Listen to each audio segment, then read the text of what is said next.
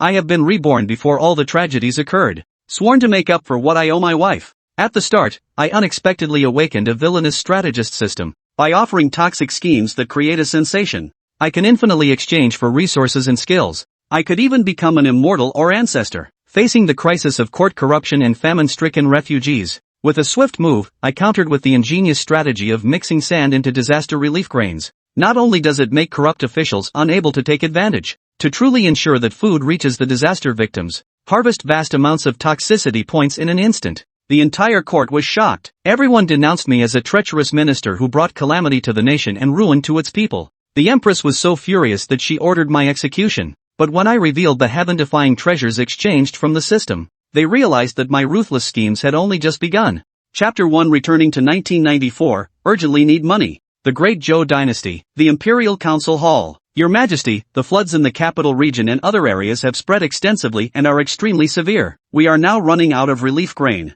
In the court, a middle-aged man in a purple official robe with a golden fish-shaped pouch at his waist wore a solemn expression. This man was Li Yifu, the Minister of Revenue of the Great Zhou Dynasty. A spacious and luxurious imperial throne. A woman clad in imperial dragon robes leaned back slightly, her phoenix-like brows furrowed as a flicker of confusion crossed her cold yet noble features. Just half a month ago, we ordered the disbursement of 300,000 caddies of grain. How could it be depleted so swiftly? Though 300,000 caddies was not an immense amount, if boiled into kanji to relieve the famine victims, it should have lasted many days. Li Yifu felt rather awkward. Perhaps there was some loss along the way. The people in the hall remained silent. They were all seasoned veterans of officialdom. How could they not understand the implications here? Wu Zetian's sharp phoenix eyes suddenly widened, her gaze as piercing as a blade. Loss? How far is the capital region from Luoyang? Has the disaster relief grain meant for my people been embezzled by those scoundrels? The hall fell completely silent. No one dared to speak. In the quiet great hall, only the icy voice of the Empress echoed. I spend so much of the treasury's salary every year to support so many officials, yet these scoundrels remain unsatisfied. How dare they interfere with the disaster relief rations at such a critical moment?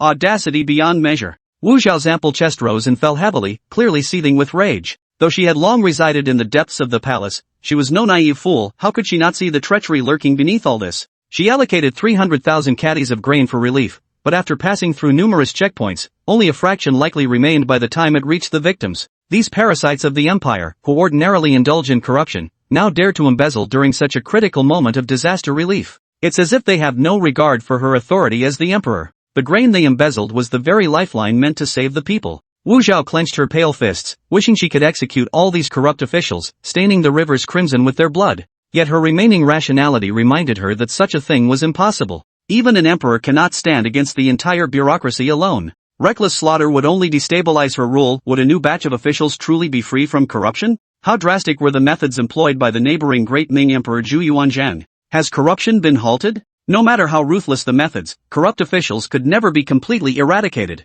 The hall was so quiet you could hear a pin drop. Wu Zhao took a deep breath, her strikingly beautiful face seeming to be tinted with an aura of majesty and aloofness. Minister Li, how much grain can still be mobilized from the Luoyang granaries? Li Yifu replied cautiously, Your Majesty, these past 2 years have been plagued by continuous natural disasters, requiring aid from multiple sources. Currently, the granaries can mobilize at most 500,000 caddies of grain. However, in the current Duji circuit, the floodwaters are receding, and as long as we can endure this period, the disaster will inevitably be resolved. Wu Zhao's slender, pale fingers tapped lightly, producing a crisp sound. Her narrow eyes narrowed further as she spoke coldly. Oh, the question is, how much of these 500,000 gene of grain will remain after distribution? Li Yifu was instantly left speechless, not daring to respond to the Empress. Even as the Minister of Revenue, he dared not do something that would upset everyone's interests. Corruption has been repeatedly prohibited but never eradicated. Don't just look at the lower-ranking officials, even the high-ranking nobles in the court. Are they truly free from corruption? If one truly wanted to stand against the bureaucrats of the Great Zhou Dynasty, not to mention a mere Minister of Revenue, even the Prime Minister would not survive.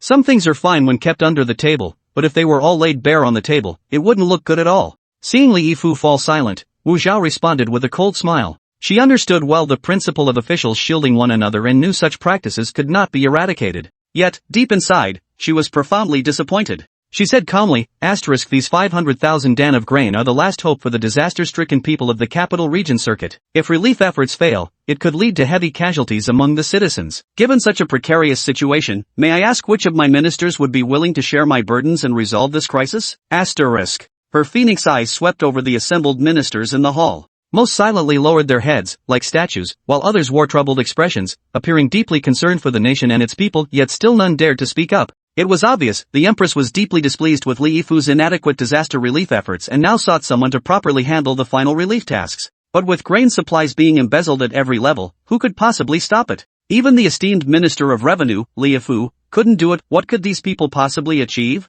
Moreover, if you truly pretend to be morally superior and slaughter those corrupt officials who embezzle grain, wouldn't that place you on the opposite side of the entire bureaucracy? I'm afraid I won't even be able to survive in officialdom in the future. Who would be willing? Most importantly, if even Li Yifu couldn't handle this properly, and you ended up doing it well, wouldn't that imply that the esteemed Minister of Revenue is inferior to you? Isn't this a slap in the face of the Minister of Revenue? Aren't you afraid of being subjected to petty retaliation later? Due to various factors, no one dared to step forward. After a long while, the hall was enveloped in deadly silence. Wu Zetian clenched her fist hidden in her sleeve, her phoenix-like eyes cold and sharp. These worthless incompetents. They're all so eager to claim credit when it's time to reap rewards, but when real work is needed, every single one of them becomes a shrinkback turtle. She was burning with anger inside. She wished she could drag all these people in front of her out and behead them, but such thoughts could only remain fantasies, even if she were the emperor. After a moment, Wu Zetian rubbed her temples wearily. She began to feel somewhat dispirited.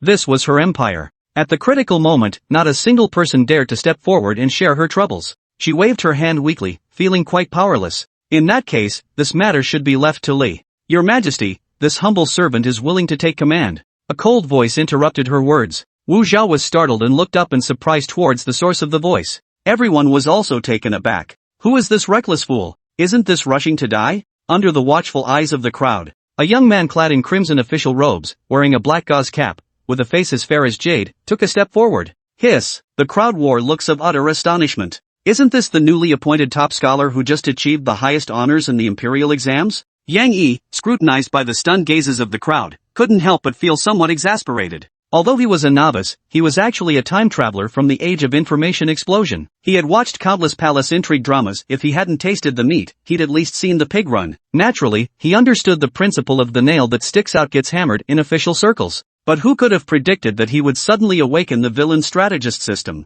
Before him, a virtual screen appeared. Ding! The Villainous Strategist System has been successfully loaded. Host, Yang Yi. Toxic Strategist Value, 0. P.S. New book setting sale, seeking flowers and monthly tickets. Your support is the author's motivation. Happy Qingming outing with joyful reading. Recharge 100 to get 500 VIP points as a bonus. Event time, April 4th to April 6th. Chapter 2, The Snobbish Nurse. After the toxic master system awakens, as long as the host devises or executes poisonous schemes and evokes emotions from those around them, they can obtain toxic points. These points can then be used to purchase items in the system store. The system store contains everything under the sun. As long as one has enough toxic points, even achieving immortality or becoming an ancestor is possible. Yang Yi also saw the opportunity, otherwise, he wouldn't have foolishly stepped forward. If he seizes this chance properly, he might be able to gain a significant amount of poison strategist points. The hall fell into an eerie silence. Li Yifu glanced calmly at Yang Yi in the crowd, his expression indifferent. The officials nearby had mixed reactions, some sneering, some sighing, and others mocking, among other expressions. This top scholar must have turned into a naive fool from studying too hard. Is this mess really so easy to wade into? Wu Zetian's gaze was somewhat complicated. She never expected that the one who finally stepped forward would be the top scholar she had just appointed a month ago. Not a single official in the entire court, despite their ranks and titles, showed as much courage as this 20-year-old newcomer to officialdom. When she needed help the most, only Yang Yi was willing to pledge his loyalty. The Empress's icy heart softened just a fraction. She remained silent for a moment. Minister Yang, your concern for the nation pleases us greatly, but as this is your first official post and you lack disaster relief experience, we shall pass on this matter. The crowd was stunned. His Majesty was shielding Yang Yi, fearing something might go wrong for him. Li Yifu narrowed his eyes, feeling a twinge of jealousy. Never did he expect to botch this matter himself, only for some young upstart to capitalize on the opportunity. This kid just put on a show of making a statement and won the Emperor's favor. Hell, the Emperor even personally exempted him from going to the front lines. Damn it, he doesn't have to take any risks at all, yet he still manages to impress the Emperor. This kid hit the jackpot. The others soon realized this too, and one by one, they looked at Yang Yi with envy. Damn, this kid's got some insane luck. Under the watchful eyes of everyone, Yang Yi was completely baffled. Seriously, are you kidding me? He had just seized this perfect opportunity to rack up a good amount of schemer points, and now the Empress wouldn't let him go? No way this could stand. He quickly protested, the disaster is dire, and the people are suffering immensely. Your humble servant's sincere desire is to serve the nation. I beg your majesty not to refuse. Wu Zhao fell silent. It was the first time she had encountered a subject so loyal to the monarch and devoted to the country. Her reign had not lasted long, and she had yet to cultivate truly trusted confidants. This Yang Yi before her came from a clean family background, possessed both courage and vision, and was also the top scholar. Perhaps he could be cultivated into a trusted confidant. Her gaze towards Yang Yi softened slightly. In that case, I shall not hinder you. I appoint you as the Imperial Commissioner for Disaster Relief in the capital region. I entrust the disaster relief efforts in the capital region entirely to you. Yang Yi was inwardly delighted and immediately responded. Your humble servant accepts the decree. Here comes the opportunity. The ministers exchanged glances. Your Majesty is really throwing caution to the wind now. To actually entrust such an important matter to some greenhorn? Yet they don't seem to have any objections. As long as someone takes the blame, it's fine. The relationship between De Zhou and De Tang was closely intertwined. Thus, De Zhou's institutions were nearly identical to those of De Tang. On the foundation of the commandery county system, De Zhou established higher-level administrative districts called circuits, implementing a three-tier administration of circuit, prefecture, and county. The main flood-affected areas in the metropolitan circuit were Zhengzhou and other locations. After receiving the female emperor's decree, Yang Yi immediately arranged for the dispatch of grain reserves to undertake relief efforts. 10 days later, the Great Zhou Imperial Palace, Qianyuan Hall, behind the curtains. It seems these days the officials from Zhengzhou haven't been eagerly demanding grain from us. Could it be that the disaster situation in the metropolitan circuit has eased? Does this Yang Yi truly have some real skills? Wu Zetian grasped the memorial before her, visibly surprised. The attendant official Wanner poured a cup of hot tea for the Empress with a bright, smiling face. That is also because your Majesty has a discerning eye for talent. Wu Zhao raised an eyebrow. You needn't flatter me. Putting aside other matters, this Yang Yi indeed shows some courage. If he can handle this matter properly, I shall surely put him to great use.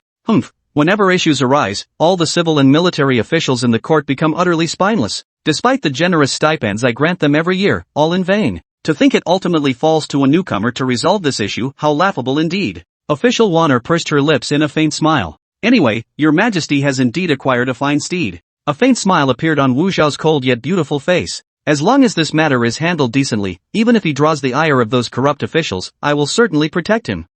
It's rare for Great Zhou to produce an upright official with such courage. At this very moment, a series of hurried footsteps sounded. Your Majesty, Minister of Revenue Li Yifu requests an audience, claiming to have an urgent memorial concerning disaster conditions. A palace maid quickly entered. Wu Zhao's phoenix-like eyebrows furrowed as she said in a deep voice. Let him in. Yes, Your Majesty. The palace maid responded. Moments later, Li Yifu hurried in, his expression grave. Your Majesty, something has happened in the metropolitan district. Wu Zhao's heart sank as she spoke sharply. What happened? Li Yifu's eyes flickered with a hint of satisfaction, but his expression remained solemn as he responded. Reporting to Your Majesty, the disaster in Zhengzhou and other areas is severe, leaving hundreds of thousands of victims without food. The local granaries have been heavily damaged and cannot meet the demand, hence the need for the court to allocate grain. After Your Majesty appointed Yang Yi as the Disaster Relief Commissioner, this Yang Yi had the audacity to mix sand into the relief grain meant to aid the victims, clearly embezzling a portion for himself. To waste the grain provided to the victims in such a manner has stirred widespread public outrage. His actions are harming the nation and its people, tarnishing Your Majesty's reputation. What? Wu Zetian's phoenix eyes widened in astonishment. The prized steed she had just been praising had actually done something so outrageous? Mixing sand into disaster relief grain? You dare take your cut, but to mix in sand as well? Damn you! You're truly a living king of hell. Her heart sank to the depths. She could imagine that once those disaster victims received the grain mixed with sand, they would surely rage at the court's incompetence and curse her as a foolish ruler. Wu Zetian gnashed her teeth. What noble steed is this guy supposed to be? Clearly just a treacherous minister. P.S. New book embarking. Seeking flowers and monthly tickets, your support is the author's motivation. Happy Qingming Festival outing and joyful reading. Top up 100 get 500 VIP points free. Event duration, April 4th to April 6th. Chapter 3, 5,000 top up, frenzied bargaining. Wu Zhao's full chest rose and fell unevenly. She struggled to calm herself, her head still buzzing. The final 500,000 caddies of grain had been squandered by Yang Yi like this. Damn it, if this sparked a mutiny among the disaster victims, the consequences. Wu Zhao felt a wave of dizziness wash over her. Clenching her fists, she commanded coldly. Dispatch men to the capital prefecture immediately and bring that bastard back to me. Furthermore, send reliable investigators to thoroughly examine the situation there. I demand to know every detail. Li Yifu replied respectfully. Yes, Your Majesty. Half a day later. News of Yang Yi's widespread distribution of relief grain mixed with sand in Zhengzhou and other regions spread like wildfire throughout the court. Countless people were stunned by Yang Yi's audacity. Damn it, they'd only dare to secretly embezzle a little. But this newly crowned top scholar? He's doing it right out in the open. Greed is one thing, but actually mixing sand into relief grain to pad the volume? Does he not fear inciting the disaster victims to revolt? That would be a capital offense. In no time, countless impeachment petitions snowed down upon Wu Zhao's desk. Yang Yi's disaster relief efforts became nothing but a laughingstock. Hey, Minister Liu, heard the new top scholar's in trouble? Oh dear, so you've all heard? That lad's got some nerve. Yeah, who wouldn't say so? He actually dared to openly embezzle. That kid's finished. TSK TSK TSK. I hear officials in Zhengzhou and other places were stunned when they opened the grain stores. Her Majesty the Empress won't let him off this time. Exactly. This disaster has caused significant damage. Neighboring countries are all watching. Now with this scandal, we'll be humiliated before the foreign powers. Embarrassment is the least of it. If this sparks a peasant uprising, that's when we're truly finished. I always said that kid was useless. He had to step up and take on this job. Now look at him. Serves him right. Exactly. He didn't have the skills, yet he had to stir up trouble. Now he's screwed. 3 days later. Council chamber. Civil and military officials stood on either side. The dragon throne. The Empress sat high above, her authority unmatched. Her icy gaze fixed fiercely upon a young figure standing within the hall. Yang Yi, it has been reported that you adulterated the disaster relief grain with sand. Is this true? The audience's scrutinizing gazes fell upon the young, upright figure. Yang Yi blinked, his composure unshaken. It is true. Though he'd been running around tirelessly these past days, his bearing remained extraordinary. He looked full of vigor and vitality, earning quiet nods of approval from many. The lad might be a bit greedy, but his bearing was truly impressive.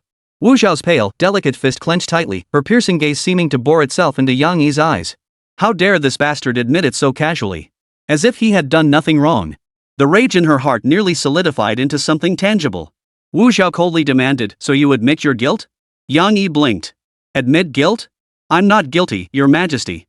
Not only am I innocent, but I've even earned merit. The chamber fell suddenly silent.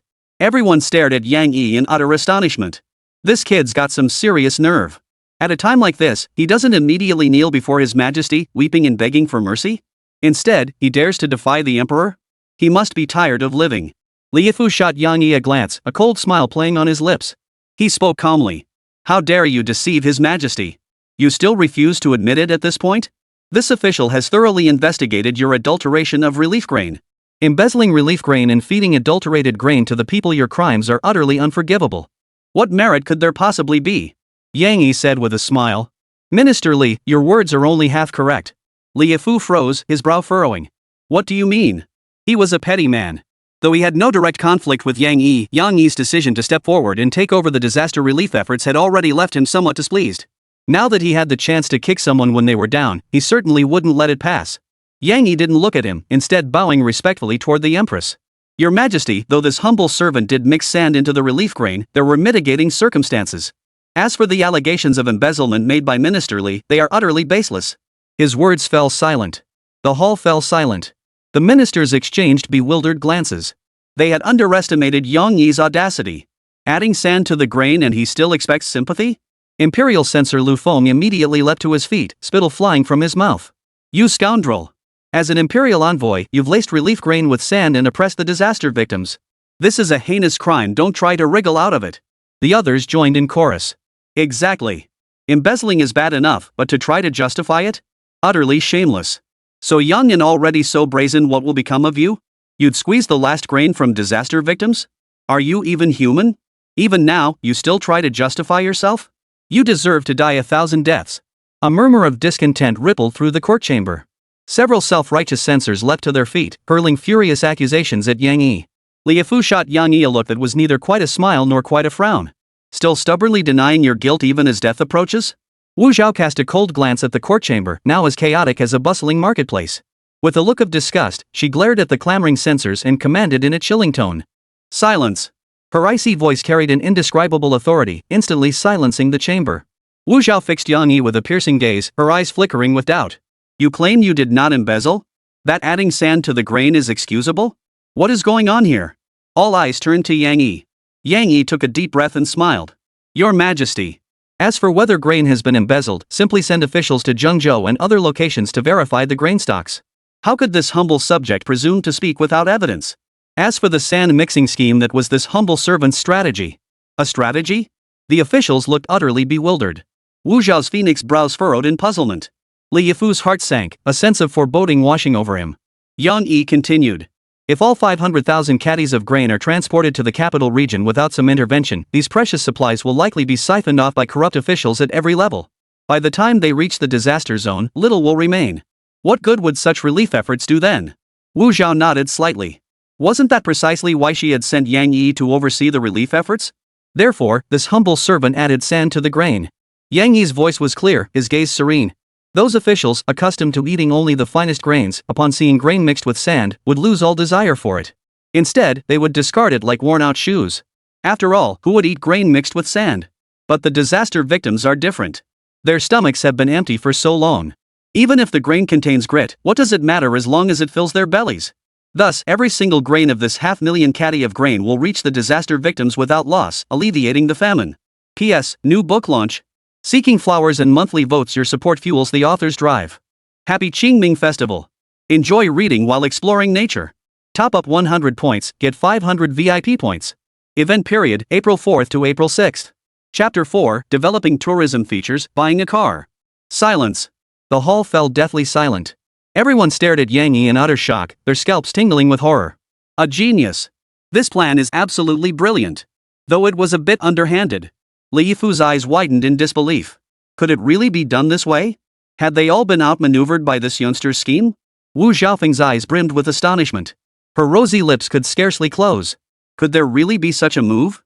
She never imagined Yang Yi's act of mixing sand into the grain was actually to prevent these corrupt officials from exploiting the people.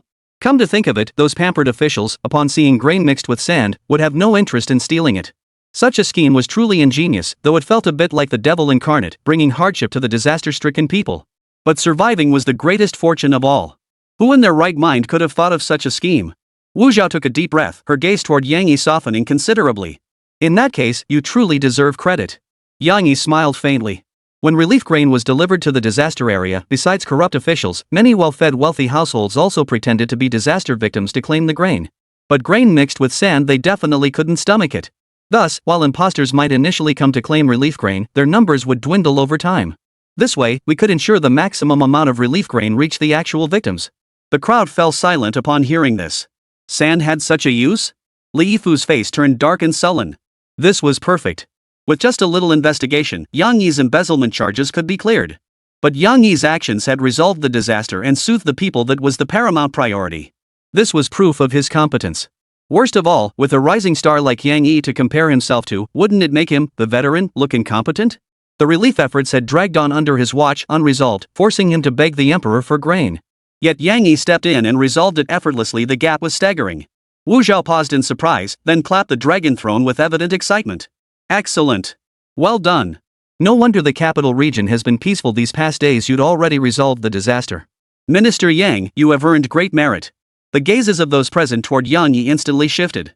No one had imagined Yang Yi possessed such cunning. This scheme was utterly cunning. He's got those corrupt officials dancing to his tune.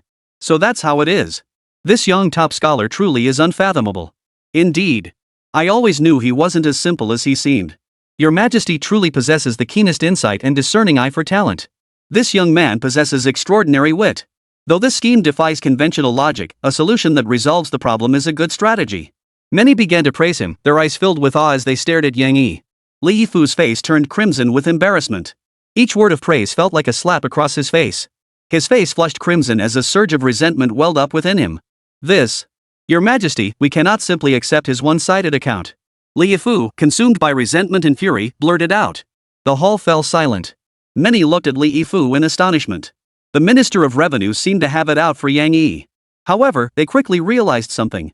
Although this newly crowned top scholar hadn't provoked Li Yifu, the more successfully he handled the disaster relief efforts, the more it would inevitably embarrass Li Yifu. Li Yifu's loss of composure was understandable. Wu Zhao frowned and shot Li Yifu a cold glance.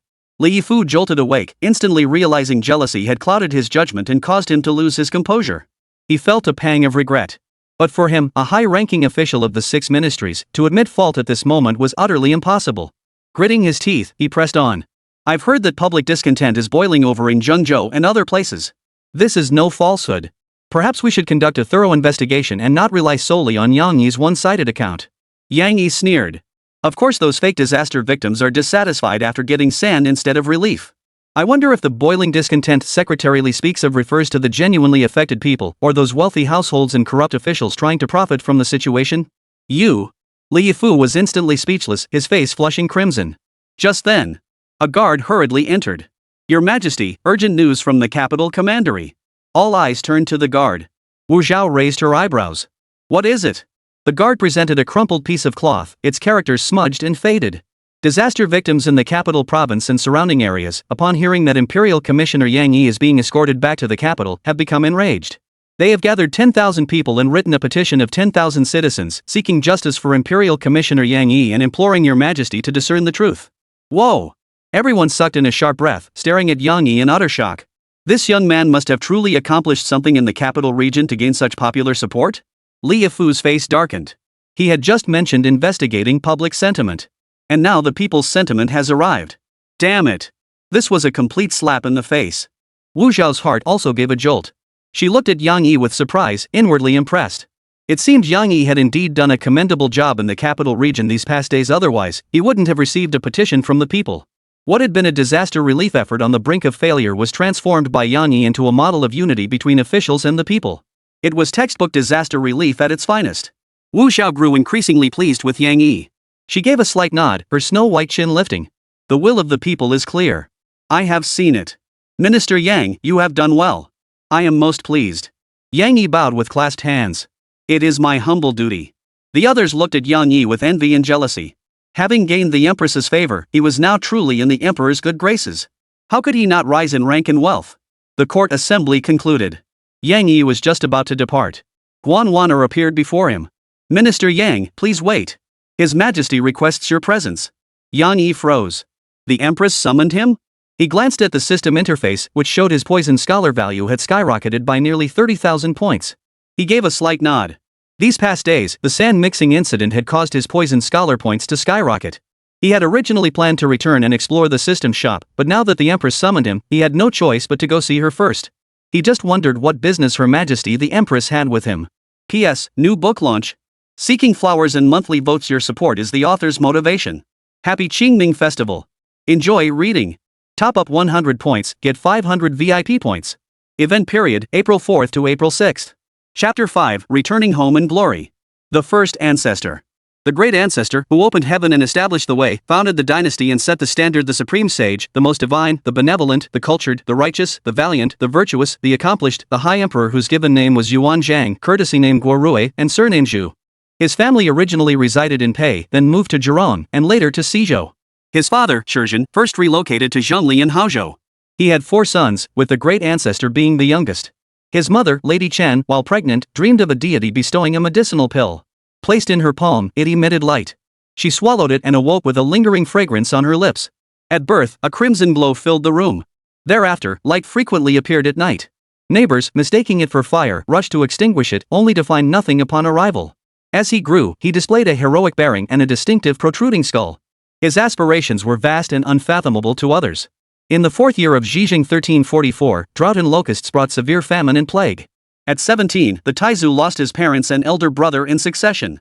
Too poor to afford burials, villager Lu Jizu provided land for interment at Fengyang Mausoleum. Left orphaned and alone, the Taizu entered Huangjue Temple as a monk. After a month, he wandered to Hefei seeking alms. Falling ill there, 2 men in purple robes accompanied him, tending him with utmost care. When he recovered, they vanished. He wandered through Guang, Gu, Ru, and Ing prefectures for 3 years before returning to the temple. At that time, Yuan governance was in disarray, and bandits rose everywhere. Lu Futong, under the banner of Han Shantong and the false Song Empress, rose in Ing Su Shouhui, usurping the imperial title, rose in Qilier, Pang Daxiang, and Zhao Junyong rose in Su. Each commanded tens of thousands of men, appointed their own generals, killed officials, and raided counties. Meanwhile, Fangguozhen had already risen from the seas. Other bandits held territories by force, plundering extensively. The realm descended into chaos. In the 2nd month of spring, the 12th year, was Zixing of Dingyuan raised an army in Haozhou with his comrades Sun Dea and others. The Yuan general Cheli Buhua, fearing them, dared not attack but daily captured innocent civilians to claim rewards. The Taizu, then 24 years old, sought to avoid the fighting. He consulted the oracle about whether to stay or leave, but both options proved inauspicious. He then declared, "Could it be that I am destined to undertake a great undertaking?" The divination proved favorable. Overjoyed, he entered Haozhou on the first day of the intercalary third month, Jiaoshu, to meet Zixing. Impressed by his appearance, Zixing retained him as a personal guard. Wu Zixing won every battle and was rewarded with the daughter of Ma Gong, whom he had protected, later known as Empress Gao. When discord arose between Zixing and De Yai, the Taizu repeatedly mediated to reconcile them. In the 9th month of autumn, Yuan forces recaptured Shuzhou. Li Er fled and died. Pang Di and Zhao Junyang fled to Hao, where Dea and others sheltered them. Zixing honored Dea but treated Junyang lightly, causing Junyang's resentment. Dea then conspired with Junyang, waiting for Zixing's absence to capture him. They bound him at the Sun family residence, intending to execute him. The Taizu, then north of the Huai River, heard of the crisis and rushed to the scene. Appealing to Pang Di enraged, Pang summoned troops to march.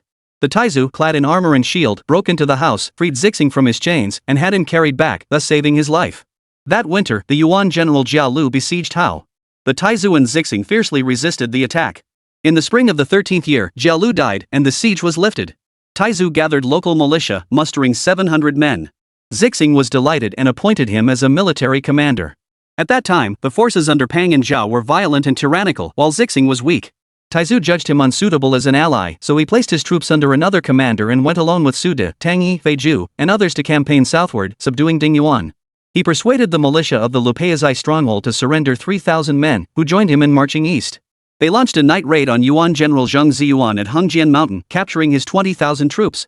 En route, they encountered Dingyuan natively Shan Chang. After speaking with him, they were greatly pleased and proceeded together to attack Chuzhou, capturing it. That same year, Zhang Shichang occupied Gaoyu and proclaimed himself Prince Chang. In the 10th month of the 14th year, Yuan Chancellor Toktoe inflicted a major defeat on Shichang at Gaoyu and divided his forces to besiege Liuhe. The Taizu Emperor declared, if Liuhe falls, Chuzhou will not escape. He joined forces with Geng Zicheng at Hualiang Fort to relieve the siege. Fighting fiercely, they escorted the elderly and weak back to Chuzhou. Yuan forces soon arrived in great numbers to attack Chuzhou, but the Taizu Emperor set an ambush, luring them into defeat. Anticipating the Yuan forces' strength and imminent return, he returned the captured horses and sent elders with oxen and wine to apologize to the Yuan commander. We defended the city against bandits. Why abandon the great enemy to slaughter innocent people? The Yuan troops withdrew, sparing the city. After defeating Zhang Shichang, Toktoe's military prestige soared, but slander led to his abrupt removal from command, intensifying chaos in the Yangtze Huai region. In the first month of spring, the 15th year, Prince Xing employed Taizu's strategy, dispatching Zhang Tianyu and others to capture Haozhou. He issued a decree appointing Taizu to command the combined forces. Taizu, fearing discord among the generals, concealed the decree and scheduled a meeting for the next morning in the main hall. Seating was arranged with the right side as the seat of honor. The generals entered first and all took seats on the right. Taizu deliberately arrived last and took a seat on the left. When he began addressing matters, his decisions flowed effortlessly. The others stared in astonishment, unable to utter a word, and gradually began to yield. They discussed dividing labor to build a brick wall, setting a 3-day deadline. Taizu completed his section first, while the other generals lagged behind. Only then did he produce the official order, seated facing south, declaring, I command all your forces. Now all sections of the wall are behind schedule. What does military law say about this? The generals all apologized in panic. He then ordered the release of all women captured during military campaigns, sending them home. The people rejoiced greatly. 100,000 Yuan troops attacked Haozhou, besieging it for 3 months. As food supplies dwindled, Crown Prince Tu Jian, Deputy Chief of the Military Council Banzuma, and Militia Commander Qin Yexian divided their forces to garrison Xinton, Gaowang, and Jilong Mountain, cutting off supply routes. Taizu led his troops to defeat them, forcing the Yuan forces to flee across the river. In March, Wu Zixing died. At this time, Lu Futong welcomed and installed the child Emperor Liner of Hanshan at Bo, establishing the Song dynasty with the era name Longfeng. He proclaimed Zixing's son Tianshu as Grand Marshal and Zhang Tianyu and Taizu as left and right deputy marshals. Taizu declared resolutely, can a true man submit to another's control, and refused the appointment. Yet, recognizing Liner's formidable power as a potential ally, he adopted the Song era name for military orders. In the 4th month of summer, Chang Yuchen returned to join the cause. In the 5th month, Taizu planned to cross the river but lacked boats. Coincidentally, the Chao Lake commanders Liao Yong'an and Yu Tonghai arrived with 1,000 naval vessels to pledge allegiance. Taizu rejoiced greatly and went to pacify their forces. However, the Yuan deputy governor Manzi Haya blocked the Tongcheng wherein Makhang River passes, preventing the Chao Lake fleet from departing. Suddenly, heavy rain fell. The Taizu exclaimed with joy, Heaven aids me. He then took advantage of the rising waters, sailing his fleet back through Shaojiang. He attacked Haya at Yuxiku, inflicting a crushing defeat. He then finalized his plan to cross the river. The generals urged him to march directly on Jiqing. The Taizu replied, to take Jiqing, we must begin at Kaishur. Kaishur is a major stronghold, its defenses will be formidable. Niu Zhu, however, faces the great river directly, it will be difficult for them to prepare defenses there. We can surely capture it. On the second day of the 6th month, sailing with the wind, they reached Niu Zhu. Chang Yuchen led the assault and captured it. The troops at Kaishur also collapsed. All the fortresses along the river submitted. The generals, citing famine in Hangzhou, saw provisions and planned to return. The Taizu emperor said to Su Di, we have achieved a fortunate victory crossing the river. If we abandon it and return, the lands east of the river will not be ours. He then cut all the boat ropes and released them into the swift current. He told the generals, Taiping is very near. We shall take it together with you. Riding the momentum of victory, they captured Taiping and took the commander Naha Chu prisoner. Commander Jin Yi drowned himself in the river. The Taizu declared he was a man of honor and granted him a ceremonial burial. He posted edicts forbidding looting. When a soldier violated the order, he was beheaded as a warning, and the army fell into strict discipline. He renamed the circuit as a prefecture. He established the Taiping Xinghua Yuan Marshal's office, personally assuming the duties of marshal. He summoned Taoan to assist in the affairs of the headquarters and appointed Li Shi as prefect. At this time, Taiping was surrounded on all sides by Yuan forces. Right Censor Aluhui and Central Censor Manzi Haya led a formidable force to intercept the Gushu Pass. Chen Yexian's naval commander Kong Maokai attacked the city with tens of thousands of troops. Emperor Taizu dispatched Su De, Deng Yu, and Tang He to engage them head-on, while another detachment secretly flanked them from behind. The combined assault captured Chen Yexian and subdued his forces, prompting Aluhui and his men to retreat. In the 9th month of autumn, Wo Tianxiu and Zhang Tianyu attacked Jiqing. Yexian rebelled, and both commanders were killed in battle. Thus, all the generals under Zixing's command surrendered to the Taizu emperor. Yexian was soon killed by local militia. His nephew Zhaoxian gathered his forces, garrisoned at Fangsan, and joined forces with Haya to threaten Taiping. In the 12th month of winter, on the day Renzi, Naha was released and returned north. 16th year, spring, 2nd month, on the day Bingzi, a major defeat was inflicted upon Haya at Kaishur. On the day Kuweiwei of the 3rd month, an offensive was launched against Jiqing, capturing Zhao Xian and accepting the surrender of his 36,000 troops, all of whom were filled with suspicion and fear for their safety. The Taizu selected 500 of the most valiant and robust men to serve as his personal guard. He ordered them to lay down their arms and sleep soundly until dawn, and only then did the hearts of the masses begin to settle. On the day Gingyin, the Yuan forces were defeated again at Zhongshan. Fu Shou, the Yuan Grand Censor, fought valiantly and died in battle. The barbarian Haya fled to Zhang Shicheng, while Kong Maokai surrendered. Upon entering the city, the Taizu summoned all officials and elders, declaring, the Yuan government has sold out and caused turmoil, sparking wars everywhere. I have come to rid the people of chaos. All shall remain secure as before. I shall honor and employ capable scholars, abolish outdated policies that cause hardship, and forbid officials from exploiting or oppressing my people. The people rejoiced beyond expectation. He renamed Jieqing Road as Yingtian Prefecture, appointed over 10 officials including Xiaoyu, Sun Yan, and Yang Xian, and buried Grand Censor Fu Shou to honor his loyalty.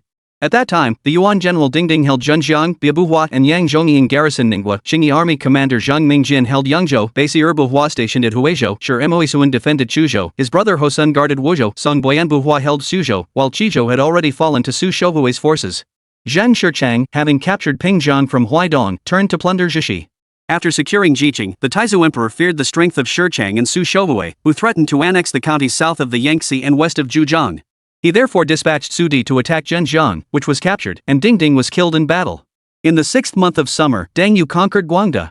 On the 12th day of the 7th lunar month, the generals proclaimed the Taizu emperor as the Duke of Wu. The Jiangnan Provincial Administration Office was established, with the Taizu emperor personally overseeing its affairs and appointing officials. A letter was sent to Zhang Shichang, but he did not respond. Instead, he led his troops to attack Zhenjiang. Su Di defeated him and advanced to besiege Changzhou, but failed to capture it. On the 15th day of the 9th month, he visited Zhenjiang and paid homage at the Confucius Temple. He dispatched scholars to address the elders, urging them to promote agriculture and sericulture, then soon returned to Yingtian. 17th year, spring, 2nd month, Deng Bingguan captured Chongqing. 3rd month, Su Di conquered Changzhou. Summer, 4th month, Dingmao, he personally led troops to attack Ningwa, capturing it. Bibuhua surrendered. 5th month, Shang Yuan, Ningwa, and Zhurong presented auspicious wheat. 6th month, Zhao Jizu captured Jiangyin. Autumn, 7th month, Su Di captured Changshu. Hu Dahai captured Huizhou, forcing Bishirbuha to flee. Winter, 10th month, Chang Yuchen captured Qizhou. Miao Dahang captured Yangzhou. Zhang Mingjian surrendered. 12th month, 6th day of the lunar calendar, prisoners were released. This year, Su Shouhui's general Meng Yuzhen occupied Chongqing Prefecture. In the 18th year, on the second day of the second lunar month, Kong Maokai was appointed director of military farms. On the 6th day of the third lunar month, prisoners were reviewed. Dang Yu captured Jianda Prefecture. In the 4th lunar month, Su Shouhui's general Chen Yuliang dispatched Zhao Pushing to capture Qizhou. That month, Yuliang occupied Longxing Prefecture. In the 5th month, Lu Futong captured Bianliang and welcomed Han Liner to reside there. Earlier, Futong had dispatched generals to attack on 4 fronts simultaneously, subduing Shandong, raiding Qin and Jin, and plundering Yuzhou and Jizhou. This plunged the Central Plains into chaos, allowing the Taizu Emperor to gradually pacify the regions south of the Yangtze. He spared lives wherever he passed, recruited talented individuals, and thus won the hearts of the people day by day. In the 12th month of winter, Hu Dahai attacked Wuzhou but failed to capture it after a prolonged siege. Emperor Taizu personally led his forces to engage him. Shi Moisuan dispatched a general to lead chariots from Songshi to reinforce Hu Dahai. Emperor Taizu remarked, "The road is narrow, chariot warfare will only lead to defeat." He ordered Hu Deji to meet them in battle at Manhwa Gate, where he inflicted a crushing defeat. Wuzhou surrendered, and Ho Sun was captured. The day before, citizens had observed a 5-colored cloud resembling a chariot canopy over the western city walls, deeming it an omen. Only now did they realize it marked the location where the emperor had stationed his troops. Upon entering the city, he distributed grain to the poor and renamed the prefecture as Ningyue Commandery. He appointed Fan Zugan, Yi Yi, Su Yuan, and 10 others to take turns lecturing on the classics and histories. On the Wuzi day, he dispatched envoys to persuade Fangguozhen to surrender. On the 19th day of the first month in the 19th year, Emperor Taizu plotted to capture the remaining unconquered territories in eastern Zhejiang. He admonished his generals, "Conquer cities through military might, but quell chaos with benevolence." When I entered Zhejiang, I did not harm a single hair, and thus secured it in one decisive move.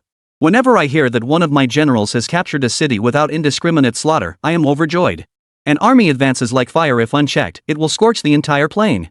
For a commander to wield martial prowess through sparing lives benefits not only the state but also brings lasting blessings to his descendants. On the day of Gangshan, Hu Dahai captured Zhuji. This month, the governor of Ningyue, Wang Zongxian, was ordered to establish a prefectural academy. On the day of Jiawu in the 3rd month, a general pardon was issued for all crimes below high treason. On the day of Dingsai, Fangguozhen surrendered Wenzhou, Taizhou, and Qingyuan, sending his son Guan as a hostage, but the offer was declined. In the 4th month of summer, Yu Tonghai and others recaptured Qizhou. At that time, Deng Bingguan defended Chongqing, Wu Liang defended Jiangyin, and Tang He defended Changzhou, each inflicting multiple defeats upon Shi Cheng's forces. The Taizu Emperor thus lingered long in Ningyue, campaigning throughout eastern Zhejiang. On the day of Rinxu in the 6th month, he returned to Yingtian. In the 8th month of autumn, the Yuan general Kakan Timur recaptured Bianliang, forcing Futong to retreat with Liner to Baofeng. In the 9th month, Chang Yechen captured Suzhou and seized Songboyanboa.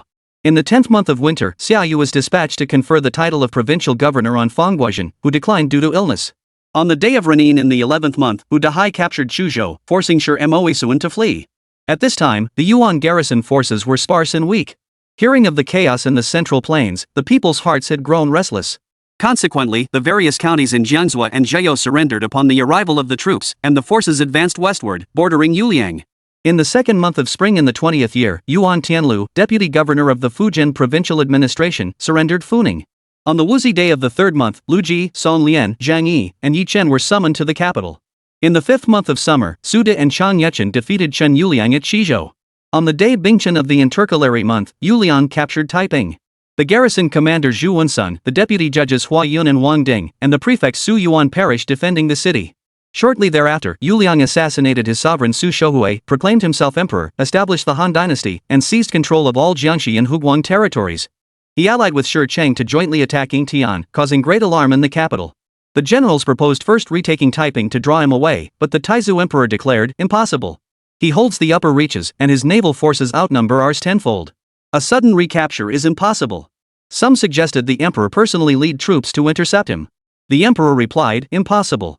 He will use a detachment to tie us down while his main force rushes toward Jinling.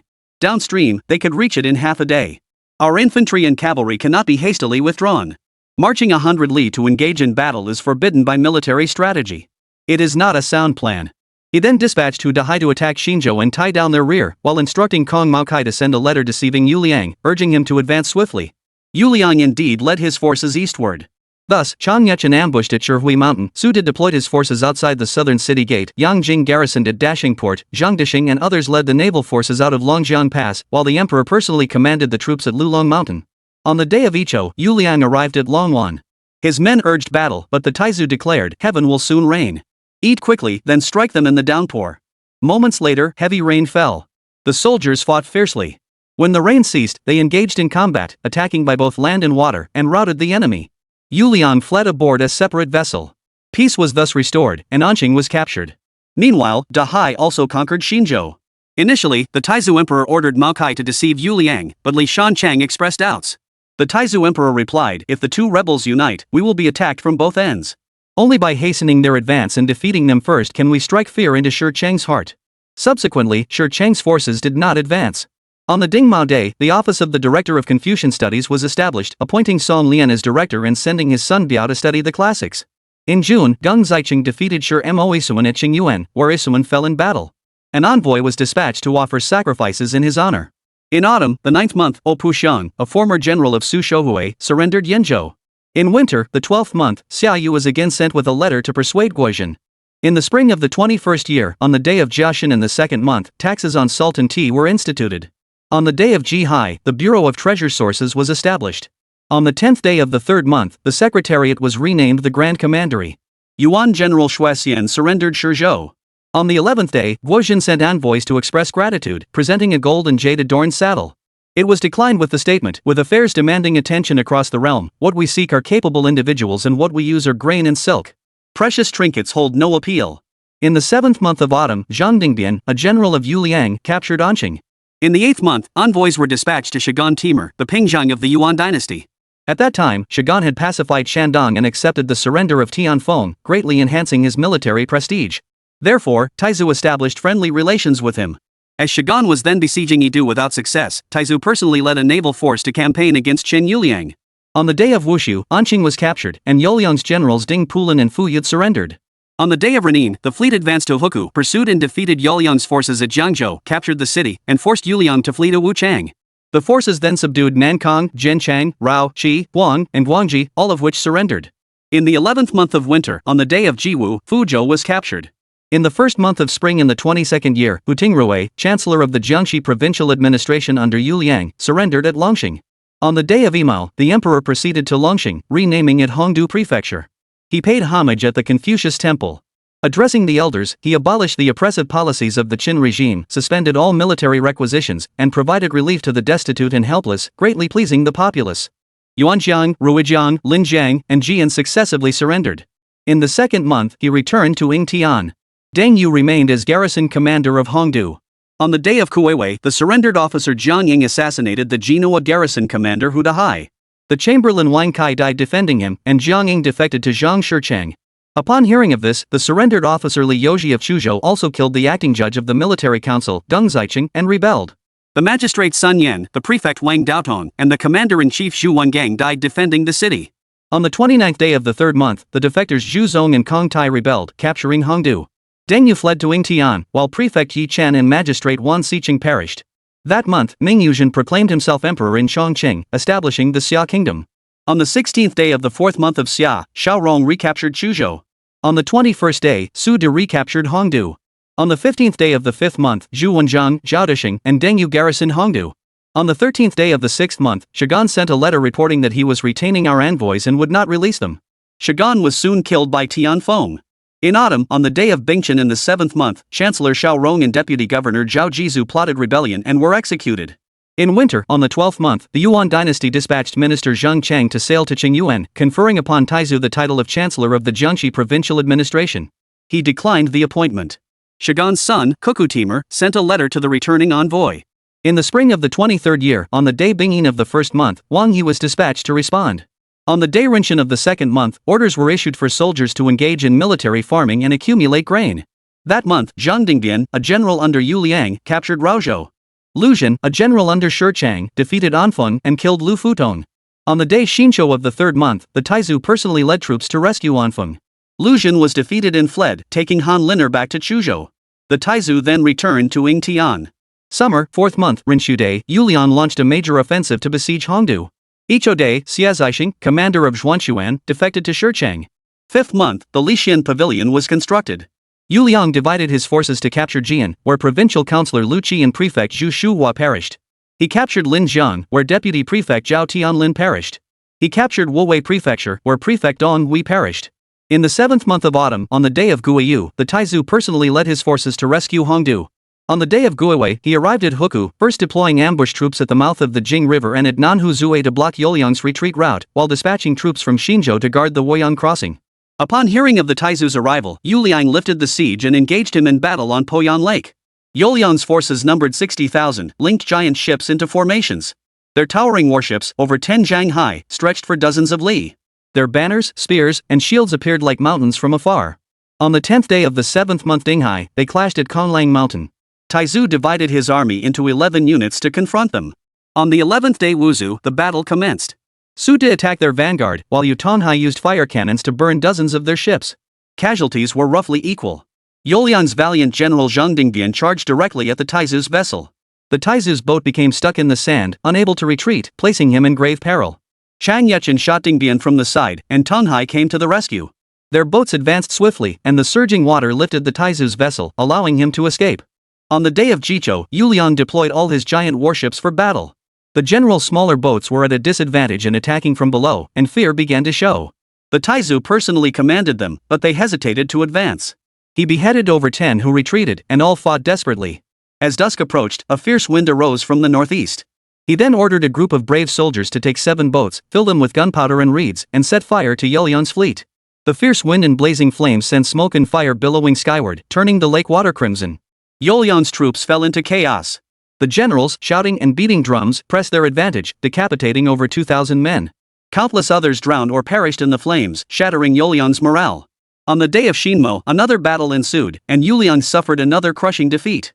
He then withdrew his ships to defend himself, daring not to fight again. On the day of Rinchen, the Taizu moved his army to seize Zuoli, while Yuliang retreated to defend Juji. After 3 days of stalemate, both his left and right Jinwu generals surrendered. Youyang's position grew increasingly desperate, and in his fury, he executed all captured officers and soldiers. In contrast, the Taizu released all prisoners, treated the wounded with fine medicines, and held memorial rites for the fallen relatives and commanders of his opponents. On the day of Rinshu in the 8th month, Youyang's provisions exhausted, he rushed toward the southern lake's mouth but was blocked by the southern lake army. He then broke through the lake's outlet. Taizu intercepted him, engaging in a fierce battle downstream at Jingjiang. The Jingjiang army again intercepted and attacked him, and Yuliang was struck by an arrow and died. Zhang Dingbian fled to Wuchang with his son Li. In the 9th month, he returned to Yingtian and rewarded his generals according to their merits. Earlier, when Taizu had marched to rescue Anfeng, Lu Ji had advised against it, but his counsel had been ignored. Now Taizu said to Ji, "I should never have gone to Anfeng." Had Yuliang seized the opportunity to attack Yingtian directly, the cause would have been lost. Instead, he lingered at Nanchang. How could he avoid defeat? Now that Yuliang is gone, the realm will be easy to subdue. On the day of Runwu, he personally led an expedition against Chenli. That month, Jiang Shicheng proclaimed himself king of Wu. In the 10th month of winter, on the day of Rinyan, he besieged Wuchang and subdued all the circuits of Hubei. On the day of Bingchen in the 12th month, he returned to Yingtian, leaving Chang Yechen to command the armies. On the first day of the 1st month of the 24th year, Li Shanchan and others led the ministers to urge him to ascend the throne, but he refused. They pressed him persistently, and he finally accepted the title of King of Wu. He established the court hierarchy, appointing Shanchang as right chancellor, Su De as left chancellor, and Chang Yechen and Yutonhai as ministers of state. He instructed them, at the founding of a state, one must first establish proper discipline. The Yuan dynasty was weak and incompetent, allowing authority and favor to shift downward, which led to chaos. We should learn from this lesson. He designated his son, Li Biao, as crown prince. On the 16th day of the 2nd month, he personally led his forces to campaign against Wuchang. Chenli surrendered, and the regions of Han, Mian, Jing, and Yuol fell. On the 10th day of the 3rd month, he returned to Yingtian. On the 13th day, he established the office of the royal diary. On the 16th day, he abolished all wing marshals' offices and established 17 Imperial Guard commandants' offices, ordering the Secretariat to recruit civil and military talents. In the 4th month of summer, he built shrines to honor those who died in service, Ding Pulin and others at Konglang Mountain, and Zhao Dexing and others at Nanchang. In the 7th month of autumn, on the day of Dingzhou, Su De captured Luzhou. On the day of Wuyin, Chang Yechen subdued Jiangxi. On the day of Wushu in the 8th month, Jian was retaken, and Ganzhou was subsequently besieged. Su De subdued the roads of Jing and Xiang. On the day of Jiaxin in the 9th month, Jiangling fell, and Yiling, Tan, and Gue all surrendered. In the 12th month of winter, on the day of Gengyin, Su De captured Qinzhou and dispatched a separate commander to take Hangzhou. In the spring of the 25th year, on the day of Jiasai, Su De captured Baoqing, pacifying Huxiang. Chang Yechen conquered Ganzhou, where Xiong Tianruwei surrendered. He then advanced toward Nan'an, issuing proclamations to all regions south of the Ling Mountains, capturing Shaozhou and Nanxiong. On the day of Jiashun, he proceeded to Nanchang, capturing Grand Marshal Zhu Wenjing and bringing him back. After enumerating his crimes, Zhu was exiled to Tongcheng. On the 10th day of the second month, Chen Yuding, vice-chancellor of Fujian province, invaded Chuzhou. Military advisor Hu Xin defeated him and captured Pucheng. On the 13th day, Li Buoxing, a general under Shi Chang, attacked Xinqing in Zhuzhou. Li Wenzhong inflicted a major defeat upon him. In the 4th month of summer, on the 7th day, Chang Yechen subdued the regions of Xiang and Han. On the 10th day of the 5th month, he captured Anlu. On the 16th day, he took Xiangyang. On the 10th day of the 6th month, Zhu Liangzu and Hu Xin attacked Jianing. During the battle beneath the city walls, Xin was captured and executed. In the 7th month of autumn, an edict ordered the care of wounded or disabled soldiers who had crossed the river, and the provision of support for the families of those who had died. On the 3rd day of the 9th month, the National Academy was established. On the 18th day of the 10th lunar month in winter, an order was issued to campaign against Zhang Shicheng.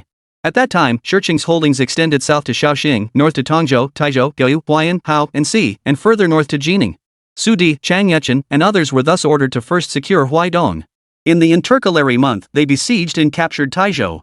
In the 11th month, Zhang Shicheng raided Yixing. Su Di defeated him and then returned from Yixing to attack Gaoyu. On the day of Kuiwei in the 1st month of the 26th year, Shicheng attempted to seize Jiangyin. The Taizu personally led troops to its rescue. Shicheng fled, and Kong Maokai pursued and defeated him at Fuzimen. The Taizu returned to Yingtian. In the 2nd month, Ming Yuzhen died, and his son Shang proclaimed himself ruler. On the day of Bingshin in the 3rd month, an order was issued to the Secretariat to strictly enforce the selection and appointment of officials. Su Di captured Gao Yu. In the 4th month of summer, on the day of Imao, he ambushed and defeated the naval forces of Zhang Shicheng's general Sui at Huayan. Sui fled, and Mei Siju surrendered the city. The 3 prefectures of Hao, Su, and Su successively fell, pacifying the region east of the Huai River. On the day of Jiazi, he visited Haozhou to pay respects at his ancestral graves, stationing 20 families to guard the tombs and bestowing grain and silk on his old friends Wanwan and Luing. He hosted a banquet for the elders, celebrating joyously, "I left my homeland over 10 years ago, enduring countless hardships and battles before finally returning to tend my ancestors' graves and reunite with you elders and young. Alas, I cannot linger long to share this joy. Instruct your children to honor their elders, cultivate the land diligently, and avoid distant trade. Counties along the Huai River still suffer raids, take good care of yourselves." He ordered the officials to exempt them from taxes and tributes. They all bowed their heads in gratitude. On the Sinwei Day, Su Di captured Anfeng and divided his forces to defeat Kuokoi at Shuzhou. In the 5th month of summer, on the Renwu Day, he arrived at Hao. On the Gangyin Day, he sought lost books. In the 8th month of autumn, on the Gangshu Day, he began rebuilding Yingtian City and constructing a new palace on the southern slope of Zhongshan Mountain. On the 10th day of the 5th lunar month, Su Di was appointed Grand General and Chang Yechen Deputy General, commanding 200,000 troops to subdue Zhang Shicheng. At the imperial spear gate, the emperor swore before his army, "When the city falls, no killing or plundering shall occur, no dwellings shall be destroyed, no graves shall be desecrated. Zhang Shicheng's mother is buried outside Pingzheng City, do not violate her resting place." Later, he summoned Su Di and Chang Yechen to ask where they should first direct their forces. Chang Yechen proposed advancing directly on Pingzheng. The emperor replied, "Zhang Tianqi of Huzhou and Pan Yuanming of Hangzhou serve as Zhang Shicheng's right-hand men. If Pingzheng is besieged, these two will rush to its aid with all their strength, making victory difficult. It would be better to attack Huzhou first, forcing them to exhaust themselves in constant defense. Once their wings are clipped, Pingzheng will be isolated and easily crushed." On the day of Jiashu, Zhang Tianqi was defeated at Huzhou. Shi Cheng personally led troops to reinforce the city but was again defeated at Zolin. On the day of Iwu in the 9th month, Li Wenzhong attacked Hangzhou. On the day of Renzi in the 10th month of winter, Yu Chun defeated Shi Cheng's forces at Wuzhen. On the day of Jiashan in the 11th month, Zhang Tianqi surrendered. On the day of Xinmo, Li Wenzhong captured Yuhang, and Pan Yuanming surrendered. All surrounding counties fell. On the 12th day of the 12th month, Han Liner died. The following year was designated the first year of the Wu era. Temples, shrines, and palaces were constructed, and sacrifices were offered to the mountains and rivers. When officials presented palace blueprints, he ordered the removal of ornate and extravagant designs. That year, Yuan's Kwakwatimer, Li Siki, and Zhang Liangbi harbored mutual resentment and frequently attacked each other. Imperial decrees went unheeded, and the people of the Central Plains grew increasingly distressed. On the 18th day of the 1st month of the 27th year, an edict was issued to the Central Secretariat. "The Southeast has long suffered from warfare, and the people's livelihood is in ruins. I deeply pity them. Moreover, the prefectures of Taiping and Yingtian are the lands I crossed the river to establish, and they have long borne the burdens of supply and labor. Now households lie empty, yet officials urgently demand taxes, further burdening my people. How can they endure this? Therefore, I grant Taiping a 2-year exemption from land taxes, and Yingtian, Zhenjiang, Ningbo, and Guangde each a 1-year exemption. On the 14th day of the second month, Fuya defeated Lier, a general of Quaqua, at Shuzhou and captured him. On the 14th day of the third month, the imperial examinations for civil and military officials were first established to select scholars. Summer, 4th month, Fang Guozhen secretly sent envoys to contact Huaqua in Chen Yuding, sending a letter of reproach. 5th month, 6th day, the Hanlin Academy was first established. This month, due to drought, the imperial diet was reduced to simple fare, and the land taxes for 3 years were remitted for Su, Hao, Si, Shou, Pai, Donghai, Anong, Xianyang, Anlu, and newly annexed territories. On the 3rd day of the 6th month, heavy rain fell. Ministers petitioned to resume the imperial diet. The emperor replied, "Though rain has come, much grain has already been damaged. Grant the people exemption from this year's land taxes." On the 9th day, he ordered the removal of female musicians from court ceremonies. On the 13th day of the 7th lunar month, officials at prefectural-level city, and county levels were provided with travel allowances for their posts. They were granted brocades and silks, with additional gifts given to their parents, wives, and eldest sons according to rank. This was established as a permanent decree. On the 16th day, thunder struck the beast-shaped finials atop the palace gates. A general pardon was issued for prisoners. On the 17th day, envoys were dispatched to demand tribute grain from Fang Guozhen. On the 10th day of the 8th lunar month, the circular mound altar, square mound altar, and altar of earth and grain were completed. On the 10th day of the 9th month, the imperial ancestral temple was completed. Zhu Liangzu led an army to subdue Guozhen. On the 14th day, an edict declared, "The governance of former kings did not punish the families of the guilty. Henceforth, except for heinous crimes against heaven and humanity, no collective punishment shall be imposed." On the 27th day, Sudi captured Pingjiang, seized Churchang, and pacified the Wu region. On the 18th day of the 8th month, envoys were dispatched to the Yuan ruler with a letter, escorting members of the imperial clan, including Prince Shenbao, back north. On the 21st day, merits for subduing Wu were reviewed. Li Shanchang was enfeoffed as Duke of Xuanhua, Su De as Duke of Xinghua, and Chang Yuchen as Duke of Agua. Officers and soldiers received varying degrees of rewards. Zhu Liangzu captured Taizhou. On the 23rd day, the new palace was completed. Winter, 10th month, 10th day of the lunar calendar, court historians Wu Lin and Wei Guan were dispatched with tribute to seek out virtuous scholars throughout the land. 12th day of the lunar calendar, officials were ordered to observe left-side precedence in ceremonial etiquette. Li Shanchang was renamed Left Chancellor, Su De Right Chancellor. On the 28th day of the 10th month, the late minister's UK was honored at Anqing and Li Fu at Jiangzhou. On the 29th day, the censorate was established. On the 30th day, Tang He was appointed general of the Southern Campaign, with Wu Jin as his deputy, to subdue Guozhen. On the first day of the 11th month, the legal code was finalized. On the 5th day, the court music for the suburban sacrifice, earth sacrifice, and imperial ancestral temple was standardized. On the day of Genshin, the emperor summoned his generals to discuss the northern campaign. The emperor said, "In Shandong, Wang Xian is restless in Hunan, Quaqui is arrogant and insolent in Guangzhong and Longxi, Li Siki and Zhang Sideo are cunning and suspicious. The Yuan dynasty is about to collapse, and the central plains are suffering. Now we shall march north to rescue the people from this inferno. How shall we secure victory?" Yu Chun replied, "With our battle-hardened troops facing their long-idle soldiers, we can strike directly at the Yuan capital with the momentum of splitting bamboo." The emperor said, "The Yuan have defended their century-old realm with formidable fortifications. To advance deep with isolated troops, cut off from supplies, while reinforcements converge from all sides is perilous. I propose first seizing Shandong to remove their shield, then shifting forces to the two rivers to shatter their defenses. Capture Tong Pass and hold it, choking their gateway. With the strategic high ground of the realm in our grasp, we advance. The Yuan capital, isolated and cut off from aid, will fall without a fight. Marching westward with drums beating, Yunzhong, Zhouyuan, and Guangzhou will be swept away like dust." All generals agreed it was sound strategy. On the day of Jiazi, Su De was appointed Grand General for subduing barbarians, with Chang Yuchen as Deputy General. They led an army of 250,000 troops from the Huai River into the Yellow River Basin to capture the Central Plains. Hu Tingrui was appointed general for subduing the south, with He Wenwei as deputy general, to capture Fujian.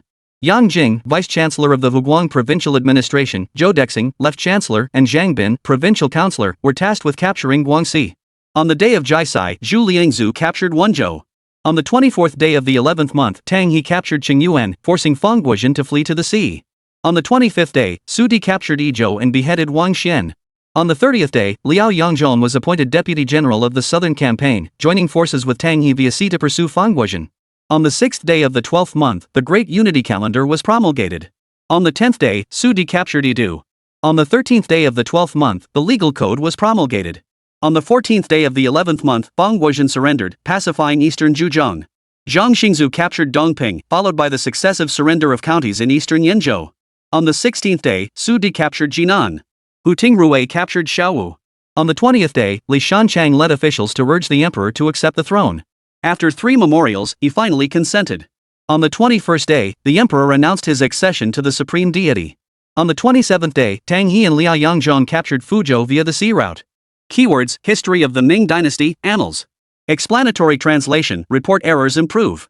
The great and supreme emperor of the Ming Dynasty, the founder of Heavenly Path and establisher of the epoch, the great sage, the most divine, the benevolent, the cultured, the martial, the virtuous, the accomplished, the high emperor, whose given name was Yuan Zhang, courtesy name Guorui, and surname Zhu. His family originally resided in Pei, later migrated to Zhejiang, and then relocated to Xizhou. His father, named Shizhen, initially moved from Xizhou to Zhongli and Haozhou, where he fathered 4 sons, with the Taizu being the second. His mother, surnamed Chen, dreamed while pregnant that a deity bestowed a luminous pill upon her palm. She swallowed it and awoke startled, her breath still fragrant. At his birth, crimson light filled the room, and thereafter, beams of light frequently shot upward at night. Neighbors, alarmed by the sight, rushed to extinguish what they mistakenly believed to be a fire, only to find nothing amiss upon arrival. As he grew, he displayed a heroic bearing, with a prominent bone protruding from his crown. His aspirations were vast and his intentions unfathomable. In the 4th year of the Zhijing era 1344, a severe drought struck, followed by locust plagues, famine, and epidemics. At 17, the future Emperor Taizu lost his parents and elder brother in succession. His family was too poor to afford proper burials. Neighbor Lu Jizu donated a plot of land for the burials, which became Fengyang Mausoleum. Left utterly alone, the future emperor entered Huangjue Temple and shaved his head to become a monk. After a month, while wandering in Hefei seeking alms, he fell gravely ill. 2 men clad in purple accompanied him, tending to him with extraordinary care. When he recovered, the 2 purple-robed figures vanished without a trace. He then traveled through Guangzhou, Guzhou, Ruzhou, and Yingzhou for 3 years before returning to Huangjue Temple. At that time, the Yuan dynasty's governance was chaotic, and bandits rose everywhere. Lu Futong, acting under the false claim of being a descendant of the Song dynasty, raised an army in Yingzhou under the banner of Han Shantong. Su Shouhui proclaimed himself emperor and raised an army in Qizhou. Li Er, Pang Dayong, and Zhao Junyong raised armies in the Su region, each commanding tens of thousands of men. They appointed generals, killed officials, and seized counties and prefectures. Meanwhile, Fang Guozhen had already raised an army at sea. Other bandits also held territory, ruling from mountain strongholds and plundering the populace. Chaos engulfed the land.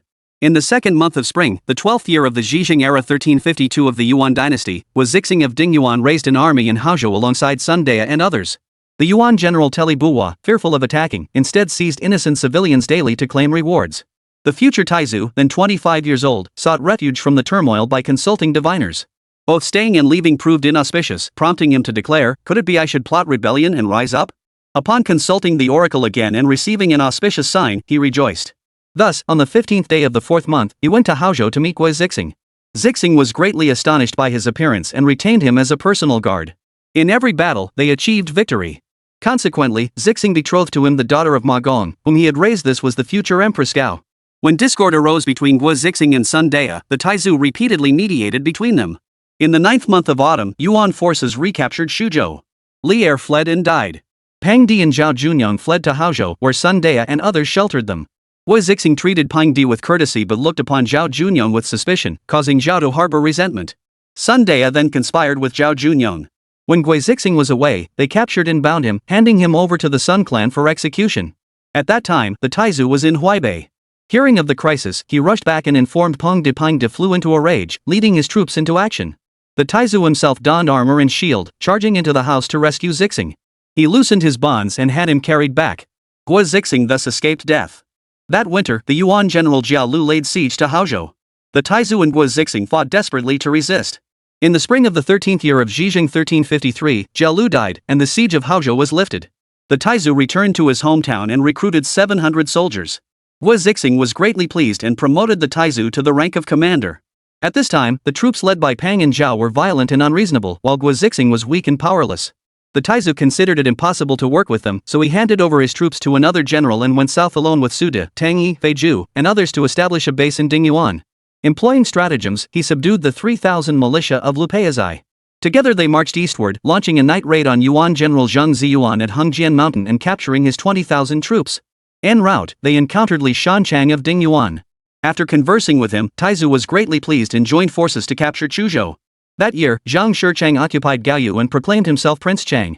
In the 10th month of winter, 1354, Yuan Chancellor Tokto decisively defeated Zhang Shicheng at Gaoyu and divided his forces to besiege Liuhe. The Taizu remarked, if Liuhe falls, Suzhou cannot be spared. He led his forces from Hualiang Fortress to reinforce the city, fought fiercely, and escorted the elderly and weak back to Suzhou. The Yuan forces then swarmed in to attack Suzhou. Taizu set an ambush to lure them into defeat.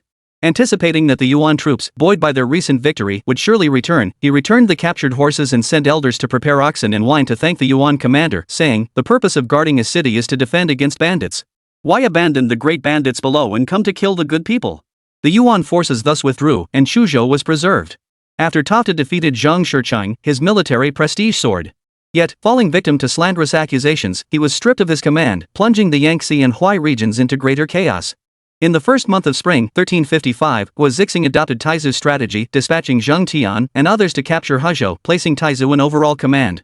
Taizu, observing that the generals were evenly matched, deliberately concealed his command token, intending to address the matter at the next council meeting. At that time, the right side of the seating arrangement was considered honorable. When the generals entered first, they all occupied the right seats. Taizu arrived later and deliberately sat on the left. When military matters were discussed, Taizu analyzed and concluded with remarkable fluency. The generals stared in astonishment, unable to utter a word, and gradually began to submit. They debated the division of labor for fortification construction, setting a 3-day deadline. Taizu completed his section, while the other generals fell behind.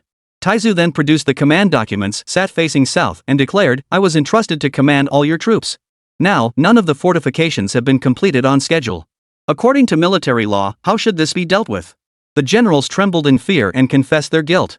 Taizu then ordered the release of all captured women held by the generals, deeply moving the populace. At this time, 100,000 Yuan troops attacked Hezhou. The garrison held out for 3 months until provisions were exhausted. Meanwhile, Crown Prince Tu Jian, Deputy Chief of the Military Council Banzuma, and Militia Marshal Chen Muxian had each established blockades at Xintong, Gaowan, and Jilong Mountain to sever the supply lines. The Taizu led his forces to defeat the Yuan troops, who all fled across the river. In the 3rd month, Zixing died. At this time, Lu Futong welcomed and installed Han Shantanzi Han Liner in Guozhou, establishing the state name Song and the era name Longfeng. He appointed Gui Zixing's son Gui Tianshu as Grand Marshal, Zheng Tian, and the Taizu as left and right deputy marshals. The Taizu side, can a true man submit to another's control? Thus, he refused to accept the position. Nevertheless, recognizing Han Liner's formidable power as a potential ally, he adopted the latter's era name to command his troops. In the 4th month of summer, Chang Yuchen came to pledge allegiance. In the 5th month, the founding emperor sought to cross the river but lacked vessels. Coincidentally, the naval commanders of Chaohu Lake, Liao Yong'an and Yutonhai, arrived with 1,000 ships to join his cause. Overjoyed, the founding emperor proceeded to pacify the assembled forces. Yet Yuan's deputy minister Manzi Haya held the passes at Tongcheng Gate and Makhang River, blocking the lake fleet's exit. Suddenly, heavy rain fell. The Taizu exclaimed, "Heaven aids me!" He seized the rising waters to slip out through narrow channels, then attacked Haya at Yuxiku, routing the Yuan forces. He thus resolved to cross the river. His generals urged a direct assault on Jiqing. The Taizu replied, "To capture Jiqing, we must begin with Kaishur. Kaishur is a major stronghold, its defenses will be formidable. Niuzhu, facing the Great River, is vulnerable to Yuan forces and should be our first target." On the 1st day of the 6th month, they sailed with the wind to Niuzhu. Chang Yuchen arrived first and captured it in one decisive assault. Yuan troops at Kaishur also fled in disarray. All the river forts along the Yangtze surrendered. Due to famine in Hezhou, the generals vied to seize provisions for their return. The Taizu told Su De, crossing the river was a stroke of luck. If we abandon our gains and retreat, the lands east of the river will no longer be ours. He then cut the ship's moorings, setting it adrift in the swift current. Addressing his generals, he declared, "Taiping is within reach. Let us unite our strength to capture it." Riding the momentum of victory, they seized Taiping and captured the commander Nahachu. Commander Jini threw himself into the water and died. Taizu praised him, truly a man of honor, and had him buried with full honors. He posted notices strictly forbidding looting. Any soldier who violated the order was beheaded as a warning, and the army was disciplined. He changed the route into a prefecture. He established the Taiping Xinghua Wing Marshal's office, personally taking charge of the marshal's duties. He summoned Taoan to serve as a military advisor and Li Shi as the prefect. At that time, Taiping was surrounded on all sides by Yuan troops. Right Censor Aruhui and Central Censor Manzi Haya led forces to block the Gushu Pass, while Chen Maxian's naval commander Kong Maokai attacked the city with tens of thousands of troops. Emperor Taizu dispatched Su De, Deng and Tang He to engage them head-on, while sending other troops to infiltrate their rear. With a pincer attack, they captured Chen Maxian and persuaded his troops to surrender. Aruhui and his forces withdrew. In the 9th month of autumn, Guo Tianxiu and Zheng Tian attacked Jiqing, where Chen Nianxian betrayed them. Both commanders perished in battle, causing all of Gui Zixing's troops to come under Taizu's command. Chen Nianxian was soon killed by local militia. His nephew Zhao Xian gathered his scattered forces, garrisoned at Fangshan, and formed a pincer movement with Haya to threaten Taiping. On the first day of the 12th lunar month in winter, Naha Chu was released and returned north. On the 25th day of the 2nd month in the 16th year of Zhijing 1356, the forces decisively defeated Haya at Kaishur. On the 3rd day of the 3rd month, they attacked Jianqing, capturing Qin Zhaoxian alive and accepting the surrender of his 36,000 troops, who were filled with doubt and fear for their safety. The great ancestor selected 500 of the most valiant and robust men to serve as his personal guard. He ordered them to lay down their arms and sleep soundly until dawn, which finally calmed the hearts of the masses. On the 10th day of the 3rd month, the Yuan forces were defeated again at Zhongshan. Yuan Grand Censor Fushou fought valiantly to the death, while Manzi Haya fled to defect to Zhang Shicheng, and Kong Maokai surrendered. The great ancestor entered the city, summoned officials and elders, and declared the Yuan dynasty's governance was corrupt, sparking widespread warfare. I have come to eliminate chaos for the people. Please remain steadfast in your duties. I shall treat virtuous scholars with respect. Outdated policies shall be abolished. Officials must not oppress the people through greed or cruelty. The populace rejoiced beyond expectation. The Taizu renamed Jiqing Road as Yingtian Prefecture, summoned over 10 officials including Xiaoyu, Sun Yan, and Yang Xian, and buried Grand Censor Fushou to honor his loyalty. At that time, the Yuan general Dingding held Zhenjiang, Biabuhua, and Yang Zhongyi in garrison Ningbo. Qingyi army commander Zhang Mingjian occupied Yangzhou. Basi Buhua defended Huizhou. Shimoe Suan held Suzhou. His brother Hosun guarded Wuzhou. Song Boyan Buhua commanded Suzhou, while Qizhou had already fallen to Su Shouhui. After Zhang Shicheng captured Pingjiang from Huaidong, he turned his forces to invade and plunder Zhishi. After securing Jiqing, the Taizu emperor, mindful of Zhang Shicheng and Su Shouhui's formidable strength and their annexation of counties in Jiangzhou and Zheou, dispatched Su Di to attack Zhenjiang. Su Di emerged victorious, and Dingding was killed in battle. In the 6th month of summer, Deng Yu captured Guangda. On the 1st day of the 7th lunar month, the generals proclaimed Taizu as the Duke of Wu. He established the Jiangnan Provincial Administration Office, personally overseeing its affairs with appointed officials. He sent a letter to Zhang Shicheng, who refused to respond and instead led troops to attack Zhenjiang. Su Di defeated them and proceeded to besiege Changzhou, but failed to capture it. On the 1st day of the 9th lunar month, the Taizu arrived at Zhenjiang and paid homage at the Confucius Temple. He dispatched Confucian scholars to instruct the elders to diligently cultivate agriculture and sericulture. Soon after, the Taizu returned to Yingtian. In the spring of the 17th year of Zhijing 1357, Deng Bingwen captured Changqing in the 2nd month. In the 3rd month, Su Di captured Changzhou. On the 23rd day of the 4th month in summer, the Taizu personally led troops to capture Ningbo, where Biabuhua surrendered. In the 5th month, Shan Yuan, Ningbo, and Zhurong presented auspicious wheat. In the 6th month, Zhao Jizu captured Jiangyin. In the 7th month of autumn, Su Di captured Changshu. Hu Dahai captured Huizhou, and Batukan fled. In the 10th month of winter, Chang Yechen captured Shizhou, while Miao Daheng captured Yangzhou, where Zhang Mingjian surrendered. On the 20th day of the 12th month, prisoners were released. This year, Su Shouhui's general Ming Yuzhen occupied Chongqing Road. On the 7th day of the 2nd month in the spring of the 18th year of Zhijing 1358, Kong Maokai was appointed director of farmland management. On the 11th day of the 3rd month, prisoners were reviewed. Deng Yu captured Jianda Road. In the 4th month of summer, Su Shouhui's general Chen Yulian dispatched Zhao Pushing to capture Qizhou. That same month, Yulian occupied Longqing Road. In the 5th month, Lu Futong captured Bianliang, installed Han Liner as ruler, and established Bianliang as his capital. Earlier, Futong had dispatched generals to launch attacks from 4 directions, conquering Shandong, raiding Qin and Jin, and plundering Yuanji. Chaos engulfed the central plains, granting the Taizu emperor an opportunity to pacify regions along the Yangtze River. His forces never indiscriminately slaughtered innocents wherever they passed, instead recruiting talented individuals, thereby steadily winning the allegiance of the people. In the 12th month of winter, Hu Dahai besieged Wuzhou but failed to capture it after a prolonged siege. Emperor Taizu personally assumed command and led troops to the front. Sher Moisuan dispatched a general to lead chariots from Songshi to reinforce the defense. Emperor Taizu declared, "The roads are narrow, chariot warfare invites defeat." He ordered Hu Deji to engage the enemy at Manhwa Gate, where the Yuan forces were decisively routed. Wuzhou surrendered, and Hosun was captured alive. The day before, the people of Wuzhou had gazed upon a 5-colored cloud resembling a chariot canopy in the west of the city, finding it deeply strange. Only later did they learn it marked the location where the emperor had stationed his troops. Upon entering the city, the emperor distributed grain to relieve the poor and renamed Wuzhou as Ningyuai Prefecture. He summoned Fan Zugan, Yi Yi, Su Yuan, and 10 others to lecture on the classics and history. On the 24th day, he dispatched envoys to persuade Fangguizhen to surrender. On the 12th day of the first lunar month in the 19th year of Zhijing 1359, the emperor planned to conquer Zhejiang but failed to subdue all its regions. He admonished his generals, conquer cities by force, but govern chaos with benevolence and righteousness. When we entered Zhijiang, we harmed not a hair, hence its swift conquest. I rejoice whenever I hear that after capturing a city, my generals refrain from indiscriminate slaughter. An army moves like fire if unchecked, it will spread like wildfire. For a commander to achieve military conquest without killing, is this not only beneficial to the state, but truly a blessing for future generations? On the 17th, Hu Dahai captured Zhuji. That same month, an order was issued to Wang Zongxian, prefect of Ningyue, to establish a prefectural academy. On the second day of the third month, a general pardon was issued for all crimes except high treason. On the 26th, Bangguozhen offered tribute from Wenzhou, Taizhou, and Qingyuan, sending his son Guan as a hostage. The Taizu emperor declined to accept him. Summer, 4th month, Yu Tonghai and others recaptured Qizhou. At that time, Deng Bingguan defended Chongqing, Wu Liang defended Jiangyin, and Tang He defended Changzhou, each defeating Shi Cheng's forces multiple times. The Taizu emperor remained in Ningyue for an extended period due to affairs and toward eastern Zhejiang. Early 6th month, he returned to Yingtian. Autumn, 8th month, Yuan General Kahantamer recaptured Bianliang, forcing Lu Futong and Han Liner to retreat to Baofeng.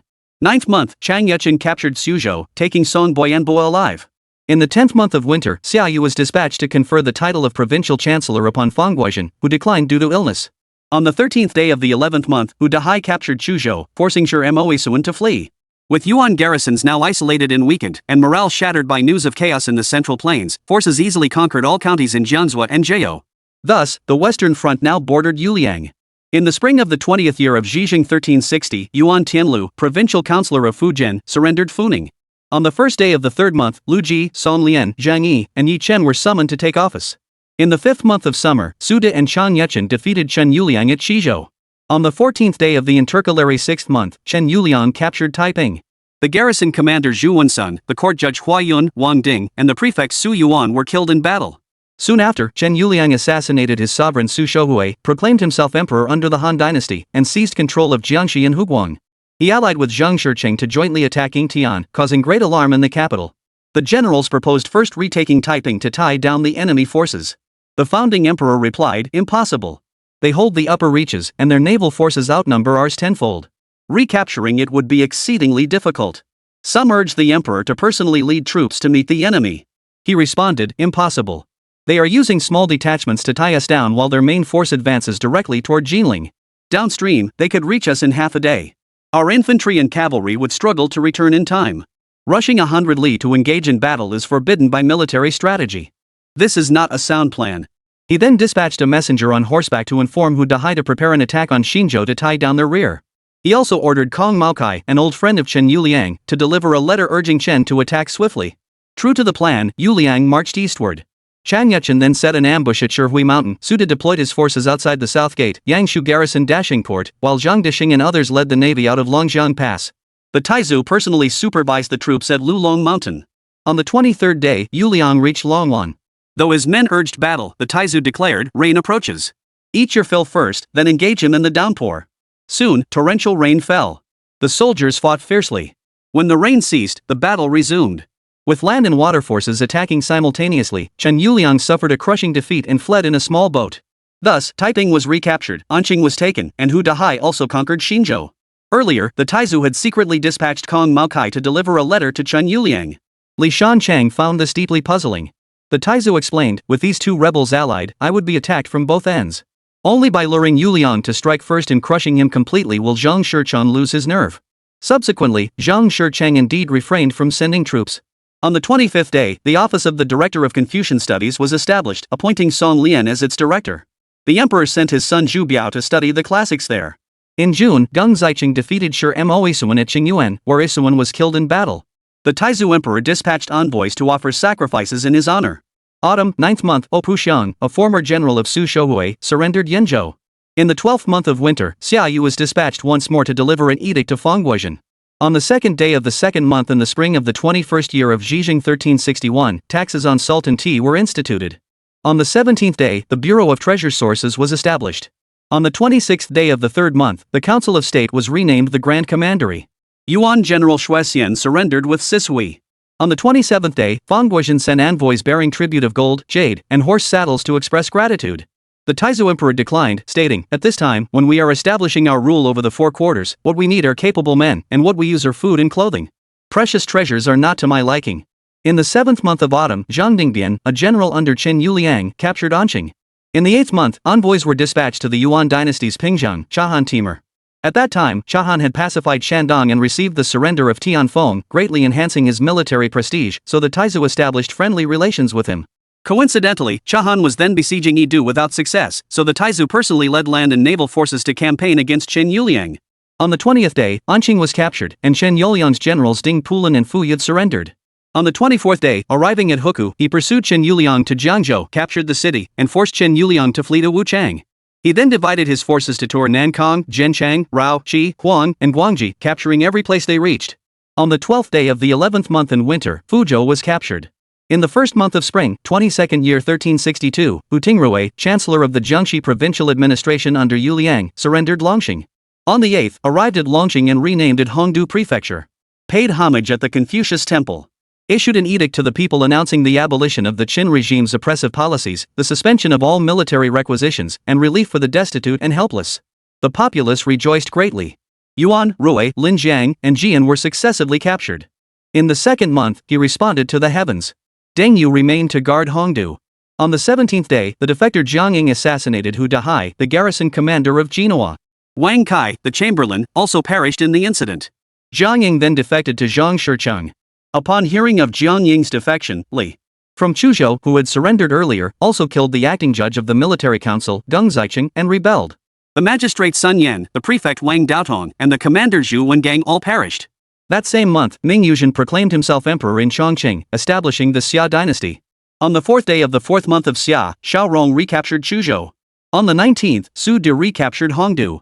On the 2nd day of the 5th month, Zhu Wenjun, Zhao Disheng, and Deng Yu were stationed to defend Hongdu. On the 5th day of the 6th month, a letter arrived from KM reporting that our envoys were not permitted to return. Soon after, KM was killed by Tianfeng. On the 13th day of the 7th month in autumn, Pingzhang Xiaorong and participating minister Zhao Jizu plotted rebellion and were executed.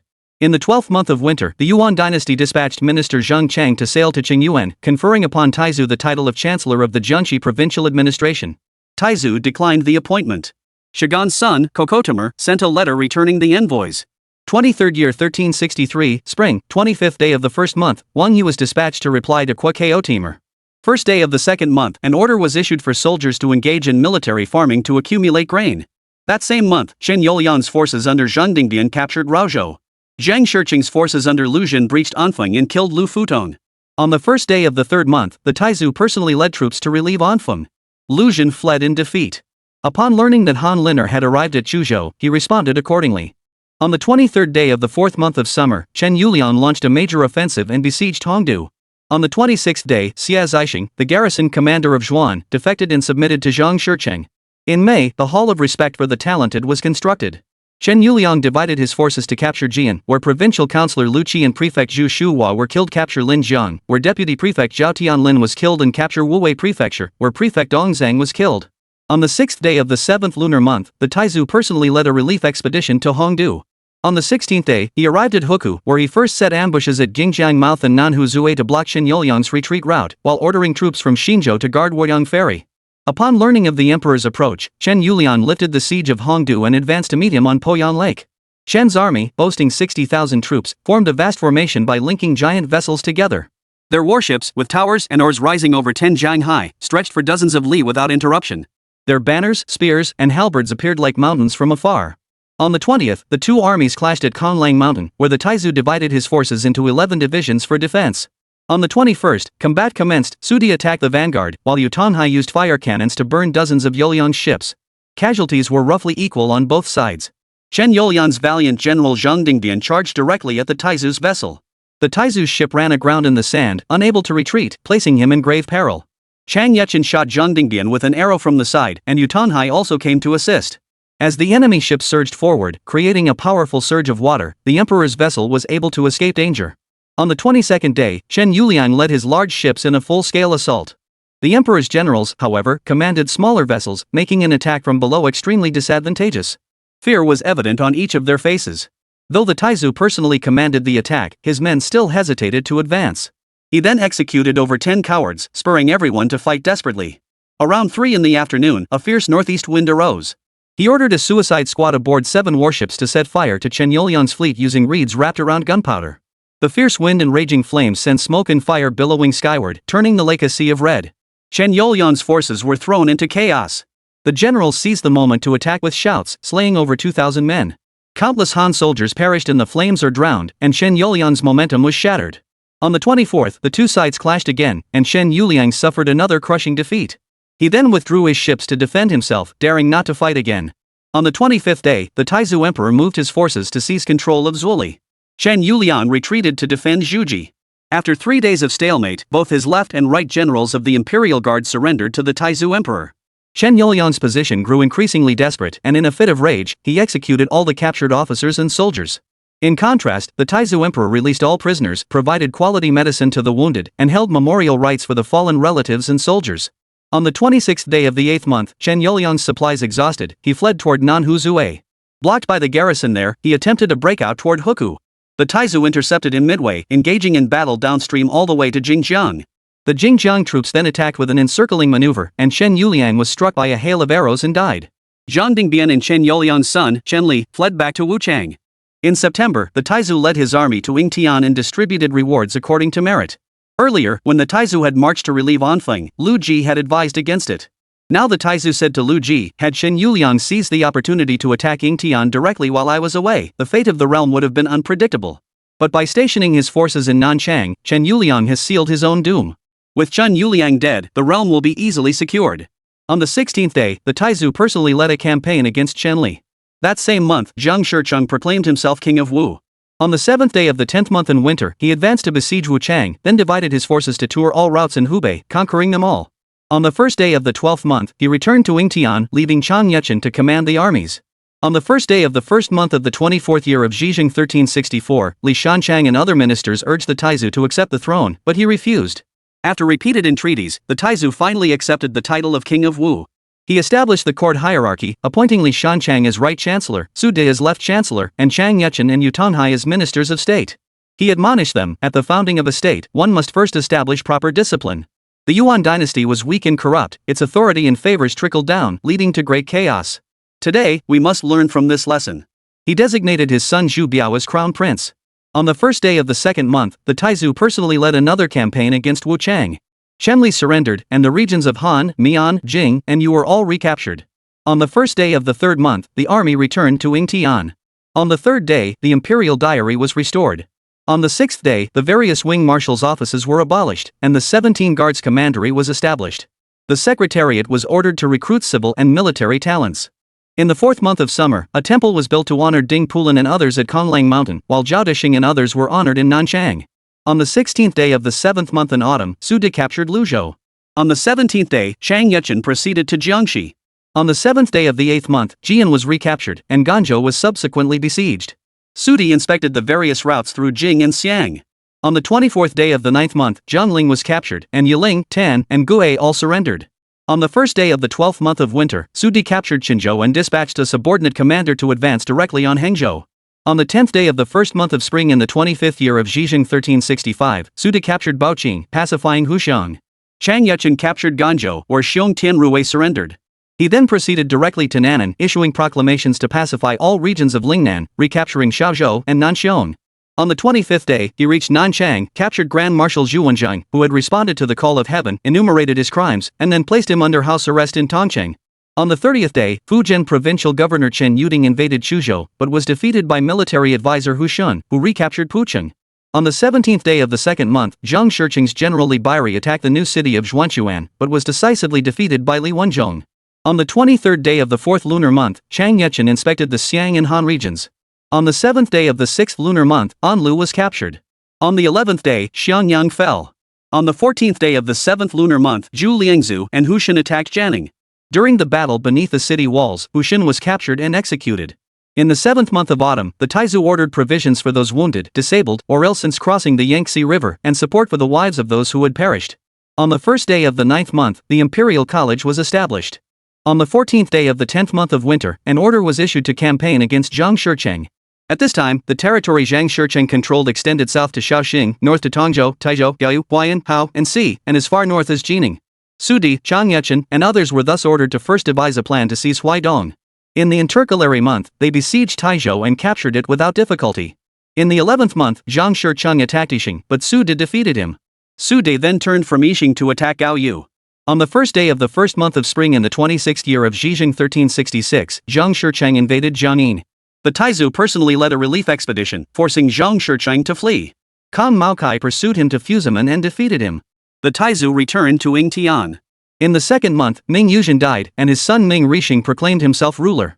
On the 14th day of the third month, the Taizu ordered the Secretariat to strictly enforce the selection process. Su Di captured Gao Yu. On the fourth day of the fourth lunar month in summer, the imperial forces ambushed and defeated the naval forces of Zhang Shicheng's general Sui at Huayan. Sui fled, and Mei Siju surrendered the city. The three prefectures of Hao, Su, and Su were successively recaptured, pacifying the region east of the Huai River. On the 13th, the Taizu visited Haozhou to pay respects at his ancestral graves. He stationed 20 households to guard the tombs, bestowed grain and silk upon his old friends Wang Wen and Luing, and hosted a banquet for the elders and common folk, where all feasted and reveled in great joy. The Taizu declared, "I have been away from my homeland for over a decade, enduring arduous campaigns before finally returning to tend my ancestors' graves and reunite with my brothers and elders. Today, I deeply regret not being able to linger longer and share this joy with you all. Elders, teach your children loyalty, filial piety, and diligence in farming.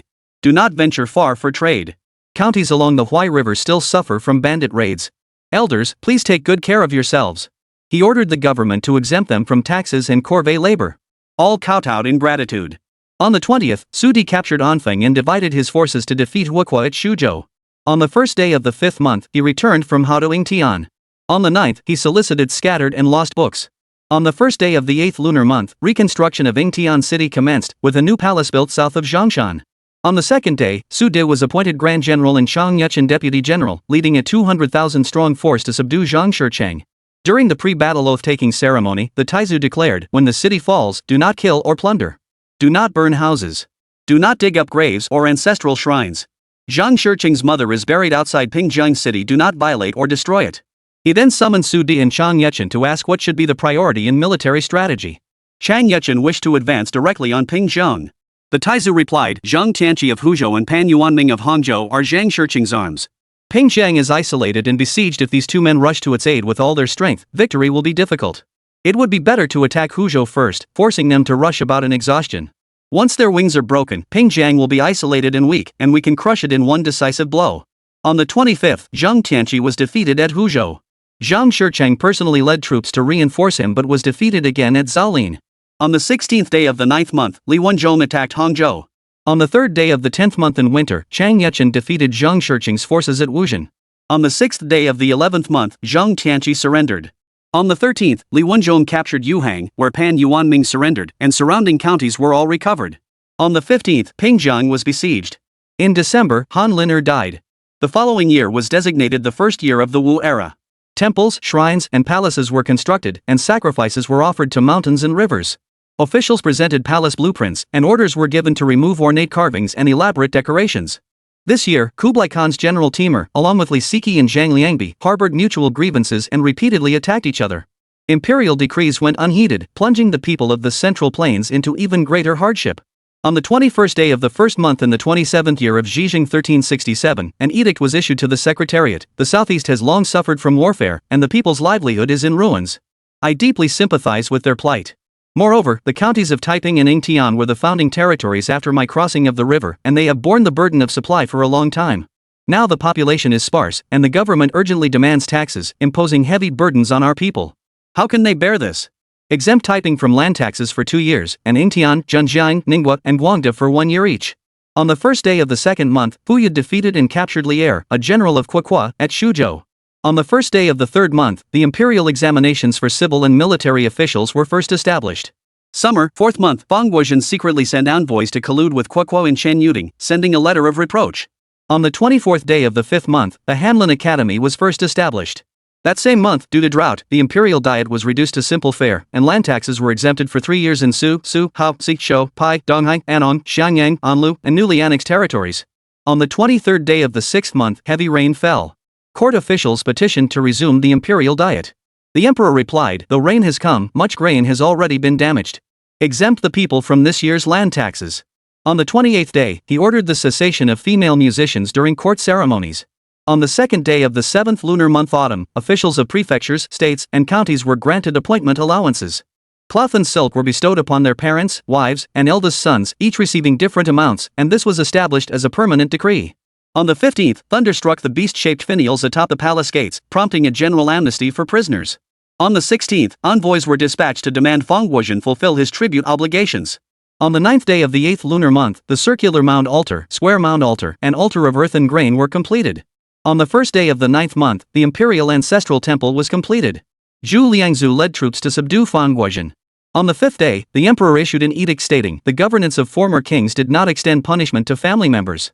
Henceforth, except for heinous crimes against heaven, no collective punishment shall be imposed. On the 8th day of the 9th month, Sudi captured Pingjiang and took Zhang Shicheng alive, pacifying the Wu region. On the 25th day, envoys were dispatched to deliver a letter to the Yuan emperor, escorting imperial relatives including Prince Shenbao back north. On the 28th day, merits for subduing Wu were recognized. Li Shanchang was infeft as Duke of Shen, Su De as Duke of Xan, and Shang Yuchen as Duke of Yi. Officers and soldiers received varying rewards. Zhu Liangzu captured Taizhou. On the 30th day, the new palace was completed. On the first day of the 10th lunar month, court chroniclers Wu Lin and Wei Guan were dispatched to seek out virtuous scholars nationwide with monetary rewards. On the third day, all officials were ordered to observe ceremonial protocols favoring the left side. Li Shanchang was renamed Left Chancellor, and Su De was renamed Right Chancellor. On the 12th day, sacrifices were offered to the late Yuan ministers Yu Kai and Anqing and Li Fu in Jiangzhou. On the 13th day, the censorate was established. On the 14th day, Tang He was appointed general of the southern campaigns, with Wu Jin as his deputy, to subdue Fangguozhen. On the 15th day, the legal code was codified. On the 19th day, the court music for the suburban sacrifices, ancestral temple rites, and imperial ceremonies was standardized. On the 21st day, the Taizu summoned his generals to discuss the northern campaign. The Taizu said, Prince Wang Xin of Shandong is growing arrogant, while Kuo of Hunan is rebellious and insolent. Li Siki and Zhang Sadeo and Guanzhong and Longxi are overbearing and suspicious. The Yuan dynasty's fate is sealed, and the central plains are suffering. Now we march north to rescue the people from this inferno. How shall we secure victory? Chang Yuchen replied, with our battle-hardened troops striking their long idle forces, we can advance straight to the Yuan capital like splitting bamboo. The emperor countered, the Yuan has stood for a century, their defenses must be formidable. To advance deep with isolated troops, cut off from supplies, while reinforcements gather from all sides, this is perilous warfare. I propose first capturing Shandong to remove their shield, then shifting our forces to the two rivers to break their defenses. Seize Tong Pass and hold it to control their gateway. With the entire realm within our grasp, we advance. The Yuan capital, isolated and cut off from aid, will fall without a fight. Then we march westward, sweeping through Yunzhong, Zhouyuan, Guanzhong, and Longxi. All the generals exclaimed, excellent. On the 25th, Su De was appointed Grand General for subduing barbarians, with Chang Yuchen as Deputy General. They led an army of 250,000 troops from the Huai River into the Yellow River, advancing northward to capture the Central Plains.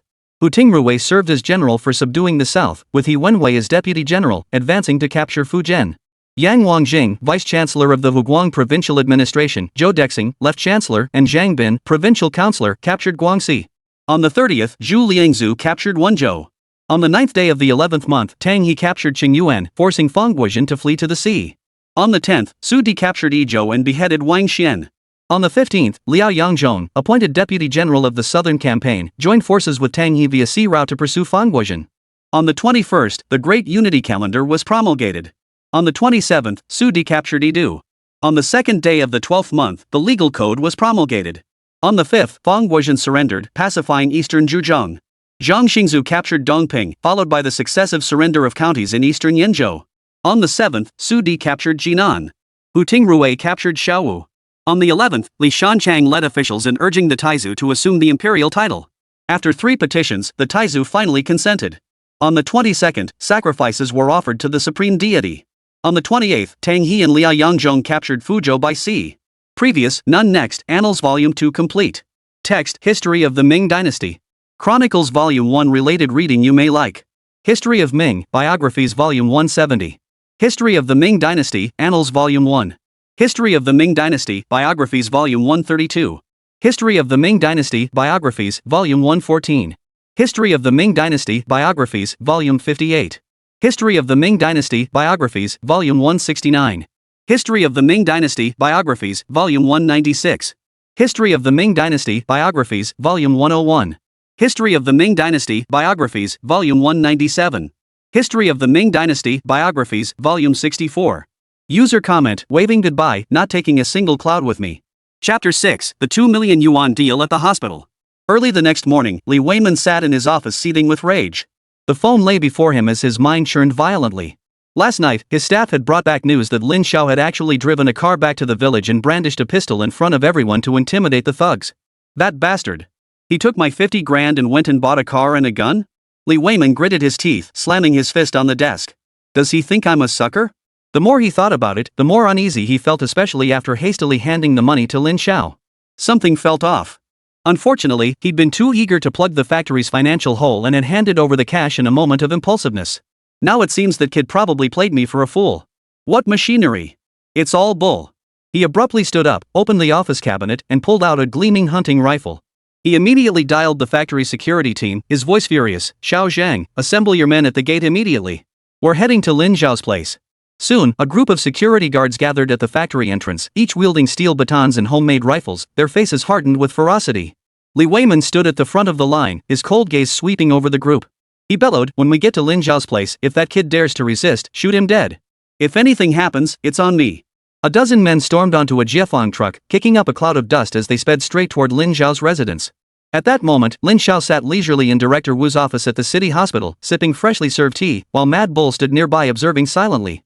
Lin, rest assured your mother-in-law Wang Xiang's surgery is all set, Director Wu said with a warm smile. But you know, surgery is delicate work. We still need to wait for the patient to be fully prepared. Lin Xiao waved his hand dismissively. Director Wu, I'm not here to discuss that today. I have other urgent matters to address. Oh? What might that be? Director Wu paused, setting down his teacup. Business, Lin Xiao uttered the two words, a meaningful smile playing on his lips. Business? Director Wu's brow furrowed slightly as he looked at Lin Xiao in puzzlement. Exactly. Director Wu, I want to discuss a lucrative opportunity with you. Lin Xiao leaned back in his chair, narrowing his eyes slightly. I know many patients in the hospital can't afford their medications due to financial constraints. We can fill that gap in the market. Are you suggesting I sell counterfeit drugs? Director Wu's expression darkened, his eyes flashing with caution. Of course not. Lin Xiao chuckled, shaking his head. What I mean is, we could import drugs from overseas. Medicines produced by some pharmaceutical companies in Japan and India are high quality and low cost. They could completely solve the problem of people struggling to afford medicine. Go on, Director Wu said thoughtfully. Lin Xiao continued, take roxithromycin as an example. The domestic version costs 5 yuan, while the imported Japanese version goes for 80 to 90 yuan. But through our channels, we can source it from small Japanese manufacturers for just 80 cents. That sounds intriguing, Director Wu remarked, his eyes lighting up. Lin Xiao smiled faintly and added, not only that, but we can also source low-cost drugs from Borneo and small factories in the United States, selling them at even lower prices. Director Wu stared at Lin Xiao, the scales in his mind beginning to tip. Tenfold profits, maybe even more. If the doctors in the hospital departments get involved, your annual dividends would conservatively exceed 1 million yuan. As soon as Lin Xiao finished speaking, Director Wu abruptly stood up, visibly agitated. 1 million? Director Wu's eyes widened as he took a deep breath. Brother, that's an astronomical sum. Lin Xiao smiled calmly. But we must keep this discreet, no outsiders should catch wind of it. If you agree, I can have Mad Bull handle the specific distribution plan. Director Wu was a key figure at the municipal hospital. As a seasoned medical professional, he understood that for drugs like antibiotics and anti-inflammatories, as long as the formula was precise and the raw materials were of acceptable quality, the efficacy difference between products from top pharmaceutical companies and ordinary workshops wasn't significant. One reason domestically produced drugs currently lag behind those from Japan and the United States is the inconsistent quality of raw materials and relatively outdated equipment. Domestic equipment commonly uses outdated models from the 1940s and 1950s, while international pharmaceutical companies employ cutting-edge machinery. This significant technological gap directly contributes to disparities in drug quality. Lin Xiao sat across from Director Wu, radiating confidence. He knew Director Wu was weighing the pros and cons and understood his concerns. Director, no rush, Lin Xiao said with a smile. Let's take our time discussing this. Director Wu lowered his head in thought for a moment before looking up. Relying on just one drug probably won't sustain such a large profit margin. And we need to consider customs clearance and higher level approvals. We have to be thorough. Lin Xiao smiled gently, his tone measured and steady. Director Wu, rest assured. All of this is part of my plan. As a key pillar of the hospital, you may be involved in advancing the private hospital initiative in the future. And I, in turn, can provide support for your projects including equipment procurement. The nationwide opening of private hospitals was already on the agenda. Director Wu was naturally aware of this. But the crucial part was the word equipment at the end. After hearing this, Director Wu's eyebrows twitched slightly as he asked sharply, "Are you referring to used medical equipment?" Lin Xiao nodded without hesitation, "Exactly. Take an electrocardiogram machine, for instance. A brand new one costs 50,000 yuan on the market, but I can find you one that's 80% new for just 15,000. Director Wu was taken aback. How can it be so cheap? It's simple, Lin Xiao explained calmly. Hospitals in Japan replace their equipment every 3 to 5 years not because it's unusable, but to comply with market and policy demands. The replaced equipment is 80% or even 90% new and works perfectly fine. You see, over there, this stuff is considered scrap. They're struggling to find ways to dispose of it." Director Wu pondered for a moment before countering, "But our hospital has regulations, we can only purchase brand new equipment. New packaging, 80% new inside as long as it passes quality inspection, what's the problem?" Lin Xiao remained composed. Director Wu fell silent for a moment before suddenly pulling out a procurement list and handing it to Lin Xiao.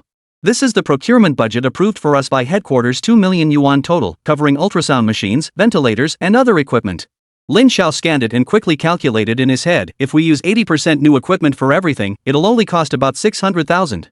For 90% new, roughly 800,000.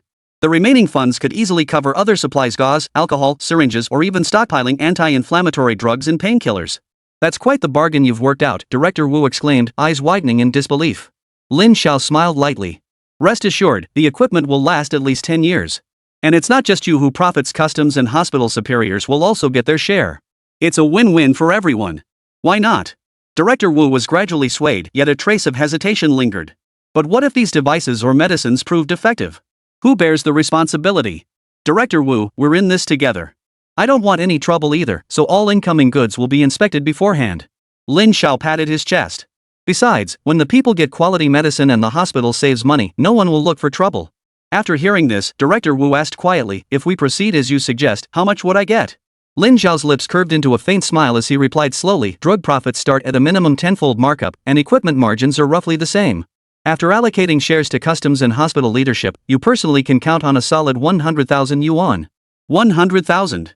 Director Wu's face betrayed utter shock. However, Lin Xiao stated matter-of-factly, "You'll need to front 1.5 million yuan up front. This covers shipping costs and deposits. Within 2 months, you'll see tangible results." Director Wu took a deep breath, his mind racing with thoughts. He stared at Lin Xiao, his gaze complex yet tinged with admiration. But 150,000 yuan was no small sum. Handing it over like this, he simply couldn't be sure. If it vanished, executing his entire family wouldn't be enough. Chapter 7, Li Weiman comes calling, business is off. You seem hesitant. Lin Xiao lit a cigarette and said with a hint of ease, "Here's the deal, let's start with purchasing 500,000 worth of equipment. You prepay me 500,000, and I'll arrange the procurement immediately. My mother-in-law is still hospitalized at your facility, do you really think I could just run off?" Director Wu pondered briefly. 500,000 yuan was no small sum for him. If Lin Xiao took the money and ran, he would undoubtedly bear enormous responsibility. "Mad Bull, it's your turn now," Lin Xiao called out. Mad Bull rose calmly, drew a pistol from his waistband, and placed it squarely on Director Wu's desk. His voice was icy. "I'm Mad Bull, working for Brother Chang. This entire operation runs through Brother Chang's channels." He glanced at Director Wu and continued, "You can distrust Lin Xiao, but you must trust Brother Chang and the tools we carry. I'll personally take delivery of this shipment and escort it all the way." His piercing gaze and menacing tone sent a chill down Director Wu's spine. Director Wu was well aware of the dangers involved in transporting medical equipment. These days, the transport environment was complex, fraught with risks from the moment it left the port. He knew of many freight drivers who had been ambushed and killed by mountain bandits for mere thousands in toll fees, let alone for such valuable medical equipment. Director Wu glanced again at the gun on the table and recalled Mao Guoqiang's notorious reputation in the underworld, causing a slight chill to run down his spine. After a moment of silence, he finally spoke up, "If we take this job, is there really that much profit to be made afterward?" Lin Xiao slammed his hand on the table with confidence. "This deal alone nets you 100,000. Once hospital construction expands on a large scale, procurement of equipment and pharmaceuticals will surge. I guarantee you at least 1 million within 2 years. Can we really make 1 million? Director Wu's eyes flickered with a hint of wavering, yet he remained hesitant. Lin Xiao pressed on, "Director, you're the backbone of this hospital, you've got the connections and resources. If this partnership succeeds, not only will you rake in a fortune, but you can bring other hospital leaders along for the ride. Besides, my mother-in-law works here, where else could I possibly go?" Director Wu's eyes flickered as he weighed the risks against the rewards. He took a deep breath and finally nodded. "Alright, I can put up 500,000. But I want equipment that's 90% new. 450,000 worth of goods will suffice, the extra 50,000 is yours. Deal.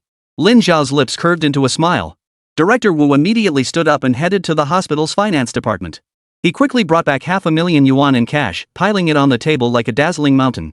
Lin Zhao stared at the stacks of crisp bills, his lips curving upward. He grabbed a bundle of bills, tossed it into a woven bag, and casually instructed Mad Bull, pack it up. As Mad Bull stuffed the cash into the bag, he watched Lin Zhao and silently marveled, this guy is the real deal.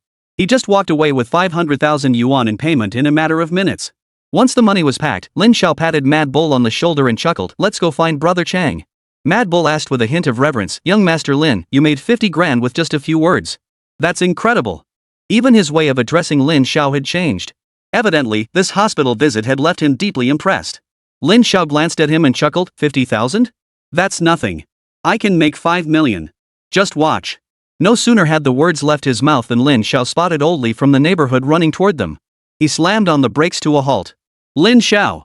Li Weiman has surrounded your house with the Wheat Mill's security team, saying you cheated him out of his money. Old Li shouted anxiously. They're armed. This is bad. Lin Zhao's expression darkened instantly. He sneered coldly, Li Weiman's panicking? He probably heard rumors and thinks I blew the money. Ha, he seriously underestimates me. Mad Bull drew his pistol and asked, young Master Lin, should we go back to Brother Chang's place and call some men to join us? No need. Just the two of us will suffice. Lin Zhao's eyes sharpened, his tone decisive. If he dares surround my house, I'll make him cough up another 30,000. Mad Bull voiced his concern, young Master Lin, the security team has over a dozen men, all armed. A direct confrontation might be risky. Lin Zhao gave a cold laugh, stomping on the gas pedal as the car roared to life. Scared? I'll make him pay the price. The moment Lin Zhao pulled up outside his house, Li Weiman's curses erupted. Lin Zhao, you son of a. You swindled my money and still have the nerve to show your face here. He pushed open the car door, coldly pulled a bag of cash from the vehicle, strode directly to Li Weiman, and slammed the money at his feet. His voice was icy, here's your 50 grand. Take it and get lost. From now on, our partnership is over. Li Weiman froze, his gaze fixed on the stacks of cash. A look of shock spread across his face. The money. Did that kid fail? Snapping out of it, he hurriedly asked, what do you mean by this? Li Weiman narrowed his eyes, feigning confusion. Lin Zhao let out a cold laugh, shoving his hands into his pockets as he slowly approached Li Weiman. Did you think I spent your money on myself? Since there's no trust, take this 50 grand back. I'm out of your business too. Li Weiman's expression froze for a moment before quickly shifting into a smile. Misunderstanding. Pure misunderstanding. It's all just neighbors gossiping, you know. He deftly pulled out a pack of Hongtishan cigarettes, lit one, and offered it to Lin Zhao. Lin Zhao didn't take it. Instead, he pulled out his own Wild Tea Mountain, lit it leisurely, and narrowed his eyes to scan the security team. Every one of these men had participated in armed struggles, they were the real deal, hardened fighters. Yet under Lin Zhao's unflinching, icy stare, they all lowered their heads, unable to meet his gaze. Factory director, what are you still standing around for? Lin Zhao exhaled a puff of smoke and said coldly, take your money and get out of here. My home doesn't welcome guests. Li Weiman forced a smile, glanced at the gathered neighbors, and lowered his voice. Brother, in public like this, can't we save each other some face? Lin Zhao snorted coldly, suddenly raising his voice, you bastards surrounded my house with guns, then had the nerve to drag my wife out. Have you ever given me any face? The crowd erupted in a murmur, fingers pointing more pointedly. Get out! Lin Zhao spat, each word sharp as a blade. Feng Niu stood beside him, looking at Lin Zhao with confusion. Wasn't the plan to make Li Weiman cough up another 30,000? Why was he just chasing them away now? Li Weiman watched the growing crowd, his face alternating between pale and green. He bent down to pick up the money scattered on the ground, but a fire burned inside him. Just as he bent down, Lin Zhao suddenly spoke up, oh, right. Factory director, you were planning to buy equipment from Manhwa, weren't you? Hearing this, Li Weiman froze, lifting his head to stare at Lin Zhao with a hint of apprehension in his eyes. Lin Zhao spoke slowly, Manhwa is my business partner. If I won't do a deal, he won't take it either. A flash of anger flickered across Li Weiman's face, but he ultimately dared not erupt. He stood up, put on a smile, tucked away his Hongtishan cigarette, and said awkwardly, brother, please calm down. This is definitely my fault. He turned and waved to his men. You lot, get these nosy neighbors back home. The security detail immediately began clearing the area, aggressively dispersing the gathered neighbors. Once the crowd dispersed, leaving only Lin Zhao's family, Mad Bull, Li Weiman, and the guards, Li Weiman forced a smile at Zhou Jing. Your sister-in-law is truly beautiful. What happened earlier was entirely my fault. I apologize for the trouble. He pulled a 1,000 yuan note from his pocket and pressed it into Zhou Jing's hand. This is my apology. Please use it to buy yourself a new outfit. Zhou Jing froze, glancing at Lin Zhao. Seeing him nod, she finally accepted the money. Seeing Zhou Jing accept the money, Li Weiman felt a slight sense of relief. He turned to Lin Xiao and said, "Brother, I admit I was a jerk about this. How about this? I'll give you another 3,000. Let's grab a meal, and we'll continue doing business together. What do you say?" He finished speaking and immediately signaled his men to fetch the money. Lin Xiao let out a cold laugh, drawing a pistol from his waistband and casually twirling it. "Factory director Li, you reckon if I took this thing out for a spin on the highway, robbing a few folks, I could make 3,000 too?"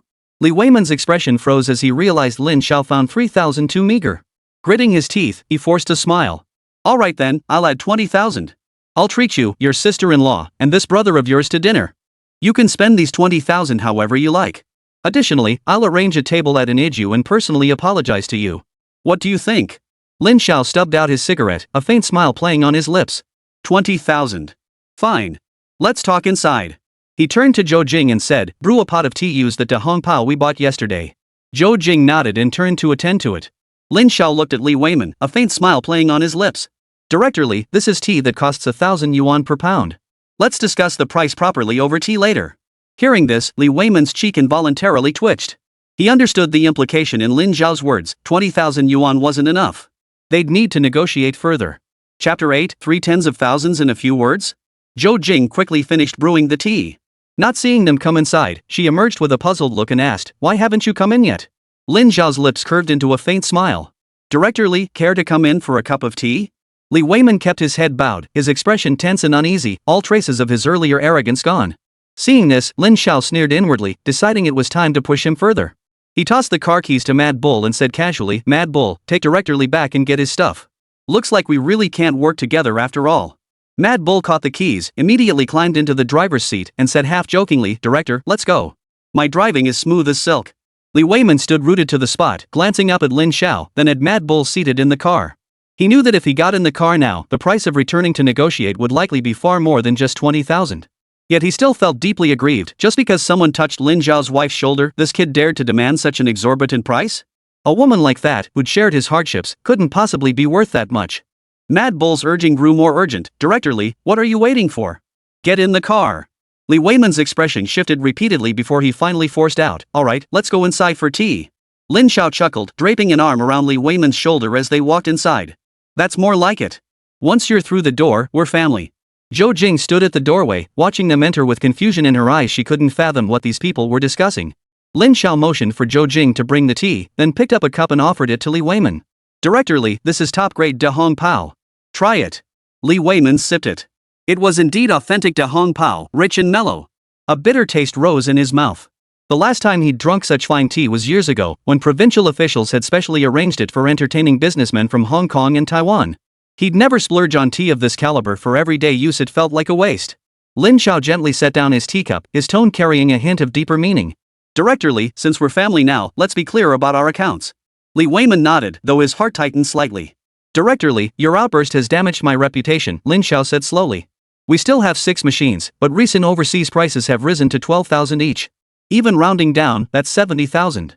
You only gave me 50,000. I was prepared to cover the difference myself, but given how this situation unfolded, you'll need to make up the 20,000 shortfall. Brother, this." Li Weiman frowned, his teacup trembling slightly in his hand. Lin Xiao continued, "Also, my reputation has been damaged. How about 2,000 for that loss?" Mad Bull interjected, 2,000 is already showing respect to you, Factory Director Li." The security guards kept their heads down, not daring to utter a word. Li Weiman gritted his teeth and nodded. "We'll pay." Lin Xiao smiled. "As for my wife, the most beautiful woman for miles around, your men pinned her shoulders to the ground, forcing her to kneel. Women aren't like men. I, Lin Xiao, can endure shame, but my wife cannot. How about 6,000 for reputational damages?" Li Weiman's eyes widened.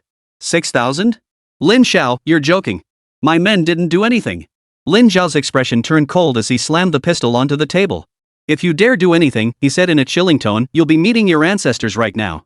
Li Weiman backed down, muttering, "Fine, 6,000 it is. Add that to the earlier 20,000, 2,000 for reputational damages, and 6,000 for the loss of my wife. That makes 28,000 total," Lin Xiao stated calmly. Li Weiman pondered for a moment before nodding in agreement. "Alright, I'll have someone bring the money over immediately." "Hold on," Lin Xiao chuckled. "Didn't you say you'd treat me to dinner, Factory Director Li?" Li Weiman abruptly stood up, fuming. "How much more do you want me to pay? Do you really think I'm a pig to be slaughtered?" Lin Xiao chuckled softly. 2,000 yuan. Rest assured, I won't ask for a penny more. Upon hearing it was only 2,000. Li Weiman instantly relaxed. He nodded. Then it's 30,000 flat, not a penny more. Brother, let's call it even. Consider this the price I pay for my rashness. Factory Director Li, that doesn't sound like an apology to me. Lin Xiao wore a sly expression, deliberately aiming to dampen Li Weiman's enthusiasm. He added slowly, add another 2,000. What? Another 2,000? Li Weiman instinctively covered his mouth with his hand, afraid another word might give Lin Xiao an opening. The anger that had just flared up instantly died down. He knew that if Lin Xiao had demanded an exorbitant sum, he might have fought back fiercely. But now, a mere 1,000 or 2 wasn't worth escalating the situation over. 3,200 it is. Deal. Lin Xiao smiled faintly. Business as usual. No need for you to treat us to dinner this time. Li Weiman breathed a silent sigh of relief. Seeing the deal still intact, he ordered his men to deliver the money immediately. Mad Bull watched the money change hands and couldn't help but marvel, utterly stunned. He muttered to himself, these days, killing someone might fetch a few hundred at most, but Lin Xiao could secure over 30,000 with just a few words? Has the world changed this fast? Zhou Jing, standing nearby, was utterly dumbfounded. She worked her fingers to the bone all day just to earn a few bucks, yet Lin Xiao casually chatted and made that much? Lin Xiao casually handed the money to the stunned Zhou Jing. Here, take it and keep it safe. I'll talk with factory manager Li for a bit longer. He knew this wasn't over yet. He needed to placate Li Weiman a bit, lest this old fox started getting suspicious and pulling some shady tricks behind the scenes. Lin Xiao dismissed everyone, leaving only himself and Li Weiman to speak privately.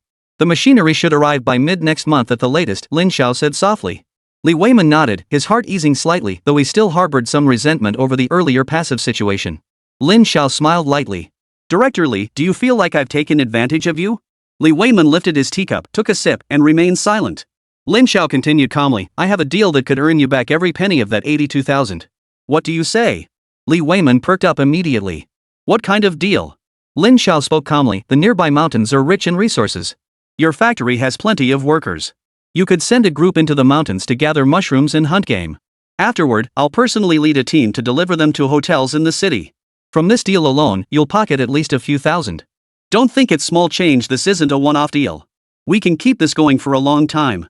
1,000 or 2 per trip, and after 10 or 8 trips, you'll have 10 or 20,000. Regarding the mountain goods trade, Lin Xiao felt manhwarecap couldn't scale it up. After all, in terms of manpower, Li Weiman, who owned an entire factory, definitely had far more resources than manhwarecap, a mere middleman. Li Weiman pondered for a moment. If this deal went through, it could be quite lucrative. With layoffs looming at the factory, the workers were eager for extra work and extra income. As for the mountain resources, wild game and mushrooms were plentiful, more than anyone could gather. So you mean hunting wild game and gathering mushrooms to supply restaurants? Li Weiman asked, a hint of doubt in his voice. Things like pangolins and tigers? They're disgusting. Would anyone actually want that? These days, animal protection laws aren't fully developed yet, and hunting tigers and such hasn't been banned. Speaking of which, it's worth mentioning that the firearms management regulations wouldn't be implemented until 1996. So at this time, many people in many places actually owned guns. Lin Xiao raised an eyebrow and casually asked, have you ever eaten tiger meat? I have. I shot one with a rifle over half a year ago. Li Weiman recalled, shaking his head. That meat was truly awful, I threw it all away. Lin Xiao's eyes lit up.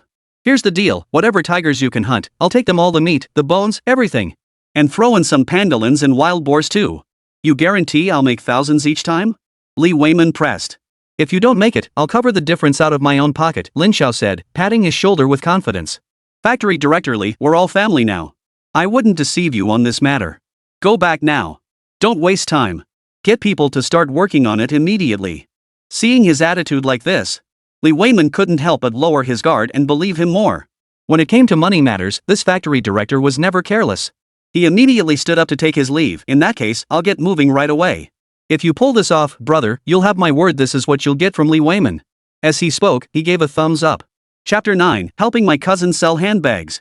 After parting ways with factory manager Li, Lin Xiao returned to Zhou Jing's side.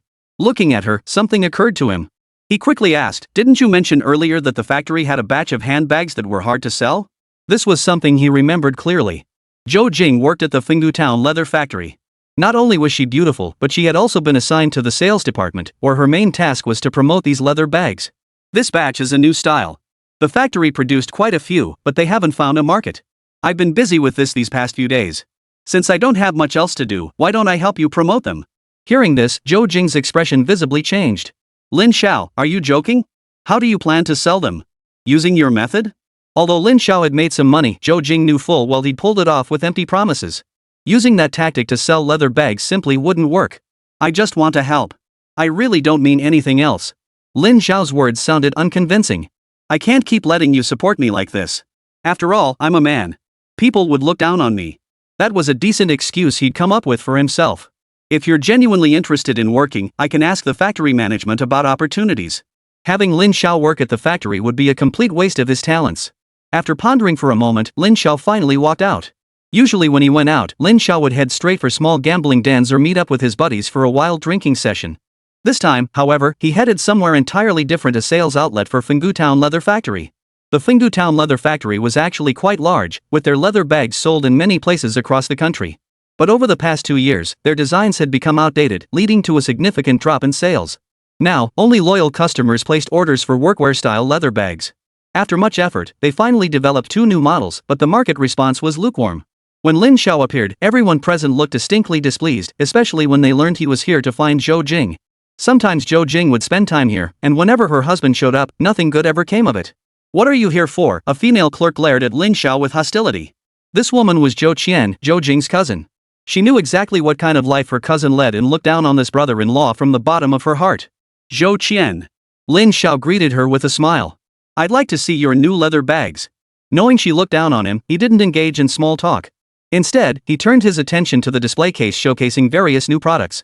In this era, most leather bags were traditional and simple, either rubberized leather or liberation-style leather, prized mainly for durability and warmth.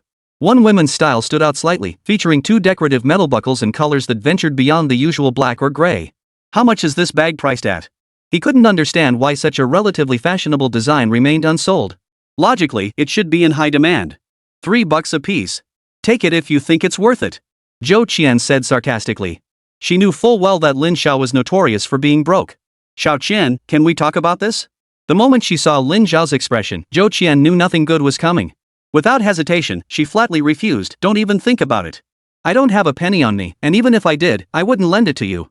Whenever Lin Xiao put on that friendly smile, it was usually to ask for money. He'd already borrowed dozens of yuan from her and she only made 40 yuan a month. She'd never mentioned any of this to Zhou Jing. I don't have any money. Seeing her so adamant, Lin Xiao had no choice but to reveal his plan. I was hoping to help you sell these leather bags. The guy really had no other choice. His past actions had eroded everyone's trust in him, even those he usually hung out with refused to help. Left with no other choice, he turned to Zhou Qian, who seemed more approachable. Sell the handbags? Zhou Qian was still pretty naive, but she asked cautiously, how exactly do you plan to sell them? Lin Xiao was actually worried that even Zhou Qian wouldn't give him a chance. How much inventory of these leather bags do you have here?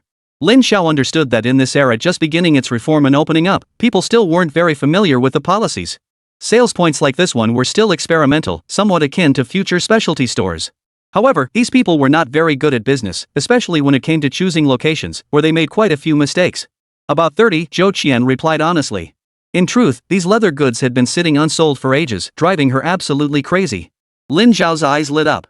Got it. If he could sell this batch of handbags smoothly, things would start to fall into place. Hand over the handbags. I'll sell every single one today and give you 90 yuan. Zhou Qian immediately caught on. She knew Lin Xiao had given up on borrowing money and was now scheming to sell her handbags instead. Cut the crap. Do you think I'm some kind of pushover? I thought you were genuinely trying to help, but it turns out you just want to sell them off cheap to make a quick buck for your booze. Faced with Zhou Qian's sudden sharpness, Lin Xiao could only offer a wry smile. Hear me out. He lowered his voice to explain, actually, I have a way to get rid of these bags quickly and even make a little extra. Just help your brother-in-law one last time.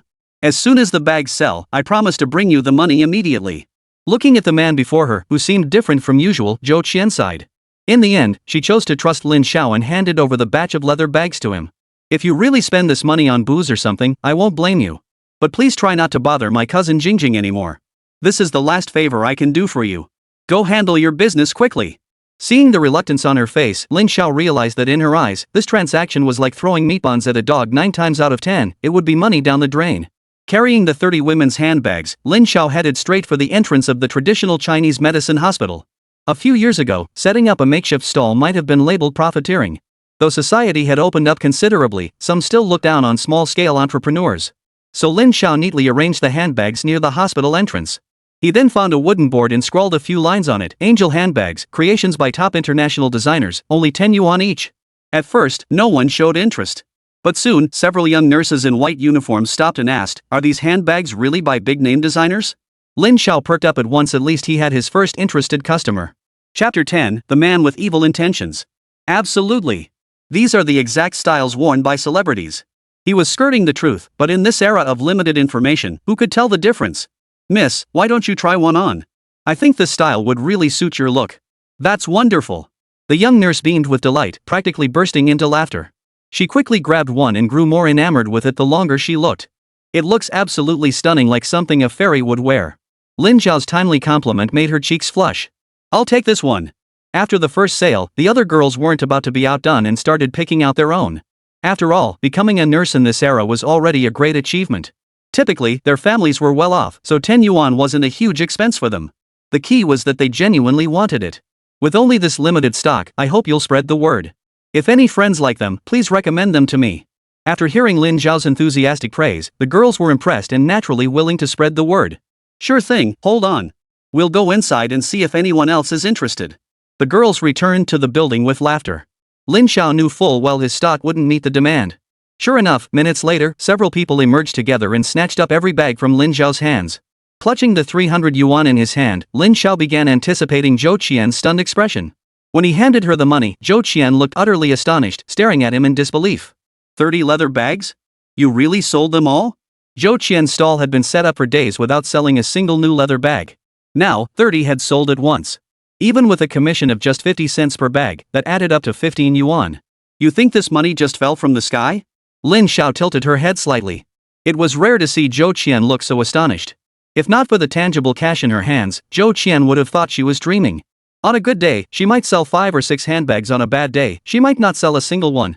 To sell so many at once, especially this new style that was notoriously hard to push, was almost unimaginable.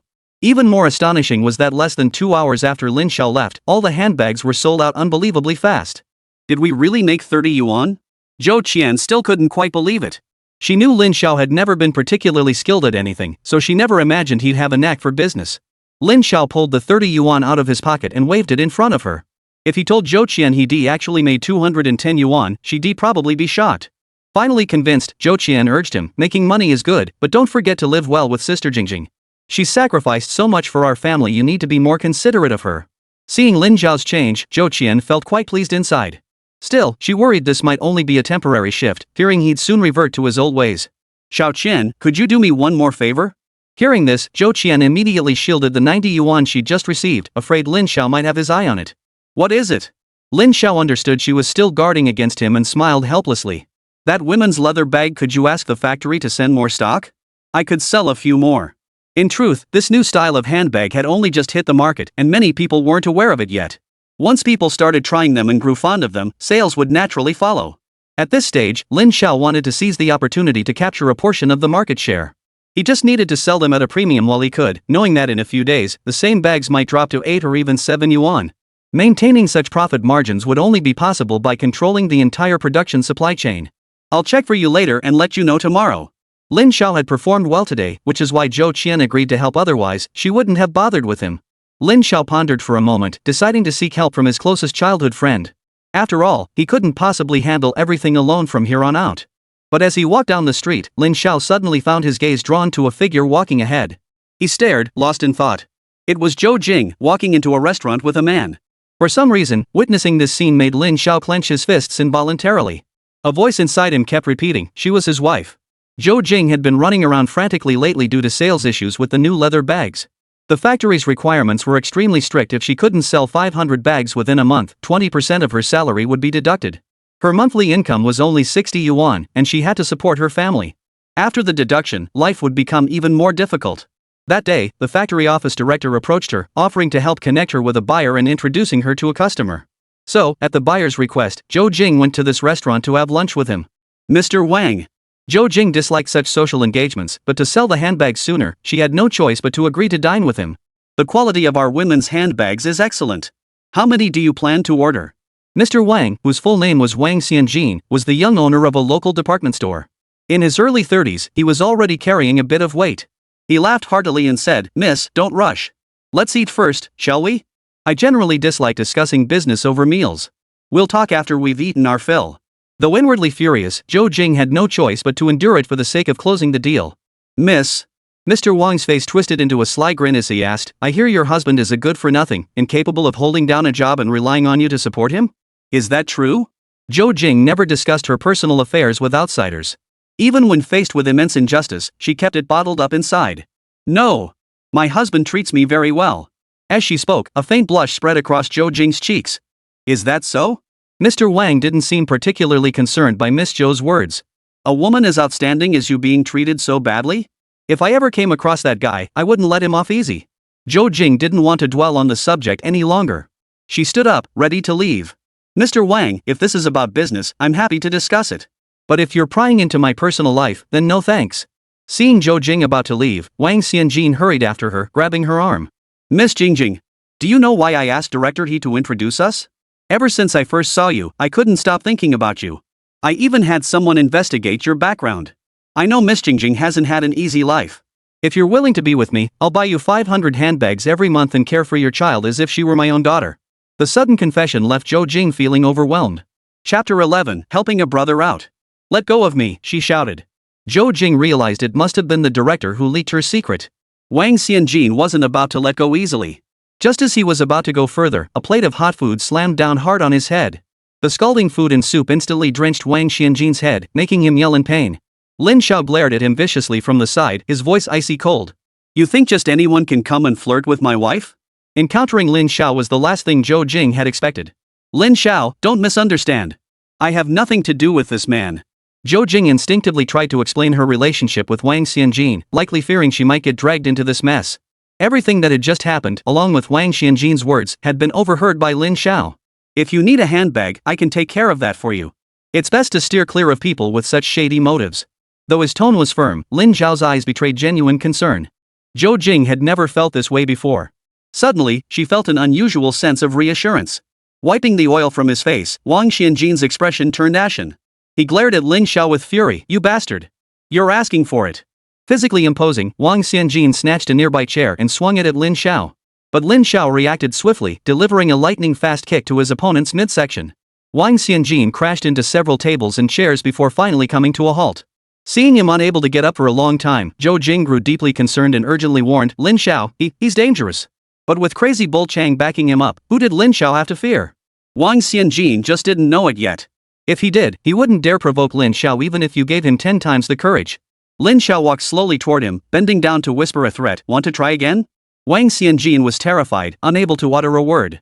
Ignoring Wang Xianjin, Lin Xiao stood up, walked over to Zhou Jing, took her hand, and said, let's go. Zhou Jing regarded the man beside her with a strange look. He seemed like a different person, yet this feeling made her heart feel strangely secure. After provoking Wang Xianjin, this business deal was surely ruined. Zhou Jing still worried whether the director would make things difficult for her. Her most urgent task now was to find a way to sell the leather bags. You go ahead and head back. I need to return to the factory. Don't worry, I'll be back after work.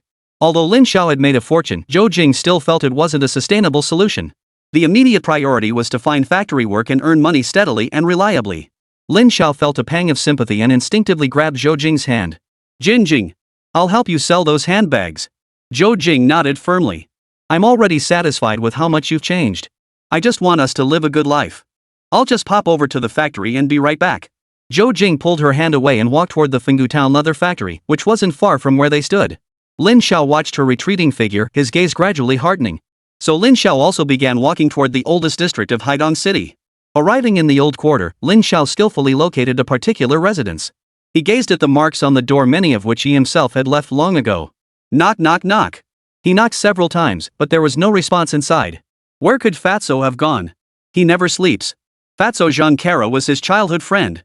Lin Zhao's family had also lived in this urban village before, but they moved out after he got married. Zhang Karo was 2 years younger than Lin Xiao, and they'd been playing together since childhood. Both of Zhang Karo's parents were migrant workers, so their family wasn't well off. But through hard work and effort, they managed to find a partner for their son. It had been nearly a year since Lin Xiao last saw Zhang Karo. Hey, isn't that Lin Xiao? A middle-aged woman exclaimed in surprise, taking a moment to recognize him. This was Aunt Du from the village, who had always looked down on Lin Xiao. Aunt Du, is Zhang Karo here? Unable to find her, Lin Xiao could only try asking her. You don't know? And Du began explaining with a look of astonishment. His parents had an accident at the construction site. Both of them are still in the hospital. Plus, his wife is about to give birth, but she's having complications and is also in the hospital. He's the only one left to take care of the whole family. Hearing all this, Lin Xiao hurriedly asked for the exact hospital location before rushing off. Arriving at Haidong Traditional Chinese Medicine Hospital, he bought some fruit and soy milk by the roadside before carrying the items into the ward. Finding the room where Zhang Caro's parents were staying, Lin Xiao was met with a heartbreaking sight. Zhang Caro's parents lay on the bed covered in blood, their faces pale and appearing extremely weak. Zhang Caro, a grown man, crouched in the corner, his face streaked with tears. He didn't notice Lin Xiao entering. Instead, a patient in the next bed spoke up. "Young man, are you related to this family?" Lin Xiao nodded. Though not immediate family, they had often helped his own family in the past, making their relationship quite close. They can't afford the medical bills now, and the construction site boss won't help. The hospital won't operate on them either. It's truly heartbreaking, the fellow patient sighed. Lin Xiao grasped the situation. Zhang Caro's parents worked as day laborers on construction sites. Not only were their wages meager, but their jobs were also unstable. Under such circumstances, saving money was nearly impossible. When trouble struck, the family was instantly plunged into crisis. At that moment, Zhang Caro noticed Lin Xiao's presence. Surprise flashed across her face, followed by an awkward silence between them. He knew Lin Xiao's own financial situation was quite difficult. "How much does the surgery cost?" Lin Xiao asked. He couldn't just stand by and watch someone else's family suffer. "The doctor said we need at least 200 yuan up front, and the rest depends on the specifics," Zhang Caro replied. For a family like theirs, 200 yuan was an enormous sum. Had his wife not encountered complications during childbirth that drained their savings, they might have scraped together this paltry amount. "Here, take this and go pay the fee." Lin Xiao pulled out the 200 yuan from his pocket and handed it to Zhang Caro. Taking the money, Zhang Caro's eyes welled up with tears, but he said nothing and hurried straight to the cashier. Once the payment was settled, the doctors promptly began treating Zhang Caro's parents. No matter how times change, lacking money for medical treatment remains an eternal problem. Even when someone passes away, no one cares. Zhang Caro didn't ask where this life-saving money had come from. Their unspoken understanding remained as strong as it had been in childhood. "Find someone to look after your parents. Tomorrow, you'll come with me to handle some matters." Hearing Lin Xiao's words, Zhang Caro offered no objection, merely replying, "All right." Even if it meant facing tougher tasks like undertaking dangerous missions for Lin Xiao, he would accept without hesitation. "Don't worry about your parents. Once we're done with this, I'll settle the score with them." Lin Xiao despised those who shirked responsibility. To ignore an injured worker was utterly unforgivable. Irresponsible employers must face the consequences. After chatting with Zhang Caro for a while and offering some words of comfort, Lin Xiao departed. Chapter 12, Hidden Business Opportunities. Early the next morning, Lin Xiao prepared breakfast for Zhou Jing, left a note, and headed out. As agreed, Zhang Caro arrived early at the sales point of the Fengdu Town leather factory. As soon as Zhou Qian arrived at her workstation, she spotted Lin Xiao and Zhang Caro waiting there. When did this guy, who only knew how to eat, drink, and play, start getting up so early to wait for someone? "Jingjing, what do you think?" Lin Xiao was extremely anxious now. He had some money, but it was untouchable, reserved solely for Zhang Caro's parents' surgery fees. Now, all he had left was the 10 yuan Zhou Jing had given him. Zhou Qian shot Lin Xiao a disapproving look. If he'd known things were this urgent sooner, his cousin wouldn't be suffering so much now. "Last night, the factory found out I sold 30 buns here, so this morning they delivered another 50. 50? Lin Xiao felt a pang of disappointment, though it was better than nothing. "If you're having trouble, just sell as many as you can." Zhou Qian assumed Lin Xiao couldn't sell them all and didn't mean to pressure him. "No," Lin Xiao explained. "If I manage to sell all 50 of these, could you ask the factory to send more?" Zhou Qian's bright eyes widened in surprise. "How many do you think you can actually sell?" Lin Xiao thought for a moment, still hesitant to make bold claims. He replied softly, "A few hundred should be no problem." "A few hundred?" Zhou Qian still harbored reservations about Lin Xiao and replied coolly, "Let's see you sell these first before we talk about that." Lin Xiao didn't argue further. Just like yesterday, he grabbed the leather bag and began working alongside Zhang Caro. Zhou Qian couldn't be bothered to interfere. Even if Lin Xiao truly didn't give her any money, she'd have to accept her fate after all. She had that pitiful cousin to worry about. Lin Xiao taught Zhang Caro how to sell the shoes and gave him 20 bags. After dividing the work, they each headed to their assigned locations. Lin Xiao sold all 30 bags in under an hour. By the time he reached Zhang Caro, the guy had just finished his sales. Zhang Caro wasn't as smooth-talking as Lin Xiao, so it took him a bit longer. "Brother!" Zhang Caro was thrilled. This was his first time realizing how easy making money could be. "Your method really works." In the urban village, peers addressed Lin Xiao as brother. Zhang Caro handed all the money he earned from selling bags to Lin Xiao. Though he earned it himself, the method was Lin Xiao's idea, so he didn't dare keep it all. Lin Xiao took the money, counted out 100 yuan, and handed it back to Zhang Keru. Add this to yesterday's earnings, consider it 3 months advance pay. From now on, you'll work under me. If you do well, this won't be much at all.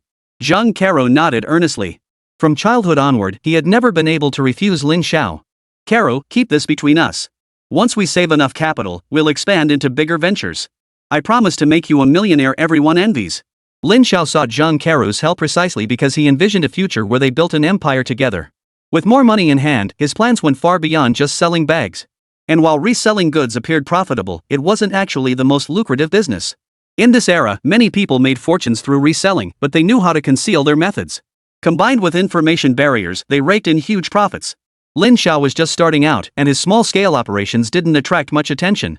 Just as they were having lunch, Lin Xiao handed over the 150 yuan capital for 50 leather bags to Zhou Qian. Yesterday, she sold 30 bags there, which already surprised the factory staff.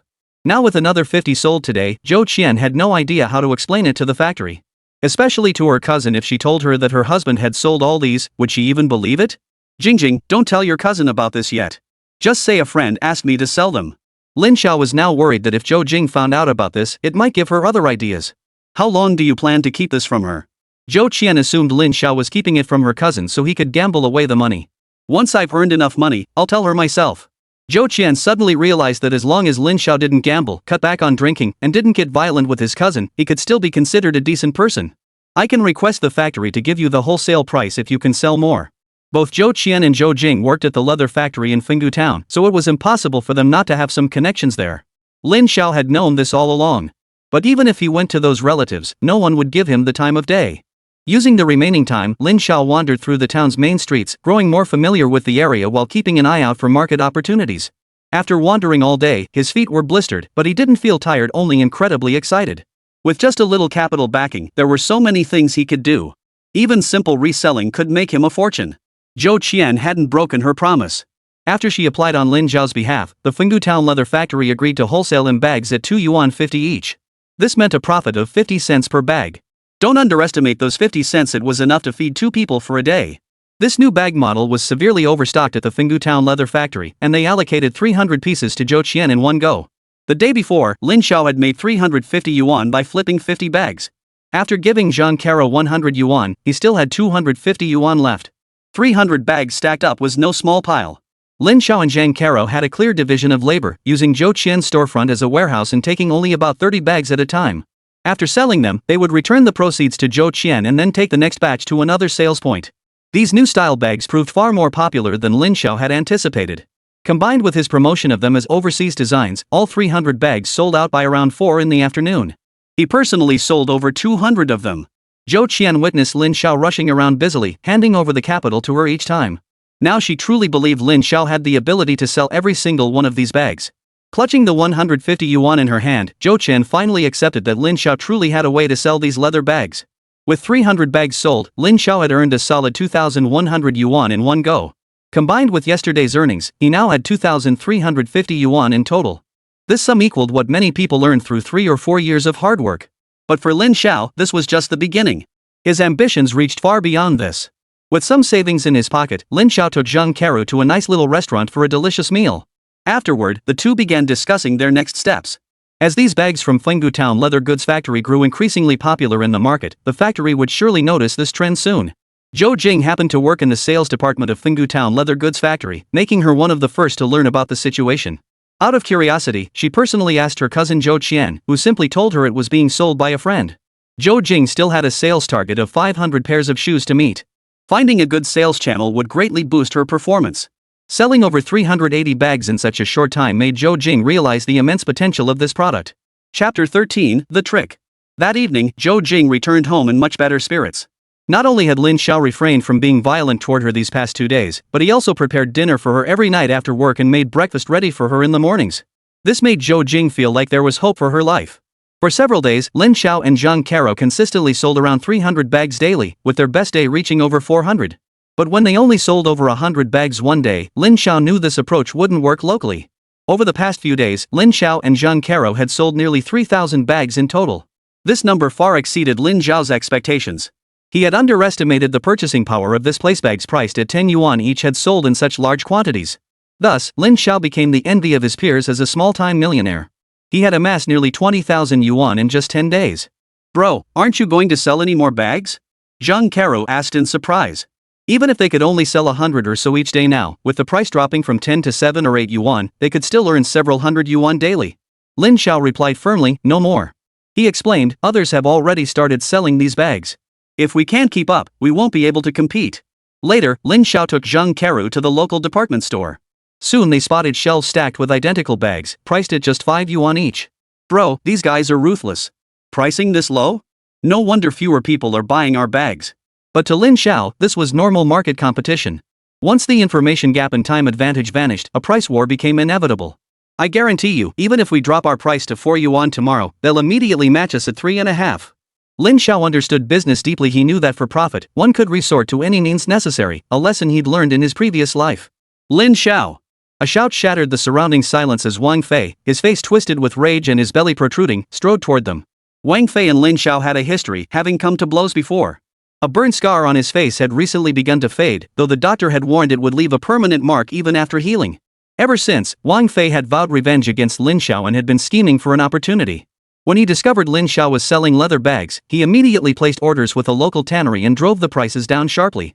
Because his shop was located in a high-traffic area, it wasn't long before customers noticed that the bags here were much cheaper than elsewhere.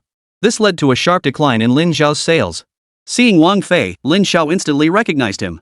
This man had bullied his wife before, and his family ran a large shopping mall. He never imagined he'd end up in his family's store by such a coincidence. Mr. Wang, hello. Lin Xiao smiled calmly, which made Wang Fei feel particularly uncomfortable. His face darkened as he said with a forced smile, can't find a place to sell your bags anymore? You probably don't know, but I've already taken over your business. Wang Fei's smug expression was irritating to look at, especially now that his face always gave off a strange vibe. If you love selling bags, Mr. Wang, then go ahead. Lin Xiao said indifferently. Wishing you ever-growing success in your business. With that, Lin Xiao turned to leave with Zhang Karo. Wang Fei's henchmen beside him moved to block their path, but Wang Fei stopped them. Let him go. I want to play with him slowly. I'll make him wish he were dead.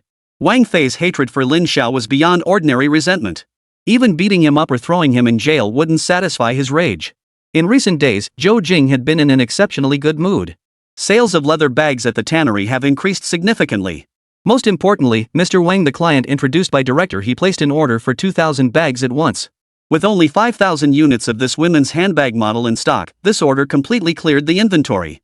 Now, one production line at the factory has been dedicated solely to manufacturing this women's handbag, with a daily output of approximately 3,000 units. Zhou Jing was currently in the factory office discussing matters with director He. This middle-aged man, approaching 50, kept his eyes fixed on Zhou Jing, never looking away. As the factory's beauty, many colleagues secretly harbored feelings for Zhou Jing. Had she not been married long ago, suitors would likely have worn out the threshold of her family's door. Zhou Jing, this women's handbag is selling quite well, and it's largely thanks to your efforts. Director He narrowed his small eyes, barely discernible as open without close inspection. The factory has decided to give you a 30 yuan cash bonus. Keep up the good work. Director He personally handed Zhou Jing the envelope containing the 30 yuan, holding her hand tightly. Thank you, Director He. Zhou Jing deftly withdrew her hand, maintaining a slight distance. A flash of anger flickered in Director He's eyes, but his face remained plastered with a smile. The factory plans to heavily promote this women's handbag line. We've already ordered production of 30,000 units. If your sales department can move them, you personally could earn at least 300 yuan in bonuses. Director He offered a sweetener before adding, but if you don't sell them, you might have to consider looking for another job. Hearing this, Zhou Jing's expression shifted slightly. She sensed something fishy about the situation. This handbag had sold only a handful in over a month. Though the market was showing slight improvement, local demand was limited. Selling 30,000 units all at once? That's practically impossible. Director He. Zhou Jing tried to negotiate, reasoning that even selling 10,000 would be a success. 30,000 was simply too much. Director He cut her off gently. You need to have confidence. Challenges create opportunities.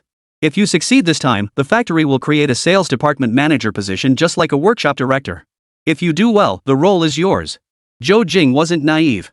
She knew her experience was nowhere near sufficient for such a role. This was just a pie in the sky. Returning home, Zhou Jing looked exhausted. She'd earned a 30 yuan bonus today, but her mood was heavy. Lin Xiao had just finished cooking when he saw her expression. His heart ached. If the job is too hard, why not quit and come home? I'll support you. Lin Xiao forced a smile. Only recently had he begun to glimpse a glimmer of hope in their lives. This man no longer gambled, drank, or raised a hand against her. She believed that with hard work, they could build a decent life together. Lin Xiao, making money just by talking isn't sustainable. Besides, you don't even have a proper job now. How are you going to support me? Zhou Jing didn't want to discourage Lin Xiao, but she genuinely had no idea what he was doing every day, leaving even earlier than she did. She'd heard Zhang Karu's parents worked on construction sites and guessed Lin Xiao might be doing odd jobs there too. Lin Xiao smiled as he served her rice, just as Zhou Jing used to care for him. I got paid. Lin Xiao pulled out a 100 yuan bill and placed it in front of Zhou Jing. Looking at the money, Zhou Jing received cash from Lin Xiao for the very first time. Before, it was always her giving him money, and sometimes he would even hit her to get it.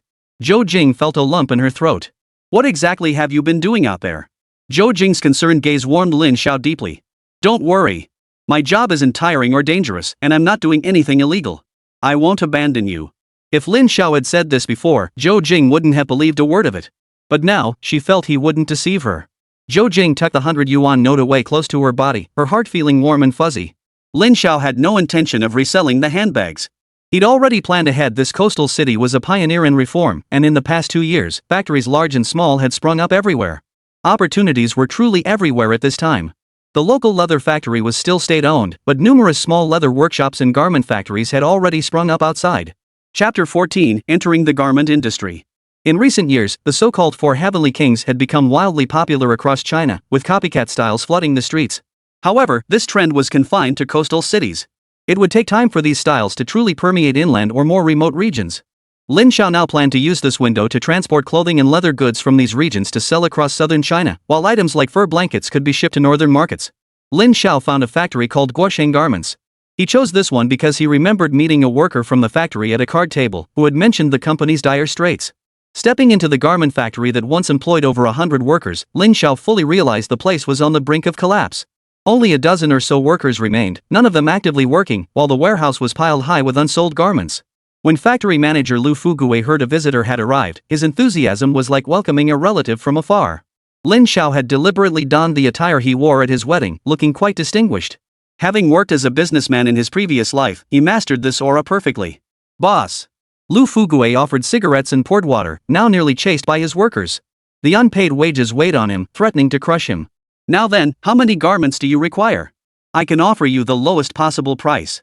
Lin Xiao asked with a smile. Factory manager Lu, is this place closing down? Can you guarantee the quality of these clothes? Absolutely no problem. Lu Fugue wasn't about to let this hard-won customer slip away. Regarding quality, we guarantee returns and exchanges. You can examine the samples first. Before coming, Lin Xiao had already done his homework. Guosheng Garment Factory's clothes were decent, but sales were dismal due to fierce market competition. I'll take a look at the clothes first. Lin Xiao genuinely intended to inspect the goods thoroughly, which would also help him decide where these garments would sell best. Once inside the warehouse, Lu Fugue meticulously explained the types of garments and their materials to Lin Xiao. Although Lin Xiao had never worked in this industry in his previous life, he was no stranger to it. After reviewing the shipment, he had a clear idea in mind. Mr. Lin, what do you think of this price point?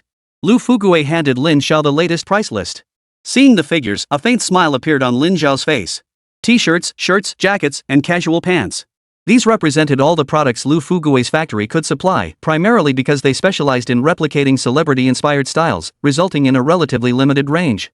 After scanning the list, Lin Xiao picked up a pen and wrote a new figure at the bottom. Looking at the revised prices, Lu Fugue couldn't help but frown, feeling a pang of regret. T-shirts were now 70 cents each, shirts 90 cents each, jackets 3 yuan each, and casual pants 1.8 yuan each. If factory manager Lu agrees to these prices, I can place the order immediately, at least 5,000 pieces per style. Hearing the order volume, Lu Fugue's eyes lit up. For styles totaled 20,000 pieces, not a huge quantity, but it would definitely solve his immediate crisis. Alright, though I'll be selling at a loss. Lin Xiao had heard such excuses countless times. In reality, it wasn't a loss, just a smaller profit margin. Since he currently had less than 20,000 yuan in cash on hand, Lin Xiao quickly laid out his conditions. Factory manager Lu, there's one more thing I need to clarify up front. I'll pay you a 30% deposit up front for this shipment, with the remaining balance settled within 7 days. If that works for you, we'll proceed with this arrangement for our first collaboration. Lu Fugue frowned deeply. Local garment factories always operated on a cash-on-delivery basis. This was his first encounter with such an arrangement. Mr. Lin, this really puts me in a tough spot. Lu Fugue was genuinely anxious. His factory desperately needed working capital, and Lin Zhao's order felt like a timely rain, perfectly addressing their urgent need. However, the demand for a 30% advance deposit was difficult for him to accept. If you find it inconvenient, Mr. Liu, I'll seek out another manufacturer. As he spoke, Lin Zhao actually stood up and turned to leave without a moment's hesitation. Lu Fugue was truly panicking now, his heart racing like an ant on a hot skillet. Finally, he steeled himself, rushed after Lin Zhao, and grabbed him by the arm. Then it's settled. But you'd better keep your word in 7 days. Lin Zhao smiled faintly. Lin Zhao then signed the agreement with Lu Fugue right there in the office. Lu Fugue immediately ordered the workers to pack the clothes. On the spot, Lin Zhao paid Lu Fugue 30% of the total amount, which came to exactly 9,600 yuan. As for the remaining balance, Lin Zhao naturally had his own plan, otherwise, he wouldn't have ordered only 5,000 pieces. For now, Lin Zhao could only store the goods temporarily in Guosheng Garments warehouse. That same day, he had another crucial task, visiting someone he'd never dared approach before, Ni Lu, the deputy chief engineer at the leather factory. This man was not only Zhou Jing's uncle but also Zhou Qian's maternal uncle. This distant relative, Lin Zhao had only briefly met once at a wedding. After all, as the deputy general manager of a leather factory, he was a figure of some standing locally. That a good-for-nothing son like him could marry Zhou Jing was largely thanks to the long-standing friendship between their families. Zhou Qian was stunned when she heard Lin Zhao plan to confront her uncle. Are you out to get yourself killed? My uncle will make sure you pay for this. She knew full well that after the incident where Lin Zhao had beaten her cousin, her uncle had suggested they divorce. Xiao Chen, no matter what, you have to help me.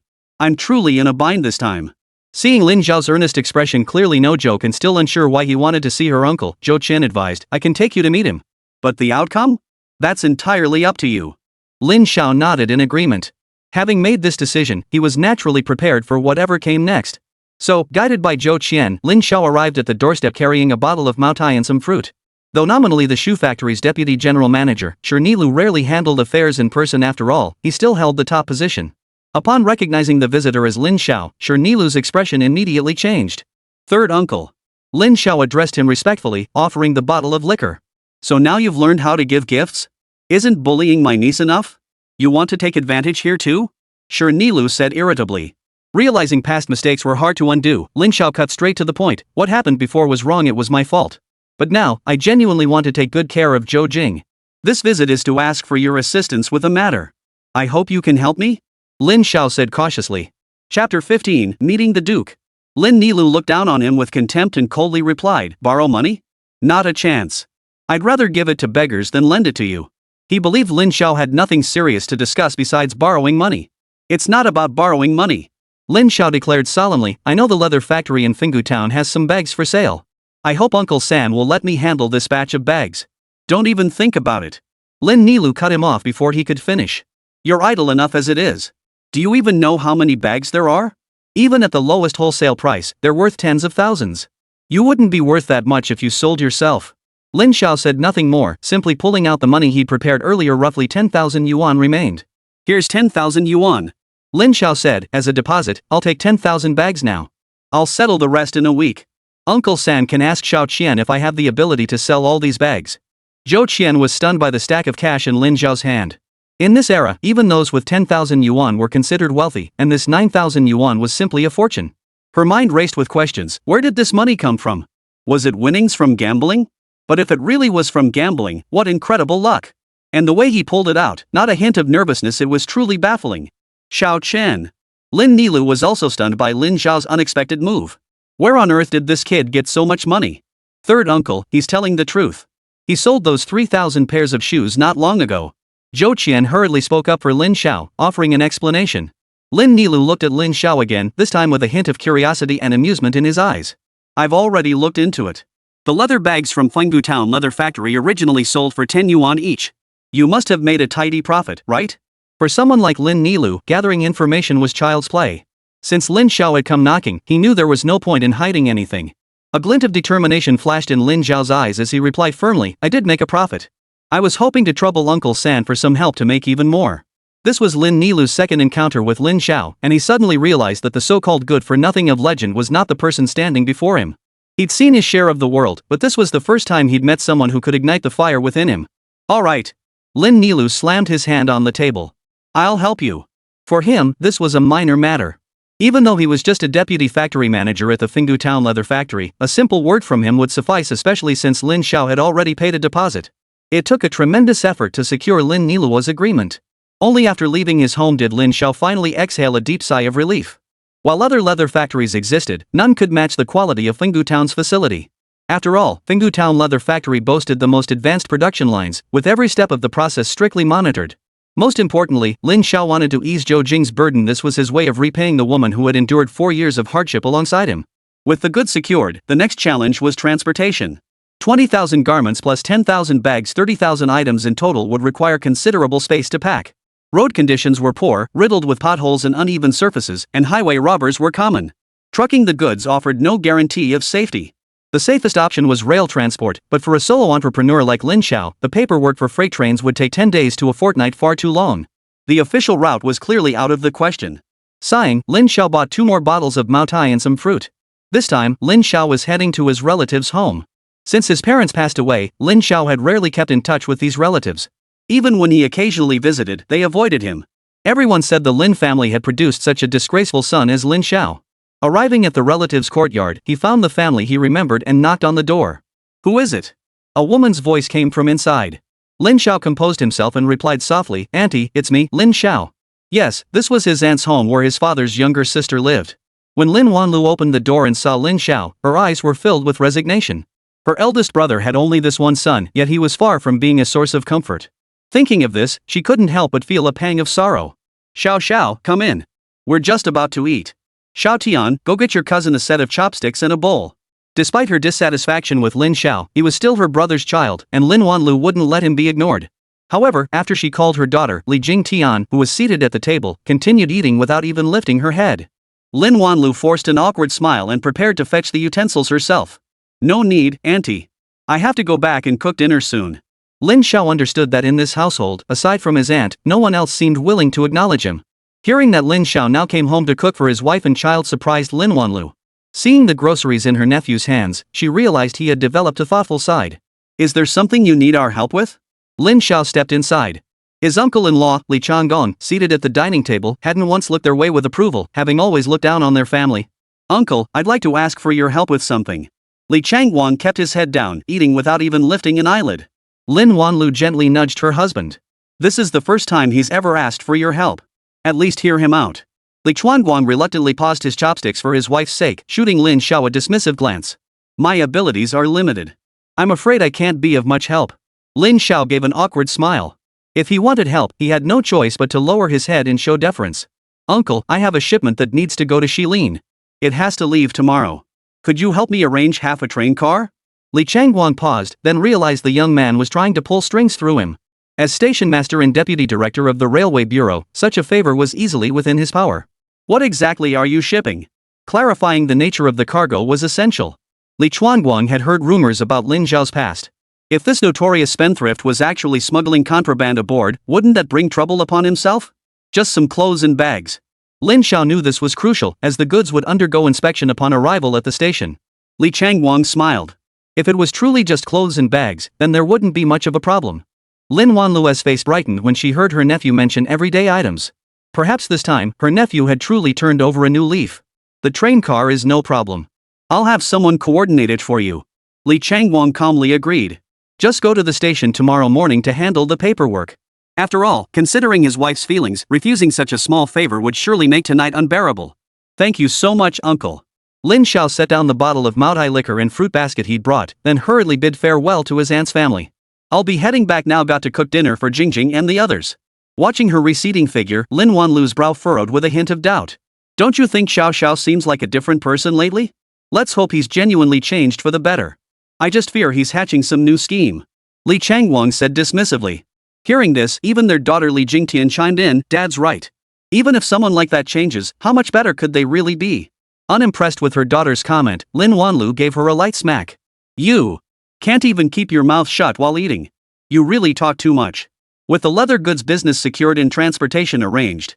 In this era of intricate networks, Lin Xiao leveraged every connection at his disposal. From sourcing goods to final logistics arrangements, everything fell into place within a single day. Yet now, his pockets held barely 300 yuan in cash. He chose Shilin as his first target market because it was where he had grown up in his previous life. He knew well that the local clothing industry was relatively backward, relying mainly on merchants from other provinces to peddle goods at inflated prices. Armed with this information, Lin Xiao felt more confident. He stayed up all night, meticulously crafting his business plan in his mind. If he could get this step right, everything else would become much easier to handle. Early the next morning, Lin Xiao took Zhang Karo with him to deliver the leather goods. Merchants from outside the region wishing to sell goods here had to first gain approval from this nobleman. In other words, he was the local boss. After buying a pack of Hontishan cigarettes for one of the merchants, Lin Xiao finally met the nobleman through his introduction. The nobleman wasn't old, probably in his 40s, with his head completely shaved. "Got goods to sell, buddy?" The nobleman's name was Zhu Mingnan.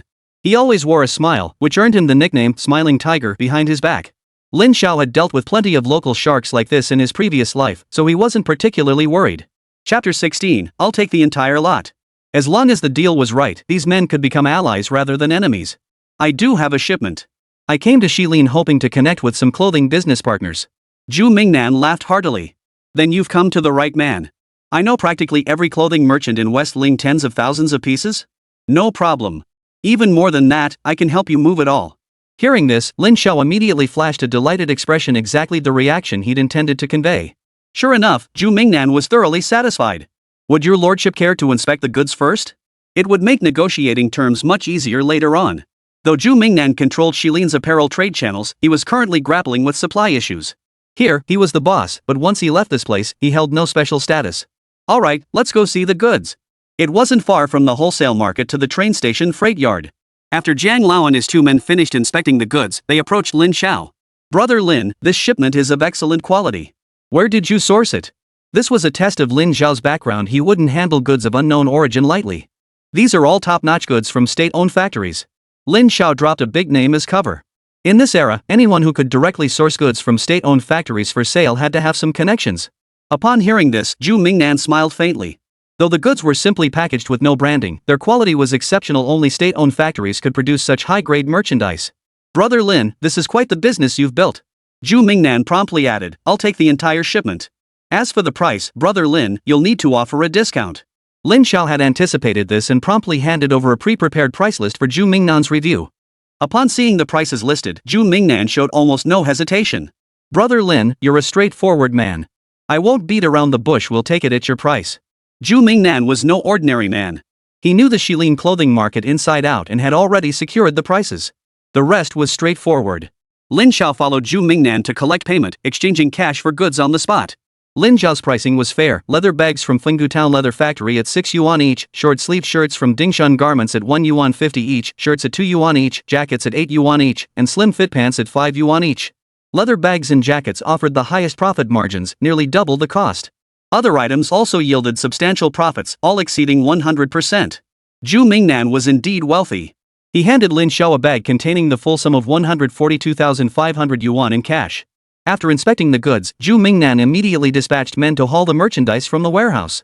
With over 140,000 yuan suddenly in hand, Lin Xiao felt more confident. The price offered by Fenggu Town Leather Factory, 2.2 yuan per pair, was already rock bottom. From this single transaction, Lin Xiao netted 90,000 yuan, though it still fell short of his expectations. Had Zhu Mingnan not controlled the Shilin clothing market, Lin Xiao could have earned at least another 20,000 to 30,000 yuan. That margin had simply gone to Zhu Mingnan instead. Still, having connected with Zhu Mingnan meant that the next time goods arrived in Shilin, he could go straight to him, no more scrambling to find buyers. Zhang Karo witnessed Lin Xiao transform from penniless to a man with over 100,000 yuan in just a few days, and she was deeply impressed. Lin Xiao pulled out 300 yuan and handed it to Zhang Karo. Fatso, this is your reward. Zhang Karo tried to refuse, but Lin Xiao had already pressed the money into his hand. Despite Lin Xiao's substantial earnings, Zhang Karo felt no envy whatsoever. These days, making money depended on skill. Lin Xiao knew Zhang Karo had a wife and children at home, plus elderly relatives to care for. He was in desperate need of money, so Lin Xiao wasn't about to be stingy. Fatso, once we get back, we'll go all out. Next time, we'll make even more money. Lin Xiao didn't linger in Shilin. That very night, he boarded a train back home. This was Lin Xiao's first long journey, taking roughly 3 days round trip. Counting the preparatory work beforehand, the entire trip took him 4 days. He arrived back in the evening. Rather than disturb Zhou Jing at home, Lin Xiao checked into a small inn near the train station. Back then, a night at a small hotel cost only 50 cents, but the soundproofing was terrible.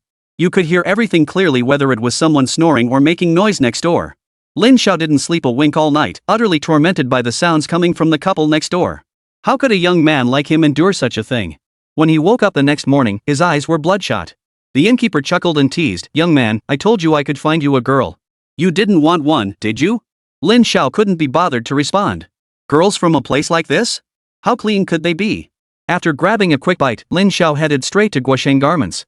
When Lu Fugui saw Lin Xiao again, the weight on his chest finally lifted.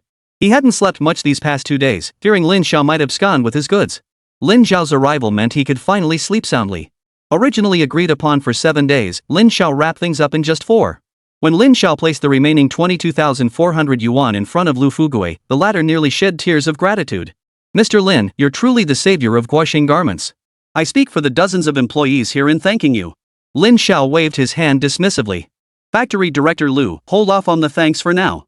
I'm here to discuss a major business deal with you." Lu Fugui's eyes lit up. Seeing how readily Lin Xiao had handed over the money, he already regarded him as a major player. "Go ahead, Mr. Lin."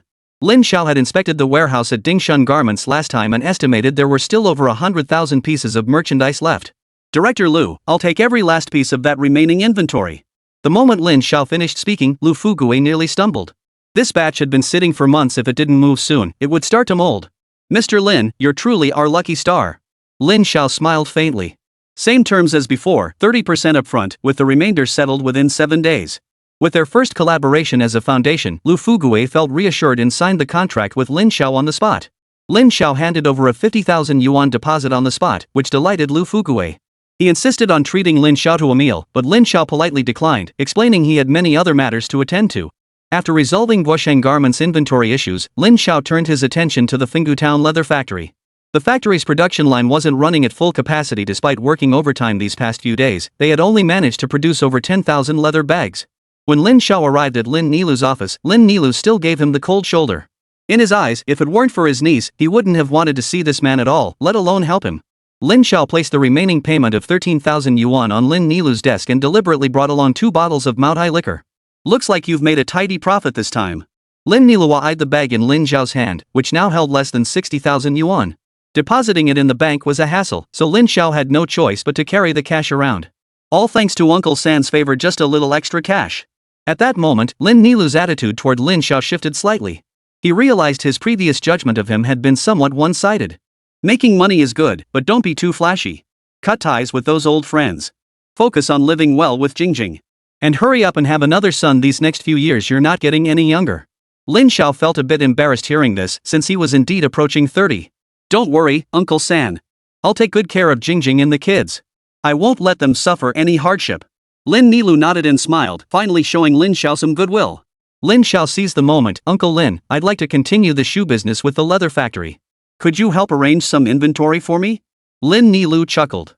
"You should just discuss this directly with Jingjing. No need to go through me like this." He knew Zhou Jing worked in the factory's sales department and couldn't understand why Lin Xiao felt the need to come to him. "Third uncle, you know I acted wrongly before. I did many things that hurt Jingjing. Once I earn enough money, I'll properly explain everything to her." Lin Nilu, being a man, understood this sentiment. He smiled and said, "Recognizing your mistakes and making amends is what matters. Go for it. I'll handle the leather factory situation for you." "Thank you, uncle." Lin Xiao felt genuine gratitude. This meant he could avoid confronting Zhou Jing right now. After finalizing the arrangements with the Fenggu Town leather factory, the next issue was transportation. Lin Xiao bought 2 bottles of manhwa liquor and headed straight to the office of Li Chuanguan, the station master at the train station. Li Chuanguan wasn't particularly friendly toward Lin Xiao. His previous assistants had been purely out of respect for his wife. When Lin Xiao explained his purpose, Li Chuanguan froze. "Last time it was just half a car, and now you want 2 whole cars. Your business is getting bigger and bigger." Lin Xiao understood that his relationship with Li Chuanguan was entirely sustained by his sister-in-law's favor. Compared to dealing with Lin Nilu, navigating someone like Li Chuanguan was clearly much more difficult. "Uncle, rest assured. I won't shortchange you a single penny. I just hope you can help me skip all those troublesome procedures." As he spoke, Lin Xiao pulled a red envelope from his pocket and placed it on Li Changong's desk. Although Li Chuanguan was the head of the train station and held a fairly high position within the railway bureau, he was essentially just a section-level cadre. His monthly salary barely exceeded 100 yuan, and even with additional subsidies, it rarely surpassed 200 yuan. The 2,000 yuan in the red envelope Lin Xiao had just presented was nearly equivalent to more than half a year's income for him. Li Changguan smiled, glancing at the red envelope on his desk. He silently acknowledged to himself, his wife and nephew knew how to play the game. "You can go back now. If you need anything in the future, just contact the head of the freight department directly. I've already made arrangements. Hearing this, Lin Xiao felt a surge of joy, knowing the freight issue was finally resolved. Times may change, but the power of money remains as potent as ever. After a busy day, it was already afternoon.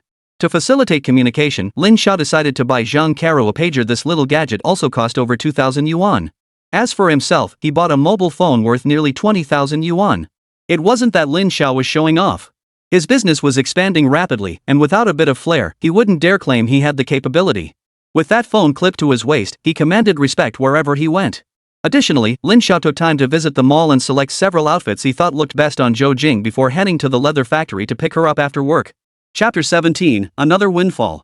Zhou Jing had been enjoying a relatively quiet work period lately, so when a mysterious customer suddenly placed an order for 10,000 items, it felt like a dream come true. Today, the factory notified her that the same customer had placed another order for 20,000 pieces. This meant the 30,000 leather bag order assigned by Director He was easily fulfilled, surprising even Director He himself. What's more, this deal had been initiated by Deputy Factory Manager Lin Nilin. This led Director He to conclude that the deputy manager was looking out for Zhou Jing, so he held back from taking any action against her for the time being. With little work pressure, Zhou Jing decided to leave early, taking her daughter with her. From afar, she spotted Lin Xiao, beaming with a smile. She hadn't seen him for 3 days, knowing only that he'd been busy with work, though she wasn't sure what exactly. As she approached, she noticed Lin Xiao had not only changed his clothes but also carried a large phone. This phone was issued by my boss for business trips, to keep in touch easily, Lin Xiao explained. If he said he bought it himself, Zhou Jing probably wouldn't believe him and might overthink things. You have to be careful with something this expensive. We couldn't afford to replace it if it broke. Zhou Jing sensed Lin Xiao was gradually changing, but couldn't fathom what kind of work required such a phone. Don't worry, I even got a bonus this time, Lin Xiao said, handing her the prepared 300 yuan in his new clothes. Last time it was 100 yuan, this time it doubled to 300. This change made Zhou Jing anxious. Are you doing something dangerous out there? She remained deeply concerned for his safety, fearing he might be taking risks outside. What if something happened?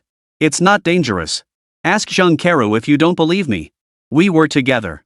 Lin Xiao quickly brought in his companion as a witness. Though Zhou Jing still felt uncertain, she didn't want to interfere too much. After all, Lin Xiao had finally changed, no longer spending his days gambling or drinking, sometimes even resorting to violence. Money shouldn't be squandered. Be more moderate when buying clothes, I still have plenty to wear. Zhou Jing scolded him outwardly, though her heart felt warm. I admit I was wrong before. Now I just want us to live better. Come on, let's grab a meal out today. With that, Lin Xiao pulled Zhou Jing toward a nearby restaurant. She didn't resist, instead feeling a touch of warmth. Upon arriving at the restaurant, Lin Xiao generously told the waiter, "Bring us all your signature dishes." Faced with his generosity, Zhou Jing softly murmured, "It's wonderful that you finally found a way to earn money." As dish after dish arrived at the table, Lin Xiao kept serving food onto Zhou Jing's plate. Though it was just a small gesture, this simple joy brought him immense satisfaction.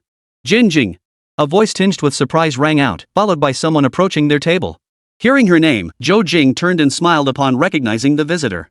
Designer Yuan. This designer, Yuan Happing, was a high-salaried professional hired by the leather factory to oversee the latest women's handbag designs. Yuan had created several new styles, but market reception had been lackluster. Were it not for his connections, he might have been fired long ago. Recently, however, sales of 2 of his bags had surged unexpectedly, and orders kept pouring in. This made him the company's darling, keeping him busy with social engagements for days on end. In truth, he had long noticed the factory's beauty, Zhou Jing. Their previous interactions had only strengthened his interest in her. As a returning talent, a rarity in those days, he felt quite confident, paying no mind to who Zhou Jing was dining with. When his gaze fell upon Lin Xiao, Yuan Happing asked with a forced smile, "Jingjing, is this your boyfriend?" Through inquiries, he learned Zhou Jing had already married Lin Xiao. Influenced by his overseas education, Yuan Happing habitually used the term boyfriend to describe the relationship between spouses. "He's my husband." Facing Yuan Happing's pointed gaze, Zhou Jing understood his intent perfectly and responded with deliberate intimacy. "Haven't gotten the marriage certificate yet, have you?" Yuan Happing's tone carried a hint of provocation, clearly dismissing Lin Xiao. "Whether legally recognized or not, we are still husband and wife."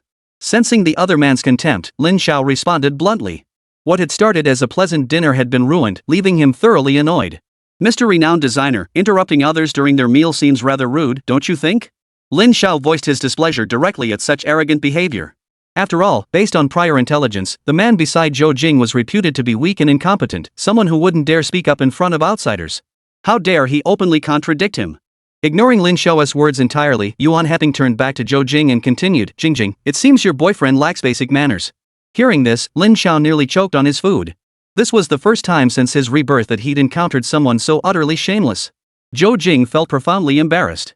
Though they belonged to different departments, their frequent encounters meant some interaction was inevitable. My apologies, Designer Yuan. My partner is simply this kind of person. Please go ahead with your work, we'll finish this meal and leave shortly. Though she avoided direct insults, her stance was unmistakable. Actually, I wanted to discuss the new handbag designs with you today. I happen to have some friends who are returnees from overseas I could introduce you to. It might be helpful for you. Yuan Heping emphasized the words returnees from overseas with a tone dripping with superiority. My wife has already clocked out. Besides, you're not her direct supervisor. What justification do you have for expecting her to discuss work matters outside of office hours? Lin Xiao couldn't care less about the supposed status difference with this so-called elite individual in his eyes. It was utterly insignificant. Seeing Lin Xiao stand up for her like this, a warm wave washed over Zhou Jing. She turned to Yuan Heping and explained, let's discuss work matters tomorrow when we're back at the factory. He'd hoped to make a splash in front of Zhou Jing's man, but instead, he'd backfired spectacularly, unwittingly setting up a public display of affection. With no other choice, he conceded, alright, we'll talk another time. With that, Yuan Heping turned and walked away, already scheming in his mind how he might get closer to Zhou Jing, this stunning beauty, next time. Only after Yuan Heping had completely disappeared from sight did Lin Xiao speak up. Jingjing, try to minimize contact with him. If he dares to bother you, remember to tell me. I'll make sure he gets a taste of my fists. Though it sounded rough, for his wife, such words were filled with a sense of security. Got it. Lin Xiao chuckled softly before serving her another piece of meat. The meal had only cost 3 yuan 50, quite a bargain. Zhou Jing insisted on taking the leftovers home, saying it would be a shame to waste them. The family returned to their small 2-bedroom apartment. Lin Xiao remembered what Zhou Jing had told him last time. He whispered softly in her ear, Jingjing, it's been half a month now, hasn't it? Zhou Jing's cheeks flushed slightly. How could she forget what she'd said last time? Back then, she truly hadn't expected Lin Xiao to actually follow through. And everyone had noticed the changes in him over these past days. It's not convenient these days. Let's wait until after that, Zhou Jing said, her cheeks flushing crimson as she hurried back to her room. Looks like another night alone. Lin Xiao sighed, but he'd already taken the first step, the rest couldn't be far off, right? There wasn't much entertainment back then. Only wealthy families could afford televisions, unlike the future when even children knew how to scroll through videos. With little to do at night, Lin Xiao soon grew drowsy and slept soundly until dawn. Upon waking, he found Zhou Jing had gone to work but left breakfast prepared for him. After breakfast, Lin Xiao paged Zhang Shuqiang, arranging to meet him at the station. With the experience from last time, this time was much easier. Zhang Kara was responsible for going to Guosheng Garments, while Lin Xiao was in charge of receiving the leather bags delivered from the leather factory. This order was for 20,000 pieces, but the leather factory could only supply 12,000 at present, leaving a shortfall of 8,000. The bags and garments were loaded directly onto the train upon delivery. This was the direct freight train from Haidong to Shilin, operating only once daily, while 2 other routes served different destinations. The 2 train cars were packed full of goods, with Guosheng Garments shipment alone totaling nearly 130,000 pieces. The train arrived directly in Shilin. As soon as he stepped off the train, Lin Xiao immediately called Zhu Mingnan. It had been only 3 days since their last meeting. Hearing Lin Xiao's call, Zhu Mingnan was thrilled. His previous shipment from Lin Xiao had sold exceptionally well, completely sold out, earning him a fortune. Zhu Mingnan led his team to Shilin railway station to inspect the shipment, swiftly verifying the quantity and value. The total value of the clothing and leather bags came to over 485,600 yuan. Lin Xiao promptly rounded down the final 600 yuan, accepting only 485,000 yuan. Chapter 18, Positive Returns. Zhu Mingnan didn't have that much cash on hand, so he took Lin Xiao to the bank to complete the transfer. Zhu Mingnan paid Lin Xiao 185,000 yuan in cash, with the remaining 300,000 yuan transferred via bank. This marked their second collaboration. Zhu Mingnan was delighted to have secured Lin Xiao as a reliable new supplier, resolving his long-standing procurement challenges. Brother, tonight I absolutely must treat you properly. I'll also introduce you to a few local entrepreneurs. Lin Xiao, who had originally planned to return to Haidong that day, changed his mind upon hearing this. Well then, I'll gladly accept your kind invitation. Their relationship grew closer as a result. Lin Xiao handed the money to Zhang Caro and helped him secure a room at the state-owned hotel for safety. Then Lin Xiao went out alone with Zhu Mingnan to meet his friends. Zhu Mingnan's dominance of Shilin's local apparel market stemmed not only from his own resourcefulness but also from the unwavering support of these associates. Meeting this group stirred some emotion within Lin Xiao, for several among them would soon become prominent figures in Shilin, their reputations already well established. Shilin was one of the major cities in the south. As a key area for reform and opening up, it offered no shortage of development opportunities. These individuals had caught the wave of this boom. Even a chicken feather could soar to the heavens in such times, let alone a pig standing in the wind too would rise. Everyone, this is Brother Lin I mentioned earlier.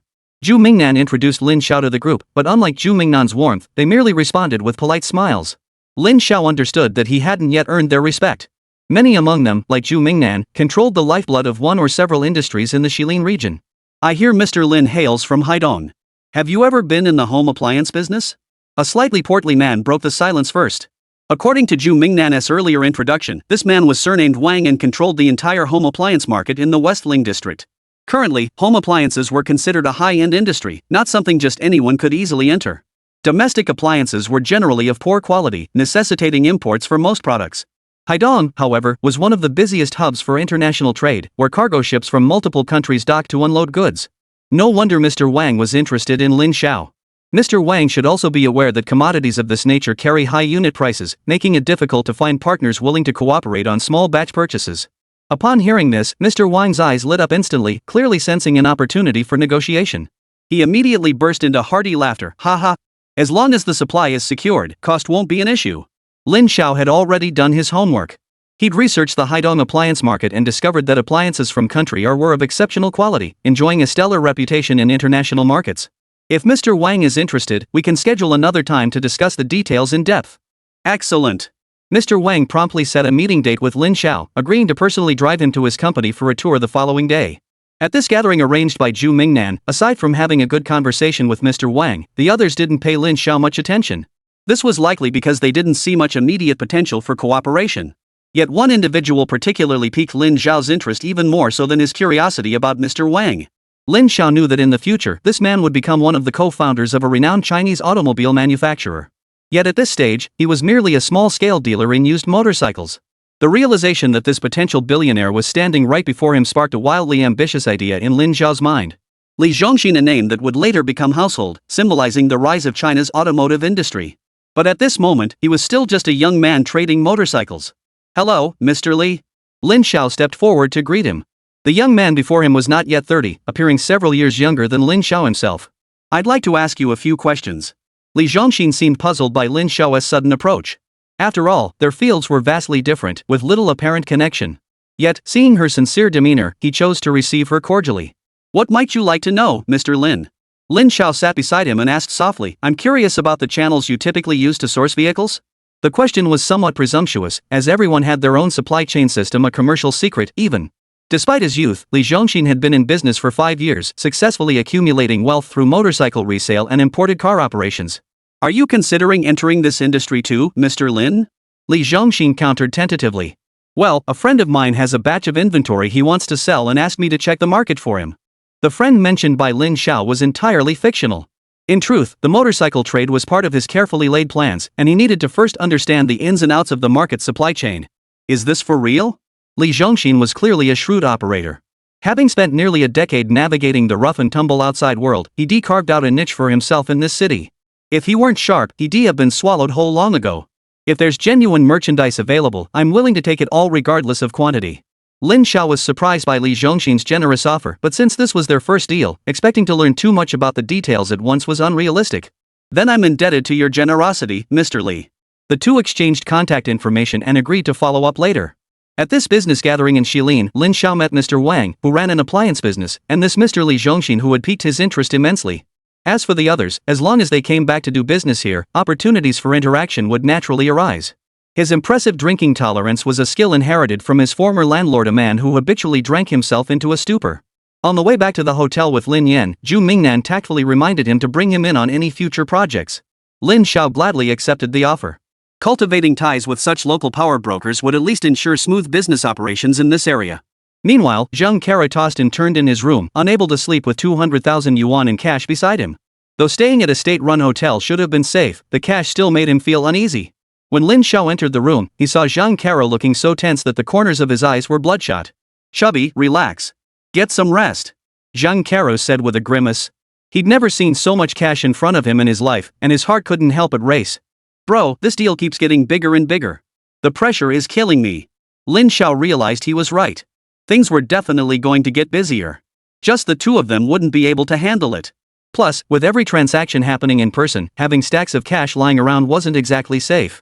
Alright, let's see if we can find a few people to help out when we get back. Zhang Caro had already considered this and immediately chimed in, bro, what about Dongzi and the others? Lin Xiao paused before remembering that among their childhood friends, besides Zhang Caro and himself, there had been a few younger companions. But he'd heard they'd all enlisted in the military later and lost touch since. Have they all been discharged? Zhang Caro sighed. It's been almost a year now. We thought they'd get assigned jobs or something. But apparently, they got into trouble in the army, so now they're stuck working as dock laborers. Thinking of those brothers ending up in such a predicament after years of service, Lin Xiao couldn't help but feel sorry for them. Get in touch with them later. After all, it's more reassuring to work with people you know well. Why not bring them all along? If you brothers work hard together, your day will come sooner or later. After chatting a while longer, the two brothers drifted into a deep sleep, not waking until noon the next day when the sun was high in the sky. The summer afternoon was clear and warm, perfect for catching their train back. This trip had been quite profitable. After settling accounts with the leather factory and garment company, they had over 90,000 yuan left, nearly 30,000 of which were their previous savings. Combined with the 300,000 in their bank account, their total assets were now approaching the 400,000 mark. In this era, that sum was considered a considerable fortune, even surpassing that of some minor wealthy families. That afternoon back in Haidong, Lin Xiao ran into childhood playmates a few brothers Zhang Caro had brought along. These young men had spent 7 or 8 years in the military, growing tall and sturdy. Most were 3 or 4 years younger than Lin Xiao. Upon hearing that Lin Xiao had become a boss, they were exceptionally enthusiastic. The former sidekicks had matured considerably. Had Zhang Caro not introduced them, Lin Xiao would have barely recognized them. Chapter 19, The Consequences of Messing with My Wife. Big brother, how can we help you? We're all at your command. Just like when they were kids, this group still followed Lin Xiao's lead. Especially after seeing that Zhang Caro, who had only known Lin Xiao for a few days, was already dressed like a proper gentleman and even using a pager. I'll have Fatty handle things here for now. I need to head to South Korea for a few days. You two come with me. At the mention of Sugwa, everyone's eyes lit up. Zhang Xiaodong chuckled, then I'll go with Xiaoxi.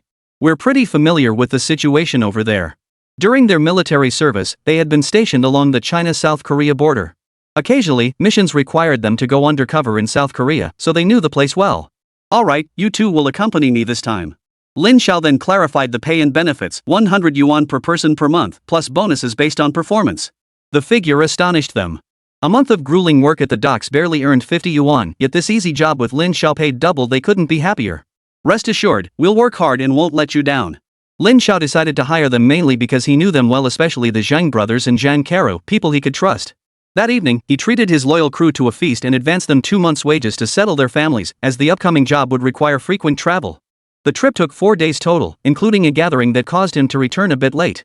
Discussions with Zhang Caro and the others about future plans had delayed them, and by the time they reached home, it was already quite late. As soon as he reached the building entrance, he heard a child's cry coming from inside. It was Mingyue's voice. Wah? Bad guy, don't hit my mom. Zhou Jing also protested, Sister Wang, aren't you afraid Lin Xiao will come back and settle the score with you? Wang Caixia sneered, does that useless man in your family really think he's so important? Last time he hit me, and I've been waiting for a chance to get even with him. Do you think I'm so easy to bully? I'm just waiting for the chance to fight back. Zhou Jing's face flushed red, bearing the imprint of Wang Caixia's palm. 2 young men stood nearby, grinning maliciously as they eyed her menacingly. Big sis, don't waste your breath on her. Me and the boys will take good care of her. The man named Wang Yongjian was Wang Caixia's younger brother, a typical street thug. He'd originally come to back up his sister, but the sight of the stunning woman before him stirred improper desires. Hey, you like flirting with others, don't you? Well, my buddies can give you a little attention too. Wang Yongjian grinned maliciously, ready to pounce, when suddenly a brick flew from the side, smashing directly into his friend's head. Blood gushed out instantly. His agonized scream echoed as a figure sprinted toward them, a brick raised to smash Wang Yongjian's skull. It was Lin Xiao. He had just returned home to witness the scene, food scattered across the floor, and the bruises on Zhou Jing's face. All of it filled him with rage. Daring to bully his wife? Wasn't that asking for trouble? In his fury, Lin Xiao showed no mercy. He immediately hurled one of the 2 bricks in his hands, then brought the other down hard on Wang Yongjian's forehead. Ah! The scream didn't come from Wang Yongjian, but from Wang Caixia standing nearby. She had never seen such a ferocious expression. In that moment, Lin Xiao seemed to transform into a ferocious wolf, the brick clenched in his hand relentlessly striking downward as if he truly intended to kill. Only when Zhou Jing clung tightly to Lin Xiao, feeling the warmth of his wife's embrace, did his brick-wielding hand slowly come to a halt. But by then, Lin Xiao's hands were already covered in blood. Witnessing this, Zhou Jing wept uncontrollably. She had never seen her husband so utterly consumed by madness. The surrounding onlookers, terrified, hurriedly retreated into their rooms and locked the doors tightly. Wang Yongjian lay unconscious on the ground. His henchmen, though bleeding profusely from head wounds, remained lucid. Trembling in terror, they stared at Lin Xiao with eyes filled with dread, as if facing a demon. "You want to stay here and watch him die? Get the hell out of here." Hearing this, Wang Saixia, her face frozen in terror, and her husband Huang Dojuan finally snapped out of their daze. They hurriedly dragged the injured Wang Yongjian down the road. The henchman who had accompanied Wang Yongjian also fled the scene, looking utterly terrified. "Everything's okay now. As long as I'm here, there's nothing to fear." Lin Xiao soothed Zhou Jing, who was crying in his arms. If she hadn't grabbed him at the last moment, he might have beaten Wang Yongjian to death. Never before, in either the past or present, had he truly grasped the preciousness of family. For those who dared to disrupt their peaceful life, Lin Xiao felt an overwhelming urge to tear them limb from limb, his inner rage nearly spiraling out of control. "You looked absolutely terrifying just now." Zhou Jing detected a faint scent of alcohol on her husband and assumed he'd lost control after drinking. Lin Xiao gently stroked his wife's hair, his voice soft and reassuring. "No one will ever bully any member of our family again." "No one." Hearing these words, Zhou Jing buried her face in her husband's embrace and wept until the sound of their daughter Xia Minjiu's shouts brought her running, restoring a measure of calm. "I'll tidy up the house." Zhou Jing rose and began clearing the mess scattered throughout the room. Lin Xiao went outside to retrieve all the items he had thrown out in his rage. After the cleanup, Zhou Jing had the house tidied up neatly once more, and the dining table was laden with freshly prepared dishes. Yet Lin Xiao felt an intense ache in his heart as he looked at the lingering fear still visible on his beloved wife's face. "Why don't we move somewhere else?" Lin Xiao suggested, worried about what would happen if trouble came looking for them again after he left. After all, if he wasn't there to protect her, how could a vulnerable woman like her defend herself alone? "No need. When you're away, I can take Jingjing and stay at the factory." With rent for a single apartment now costing thousands, Zhou Jing couldn't bear to leave the safe haven her parents had left her. "All right then. We'll see after this busy period." In the past, whenever Zhou Jing was beaten beyond recognition, she would also hide at the factory for a few days. After all, it was much safer than home. Lin Xiao tossed and turned in bed, replaying everything that had happened that day. To him, Zhou Jing was now the most important anchor in his life. He stayed here solely to protect her from harm. He couldn't let anyone bully her or cause her any hardship. Just then, Lin Xiao heard the door creak open softly. The room was dark, obscuring any view of who it was, but he caught a whiff of a familiar scent. It was Zhou Jing. After her shower, she approached the bed silently, lifted the covers, and slipped in beside him. "I can't sleep." In truth, Zhou Jing knew Lin Xiao was awake too. Her words were more of a subtle hint to him. Over 20 days had passed since their new life began, and Zhou Jing had finally let down her guard completely. Feeling the warmth enveloping him, Lin Xiao carefully pulled Zhou Jing closer. The emotions surging within him felt as intense as an electric shock. In their marriage, they had only shared a bed on their wedding night. No matter how much Lin Xiao tried, using both persuasion and force, Zhou Jing had never allowed him to get close. But after spending time together recently, Zhou Jing had gradually sensed Lin Xiao's transformation and seen his genuine affection for her. Today, he had even nearly risked his life to protect her. Such profound devotion could melt even the hardest heart. Coupled with thoughts of her husband's hardships while traveling for work, Zhou Jing finally gathered the courage to seek comfort in Lin Xiao's arms. In the darkness, their lips found each other awkwardly, their rapid breaths filling the room. Though tears still lingered at the corners of her eyes, Zhou Jing, having weathered so many storms, understood what she needed most was understanding and care. "Will you always be good to me?" Lin Xiao answered with actions instead of words, offering the most sincere response. Chapter 20, Taking Business Overseas. That night, Lin Xiao and Zhou Jing released their pent-up emotions freely in bed. For the first time, Lin Xiao felt life could be this blissful. Though he'd been with many women before, he'd never experienced such a profound, heart-stirring connection. When Lin Xiao opened his eyes, he found Zhou Jing had already gotten up. The bed still bore traces of their passion, along with a faint, lingering fragrance. The night before, he had told Zhou Jing he needed to go out again for a couple of days and left her 500 yuan. As he stepped out the front door, everyone in the small building greeted him with polite courtesy. Now, in their eyes, he was no longer that good-for-nothing loser. A man who dared to stand up for his wife always earned others' respect. As for Wang Saixia's family, their front door remained tightly shut. Her brother had been beaten badly and dared not cause trouble again. He was a delinquent youth to begin with, and even the police weren't willing to get involved in this sort of matter. Lin Xiao contacted Zhang Caro and the others. Their task today was simple: go shopping for supplies. With 400,000 yuan in cash on hand, Lin Xiao planned to use it to pre-purchase goods outright. He went straight to Lu Fuguei at Guosheng Garments. Last time, he had purchased all their inventory, helping them weather the storm and resume production. Lin Xiao promised Lu Fuguei that he would buy every single garment the factory produced in the future. In Lu Fuguei's eyes, Lin Xiao was nothing short of a savior. The day before yesterday, he had also asked Lu Fuguei to introduce him to several owners of fur and blanket factories. Naturally taking Lin Zhao's request seriously, Lu Fugue arranged for several relevant individuals to come discuss business early that morning. It was summer, the slowest season for the fur and blanket business. Hearing that someone was coming to place orders, they all rushed over eagerly. Rumors about Guoshang garments receiving rescue from a mysterious buyer had already spread throughout the industry. The attendees included 2 fur manufacturing enterprises and 3 blanket specialized companies, all connected through Lu Fugue's introductions. These companies were roughly the same size as Mr. Lu's operation, but their product lines were relatively narrow. They could only sell during the winter months, making market expansion difficult. Lin Zhao spent the entire morning discussing and negotiating with these 5 CEOs, ultimately finalizing a cooperation plan. Both sides found common ground, and Lin Zhao sealed the deal with them, though the advance payment was raised to 40%. These business owners were concerned that extended payment terms would be unsustainable. Lin Zhao granted them a 2-week grace period, with settlement occurring just over a fortnight later. The extended timeline stemmed from Lin Zhao's plan to ship blankets and fur products to Sugua. Most regions there were perpetually covered in ice and snow, bitterly cold year-round. Clothing production and fur blanket manufacturing were essentially the same industry with minor equipment adjustments. The same products could be produced. Lu Fugue was intrigued and decided to set up a blanket production line to supply Lin Zhao as well. After signing the agreement, these business owners returned to prepare their inventory. Their warehouses were already stockpiled with surplus goods, and this deal would allow them to sell nearly everything to Lin Zhao. After a day of tallying, the blanket count reached 100,000 units, with 60,000 pieces of fur. The agreed-upon prices were 3.5 yuan per blanket and 11 yuan per fur garment.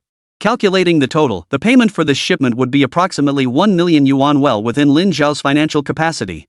Transporting 100,000 blankets and 60,000 fur items would require an entire train car. To resolve the transportation issue, Lin Zhao approached the freight department director at the railway station. Even with Li Changguang's connections, Lin Zhao privately slipped Director Luo a 1,000 yuan red envelope to get the job done. Money talks. Director Luo assisted with all the paperwork, which was extensive since the goods were destined for export. In recent years, many had shipped light industrial products to Su country, but they all concentrated on border cities. No one had ever attempted such a large-scale operation from here. That night, the sole train bound for Su country departed, with no opportunity to add cargo along the way. The journey from Huaguo to Sugua took a full 3 days and 2 nights. This time, Lin Zhao brought Jiang Wei and his brother along to Sugua. Unexpectedly, these two even spoke the local language, saving him the expense of a translator. Upon reaching the Su border, Lin Zhao truly experienced what bitter cold meant. In his previous life, though his business was large-scale, it focused on high-tech and internet finance. He had never set foot in this place. This place called Weiqing served as the trade port between Hua and Su nations, where Hua merchants conducted business with Su counterparts. He chose this timing for his trip to Su because he knew one thing: in a few months, Su would face disintegration, and heavy industrial products would pile up like mountains there. Essential goods were severely scarce in Su, largely because they had prioritized heavy industry development while neglecting the needs of ordinary citizens. This neglect was also one of the factors leading to their nation's eventual collapse. Jiang Wei and his brother were quite familiar with the area. As soon as they stepped off the train, the pair began contacting local contacts to arrange transporting the large shipment they brought into a warehouse. Next, guided by Lin Zhao, the trio began scouring the city in search of buyers. Fortunately, Weicheng was home to numerous merchants originally from the Soviet Union, and Lin Zhao soon found a businessman named Victor.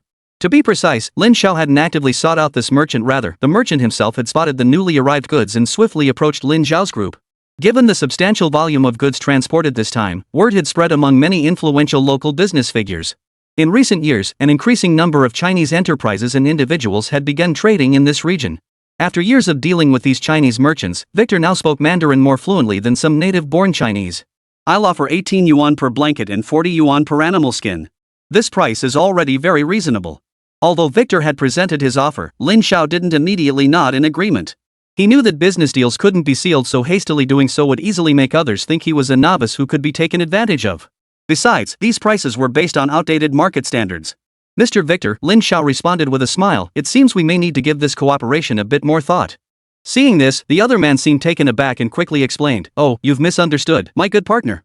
I'm genuinely eager to work with you. We can certainly discuss the price further."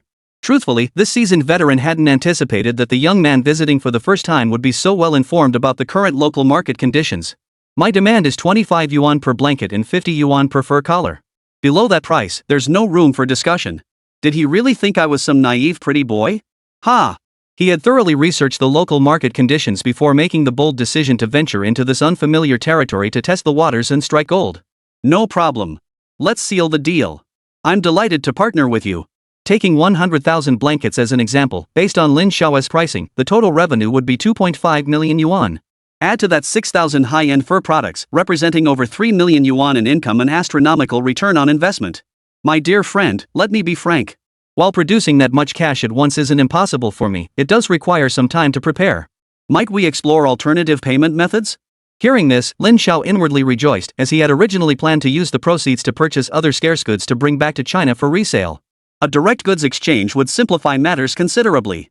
Nevertheless, Lin Xiao feigned hesitation. Wouldn't that be rather complicated? It won't be any trouble at all. Victor hastened to explain, once you pick out what you want, we'll arrange for it to be delivered to your vehicle. That way, you won't have to deal with any paperwork here. Lin Xiao shrugged helplessly. Guess that's the only way. But first, I need to see what good stuff you've got here. Of course. Victor perked up at the suggestion and promptly led Lin Xiao to a large warehouse he owned in Weicheng. When Lin Xiao saw several warehouses filled with tens of thousands of motorcycles, his heart surged with excitement. The models here were the cutting-edge TK.300, remembering they retailed for around 30,000 yuan domestically, specifically designed as individual soldier motorcycles for the Sioux Nation military. Friend, if these bikes aren't to your liking, we can check out other warehouses. Victor, fearing Lin Xiao might not be interested in these bikes, quickly suggested moving to another location to view the inventory. In truth, Lin Xiao was already calculating how to acquire the entire stock. Motorcycles were in high demand on the domestic market, now far more affordable than cars and exceptionally suited for rough roads. Even in the future, motorcycles would remain a vital mode of transportation in China, offering unmatched convenience for traversing mountains and valleys. Mr. Victor, what's the wholesale price for this motorcycle? Seeing Lin Xiao genuinely interested, Victor beamed with delight. 8,000 yuan each, he replied cheerfully. This batch had been sitting in his warehouse for over a year. With the Sioux country market showing no demand, he'd been eager to find an opportunity to sell them off. Chapter 21, The Entry Ticket. But upon hearing the price, Lin Xiao shook his head. Let's look elsewhere. At this, Victor immediately grew tense and hurriedly tried to persuade him, my friend, the price is negotiable. Business deals take time to work out, you know. Lin Xiao sneered inwardly. This Victor really treated him like an ordinary merchant. Anyone else might have agreed on the spot. But as someone with the experience of rebirth, Lin Xiao was determined not to miss such a lucrative opportunity. One motorcycle for 150 blankets, plus 70 pieces of fur, no objections, Mr. Victor? Victor studied Lin Xiao intently before sighing. My friend, you truly are the sharpest Chinese businessman I've ever met. Let's proceed as you suggest. The two began discussing the specifics. Victor planned to pay Lin Xiao 1,500,000 in cash, with the remainder covered by motorcycles. 100,000 blankets were exchanged for 666 motorcycles. Of the 60,000 fur coats, 30,000 were directly converted into 1,500,000 yuan in cash, while the remaining 30,000 were traded for 430 TK.300 model motorcycles. Victor even threw in a few extra bikes to round the total to a neat figure. With Victor's assistance, the paperwork for all 1,100 motorcycles was swiftly processed in Weicheng. The shipment was loaded onto a train bound for its destination without incident. By the time these matters were settled, Lin Xiao and his two companions had already spent 3 days in Weicheng. By the time the train arrived, nearly 10 days had passed since Lin Xiao's last departure. Stepping off the train, Lin Xiao, Zhang Wei, and the brothers all smiled. This trip to Sioux Nation had proven remarkably fruitful, partly due to the nation's current unique social circumstances. The sight of a full 1,100 TK.300 motorcycles stunned the railway station staff. It was the largest shipment they had ever seen. Lin Xiao had already contacted Li Zhongxin, who had also arrived. After showing Li Zhongxin around the shipment, he too was astonished. Although his JL Group had been established for several years, he had always dreamed of independent production. However, due to significant technical limitations and the high cost of imported motorcycles, the profit margins were slim. Mr. Lin, what's the price for this shipment? This was Li Zhongxin's primary concern. If the price exceeded expectations, even if he wanted to buy them, it would be troublesome. We both understand the current state of the domestic motorcycle market. Here's the deal, I'm very interested in partnering with you, Mr. Li. I can offer this batch at a price of 1 to 2,000 yuan per unit, but there's one condition. Upon hearing the quote, Li Zhongxin's face lit up with delight before his brows furrowed. As a businessman, he was open to pure cooperation, but if other conditions were involved, he worried whether he could meet them. Mr. Lin, could you tell me what the condition is first? There was no denying it, 20,000 yuan per bike was an incredibly favorable deal, and he genuinely needed this batch to expand his domestic market presence. I wish to invest in your company, Mr. Li. Lin Xiao timed this request perfectly, catching Li Zhongxin off guard. Do you know what my company does, Mr. Li? Lin Xiao smiled. Of course you do. If I'm not mistaken, Mr. Li probably isn't content to remain just an agent and reseller forever. Perhaps you've already been quietly recruiting talent, planning to develop your own brand? Am I right? Lin Xiao's words startled Li Zhongxin. Indeed, he was doing just that. Creating an independent brand had been his aspiration since JL Company's inception. Yet this endeavor remained known only to his closest confidants, and those individuals were absolutely incapable of revealing the secret. Mr. Lin, you're truly prescient. Li Zhongxin exclaimed in admiration. But even if what you say is true, aren't you afraid my plans might fall apart? Lin Xiao replied with a broad smile. In the future, JL will become China's first automotive manufacturer to enter the Fortune Global 500 list, with a valuation reaching hundreds of billions. I have faith in your capabilities, Mr. Li, and look forward to advancing alongside such a partner. Li Zhongxin possessed great foresight, but his current funds were limited. Even after 5 years of operation, JL still relied on buying and selling motorcycles to survive. Having your trust is certainly welcome, Mr. Lin. Regarding the investment, do you have any specific ideas or conditions? Why not just lay them all out at once? Li Zhongxin understood that Lin Xiao was no ordinary businessman. This guy operated with highly unconventional methods. After becoming a shareholder, I guarantee to supply you with at least 10,000 identical motorcycles within 6 months, priced at current market rates. But there's one condition: I must hold a 51% stake in JL Company. For Lin Xiao, this was the prime moment to seize control of this private enterprise's destiny. After all, Li Zhongxin was desperately short on cash, with the company's entire operating capital amounting to only tens of millions. His interest lay not in JL's current state, but in its future potential.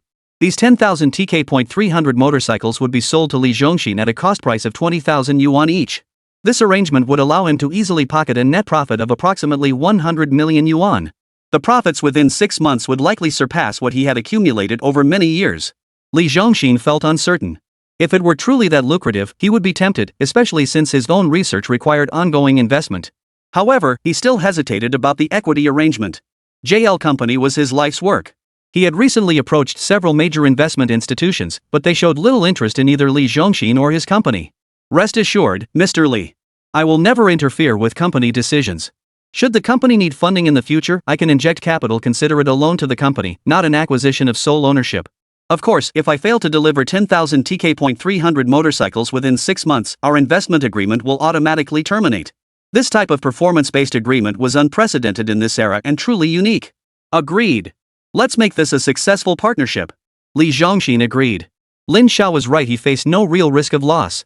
The current value of JL Company wasn't yet clear. It was still in its preliminary stages. After discussing further details, they finalized the terms. Li Xinzhong would pay Lin Xiao 10 million yuan in cash upfront for this motorcycle shipment. For the remaining 12 million, Li Zhongxin proposed that Lin Xiao participate by investing cash as equity. Lin Xiao had no objections. After signing the agreement with the performance-based clause added, Lin Xiao became the largest shareholder of JL Group, a company poised to reach a market value of 100 billion yuan in the future. This marked Lin Xiao's first acquisition of a major enterprise with a potential market value of hundreds of billions. Though JL's projected market cap wasn't exceptionally high, its actual value was undoubtedly in the hundreds of billions, a discrepancy solely due to its listing on the Hong Kong Stock Exchange. Li Zhongxin and Lin Xiao went to the bank together, where Li Zhongxin transferred 10 million yuan directly to Lin Xiao. They then began arranging the shipment of the motorcycles to JL Group's existing dealerships. From penniless to holding tens of millions in assets, Lin Xiao achieved this in less than a month. This was the result of the era and opportunity converging. Moreover, he seized this chance to secure JL, an automotive group destined to be worth hundreds of billions, becoming its largest shareholder. As for the task of supplying 10,000 TK.300 motorcycles within the next 6 months, it was no challenge at all. Victor's warehouse still held ample inventory. Lin Xiao, accompanied by Zhang Wei and another associate, personally delivered the final payments to each partner. Only after receiving this final payment did the anxious business owners finally feel at ease. After Lin Xiao made an additional 40% advance payment to these suppliers, they immediately ramped up production to full capacity, and the assembly lines officially began operating. Lin Xiao had 1.5 million yuan in cash on hand. He first paid nearly 600,000 yuan to various manufacturers as final payments, then handed 600,000 yuan as deposits to several manufacturers, keeping 300,000 yuan for emergencies. As for the remaining 300,000 yuan, Lin Xiao intended to use it for other purposes. Over the past 10 days, Zhang Caro had been busy securing suppliers externally. Most cooperation agreements had been finalized, awaiting only Lin Xiao's capital injection. Lin Xiao transferred the funds to Zhang Caro and entrusted him with full responsibility for the shoe factory's affairs. For Lin Xiao, nothing was more important than his mission: spending time with his family. For Lin Xiao, nothing mattered more than his wife, Zhou Jing. He also believed Zhang Caro and the team members should start taking on responsibilities, as this type of business wasn't Lin Xiao's strongest suit. In his previous life, he had worked in high-tech internet enterprises, owning 3 listed companies primarily focused on online financial services. He himself was an expert in investments. What truly came naturally to Lin Xiao was making investment decisions, such as his previous investment in JL Group. He particularly enjoyed seeking out promising small companies with bright futures to invest in. Coupled with his stored memories of future market trends, this presented an ideal opportunity to make early investments in many enterprises that were still in their infancy or even yet to take shape. If he could integrate these future industry giants into his business empire now, offering guidance and support, it would be an exceptionally lucrative venture. Jingjing, these 2 tickets are for the 4 Heavenly Kings concert. I worked my butt off to get them. You can't say no. In the company's sales office, design director Yuan Heping held the tickets in his hand, looking quite pleased with himself. He had spent a considerable sum to secure them. Chapter 22, Entering the Stock Market. Zhou Jing's beautiful face looked even more alluring with her brows furrowed. Ever since her relationship with Lin Xiao had deepened, she seemed to glow with renewed radiance, growing more captivating by the day. I'm sorry, designer Yuan, but I already have a partner. Perhaps you should invite someone else instead. She declined without hesitation. Truthfully, Yuan Heping's repeated displays of interest beyond the bounds of normalcy lately had already made her quite uncomfortable. Jingjing, we're just going for a walk. Don't worry, nothing will happen. Yuan Heping had arranged everything himself. Even the others in the office smiled and said, Supervisor, just go with designer Yuan. Zhou Jing hadn't officially become supervisor yet, but everyone in the office had long heard about the promised director he had made. That mysterious buyer had already placed an order and was now just waiting for them to deliver the goods. Jingjing. Yuan Heping tried to maintain a refined, gentlemanly demeanor, but the longing in his eyes was impossible to hide. Suddenly, Yuan Heping lunged forward, crashing face first onto the nearby desk and knocking over a pile of items. His backside was met with a sharp kick. You really have a death wish. Trying to hit on my wife to go to a concert while I'm away? Think you're immortal? Lin Xiao walked in to witness this sickening scene. Hearing that man address his wife so familiarly, rage surged within him. Yuan Heping, who had been kicked, looked utterly embarrassed. Though he had met Zhou Jing's husband before, he never expected him to show up here unexpectedly. Such blatant behavior in this situation was anything but honorable. I just wanted to thank Jingjing. She really helped me out a lot. Yuan Heping hastily made up an excuse to brush it off. This batch of bags sold exceptionally well, and he reaped numerous extra benefits at the factory. Lin Xiao was about to give him another lesson when Zhou Jing stopped her just in time. She remembered clearly that last time, a similar situation had nearly ended in a fatal accident. This time, facing the even more frail Yuan Wuping, he probably wouldn't withstand a few blows. Mr. Yuan, thank you very much for the invitation, but I truly can't make it.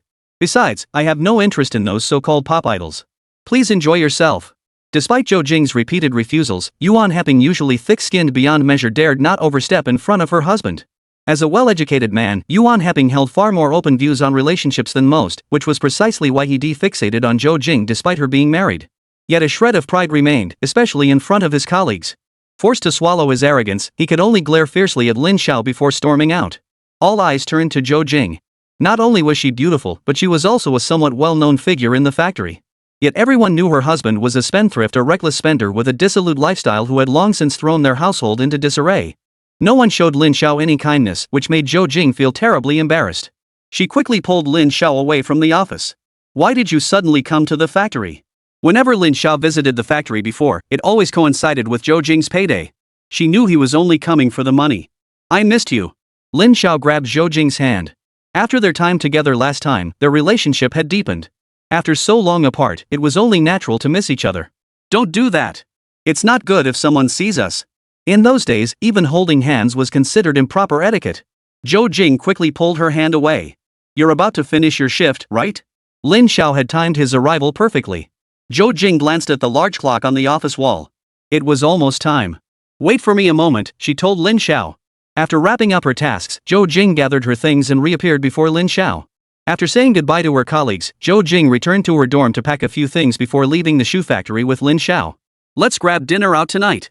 Lin Xiao was in an exceptionally good mood, as he had just acquired a portion of JL Group's shares today, a moment of great significance to him.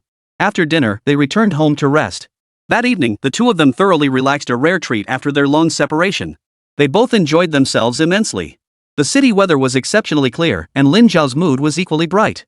This trip to Subwa had made Lin Xiao keenly aware of the opportunities brought by the changing times. Regarding the procurement of goods, Lin Xiao had already entrusted the task to Fatty and the others. He himself headed to the city's only securities firm. Securities firms in China only emerged in the 1990s, and back then, most operated first and standardized later. Opening a securities firm required not only substantial capital but also strong backing. At that time, the primary way securities firms attracted the public was through government bonds, a necessity dictated by the nation's circumstances. Government bonds gave ordinary people a greater sense of security. Each government bond issuance sparked massive buying frenzies, indirectly reflecting public confidence in China's leadership. Many people wanted to buy government bonds, but not everyone could get them. Similar to the later limited access shares of major corporations, there were quotas in place. In this way, securities firms gradually attracted their earliest clients, who gradually evolved into stock investors. At that time, the internet had not yet become widespread, only a few large enterprises and research institutions had access. If individuals or small businesses wanted to apply for internet access, they had to go through a complex approval process. The earliest traders in the securities trading halls kept a close eye on the market fluctuations displayed on the screens. In those days, investing in stocks was much like buying a car. As long as the product was available, there was no need to worry about finding buyers. Ordinary people like Lin Xiao were a common sight in the trading hall, and no one paid him any mind, assuming he was just a newcomer. But Lin Xiao headed straight for the VIP service area off to the side. As he pushed open the door, Li Zichen, the account manager responsible for this area, frowned slightly. "Who are you here to see?" Li Zichen exuded an air of efficiency. At 33, she had spent several years navigating the financial world. She had played a significant role in establishing the local securities exchange. Though she was officially in charge of serving high-end clients, the general manager often sought her advice on matters both big and small concerning the exchange. "I'm here to see you." Lin Xiao pulled up a chair without hesitation and sat down. "Have we met before?" Li Zichen scrutinized Lin Xiao. This person was a complete stranger to her, dressed plainly and not at all like someone she would know. "We haven't met before, but we will from now on." Lin Xiao smiled as he introduced himself. "Hello, I'm Lin Xiao." He then extended his hand for a handshake, only to be coldly ignored by Li Zichen.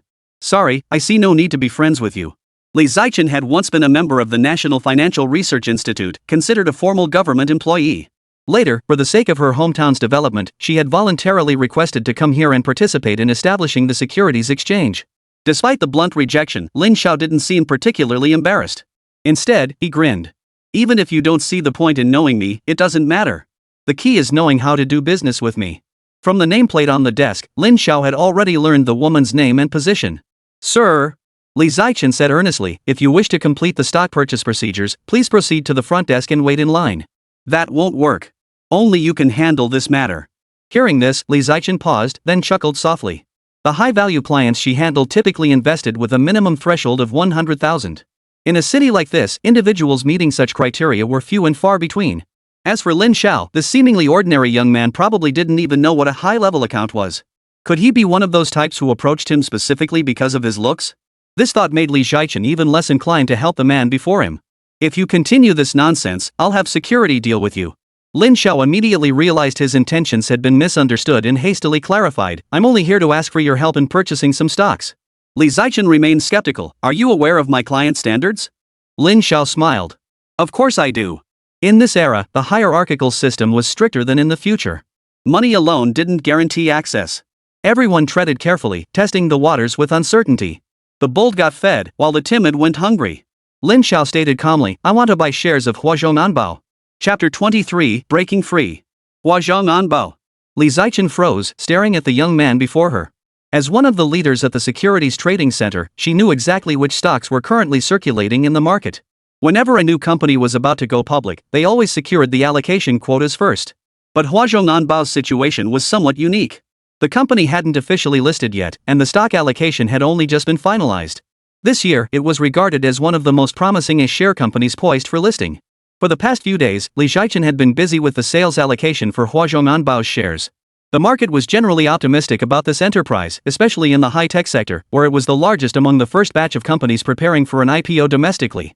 Thinking of this, Li Zichen began to take the person before her seriously. After all, the outside world didn't know about this yet, only insiders were paying attention.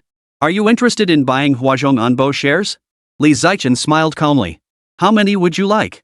"Whatever's available, I'll take it all," the young man replied decisively, once again stunning Li Zichen with his boldness. It was estimated that Huazhong Anbao's market value had already surpassed 100 million yuan. Even if only 30% of its shares were issued for trading, that would amount to roughly 30 million yuan. Of course, this was merely a theoretical figure. Additional shares might be supplied based on demand. Moreover, the price of these shares could fluctuate according to actual market conditions. Li Zichen asked, "Forgive my impertinence, but do you have that kind of money?" It wasn't that she looked down on Lin Xiao, but in this era, while people with 100,000 yuan existed, those possessing millions were extremely rare. Someone who could produce 10 million yuan outright was practically unheard of, and those who could were invariably top-tier figures in society. Clearly, this plainly dressed young man didn't fit that description. But immediately after, Lin Xiao placed a deposit slip from the Rural Credit Cooperative on the table. "This is the advance payment." When Li Zichen saw the figure printed on it, she was stunned. With her sharp eye for numbers, she instantly recognized it was indeed 10 million yuan. In 1994, a young man dressed plainly, even somewhat frugally, casually produced a deposit slip for such an enormous sum. It nearly overturned her worldview. At that time, the average monthly wage was only a few dozen yuan, so 10 million yuan back then was equivalent to over 100 million yuan today. "Sir, are you serious?" Li Zichen's expression changed dramatically. 10 million yuan to buy Huazhong Anbao stock? It sounded like a joke. Even at its highest allocation, Huazhong Anbao could only exceed the planned quota by 10% at most, totaling around 40% of the total market value of circulating shares. This 40%, if distributed among the dozens of domestic stock exchanges at the time, meant each exchange received an even smaller share. The reason Li Zichen still held a small portion was primarily due to his special relationship with Huazhong Anbao, which allowed him to secure roughly a 4% share equivalent to 4 million yuan worth of stock. Even with market price fluctuations, the value would only be about 10% higher than expected, meaning the total market value would still be around 4,040,000. "I imagine Manager Li will find a solution, right?" Lin Xiao said with a smile. Don't assume that people in finance during this era were simple characters. They were just as clever as the early internet pioneers. When new stocks go public, purchase limits are often imposed. You can't buy as much as you want.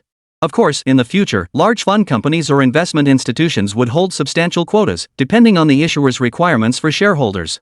After all, no one wants someone to quietly buy too many shares and suddenly become a major shareholder. Moreover, there are clear rules governing the allocation of sales quotas. "You think too highly of me." Li Zichen chuckled, "You've got the wrong guy." In the domestic financial market, very few people bring tens of millions of dollars to the table, and even large financial institutions or investors rarely adopt such a direct approach. Lin Xiao's keen interest in Huazhong Anbao stemmed from the intense battles that later erupted over it. Back then, he had actively participated in the capital markets, seeking to profit from the situation. Now that he had the chance to get involved from the very beginning, he naturally wouldn't let it slip away. Especially after learning that Huazhong Anbao would become the first stock to go public in 1994. "Managerly, if you have any conditions, please state them plainly," Lin Xiao said earnestly. "My demand is simple. I want every single Huazhong Anbao share available on the market, no matter the quantity." Lin Xiao understood the stock market well, though that knowledge belonged to the future. In this era, lacking connections meant lacking opportunities. He wasn't necessarily set on approaching Li Zichen, but time was tight, and finding other professionals wasn't practical. "This isn't something you can solve by just making demands." Li Zichen sensed he was dealing with a difficult client. He smiled wryly. Huazhong Anbao doesn't just hand out such a large stake to anyone. Lin Xiao knew this well. Even though it was only 1994, major corporations had long since entered the investment game. "Have you ever considered becoming an investor yourself?"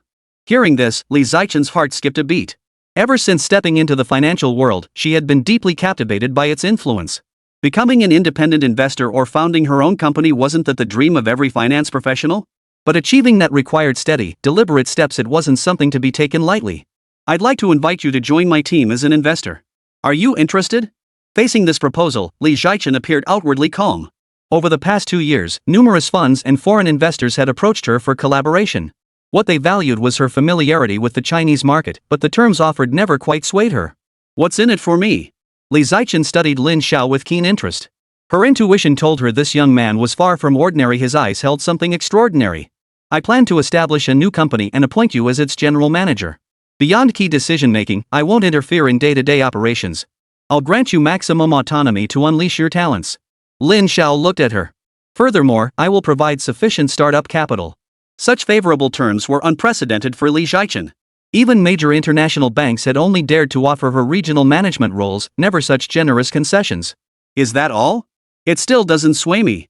Li Zichen felt a flicker of interest, but the financial markets were volatile. No one could guarantee every investment would succeed.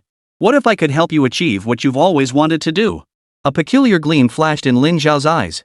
In his previous life, he had never crossed paths with Li Zichen. Not even the original owner of this body had dealt with her. Fortunately, during his wild days, Lin Xiao had made friends across various industries. He recalled hearing the name Li Zichen before. It was only after seeing her ID badge and overhearing a piece of information that he connected her to the person standing before him. It was quite a coincidence, really. Among the group of buddies Lin Xiao used to hang out with, there was one who constantly bragged about his wife working at a securities firm. That woman's name happened to be Li Zichen. And this securities firm had been open for less than 3 months. Surely, such a coincidence couldn't exist in this world. We don't know each other. How do you know me? Li Zichen began to question whether this young man was targeting her. Lin Xiao shook his head. I don't know you personally, but I know Luo Haiping. At the mention of that name, Li Zichen's expression shifted. Marrying Luo Haiping had been the worst decision of her life. She was a top graduate in finance, a pillar of the nation. But in matters of marriage, she had no choice. Forced into an arranged marriage, her parents had accepted the Luo family's dowry early on and compelled her to wed him. Gambling, partying, and shirking responsibilities, that was Luo Haiping's life, and it had been Lin Xiao's too. As for how Lin Xiao had come to know Luo Haiping's circle of friends, Li Zichen was deeply puzzled. Whoever you are, I don't want to do business with you. Please leave. Li Zichen refused to have anything to do with anyone connected to Luo Haiping. What if I could help you escape Luo Haiping and even fulfill your dreams? Lin Xiao didn't leave immediately but continued to present his terms. Li Zichen had considered divorce, but in that era, such a step would be viewed as morally corrupt and subject to public censure. Her parents couldn't accept such a reality, and she feared they might collapse under the weight of such a blow. Fine. If you can help me escape Luo Haiping, I'll help you with the work. Lin Xiao smiled. Zhou Jing must have desperately wanted to escape this situation too. Judging by Li Zichen's expression, nothing could be more important than this offer. Chapter 24, Delivery. Happy cooperation. Lin Xiao extended his hand, but Li Zichen ignored it, only sneering coldly, "We'll see when you deliver." Lin Xiao smiled faintly. If it were anyone else, he might have to put in some effort, but Luo Haiping? He was practically identical to the Lin Xiao of the past. They were cut from the same cloth back then, otherwise, they wouldn't have ended up in that kind of relationship. When it came to dealing with someone like Luo Haiping, Lin Xiao had plenty of tricks up his sleeve. Lin Xiao called Zhang Wei and his brother, instructing them to come meet him. After some discussion, Zhang Wei and Zhang Yin disguised themselves as small-time businessmen from out of town. Having served in the military along the Huasu border for years, their speech naturally carried that region's accent. Surprisingly, it seemed quite convincing. Lin Xiao handed his phone to Zhang Weiheng, instructing him to project a more authoritative demeanor. He himself made a few quick adjustments to restore his former appearance. For over a month, Lin Xiao hadn't sought out old friends like Luo Haiping. In the past, Lin Xiao had a circle of friends, big and small, who drank and partied together. Few of them were decent people in his memory, especially Luo Haiping. Not only was he a thug, but he also loved to party. His family had once owned a small factory, but over the past 2 years, Luo had squandered nearly everything. Walking down this alley he hadn't visited in ages, flashily dressed women along the way greeted him one after another. "Hey, big brother. Why haven't you been around for so long? Bro, who are you looking to spend time with tonight? The old Lin Xiao used to be a regular here. Today I'm bringing 2 bosses to meet Brother Wu." Lin Xiao quickly used Zhang Wei and his brothers as an excuse to deflect them. How could these women compare to Zhou Jing? With such a beautiful wife by his side, what had the old Lin Xiao been thinking to ever show interest in women like these? Lin Xiao navigated the familiar path with ease, soon arriving at a dilapidated alley courtyard. Several young men standing guard outside spotted him and grinned, "Big brother's here." Lin Xiao smiled and greeted them before striding straight into the courtyard. He was an old face here, no one bothered to pry. A cacophony of sounds drifted from the courtyard, shouts, curses. This place was actually an underground gambling den. Back in the day, Lin Xiao had lost a fortune here, even squandering the entire inheritance left by his parents. "Hey, thought you'd vanished. Haven't seen you in ages. Where'd you go to strike it rich? Didn't even bring the brothers along." Those familiar with Lin Xiao came forward to greet him warmly, though their manner of speaking was a bit peculiar. "Lin Xiao, where the hell have you been?" A chubby guy who bore a striking resemblance to Zhang Caro punched Lin Xiao playfully. This man was none other than Luo Haiping. "Brother Luo, where's fifth brother?" A flicker of contempt crossed Lin Xiao's eyes. He couldn't fathom why the old Lin Xiao had ever called such a loser his brother. Luo Haiping spotted Zhang Wei and his brothers beside Lin Xiao and chuckled, "So you've brought business for fifth brother, huh?" Luo Haiping was considered fifth brother's underling, and rumor had it they were even distant relatives. "I'll take you inside." Luo Haiping was eager to oblige, and for good reason. If Lin Xiao's introductions brought in money for fifth brother, he'd get a cut too. "Sure thing." Lin Xiao smiled faintly and followed him inside without a word, heading to meet the boss here, old you. Before they got close, a woman's voice drifted out from the room. Seems Brother Wu was in high spirits, enjoying himself even in broad daylight. But soon, a curse echoed out, followed by a woman dressed provocatively, adjusting her clothes as she emerged with a look of disdain. "Brother Wu, Lin Xiao brought someone to see you." Luo Haiping hurried over to relay the message. Upon hearing Lin Zhao's name, Brother Wu cursed inside. Damn it. I knew today was cursed. That bastard actually dares to come looking for me? Doesn't he fear I'll break his legs? Luo Haiping shot Lin Xiao a knowing glance and chuckled. He's brought you guests. Don't be so petty. Lin Xiao, who had just arrived with Zhang Wei and his brothers, approached the room. Spotting the shirtless middle-aged man, he called out, "Fifth brother." This Yu Laowu, a burly man with a rough appearance, wore a fierce expression. Fifth brother eyed Lin Xiao sideways and sneered coldly, "You owe me a fortune, kid. I thought you'd already run off. If you hadn't shown up, I'd have sent men to hunt you down." Lin Xiao knew exactly what kind of man Yu Laowu was, the sort capable of anything, like the numerous times he'd stolen other men's wives. Fifth brother. Lin Xiao quickly introduced Zhang Wei and his brother standing beside him. These two gentlemen are Mr. Zhang from Maicheng. They're in the big business and came specifically to discuss a deal with Brother Wu. Old Yu's gaze swept over Zhang Wei and his brother. He could tell at a glance they were men of some standing, dressed in expensive clothes.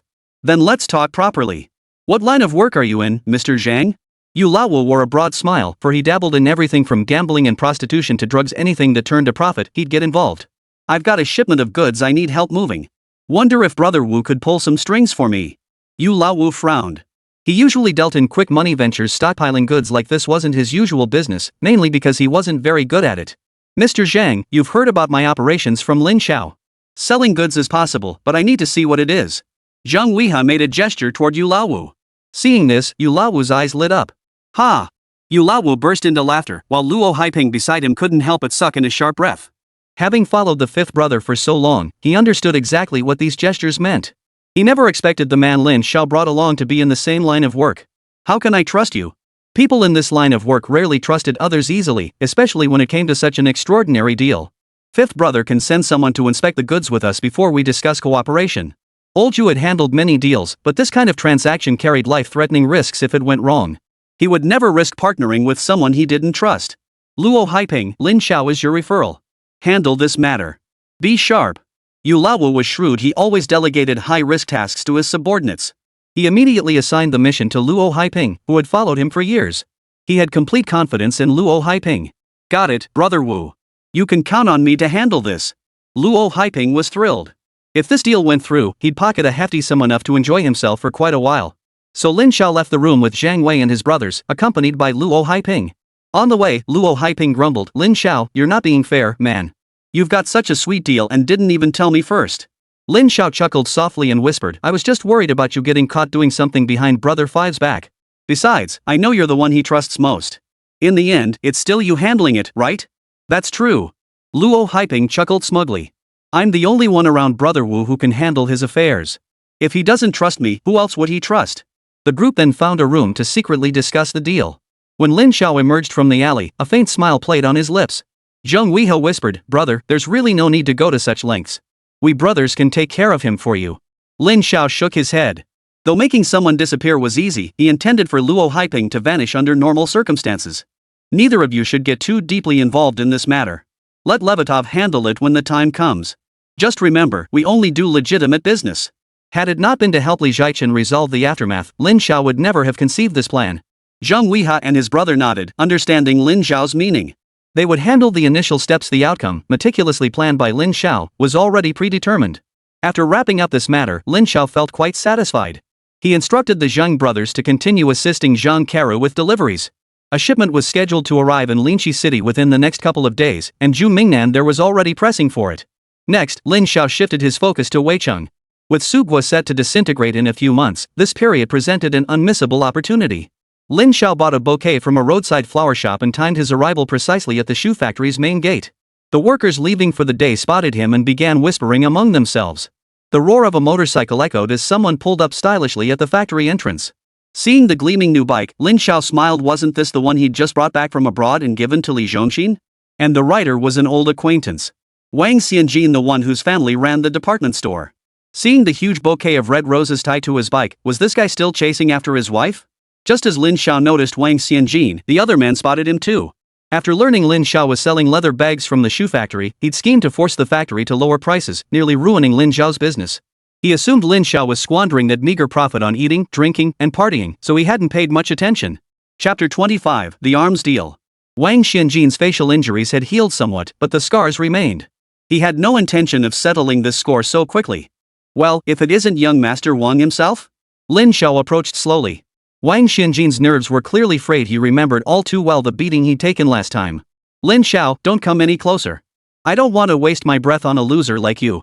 Lin Xiao spat on the ground and sneered coldly, looks like you didn't learn your lesson last time. Try laying a finger on my wife again?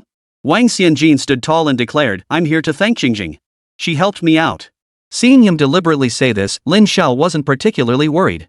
He trusted Zhou Jing. If she truly wanted to break up with him, she would have left long ago. Just then, Zhou Jing emerged from the shoe factory gate, as Lin Xiao had promised to pick her up. Spotting the scene, Wang Xianjin immediately walked over, flowers in hand. Doing this in front of everyone was clearly a provocation. Jingjing, I can't thank you enough today. It turned out that Wang Xianjin's family was urgently searching for goods when they happened to run into Zhou Jing, who casually connected them and resolved the issue. But that was merely an excuse. He had come specifically to see Zhou Jing. Mr. Wang, you're too kind. Zhou Jing didn't take the flowers. Her eyes were fixed on Lin Xiao at that moment. No one else existed in her sight. Her help stemmed from their business relationship. The leather factory supplied bags sold in Wang's store. Honey. Lin Xiao strode forward dramatically and planted a kiss on Zhou Jing's cheek. Zhou Jing hadn't expected her husband to be so direct. A sweet warmth filled her heart, and a faint blush spread across her cheeks, a truly lovely sight. In those days, such a gesture was far from common and might be considered inappropriate. Let's go home. Lin Xiao took Zhou Jing's hand and led her toward the exit, completely ignoring Wang Xianjin standing nearby as if he didn't exist. The couple walked away. Wang Xianjin violently tossed the bouquet to the ground and stomped on it several times. What exactly did he lack compared to Lin Xiao? Zhou Jing wouldn't even give him a proper glance. Zhou Jing, you'll regret this. One day, you'll beg me. Wang Xianjin thought darkly, his mind racing with schemes for revenge. Lin Xiao held Zhou Jing's hand as they walked, idly twirling her hair. I just helped him out on the way, don't get the wrong idea. Zhou Jing felt compelled to explain to Lin Xiao, but he merely smiled softly. I believe you. This trust warmed Zhou Jing's heart. She nodded, suddenly feeling hopeful about this life. Zhou Jing refused to go out for dinner today, determined to cook a delicious meal for Lin Xiao herself. Zhou Jing truly was a devoted wife. She'd even gone out of her way to buy wine for Lin Xiao. Such thoughtful gestures made Lin Xiao vow silently never to let her down. That evening, the two naturally shared an intimate moment before drifting off to sleep in each other's arms. Zhang Caro called Lin Xiao to inform him that their goods were ready and would be shipped to Linqi City that very day. Having worked together for a long time, Zhang Caro and Lin Xiao had built up experience, and they had been to Linqi City several times before. Lin Xiao felt confident leaving the matter in Zhang Caro's hands. After giving clear instructions, he didn't bother with it anymore. Zhang Wei and his brother didn't go to Linqi. Lin Xiao intended for them to focus solely on the Suguo line. Bolstered by the deposit, Wosheng garments and several blanket and fur factories showed remarkable enthusiasm. Within just 1 week, the entire shipment Lin Xiao required was fully prepared. These past few days, Lin Xiao had spent quality time with his wife. All the goods Lin Xiao required had been loaded onto trains. This shipment totaled 150,000 pieces of fur and 200,000 blankets.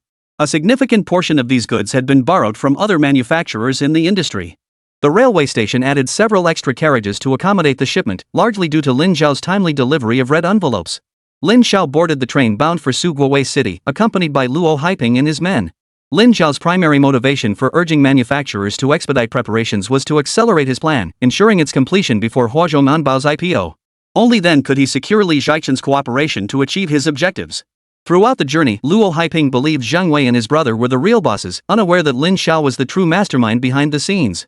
After a 3-day, 2-night train journey, they finally arrived in Weicheng. Lin Xiao pretended to be a subordinate, allowing Zhang Wei and his brother to take the lead in order to deceive Luo Haiping. After securing lodging for Luo Haiping and his group at a guesthouse, Lin Xiao then led Zhang Wei and his brothers to meet Levi Tuo. Levitov was surprised that Lin Xiao had brought another large shipment of furs and blankets in just half a month. Levitov naturally held Lin Xiao, such a capable Chinese businessman, in high regard. Based on the previously agreed upon trade ratio, the blankets alone could be exchanged for over 1,300 TK300 motorcycles. Adding the furs would increase the quantity further. Lin Xiao hoped Levitok could provide 3 million in cash and not exchange all the remaining goods for motorcycles. Ultimately, he chose 2,500 motorcycles plus 3 million in cash. For the remainder, Lin Xiao requested that Levitov exchange it for military supplies. During their previous discussions, he had learned that Levitov also dealt in such goods. In the Soviet Union at that time, arms were sold by the pound, just like meat. Even if it meant sacrificing 100 motorcycles, Lin Xiao was determined to trade them for weapons. At first, Levitov thought he was genuinely interested in the business.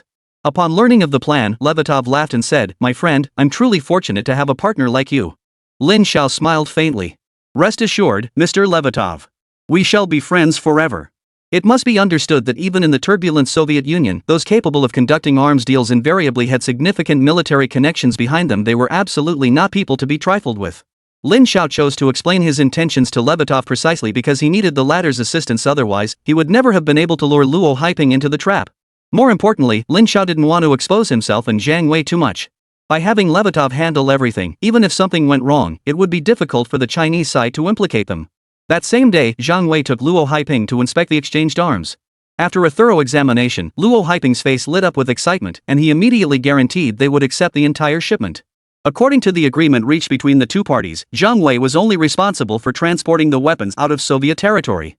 The rest would be handled by Luo Haiping himself. Seeing Luo Haiping fall so easily into the trap, Lin Xiao felt little sympathy. Such a man was utterly unworthy of pity. All matters on the Soviet side were handled by Lebedev, who also processed the necessary paperwork. After the train loaded with the cargo safely departed the station, Luo Haiping boarded it with his men and Zhang Yunqi. Watching the train disappear into the distance, Lin Xiao still felt a twinge of unease. After all, Zhang Yunqi couldn't pay the price for nothing. "Don't worry, bro, Xiao, she knows how to handle it," Zhang Wei reassured him. "We should minimize involvement in such matters going forward," Lin Xiao said softly. "Unless absolutely necessary, I won't put anyone at risk again." Hearing this, Zhang Wei smiled. Working for such a considerate boss was truly satisfying. Only after all the motorcycles were loaded did Lin Xiao and Zhang Wei finally set off on their journey back home. Meanwhile, the train carrying Luo Haiping and the others had already crossed the national border. Luo Haiping was still fantasizing about becoming an overnight millionaire. If this shipment reached its destination safely, his dreams would come true. Throughout the journey, he treated Zhang Yun like a god of wealth, though in reality, he was already scheming how to seize the cargo for himself. As the train slowly rolled into Maicheng within Huagua's territory, Luo Haiping clutched the cargo documents, preparing to handle the unloading procedures. These procedures followed standard protocols, and since the goods were imported from Su Nation, customs clearance was usually straightforward. But what Luo Haiping didn't expect was that what awaited him was a trap meticulously set by Lin Xiao. Chapter 26, Zhou Jing's Worries. By the time Lin Xiao returned home, the matter had already been settled. Zhang Yun would remain abroad for some time and couldn't return immediately. This shipment consisted of 2,500 TK300 motorcycles. Upon learning the goods had reached their destination, Li Zhongxin immediately gathered his team and rushed to Donghe City. It had been only half a month since the previous shipment of over 1,000 TK300s had been dispatched. Lin Xiao and Li Zhongxin had agreed to complete the transaction of 10,000 TK300 motorcycles over the next 6 months. This shipment alone had already fulfilled a quarter of that target. This news delighted Li Zhongxin immensely. His domestic market operations were just beginning to gain traction, and these motorcycles were exceptionally popular. Word spread that he had stock available, and purchase inquiries poured in one after another. The previous batch of 1,000 units had sold out within days of arriving in his hands. At the agreed price of 20,000 yuan per TK300, this shipment alone totaled 50 million yuan. In 1994, having 50 million yuan made one an absolute tycoon in China. And Lin Xiao had achieved this from nothing in just 2 months. As for Li Zhongxin's side, JL Group was at most a company worth tens of millions, not quite reaching 100 million yuan. This time, thanks to the motorcycles Lin Xiao provided, they finally made a name for themselves in the industry. Unable to pay the entire 50 million yuan upfront, Li Zhongxin negotiated to transfer 20 million yuan to Lu Rumeng immediately, with the remaining 30 million to be paid off over 3 months. "Mr. Lin, you've really saved me this time." Li Zhongxin expressed his sincere gratitude to Lin Xiao. After selling this batch of bikes, he estimated he'd pocket over 20 million yuan himself. This capital would finally allow him to pursue independent innovation research with confidence. "Mr. Li, focus on managing your company well. If you ever need assistance, don't hesitate to reach out to me." Lin Xiao also held high hopes for JL Group. As long as Li Xinzhong followed his strategy, success was assured in the coming years, and the goal of going public might even be achieved ahead of schedule. After signing the agreement, Li Zhongxin immediately began arranging for the shipment of the TK300 vehicles. Lin Xiao's bank account suddenly saw a substantial deposit of 20 million yuan. Combined with the previous 10 million, Lin Xiao now held 30 million in cash. It could be said that even if they did nothing else, this 30 million would be more than enough for the family of 3 to live happily for the rest of their lives. After assigning Zhang Wei to assist Li Zhongxin with logistics, Lu Rumeng immediately sought out Fatso Zhang Karu. Before leaving Haidong, Fatso and his crew had already delivered a shipment to Linqi City and returned long ago. These past few days, Zhang Caro had been practically unable to eat or sleep. When he went to Linqi City for the transaction, Zhu Mingnan had given him a portion of the cash. Carrying this money with him constantly, he hadn't dared to close his eyes. The goods shipped to Linqi City were valued at nearly 3 million yuan. 2 million had been transferred directly to Zhang Caro by Zhu Mingnan, while the remaining 80,000 was all in cash. When Lin Xiao saw the fat man, he noticed the guy's eyes were bloodshot, clearly a sign of extreme tension and lack of rest. Fatso, you haven't been fooling around behind your wife's back, have you? Lin Xiao teased deliberately. The fat man handed Lin Xiao the travel bag stuffed with cash, sighing with relief. Leave me alone. All I want to do right now is sleep. Lin Xiao smiled slightly, knowing the guy's temperament. This deal had been a good learning experience for him. After wrapping up this busy period, he could consider setting up a company and giving the fat man and the others some shares. After collecting the money from Fatso, Lin Xiao carried the bag of cash straight back to the Donghua City Securities Exchange Center. As soon as he reached the entrance, Lin Xiao heard a woman's sobs. Li Zichen, you can't just abandon Haiping. You're rich, aren't you? Use your connections to get him released so he can come home soon. Li Zichen looked well rested. She watched the woman pleading before her mother-in-law, the mother of her useless husband. The saying held true, spoiled children often turn rebellious. Hadn't Luo Haiping ended up in this predicament partly because of his mother's indulgence? Mom, his charge is leading a brawl. No amount of money will help. Besides, over the past 2 years, he's already squandered every penny I had. Li Zichen felt a surge of secret satisfaction. Luo Haiping had been arrested. According to intelligence from the Public Security Bureau, he was involved in trafficking firearms worth tens of millions, a capital offense. He dared to commit such a grave crime? Serves him right. You vixen. Do you think I don't know? You've been hoping my son would die so you could find another man, haven't you? The woman, hearing her son might face the death penalty, immediately erupted into a tirade. You've been married to my son for years without bearing a child. Do you think anyone else would want you? The woman suddenly lunged at Li Zichen like a madwoman. If my son dies, you'll be a widow too. I'll make sure you never find peace. Li Zichen glanced at the pitiful woman and chuckled softly, think whatever you want. I knew it. You've been cheating on me all along, just waiting for something to happen to my son. The woman pointed at Li Zichen and shouted, everyone, judge for yourselves.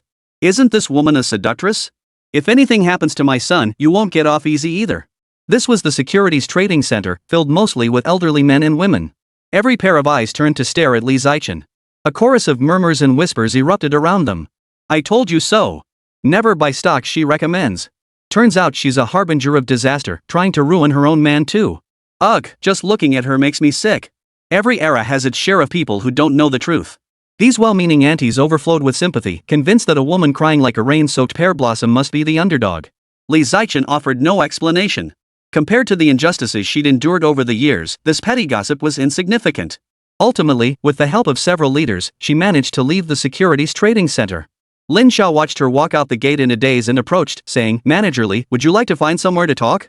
In a cafe not far from the Securities Exchange Center, Li Zichen quickly regained her professional composure.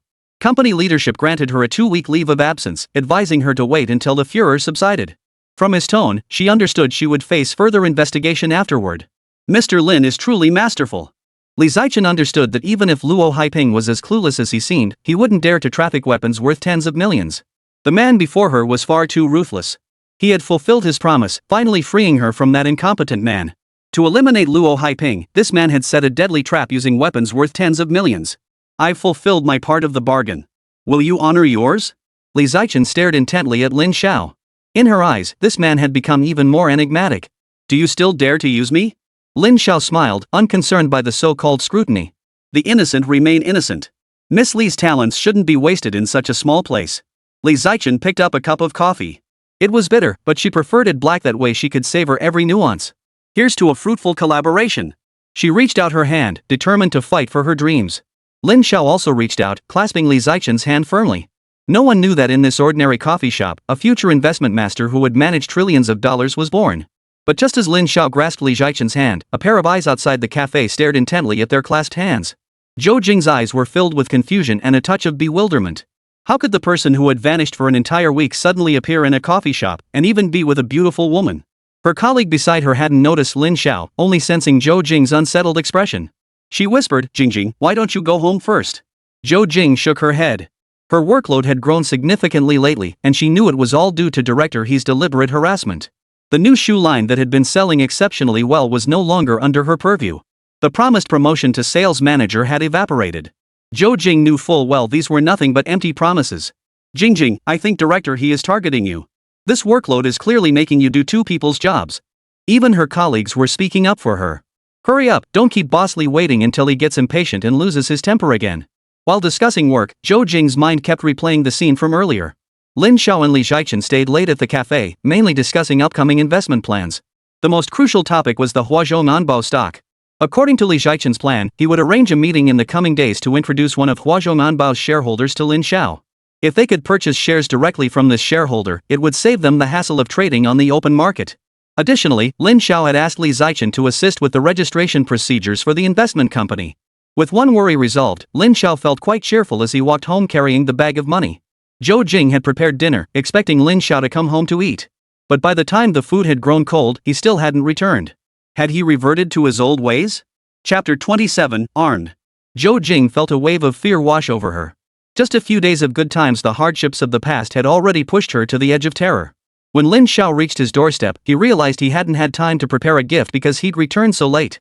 He had planned to pick her up from the shoe factory tomorrow, but unexpectedly, she had come home early today. Just as Lin Xiao pulled out his keys to unlock the door, it swung open. Seeing the apologetic look on the man before her, Zhou Jing softly said, "You're back." Lin Xiao nodded. Aside from the bag of money in his hand, he had brought nothing else today. Had been far too hectic.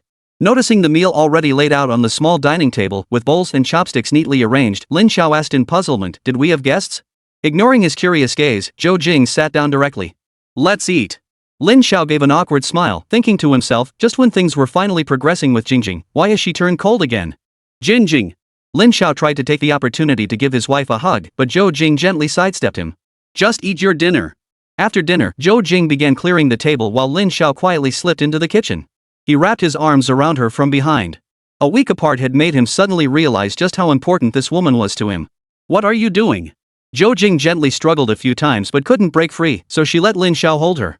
"I saw you today." Zhou Jing set down the plate she was holding and turned to face Lin Xiao directly. He held her tightly against him now, their faces almost touching, each able to feel the other's breath clearly. "You were with a woman at that coffee shop on Shuntang Road." Hearing this, Lin Xiao smiled and gently tapped her nose with his finger.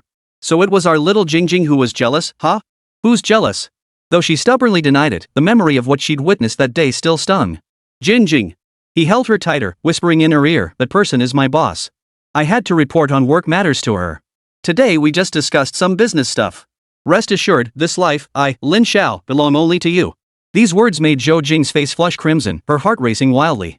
Though this man was certainly direct, hearing him say it like this felt surprisingly comforting. "Be careful no one sees us. The dishes aren't even washed yet." Lin Xiao's words eased her worries. That woman did seem formidable, and she hadn't realized her husband actually worked for her. "I don't care. I'm going to hold you like this forever and never let go." Influenced by him, Zhou Jing's heartbeat grew even more intense. Seizing the moment, Lin Xiao pressed his lips to hers. The deep, passionate kiss left both of them breathing heavily. "Wait, I'll come find you later." After finally calming herself, she whispered these words into Lin Xiao's ear before quickly lowering her head to resume washing the dishes. Lin Xiao kissed her cheek gently before returning to his room with a satisfied smile. Zhou Jing kept her promise. While Lin Xiao waited, she quietly slipped into bed. Breathless, they clung tightly to each other, eventually becoming one. The next morning, sunlight streamed into the room as Lin Xiao slowly opened his eyes. Last night had truly exhausted him. The ways women wore men down were beyond words. Perhaps Zhou Jing feared he'd stray if left alone. His wife had already left for work at the factory. As Lin Xiao washed his face and brushed his teeth, a knock sounded at the door. "Lin Xiao, come out quickly." Hearing that voice, Lin Xiao knew exactly who it was.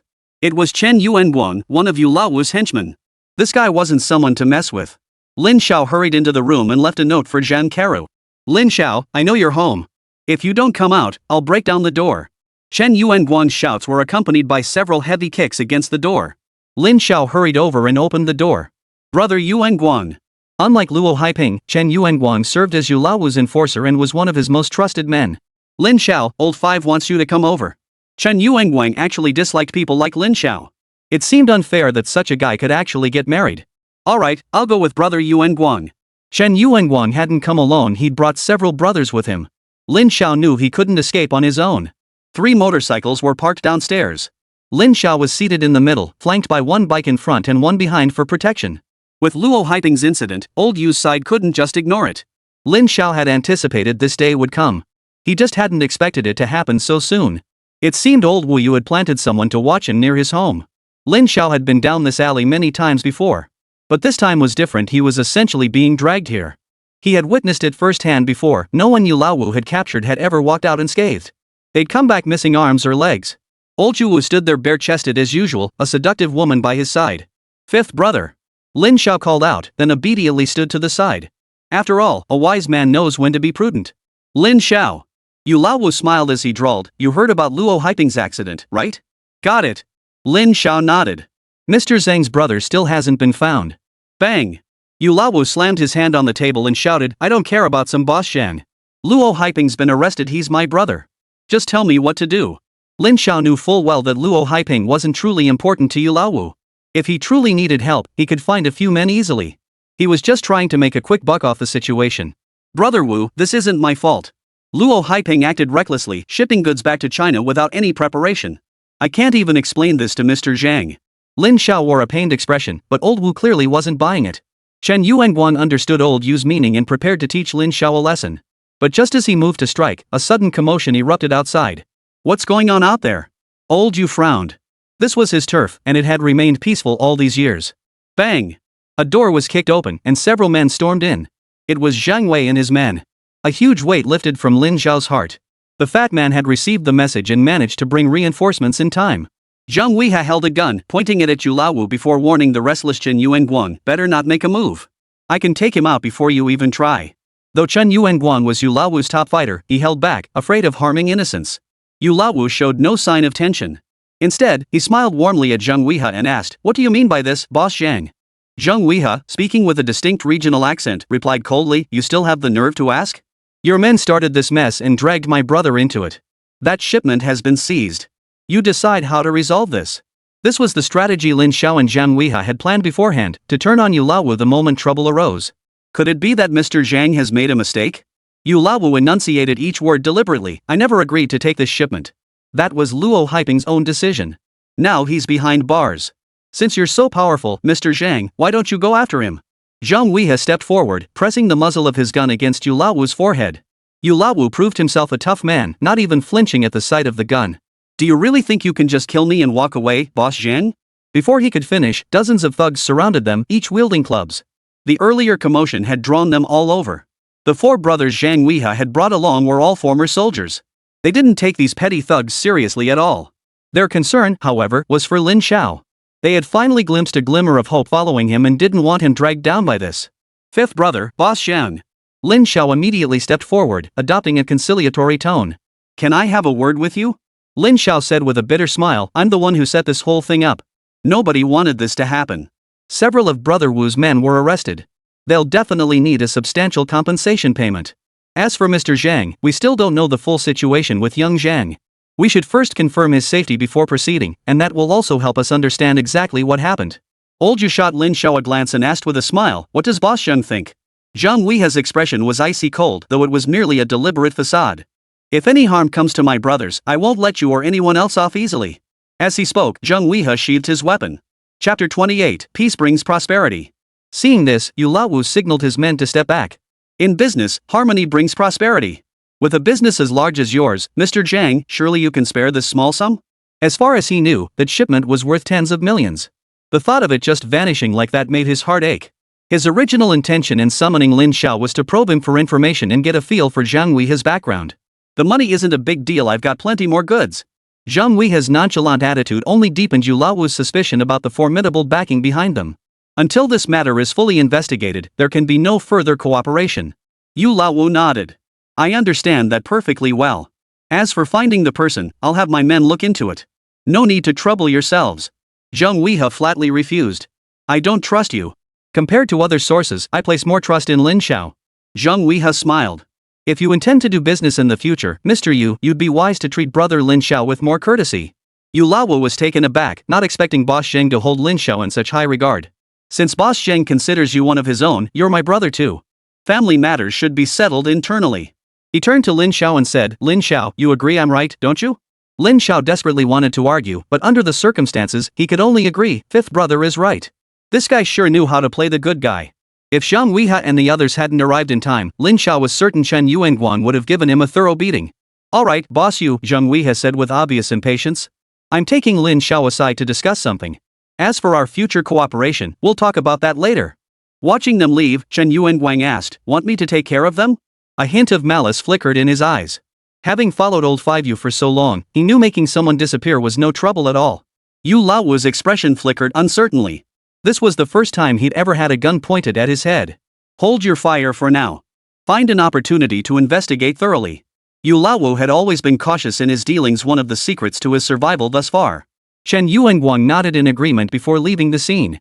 Only after Lin Xiao, Zhang Weihe, and the others had safely exited the alley did he exhale a long breath. Bro, what do we do now? Lin Xiao asked. They had rushed over after receiving news from the fat man. This incident served as a stark reminder to Lin Xiao, men like Yu Laowu were utterly treacherous, capable of anything. Moreover, he knew this man well enough to understand that his fear stems solely from Zhang Weihua and the other's status. If the truth were exposed that none of them were genuine friends of Boss Zhang, his situation would become extremely perilous. Let's head back first. We need to plan this carefully. Lin Xiao understood that rushing into this situation would be unwise. After all, dealing with someone like Yu Laowu wasn't easy, especially considering the powerful backers he likely had behind him. Regardless, today's events served as a stark warning to Lin Xiao. He couldn't solely focus on making money while ignoring the various risks and hidden dangers he might face. This time, they targeted him. What if next time they kidnapped Jingjing and Xia Minjiu? Zhang Kara hadn't joined Zhang Wei's group. He'd actually wanted to go, but Zhang Wei thought he'd be a liability if trouble arose. He might not even be able to run. He'd slept soundly last night and felt wide awake, though a bit anxious. Seeing Lin Xiao unharmed, he finally breathed a sigh of relief. Lin Xiao led everyone to a small restaurant and reserved a private room. Once all the dishes arrived, the fat man finally spoke up. Bro, you tell us what to do. We're all listening to you. Lin Xiao surveyed the brothers seated around him. Aside from Zhang Yun's absence, everyone else was present.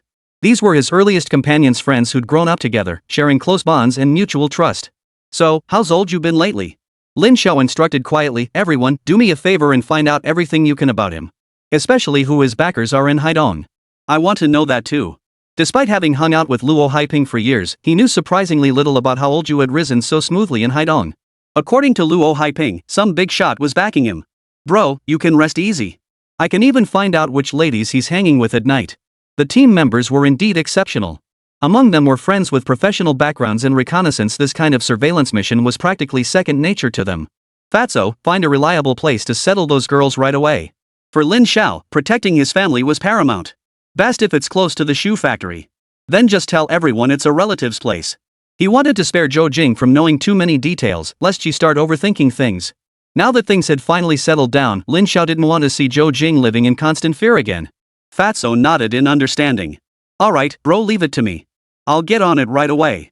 Lin Xiao then glanced at the others and cautioned, Old Yu is a meticulous man. Now that we've met him today, he'll likely start investigating our backgrounds soon.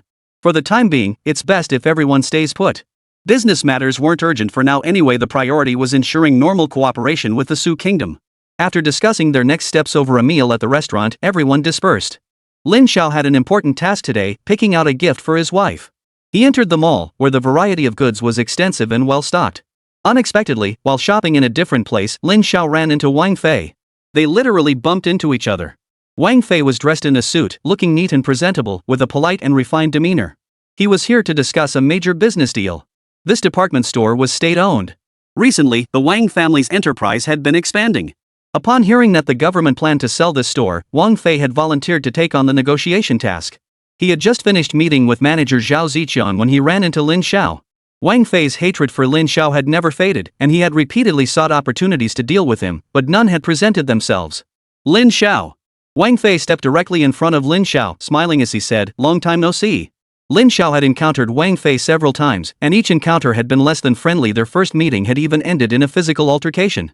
Seeing the guy grinning like that, Lin Xiao knew he was up to no good. Young Master Wang, stop smiling. It's kind of creepy. Lin Xiao was referring to the scar on Wang Fei's face, the mark he'd left on him last time. We've got some history, haven't we? Wang Fei had privately tracked Lin Xiao's movements, knowing he was busy with his career, though unaware of the specifics. How about grabbing a seat somewhere? Let's put our past differences behind us, it'll make getting along easier from now on. Lin Xiao, who had intended to refuse outright, suddenly had an idea and agreed, sure. Wang Fei was pleasantly surprised by how smoothly things went. He led Lin Xiao to a tea house next to the mall and personally poured him a cup of tea. What I did back then was wrong. I came here specifically to apologize. Hearing this, Lin Xiao was somewhat surprised, but he knew it couldn't possibly be sincere. Young Master Wang, just state your purpose plainly. Wang Fei smiled as he spoke. I hear you've started your own business on the side? I just wanted to see if we could collaborate. Though he despised Lin Xiao inwardly, he still had to put on a friendly face. Wang Fei actually wanted to find out more details and then seize an opportunity to crush Lin Xiao completely. Without Lin Xiao, Zhou Jing would be mine? I see. Lin Xiao understood Wang Fei's intentions perfectly. After feigning thought, he replied, our little operation isn't worthy of a formal enterprise like the Wang family's. Wang Fei chuckled, you're mistaken. The Wang family can handle anything as long as it makes money. Any business at all legit or shady, it doesn't matter. Lin Xiao had been waiting for this response. He leaned closer and whispered, young Master Wang, do you know Brother Wu? Wang Fei paused, then pondered before asking, you mean old Yu, that fifth brother? Lin Xiao nodded. That's the one. Actually, all the work I'm doing now comes from Brother Wu. Wang Fei's eyes lit up, his face unable to hide his delight. Chapter 29, Meeting an Old Classmate. When it came to the art of deception, if Lin Xiao claimed to be second, no one dared call themselves first. Convinced by Lin Xiao's words, Wang Fei kept repeating, brother, if only we'd sorted things out earlier. I'll still need your help introducing me to fifth brother's operations. Though he said this, Wang Fei was secretly plotting to use his own connections to snatch all of Old Five's business. His plan was to strip Lin Xiao of everything, proving to Zhou Jing that Lin Xiao was nothing but a good-for-nothing, while only he, Wang Fei, was worthy of her. Lin Xiao immediately agreed, no problem. I'll arrange for you two to meet another day. Outwardly, they parted on friendly terms, but inwardly, each harbored their own hidden agenda. A faint, carefree smile touched Lin Xiao's lips as he pondered how to safely eliminate the problem of Old Five. Little did he expect Wang Fei would so quickly provide him with a shortcut. After buying his wife's favorite things, it was already afternoon. Having accomplished little that day, Lin Xiao headed straight to the Fenggu Town leather goods factory with the gifts to pick up his wife. Once this busy period passes, maybe I'll consider buying a car. Lately, he'd been relying solely on his own 2 feet or Fatso's old bicycle to get things done, which was indeed a waste of time. A luxury sports car was too flashy and didn't suit Lin Xiao's style. Sedans were still a luxury beyond the reach of ordinary families, but at least they offered shelter from wind and rain. As far as Lin Xiao knew, the hottest Crown brand compact cars now cost over 300,000 yuan, while even the slightly cheaper Santana models were around 200,000 yuan. What an era where buying a car costs more than your life. When he arrived at the entrance of the Fenggu Town leather factory, it was right at the peak of the evening rush hour. But after looking left and right, he still didn't see Zhou Jing. Then he ran into an acquaintance from the sales department. Lin Xiao, why are you still here? The person asked. Lin Xiao looked at her in confusion. Though they'd crossed paths a few times before, they'd never spoken. Compounded by Lin Xiao's notorious reputation, many in the company avoided associating with him. Lan Wan and I, where's Jingjing? He remembered this girl named Lan Wan and I was quite close with Zhou Jing. Jingjing got into trouble. She was taken away by the public security department for questioning. Haven't you heard? Thinking Lin Xiao already knew about it, Lan Wan's tone turned less friendly. Public security? Lin Xiao instantly tensed up. In this era, once you got tangled up with public security, it was usually very difficult to walk away unscathed. Moreover, reputation was extremely important to a person. If she really was being investigated for this reason, Zhou Jing would inevitably become the subject of gossip. Do you know the specifics? Lin Xiao desperately wanted the truth. If the trouble stemmed from him, the security authorities should have come after him directly instead of dragging his wife into it. Lan Wanyi hesitated before replying, well, someone accused Jingjing of seducing her husband to sign a contract. No wonder she'd been hesitant earlier. This incident had become the factory's hottest topic today. From Lan Wanyi's account, Lin Xiao quickly pieced together the sequence of events. With the surge in sales of the new handbag designs, the sales department had changed its manager. The office director ordered Zhou Jing to take over several slow-selling styles and issued a strict deadline. While Zhou Jing and Lan Wan and I were visiting clients together, a factory owner surnamed Li approached Zhou Jing to place an order for a batch of handbags to distribute to his workers. The deal had just been signed yesterday, but this morning, Mr. Li's wife stormed into the factory, accusing Zhou Jing of using improper means to secure the order. Upon discussion, it became clear that Mr. Li was a son-in-law who had married into the family, and his wife was the one who ran the factory. Because of this incident, Zhou Jing was taken away by the public security authorities. Dare to bully my wife? I won't let him off easily. Lin Xiao's rage boiled over. This was clearly a trap set by Director He, and there must be more to the story. Let's resolve Jingjing's situation first. Seeing how much Lin Xiao cared about Zhou Jing, Lan Wan and I's impression of him changed significantly. She had heard many negative things about him before. But lately, she'd noticed Zhou Jing had become much more cheerful than before. Sometimes when she casually mentioned her husband, she'd even speak up for Lin Xiao. Lin Xiao knew the sister Zhang had some connection to Zhou Jing's family. Alright, I'll head to the Public Security Bureau right now to inquire about the details. Lin Xiao handed his belongings to Lan Wan and I and hurried to the Public Security Bureau. The Public Security Bureau of this era had a heavy, oppressive feel to it. Ordinary people rarely came here casually.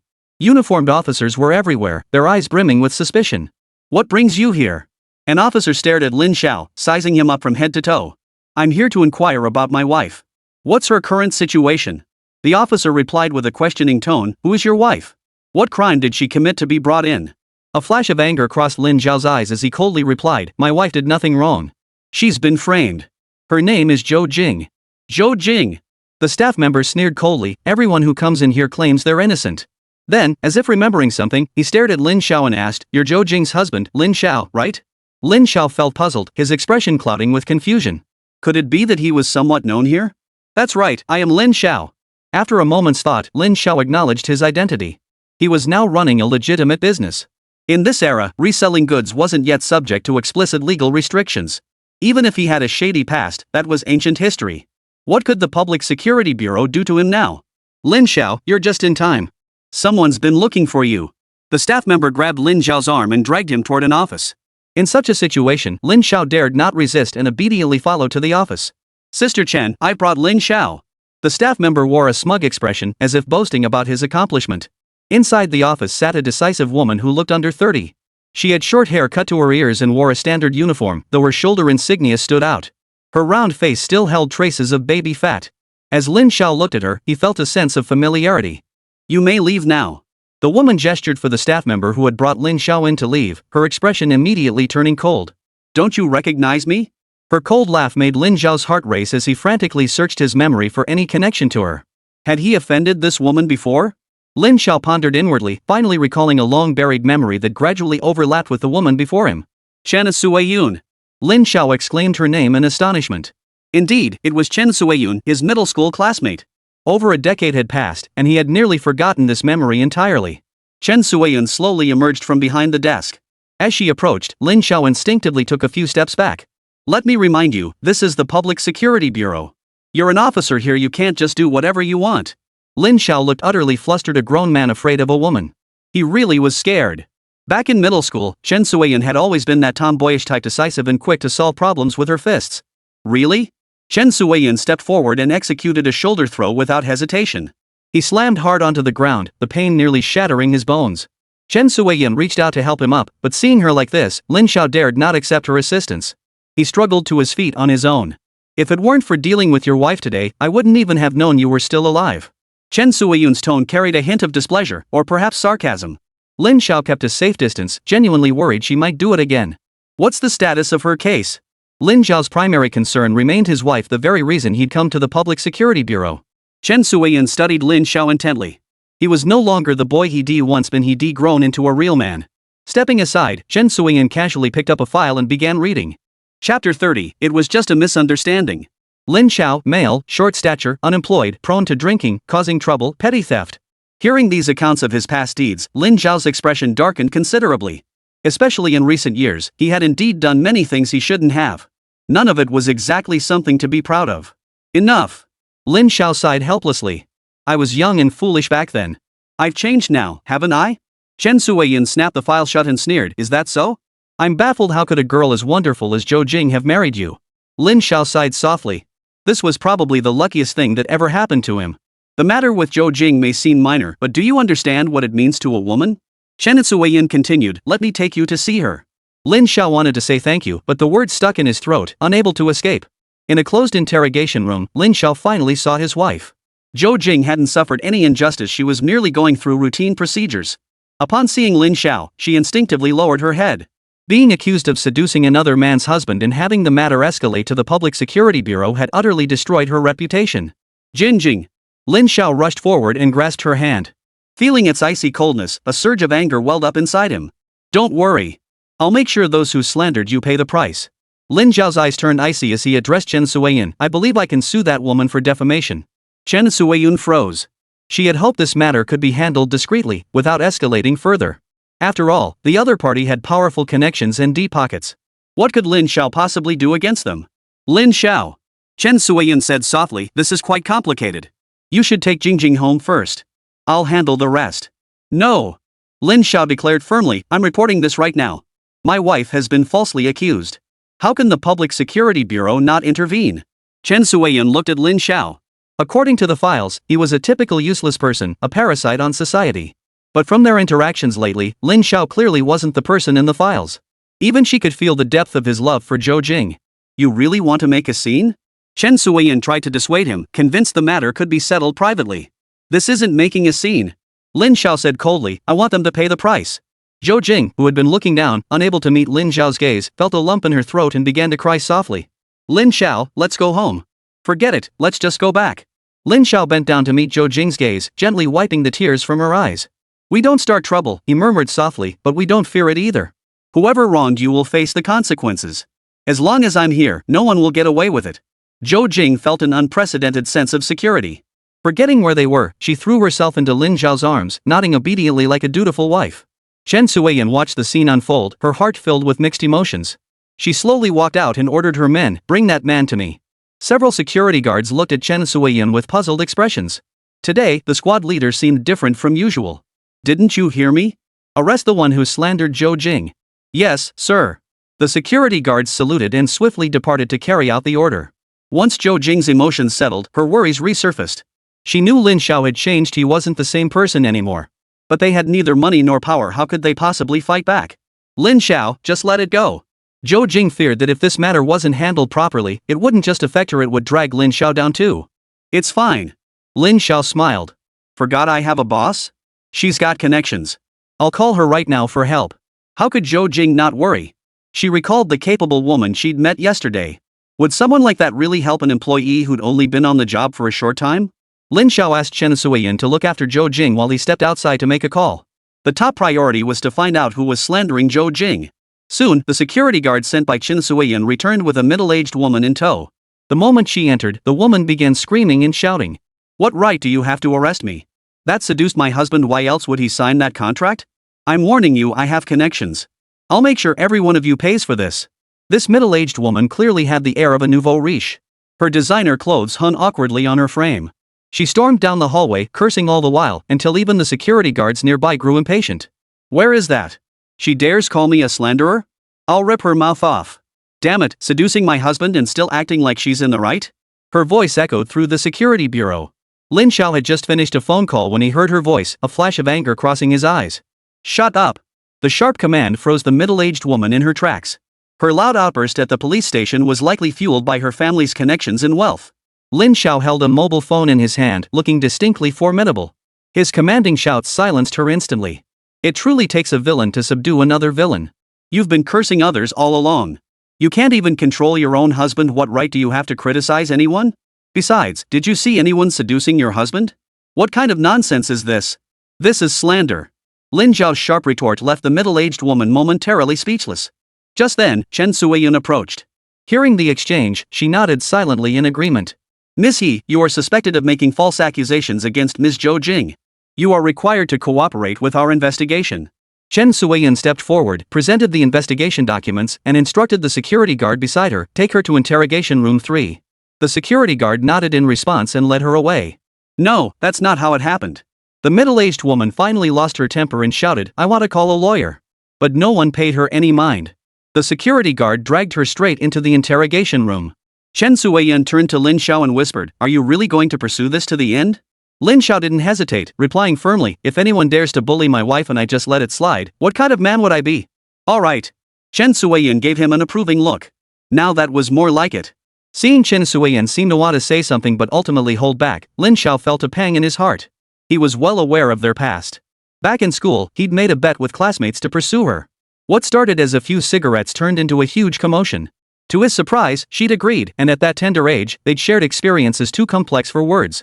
Meeting again by chance after all these years, it must be fate. Beep beep beep.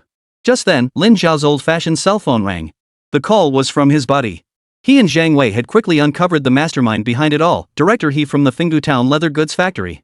The woman who had falsely accused Zhou Jing was his cousin, and the He family was a fairly prominent one locally. After hanging up, Lin Xiao's eyes burned with fury. Director He dared to target his wife he was courting death. What surprised him even more was learning that one of the leather goods manufacturers was among his former business partners, also part of the He family's enterprises. After Director He's sister was arrested, the He family immediately sent someone to the police station to see if they could resolve this trouble. But before they could meet with the leadership, they were brought to see Lin Xiao. As the victim, Lin Xiao was supposed to be persuaded by Boss Li with sweet talk or even threats to drop the case. But the moment he saw Lin Xiao, he nearly lost his footing. It's you, boss. Recognizing him as someone with whom he had business dealings, Lin Xiao had specifically arranged for him to be brought forward first. Mr. Li, Lin Xiao began with a smile that held no trace of warmth. Your family sure has some nerve. They even dared to lay a hand on my wife? This manager, Li Chang, had been introduced to Lin Xiao as a business partner by Lu Fugui. It's a misunderstanding, purely a misunderstanding. Li Chang wiped the sweat from his forehead. He had witnessed Lin Xiao's business dealings firsthand, hundreds of thousands in cash changing hands without a flicker of concern. Chapter 31, Meeting with Investors. The entire leather business around Haidong was now dominated by the man before him, and their factory was in the process of signing a major contract with him. Sir, please spare us. We had no idea Miss Yen was your beloved wife. Manager Li looked utterly mortified. Though he was a son-in-law by marriage to the Yi family, he had always been the one managing the factory's day-to-day operations. Didn't know? Lin Xiao's voice was icy. What if it had been someone else? Would you have treated them any differently? No, absolutely not. Li felt bitter inside. How could he have imagined that the wife of someone with Lin's status and influence would be just a salesperson? Mr. Li, you should know what you need to do next. Lin Xiao said calmly, and I don't want my wife to find out about my real background because of this. Mr. Li hastily nodded in agreement.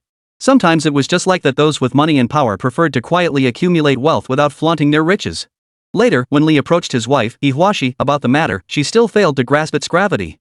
Why haven't you contacted our family connections to resolve this? I'll make that person pay.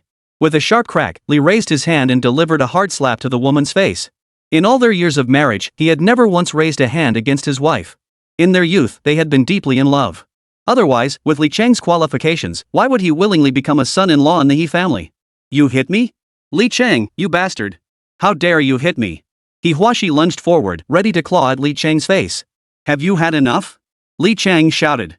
Do you want the Yi family to go down with you? He Huaxi froze, staring blankly at Li Chang before sneering coldly. What nonsense are you spouting? I haven't offended anyone. The Yi family is still fine, isn't it? Fine. Li Chang gave a bitter laugh. Do you even know who you've provoked this time? I just saw him. He Huaxi knew her husband wouldn't make things up.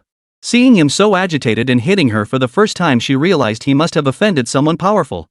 But her cousin had clearly said Zhou Jing's husband was a good-for-nothing, and while she did have an uncle who was a deputy factory director, he wasn't exactly a big shot either. Could it be Zhou Jing's uncle who stepped in?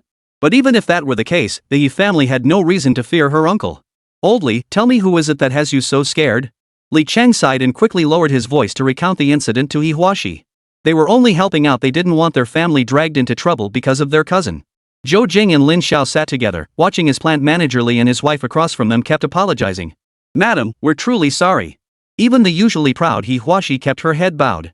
She didn't even dare to look at Lin Xiao, only repeatedly apologizing to Zhou Jing. Having been berated by Yi Huaxi all the way from Fenggu Town Leather Factory to the Public Security Bureau earlier that day, Zhou Jing now found her attitude utterly perplexing. Madam, here are 3,000 yuan. Tomorrow, I will have my wife personally go to Fenggu Town Leather Factory to apologize to you and restore your reputation. I hope you can forgive both of us. Li Chang's tone was sincere, and this apology was also Lin Xiao's request. In today's world, everyone values face. The impact of what happened to Zhou Jing today could be significant or minor, depending on how the factory employees perceived her. Zhou Jing glanced at the man beside her, unsure how to respond. This feeling of being respected was entirely new to her. Madam, I truly made a mistake. He Huaxi was practically ready to kneel in apology. Honey. Lin Xiao took Zhou Jing's hand and whispered, it's up to you. Whatever you decide is fine. Hearing this, Li Chang's face darkened. If Zhou Jing refused to forgive the couple, the Yi family would likely face dire consequences. Forget it. Zhou Jing sighed softly. She didn't want to owe someone a bigger favor over such a minor matter. Just don't go around falsely accusing people anymore. Thank you, madam. Li Chang and He Huaxi were overjoyed, expressing their gratitude repeatedly. Chen Suiyan witnessed this peculiar scene. She had originally planned to step in and help Lin Xiao herself. Unexpectedly, the Li Chang couple had suddenly changed their attitude, not only willing to apologize but also to cooperate. The matter was settled, and Lin Xiao led Zhou Jing out of the Public Security Bureau. By then, it was already late in the evening. After a full day of activity, their stomachs were rumbling with hunger. Honey, you're treating us to dinner tonight. Lin Xiao's words brought a smile to Zhou Jing's face. Sure. Whatever you want to eat tonight is fine. Even if you fancy a little wine, that's okay too. In the Public Security Bureau office, watching the loving couple grow distant beneath the streetlight, Chen Suiyun's figure seemed lonely. She murmured something, but no one could hear. Those memories belonged to their middle school years. Back then, children started school later, and they were already 16. Zhou Jing and Lin Xiao found a snack stall right next to the Public Security Bureau. Such stalls still open late at night were rare in this area. Generally, few people were out and about at this hour. The stall's ability to stay open relied largely on the foot traffic drawn by the Public Security Bureau.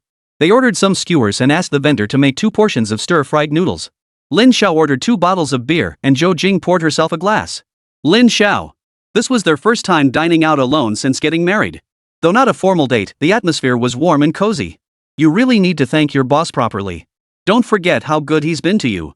Recalling the attitude of factory manager Li and his wife, Zhou Jing assumed this was the result of Lin Xiao's boss's assistance. Don't worry. The boss values me and Fatty highly. We each handle our own responsibilities at the company.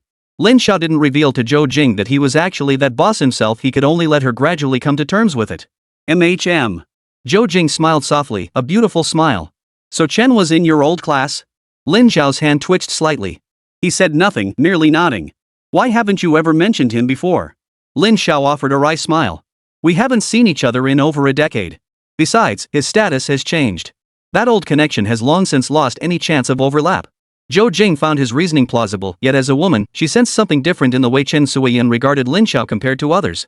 After finishing their meal, the young couple returned home together. That night, they let themselves go completely at home. Traces of their intimacy lingered everywhere in the bathroom, the living room, and the bedroom. The next morning, Zhou Jing walked to work with a different sway in her step than usual, sparking unavoidable speculation. After seeing his wife off, Lin Xiao headed to the location he'd arranged with the fat man. Zhang Caro arrived on his bicycle, having found a secure location as instructed by Lin Xiao and already negotiated the price. Bro, the place is all set. When do you want your wife and the others to move in? Lin Xiao had considered it, but he still needed to find the right moment and a suitable reason. I'll think about it. Lin Xiao hopped on Fat Brother's motorcycle and headed straight for Zhang Wei's place. After spending the entire morning discussing matters with Zhang Caro and the Fat Brother and formulating several decisions, Lin Xiao finally rode off alone at noon. First, the current business deals must not be interrupted. The cash brought back from Suzhou was used to pay off debts and place orders with several blanket factories in Haidong. Lin Xiao handed over all the funds obtained from Linqi City to the suppliers. It was just sitting idle anyway. He also suggested everyone purchase a mobile phone to facilitate better communication moving forward. Besides collaborating with Zhu Mingnan in Shilin City, the partnership in Su was equally crucial. The Fat Brothers would continue handling procurement and data analysis, striving to secure suitable goods. Considering that Zhang Wei and the others had been away from home for years, few people in Haidong recognized them now. After careful deliberation, Lin Xiao decided to allow them to operate openly, but they must be especially cautious not to provoke Yu Laowu's gang. Lin Xiao rode his bike to the cafe where he had met with Li Zichen a few days prior. Li Zichen had already informed him that the major shareholder of Huazhou Manbao Company had arrived in Haidong, holding a 20% stake. This investor from Dongguan, named Yi Mingren, spoke Mandarin with a distinctive regional accent that sounded both warm and authentic. Having conducted most of his business dealings in southern regions in his previous life, Lin Xiao was relatively familiar with the local situation. Mr. Liu, I understand you're interested in acquiring shares in our company? Lin Xiao responded based on the information he had received from Li Zichen earlier. Is Mr. Yi considering a transfer? Though smiling broadly, Lin Xiao knew full well that Huazhou Manbao's IPO was just days away. Well, as you know, our company is about to go public. Its current valuation has already surpassed 100 million. Yi Mingren's words were nothing more than a test of Lin Xiao's financial strength. Had it not been for Li Zichen's introduction, he wouldn't have made the special trip from Dongguan to Haidong City. Mr. Yi, let's be straightforward. I want all the shares you hold. Name your price. Though a 20% stake wasn't substantial, for Lin Xiao, time was money. If he didn't act quickly, once Huazhou Manbao actually went public, it would be too late. After all, how could he let such a golden opportunity slip away? The first stock of 1994, Huazhou Manbao. Chapter 32, A Businessman's Instinct. Yi Mingren hadn't expected this seemingly young Lin Xiao to be so impatient and eager. 30 million. If you agree, Mr. Lin, these shares are yours immediately. When business matters came up, Yi Mingren instantly became sharp and precise, articulating every word clearly. 30 million? For Lin Xiao, this figure was no small sum. He currently had precisely that amount of capital at his disposal. If he used all his cash to acquire the 20% stake, he'd have no room left to maneuver for the remaining shares of Huazhou Baoan. Mr. Yi, your offer seems a bit too high. Hearing this, Yi Mingren smiled and said, if you feel it's not suitable, Mr. Lin, I can certainly consider other parties. While it was unclear whether anyone in the current market was bullish on Huazhou Baoan, the company's nationwide reputation was undeniably substantial. Based on current conditions, the company's market valuation exceeded 100 million. Paying 30 million for a fifth of its shares clearly represented a premium transaction. Can we sign the agreement now? Lin Xiao had already made up his mind. Hearing this, Yi Mingren paused for a moment before his face lit up with delight. If the deal went through at this price, he stood to make a substantial extra profit. I've brought all the contract documents. As soon as your payment is received, we can complete the transfer procedures immediately, making you the new owner of this equity stake. Yi Mingren patted the briefcase beside him and said with a broad smile. Then it's a deal. Though 30 million yuan sounded daunting, Lin Xiao believed it was worth every penny to secure this crucial stake in Huazhou Manbao's precious metals resources. If memory served him correctly, in the near future, following Huazhou Manbao's successful IPO, its total value would skyrocket to billions. Thinking about it this way, it meant a potential return of over 10 times the investment. Most importantly, Lin Xiao intended to hold this stake long-term. It would become a crucial cornerstone of his entire future business empire. Yi Mingren, who had braced for the worst when coming here, was utterly surprised. He never imagined such a favorable outcome would materialize. Let's be clear up front, this 30 million must be paid in cash. Yi Mingren added, making it clear that he would not accept any form of installment payment. After all, such a sum was not something most ordinary people could easily scrape together. Understood. Seeing this, Lin Xiao replied with a smile, then, please have General Manager Yi prepare all the relevant documents and materials as soon as possible. Even Li Zichen, who had been observing the entire process, was stunned by the new leader's bold move. She had known he had some savings, but his actual financial strength far exceeded her imagination.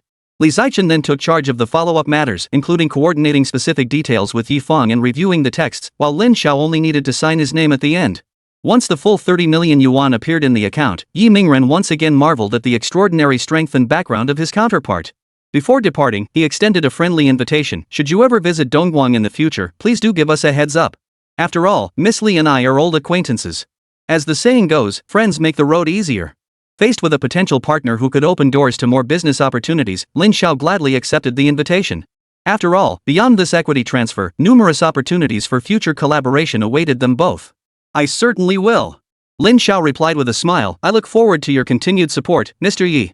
After exchanging pleasantries, they saw Yi Mingren off. The entire afternoon was spent handling the necessary paperwork. Now that the 20% stake in Huazhou Manbao was secured, Lin Xiao finally felt a sense of relief.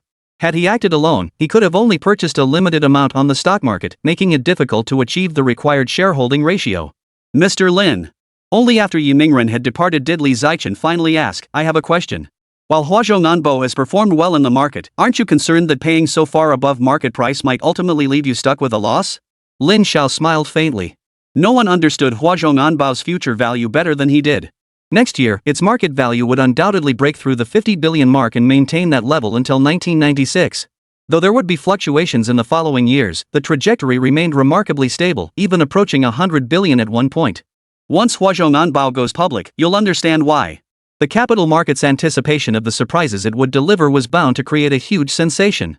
This high-priced acquisition also catapulted Lin Xiao and his obscure small investment firm to prominence within the industry. The company was named Jingjing Investment. Named after his wife, Jingjing Investment had just completed its first high-value acquisition. As a subordinate, Li Zichen naturally had no objections to his boss's decision. Even if it meant losses, it wouldn't affect him. Should we continue buying up the remaining shares circulating in the market? Absolutely. Lin Xiao nodded. The funds will be ready for you tomorrow. Though not exactly wealthy, he still had the 2 million yuan payment from Zhu Mingnan available for operations. With this capital, acquiring a significant quantity of circulating shares in the market posed no major issue. And don't forget that JL Group's CEO, Li Zhongxin, still owed tens of millions in unpaid debts. If push came to shove, they could draw from that account for emergency funds. A few hundred million or even a billion could be arranged. The two then delved deeper into Jingjing Investment's future development strategy, including team building and operational preparations. Li Zichen would handle the execution, while Lin Xiao would provide overarching direction. Over the next few years, Lin Xiao aimed to seize every opportunity for rapid appreciation. By the time Lin Xiao and Li Zichen concluded their discussion, night had deepened outside. Would you like a ride home? Lin Xiao pointed to his old bicycle, prompting an involuntary laugh from Li Zichen. As such a successful individual, why don't you drive? Lin Xiao simply replied, it's about keeping a low profile. That's one of the core values at Jingjing Investment. Li Zichen certainly wouldn't let Lin Xiao drive her home. She was about to become a widow, and everyone knew that widowhood brought its share of troubles. Besides, Luo Haiping hadn't even left yet. Lin Xiao rode home alone. Zhou Jing hadn't waited for him tonight, as he'd already informed her. Upon arriving home, Lin Xiao tiptoed quietly into the house, worried he might disturb her. Not long after he lay down, Zhou Jing slipped in and burrowed straight under the covers. But tonight, she didn't want anything else. She was exhausted from last night, but she was simply used to sleeping in Lin Xiao's arms. Lin Xiao felt tender toward her and made no further advances. They simply held each other and fell asleep. June 25, 1994. Huazhong Baoan stock listed on the share market, surging to its daily limit on the opening bell. Its market value soared 5 times higher than projections. Li Zichen was stunned. Fortunately, she had received advance notice from Lin Xiao. Leading a brand new team, she snapped up approximately 5% of the shares across major stock exchanges on Huazhong Baoan's first day of trading. Chapter 33, Stock Surge. These 5% of Huazhong Baoan shares were significantly more expensive than when Lin Xiao had originally acquired them from Yi Mingren. Jingjing Investment emerged as a major winner from its first move, gaining significant recognition in the real investment market. When it became known that they held 25% of Huazhong Baoan shares, many became curious about the company's background. This series of moves completely won over Li Zichen. The following days saw significant ripples throughout the capital markets. Huazhong Anba's market value soared relentlessly, finally halting only when it neared 30 billion. But Lin Xiao paid little heed to these developments, as the outcome had long been within his expectations. Now, Lin Xiao was leading Wang Jin to meet Olju. Given Lin Xiao's current wealth, he ranked among the top 100 richest individuals nationwide. If he wanted to leave with his wife, he wouldn't fear any retaliation from Yu Laowu. But this wasn't the outcome Lin Xiao desired. Reborn with 30 years of memories, he had accomplished in just 3 months what others couldn't achieve in a lifetime. Lin Xiao wasn't content to merely live a stable life. Every day ahead brimmed with opportunities and possibilities, so many chances he refused to let slip away. To Lin Xiao, Yu Laowu was merely an insignificant obstacle on this path. But even the smallest pebble could cause discomfort when walking.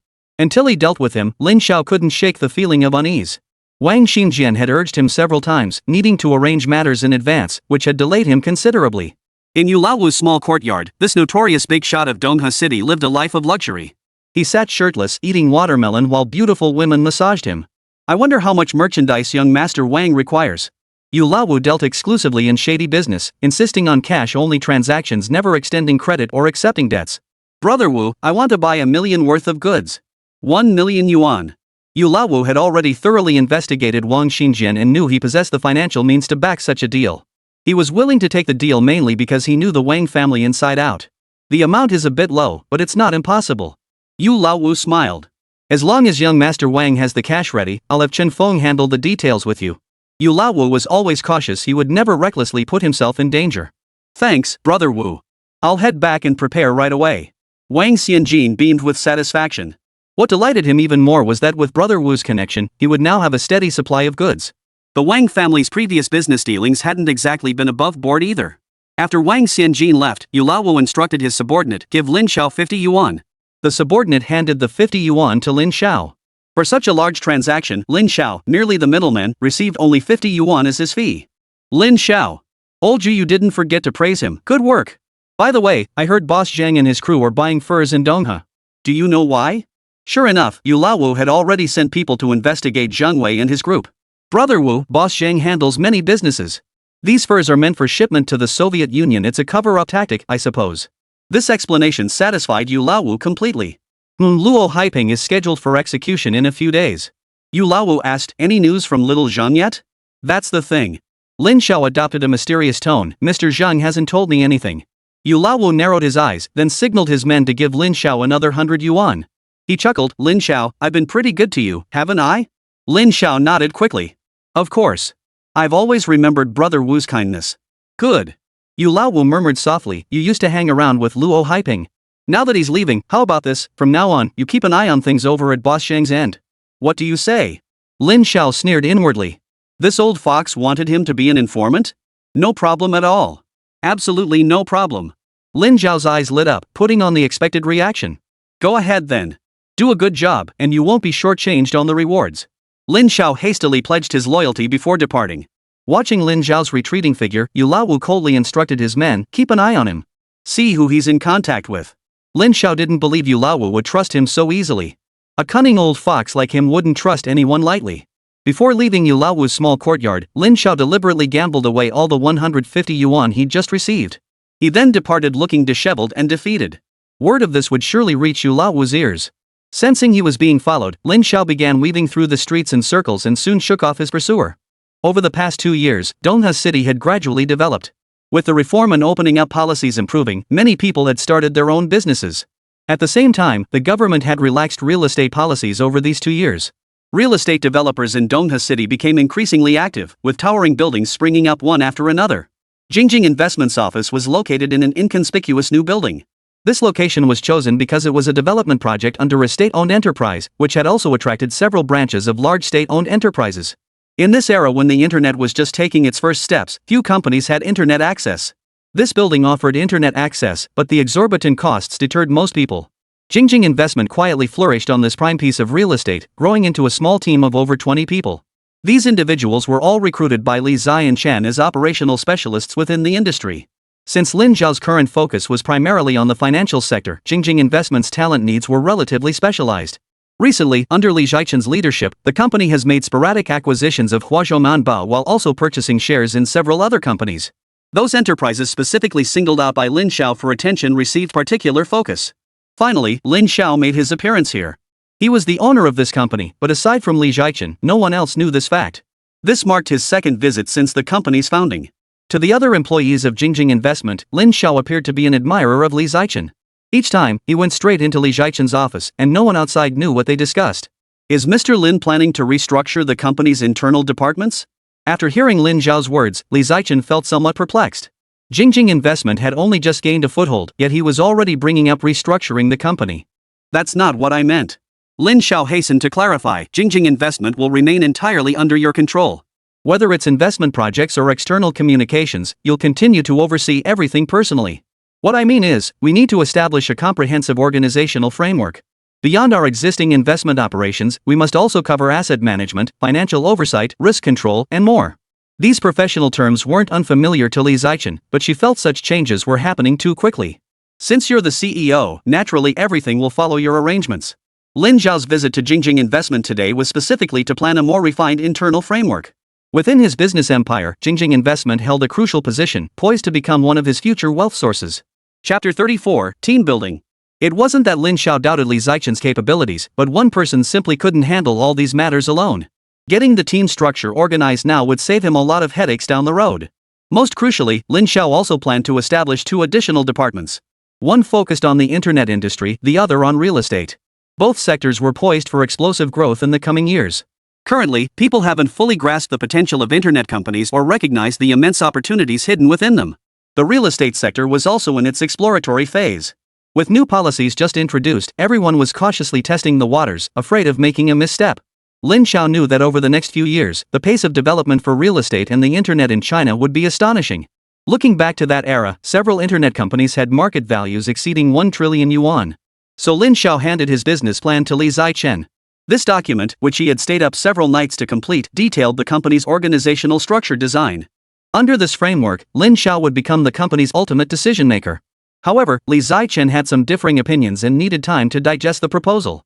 Lin Xiao wasn't in a rush to push forward, simply asking her to prepare in advance. After leaving Jing2 Company, Lin Xiao headed to Zhang Karu's place. Bro, I'll personally deliver that shipment to Zhu Mingnan. Fatso seemed to have gained quite a bit of weight and his boss persona was growing stronger. He carried a small briefcase and had a mobile phone tucked into his waistband. Thanks for your hard work. When you return, give everyone 1,000 yuan bonus. Lin Xiao had always been generous with his brothers. This shipment destined for Linqi City was worth over 6 million yuan. The small sum might be insignificant to Lin Xiao, but it was hard-earned money after all. How are things in South Korea? The business with Suguo was actually the most crucial. Given the current situation, Suguo was likely to disintegrate within a few months. If you don't seize this opportunity to make a killing, it'll be tough to turn a profit later. It's already on its way. We should be able to ship it out in about a week. Several fur and blanket factories in the Donghua area were all connected through Zhang Wei. Lately, he'd been visiting them daily to push for progress. Excellent. Lin Xiao kept the wager with Li Zhongxin in mind. While securing 10,000 motorcycles wasn't particularly difficult, there was no room for error. I also plan to establish a company. Everyone here will be considered founding members and receive annual dividends. When sharing this news with his brothers, he knew they'd endured hardships alongside him from the start. He wouldn't let them lose out. Thanks, bro. The men listened with faces brimming with excitement and renewed fighting spirit. Lin Xiao had already done more than enough for them, and now dividends awaited them in the future.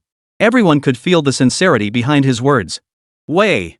Lin Xiao pulled Zhang Weiha aside and whispered, have all arrangements concerning Yunqi been finalized? Zhang Weiha nodded with a smile. Don't worry, bro. Everything that needed to be done is already taken care of. Good. Once this shipment arrives, it'll be time to handle old Yu's affairs. Lin Xiao smiled faintly, thinking to himself that this move had been brewing for quite some time. As dusk fell, Lin Xiao hurried back to his residence on his bicycle. Earlier, he had found an excuse to persuade Zhou Jing to move to the leather factory in Fenggu Town. The house was purchased under Zhou Jing's name, though she remained unaware of this. Lin Xiao had Fatso tell Zhou Jing it was a relative's house that had been left vacant because the relative had gone abroad. Originally, he had asked Fatty to watch over it, but Fatty needed to take care of his wife and couldn't spare the time, so he asked Lin Xiao to step in. Zhou Jing accepted this explanation, as in her view, among Lin Xiao's friends, the fat man, Zhang Caro, was the most trustworthy. The property was an old courtyard house with a substantial footprint. What pleased Lin Xiao most were the high walls surrounding the property. Rumor had it the place had once belonged to some government agency. The walls were exceptionally tall, nearly impossible to scale without external aids, and constructed of solid concrete. Some even joke that even artillery shells might struggle to breach them. Beneath the courtyard lay a basement, and Lin Xiao couldn't help imagining what the people who once lived here had been doing all those years ago. This became his favorite corner of the entire compound. In the days since moving in, his fondness for it had only grown. Only Zhou Jing worried about damaging things inside and would occasionally remind Lin Xiao to be careful. To ensure security, Lin Xiao bought 2 small wolf dogs to guard the gate. Bicycles could be ridden directly into the courtyard and parked there. To save electricity, they chose to eat in the outer courtyard. After all, the house was stiflingly hot, and dining outdoors meant they didn't need to run fans for cooling. Seeing the food laid out on the table, Lin Xiao's mouth watered. "Your cooking is getting better and better." Seeing him reach for the food, Zhou Jing, who had just walked over, immediately stopped him and gave him a disapproving look. "Wash your hands first before eating." It was moments like these that truly made them feel at home. After dinner, Lin Xiao stayed in the courtyard to rest, and Zhou Jing, having tidied everything up, could finally take a break. "Third uncle came to talk to me today," she told her husband. The Uncle San she referred to was Lin Nilu, the deputy director of the local leather factory. What was it about?" Lin Xiao inquired upon hearing the news. It was well known that this elder rarely appeared at the factory unless it was for something important. "He's planning to transfer jobs. The leather factory's performance has been poor lately, and there might be layoffs soon." Faced with this news, Lin Xiao had already anticipated it. In his view, against the backdrop of this era of transformation, only constant progress could prevent being left behind by the times. As a state-owned enterprise, Fenggu Town Leather Factory had long been operating at a loss. It had only managed to survive this long because higher-ups still wanted to give it another shot. "You're so young you're not seriously worried about losing your job, are you?" Lin Xiao chuckled. Sometimes Zhou Jing was adorably naive. She wouldn't turn 23 until year's end, the prime of her life. "Director," he approached me, saying the factory plans to make me the sales department manager. Ever since the incident with factory manager Li and his wife, Director, he hadn't targeted her again. He'd even quietly looked out for her, going so far as to consider reserving the sales department head position for Zhou Jing. "That's great news." Lin Xiao had been so busy she'd completely forgotten about it. That bastard Director, she wasn't about to let it slide. "Uncle San asked me to see if you could help him figure out a way to stay in Dongha." Lin Nilu was being transferred. He had previously served as deputy factory director at the Fenggu Town Leather Factory, essentially a technical specialist. According to Zhou Jing, he might be assigned to work at the county level. A promotion would be fine, but this was a lateral transfer to a position with little real authority. Lin Nilu had spent years climbing the bureaucratic ladder and had built connections, but those ties had been strained this time. After hearing the details, Lin Xiao couldn't understand why Lin Nilu would come to her for help. Even Zhou Jing herself was baffled. Uncle Lin had always looked down on her, so why would he suddenly seek her out? Could it be that he knew she was now working for a powerful big boss? After all, over the past 3 months, Lin Xiao had given Zhou Jing nearly 5,000 yuan in installments. "I'll go ask my uncle about it." That was the only conclusion Lin Xiao could reach. Although Li Changguang worked in the railway department, different from Lin Nilu's role, they should have some overlap. The next day happened to be a weekend. After spending a pleasant evening with Zhou Jing, Lin Xiao felt refreshed. He bought a bottle of fine Maodai liquor and even got his aunt a jade bracelet. He hadn't forgotten his cousin Li Jingtiang either, buying her an authentic cassette tape of the 4 Heavenly Kings. When they arrived at her uncle's house, the whole family was there. His aunt beamed at Lin Xiao. She'd heard from her husband that his business was thriving. Every time Lin Xiao transported goods in or out, it never escaped Li Changguang's notice. "Xiao Zhao's here." Li Changguang's attitude toward Lin Xiao had changed considerably. "Come play a couple of games with me." Li Changguang, who had been reading the newspaper, set it aside and brought out the chess set. "Sure." Lin Xiao set down the gift and walked over. Once the board was set up, Lin Xiao naturally took the black pieces and let his uncle go first. These details were well taken care of, Li Changguang smiled. "You're doing well in business. If you need anything, just go straight to them." He knew Lin Xiao was on good terms with some of the station's leadership. "Uncle." After watching Li Changguan make his move, Lin Xiao followed suit. Jingjing has an uncle on her father's side. Do you know him? Li Changguan pondered for a moment, set down the piece he was holding, and replied with a smile, factory director, I've met him twice. Is he being transferred to the county? Lin Xiao cut straight to the point, it's a lateral transfer. That's why he wants someone to help keep him in Dongha. A faint smile played on Li Changguan's lips as he murmured, did he come to see you? He approached Jingjing. Lin Xiao answered bluntly. You know I don't have many connections, so I thought I'd ask if you could help. Li Changguan had just outmaneuvered Lin Xiao in their chess game. He chuckled, if we're talking difficulty, it's certainly not easy. But if we're talking possibilities, it's not impossible either. I hear this transfer involves quite a few people. If he wants to stay, he'll need approval from several key figures. Lin Xiao's heart leapt at this, sensing Li Changguan might have a solution. He immediately offered, if you could help with this, uncle, your nephew would be eternally grateful. Chapter 35, The Boss's Style. Li Changguan looked at Lin Xiao and said softly, Jing Tian is about to start her internship. I originally planned to have her work within my system, but she wasn't keen on it. She's majoring in financial management. I wonder if there might be a suitable position at your place where she could learn the ropes. Lin Xiao wasn't very familiar with his cousin's situation and hadn't realized she was about to graduate. Uncle, rest assured. Entrusting Jing Tian to me is like caring for my own sister. I won't let you down, Lin Xiao assured him, patting his chest. Given the company's current strong growth, finding Jing Tian a finance-related role wouldn't be difficult. Such family connections always needed managing. If she proved useful, he'd make good use of her. If not, he could at least give her a token salary. I'll do my best to help with that Nilu matter. Have him come to my office Monday through Friday for a detailed discussion.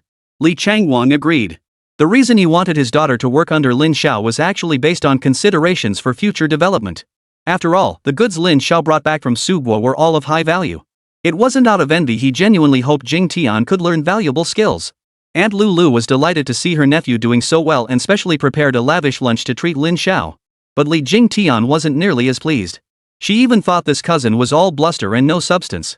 Her father insisted she work under Lin Xiao, which was utterly unacceptable to her. She was, after all, a graduate of Ocean University. How could she possibly work for someone who only finished middle school? Still, she decided to go along with it for now, intending to uncover the truth about Lin Xiao later. Even the gifts Lin Xiao brought were met with skepticism. Were they even real? As they stepped out of the railway bureau compound, she saw Lin Xiao pushing an old, beat-up bicycle toward them. She sneered coldly and asked, my dad said you're pretty well off now. Why are you still riding such an old bike? You should at least have a motorcycle, right? Facing this cousin who had never given her a friendly look since childhood, Lin Xiao was long accustomed to it. To get to the company, we either go together or you walk. Gritting her teeth, the beautiful woman felt deeply resentful but ultimately climbed onto the back seat. We'll see how long you can keep up this act. With that, Lin Xiao led Li Jingtian toward Jingjing Investment Company. Along the way, several street punks whistled at them. My cousin was indeed beautiful. If not for her foul temper, she'd be quite a sight to behold. Her figure was also excellent.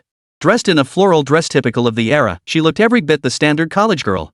Riding alone was manageable for Lin Xiao, but carrying Li Jingtian left him exhausted by the time they reached Jingjing Company.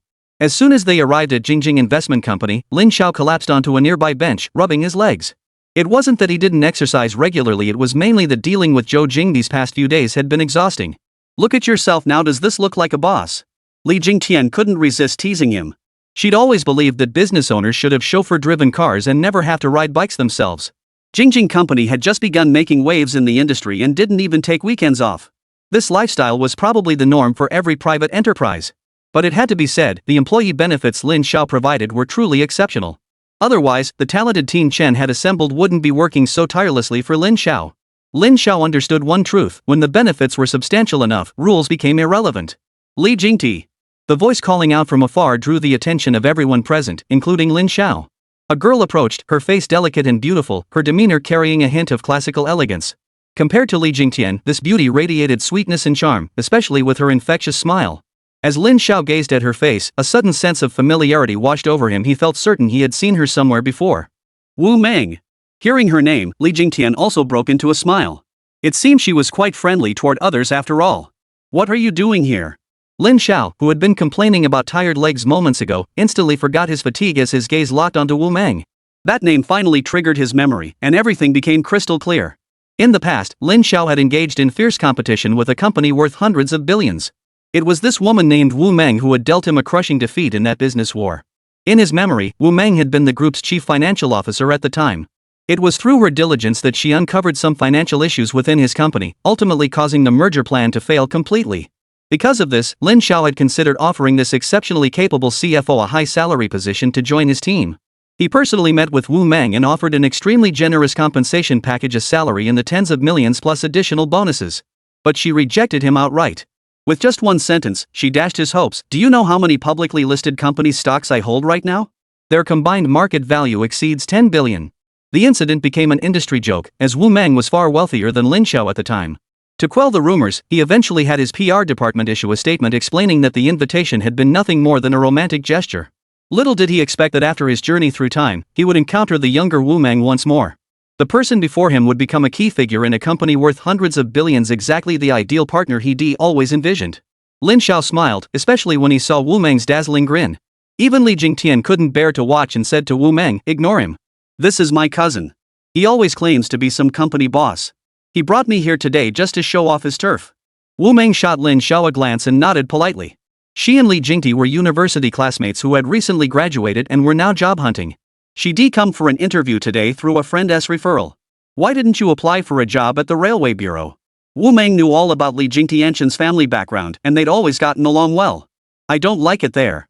The people seem unmotivated and it feels boring." Hearing this, Wu Meng chuckled softly before adding, "You turning down such a good opportunity, unlike us classmates without assignments, who have to make our own way. So which company are you planning to join?" Li Jingti asked curiously. Back in school, Wu Meng had been a top student, consistently ranking first in every major exam and raking in scholarships by the handful. What's more, she'd even received an invitation to study abroad, but unfortunately, her family's financial situation didn't allow it, and she ultimately couldn't go.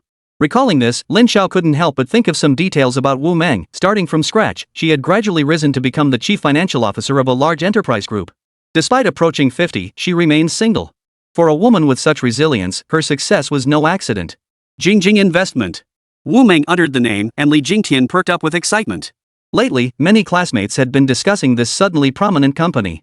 Newspapers featured lengthy reports, and television news frequently mentioned it. The company had achieved over 200% returns on a single investment, a feat many enterprises struggle to accomplish in years. For accounting students like them, such tales of wealth accumulation were the most enticing. "Is their office located here?" Li Jingtian's cheeks flushed as she excitedly suggested, "Jingjing is still hiring. Why don't we try our luck?" Wu Meng glanced at Lin Xiao, clearly signaling for her opinion.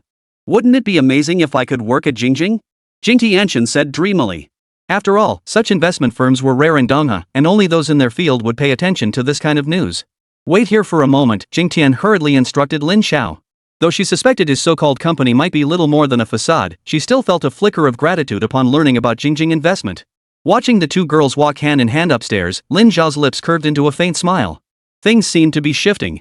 With his fresh start, unexpected changes might unfold. Perhaps the company called Jingjing never even existed in his previous life. Wu Meng's life path had also been rewritten. Yet for such an exceptional talent, Lin Xiao resolved to do whatever it took to keep her. The future chief financial officer of this investment firm would very likely be the woman standing before him.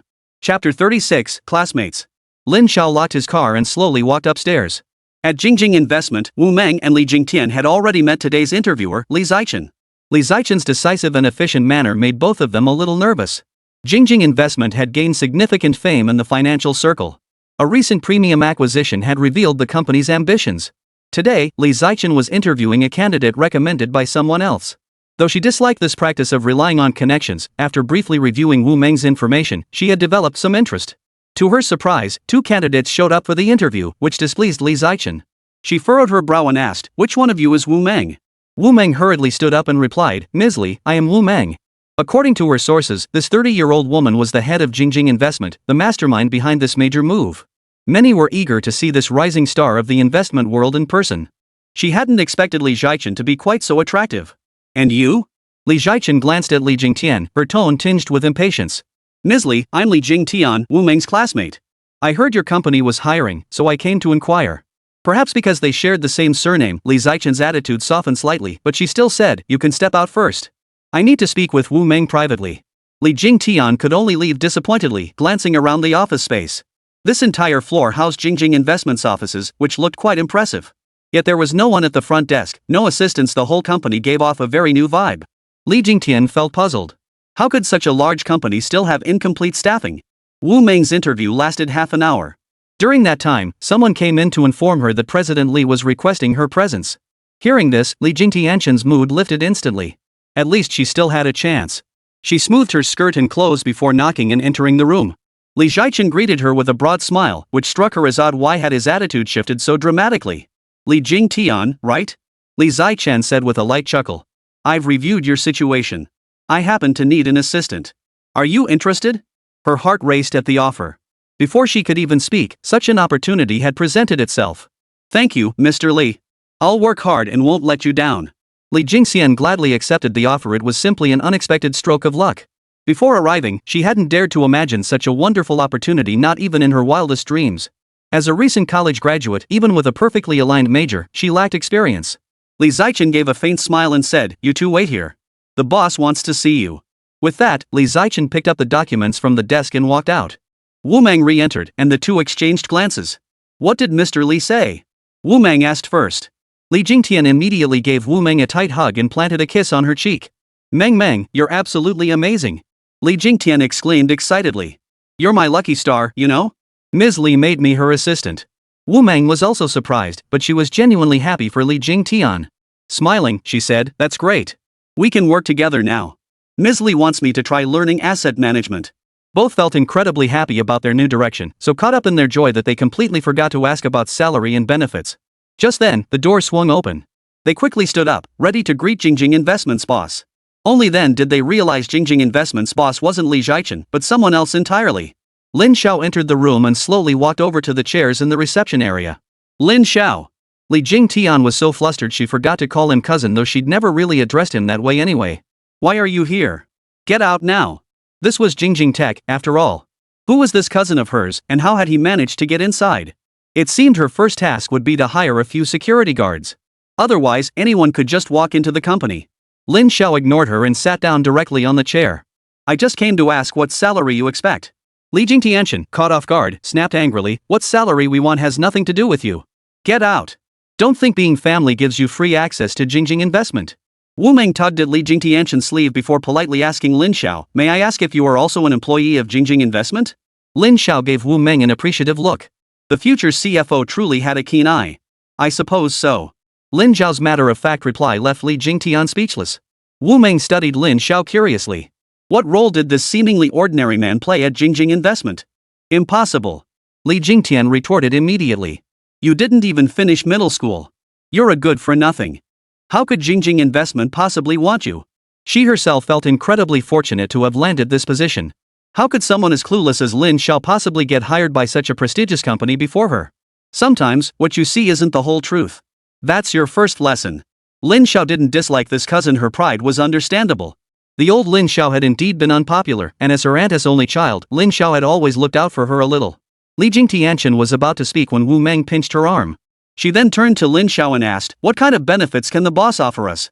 Wu Meng had already considered this possibility. The man before them was likely the boss Jingjing had invested in. A company this large wouldn't allow such a blunder, letting strangers into the conference room. Considering what had just happened, though shocked, a bold thought emerged in her mind. Boss. Those two words echoed in Jingtianshan's ears like a thunderclap. She stared at Lin Xiao in panic. He looked no different than before, yet the admiration in his eyes toward Wu Meng was impossible to hide. Jingjing Investment. The name suddenly surfaced in Li Jingtianshan's mind. Zhou Jing. Jingjing Investment. You. Li Jingtianshan tried to speak, but her mouth felt dry and bitter, and no words came out. The probationary salary is 200 yuan a month. After confirmation, it's 300 yuan. Good performance will earn bonuses. Follow Mr. Li's arrangements for daily work. Lin Xiao paid no heed to Li Jingti's awkwardness. He believed this lesson had taught her a profound lesson. Her fiery temper truly needed to be reined in. Thank you, boss. Wu Meng quickly expressed her gratitude. Lin Xiao stood up and extended his hand. Welcome to our team.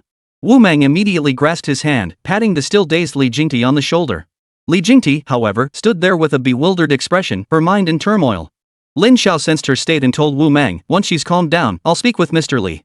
Lin Xiao left the meeting room, leaving Wu Meng to look at Li Jingtianshan with concern. Didn't your cousin tell you the name of their company? Hearing this, Li Jingtianshan nearly lost her balance, but Wu Meng caught her in time. Meng. Jingtian finally managed to speak after a long moment. How can someone change so much? Wu Meng asked curiously, are you talking about your cousin, our new boss? Li Jingtianshan nodded and poured out everything she knew to Wu Meng. How could things turn out like this? It's utterly unbelievable. Hearing such an extraordinary tale for the first time, Wu Meng murmured softly, remember what the boss said? What we see might not be entirely real, let alone what others recount. About half an hour later, in Li Zhaichen's office, Lin Xiao was discussing business matters when he noticed Li Jingtian entering. What brings you here? Li Zhaichen immediately responded to Lin Xiao, I'll step out then. You two talk.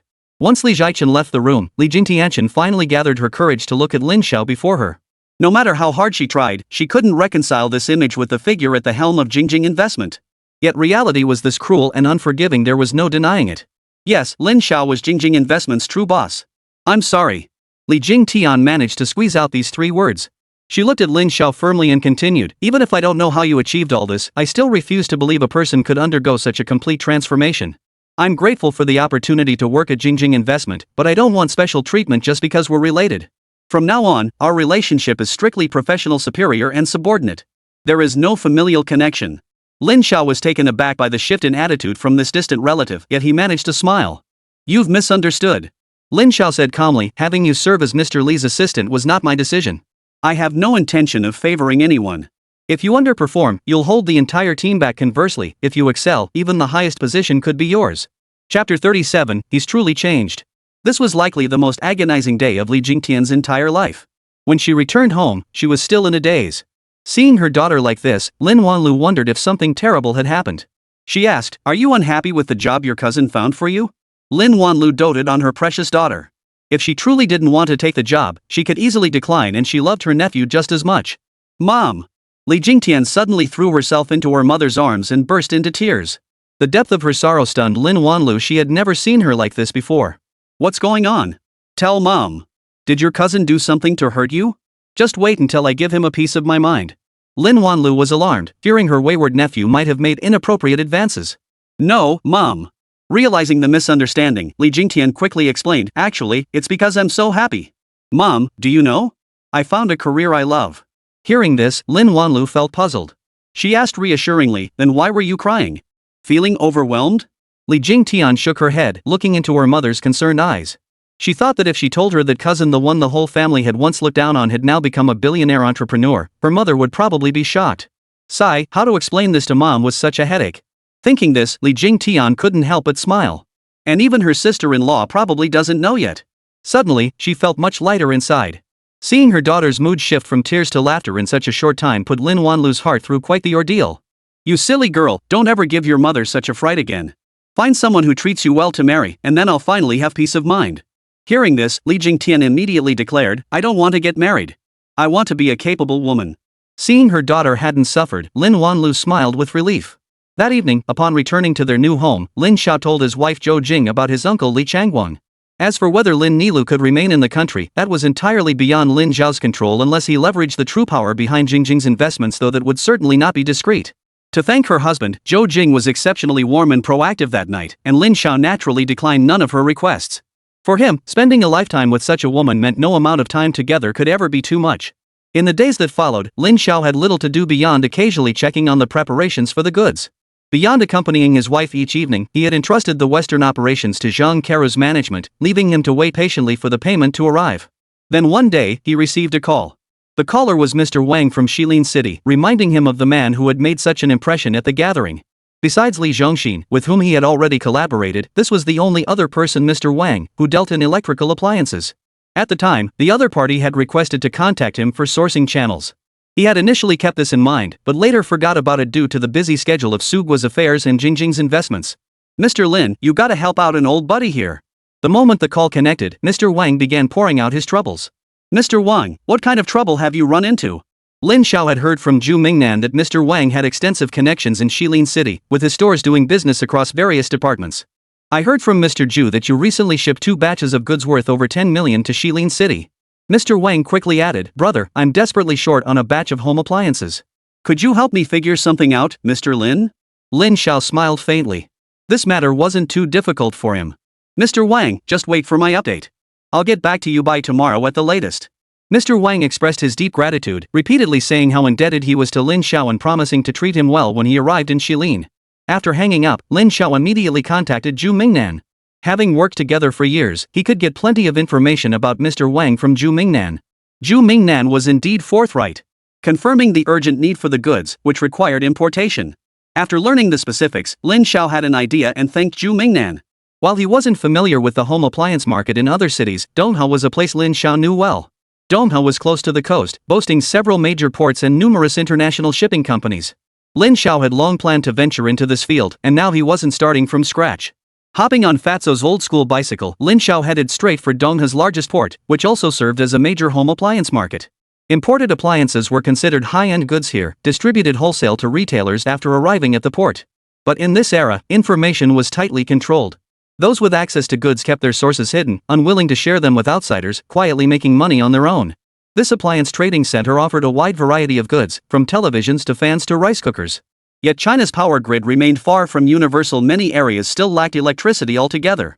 This would become a trillion-dollar market in the future, so laying the groundwork early couldn't hurt. Even if you couldn't grab the best share, you could still pick up some scraps, right? Lin Xiao, sporting a bulky mobile phone, stood out conspicuously in the crowd. The shrewd shop owners in the market immediately surrounded him. After some inquiries, Lin Xiao felt disappointed. It turned out they were merely resellers with limited stock and inflated prices. When they heard the sheer volume he wanted, they all shook their heads in refusal, deeming the risk too high to take. Just as Lin Xiao was puzzling over this, a little old man pulled him aside and asked, "Young man, you're new to this, aren't you?" In the home appliance industry, Lin Xiao was indeed an outsider, so he nodded. "Let me tell you, this business is treacherous." The old man was kind-hearted and explained to Lin Xiao, importing appliances requires numerous permits. Without connections, who would dare take such a huge risk to do this kind of business? Small-scale operations like ours are manageable, but if you try to scale up too much, it gets dangerous. Lin Xiao finally understood. He'd heard whispers about this before. It wasn't just imported appliances, now even overseas goods in the future would have to navigate a maze of complicated procedures. The reason for such extreme caution was simple: merchants in this market knew full well their goods came from unreliable sources. Once large transactions were involved, these shipments were prone to problems. Understanding this, Lin Xiao grasped everyone's concerns. It also gave him direction. He now knew what to do next. Finally, Lin Xiao handed the old man a pack of Hontishan cigarettes worth 5 yuan. Only then did the old man reveal mysteriously that to do big business, he needed to find someone in the market called Lao Guai, the only one who could handle these matters. To show his sincerity, Lin Xiao bought a whole carton of 5 yuan Hontishan cigarettes. Only then did the old man cheer up and agree to take him to meet Old Ghost. Otherwise, as a newcomer like Lin Xiao, finding Old Ghost wouldn't be easy. Considering Lin Xiao had bought him cigarettes, the old man shared a lot of insider information. The goods here were mainly shipped from Japan, which Lin Xiao already knew. Japan was currently one of the world's largest exporters of home appliances, but it didn't place much emphasis on the Chinese market. Many countries still viewed China as a developing nation where electricity wasn't even accessible to everyone, so demand for appliances wasn't particularly strong. Old Ghost was merely a nickname. When Lin Xiao met him, he discovered the man was actually quite young and looked remarkably spry. Seated on a small fishing boat, puffing away on a cigarette, he was surrounded by several men keeping watch. Such a young man was actually the most influential figure in Donghua City's home appliance market. Without the old gentleman's introduction, Lin Xiao would never have found a way in. After exchanging a few words with the young man, the old gentleman returned to Lin Xiao and said, "Go ahead." Having been briefed beforehand, Lin Xiao thanked the old gentleman and approached. "I hear you want to buy a lot of goods?" The young man spoke directly, cutting straight to the point, which saved Lin Xiao a lot of trouble. "That's correct." Lin Xiao judged people regardless of age or gender. Though young, the man before him had eyes that spoke of stories, clearly someone who'd weathered storms. "What's your name?" The young man offered Lin Xiao a cigarette. "Lin Xiao." The young man seemed to ponder whether he'd heard the name before, finally shaking his head. "There are a lot of rules in our line of work. Newcomers who want and need to show some sincerity." Lin Xiao leaned against the small fishing boat as the young man did, a gesture that felt slightly disrespectful. Guards nearby began to approach cautiously, but the young man signaled them to stop with a glance. "The way I see it, business is about fair deals. I'm just offering an opportunity to make money. If you're not interested, I can find someone else to partner with." A place as big as Donghua had a substantial home appliance market. Lin Xiao didn't believe this man was the only one capable of doing big business. The young man gave Lin Xiao a serious look, flicked the cigarette butt from his fingers, and it landed precisely in a distant trash can. That level of control was truly impressive. "In Donghua, if you want to source bulk goods, no one but me can get it done for you." The young man smiled confidently. "Ever wonder why they call me Old Ghost? Everything on the water here in Donghua is under my control. People used to call me Water Ghost, but over time it just became Old Ghost." Chapter 38, The Big Deal. Lin Xiao listened as if hearing a tale. After all, Donghua bordered the sea, and this Old Ghost's bold claims suggested real clout. 5,018-inch color TVs. This deal should be enough to sway you, right? It was important to understand that at this time, 18-inch color TV technology was only just emerging abroad, while domestic products suffered from inconsistent quality and relatively backward technology. This shipment was sought by Boss Wang from Shilin, a genuine big deal.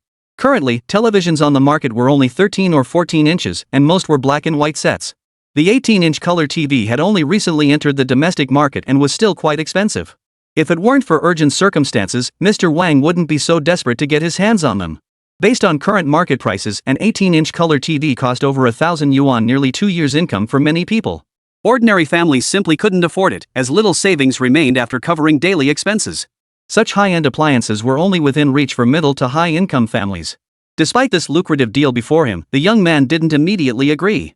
Instead, he gestured toward the scattered group of people around him and said, "These folks all have families to support. I need to ensure their safety and livelihoods." Lin Xiao regarded the young man with new respect. His willingness to consider the bigger picture proved he wasn't the type to resort to any means. "Looks like I'll have to find another way."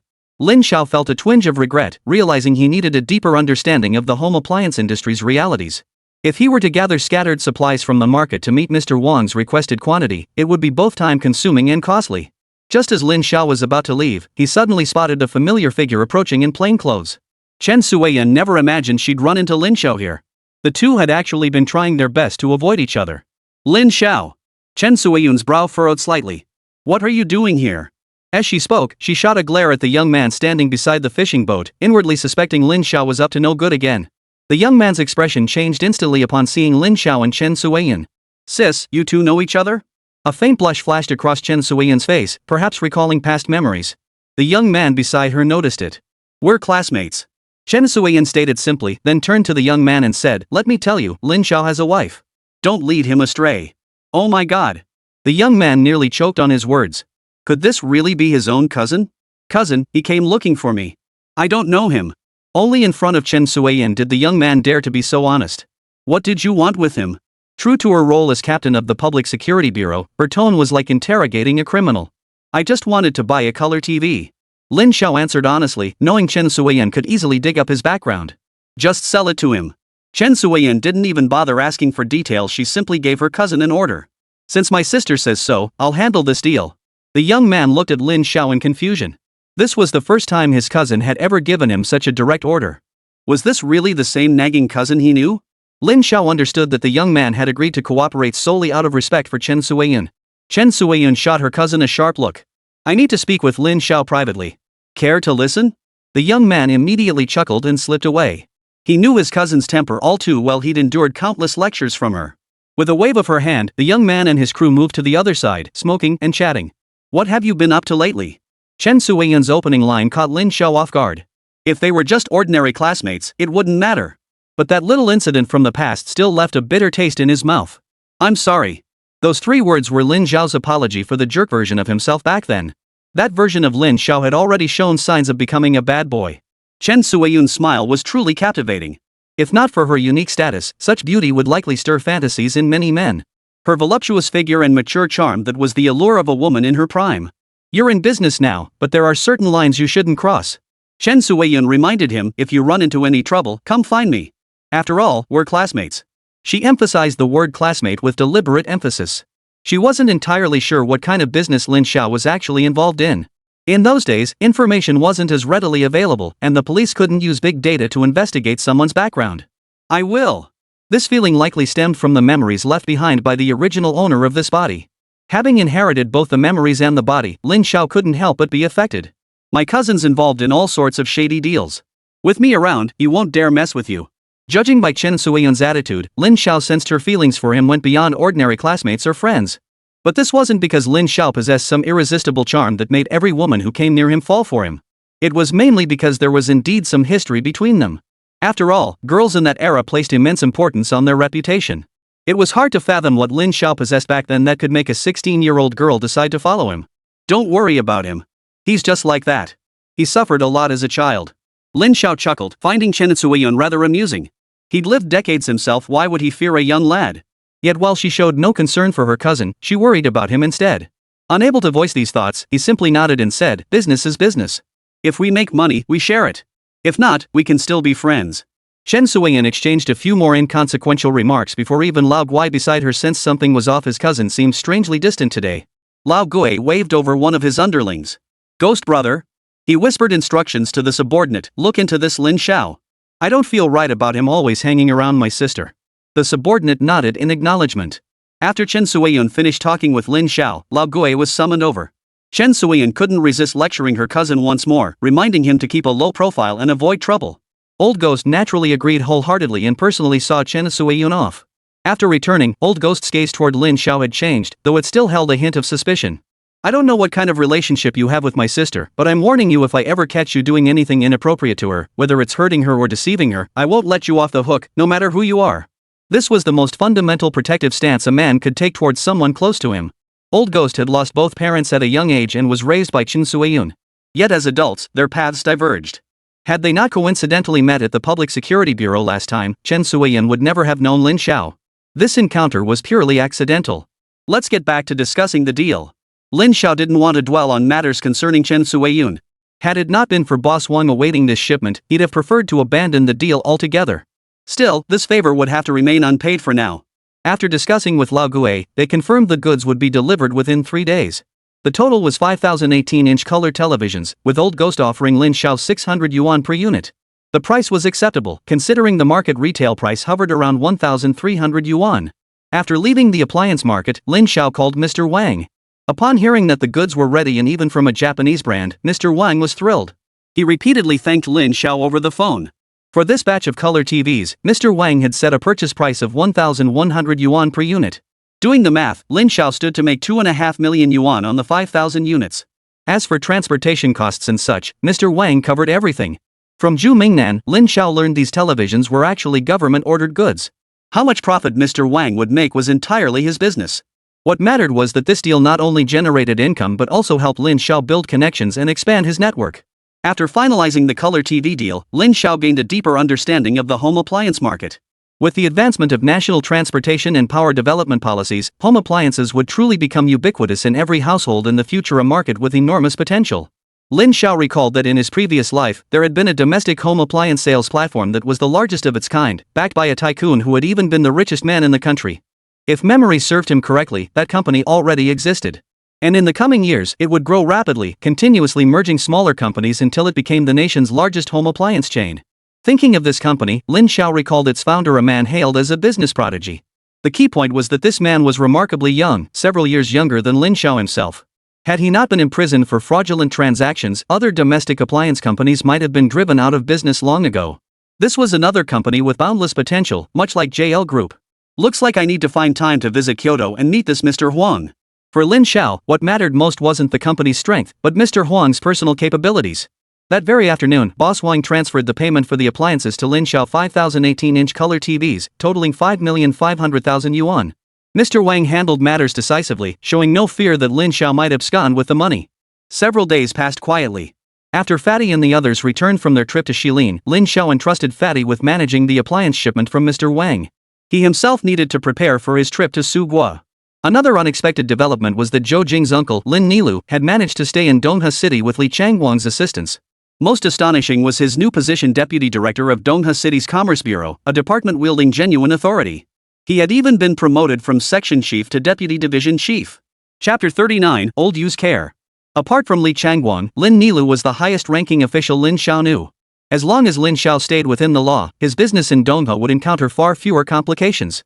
Over the course of more than a month, several fur and blanket factories in Dongha City worked overtime, even sourcing goods from factories in surrounding cities, to finally assemble 300,000 blankets and 200,000 fur garments. The shipment was so massive that Dongha railway station cleared all its freight cars for Lin Xiao and added extra carriages just to accommodate it. Lin Xiao boarded the train bound for Su Country with Zhang Wei by his side.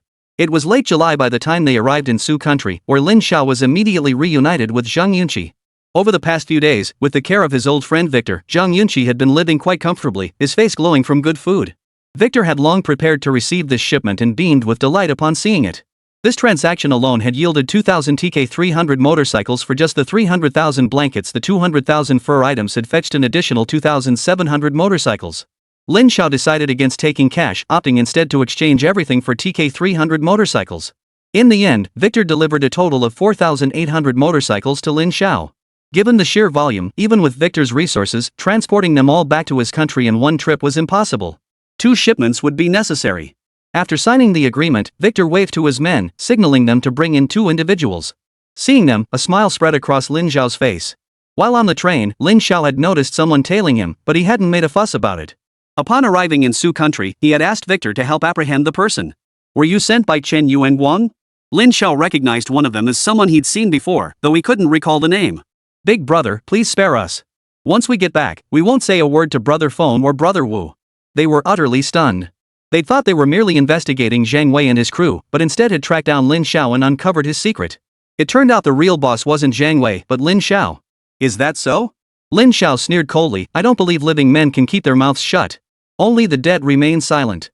The 2 men were so terrified they nearly wet themselves. After all, overseas, even if they truly died, no one would likely ever know. Brother, please let us go. They knelt on the ground, begging incessantly, brother, as long as you don't kill us, we'll do whatever you say. A cold smile touched Lin Xiao's lips. He didn't mind disposing of them and he wouldn't even have to do it himself. Victor was more than happy to oblige, eager to plant a debt of gratitude in Lin Xiao. After the matter was settled, Victor couldn't help but praise him. My friend, I'm truly fortunate to have met you from the start. Lin Xiao laughed heartily, knowing it was flattery. Lin Xiao had his own principles. Being his friend was far safer than being his enemy. After resting overnight in Weicheng, Lin Xiao and Zhang Weihua boarded the train back to Donghe. Zhang Yunqi, meanwhile, was tasked with escorting the remaining cargo back. The first shipment to arrive in Donghe comprised 2,500 TK300 motorcycles. Li Zhongxin's TK300 inventory had long since sold out, and he was eagerly awaiting this shipment. As soon as the 2,500 motorcycles arrived at the station, Li Zhongxin led his team to begin distribution and delivery. This time, he settled all the money he owed Lin Xiao from last time, and this shipment was completely free. Lin Xiao was well aware of JL Group's financial situation. After the second shipment arrived, Li Zhongxin only needed to pay 30 million upfront, with the remainder to be settled within 6 months. Lin Xiao wasn't short on cash either. If he truly needed funds urgently, Jingjing Investment could withdraw tens of millions at any time to cover emergencies.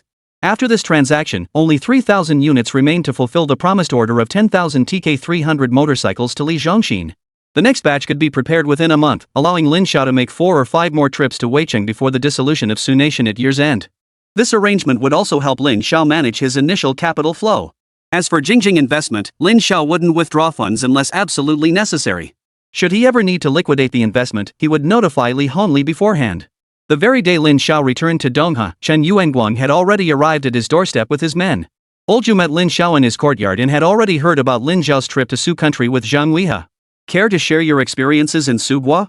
Lin Xiao smiled faintly. Just helped Mr. Zhang deliver some goods over there and brought back a few motorcycles in exchange. This answer satisfied Olju Wu, matching the intelligence he'd received. Mr. Zhang is in some serious business. I hear that shipment of motorcycles was worth tens of millions. As he spoke, a gleam lit up in Yu Laowu's eyes. Having navigated the underworld for years, he'd always earned his money with trepidation, constantly wary of accidentally provoking the wrong big shots. Every year, he spent a fortune maintaining relationships with various factions, leaving him with little actual profit in his pocket. The profit Zhang Wei and his crew stood to make from this single transaction could exceed his own annual earnings from years of hard work. I don't know the specifics. Boss Zhang just asked me to run an errand for him. Yu Laowu accepted this explanation without question. In his eyes, Lin Xiao had never been particularly capable. Even if Zhang Weihong wanted to bring him in as a partner, it was likely just to handle menial tasks and run errands. Could you arrange a meeting with Mr. Zhang? I plan to host a dinner at Qingyun Pavilion tomorrow evening. This opportunity had Yu Laowu's heart racing. Earning tens of millions from a single deal was a dream come true. If he could secure a share in this venture, his standing in Donghe would soar, freeing him from a life of hiding in the shadows. What do you think of young Master Wan's earlier proposal? Just then, Lin Xiao brought up the earlier proposal Wang Xianjin had put forward. Unexpectedly, Yu Laowu dismissed it casually. While you were away, we've already closed the deal. Though he'd anticipated this outcome, Lin Xiao still feigned anger and voiced his displeasure. Don't worry, you won't miss out on your share of the benefits. With that, Yu Laowu gave a subtle nod. Chen Yuanguang, standing nearby, promptly pulled 500 yuan from his pocket and handed it to Lin Xiao.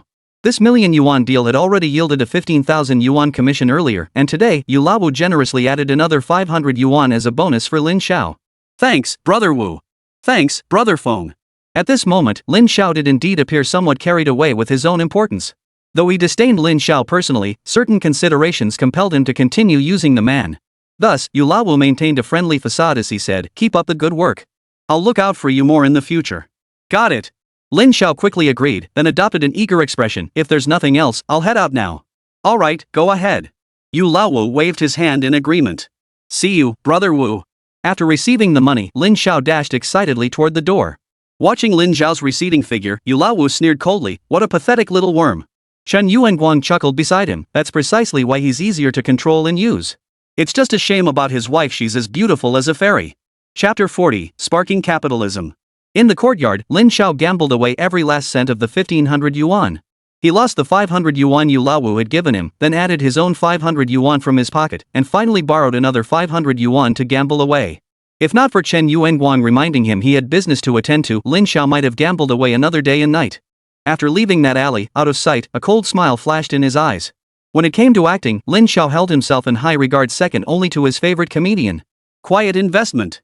Wu Mang and Li Jingtian had been working for over half a month. During this time, they had gained a decent understanding of Jingjing Investment. Jingjing Investment focused solely on asset management and investment operations. The company imposed no restrictions on its investment projects, but its vetting process was rigorous. Moreover, they learned that the purchase of Huazhong Anbao shares was solely Lin Xiao's decision as the boss. At the time, Li Zhichen didn't believe the deal held much promise.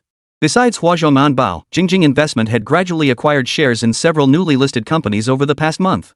Surprisingly, the stock prices of these newly listed companies have been rapidly climbing, especially Huazhong Anbao and Anchuan Bank. As China's first listed city commercial bank, the financial sector had initially held low expectations for it. Unexpectedly, however, Anchuan Bank's stock price kept climbing, with its market capitalization now exceeding 10 billion and showing no signs of stopping. Through a series of purchases, Jingjing Investment had acquired over 2% of Security Bank's shares. To ordinary investors, this small percentage might seem insignificant, but within financial circles, it has become a legendary story. Only about 20% of Safe Bank's shares are circulating in the market. Thus, the previously obscure Jingjing Investment suddenly captured the attention of major capitalists.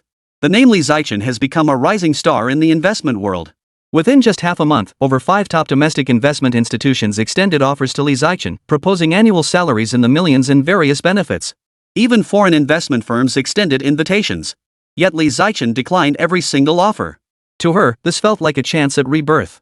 Luo Haiping had long passed away, and his remains had been retrieved for burial. She had given the Luo family a sum of money, completely severing her ties to her past. All of this was because of Lin Xiao. Li Zhichen understood clearly that the outside world hailed her as a genius in the investment field, even dubbing her the Queen of Finance.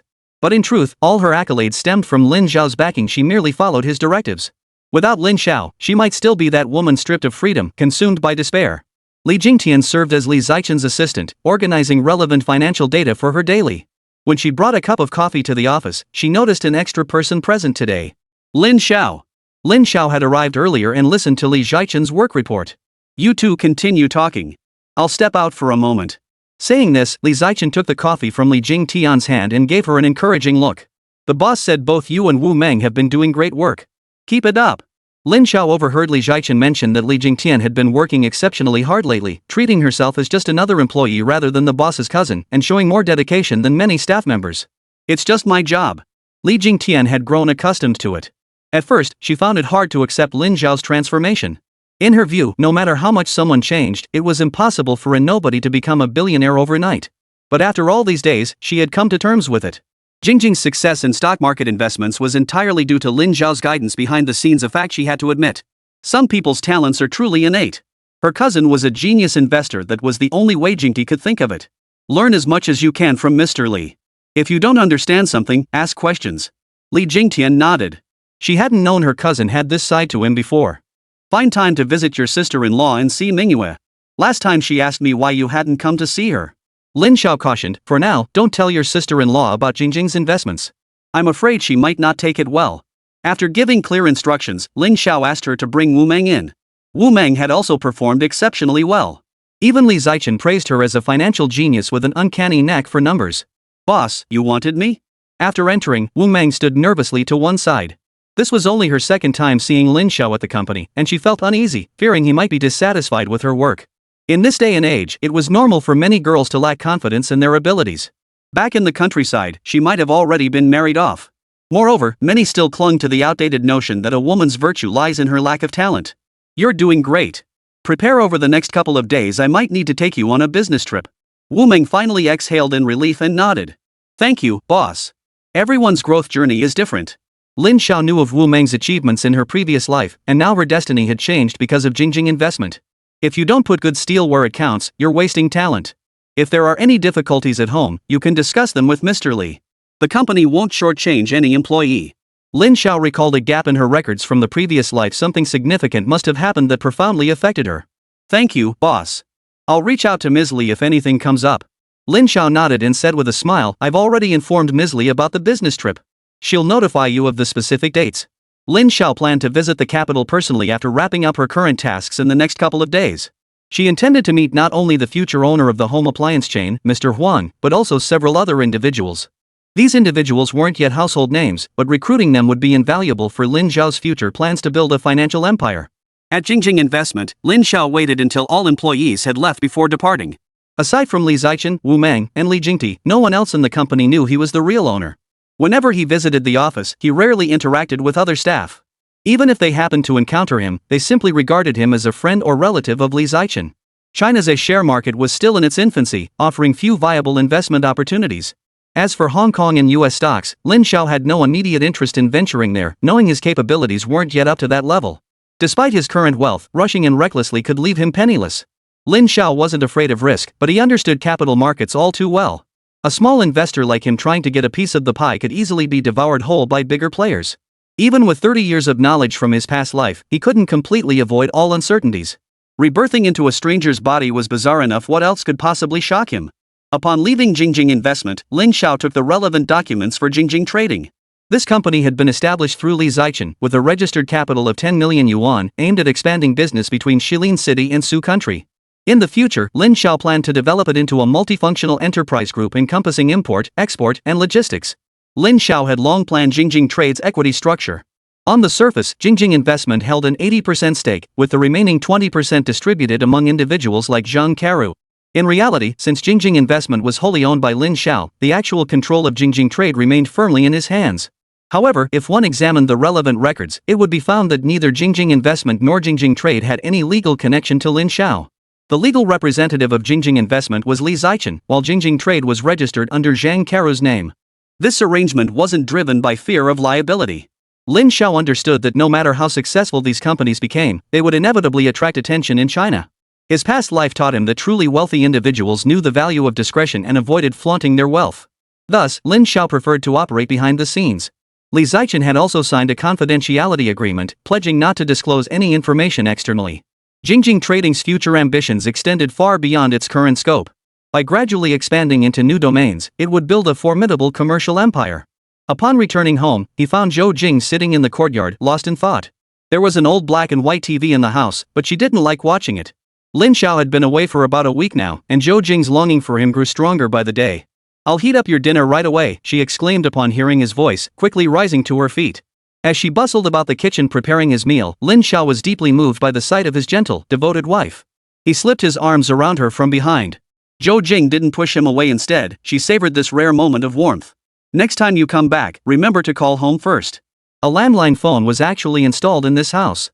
Zhou Jing had hesitated for a long time before agreeing to have it connected. She now served as the head of the sales department at the Fengdu Town leather factory, and her monthly salary had risen from 70 yuan to 120 yuan. With Lin Xiao having turned over a new leaf, no longer squandering money on reckless living but actually bringing some income home, Zhou Jing found herself filled with hope for the future. Okay. Lin Xiao gently kissed Zhou Jing's ear, nearly causing her to drop the spoon into the pot. Her face flushed as she said, "You're not being serious at all." Though she said this, her heart was filled with sweetness. Chapter 41, Treasure Hunt. During dinner, Lin Xiao handed Zhou Jing 2,000 yuan, explaining it was a bonus from his company for business travel. Every time he came home, he gave her a little extra, hoping to gradually change her perspective. Work hard, okay? Once we're rich, I'll give you a son next year. Hearing this, Lin Xiao nearly jumped for joy. Whether it was a son or not was secondary. What truly captivated him was the promise that followed. Rich? Lin Xiao chuckled inwardly. He was already worth over 100 million, yet his wife was still thinking about how to become a 10,000 yuan household. It seemed he needed to gradually acclimate her to larger sums. But how exactly to do that? Lin Xiao had no clue yet. After dinner, the family sat together in the courtyard, playing with their pets and chatting leisurely. Later, the couple retreated to their private world. As the saying goes, absence makes the heart grow fonder. That night, they fought until late, and surprisingly, Lin Xiao was the first to admit defeat. Even the most enjoyable things become exhausting when done too often. Early the next morning, Lin Xiao headed out to look for a place to live. He chose this neighborhood mainly because it was close to the Fingu Town leather factory, where rows of small houses with courtyards stood. Many of the residents were prominent figures, and crucially, a police station was nearby. Even the most brazen local troublemakers dared not cause trouble here. Having just moved in, they rarely ventured outside. Zhou Jing still had to work, so they seldom encountered neighbors during the week. Today, as soon as Lin Xiao stepped outside, he encountered several elderly men. Seeing their figures clad in Zhongshan suits, he could vaguely guess that these people must have held important positions in the past. "Sir, sell me this thing. I'll give you 10 yuan. The voice caught Lin Xiao's attention. Someone had brought out a chamber pot to empty it, and another person had spotted it and wanted to buy it. "What use would you have for this old thing? The new ones at the market are much better, and they're only $1 each." The elderly man stared at the customer as if he were a curiosity, finding today's youth truly peculiar. A sly gleam flashed in the other man's eyes as he smiled. "I just think your chamber pot is exceptional, sir. Those fancy ones on the market might look nice, but they're probably not as sturdy and durable as yours." Several elders chuckled at this remark. In decades on this street, they'd never encountered such an eccentric who'd actively seek to buy someone else's personal belongings. "If you like it, you can have it." The old man didn't seem to mind at all. After all, to him, the chamber pot was just an ordinary piece of porcelain. "How could I take advantage of you?" The man pulled a bill from his pocket and smiled. "I'd rather pay for it. It'll make me feel better." The old man hadn't expected anyone to actually pay for this broken piece of porcelain. He chuckled, "I've got plenty more at home. Want to pick out a few more to take with you?" But the moment those words left his lips, the young man grew visibly excited. "Really?" Seeing his excitement, the old man scoffed, "When have I ever gone back on my word?" The man's heart swelled with joy. He was a peddler who traveled far and wide. Usually, he just gambled on luck, hoping to snag something valuable. Passing by this street, he spotted the urinal the old man carried in his hand. He recognized it immediately. He'd bought one like it for a few dozen yuan last time and sold it for 300, making a killing. He'd planned to buy another one, but the old man mentioned having plenty more at home. All right, old man, take me to see them. I'll pay 10 yuan each for these jars." The old man figured these jars were just taking up space anyway, so he led the man to a small courtyard nearby. Lin Xiao was about to leave when he suddenly stopped near the courtyard gate. After becoming wealthy later in life, the aging Lin Xiao had developed a new hobby: collecting antiques. He'd been ripped off many times when he first started, but that experience had honed his eye for genuine treasures. Upon closer inspection, Lin Xiao recognized the markings on the jar the old man held. It was a genuine antique. Such antiques were extremely rare in his previous life. Similar pieces had fetched millions at auctions. Glancing deeper into the courtyard, Lin Xiao was utterly stunned. Piled in the corner was a stack of identical jars, large and small. Seeing so many treasures discarded so carelessly stirred Lin Xiao's emotions. In this era, most people hadn't yet recognized the value of old objects. To the older generation, these were nothing more than useless junk. Precisely because of this, many precious cultural relics were lost in the long river of history. It wasn't uncommon to find people using such precious treasures as urinals. To them, the only conceivable use for these jars was as chamber pots. "Old man, 13 pieces total. How about I take them all for 130 yuan? The man who entered the courtyard's eyes lit up, though he tried hard to hide his excitement. "I can pay 1,000 yuan for them." At that moment, Lin Xiao stepped into the conversation without hesitation, surprising everyone. The man had already prepared to pay 130 yuan. Wasn't much, but it was better than leaving them to rust away. But someone was offering 1,000? The merchant, who had been on the verge of a successful transaction, shot Lin Xiao a fierce glare, feeling as if part of his income had been snatched right out of his pocket. "I can offer more, 1,300 in total, 100 each. Please sell them to me." This time, even the old man saw the problem. One person being confused was one thing, but how could two people both be willing to pay such a high price? "Unless you tell me what these things are for, I won't sell them to anyone." The old man grew stubborn, and it wasn't easy to fool him. After all, who among the residents here were ordinary commoners? Well, the man who'd quoted 1,300 yuan was utterly flustered. Beyond knowing he could resell them for a profit, he knew nothing about antiques. "Sir, these are treasures left behind from the Ming dynasty. While their current market value isn't high, they could hold significant research value in the future. Perhaps in a few generations, even one piece could be worth a villa." Lin Xiao's honest assessment unexpectedly won the elder's favor. The man looked at him and smiled. "I recall you're the current head of the Song family's ancestral home, right?" Lin Xiao knew the original owners of his current residence were the Song family, who had long since emigrated overseas. The sale had been handled through relatives. "Yes, sir. My name is Lin Xiao. You can call me Xiao Lin." The old man was quite taken with Lin Xiao's approach. He looked at him and said with a smile, "You say this thing could be worth a house someday, but this old man can't wait that long. Besides, since it still holds research value, it should go to someone who understands it." Shaolin, I'll sell it to you. Hearing this, the man who had offered 1,300 yuan grew anxious and interjected urgently, Sir, I'll pay more. The old man shot him a cold glance and retorted bluntly, Do you think I care about your measly money? You don't understand it at all, yet you want it? What good would it do you? The man was rendered speechless by the retort. Seeing the old man's bluntness, Lin Xiao felt a bit embarrassed. Sir, I'm not sure of the exact value of this jar right now. How about this, I'll give you 2,000 yuan. How does that sound? Hearing Lin Xiao add another 1,000, the man beside him instantly fell silent. After all, he couldn't even scrape together that much himself. Young Lin, I trust you. The rest went smoothly. Several elders even helped Lin Xiao carry the jar home. To his delight, the elders' homes also held some vintage items. After inspecting them, he bought them all. Short on cash, he called Zhang Karo to send over some money. All told, he spent over 60,000 yuan.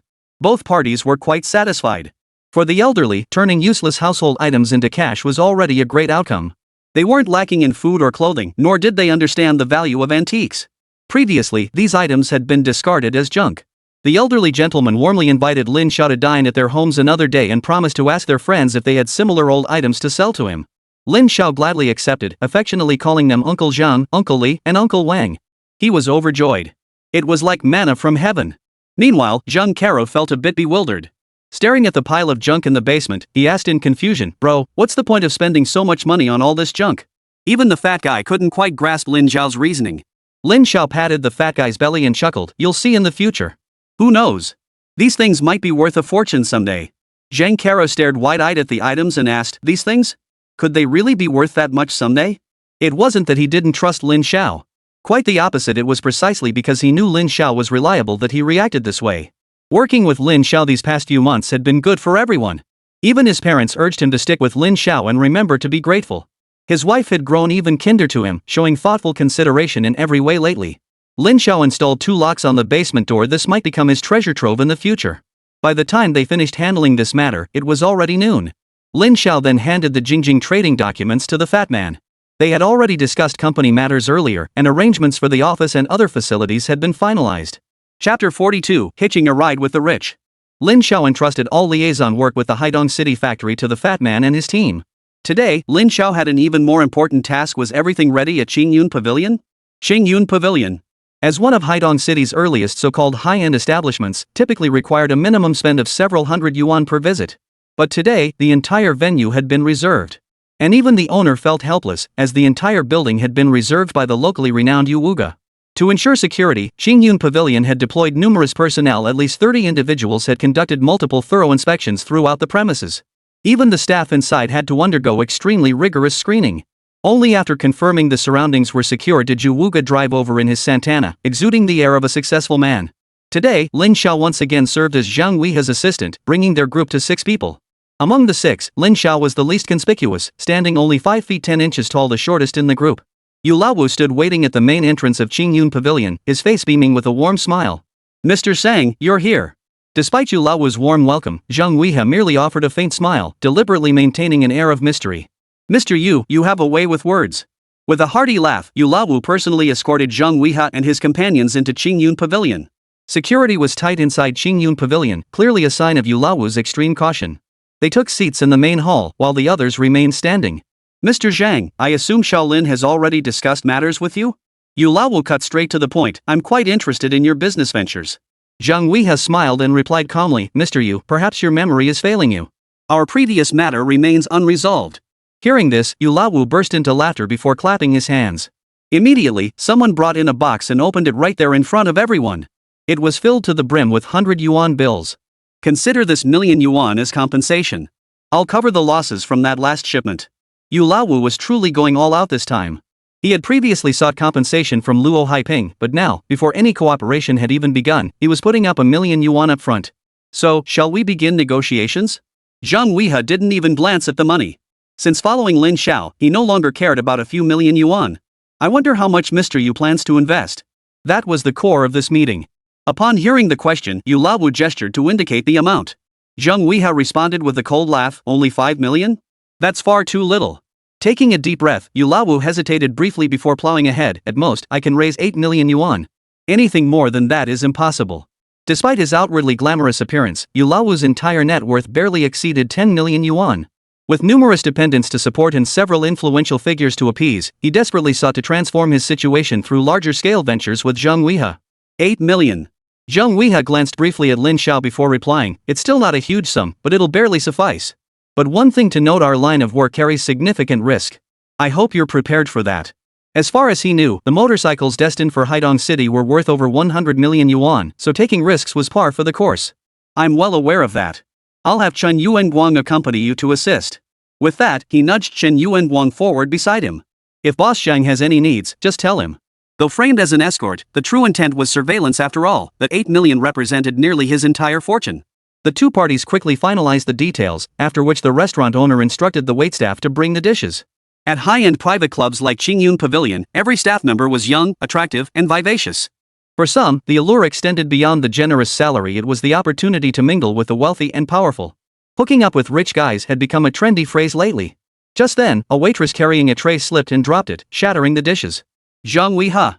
She cried out from the floor, and the room instantly fell silent. The waitress had recognized Zheng Weihua. Old Yu's expression shifted slightly, and Chen Yuanguang beside him instinctively reached for his waist. Oh no, Zheng Weiha's heart skipped a beat. Why did this have to happen at such a critical moment? Lin Zhao's eyes flashed with a hint of coldness. His mind raced, and he immediately stepped forward to help the waitress up, smiling as he said, "Isn't this little swallow?" The girl didn't recognize Lin Xiao at all. She had only stumbled because she recognized Zheng Weihua. To work as a waitress at Qingyun Pavilion, especially on a night when Yu Laowu had reserved the entire place, they had all been rigorously selected. The girl quickly grasped the situation, shaking off Lin Zhao's hand and retorting, "Don't call me by my childhood nickname. My name now is Lin Fangfang." Her reaction was sharp, and she seized the moment to introduce herself. All right, Miss Lin, nice to meet you." Lin Fangfang glanced at Lin Xiao, then slowly stood up. "I'll come back later then." "Wait." Suddenly, Yu Laowu spoke up. He glared at Lin Fangfang with hostility. "You say you're Miss Lin? Could you tell us how you know Mr. Zhang?" Chen Yuanguang and his men were already on high alert, ready to spring into action at the slightest sign of trouble. Lin Fangfang shot Yu Laowu a glance and sneered coldly, "This guy promised me I'd be well fed and well taken care of. Turns out he's nothing but a fraud. Today, I caught him red-handed." Zheng Weiha's tense heart finally relaxed. "Ha!" Yu Laowu burst into laughter. "Mr. Zhang, you're quite the romantic, aren't you?" Zheng Weiha chuckled along, turning to Lin Fangfang. "I've already paid her." The remark drew a chorus of leering laughter from the men present. After all, the girl was undeniably attractive, curvy, with a delicate, alluring face. "Are you dissatisfied with me? Seems like few men are sincere." With this remark, Lin Fangfang openly acknowledged her relationship with Zheng Weihua. "Ha!" Old Yu laughed again. Mr. Zhang sure racked up quite the tab for his romantic escapades. At that moment, Lin Xiao playfully slapped Lin Fangfang's butt and teased, "If Mr. Zhang doesn't want them, we might just have to give them a try ourselves." Lin Fangfang shot Lin Xiao a sidelong glance.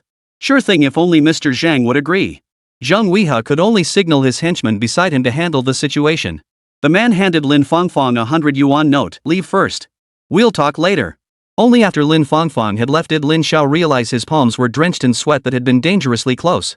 Chapter 43, A Minor Interlude. This minor incident nearly aroused old Yu's suspicions, but thankfully Lin Fangfang proved quick-witted. The rest of the meal proceeded smoothly. Everyone enjoyed themselves, and all the details were finalized. Now they just had to wait for the collaboration to begin. Old Yu personally saw Zhang Wei walk away arm in arm with Lin Fangfang, yet he still couldn't shake his unease. Only after Chen Yuanguang went to the owner of Qingyun Pavilion to verify Lin Fangfang's background did he finally relax. It turned out she was just an ordinary courtesan, nothing unusual about that. Only after leaving Qingyun Pavilion did Zheng Weihua and his brothers finally relax. "How did I handle myself just now?" Lin Fangfang looked at Zheng Weihua with an ingratiating expression. She had handled the critical moment with flexibility. She genuinely recognized Zheng Weihua and knew exactly who he was because they'd shared a past. "You nearly got us killed." Zheng Weihua still felt a chill thinking about it. If Yu Laowu had truly intended to kill them, they might have escaped and scathed themselves, but what if Lin Xiao had been dragged into it? "You two sure have some nerve. You're usually just hauling cargo at the docks. How did you end up pretending to be big shots this time?" Lin Fangfang chuckled. "Honestly, you really pulled off that big boss act. You even fooled old Yu. But I need my share of the benefits too." She'd seen it clearly. Old Yu had handed Zheng Wei and the others 1,000,000 yuan. Recalling the earlier scene, Lin Xiao also realized how risky this had been. After all, they weren't exactly unknown in Donghua City. There was no guarantee a situation like today wouldn't happen again. "Weihua." Lin Xiao glanced at Lin Fangfang and said, "Give her 500. Zhang Weiha nodded, pulled out 500 from his bag, and handed it to Lin Fangfang. Just pretend you never saw us. Lin Fangfang didn't take the money. Instead, she smiled and looked at Lin Xiao. She knew exactly what was going on. The least conspicuous one among them was actually the leader. It made sense. Honest types like Zhang Weiha wouldn't dream of scamming people this way. Someone must have put them up to it. But you just groped my butt. How do we account for that? Lin Xiao gave an embarrassed chuckle.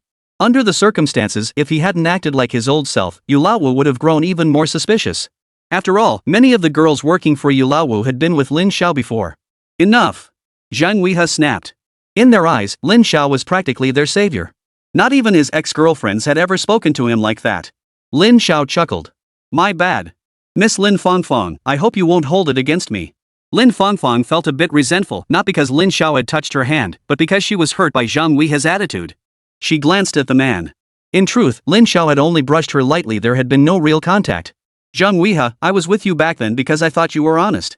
Are you rejecting me now? Zhang Weiha shot Lin Xiao a guilty glance before turning to Lin Fangfang. Can we stop arguing? Brother Lin is a benefactor to all of us. Show him some respect. Hearing this, Lin Fangfang finally felt a little better. She didn't take the money, just stared at Zhang Weiha and said, I'm staying with you. No matter what you do, you're my man. I've searched for you for so long. You're not allowed to run away. The other brothers nearby pretended not to hear anything. Lin Xiao merely smiled faintly and said, this is your own business. You two sort it out yourselves. With that, Lin Xiao and the others walked off to smoke, leaving Zhang Wei and Lin Fangfang arguing.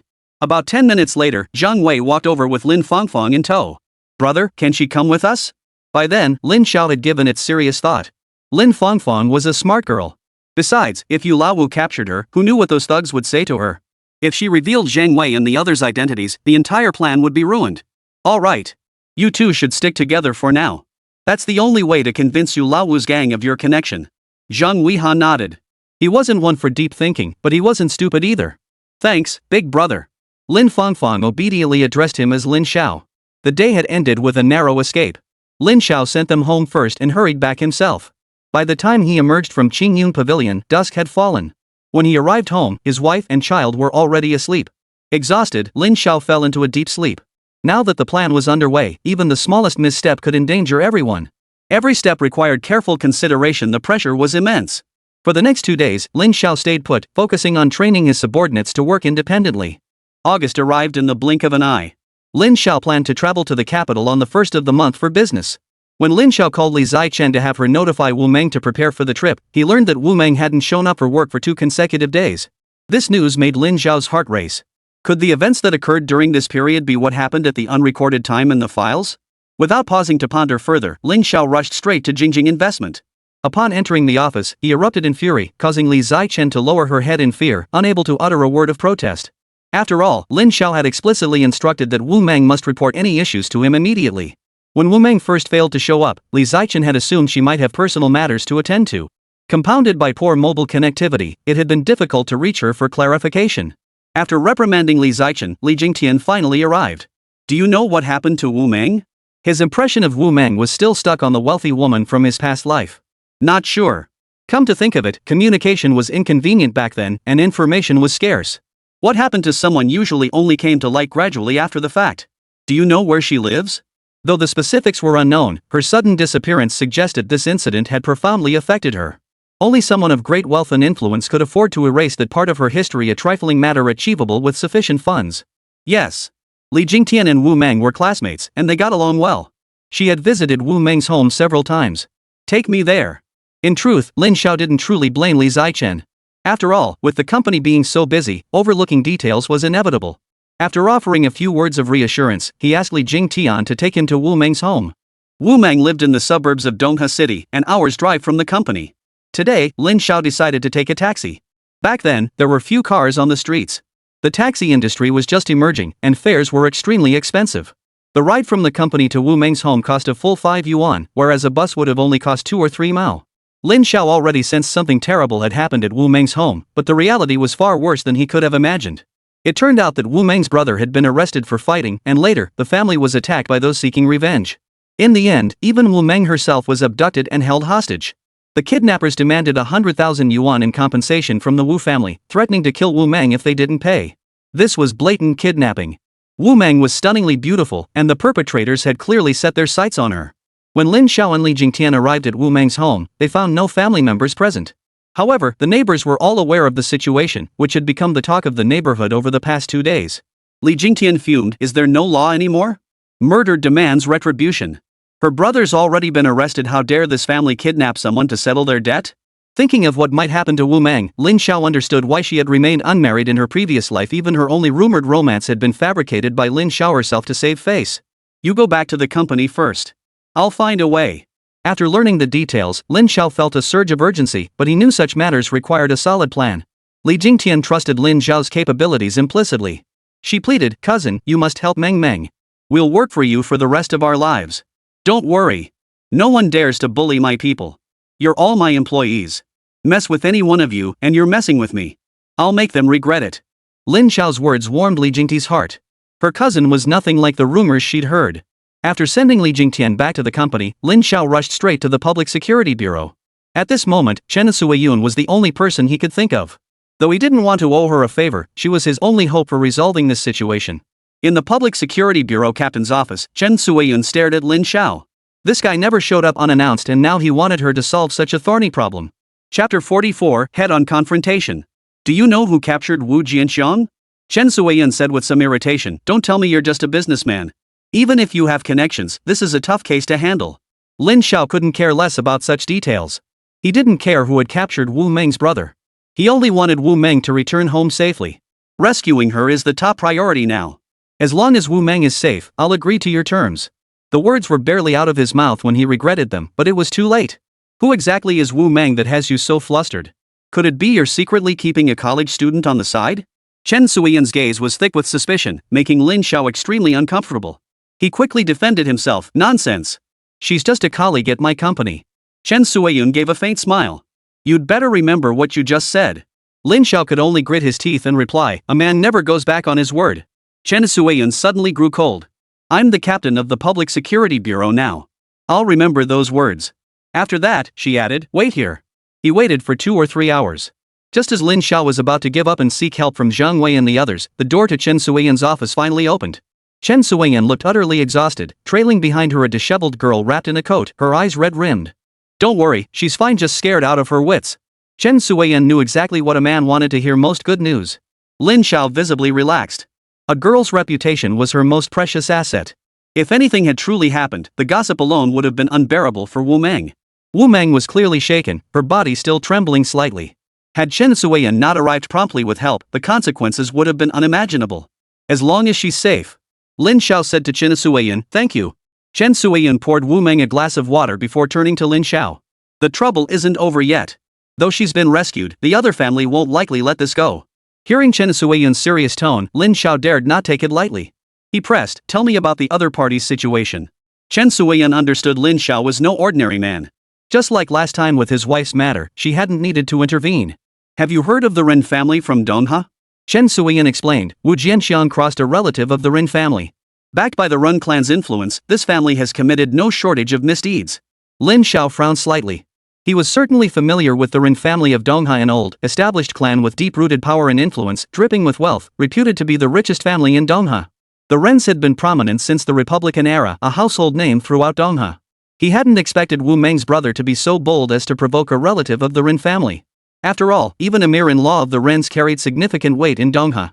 No wonder he demanded 100,000 yuan in compensation right off the bat. Could there be even more formidable figures above the Ren family? Lin Xiao was concerned about official connections. When it came to wealth, he wasn't afraid, but when it came to power, caution was essential.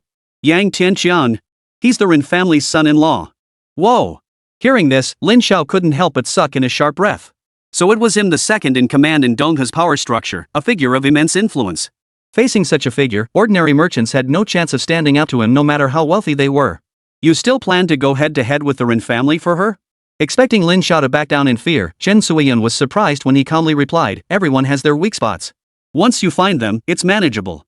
Chen Suiyun chuckled lightly before adding, "Easy for you to say. If the Ren family gets involved, I might not even keep my position as team leader." For now, the matter was confined to the home of this Ren family confidant. But if it escalated to a direct confrontation with the Ren family, that would be a real mess. A young man like Lin Xiao certainly wouldn't come out ahead. What if I could resolve this matter first? Understanding Chen Suiyun's implication, Lin Xiao clarified that his hesitation stemmed not from fear of their strength, but from unwillingness to provoke such formidable local powerhouses at this juncture. This is your last chance, isn't it? Her tone was calm yet tinged with warning as Chen Suiyun added, according to our intelligence, their demands are clear, Wu Jianxiang must die, and the Wu family must pay 300,000 yuan in compensation. In just a few short days, the compensation demand had skyrocketed from the original 100,000 to 3 times that amount. Clearly, they had discovered someone stepping forward to help Wu Meng and now intended to extort them mercilessly. Ha! Upon hearing this, he actually laughed. To Lin Xiao, even spending 1,000,000 yuan to resolve this matter would be worth it. Then I'll give them 600,000. A soft yet resolute voice reached his ears. There's only one condition, Wu Jianxiang must not be killed. The group who had assumed money alone would solve the problem suddenly found themselves powerless, as the final cash settlement was twice their initial demand. As for whether Wu Jianxiang would have to serve time, that now seemed far less urgent. This left Chen Suiyun both astonished and delighted. After all, no one had anticipated he would be willing to spend such a large sum for a colleague. In an era when housing prices were low, with a house costing only tens of thousands, 600,000 could buy many homes. When all the paperwork was completed and the other party left the scene with the money, Wu Meng, still in a state of extreme shock, finally came to her senses and realized that this debt was so heavy that it might never be repaid in full. Yet her unceasing tears flowed not from sorrow, but from profound emotion at the shift in her state of mind from the brink of disaster to renewed safety. Upon learning they would no longer face the devastating loss of their son, Wu Meng's parents immediately knelt before their benefactor. Great benefactor, our entire family will never forget your kindness for generations to come. Hurrying to help the elderly couple to their feet, he realized that this couple had endured a lifetime of hardship to raise their children, only to now face such dire circumstances, a situation truly heartbreaking. Lin Xiao chose to pay extra to save the young man's life because he admired his courage. The young man had only made a mistake while protecting his girlfriend. Please rise, elders. Your daughter and I are colleagues. This small gesture is nothing.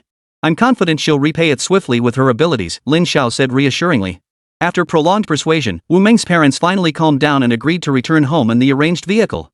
Lin Xiao also granted Wu Meng 2 days off. After seeing Wu Meng's family off, Chen Suiyun smiled warmly at Lin Xiao and said, "You're truly a kind-hearted person." Lin Xiao smiled. That compliment wasn't necessarily a good thing. Good people die young, while scoundrels live forever. When a woman called you kind-hearted, it often meant something worse was coming. Thank you for all your help today. Chen Suiyun spent the entire day handling this matter. Lin Xiao could tell those people were wary of Chen Suiyun's status. The position of captain at the Donghua Public Security Bureau was no small matter, just one step below deputy director. Don't forget what you said. Chen Suiyun seemed eager for Lin Xiao to owe her a favor.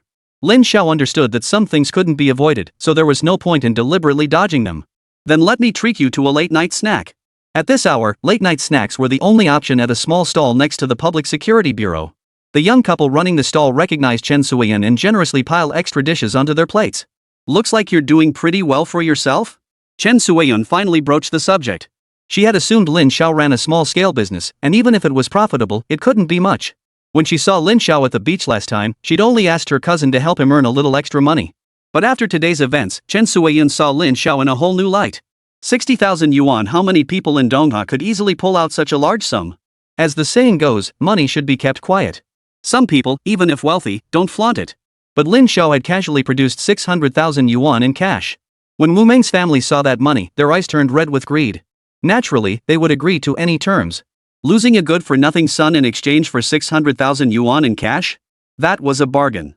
Not much. Lin Xiao didn't hide anything from Chen Suiyun. After all, if she wanted to investigate, she could easily find clues. Spending such a large sum on a female employee, could it be for some special purpose? Chen Suiyun eyed Lin Xiao suspiciously again. She'd only learned moments ago from Wu Meng's parents that Lin Xiao was her boss. Chapter 45, The Century Boss. Her value far exceeds 60,000. I'd pay 6 million if I had to. No one knew what Lin Xiao was thinking. A CFO of a 100 billion yuan conglomerate, such talent was extremely rare. Mr. Lin, you're so generous. Maybe I should quit and join your company too. Chen Suiyun looked at Lin Xiao, a hint of jest in her eyes. Captain Chen, aren't you afraid your husband will get jealous? This remark seemed to strike a nerve with Chen Suiyun. Her eyes turned cold as she set down the skewers and stood up. You can finish eating on your own. Women's minds were truly unfathomable, shifting in an instant. After Chen Suiyun entered the Public Security Bureau, the stall owner approached with a smile. Hey, did you know? Captain Chen isn't actually married yet. Lin Xiao had only made a casual remark, never expecting Chen Suiyun to react so strongly. Considering Chen Suiyun was around his age, approaching 30, and still unmarried, she was a rare older single woman in this era. I think Captain Chen might have feelings for you. The stall owner's peculiar gaze sent a chill down Lin Zhao's spine. No, I'm already married. I deeply love my wife and child. After hurriedly settling the bill, Lin Zhao realized his words had caused trouble. With no car available to take him back now, he had no choice but to walk home. Looks like I'll have to buy a car after this period is over. Lin Zhao didn't dare to see Chen Suiyun again, so he steeled himself and walked all the way back to his home near the shoe factory, taking over an hour. Another busy day had ended, yet for Lin Zhao, it had been quite fruitful.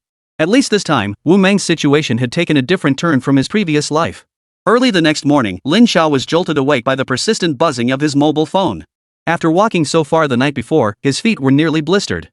He answered the call, and Li Zai-chen's voice came through. Wu Meng had gone to work as usual today and was even prepared for an off-site assignment. Lin Zhao was slightly taken aback. Successful people really had their reasons, he thought. He had originally planned to let her rest a few more days to fully recover. Little did he know she'd snapped back into work mode after just one night. Impressed by her attitude, Lin Zhao left a note for Yan Sisi and hurried off to Jingjing Investment. Wu Meng appeared to have fully regained her spirit.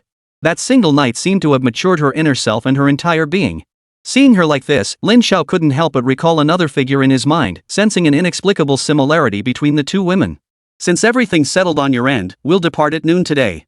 Lin Zhao cut straight to the point. In this era where opportunity was more precious than gold, not a single moment could be wasted. Boss, thank you. This was the only time Wu Meng had expressed gratitude to Lin Zhao since they met. She said nothing more. Her thoughts were focused on repaying Lin Zhao's 600,000 yuan investment through her own hard work. Consider this amount a loan from me. I'll deduct half from your monthly salary to repay it until it's fully settled. In business, Lin Zhao wasn't one to take losses lightly. But when it came to his friends, he showed a more human side. Now that Wu Meng had become a full-fledged member of Jingjing Investment, her monthly salary of 300 yuan was quite a decent paycheck at this stage. Even after deducting 150 yuan each month, she still had half left over. Such income was a dream figure for many ordinary people. Thus, this arrangement also aimed to ease the burden on Wu Meng's mind. The journey from Dongha to the capital took just over 7 hours. Departing in the afternoon, they arrived smoothly shortly after 9 p.m. This legendary city had been chosen as the capital multiple times throughout history. Newcomer Lin Zhao, unfamiliar with the area, found a guesthouse near the station to settle in temporarily. May we see your marriage certificate, please? Due to the city's special status, accommodation checks were particularly stringent. The proprietor assumed they were married and asked accordingly. We only need 2 rooms. To avoid misunderstanding, Lin Zhao quickly clarified the situation. But the other party eyed them skeptically and remarked, booking 2 rooms is just for appearances. If you two get caught together late at night, it could be quite troublesome. In a society where couples blush at holding hands, the manager's suspicion was hardly surprising. A man and woman checking into a hotel late at night inevitably sparked speculation. We are indeed colleagues. Please just arrange the rooms for us.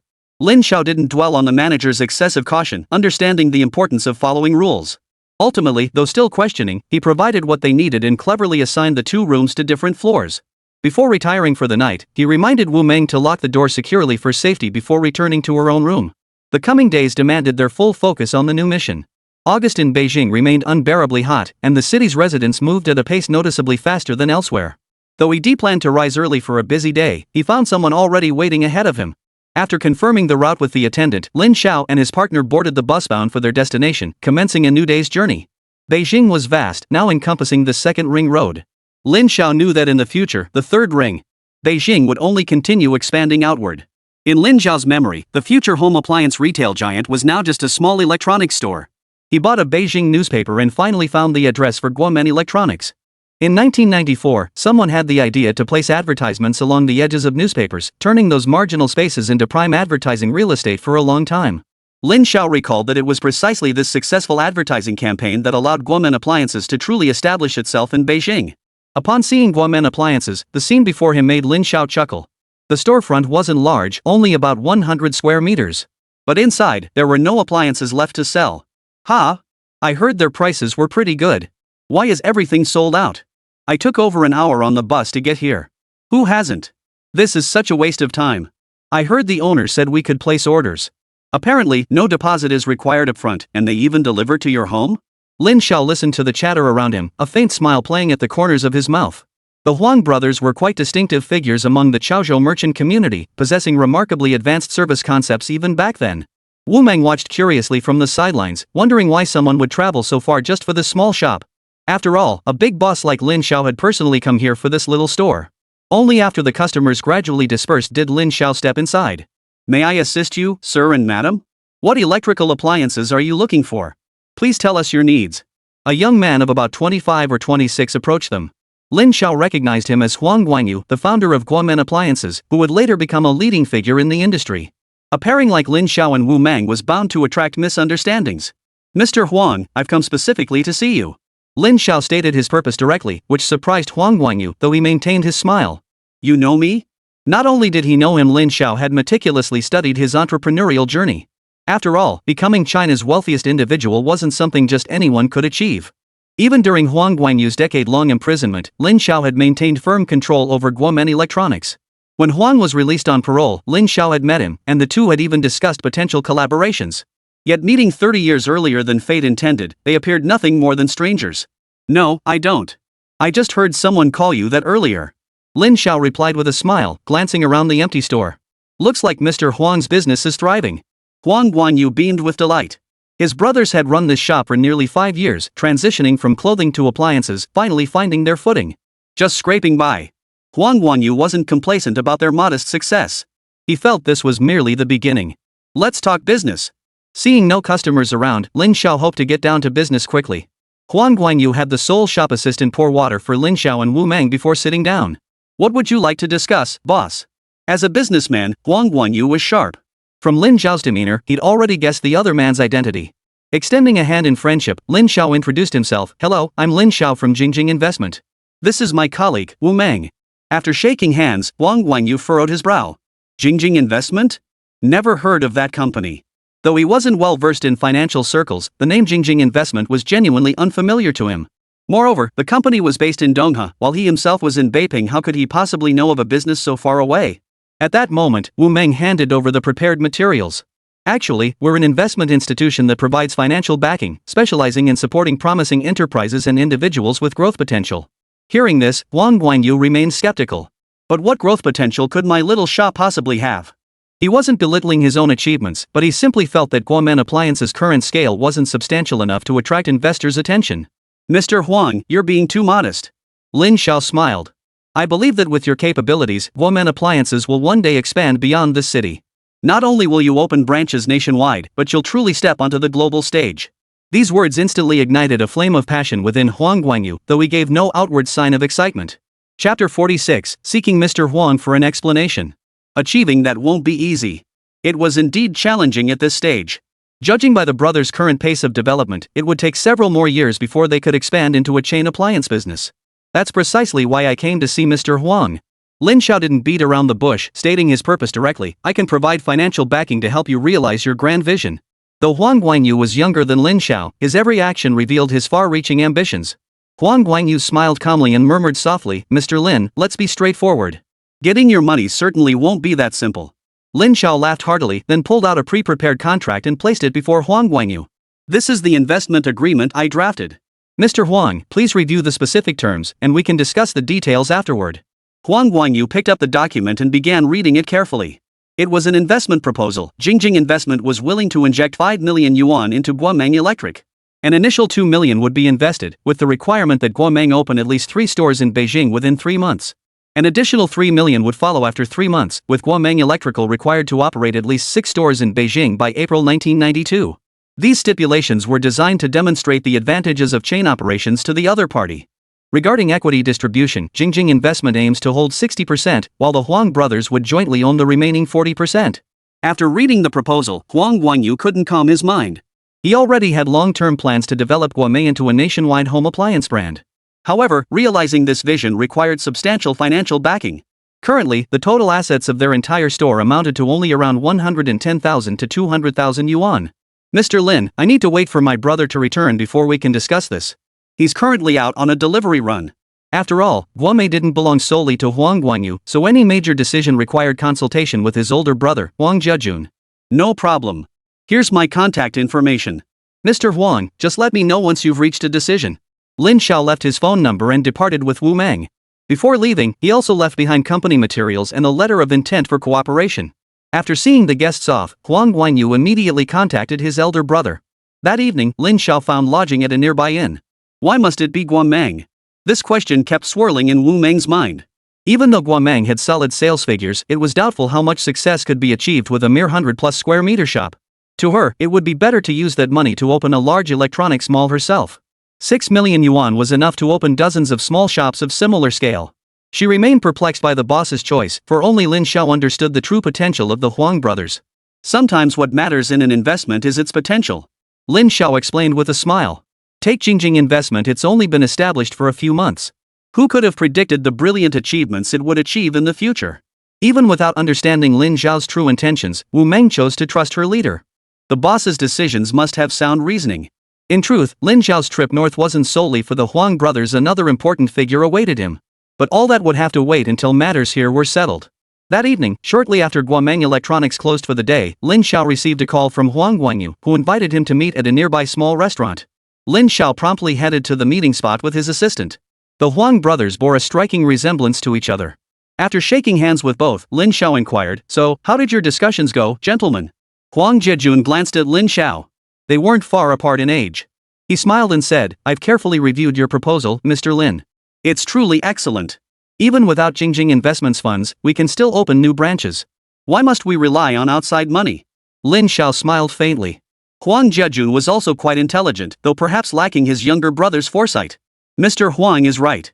Given enough time, you could open not just one or two, but dozens or even hundreds of branches.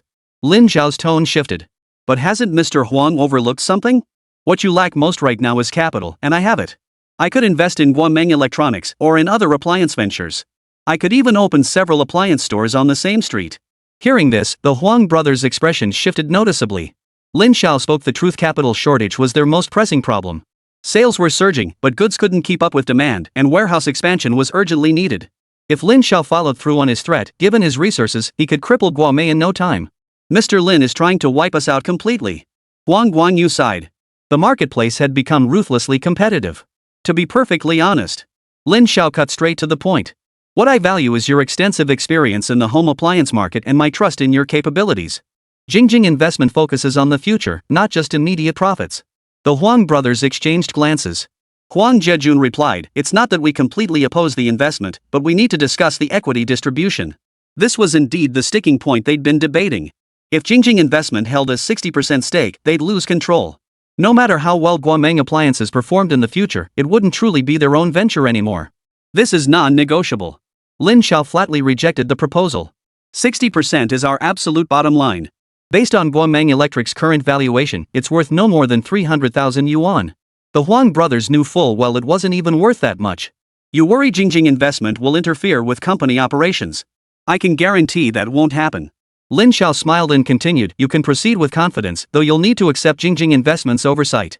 After all, Lin Xiao remembered clearly that Huang Guanyu had gotten into trouble precisely because of operational issues, something he was determined not to see repeated. The negotiations lasted an hour before both sides finally reached an agreement. Jingjing Investment would inject 6 million yuan into Guameng Electric, acquiring a 60% stake. The remaining shares would be divided between the Huang brothers, Huang Jejun holding 10% and Huang Guanyu holding 30%. At this point, Huang Jejun had already begun contemplating parting ways with his brother, so he made no further demands for additional rights. Under the agreement, Guameng Electric must open at least 6 new stores in Kyoto within 6 months and establish a complete warehousing and distribution system. Lin Xiao brought forward Huang Guanyu's concept, which was originally planned for implementation 2 years later, and this was one of the reasons the agreement was finalized. The investment amount was adjusted from 5 million to 6 million, with the shareholding ratio remaining unchanged. Huang Guanyu requested that 3 million be invested upfront to improve the warehousing and distribution facilities. For Lin Xiao, the additional 1 million yuan was not a significant issue. After signing the agreement, Lin Xiao assigned Wu Meng to liaise with Huang Guanyu, including immediately transferring the initial capital to Guameng Electric. Securing control over Guameng Electric marked another step forward in Lin Xiao's business plan. In the coming years, his expansion in the home appliance market would accelerate rapidly. With Huang Guanyu on board, Lin Xiao had no worries about things going off course. He only needed to keep a close eye on developments. The next day, Lin Xiao revisited several places from his memories, hoping to encounter old acquaintances. The outcome was disappointing. He didn't meet anyone he wished to see. It seemed that sometimes, connections between people still depended on fate. Later, Lin Xiao stopped actively searching for those figures from his memories. Perhaps one day, they would cross paths by chance. Besides, following the course of history, these individuals were likely striving alongside ordinary people in the vast sea of humanity at this very moment. Before departing, Lin Xiao left Wu Meng behind in the capital. Beyond routine business coordination, she needed to keep a close watch on Guo Meng's situation. After spending 3 days in the capital, Lin Xiao boarded the train back to Donghua City. Chapter 47, Homecoming. Within the commercial empire Lin Xiao had built, JL Group now stood alongside Guo Meng Electronics.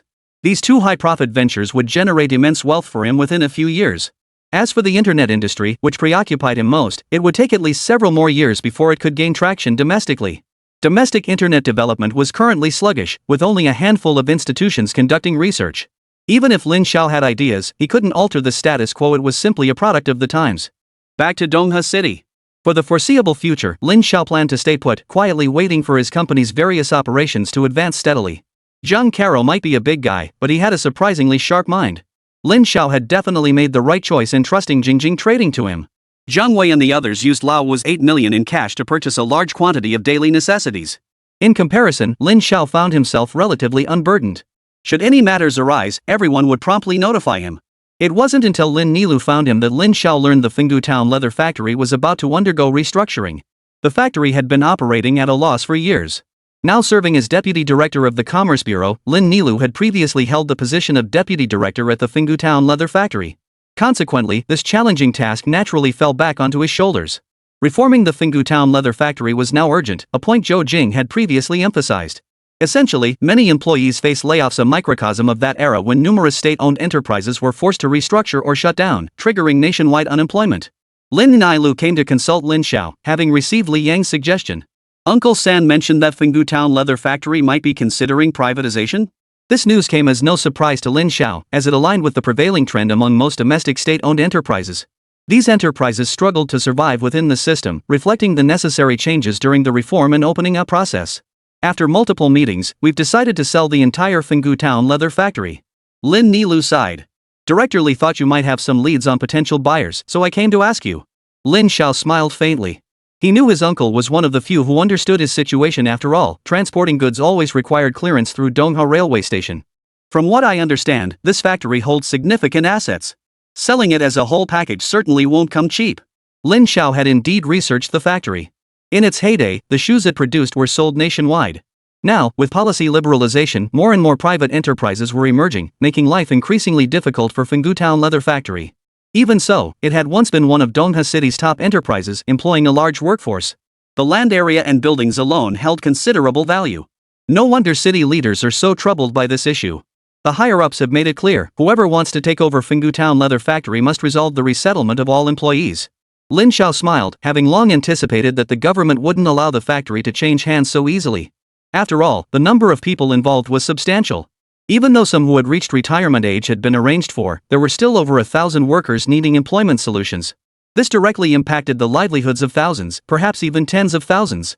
Isn't there a single company in Donghua willing to take it on? Logically speaking, given the factory's value, it shouldn't be completely unattractive. Several have expressed interest. Lin Nilu admitted frankly, but they can only offer about a third of the jobs. The remaining 700 or 800 people will still need to find other options. Lin Xiao expressed understanding of this situation. Industrial automation has boosted efficiency while reducing job requirements. Moreover, the old state-owned system cultivated employees accustomed to relying on the company, and such labor clearly doesn't meet the needs of most private enterprises today. Uncle San, you're putting me in a tough spot. Lin Xiao murmured softly, even if I could find someone to help, disagreements would arise over employee relocation. Unless Uncle San agrees to one condition of mine. A faint smile touched Lin Xiao's lips. Lin Nilu laughed heartily. Spit it out, no beating around the bush. Uncle San will help if he can, and if not, he'll find a way. Lin Xiao didn't hesitate, pulling out a map of Donghua City encircling several areas. These areas were all undeveloped vacant lots. If Uncle San can arrange for these plots to be sold as a package, it will resolve the issue for the workers at the Fengdu Town leather factory. Lin Nilu studied the map carefully, puzzled by what use Lin Xiao could possibly have for these vacant lots. Nevertheless, he agreed without hesitation. Alright, I'll make the decision on this matter. What seemed like a few plots of land of little value to Lin Nilu were, in Lin Xiao's eyes, the most valuable areas of the future. As Donghua City expanded with development, these plots would eventually become the city center. Lin Xiao clearly remembered that this very year, 1994, would usher in a genuine opportunity for the real estate market. With the implementation of domestic housing reform policies, the nation would enter a new era of genuine economic growth. He had been eyeing these plots for quite some time.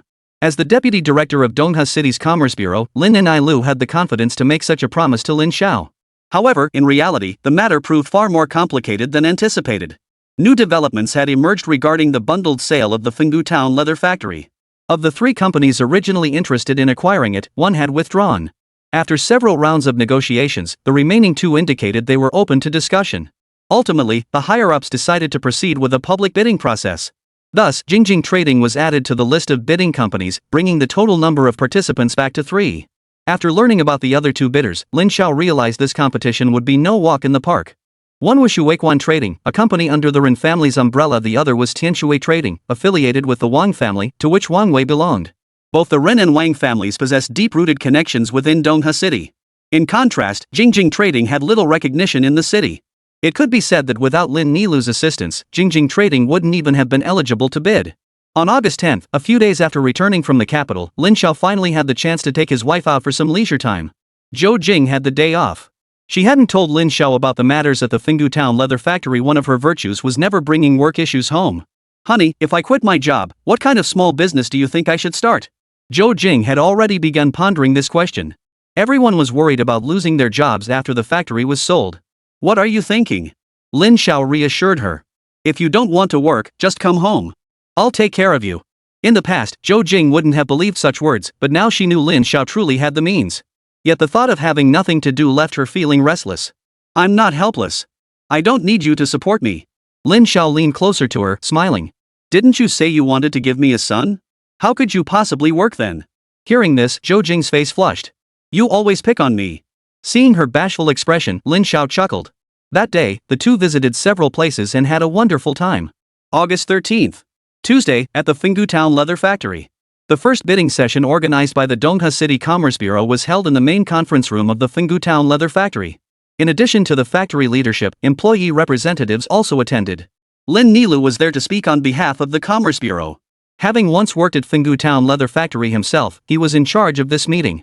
Representatives from all three companies were present. Jingjing Trading sent the portly Zhang Karu. Lin Xiao preferred to stay out of the limelight. Having already briefed Zhang Karu, he decided to wait outside for updates. The workers at Fenggu Town leather factory had no heart for work, all eagerly awaiting any new developments after today's meeting. Lin Xiao had also made his way to the factory entrance. As he stood there looking around, a tap on his shoulder snapped him back to attention. "Lin Xiao, what are you doing here?" The person who tapped him was Zhou Jing's sister-in-law, Zhou Qian. This young woman also worked at the leather factory. Recently, due to difficulties the factory was facing, several sales outlets had been shut down. She was among the group of people who had to report to the factory daily to update on the situation. "Just killing time, thought I'd come see what's happening." In truth, Lin Xiao knew he was here to gather intelligence. Even if no final decision would be made today, the leadership would certainly need to carefully consider the opinions of the leather factory workers. Chapter 48, Xingqing's Top Dog. "Your sister won't be off work for ages yet. What are you standing around here for?" Zhou Qian still looked down on Lin Xiao. Even if he seemed to have improved somewhat in the past, people's hearts changed quickly in this world. Lin Xiao said nothing, merely smiling. "Do you know what's happening at the leather factory now?" Zhou Qian sighed softly. "I heard it might be privatized. A lot of people are going to be laid off. If my cousin loses her job, she'll be relying on you to support her." She'd intended to make Lin Xiao feel a little pressure, to spark his fighting spirit. But Lin Xiao shrugged it off casually. "No big deal. If she really gets laid off, I can support her at home." Zhou Qian shot Lin Xiao a disapproving look. "Don't think you're all that just because you made a little money last time. My cousin married you and got hit with a string of bad luck." To this day, almost no one knew Lin Xiao's true financial situation, neither the Lin family nor the Zhou family. "Relying on you to support them? They'll starve sooner or later." Zhou Qian looked utterly disappointed in Lin Xiao. Just then, someone emerged from the factory grounds. It was Yuan Happing, the designer hired at a high salary by Fenggu Town leather factory. This smooth-talking fellow had been eyeing Zhou Jing for quite some time. Spotting Lin Xiao and Zhou Qian standing at the entrance, Yuan Happing looked surprised. It was Zhou Qian who caught his eye, prompting him to walk over and greet them. "Xiao Chen." After his previous attempts to charm Zhou Jing had failed, he had turned his attention to pursuing the equally beautiful and charming Zhou Qian. "Don't worry, with me here, I guarantee you'll keep your job at the leather factory." The guy revealed smugly that he'd already made arrangements with Shuequan Trading. No matter what reforms came, he'd keep his position. As the largest local foreign trade company, Shuequan Trading was not only wealthy but also the most likely candidate to take over the entire leather goods factory. Facing Yuan Heping, Zhou Qian remained cold and unmoved, refusing to be swayed. She stated her intentions directly. "Thank you for your kind warning, but I've already prepared to resign and leave." She had genuinely made preparations to leave. This was no idle threat. Recent rumors about the factory's uncertain future had been swirling everywhere, making young employees like her feel like they were sitting on pins and needles. Yuan Heping was stunned by Zhou Qian's sudden resignation. In a moment of impulse, he reached out to grab her. Having spent too much time abroad, this guy had picked up some bad habits. Making such a move in public was utterly outrageous. Lin Xiao, witnessing this, wasted no time in stepping forward and kicking the man to the ground. She lectured him without mercy. "You dare act like this in broad daylight? Get a grip." Lin Xiao thought to himself, this is the perfect opportunity to teach this guy a lesson. As for an excuse, what just happened couldn't be more convenient. Yuan Heping, having been kicked twice by Lin Xiao, trembled with rage. Pointing at Lin Xiao, he shouted angrily, "Lin Xiao, you're bullying me." So even scholars could spout such nonsense. Lin Xiao chuckled, cracked his knuckles, and said with a grin, "I just want to bully you." "What, got a problem with that?" At that moment, Lin Xiao looked genuinely unsettling. Though his soul was new, he picked up the previous Lin Xiao's robe-like edge. "I won't let you gloat for long." Yuan Heping added, "Zhou Jing is about to lose her job. I hear your whole family relies on her salary to get by." The thought made Yuan Heping feel rather smug. How could such a beautiful woman have married a good-for-nothing like Lin Xiao? Once she lost her job, she'd surely see his value and come crawling back. Damn it! Lin Xiao couldn't help but curse under his breath, finding Yuan Heping even more repulsive than Wang Wei. Seeing Lin Xiao about to lash out again, Zhou Qian quickly grabbed his arm and whispered, "What are you doing? Isn't it obvious? Teach him a lesson." Lin Xiao's current behavior was completely different from his usual style, as if he were the Lin Xiao from several months ago. Even if Yuan Heping was truly detestable, Lin Xiao wouldn't have confronted him so directly. The reason he acted this way was because Lin Xiao had sensed someone watching him from the shadows. He'd been extremely cautious lately, yet someone was still observing him. Regardless of who they were, Lin Xiao decided to revert to his old self and deal with these pushovers. "You're not that tough either." Zhou Qian dragged Lin Xiao away and whispered, "Do you know Yuan Heping's uncle is the factory director? If you beat him up, do you think you can get away with it? Do you want to ruin your cousin?" The relationships at Finggu Town Leather Factory were tangled and complex, and Lin Xiao knew this all too well. "Is he trying to make trouble for you too?" Lin Xiao scrutinized Zhou Qian from head to toe, his gaze carrying a hint of something deeper. Zhou Qian shivered in fright and quickly backed away a few steps. "You're no saint yourself, yet you meddle in others' affairs." Lin Xiao let out a strange laugh, adopting an especially lecherous expression. Not far away, two men squatted on the ground smoking, peering at Lin Xiao. Seeing the scene unfold, one of them chuckled, "What's the boss's plan for having us watch this kid?" "Who knows? But the boss said it. His wife's a real beauty. Maybe we can get lucky. Damn it, making us two brothers freeze out here. If he falls into my hands, I'll make him suffer. See those two over there?" The other pointed toward the pair crouched smoking nearby. "Looks like they're here for the kid too. What a pain." Lin Xiao didn't think much of it, assuming they were accomplices. After Zhou Qian entered the Finggu Town Leather Factory, Yuan Heping followed her inside, while Lin Xiao continued waiting outside. Before long, Lin Xiao returned, muttering complaints under his breath. "Hey, buddy, got a light?" Lin Xiao approached the two men, hoping to borrow a light. "Here you go." One of them handed him a match. Lin Xiao lit a cigarette, squatted down on the ground like they were doing, and smiled. "You guys are waiting for someone here too, right?" They nodded, though inwardly they thought, "We're waiting for this very person. I know this one." Lin Xiao adopted an old friend tone. "Who are you waiting for, guys? I might know them. Let me tell you, my wife is the factory beauty here, super gorgeous. I know every female co-worker in the factory." The two men probably hadn't expected Lin Xiao to strike up a conversation, let alone hit it off so easily. "You guys look like you're in the business. Who do you work for?" "Just between us, I'm under Brother Wu." "Heard of Brother Wu?" "Everyone in Dongha knows him." Lin Xiao puffed out a smoke ring with smug satisfaction, his infuriating expression practically begging someone to punch him. "We're from Qingcheng." Lin Xiao smiled slightly, recognizing their accent. Qingcheng lay about 100 miles from Dongha, a fairly large place in Shandong province. He pondered inwardly. He hadn't crossed anyone from there in recent months, but had the previous Lin Xiao ever provoked Qingcheng's people? Before long, Lin Xiao recalled an incident. It was a minor incident, so minor that he had to search deep within his memory for a long time to recall it. Shu Yaonan. As Lin Xiao shouted the name, the stone in his hand flew toward the person beside him.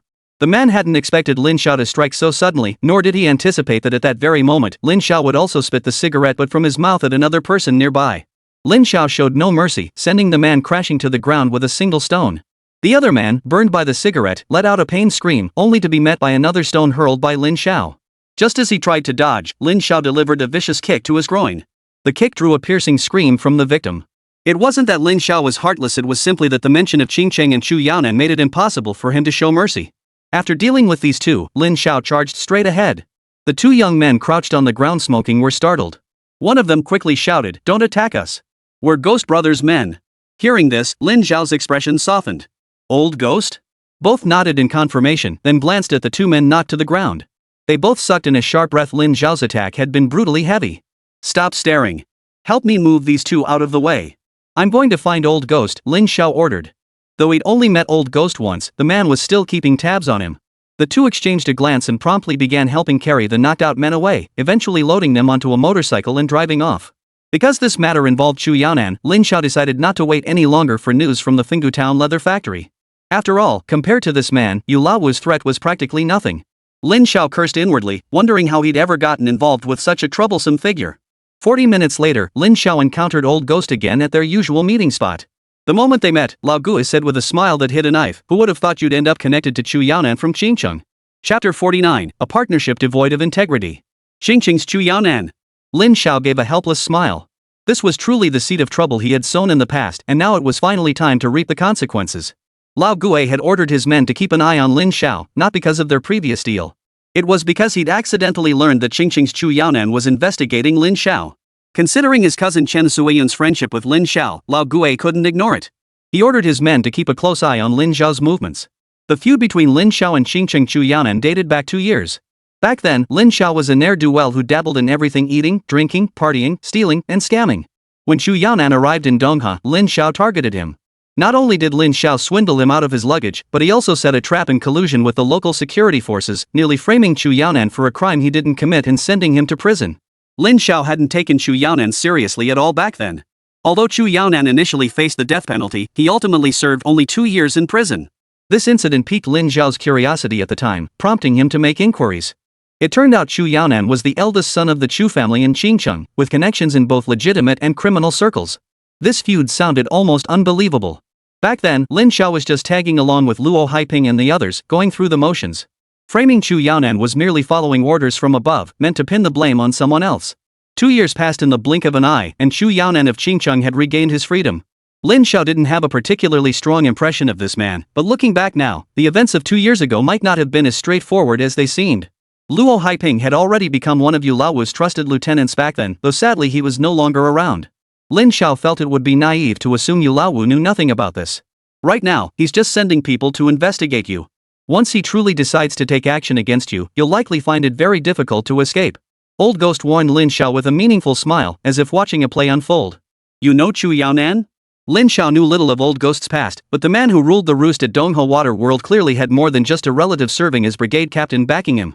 Met him a few times years back. We worked together. Lao Gui replied casually. Do you know how people describe him? Lin Xiao shook his head, unaware. Back then, his mind was consumed solely by the immediate situation. A tiger lurks within his heart, yet he remains still as a mountain. Put another way, this man was more terrifying than a tiger. Once he moved, it would be like a mountain crushing down, impossible to resist. That must be the meaning. You cost him 2 years of his life. This is a grudge that runs deep, a matter of life and death. Now that Lin Xiao understood this, he felt deeply uneasy. He even feared those men might target Zhou Jing, which was precisely why he'd acted outside the Fenggu Town leather factory. I want to see him. Can you arrange it? Hearing this, Old Ghost froze, then burst into laughter. Aren't you afraid? In his eyes, such a choice was tantamount to digging one's own grave. In this vast sea, perhaps another pile of fish food would soon appear. Some things matter more than life itself. Lin Xiao sighed. I know you can reach him. Please tell him I want to see him. If the matter with Chu Yaonan wasn't resolved, danger could strike at any moment, a risk Lin Xiao absolutely refused to take. Lao Gui pondered for a moment before finally nodding in agreement. I can try to help make the connection. But even with my sister's connections, I can't guarantee your safety. Think carefully before you decide. Just set up the meeting. I'll handle the rest. Since that was the case, Lao Gui didn't say much more. After all, aside from that one collaboration that could barely be called such, he wouldn't have wanted to deal with Lin Xiao at all if not for his cousin's sake. Before their last deal, he'd looked into Lin Xiao's background and learned the man was already married. His relationship with his sister wasn't as complicated as he'd imagined. As Lin Xiao left the seaside, he stopped at a public phone booth to call Zheng Weihe. These days, unless he was discussing business or had something important to attend to, he rarely carried a mobile phone. The thing was too conspicuous to carry around, unlike the later models that were compact and portable enough to be carried at all times. Zheng Weihua and his team were currently occupied with acquiring supplies from Donghe, including furs and blankets from several surrounding cities. Coincidentally, Zheng Weihua happened to be in Qingcheng. Lin Xiao informed him about Chu Yaonan and requested his help investigating both Chu Yaonan and the influence of the Chu family in Qingcheng. After hanging up, Lin Xiao pondered the situation carefully. Back then, it was Luo Haiping who had ordered him to do it. Now that Luo Haiping was dead and gone, Chu Yaonan was settling the score with him instead. It felt like a bolt from the blue. Instead of returning to the Fenggu Town leather factory to await news, Lin Xiao headed to Jingjing Investment Company. At Jingjing Investment, Lin Xiao, as the owner, didn't have an office, a choice he'd made himself. Lin Xiao disliked drawing attention to himself, leaving all the public appearances to Li Zichen. Whenever he visited Jingjing Investment, Lin Xiao would use Li Zichen's office. Except for Li Jingdi and Wu Mang, the company staff simply regarded Lin Xiao as a friend of Li Zichen. Seeing it so often, they no longer found it strange. After all, as Jingjing Investment's general manager, no one would be foolish enough to pry into Li Zichen's personal affairs. Sitting in Li Zichen's office, Lin Xiao reviewed the investment reports from the past few days. As long as nothing extraordinary happened in the year he remembered, the stocks of the several A-share listed companies he had purchased had all risen. Lin Xiao also checked the company's account balance. The funds Li Zhongxin had provided last time had all been transferred to Jingjing Investment. Lin Xiao's intention was clear: pour every last penny into the stocks he believed in, buying as much as possible with whatever funds were available. Boss, several investment firms have approached us recently about acquiring shares, but I've turned them all down. Li Shicheng also briefed Lin Xiao on the company's status. Lin Xiao smiled and said, from now on, you can handle these matters yourself. No need to inform me. Lin Xiao had long made it clear, Jingjing Investment belonged solely to him, and no one else could take a stake. Li Zichen nodded, then pulled out a document and handed it to Lin Xiao. Boss, here's the report you requested. Lin Xiao didn't rush to look at the real estate market research report. Instead, he set it aside and looked at Li Zichen, asking, there's something I'd like to ask you about. After a moment's deliberation, Lin Xiao finally asked, did Luo Haiping ever mention a man named Chu Yaonan to you? This was Lin Xiao grasping at straws. With Luo Haiping dead, asking Yu Laowu wouldn't yield any answers either. Chu Yaonan. Li Zichen exclaimed in surprise, her reaction fully registered by Lin Xiao. Li Zichen knew Chu Yaonan. Even if she didn't personally know him, she'd certainly heard of him. Why would the boss suddenly bring up this person? Lin Xiao gave a bitter smile. 2 years ago, Luo Haiping and I worked together to put him behind bars. Li Zichen did indeed know Chu Yaonan. Back then, Luo Haiping had earned his first big paycheck and flaunted it in front of Li Zichen.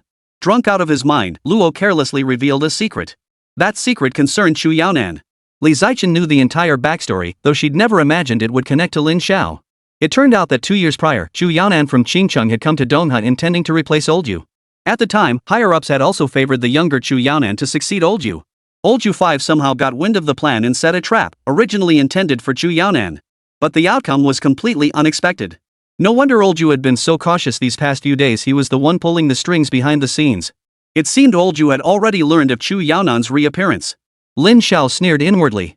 That sly old fox truly deserved a lesson. Boss, there's something you might not be aware of. Li Shichen hesitated for a moment before deciding to lay it all out for Lin Xiao. The Chu family is also one of the shareholders of Huazhou Manbao. Hearing this news, Lin Xiao was genuinely surprised. In his previous life, the battle for Huazhou Manbao's shares had been so fierce that the earlier shareholders had long been forgotten. He hadn't expected the Chu family to have invested in Huazhou Manbao in Shandong province as well, indicating their business operations were substantial. Currently, Li Zichen represented Jingjing Technology, holding over 25% of Huazhou Manbao's shares, making him the company's second largest shareholder. The Chu family's stake was comparatively smaller, holding only 3% of Huazhou Manbao's shares. Armed with this information, Lin Xiao felt more confident about future meetings with Chu Yaonan. Perhaps this could serve as leverage during negotiations. Lin Xiao then departed Jingjing Technology and headed to Jingjing Trading Company. Chapter 50, Business Strategy. Jingjing Trading Company was located in Donghe District, an area densely populated with factories. Choosing this location demonstrated a certain strategic foresight. This proximity facilitated smoother collaboration with major manufacturers while reducing warehousing burdens. The office building housing Jingjing Trading was a modest 3-story structure, with a warehouse converted from an old factory building at the rear. When Lin Xiao arrived, Zhang Caro had just returned from the Fenggu Town leather factory. Brother, Shuiquan Trading is hot on our heels. The shoe factory seems to be leaning more toward them. After attending that day's meeting, Zhang Caro had noticed some subtle shifts in the dynamics. Lin Xiao wasn't surprised. Yuan Heping had previously informed him that Shuequan Trading maintained close ties with many local leaders, making their support a natural outcome. What about Tian Shui Trading? What's their stance? One of the three companies that had initially participated in the bidding had voluntarily withdrawn, creating an opening for Jingjing Trading to join the competition. Clearly, that company knew it couldn't compete with the powerful Shuequan Trading and Tian Shui Trading. But Tian Shui Trading persisting until now meant they weren't afraid of Shuequan Trading's pressure. That's strange. Zhang Caro chuckled when discussing this. Tian Shui Trading actually got into an argument with Shuequan Trading today. This surprised Lin Xiao as well. Tian Shui Trading belonged to the newly emerging Wang family, which already owned 3 shopping malls in Donghe, 2 of which had previously been state-owned stores. Their actions clearly signaled a challenge to the Ren family's dominance. The Wang family has expanded rapidly lately. They must have powerful backers to act so boldly. Zhang Caro nodded in agreement. Though he hadn't been a boss long, he'd already grasped some business savvy. Let's stick to our plan. Let them fight it out for now. We'll just observe from the sidelines. Lin Xiao had previously informed Zhang Caro that Jingjing Trading's participation in this bidding was merely a show for others. After all, a company with little fame and influence was unlikely to attract much attention. Director Yen mentioned the formal bidding process will conclude by the end of August.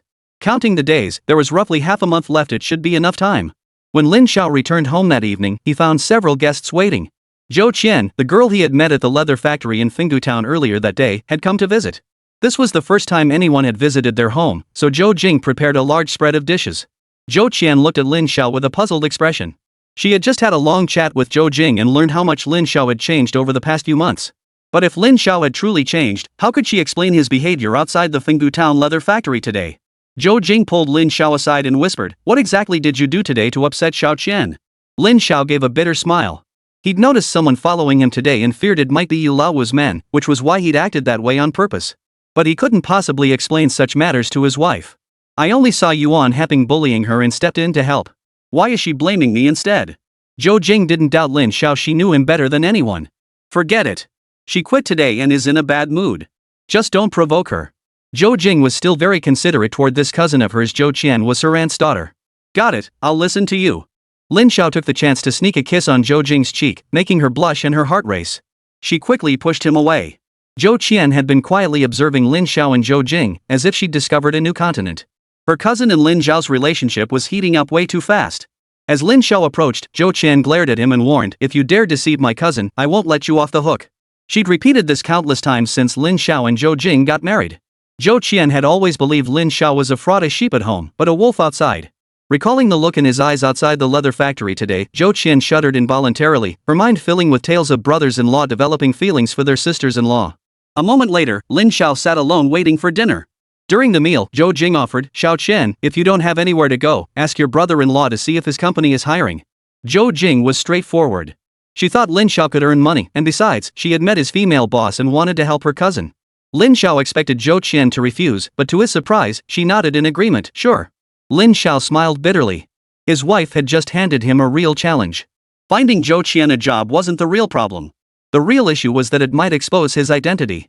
After careful consideration, Lin Xiao decided to hand her over to the fat man to handle. Zhou Qian had previously worked as a salesperson at the Fengdu Town leather factory.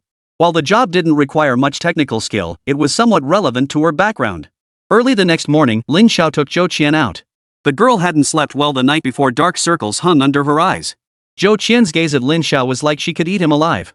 Little did she know that the walls were thin, and last night's sounds from next door had been crystal clear. No wonder she couldn't sleep. Lin Xiao rode his old bicycle, carrying Zhou Qian, straight to Jingjing Trading Company. The whole way, Lin Xiao pondered how to explain this to Zhou Qian. Jingjing Trading had been established for some time. The fat man was fairly reliable in his work and had even hired several security guards specifically for warehouse security. These guards weren't as skilled as Zhang Wei and his team, but having retired from the squad, their discipline and loyalty were beyond reproach. Since Fatty had previously chatted with them, Lin Xiao felt as comfortable at the company as he did at home. Even the security guards saluted and greeted him respectfully. "Good day, Mr. Lin." Zhou Qian stared at Lin Xiao in surprise, letting out a cold laugh. Well, I never expected you'd manage to get yourself the title of Mr. Lin now." Lin Xiao gave an awkward chuckle before leading her up to the small building. Jingjing Trading primarily acted as a middleman, sourcing goods for resale. Even some of the business deals in Sugua were conducted under this company's name. Zhou Qian examined the building with curiosity, her gaze toward Lin Xiao softening slightly. Truthfully, she didn't quite trust Lin Xiao. Her agreement to help her cousin investigate him had been the result of a private discussion between the two women. Her cousin had mentioned that Lin Xiao would disappear for days at a time whenever he went on business trips, and his schedule was always unpredictable. Yet he always returned with substantial sums of money. This naturally worried Zhou Jing, who feared that one day Lin Xiao might vanish or get into trouble.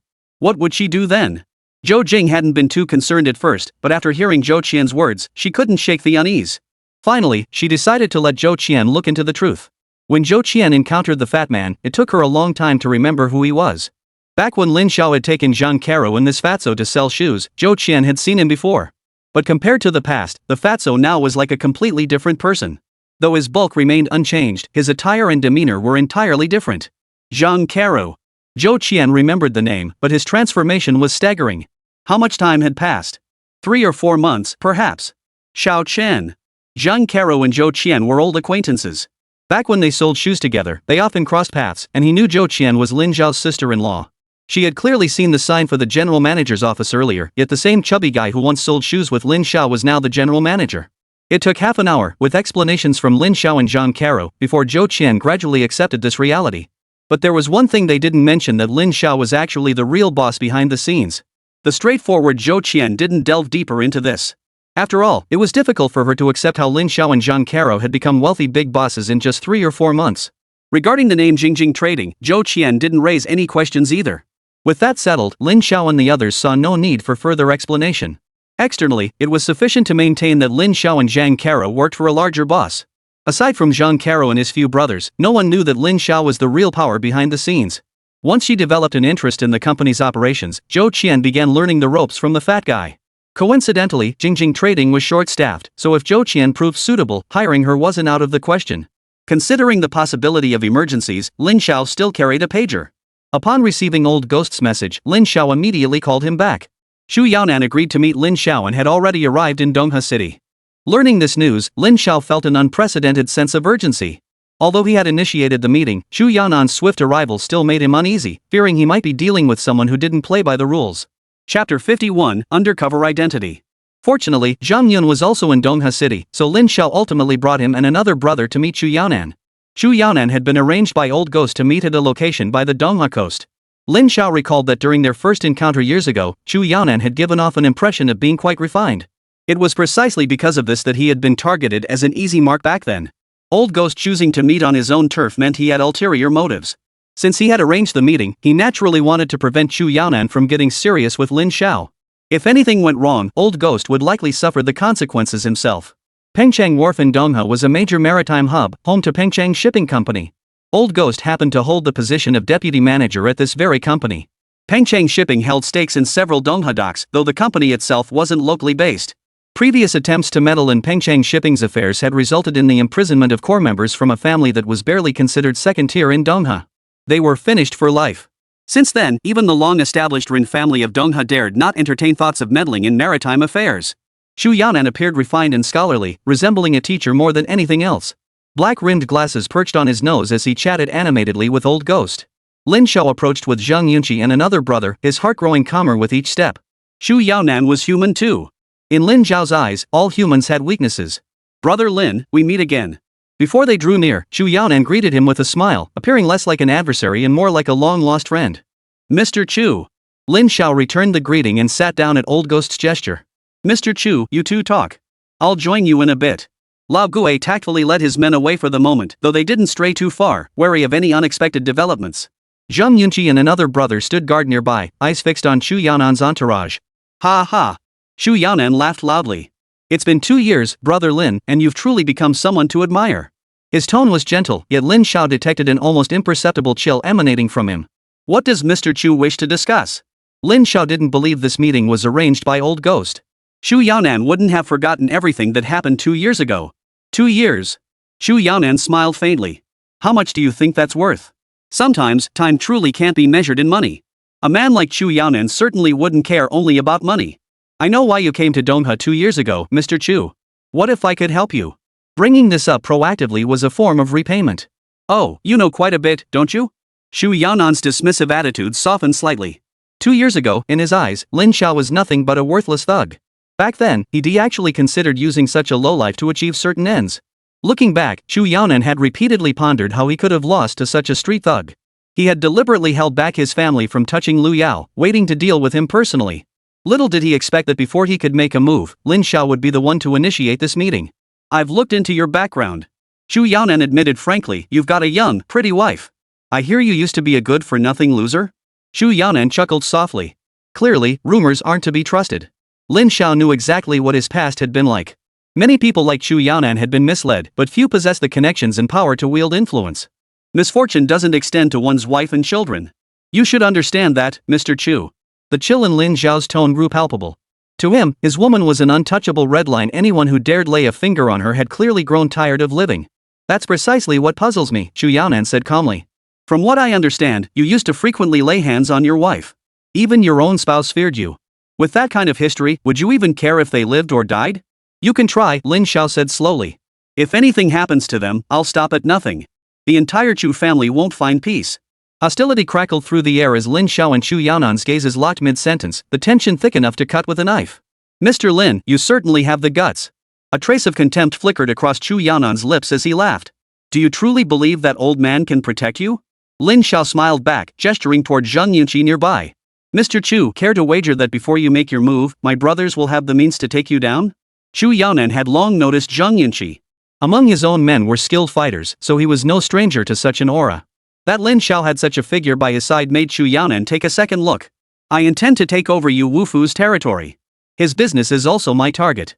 Chu Yaonan spoke calmly. "I promised someone I'd spare you, so I won't come after you for now." Lin Xiao was slightly taken aback. Could Chu Yaonan have met someone else before this? Could it be that elderly gentleman? "The friend you mentioned, Mr. Chu." Lin Xiao immediately dismissed his own conjecture. His relationship with that elder was nowhere near that level. "Ha!" Chu Yaonan said mysteriously. "Brother Lin, ponder it at your leisure." Chu Yaonan stood up, a smile playing on his lips. "If old Yu is still here in half a month, don't blame me for being impolite. If you need any help, just let me know."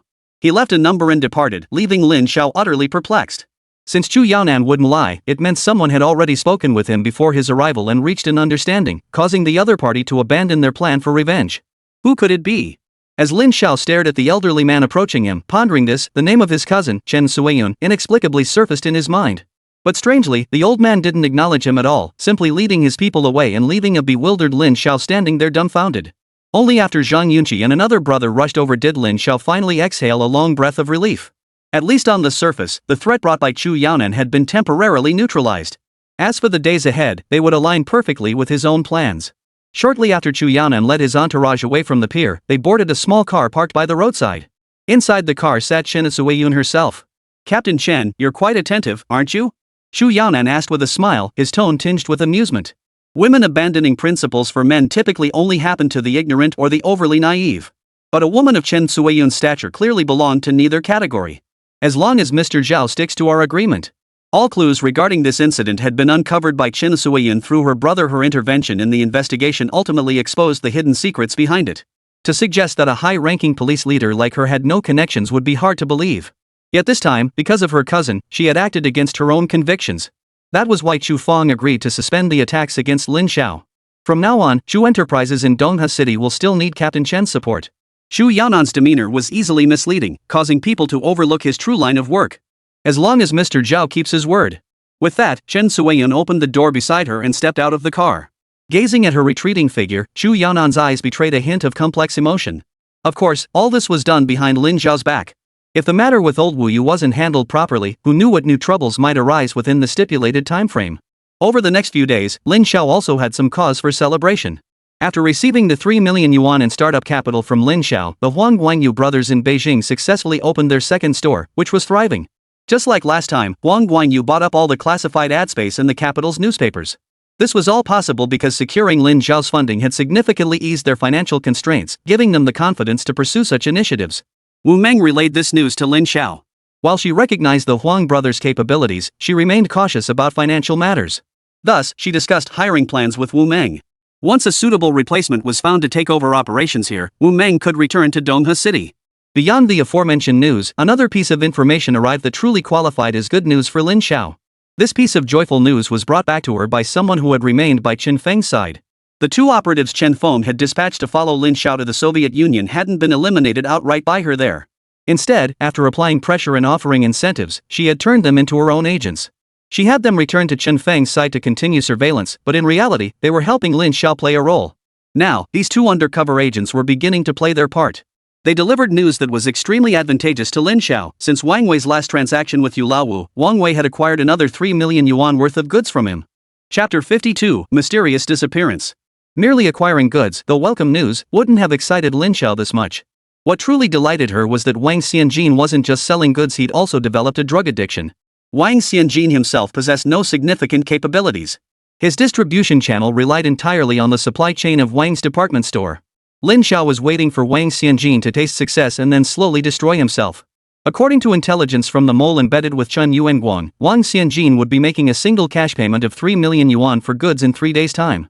Such a massive shipment would be enough to completely collapse the Wang family. Before that, Lin Xiao needed to arrange one more thing, sending Zhang Weihe to Su country with this shipment to divert the capable personnel under Yu Laowu's command. On August 27, Zhang Weihe and Chen Yuanguang each led a group of men to escort the shipment to Su state. The shipment comprised 700,000 blankets and 500,000 pieces of fur.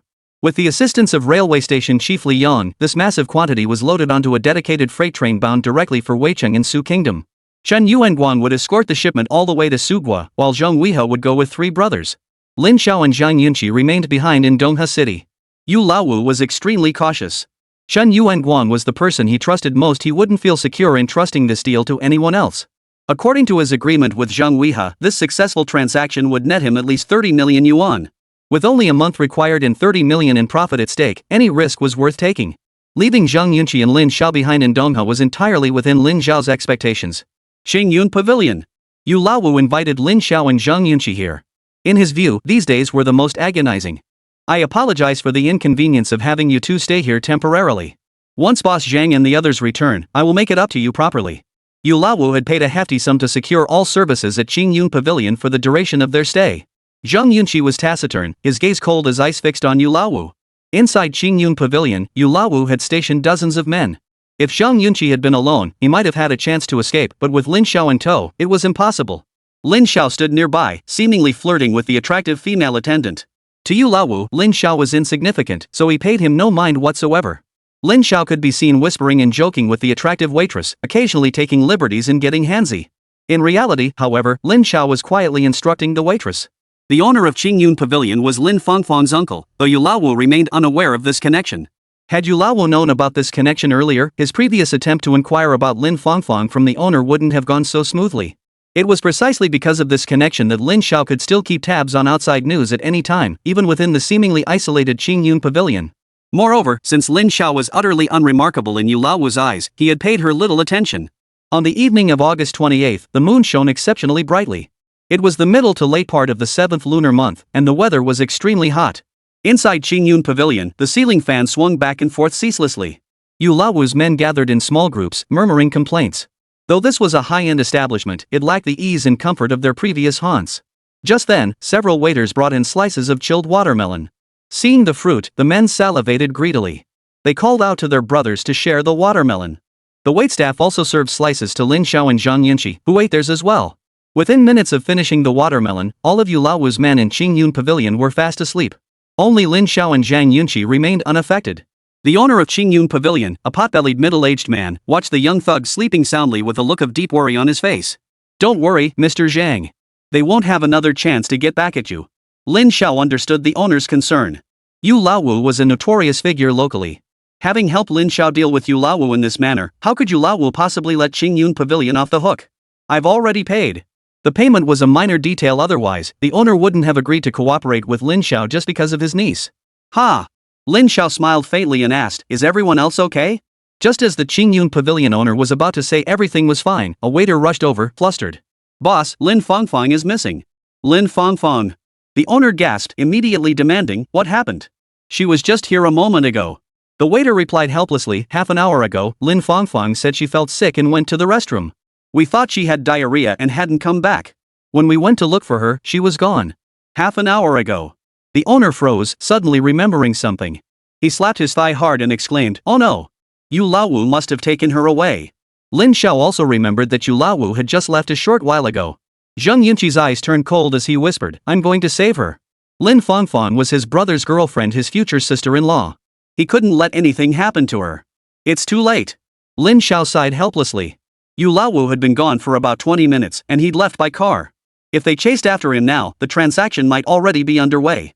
Yu Laowu left Zhang Weihua and Lin Xiao at Qingyun Pavilion while he personally led his men to conduct the transaction with Wang Xianjin.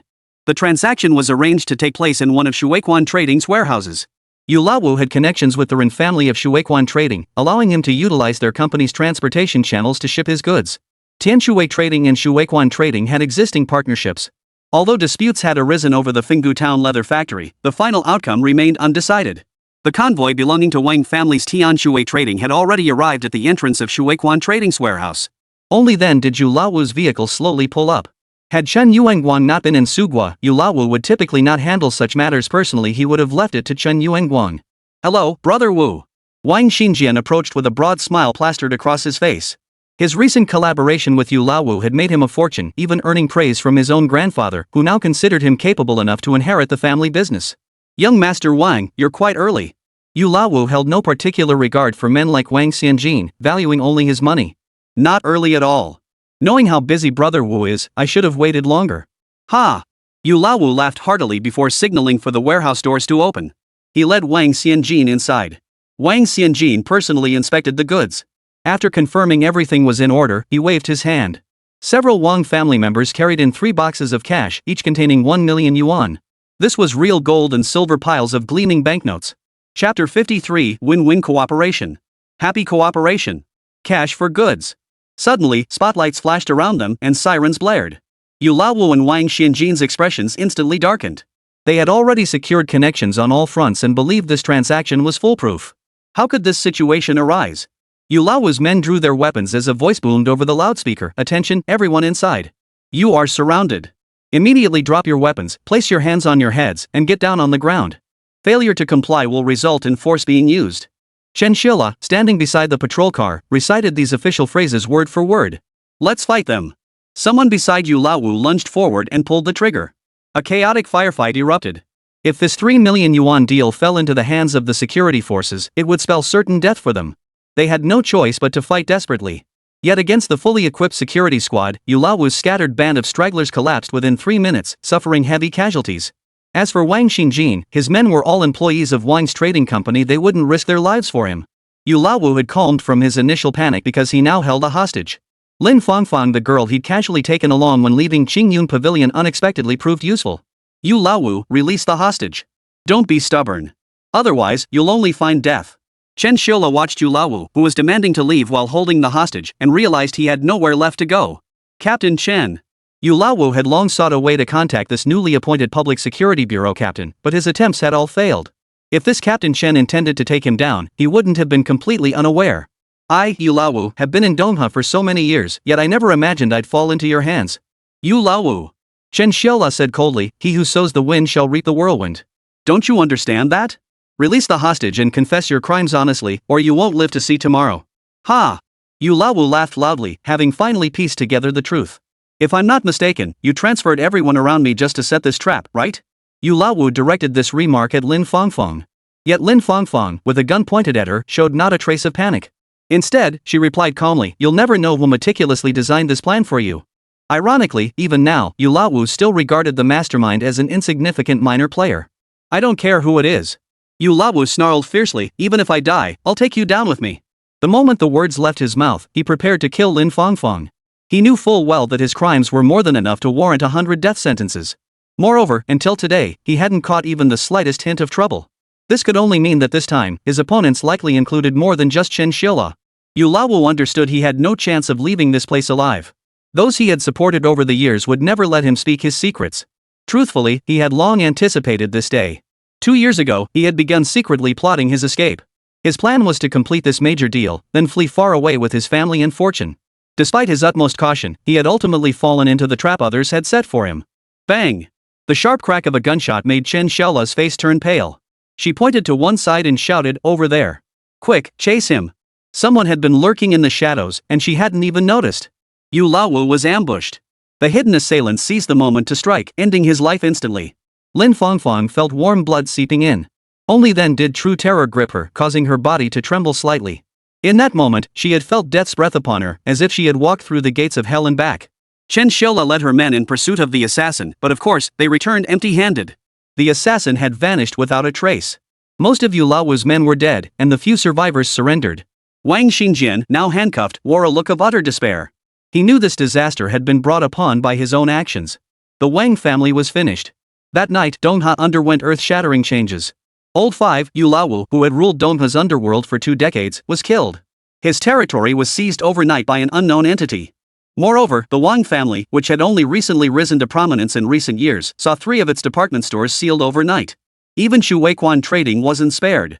Their warehouse yielded millions worth of contraband goods, the very cargo belonging to Yu Lao.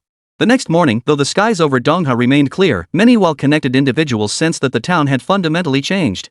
Following the seizure of Tian Shui trading, even though Wang family members were not directly implicated for the time being, they lost their right to continue bidding for the Fenggu Town leather factory. In this struggle, the Wang family suffered a crushing defeat and heavy losses. Despite the incident at Shuweiquan Trading's warehouse, the impact on the Ren family was minimal. After all, as one of Dongha's established families, they had connections throughout the system, making it difficult for anyone to cause them trouble. Xu Yanan, however, smoothly established himself in Dongha, quietly taking over Yu Lao's territory and undoubtedly becoming the biggest winner. Although Lin Xiao had resolved the issue with Yu Lao and sent Wang Xianjin to prison, he still felt uneasy. August 30th marked the bidding day for the Fenggu Town leather factory, with the results to be announced today. Only 2 companies remained in the running, Shuweiquan Trading and Cua Trading. Early that morning, Lin Xiao received bad news via a call from Su Gua. Zheng Weihe's side was progressing smoothly, and he had completed the transaction with Levi Top, but Chen Yuanguang had escaped. Zheng Weihe kept apologizing to Lin Xiao, promising he would find a way to capture Chen Yuanguang. Chen Yuanguang was Yu Lao's most capable man. The plan had been to make him disappear permanently in Su Gua. Who could have imagined that even wounded, he would manage to escape? This news was a blow to Lin Xiao. Given Chen Yuanguang's temperament, he would return sooner or later, especially if he learned of Yu Lao's death, he would surely seek revenge. The bidding event for the Fenggu Town leather factory drew significant attention from local factions, with newspapers and television stations sending reporters to document the event. The Fenggu Town leather factory had been a fixture in this city for over 40 years, holding lifelong memories for many. The leadership of Dongha City also attached great importance to this bidding process. The unassuming Cua Trading had stepped into the public eye. Representing Cua Trading at today's bidding were not only the portly Zhang Hua, but also Lan Xian, a longtime employee of Fenggu Town leather factory. Hundreds of workers gathered in the large square of the Fenggu Town leather factory, awaiting the outcome of the bidding that would determine their future. Chapter 54, Business Among Acquaintances. Isn't that the girl from the sales department? Zhou Qian? You don't recognize her? Zhou Qian sat in the corporate representative seat, drawing many eyes. Jingjing Trading, a newly established company. Never heard of them. Looks like they're just filling seats. We might end up working for Shuweiquan Trading. Zhou Jing was also in the plaza. She was the sales manager at Fenggu Town leather factory, but this job was also about to slip away. Zhou Jing, what's going on with Xiao Qian? Lan Wandi, standing beside Zhou Jing, looked at Zhou Qian in the distance with a puzzled expression. Though they both shared the surname Lan, they weren't related by blood, just ordinary co-workers. I have no idea. She never mentioned this to me. In truth, Zhou Jing genuinely didn't know. It was actually Zhou Qian who had suggested investigating Lin Zhao's company earlier. At the time, Zhou Qian had assured Zhou Jing that Lin Zhao's workplace was perfectly safe, so Zhou Jing hadn't given it another thought. Jingjing Trade. Lan Wanni murmured the name, smiling as she asked, "This doesn't have anything to do with you, does it?" Zhou Jing laughed. "Of course not," she joked. "If it did, what would I be doing here?" Indeed, even though Zhou Jing had been promoted to sales manager, her monthly salary was only 120 yuan. Lan Wanni also knew Zhou Jing's family situation wasn't good. Zhou Jing had also spotted that overweight man and knew her husband worked alongside Zhang Karu. She hadn't expected Zhang Karu to have risen so high already.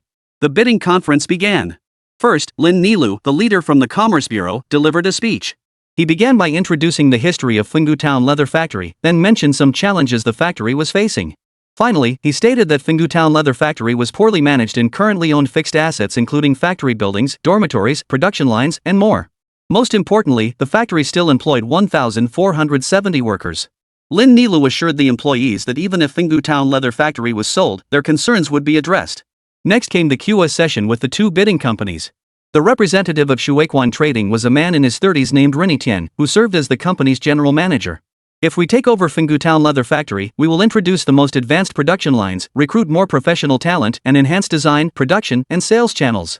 We won't just produce shoes, we'll expand into apparel, fur products, blankets, and other areas. According to our plans, once the new production lines are operational, Town Leather Factory will only be able to retain 800 jobs. When Ren Tian said this, everyone understood that Shuequan Trading could only accommodate a maximum of 800 employees from the leather factory. This left many feeling dissatisfied. 800 people? What about the rest? Does this mean we're getting laid off? If that's the case, we'd be better off not selling the factory, at least we'd still be getting paid. The workers below began to clamor, as this directly affected their livelihoods. Everyone, please quiet down. Let's all calm down and hear what the boss has to say. Lin Nilu grabbed the microphone and shouted several times before the crowd gradually quieted down. Standing on the stage, Ronnie Tian surveyed the crowd below and continued, Shuequan Trading is a private enterprise, not a charity. After restructuring, the Town Leather Factory can retain no more than 800 employees. As for your demands, as members of society, we won't ignore them either. Ren Tian smiled. Beyond these operations, Shuequan Trading has numerous other ventures, warehouses, docks, mining facilities, and more. Once the final list is confirmed, you may choose to transfer to other divisions within our company based on your circumstances. His face remained adorned with a confident smile as he finished speaking. The Ren family's business was vast, employing thousands of workers. Accommodating these few hundred individuals was naturally no problem. Even the city leaders of Dongha City secretly admired the Ren family, acknowledging that achieving this level of success was no small feat. Thank you, Chairman Ren. Lin Nilu was the first to applaud, prompting others to follow suit. Workers from the Town Leather Factory joined in. After all, stable employment was far better than unemployment. Next, please welcome the representative from Jingjing Trading to take the stage. Lin Nilu looked toward Zhang Karu and Zhou Qian, surprised by his niece's performance. Zhou Qian slowly rose to her feet and took a deep breath. She had rarely spoken in large gatherings before. The last time was when she received an award at school. As Zhou Qian approached the stage, many of her former colleagues below whistled excitedly. Back at the leather factory, she had been the object of affection for many young men. Hello everyone, my name is Zhou Qian. Her voice gradually steadied as she continued, I believe many of you know me. Just 2 weeks ago, I was still a member of the sales department here. Truthfully, coming here to represent Jingjing Trading at this bidding session involves some personal considerations on my part. Compared to the previous speaker, Zhou Qian was clearly more popular with the crowd. After all, she was someone they had worked alongside. My parents met, fell in love, and married right here. I used to think I'd find my life partner and start a family here too until the layoffs hit. I grew up in the leather factory's residential compound. When it comes to my feelings for this place, I'm no less attached than anyone here. The audience below was deeply moved, as most had experienced both love and career growth on this very land. She continued, the leather factory's current state is part of the inevitable changes of the times. I can assure everyone that Jingjing Trading will not lay off a single employee. Moreover, we plan to invest in building a large industrial park in Dongha within the next 3 years, with an expected capacity for 10,000 workers. This statement caused a great stir, even surprising several municipal-level officials. This was an absolute trump card. Even Tian Ruman was stunned, thinking to himself, wasn't Jingjing Trading just here to make up the numbers? Within 3 months of taking over, we will re-establish a compensation and incentive system, increasing current wages by at least 50%. I know everyone is worried that Jingjing Trading might do something unethical. Zhou Qian had shared similar doubts initially, but her perspective shifted after learning about the true backer behind the venture. You might still be questioning whether we have sufficient financial resources. Zhou Qian smiled. To be honest, even I didn't believe it myself just 3 days ago. Ha! Her humor drew laughter from the audience. We have substantial capital backing us. We have both the capability and the sincerity to deliver on our promises. Lin Xiao wasn't worried about the outcome of this bidding. Shuequan Trading was unfamiliar with Jingjing Trading, and that very lack of familiarity was precisely their weakness. Lin Xiao knew full well that faced with the terms he had laid out, the leadership of Dongha City would inevitably be tempted. The outcome was already predetermined. All assets of Town Leather Factory were ultimately sold to Jingjing Trading for 6.8 million yuan, on the condition that Jingjing Trading fulfill the commitments made during the bidding session. No private enterprise dared challenge the higher-ups on this matter. As Dongha Daily and Dongha TV reported on the bidding event, the name Jingjing Trading quickly spread throughout the city. The company's pledge to improve the lives of all Town Leather Factory employees became a widely celebrated story. Such influence proved far more effective than Lin Xiao spending hundreds of thousands on advertising. However, at the same time, someone uncovered the financial backer behind Jingjing Trading April investment, which had originated in Donghai. This revelation caused quite a stir within financial circles. Typically, financial institutions would invest in promising or high-tech enterprises. Many experts analyzed that while Jingjing Investment held an 80% stake in Jingjing Trading, the future returns it could generate for Jingjing Investment were actually very limited. Some even claimed that Li Zichen, the rising star of the financial world, had run out of tricks. A woman is still just a woman. Li Zichen. In the office of Shuequan Trading, Ren Tianming angrily smashed his favorite Qing dynasty vase. His secretary stood nearby, not daring to breathe a word. It's her? What does that woman want? Investing in Jingjing Trading to compete with the Ren family for market share in Dongha? Though he had lost today's bidding session, for Ren Tianming, a seasoned veteran of the business world, an occasional setback meant little. The Ren family certainly coveted the Fenggu Town leather factory, but it wasn't an absolute necessity. However, Jingjing Trading's announcement at the bidding session to establish an industrial park was seen as a direct challenge to the Ren family's territory. Everyone knew that behind many private enterprises in Dongha lay investments from the Ren family, whose main business was import-export trade, raking in substantial profits over the years. Judging by Jingjing Trading's current trajectory, it was clearly aiming to overpower the Ren family. Arrange a meeting with Li Zichen. Tell her I wish to see her personally.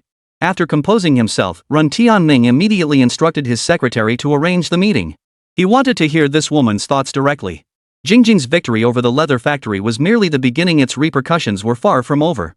Now that the leather factory belonged to Jingjing Trading, the next task was to renovate the factory premises. At that moment, Zhou Qian was organizing various documents related to the leather factory in her office when the door opened. Seeing the visitor, Zhou Qian's beautiful brows furrowed. What are you doing here? The visitor was Yuan Happing, the design consultant who had once boasted that Shuequan Trading would surely seize control of the leather factory. Now that the leather factory was virtually shut down, even designers like him struggled to find work, let alone the factory workers. From now on, the leather factory employees' salaries would be paid by Jingjing Trading. The partnership between the two companies had ended, and the leather factory's original management had left to take positions at other units in the city. All the senior executives were gone, leaving behind supervisors and team leaders with little authority. The Fenggu Town leather factory was now in utter disarray, with critical positions severely understaffed. Yuan Happing seeking out Zhou Qian at this moment surely had ulterior motives. Chapter 55, Zhou Jing's promotion. Xiao Chen. Seeing his obsequious manner, Zhou Qian felt a wave of disgust. You know, I understand design, I can manage, and I studied abroad. I believe I'm fully qualified for the deputy factory director position. Yuan Happing had proactively sought this opportunity to become deputy factory director. This was because Zhou Qian had mentioned earlier that leadership positions would be filled through internal selection. People like Yuan Happing immediately jumped at the chance. Why don't you just say you want to be the factory director? In truth, Yuan Happing also wanted to be the factory director, but he understood that this position would undoubtedly go to someone from Jingjing Trading. While I have confidence, I also know we have to take it step by step. Yuan Happing leaned closer to Zhou Qian and whispered, see, if I could become deputy factory director, I could marry you openly and properly. These words made Zhou Qian feel utterly disgusted. Her eyes flashed with cold fury as she snapped, get out. This Yuan Happing was truly the most repulsive man she'd ever met. Even that incompetent Lin Xiao was better than him. Yuan Happing tried to argue back, but just then Zhang Kara walked in and glared at him. Want me to call security to escort you out? You're ruthless. With that, Yuan Happing left. Zhang Kara couldn't help muttering, how did someone like him even get hired at the leather factory? Zhou Qian whispered softly, his uncle was the former factory director. Zhou Qian said no more, instead handing Zhang Kara a document. Here's the list you requested. The Fenggu Town leather factory was undergoing restructuring, and many key positions needed filling.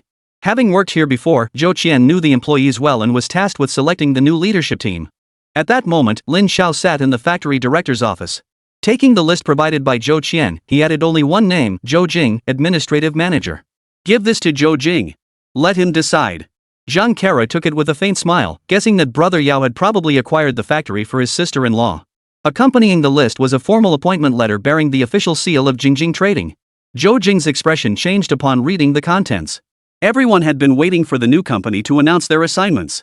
Who could have imagined the first appointment would arrive instead? The restructured Fenggu Town leather factory would implement a brand new corporate management system. The office director would now serve as administrative manager, overseeing the factory's daily operations. This position ranked as the third highest authority, reporting only to the general manager factory director and deputy general manager deputy factory director. Zhou Jing, you've been appointed administrative manager? Lan Wan and I saw Zhou Jing staring blankly at the documents in her hand. Walking over to take a look, she exclaimed in surprise. It was just an ordinary document delivered from the factory director's office, and no one else paid it much mind. The other colleagues in the sales office stared at Zhou Jing in astonishment. What on earth was going on? Zhou Jing looked at the clerk from the factory director's office, puzzled. How could this happen? Congratulations, Manager Lin. The clerk replied with a faint smile. Mr. Zhang said that from now on, you may decide the leadership of Fenggu Town leather factory on your own. You can personally select the candidates from the list. Truthfully, the clerk was also shocked. Could the newly arrived, overweight factory director have some kind of secret relationship with Zhou Jing? But such thoughts could only be kept hidden. Zhou Jing, guess what could it be Xiao Qian's doing? Lan Wan and I reminded her. Don't forget, Zhou Qian had just acquired Fengdu Town Leather Factory on behalf of Jingjing Trading. Therefore, it made perfect sense for her to appoint Zhou Jing as the administrative manager. So the sales department colleagues stopped overthinking it and came forward to congratulate Zhou Jing. Yet Zhou Jing couldn't shake the feeling that something was off. She decided to ask Zhou Qian about it.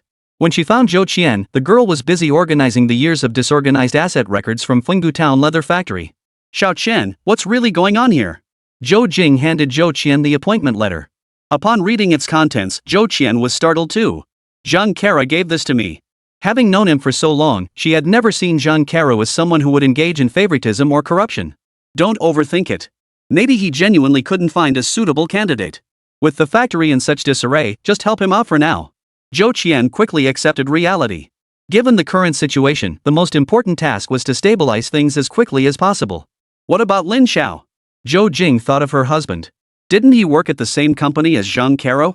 Why had he never mentioned this? His work involves external operations, so I rarely see him.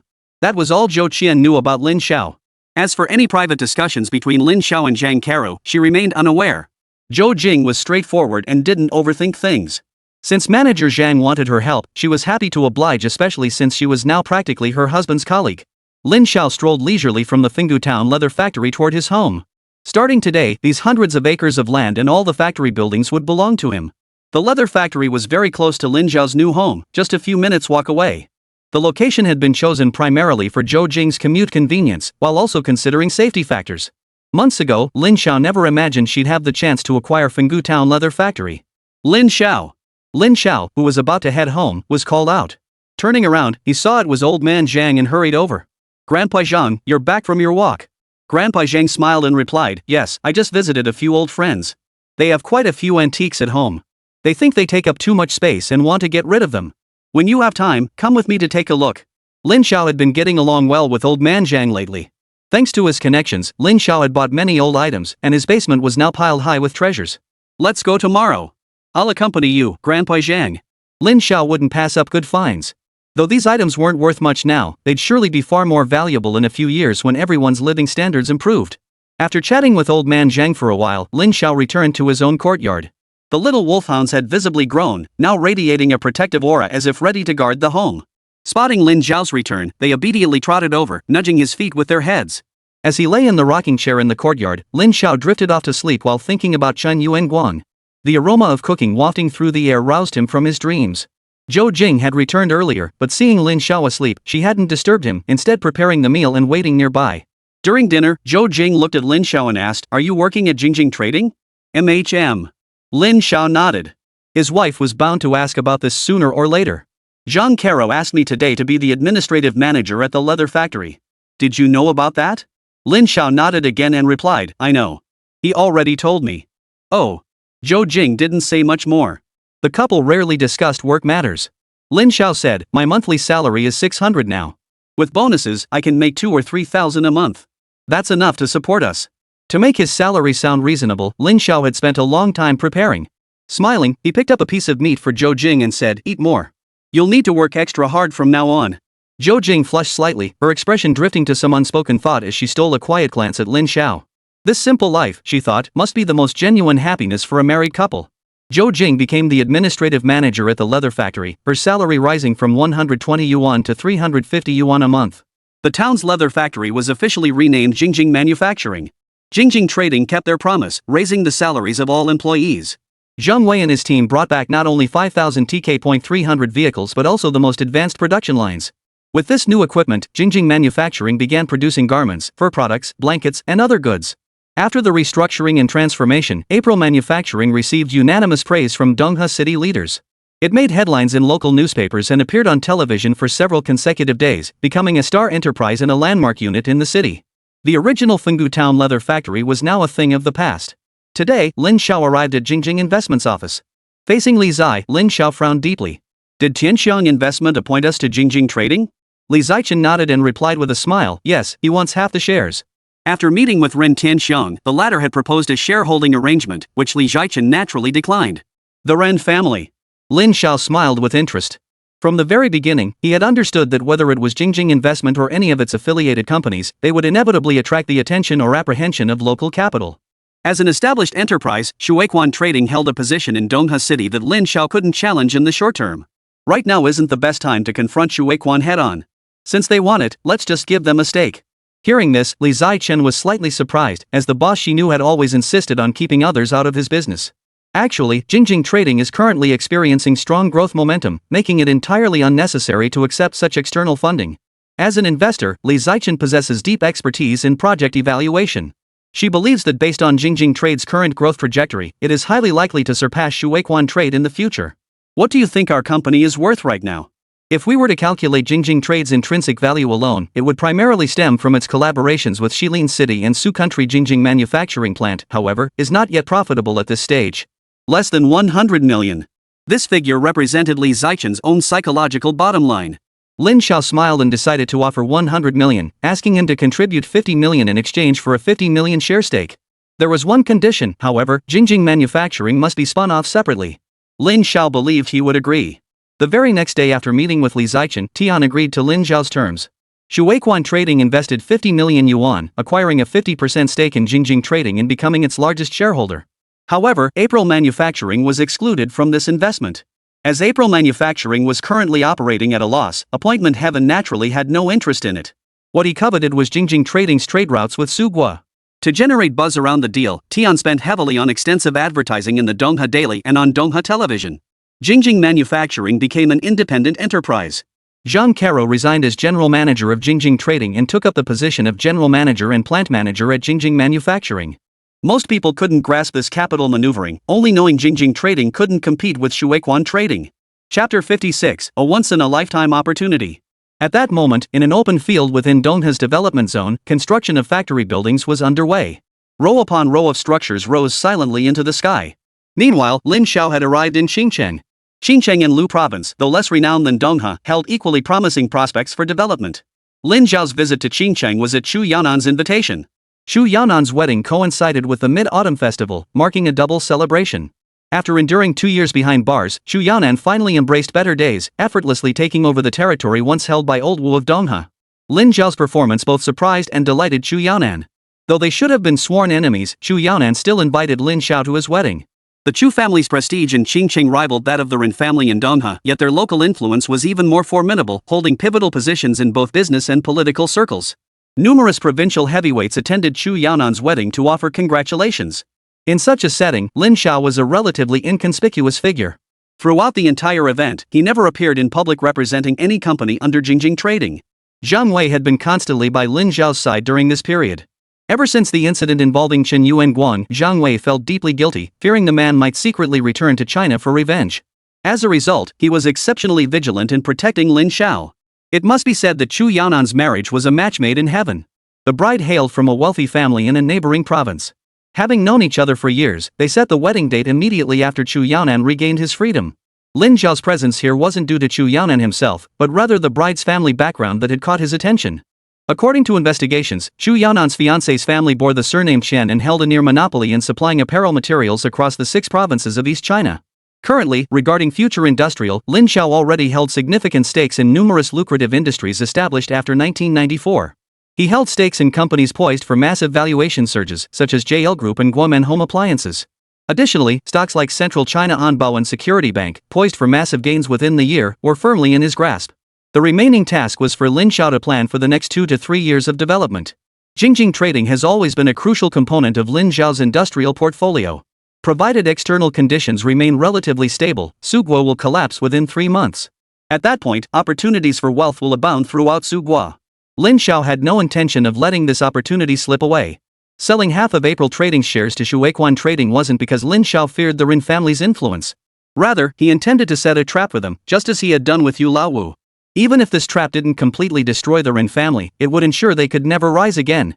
Lin Xiao would leave no potential loopholes.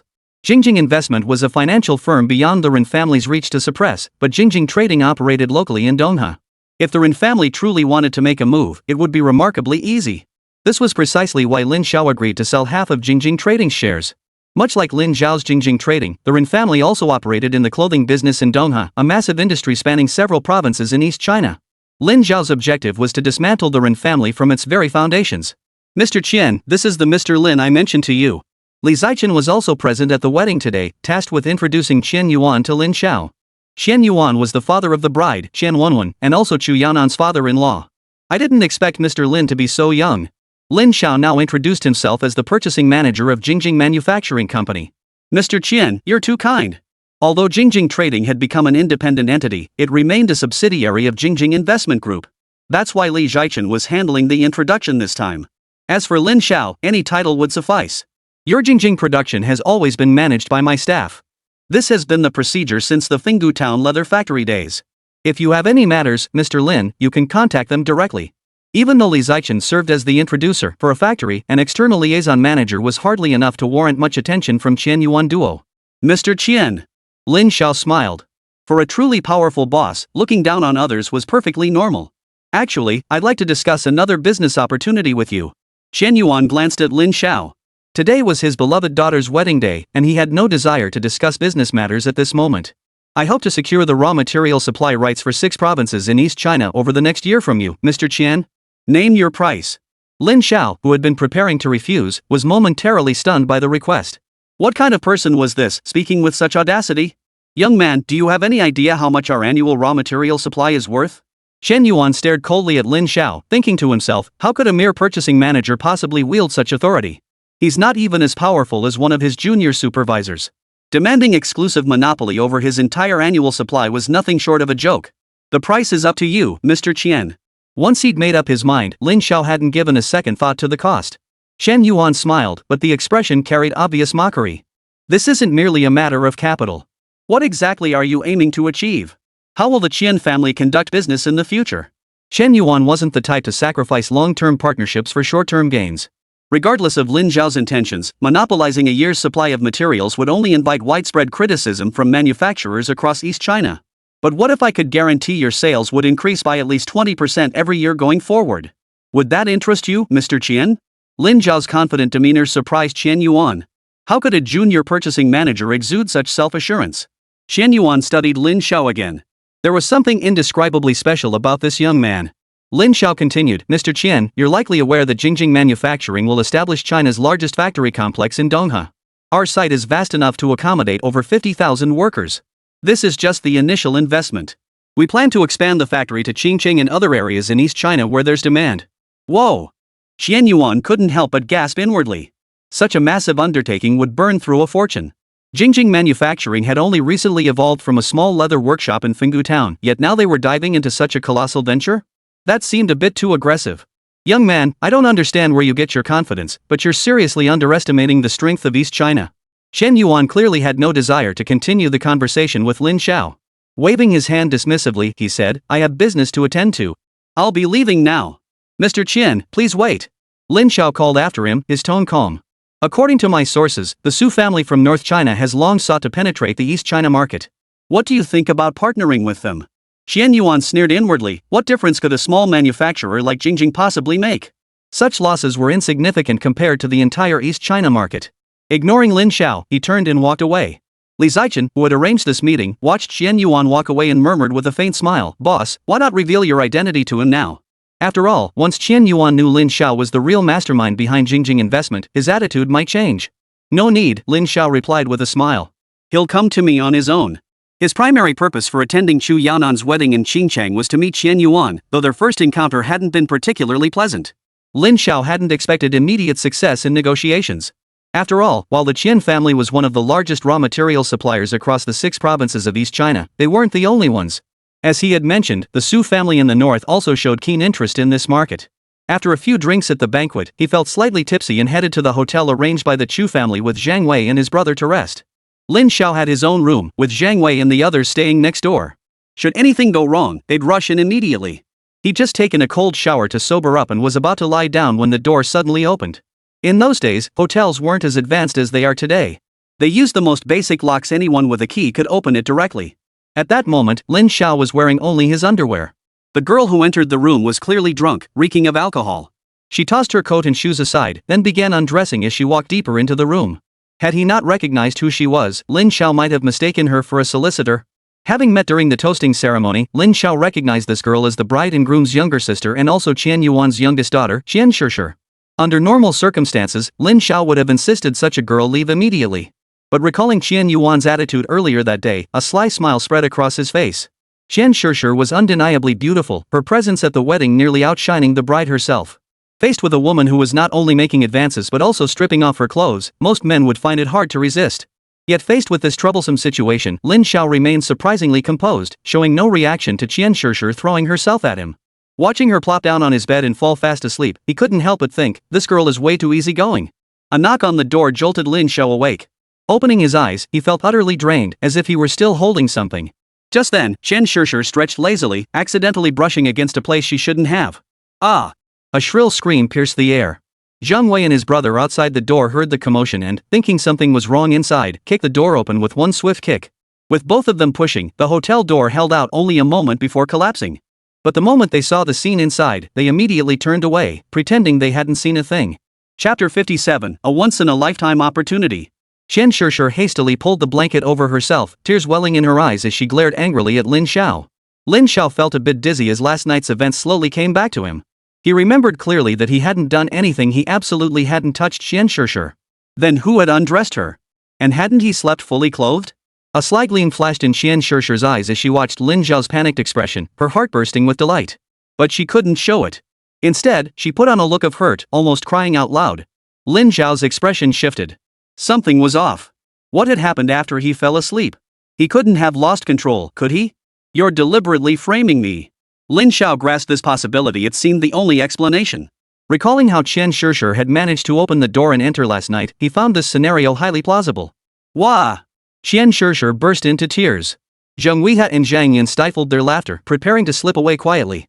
This kind of situation was best left for the older brother to handle himself. Qian Shishir's outburst made things much worse after all. The hotel was filled with wedding guests.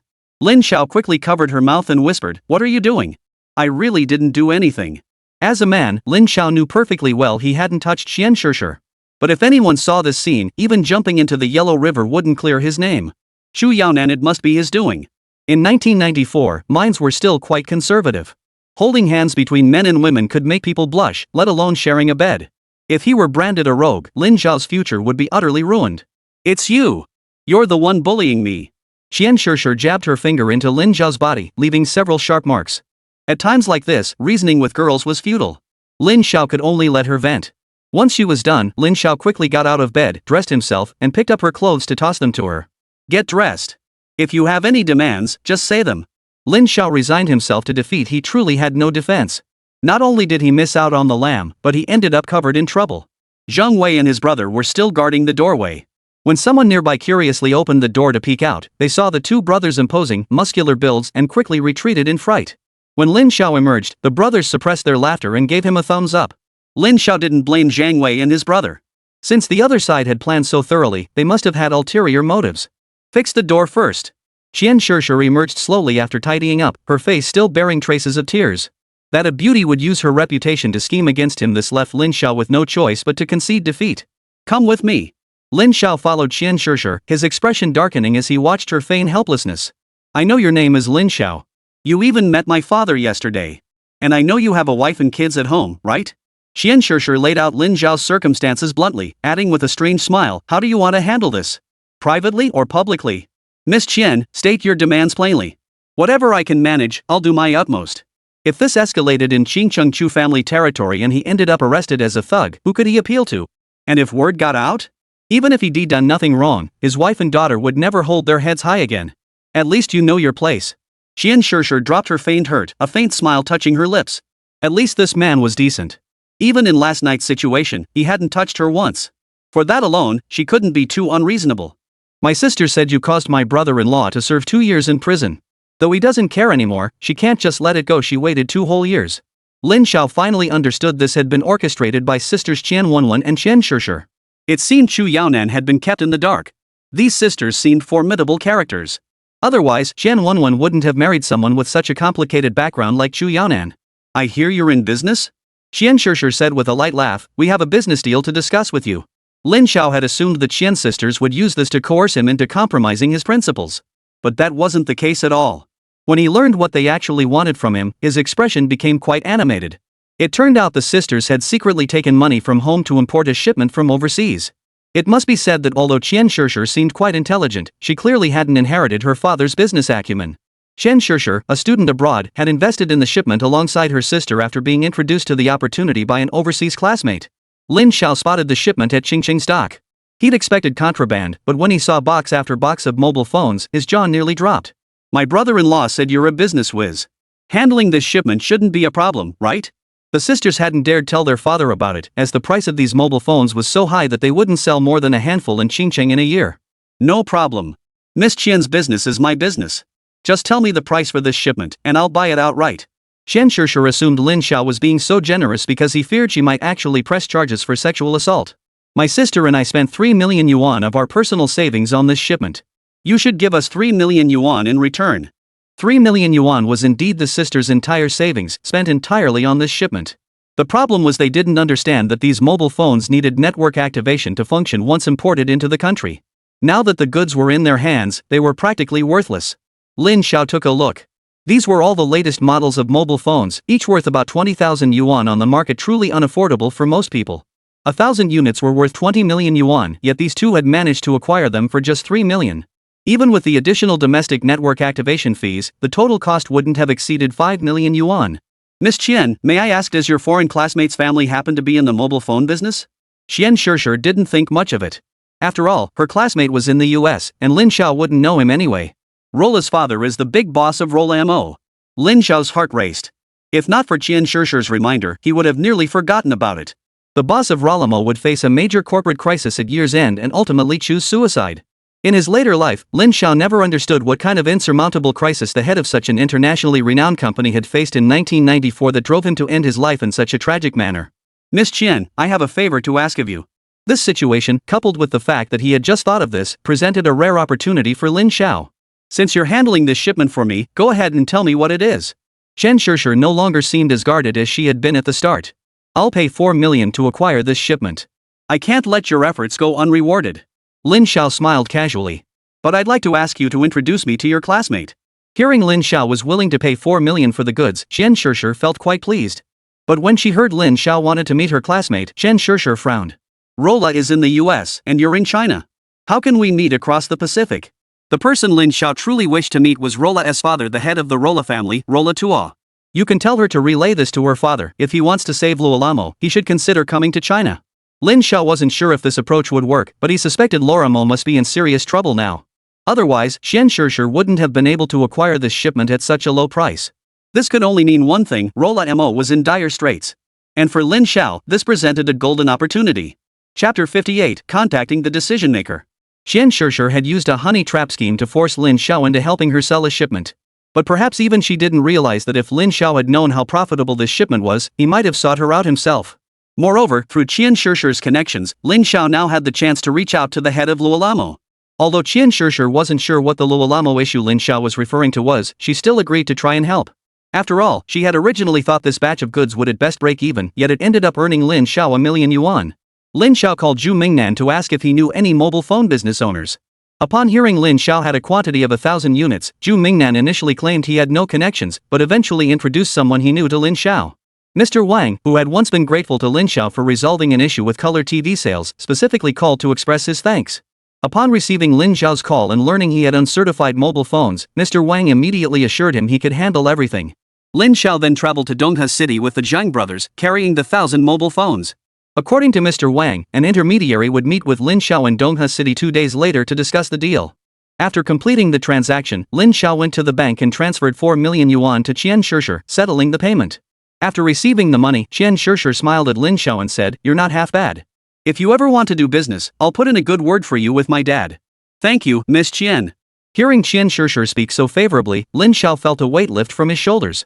Regarding Ruola, I'll keep you updated as soon as I have any news. Lin Xiao expressed his gratitude once more and extended his hand. If Miss Qian ever has time to visit Dongha, I'll be your guide throughout your stay. You promised. Qian Shishir flashed a sweet smile, suddenly finding this seemingly stern man quite endearing. After bidding farewell to Qian Shishir, Lin Xiao didn't linger in Qingcheng. He boarded a boat that same day and headed straight back to Dongha to handle his affairs.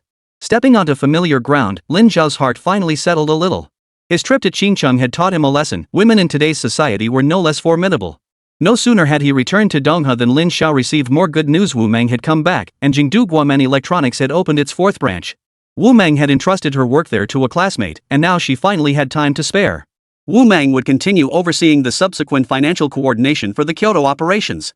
Beyond Guomen Appliances, Lin Xiao also entrusted Wu Meng with managing certain affairs for JL Group. Business trips would likely become a regular part of Wu Meng's work routine from now on. After returning to Jingjing Investment, Lin Xiao went straight to Li Zichen's office. That very night after attending Chu Yaonan's wedding, Li Zichen had returned to the company. "Mr. Li, how much cash do we have left here now?" During the last audit, the company's liquid assets had already fallen below 20 million. "Boss, following your instructions, we recently transferred funds to Jingjing Manufacturing. Now we have less than 5 million left." In truth, Li Zichen favored Jingjing Trading's development path. To her, Jingjing Manufacturing, detached from its core business, seemed to hold little promise. But since Lin Xiao had decided to pursue Jingjing Manufacturing independently, she had no choice but to accept reality. Yet the current situation made Jingjing Manufacturing look more like a bottomless pit, especially the newly built industrial park. It simply couldn't operate without tens of millions in funding. A few million? That's barely a drop in the bucket. An investment firm without tens of millions in working capital would inevitably miss out on promising projects. Lin Xiao currently held roughly 50 million yuan in cash settlement funds from his collaboration with Li Zhongxin. The 10,000 TK300 motorcycles he had previously promised Li Zhongxin had now far exceeded that number. Li Zhongxin currently owed Lin Xiao 50 million yuan in outstanding payments, which he expected to settle by year-end. As for Jingjing Investment, Lin Xiao had poured nearly 80 million yuan into it over time. However, all these funds were currently tied up in the stock market. Jingjing Investment is a shareholder in both Huazhong Anbao and Safety Bank. Particularly noteworthy is Jingjing Investment's stake in Security Bank, which has reached 3%, a level that has drawn interest from the bank's senior management. If the boss urgently needs funds, we can extract some cash from the stocks. Li Zichen assumed Lin Xiao needed liquidity, considering Jingjing Investment's substantial holdings in multiple listed companies on the A share market. If sold now, Lin Xiao's assets could surpass the 10 billion yuan mark. Don't worry. Lin Xiao confirmed the need for corporate liquidity stemmed from upcoming development plans. Park construction required funding, and moreover, if an opportunity arose to engage with Loralmo's core decision-makers, he wouldn't want to miss this potential opportunity worth hundreds of billions. Lola Mo was among the world's first companies to venture into chip manufacturing, having developed the world's first mobile phone. Despite numerous setbacks and eventual acquisition and fragmentation by industry giants, each spun-off segment still held substantial market value. Acquiring a stake during Laurel's lowest point could yield extraordinary returns in the future. Any recent developments regarding the Ren family? Lin Xiao sold 50% of Jingjing Trading to Shuequan Trading, with the Ren family now overseeing its core operations. Under the current shareholding structure, Jingjing Investment retains 30% ownership of Jingjing Trading, with the remaining 20% belonging to Fatty and his group. "I heard a shipment is soon bound for Su country." Li Zichen observed his seemingly inscrutable superior. Such a critical international supply chain being handed over to outsiders so carelessly? MHM. Lin Zhao's relaxed demeanor finally prompted her to ask, "Aren't you afraid? What is there to fear?" A gentle smile spread across his face. "I understand that Sugui is one of your most crucial partners. If the Rin family were to gain control of this route," she continued, "Jingjing Trading would essentially become their subsidiary." As Li had pointed out, the Rin family had acquired half of Jingjing Trade's shares at a steep price precisely because they coveted its trade relationship with Sugua. Given their ambitious nature, once they fully took over operations related to the Su side, they would likely abandon the Jingjing brand and switch to their own trademark very soon. "Your concerns are well-founded." Lin Xiao smiled. "But do you know if any member of the Rin family has ever personally visited the Su region? The local political and economic environment is extremely complex. I believe they would pay a heavy price for it." This assessment was grounded in the private agreements Lin Xiao had already made with Victor. Though agreements often seem insignificant in the face of profit, the benefits Lin Xiao promised Victor did indeed sway him toward collaborating with Lin Xiao. 2 days later, in a corner of Dongha, Lin Xiao met Boss Sun, who had traveled all the way from North China. This Mr. Sun was a businessman specializing in mobile phones, introduced to Lin Xiao by Mr. Wang from Shilin. The goods were stored at the dock, guarded by Zhang Wei and his brother. It was there that Lin Xiao met this shrewd-looking middle-aged man. Mr. Sun had already learned some details about Lin Xiao through Mr. Wang. "Thank you for coming all this way, Mr. Sunday. I truly appreciate your trouble." According to Mr. Wang, this businessman surnamed Sun held considerable prestige in North China. "You're too kind, Brother Lin. Let's go check out the goods right away." Word of a large shipment of newly arrived mobile phones awaiting inspection had prompted Mr. Sun to make the long journey. Following Lin Zhao's lead, they entered the warehouse. After the inspection, Mr. Sun stepped forward and said, "The goods are indeed the latest model Rolamo T20 as described, and the quality is excellent." Lin Xiao smiled faintly and replied, "It's truly wonderful to have your approval." Next, Mr. Sun mentioned that since this batch lacked network access permits, they could only be priced at 13,000 yuan per unit. "What do you think of this price, Mr. Lin?" He wasn't the least bit picky about this. It meant an extra 9 million yuan in pure profit. If Qian Shishir knew the truth, she'd probably be furious. The high retail prices in the market were primarily due to the inclusion of significant network access costs and other additional expenses. That same day, the two quickly finalized the deal and proceeded to the bank together to complete the transfer of 13 million renminbi. Lin Xiao couldn't help but feel secretly pleased that such a simple flip could net him millions. After handling these matters, he wanted to consult Mr. Sun about something else. The other party responded warmly, "Please speak freely. No need for formalities." Lin Xiao then asked, "I wonder if you're familiar with the Su family in North China? They primarily supply fabric materials." Hearing this, Mr. Sun raised an eyebrow slightly and inquired which specific Su family branch he meant. When Lin Xiao clarified it was the branch involved in the textile business, he noticed a peculiar smile spread across the man's face. "Why the reaction?" Mr. Sun burst into laughter. "Actually, my wife's family is the Su family." Hearing this unexpected connection, Lin Xiao was quite surprised and marveled at his good fortune. What a coincidence. He then mentioned that a friend needed to purchase large quantities of raw materials for an industrial park construction project and had asked him to inquire about relevant information. Before he could name the specific individual, Mr. Sun had already guessed it referred to Jing Manufacturing. When Lin Xiao finally learned that his potential partner might come directly from that family, he was overjoyed. As they parted ways, he made sure to express his gratitude. This not only resolved his immediate challenge but also indirectly established valuable connections. He promptly called Mr. Wang to share the good news and offer his sincere thanks. Mr. Wang then shared new developments with Lin Xiao. Shuequan Trading had made contact with Shilin. Chapter 59, Signing the Contract. This situation didn't surprise Lin Xiao at all. Jingjing Trading had primarily focused on business with Shilin and Su Kingdom in the past. No matter how wealthy the Rin family was, they wouldn't pass up the lucrative opportunity in Shilin. Based on past experience, earning $1 million or so from Shilin each month was easily achievable. "Thank you, Mr. Wang.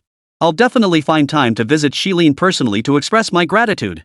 After hanging up, Lin Xiao maintained a smile, but his longtime friend Zhang Weihe sensed something was off. "Brother, is something wrong?" Lin Xiao replied in a low voice, "The situation now is that the Rin family has found a way into the Shilin market." Zhu Mingnan was different from Su Guo's Levi top. He belonged to the type who valued profit above all else, collaborating with whoever offered the most benefits without any moral constraints. "Should I take the brothers over to check it out? This situation really bothers me." But Lin Xiao stopped him, "No need to rush. Let him gloat for a while." Zhang Weihe nodded in understanding. He knew his brother had his own way of handling things. Lin Xiao then headed straight to Jingjing Manufacturing Company. The former leather factory in Fengdu Town had now become Jingjing Manufacturing's primary production facility. Since upgrading the production line, output had surged dramatically, churning out vast quantities of fur products, woolen blankets, and other goods. Zhou Jing now headed the company's administrative department, having personally hand-picked the reliable talent for the factory's management team. They were grateful for the job opportunities and support Zhou Jing had provided, and they fully cooperated with her leadership. As a result, within Jingjing Manufacturing, Zhou Jing's word carried more weight than that of the official factory director, Zhang Karu.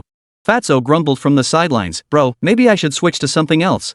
Since the boss's wife is already running things." Lin Xiao glared back.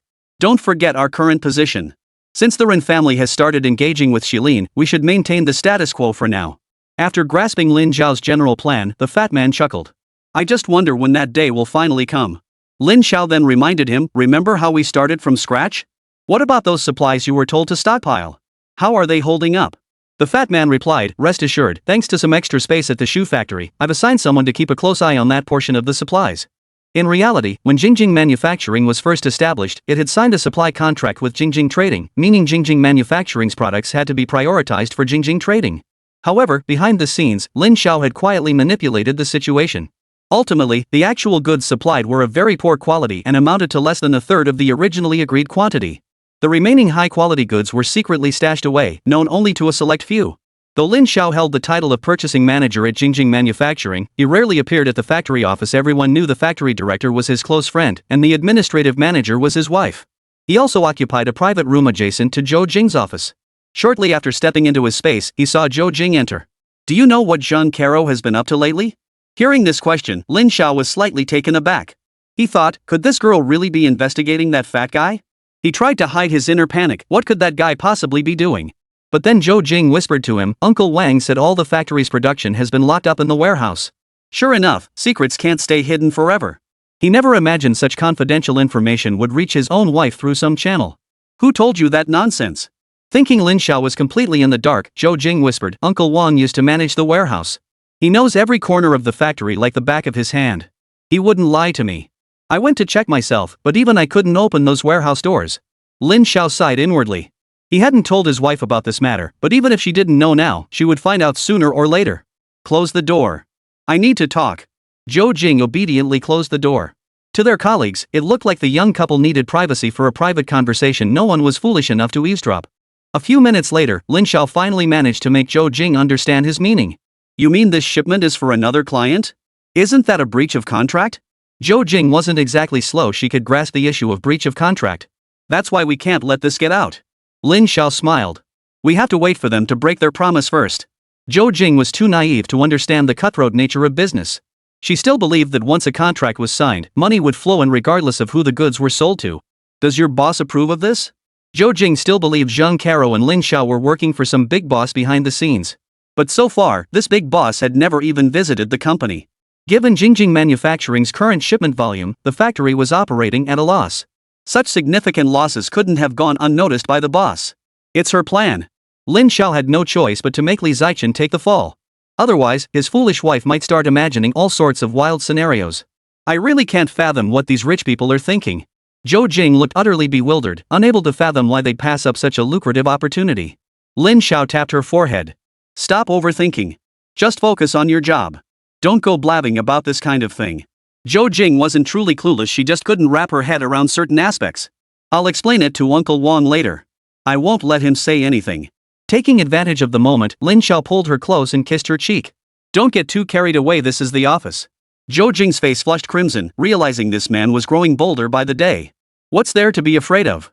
There's no one here. Lin Xiao chuckled, his hands still wandering, making Zhou Jing blush fiercely.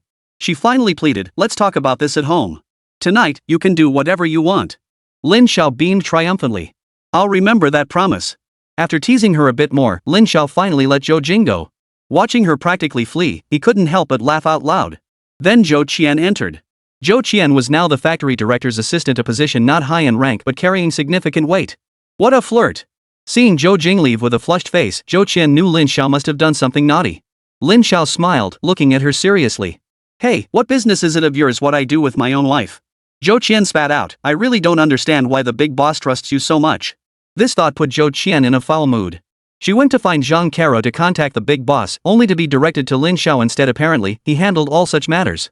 Chapter 60, Contacting for a New Mission. You can get in touch with the big boss, right?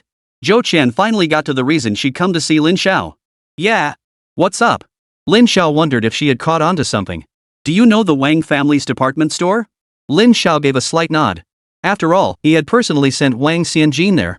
Wasn't that Wang family department store shut down?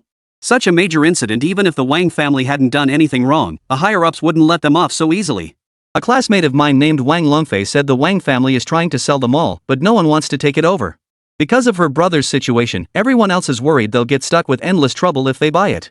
Zhou Qian sighed. She seems to be having a tough time. If you can reach that big shot, why not ask if she might be interested? Hearing this, Lin Xiao's eyes lit up. Back then, he'd been so focused on resolving the issues with Wang Xianjin and Yu Laowu that he'd completely overlooked the Wang family's main business. Clearly, this blow had hit them hard, otherwise, they wouldn't be considering selling the mall. Hold on, I'll check with her right now. He made the call right there in front of Zhou Qian. As soon as the line connected, Lin Xiao got straight to the point. Mr. Li, the Wang family in Dongha has a mall up for sale. I think it's a solid opportunity. Would you consider acquiring it? Li Zichen on the other end was taken aback, but he still replied, you decide. Even Zhou Qian, standing nearby, heard the response. Lin Xiao hung up shortly after. Seeing the matter resolved so swiftly, Zhou Qian even doubted her own ears. Was that really your big boss just now? Lin Xiao smiled. Who else do you think it could be? Zhou Qian took a deep breath. No wonder Zhang Caro said she could ask Lin Xiao for help with important matters. It seemed their relationship was indeed close. Could Lin Xiao have another identity? But then she thought, someone like Lin Xiao, an ordinary person, probably wouldn't be favored by someone like that. Take me to meet the Wang family. I'll handle this matter myself. Calling Li Zichen in front of Zhou Qian was merely to prevent her from overthinking. In truth, Lin Xiao had his own plans for Dongha's 3 prime shopping malls. This area was bound to flourish. Currently, these 3 prime shopping malls all belonged to the Wang family. Acquiring them all would greatly benefit Lin Xiao's upcoming plans. The chain supermarket sector was another area he couldn't overlook. It would become a crucial battleground for internet giants in the future. Starting preparations early was always wise. Besides, even if he didn't pursue the supermarket business, these prime retail spaces would appreciate significantly over the next decade or so. Regardless, acquiring the Wang family's shopping malls was absolutely essential. As for why the Wang family had fallen into its current predicament, it was entirely due to Wang Xianjin's mismanagement.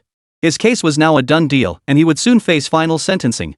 His actions implicated the family business's core operation, the department store, and despite strenuous efforts, the situation could not be reversed.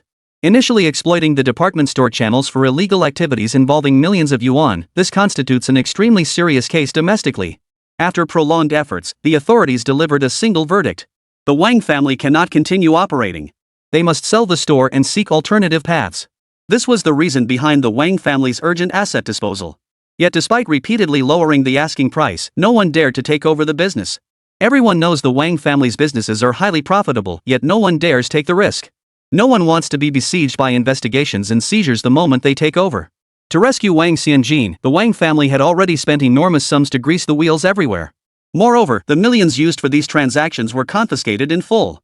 That had nearly depleted every available resource the Wang family possessed. Now suppliers were demanding payment, employees were waiting for wages, and the Wang family was on the brink of collapse. When Zhou Qian brought Lin Xiao to meet this girl named Wang Longfei, they hadn't anticipated the Wang family's situation would be this dire. Wang Longfei, Wang Xianjin's younger sister and Zhou Qian's classmate, had graduated just a year prior. With the family business as her foundation, she'd never worried about finding employment. But after Wang Xianjin's incident, the entire burden fell on her shoulders alone, and her parents fell ill as a result. Zhou Qian, can your brother-in-law really buy our family's department store? Wang Longfei had heard Zhou Qian mention Lin Xiao before and didn't have a favorable impression of him. He doesn't have the capability. He's here on behalf of our big boss. Zhou Qian, also an employee at Jingjing Company, had always assumed the big boss was Li Zichen, who invested in Jingjing. We don't have many expectations now. We'll settle for 8 million yuan for all 3 department stores. This was the price Wang Longfei and his parents had settled on after discussion. Logically, the location and value of these 3 department stores far exceeded 8 million. They could even fetch 18 million. But businesspeople never take a loss. The Wang family's current situation was indeed dire, and Lin Xiao wasn't someone easily swayed by pity. I've had it calculated, our bottom line is 5 million. If Miss Wang agrees, we can sign the contract immediately. The once prominent new family of Dongha Tianshui Trading Company had assets worth tens of millions. Yet now they were selling 3 department stores as a package deal for a mere 5 million? It sounded unbelievable. Wang Longfei's expression darkened slightly. Yet as she looked at Lin Xiao, she acknowledged that while his offer was aggressive, it remained reasonable given the circumstances. After all, the highest offer she'd received from other companies she'd contacted was only 2.5 million. By comparison, Lin Xiao's offer was quite generous. While this sum wouldn't completely restore the Wang family's fortunes, it could at least resolve their most pressing immediate problems. Lin Xiao was a formidable operator. It was he who had brought down Wang Xianjin. He would never tolerate the Wang family rising again to become a future threat. Wang Longfei gritted his teeth. Fine. 5 million it is. But I need cash. The Wang family had no time left to stall. If they dragged this out any longer, they might not get a single penny. Getting this money now would allow them to settle their debts and still have a little left over. Deal. Lin Xiao smiled faintly. While others might worry about complications from acquiring these 3 shops, such concerns held no weight for him. Acquiring them under Jingjing Investments' name would delight the higher-ups, which was precisely why he dared to proceed this way. Wu Meng handled the cash delivery, the Zhang brothers managed the funds transfer, and Li Jingtian signed the contract. Lin Xiao didn't need to oversee any of these procedures personally. Lin Xiao had already briefed Wu Meng and Li Jingtian beforehand, and they wouldn't reveal his true identity. An unexpected windfall was the low-cost takeover of Tianshui Trading. When Lin Xiao initially set out to strike against Wang Xianjin, he hadn't anticipated achieving the outcome so effortlessly. With this, his business layout in Dongha City was essentially complete. During the acquisition of the Fengdu Town leather factory, Lin Xiao had seized several key land parcels. Though currently vacant, their value would surge rapidly with the impending adjustments to real estate policies. Chapter 61, Opportunity. Renin Tian declared confidently, the Wang family worked tirelessly for years to build their empire. Li Zichen is just a woman who knows nothing beyond finance. What could she possibly understand? The other family members burst into laughter, finding Renin Tian's analysis spot on. Truthfully, we're not worried she'll cause trouble, it's just an uneasy feeling. Should we give her a warning? Make sure she doesn't overstep. One suggested, and another immediately agreed, exactly. She needs to understand that Dongha isn't a place she can manipulate at will. A flicker of coldness passed through Rennie Tian's eyes, but he maintained his smile as he replied, if the elders intend to take action, I won't interfere. After all, she and I are partners now. Those around him chuckled. The young man was more of an old fox than his father. Rest assured, we'll handle it. Lin Xiao knew nothing about the Wang family gathering and paid it no mind. In the days that followed, the three yet-to-open department stores suddenly faced a predicament: they couldn't secure any merchandise. This was truly a predicament. When the news reached Lin Xiao, he immediately realized this was the local Dongha faction targeting him. Lin Xiao had already had the three department stores renamed Jingjing Department Stores. This was his first step into the commercial retail sector. How could he let it be crushed so easily? Lin Xiao went straight to Chu Yaonan, the young master of Qingcheng. After a private meeting, Qingcheng began shipping goods to Dongha continuously. Crucially, all goods were paid for in cash, not only at lower prices but also of superior quality. For Lin Xiao, this amounted to a mere few million yuan. A few million meant nothing to Lin Xiao. From then on, Lin Xiao made the locals of Dongha taste what despair truly meant. In the future, scarcity marketing would be just one of Lin Xiao's tactics. Even before the three Jingjing department stores in Dongha opened their doors, advertising posters had already plastered the entire city. Word spread that Jingjing department store would open during the National Day holiday, offering a 30% discount on all merchandise for 3 full days. At first, people dismissed it as a joke. However, on October 1, 1994, when Jingjing department store opened its doors, a long queue had already formed at the entrance. To ensure a smooth opening, Lin Xiao had made thorough preparations. On a holiday like National Day, no one dared cause trouble. Moreover, backed by investment connections, the Public Security Bureau had deployed substantial police forces outside each store to maintain order. What astonished the local families most was that within just half a day, the mall was packed to capacity, with over half of the merchandise sold. Truck after truck delivered goods to Jingjing department store, and nearly every item was snapped up. Sales exceeded 5 million yuan in the first half-day alone. At this rate, the daily total could surpass 10 million. This 3-day event featured a 30% discount throughout, even catching the attention of government officials. The entire city's shopping fervor was ignited, with several incidents occurring during the queues. Even high-ranking officials called Li Zichen to inquire about the situation, remarking they'd never witnessed anything like it in their lives. His colleagues were discussing plans to shop there after work. Li Zichen had long admired his boss's capabilities. Many believed reviving the Wang family department store would require considerable effort to get it back on track. Yet who could have imagined that, despite facing pressure from local suppliers, Jingjing department store not only opened on schedule but became a major highlight in Dongha. Now, whenever he ran into someone, he'd ask, "Have you been to Jingjing department store yet? I just got back and plan to go again." The overwhelming popularity of Jingjing department store has deeply unsettled Dongha's traditional families. These traditional powers believed controlling the supply channels would cause trouble for Jingjing department store. Little did they expect the store to source goods directly from Qingcheng and pay in cash, showcasing the advantage of deep pockets.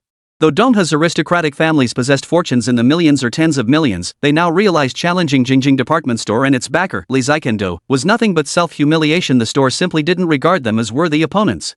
When these figures attempted to seek cooperation opportunities with Jingjing, Lin Xiao had already issued orders: ignore them all.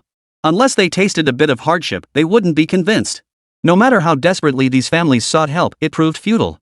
They even contemplated negotiating with Li Zichen himself, only to find they couldn't even secure an audience. Between September 30th and October 2nd, it was reported that Jingjing department store sales exceeded 30 million yuan. Considering Dongha's population was only around 8 million, the average per capita spending amounted to roughly 4 yuan. For 1994, this undoubtedly constituted a sales miracle. It also revealed the public's consumption potential to relevant authorities, subsequently driving economic growth. To stimulate overall economic development in Lu province, Dongha city leaders specifically requested television stations and newspapers to feature Jingjing in special reports. From then on, Jingjing became deeply ingrained in people's minds. Whenever citizens wanted to make bulk purchases, this store was their first choice. This phenomenon even caught the government off guard. Even by October 7th, daily sales at every Jingjing branch remained above 1 million yuan. During this period, no one was busier than Wu Shui, Li Jingti, and their financial management team. This group was responsible for daily cash transportation, ensuring all funds were safely deposited into the bank accounts. When Wu Meng first heard Lin Xiao plan to offer a 30% discount promotion, she assumed it would be a money-losing venture. However, when the final data was tallied, she herself was astonished. From September 30th to October 2nd, the total transaction volume reached over 31.6 million yuan, yielding a net profit of 4.08 million yuan. Then, after returning to regular prices on October 3rd, sales dropped to 14.51 million yuan over the next 4 days, yet profits actually increased to approximately 5.37 million yuan. In other words, within just 1 week, Jingjing generated nearly 10 million yuan in net profit. After deducting all expenses, such returns were astonishing. This sales surge established a milestone for China's future retail development. In just 1 week, it generated wealth equivalent to what over 900 affluent families could accumulate in a year, a period when most people were still striving merely to meet basic subsistence needs. While Donghwa's retail business boomed, some small shops found themselves struggling. Fortunately, Lin Xiao limited the 30% discount promotion to just 3 days, otherwise, those small shops might have gone out of business entirely. Even so, the promotion caused these small shops to lose a significant portion of their customer base. The hardest hit were Donghwa's suppliers, who now found themselves forced to bow to Jingjing department store. Initially, they had refused to supply Jingjing for various reasons, most being long-established local businesses in Donghwa. But after this incident, they could only negotiate cooperation opportunities with Jingjing department store by seeking help from Donghwa's leadership. Otherwise, their stockpiled goods risked becoming obsolete. Lin Xiao's terms were straightforward: supply at 30% off the original price, and the matter would be settled. Otherwise, no deal. Under these circumstances, the suppliers had no choice but to lower their prices. Initially, everyone assumed Jingjing department store would exploit them like bloodsuckers. Yet, after the suppliers lowered their prices, Jingjing department store also reduced its retail prices accordingly. This unexpectedly allowed everyone to enjoy quality goods at lower prices. Items that used to cost 10 yuan could now be bought for 7 or 8.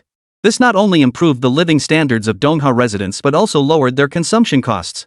Jingjing department store thus became a sensation on television news, even overshadowing Rinjia's Shuiquan Trading Company. Just then, an unexpected visitor arrived in Donghwa and went straight to Lin Xiao's home. When Li Xiangjing called to say someone was visiting, Lin Xiao assumed it must be someone important. But when he got home and saw Qian Shishir standing there, his heart started racing. This woman was always full of surprises. Who knew what kind of surprise she'd brought this time? "Miss Qian, what brings you to Donghwa?" Lin Xiao's words sounded awkward, and even he could feel the stiffness in his tone, which made Qian Shishir laugh out loud. "Didn't you tell me I could come visit any time?" Lin Xiao was momentarily at a loss for words. After all, this was his home, and Li Xiangjing was nearby. The girl got along better with his daughter than he did. Xu Yaonan must have tipped her off about this place. "So how long do you plan to stay?" Lin Xiao desperately wanted her to leave soon. If she blurted something out in front of Zhou Jing, it would be difficult to explain later. Chapter 62, The Massive Loan. "I don't plan on leaving." Qian Shishir's triumphant grin stretched across her face, as if she'd gone mad with delight. She clearly hadn't expected this man to be so terrified of her.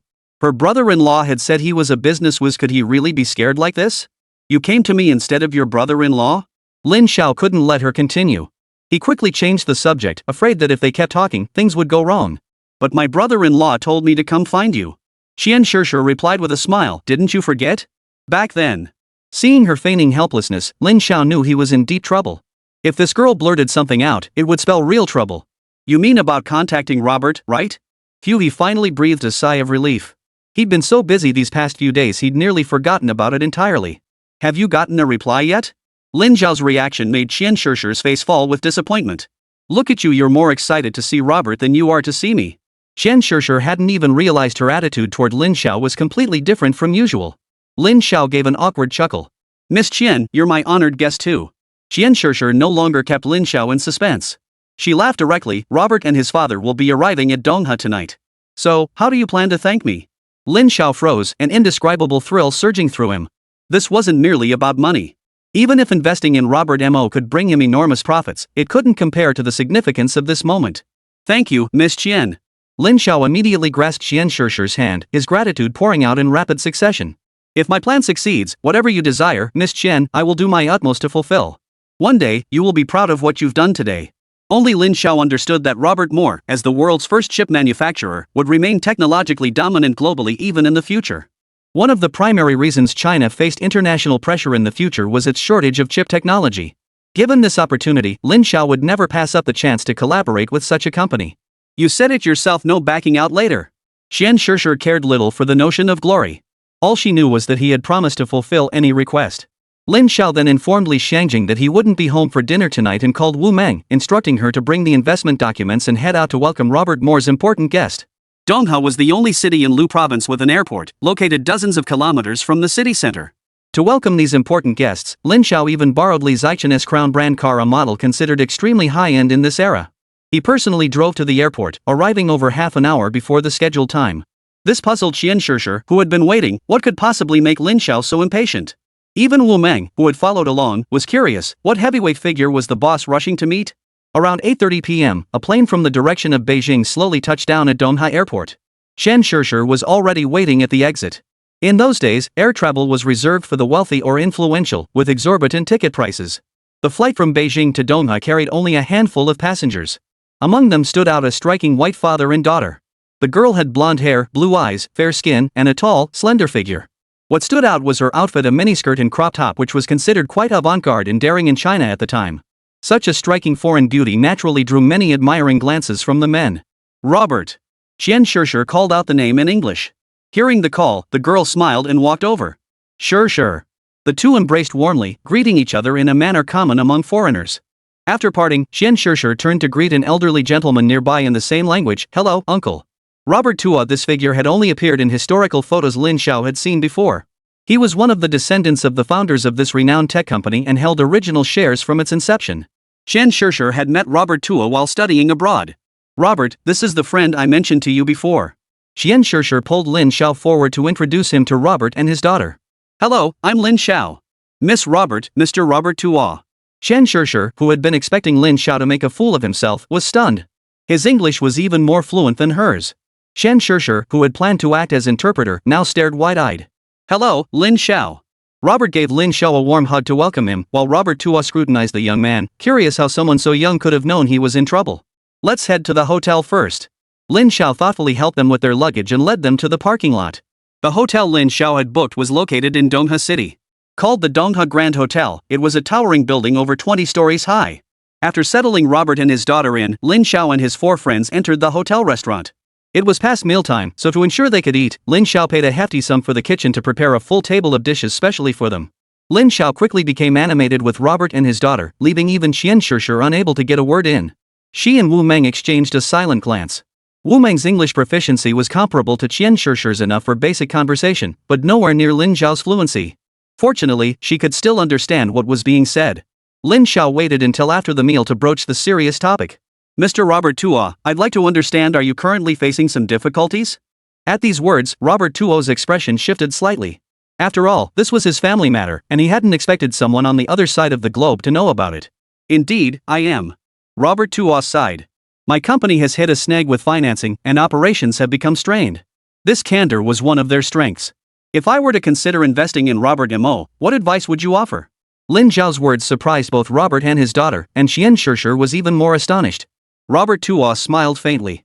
Though our company faces challenges now, it remains a cutting-edge enterprise with exceptional products and technology. Based on market valuation, it's currently worth 800 million M gold. Robert Moore had already listed on the M Country Stock Exchange, so this valuation wasn't particularly high.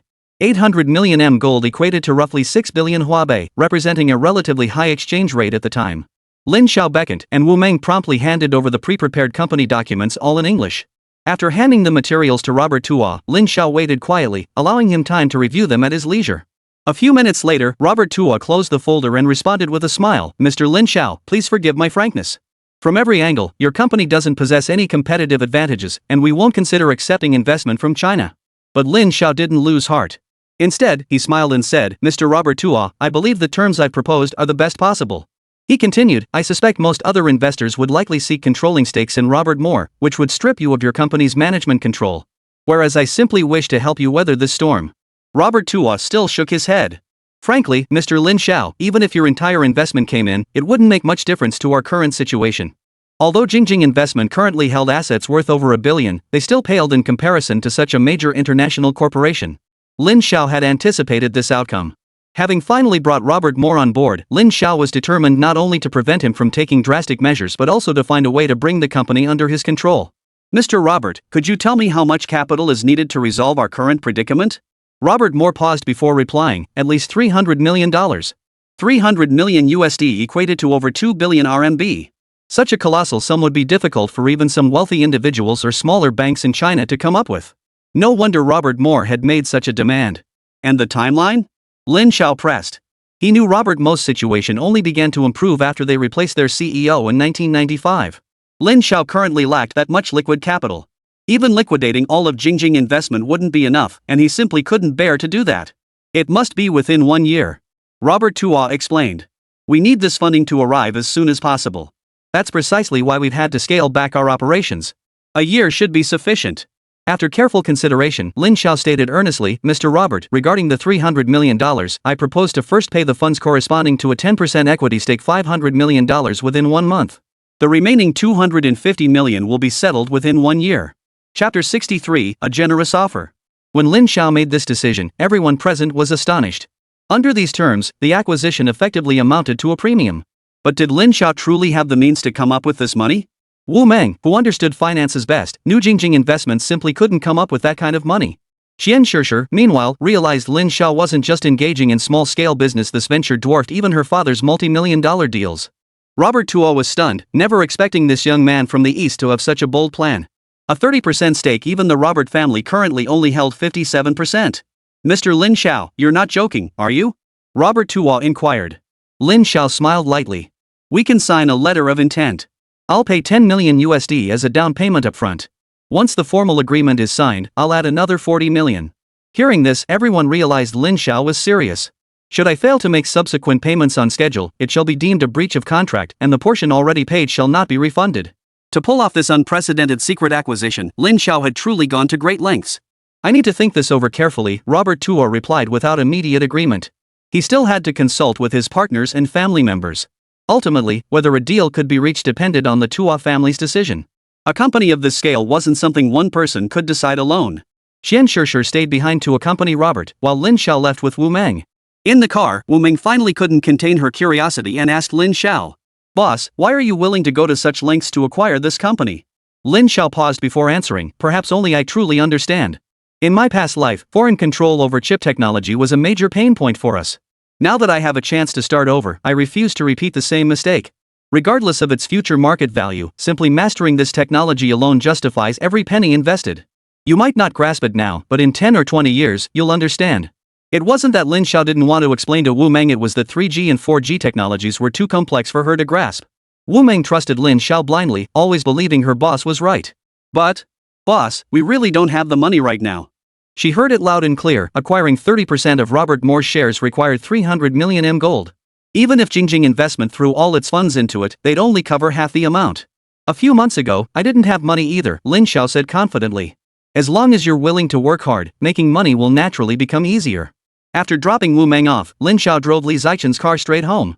He hadn't had time to buy his own yet, seemed he'd need a friend's help picking one out. That night, Lin Xiao didn't disturb his wife and instead booked a room elsewhere to spend the night. The next morning arrived in a flash.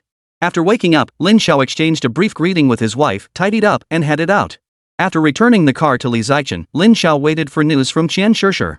It wasn't until the third day that Qian Shishir informed him Robert Tuo wished to meet. This meeting was just the two of them. No one knew what they discussed, but Lin Xiao looked satisfied when he left. Next, Lin Xiao instructed Li Zichen to personally fly to Country M with the documents. During this period, Lin Xiao's most urgent task was raising funds. The initial investment promised to Robert Mo's company was 50 million M currency gold. For Lin Xiao, putting out the 10 million advance payment wasn't a problem. However, the remaining 40 million, equivalent to nearly 300 million yuan, was a colossal sum. Lin Xiao had no intention of selling either his Huazhou Manbao or security bank stocks. Moreover, if massive sell-offs caused stock market volatility, regulatory intervention would inevitably follow, creating even greater complications. Currently, with the Ren family closely monitoring the cooperation project with Sugua, Lin Xiao had no other quick ways to raise money in the short term. Therefore, borrowing money was his only option. Wealthy individuals typically facilitated capital flow through loans, allowing Lin Xiao to obtain the necessary cash quickly. Of course, other avenues existed, but none offered such immediate results. This time, he turned to Lin Nilu for help.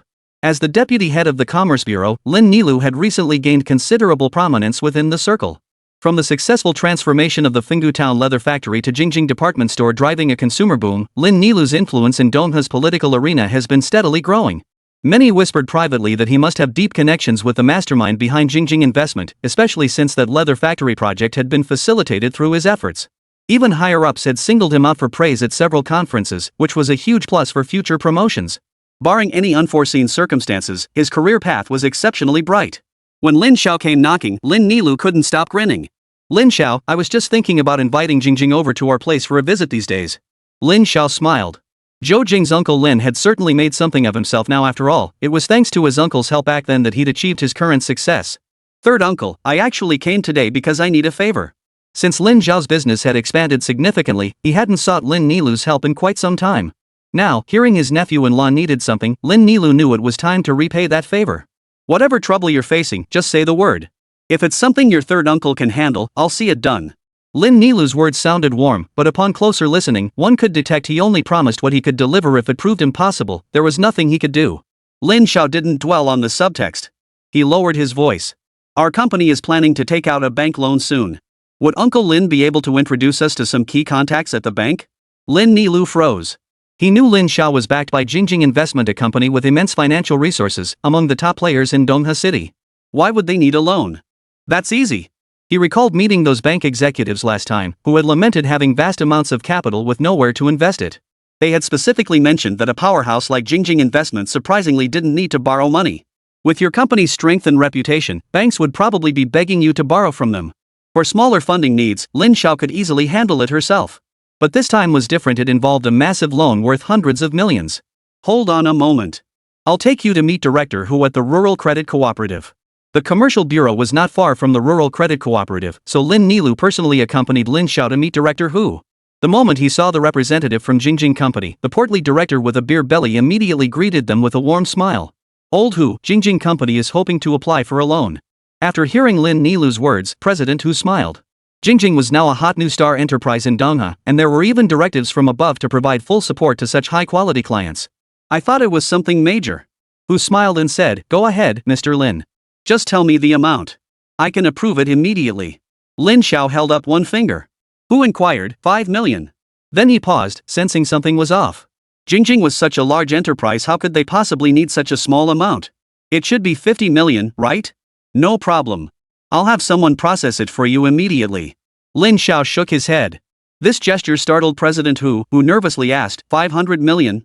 Seeing Lin Zhao nod in confirmation, both Hu and Lin Nilu sucked in a sharp breath. 500 million yuan. That was nearly half the total deposits of all rural credit cooperatives in Shandong province. The bold promise Hu had made moments ago was clearly impossible to fulfill. Staring at Lin Zhao, he managed with difficulty, a loan of this magnitude exceeds my authority. It will likely require approval from higher-ups, and will probably need corresponding assets as collateral. Chapter 64, Bright Prospects. As head of the Rural Credit Cooperative, Hu oversaw all branches across Lu Province. His authority had already stretched to the absolute limit in securing a 50 million yuan loan for Jingjing's company. As for 500 million? That was well beyond his authority. In this era, 500 million yuan equated to several billion yuan 30 years later. Any enterprise capable of securing such a colossal loan was undoubtedly a powerhouse of extraordinary strength. Even in the years Hu had been in office, the largest loan he had ever handled was only around 10 million yuan. Collateral isn't an issue. Our company can pledge shares in Huazhong Anbao and Security Bank as security. Lin Zhao knew full well that securing such a massive loan without collateral was virtually impossible, both now and in the future. He wondered if anyone could secure a larger loan at this time. After all, 500 million yuan represented millions of times the savings of an average household. President Hu gave a helpless smile. Mr. Lin, please return and await our response. I will report this matter to my superiors as soon as possible. This was the first time President Hu had encountered such a massive loan request. He needed to consult with his superiors, and this process would certainly not be resolved in a short time. Thank you very much for your assistance, President Hu. Lin Zhao understood the situation well. After all, even key leaders in Dongha City might not have the authority to approve such a massive loan. As they left the credit union, Lin Nilu was still reeling from the shock. Just months ago, he had dismissed his nephew-in-law as a good-for-nothing. Now, in such a short time, he was discussing deals worth hundreds of millions. It was utterly unexpected. Lin Zhao, can you be honest with me? What exactly does Jingjing Company plan to do with all this money? As deputy director of the Commerce Bureau, Lin Nilu had participated in negotiations with Jingjing Manufacturing Company. The plan was to establish an industrial park in Dongha, implemented in 3 phases, with an estimated cost of less than 200 million yuan. If Jingjing needed to borrow such a large sum now, it must be for some exceptionally major project. If there truly was a better investment opportunity, perhaps as the deputy director overseeing the Commerce Bureau, he could benefit from it too. Uncle Lin, we're planning to acquire a stake in a foreign company. Lin Zhao didn't want to conceal this matter, as capital flows overseas were also subject to state regulation. Unauthorized fund transfers could lead to trouble. Upon hearing this, Lin Nilu couldn't help but gasp. Did this mean Jingjia Group's business operations had extended overseas? Lin Zhao, you know the current policies on overseas transactions are still quite strict. We can't take any shortcuts. Lin Nilu sincerely hoped his nephew would grow successfully, yet he feared he might stray onto the wrong path.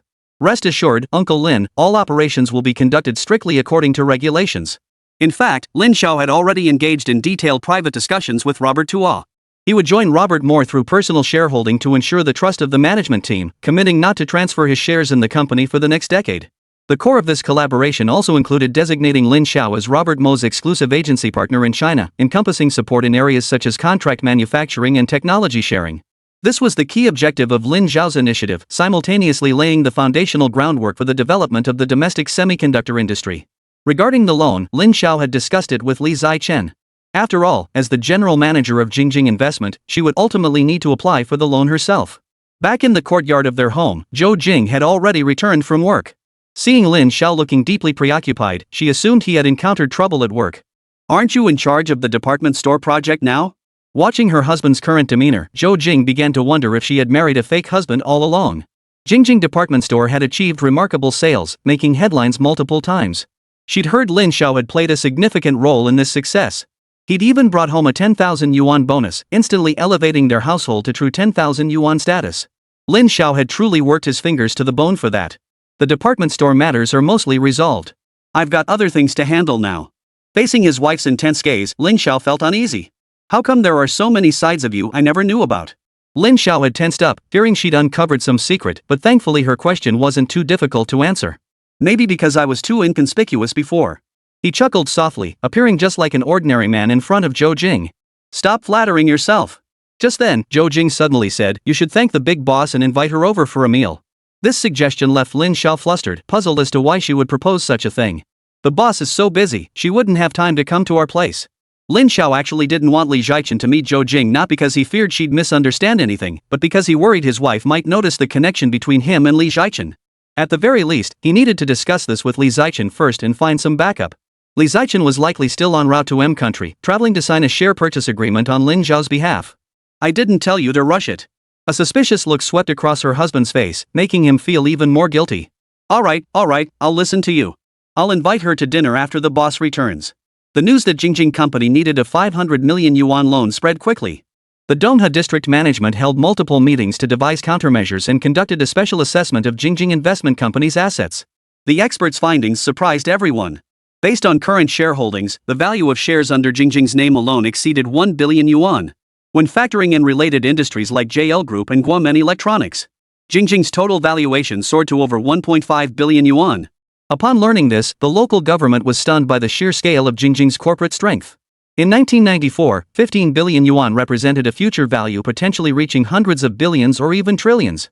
Unexpectedly, before Donghua Rural Credit Cooperative could approve the loan, Security Bank proactively approached them to discuss cooperation. With Li Zichen absent, they contacted Ms. Wu Meng, the finance manager. The representative from Anchuan Bank explicitly stated their intention to repurchase all of Jingjing's shares in the company. The bank's total market value had now reached 2.5 billion yuan, making it the second largest player in China's A-share market.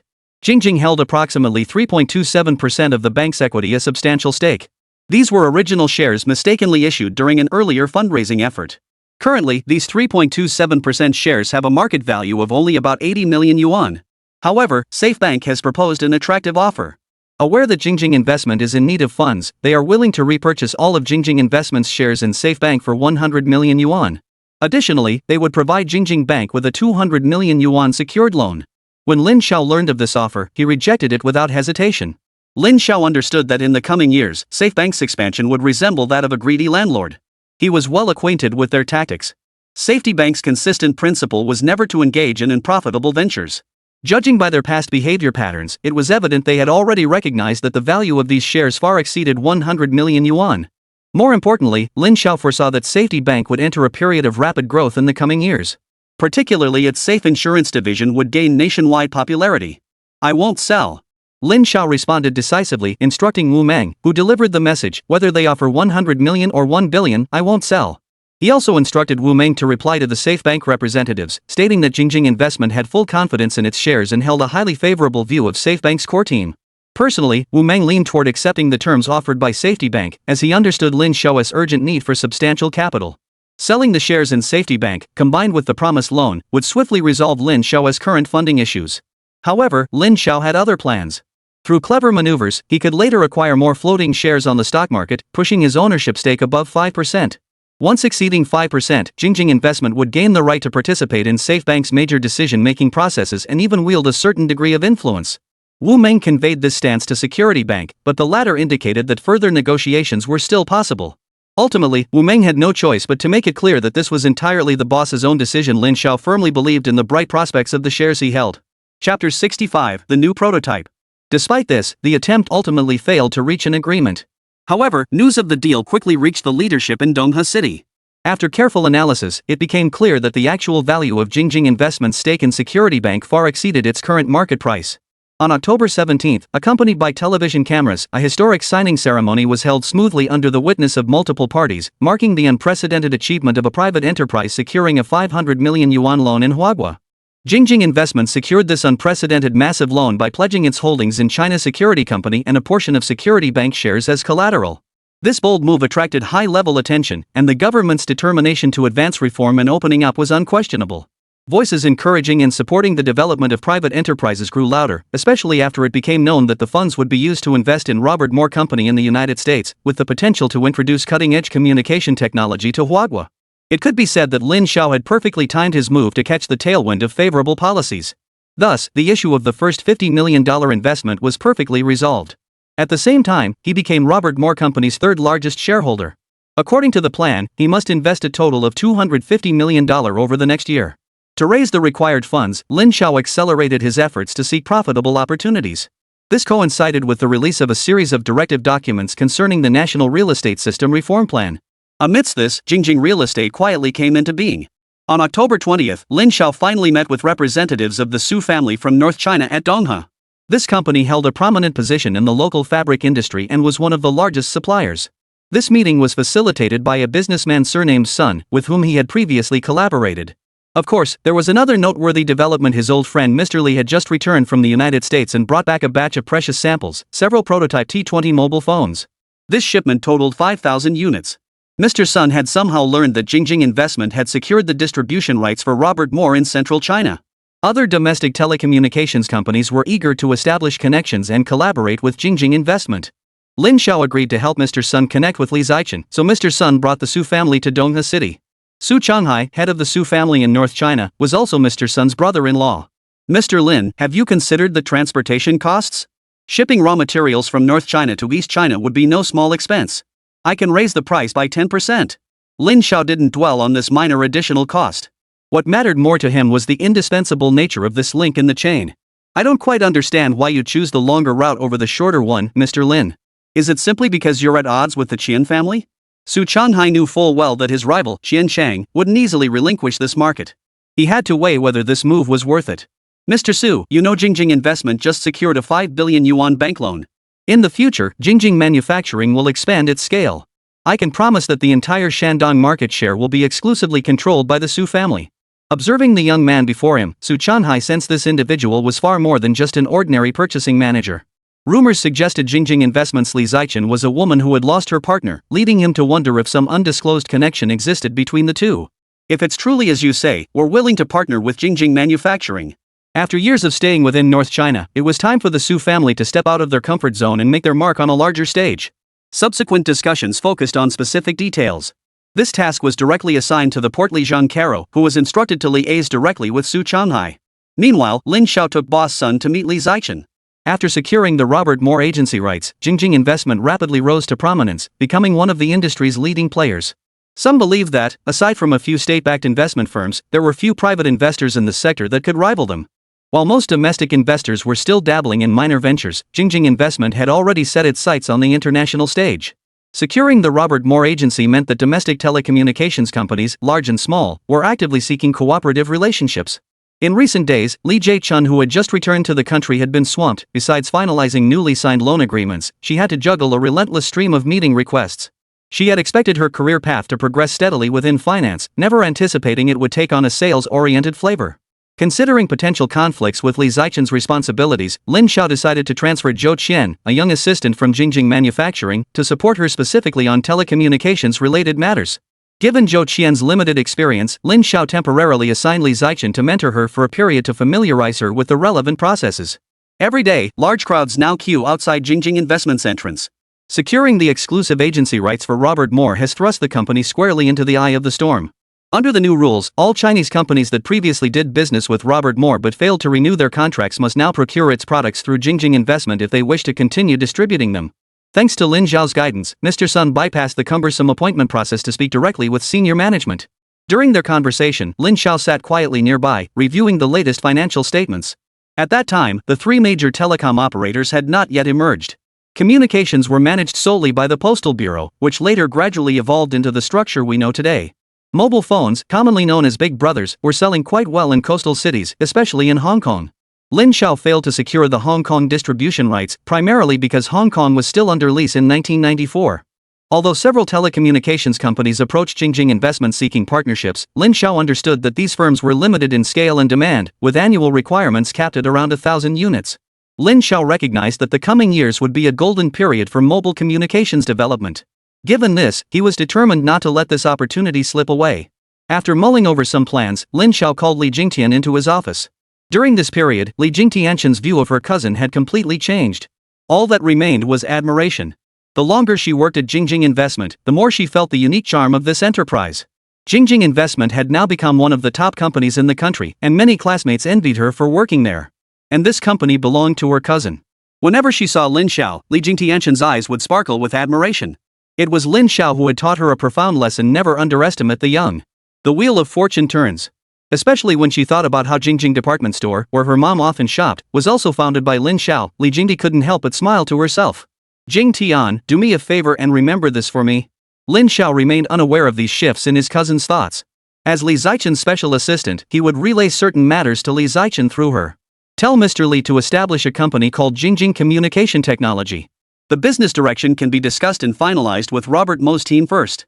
After careful consideration, Lin Xiao decided not to rush into everything at once. If he presented things too advanced at this stage, it would only confuse people. That's the first task. The second is to have Mr. Li select suitable regional agents. Contracts must be signed on an annual basis, and deposits must be paid in full upfront. Failure to do so will result in termination of the partnership. Such stipulations effectively cut off the revenue streams for many smaller companies. But such is the law of the marketplace, only the strong survive. After settling the main matters, Lin Xiao suddenly remembered something else and said softly, when you get back, tell your mom that in a few days it will be the anniversary of my parents' passing. If you have time, you should come pay your respects together. Truthfully, Lin Xiao had nearly forgotten about this himself until Zhou Jing reminded him. In previous years, Zhou Jing had always taken their daughter to sweep the graves, while Lin Xiao, as the son, had never attended. Now that their lives were gradually improving, Zhou Jing hoped to properly honor her in-laws.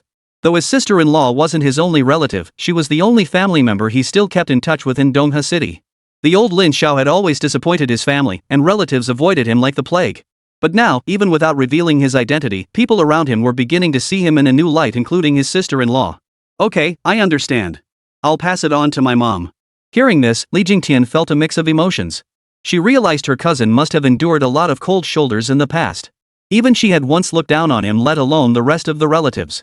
If they knew the man before them was the true mastermind behind one of the nation's most renowned enterprises, what would they think? Chapter 66, Policy Benefits. As Jingjing Investment's momentum grew increasingly robust, a grand vision began to take shape in Lin Xiao's mind. Mr. Sun's resources were more than sufficient to secure the agency rights for a certain region. Once the contract was signed, he insisted on treating Lin Xiao to a celebratory meal. Meanwhile, Su Changhai's partnership negotiations were nearing completion. When that happened, both men would undoubtedly drag Lin Xiao out for celebratory meals.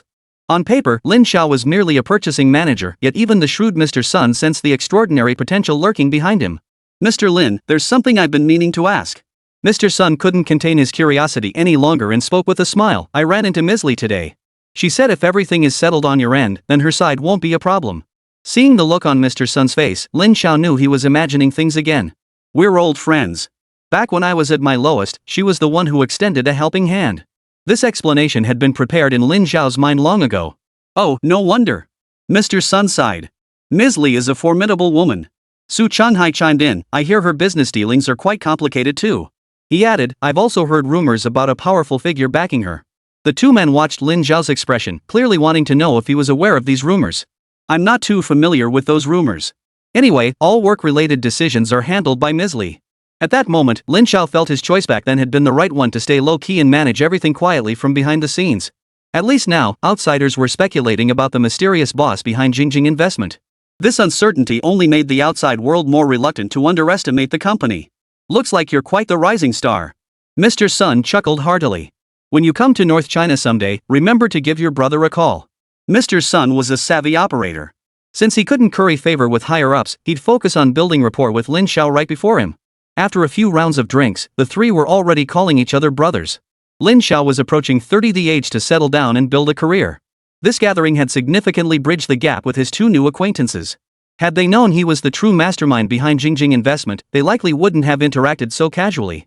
As the night wind blew cold, Zhang Wei swiftly draped a coat over him when they stepped out of the restaurant. Bro, the first shipment from the Ren family sold out completely in Sugwa. Had it been nearly 2 months already? Hearing this, Lin Xiao sobered up considerably. How did the partners over there react? Those guys were pretty dumb, insisting on cash payments, Zheng explained in a low voice.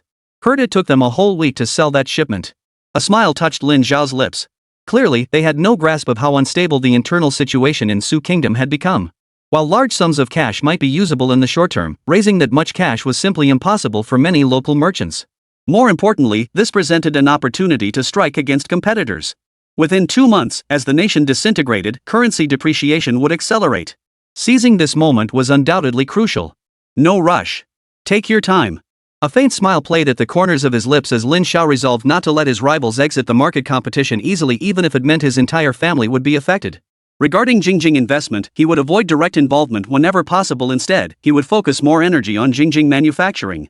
While making money was important to him, creating social value was even more crucial. No matter how wealthy an individual became, without upper-level recognition, all achievements could be stripped away at any moment.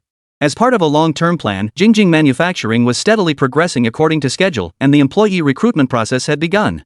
This development has earned the satisfaction of the leadership. Addressing employment challenges is a social responsibility that every enterprise should shoulder. Most importantly, Jingjing manufacturing offers some of the best wages in the industry. While workers at other factories earn only 70 yuan a month, here, monthly salaries exceed 100 yuan. News of Jingjing manufacturing's recruitment drive quickly spread, drawing applications from many unemployed individuals. Even workers from other small factories started jumping ship, and this trend grew increasingly intense. After Zhou Qian was transferred to Jingjing Investment, Lin Xiao promoted Lan Wananai to fill her position. Lan Wananai was also an old acquaintance of Lin Xiao and had a good relationship with Zhou Jing. Given equal qualifications, choosing someone familiar and trustworthy was only natural. Lan Wanni was primarily responsible for recruitment, working tirelessly from morning till night alongside several young colleagues at the factory. Manager Lin, the factory director, asked me to check over 5,000 people have already applied at the industrial park. Should we continue recruiting? Lan Wanni was puzzled. Lin Xiao was nominally the purchasing manager, so why did the factory director seem to take his lead? Of course we should continue recruiting. Go tell the factory director to raise the wages by another 20%. This decision astonished Lan Wananai. Jingjing manufacturing's terms already far exceeded industry standards. Even state-owned enterprises didn't offer such generous compensation. Adding another 20% to the salary would be nothing short of burning money.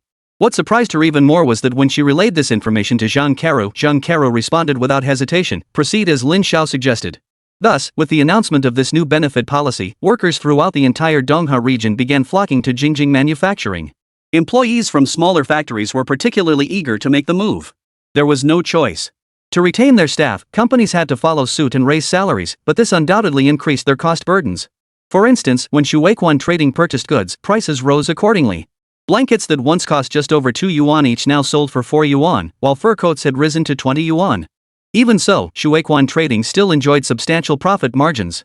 Shockingly, just 1 day later, Jingjing Manufacturing announced another new policy: employee salaries would be raised by another 20%, pushing the average monthly wage past the 150 yuan mark. Now everyone could see that Jingjing Manufacturing was determined to drain the labor resources of other companies.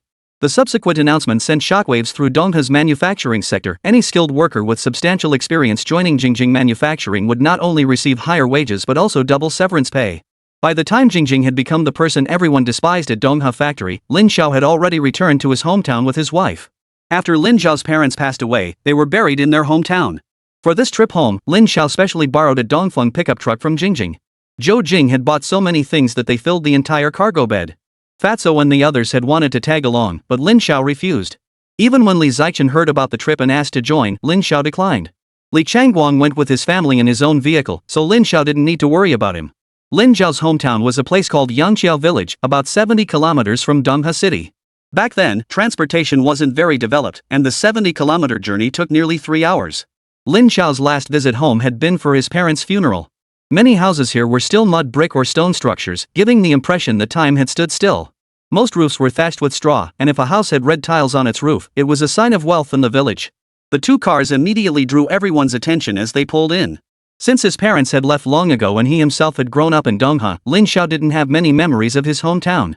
But Lin Xiao remembered he had an uncle and an older brother living here. The moment the cars pulled up outside the Lin residence, villagers began peering out to catch a glimpse of the commotion. Usually, only officials or very wealthy families drove private cars here. The villagers were all speculating, had something happened to the Lin family? Isn't that Lin Xiao's wife? A sharp-eyed villager recognized Zhou Jing, the city girl who returned home once a year.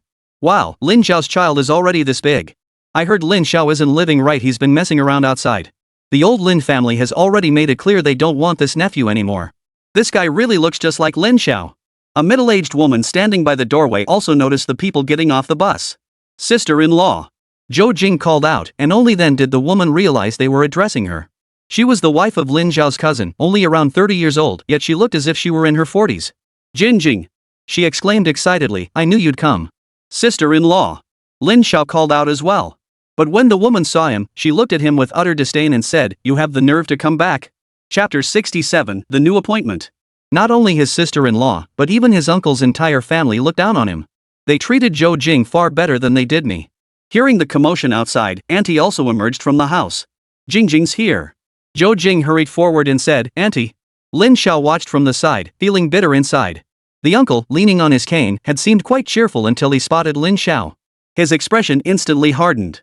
His hand tightened around the cane, and he swung it directly at Lin Xiao. You ungrateful brat!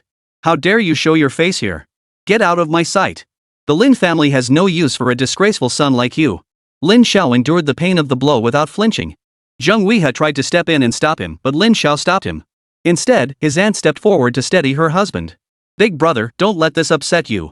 A hint of guilt flickered in her expression. She, too, had neglected to visit her uncle for far too long. Wan Lu. The uncle lowered his cane the moment he recognized his younger sister. This son hasn't come home to see his parents in 5 years. A son like this isn't worth keeping. The younger aunt helped her brother-in-law sit down to one side, glaring at Lin Xiao as she said, Hurry over and kneel before your uncle to apologize.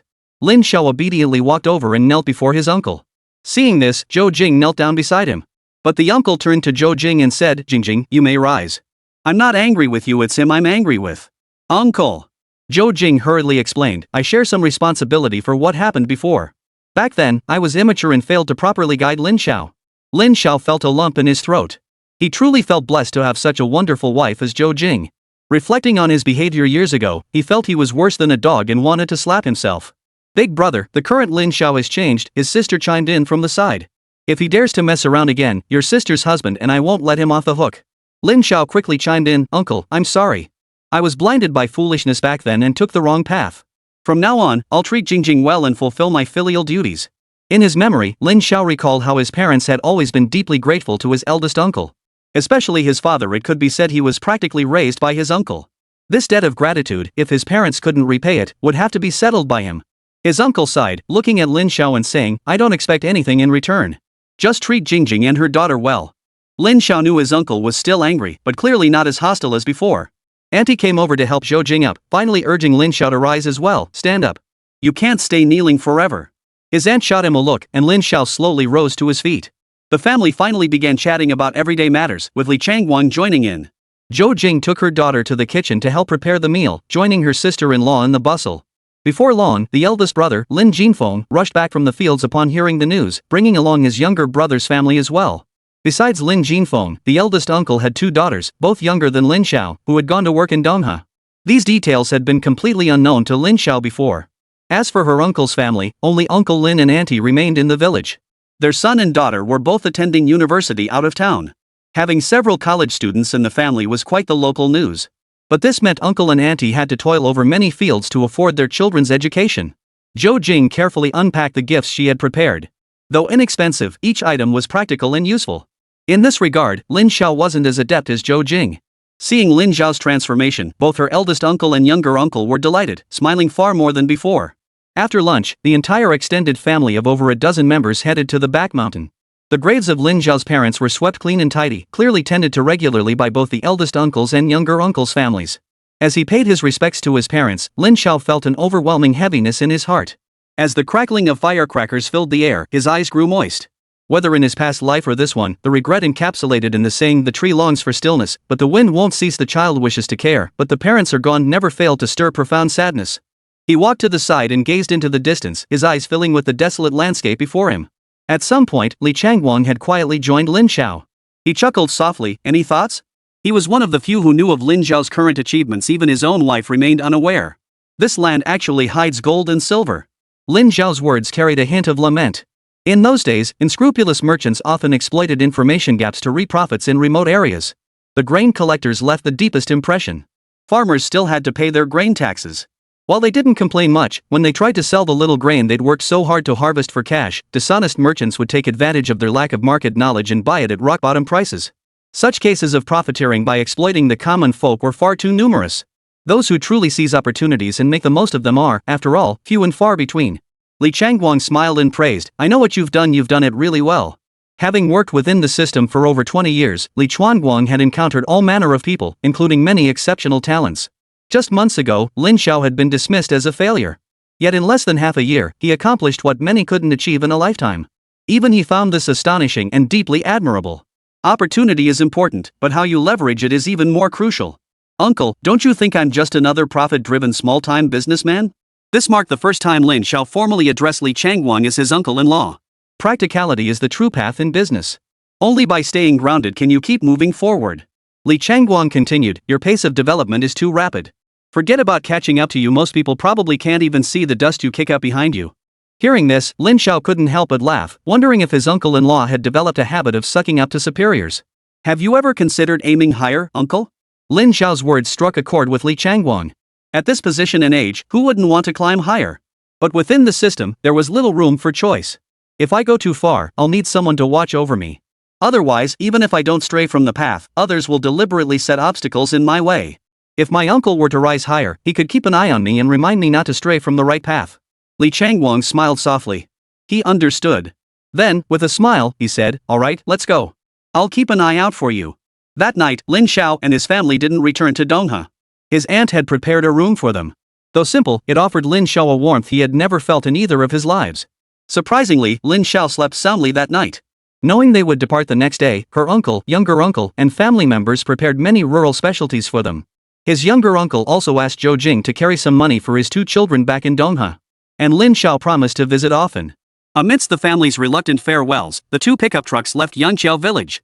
In the car, Zhou Jing nestled into Lin Zhao's embrace, radiating an indescribable tenderness. Don't ever hide money from me again. Hearing this, Lin Zhao knew his little gesture of secretly leaving 500 yuan each for his aunt and uncle had been discovered.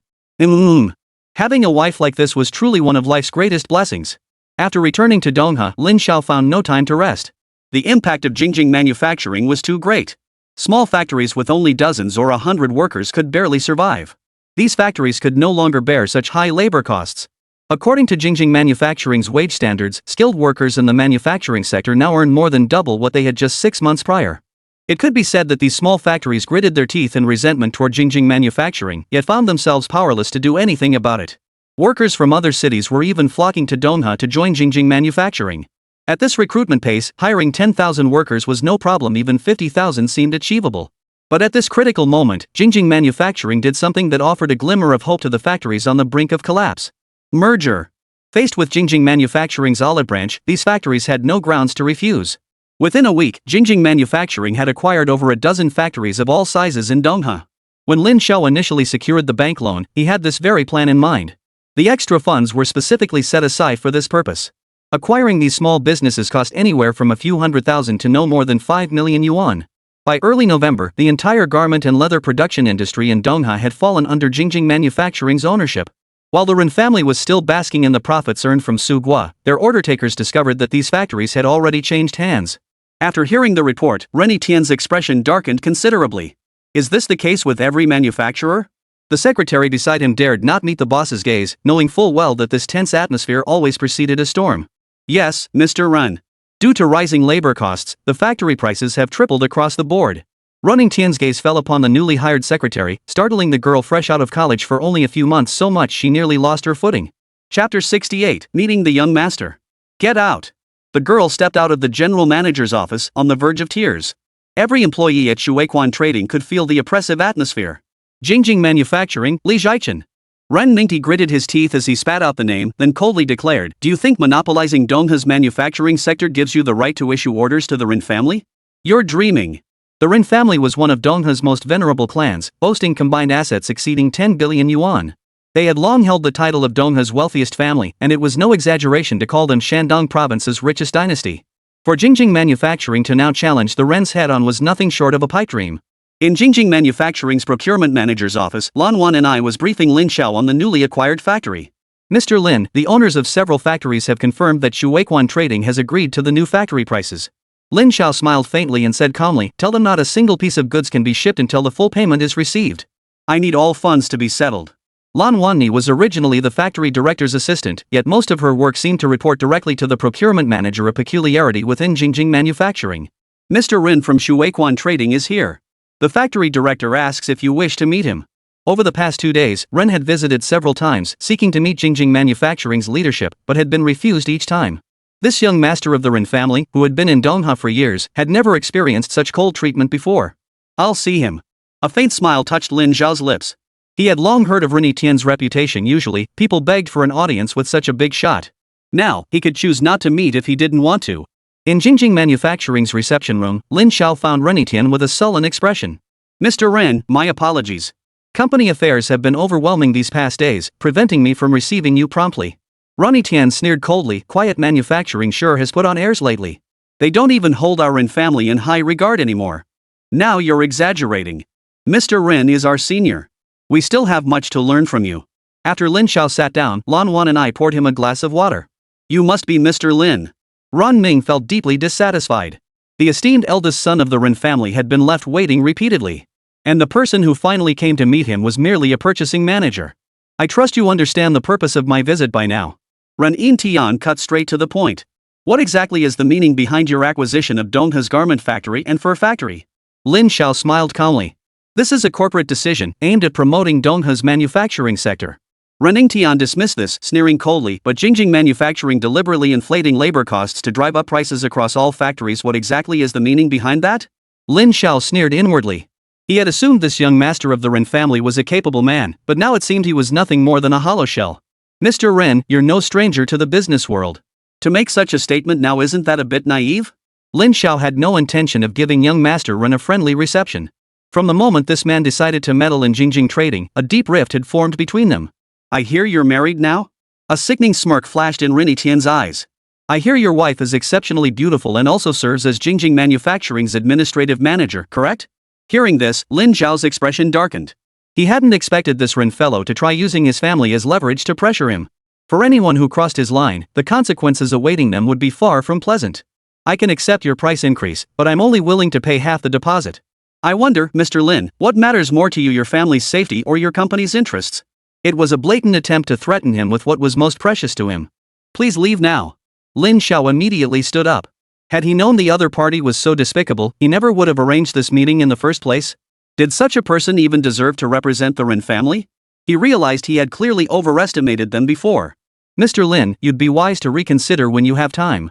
If one day, say, my wife were to go missing, well, the consequences would be unimaginable." Faced with such provocation, Lin Xiao appeared outwardly composed, though inwardly, his emotions were churning violently. "Go ahead and try." With that, Lin Xiao left the room without hesitation. He knew all along that antagonizing the Ren family within Dongha's small sphere was like dancing on the edge of a knife. Back then, society wasn't as peaceful as it was now. Many factions had risen and grown powerful through underhanded means. The Rens had built deep roots in this area over many years. Rumors even suggested that the infamous Yu Laowu had vanished because of them. As the eldest son of the main branch, directly using violent means against Jingjing Company was not feasible. However, shifting the attack to their subsidiary branches seemed like a viable option.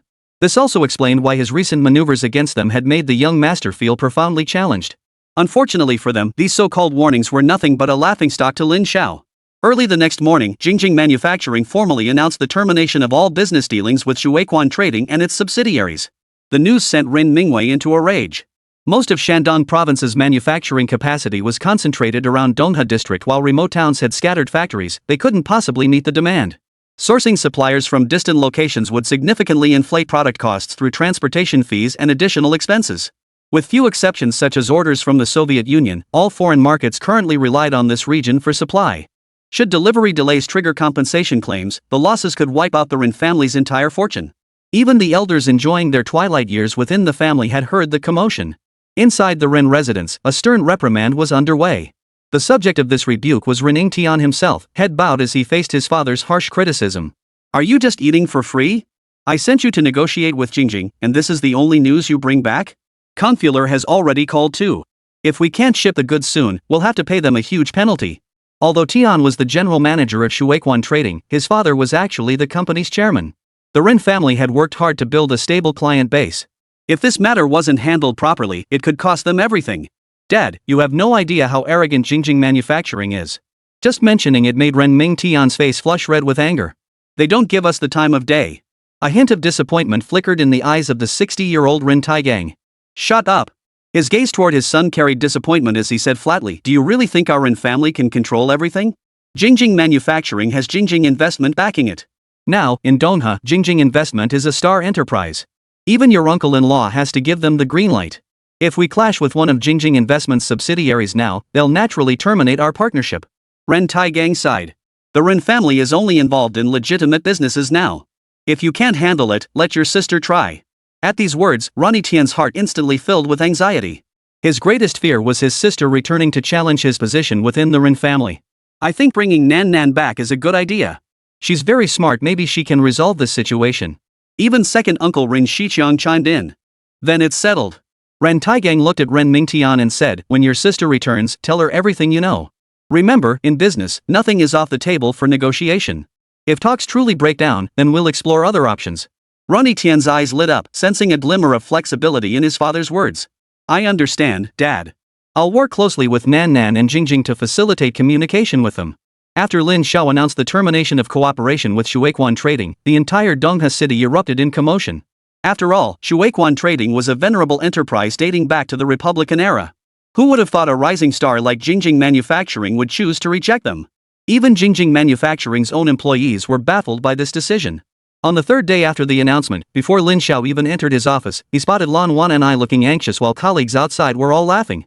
President Lin. Lan Wan and I rushed over, her expression grim. Someone's in your office. Lin Xiao frowned.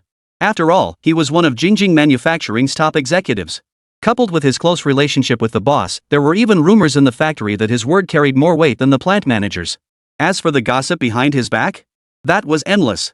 But no one dared voice it directly to his face. Chapter 69, A Missed Opportunity. Who's here? Lan Wan and I didn't know how to respond to Lin Xiao's question. She says she's your friend. It's probably best if you go see for yourself. Seeing the young girl's hesitant expression, Lin Xiao understood it probably wasn't good news. He replied, alright, go ahead with your work. I'll go see who it is. Lin Xiao didn't have many friends in Donghua.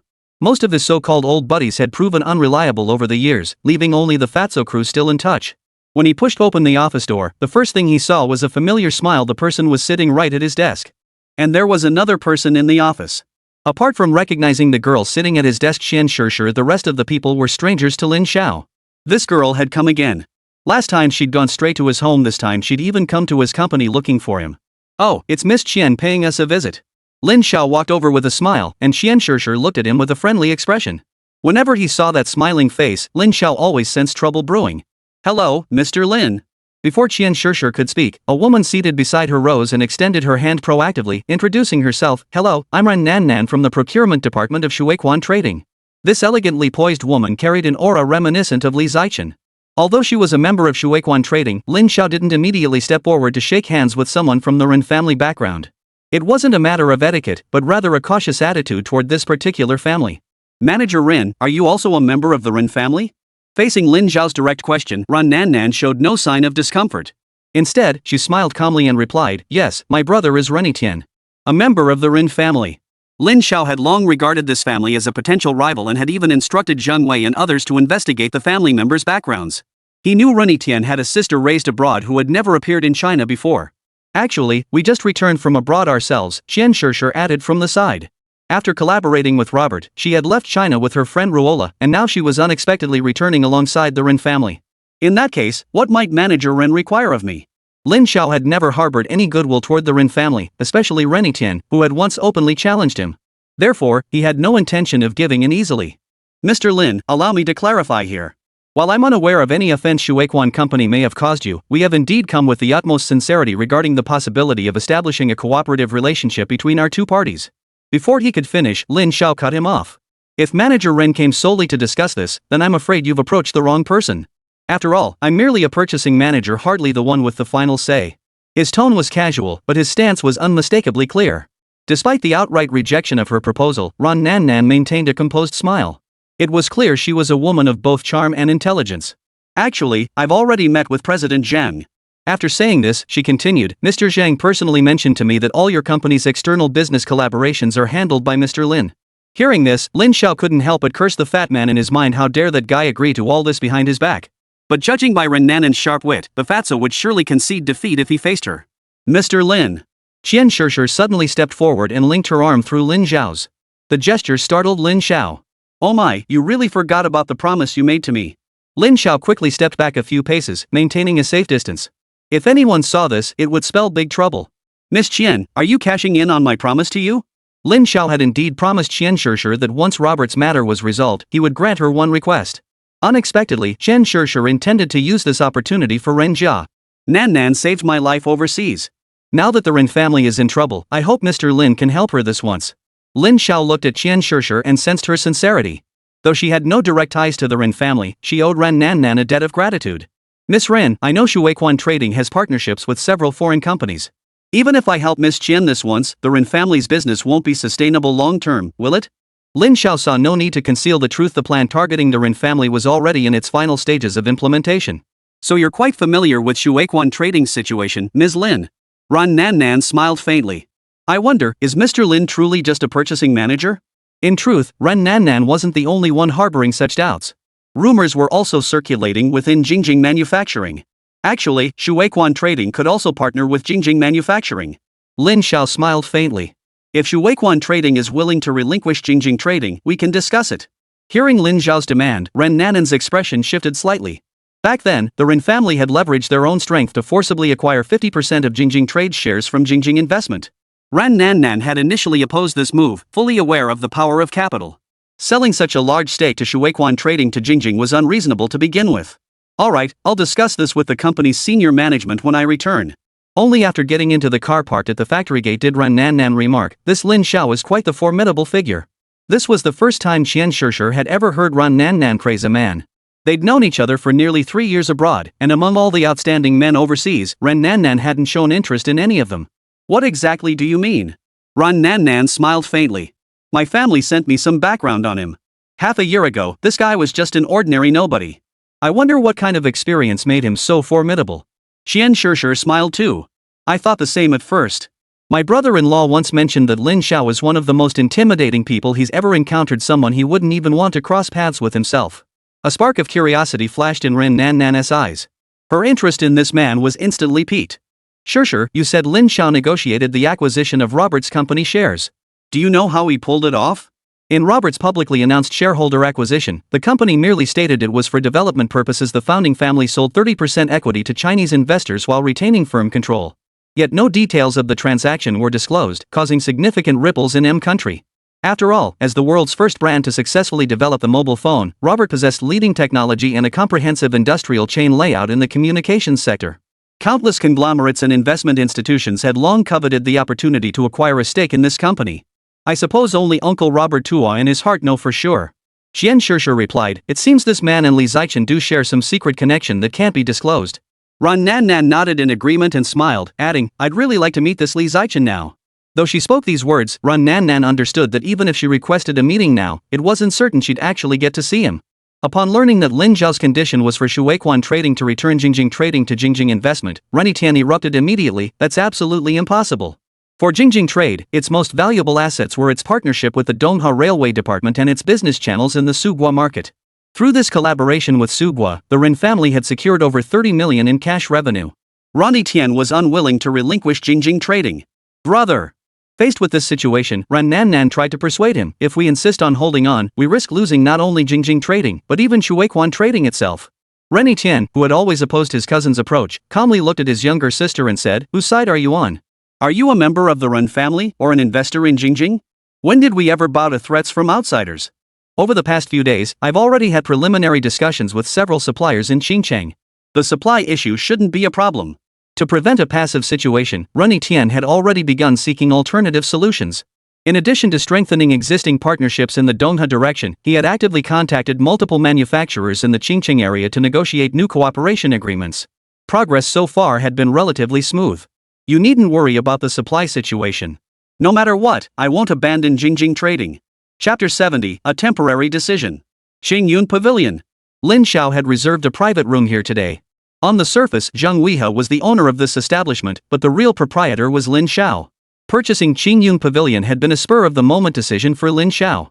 As Dongha's first high-end club, its monthly revenue barely reached tens of thousands of yuan. Among all of Lin Xiao's investment projects, Xingyun Pavilion was arguably the least profitable. However, such a place served perfectly as a venue for him to discuss business with various partners. The current management of Xingyun Pavilion fell to Zhang Weihe's girlfriend, Lin Fangfang. Since that incident last time, Lin Fangfang had become more assertive, even giving off a bossy vibe. Lin Xiao was hosting a guest at Xingyun Pavilion this time, it was Chu Yanan. In Dongha, Chu Yanan had always maintained a low profile. Even after taking over Yu Laowu's territory, he showed no rush to expand further. As an outsider, Chu Yanan understood that establishing a foothold in this area required collaboration with local business forces. And now, it seemed his relationship with Lin Xiao was quite solid. Chu Yanan arrived alone, a gesture that signaled either his trust in Lin Xiao or his belief that she posed no immediate threat to him at that moment. The two sat down and exchanged a knowing smile. Brother Lin. Chu Yanan said with a smile, looking back now, I'm truly fortunate I didn't become your enemy back then. For someone as proud as Chu Yanan, it was rare for him to speak this way. Lin Xiao smiled faintly. Brother Chu, you're joking. We were never opponents. Ha! Chu Yanan laughed heartily. The Ren family really brought trouble upon themselves by crossing you. Brother Chu, everything should be taken care of on your end, right? Chu Yanan nodded. We quietly took over the factory in Qingqing long ago. All orders are now under my control. Lin Xiao had long since coordinated with Chu Yanan. Jingjing Manufacturing would handle operations here, while Chu Yanan managed Qingcheng. As for how much benefit they could ultimately extract from the Ren family, that depended entirely on each party's capabilities. Excellent. Lin Xiao raised his cup. This toast goes to Brother Chu first. Chu Yanan downed his drink in one gulp before turning to Lin Xiao. I have a question for you. Seeing the other party nod in agreement, he continued, I heard Jingjing's side uses raw materials supplied by the Su family in North China? Lin Xiao instantly grasped the true intent behind this question. It concerned his father-in-law, Chen Yuan, who had once rejected him.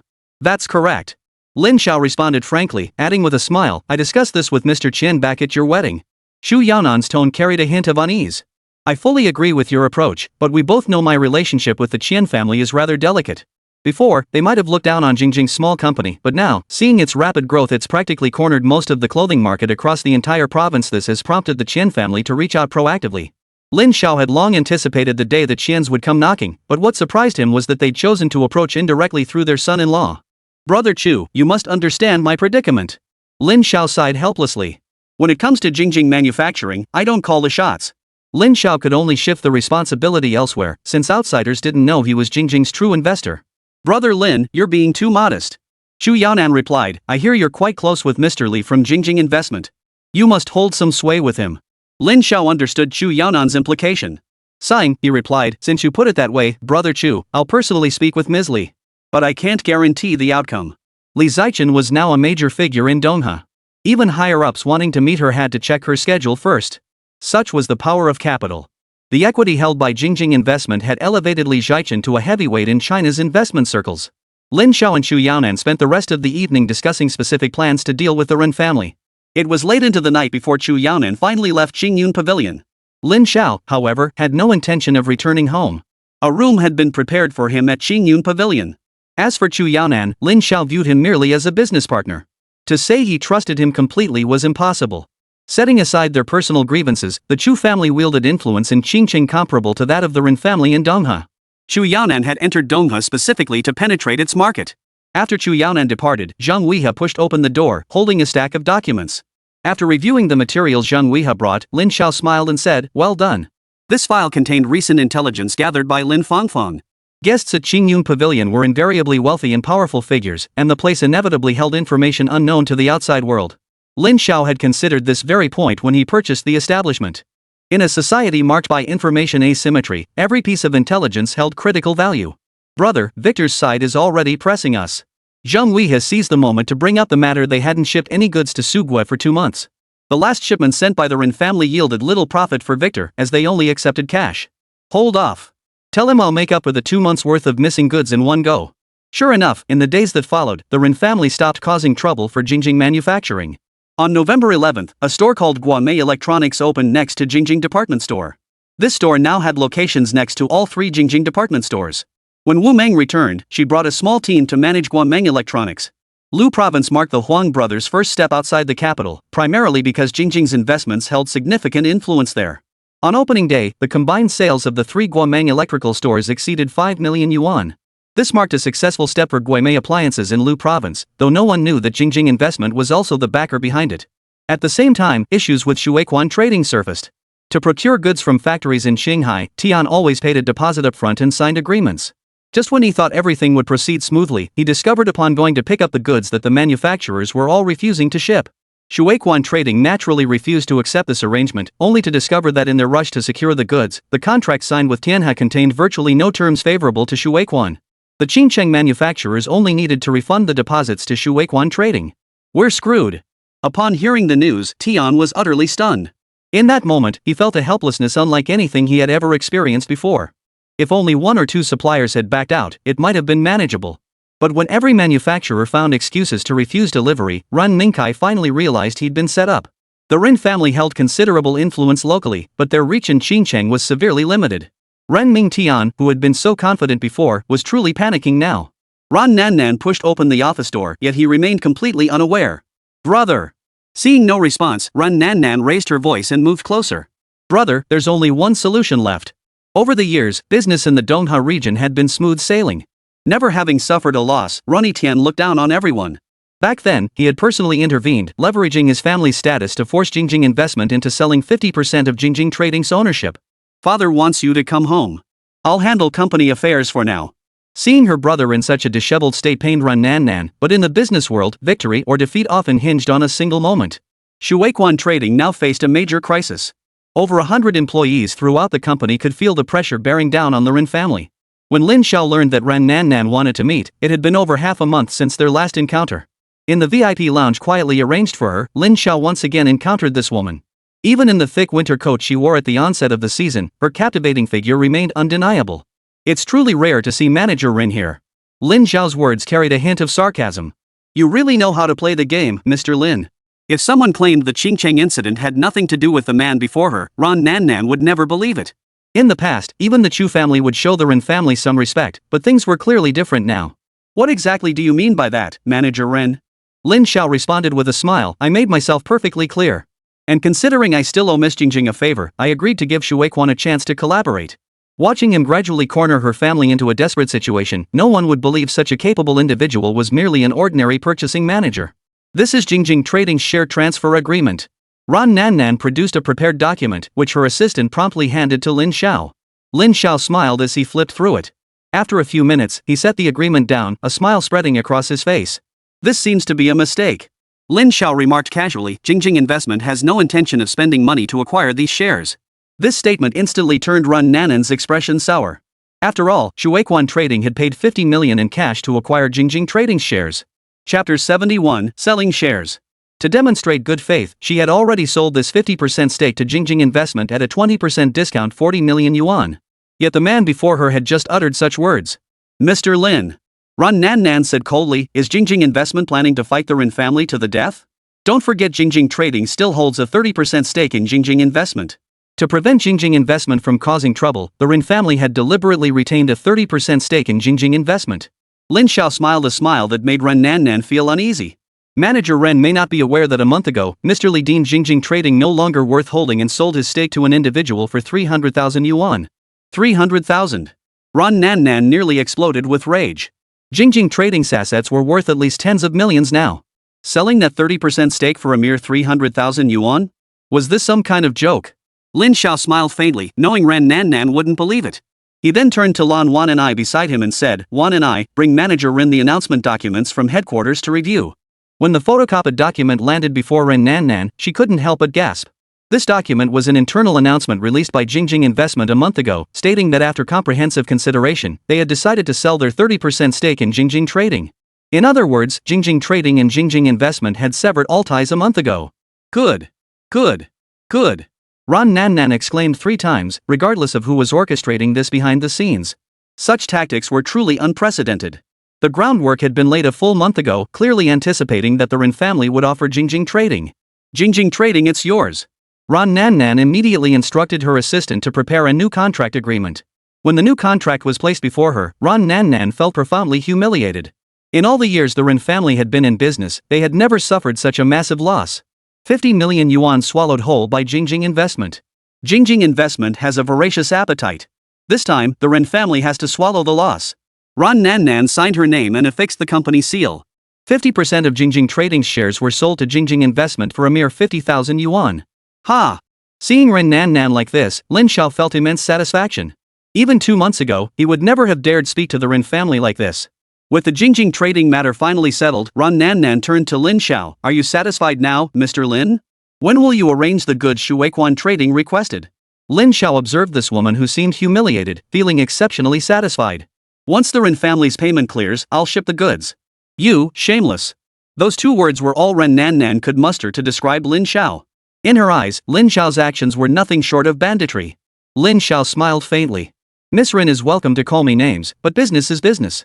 I only agreed to give Shuequan Trading a chance to collaborate, nothing more." Lin Xiao's stance was straightforward. If Shuequan Trading wanted the goods, they had to pay in full. Though the Rin family possessed considerable wealth, shelling out such a large sum for goods in one go would nearly drain their entire working capital. "Fine. You're ruthless." Ren Nan had no choice but to nod. This was the Rin family's last chance. Failure to deliver on time would spell disaster. The moment Ran Nan returned home, she mobilized all of Shuequan Trading's available funds and settled the payment that very day. The total value of the goods was 116 million yuan, not a single penny less. When news reached Lin Xiao that Shuequan Trading's payment had cleared, the smile on his lips turned sinister. The real show was only just beginning. Because of the shipment procured from Jingjing, the Rin family's costs had skyrocketed to over 3 times the original price. What had originally cost less than 30 million yuan now forced them to shell out over 80 million yuan more to secure it. This maneuver had nearly depleted the Rin family's entire cash flow. However, as long as this shipment could be delivered to their partner client on time, this crisis would be temporarily averted. According to the original plan, this year's orders should have netted the Rin family tens of millions in profits. But now, after this fiasco, they'd be lucky to break even. The agreement had been finalized long ago, and no matter how unwilling the Rin family was, they had no choice but to swallow their pride. Truck after truck loaded with goods rolled toward the port, where Kunpeng Shipping would handle their delivery to partners worldwide. In truth, only about half of the goods Lin Xiao had stockpiled during this period were taken by the Rin family. Just as the Rin family breathed a slight sigh of relief, Lin Xiao hosted a banquet at Qingyun Pavilion. While ostensibly celebrating Li Zichen's promotion, the true purpose was to invite the CEO of Kunpeng Shipping. As one of Dongha's largest shipping companies, Kunpeng Shipping not only possessed formidable strength but also had powerful backers that could not be underestimated. Initially, everyone assumed such a major enterprise would be led by an elder statesman. But upon meeting the young, handsome man in his early 30s, Lin Xiao realized he had underestimated the capabilities of the younger generation. Beyond the local market, the company operated shipping routes across multiple countries overseas and maintained branches in major coastal cities nationwide. The Ren family had long been a key partner of Kunpeng Shipping. Tonight, Lin Xiao attended the banquet solely as Li Zichen's assistant. The true focal points were Li Zichen and Shangwan Jincheng, the latter being Kunpeng Shipping's current general manager. Shangwan was a rare surname in China. Shangwan Jincheng himself hailed from the capital, Beijing. His attendance at the banquet in Dongha City amidst his busy schedule was entirely due to Lao Gui's mediation and coordination. Mr. Li. Facing the beautiful and dignified Li Zichen, the gentlemanly Shangwan Jincheng showed no trace of greed. Regarding the matters with the Ren family, I've already heard a detailed account from Lao Gui. The old ghost he referred to was more like a trusted confidant. I have no interest in interfering with the Ren family's affairs, but I hold great promise for Jingjing Investment's prospects. This opening statement immediately placed Li Zichen in an awkward position. She couldn't fathom how Lin Xiao had managed to secure such a high-profile partner. In truth, Li Zichen was merely a figurehead. Lin Xiao had brought her along today solely to lend the proceedings an air of formality. Ha ha. Though inwardly anxious, she maintained a faint smile.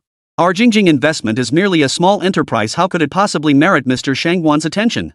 Even knowing the other party's high status and influence, she still displayed the dignity and courage expected.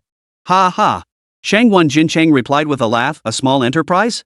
According to our records, Jingjing Investment has become the second largest shareholder of Security Bank and holds substantial equity in Huazhou Nanbao.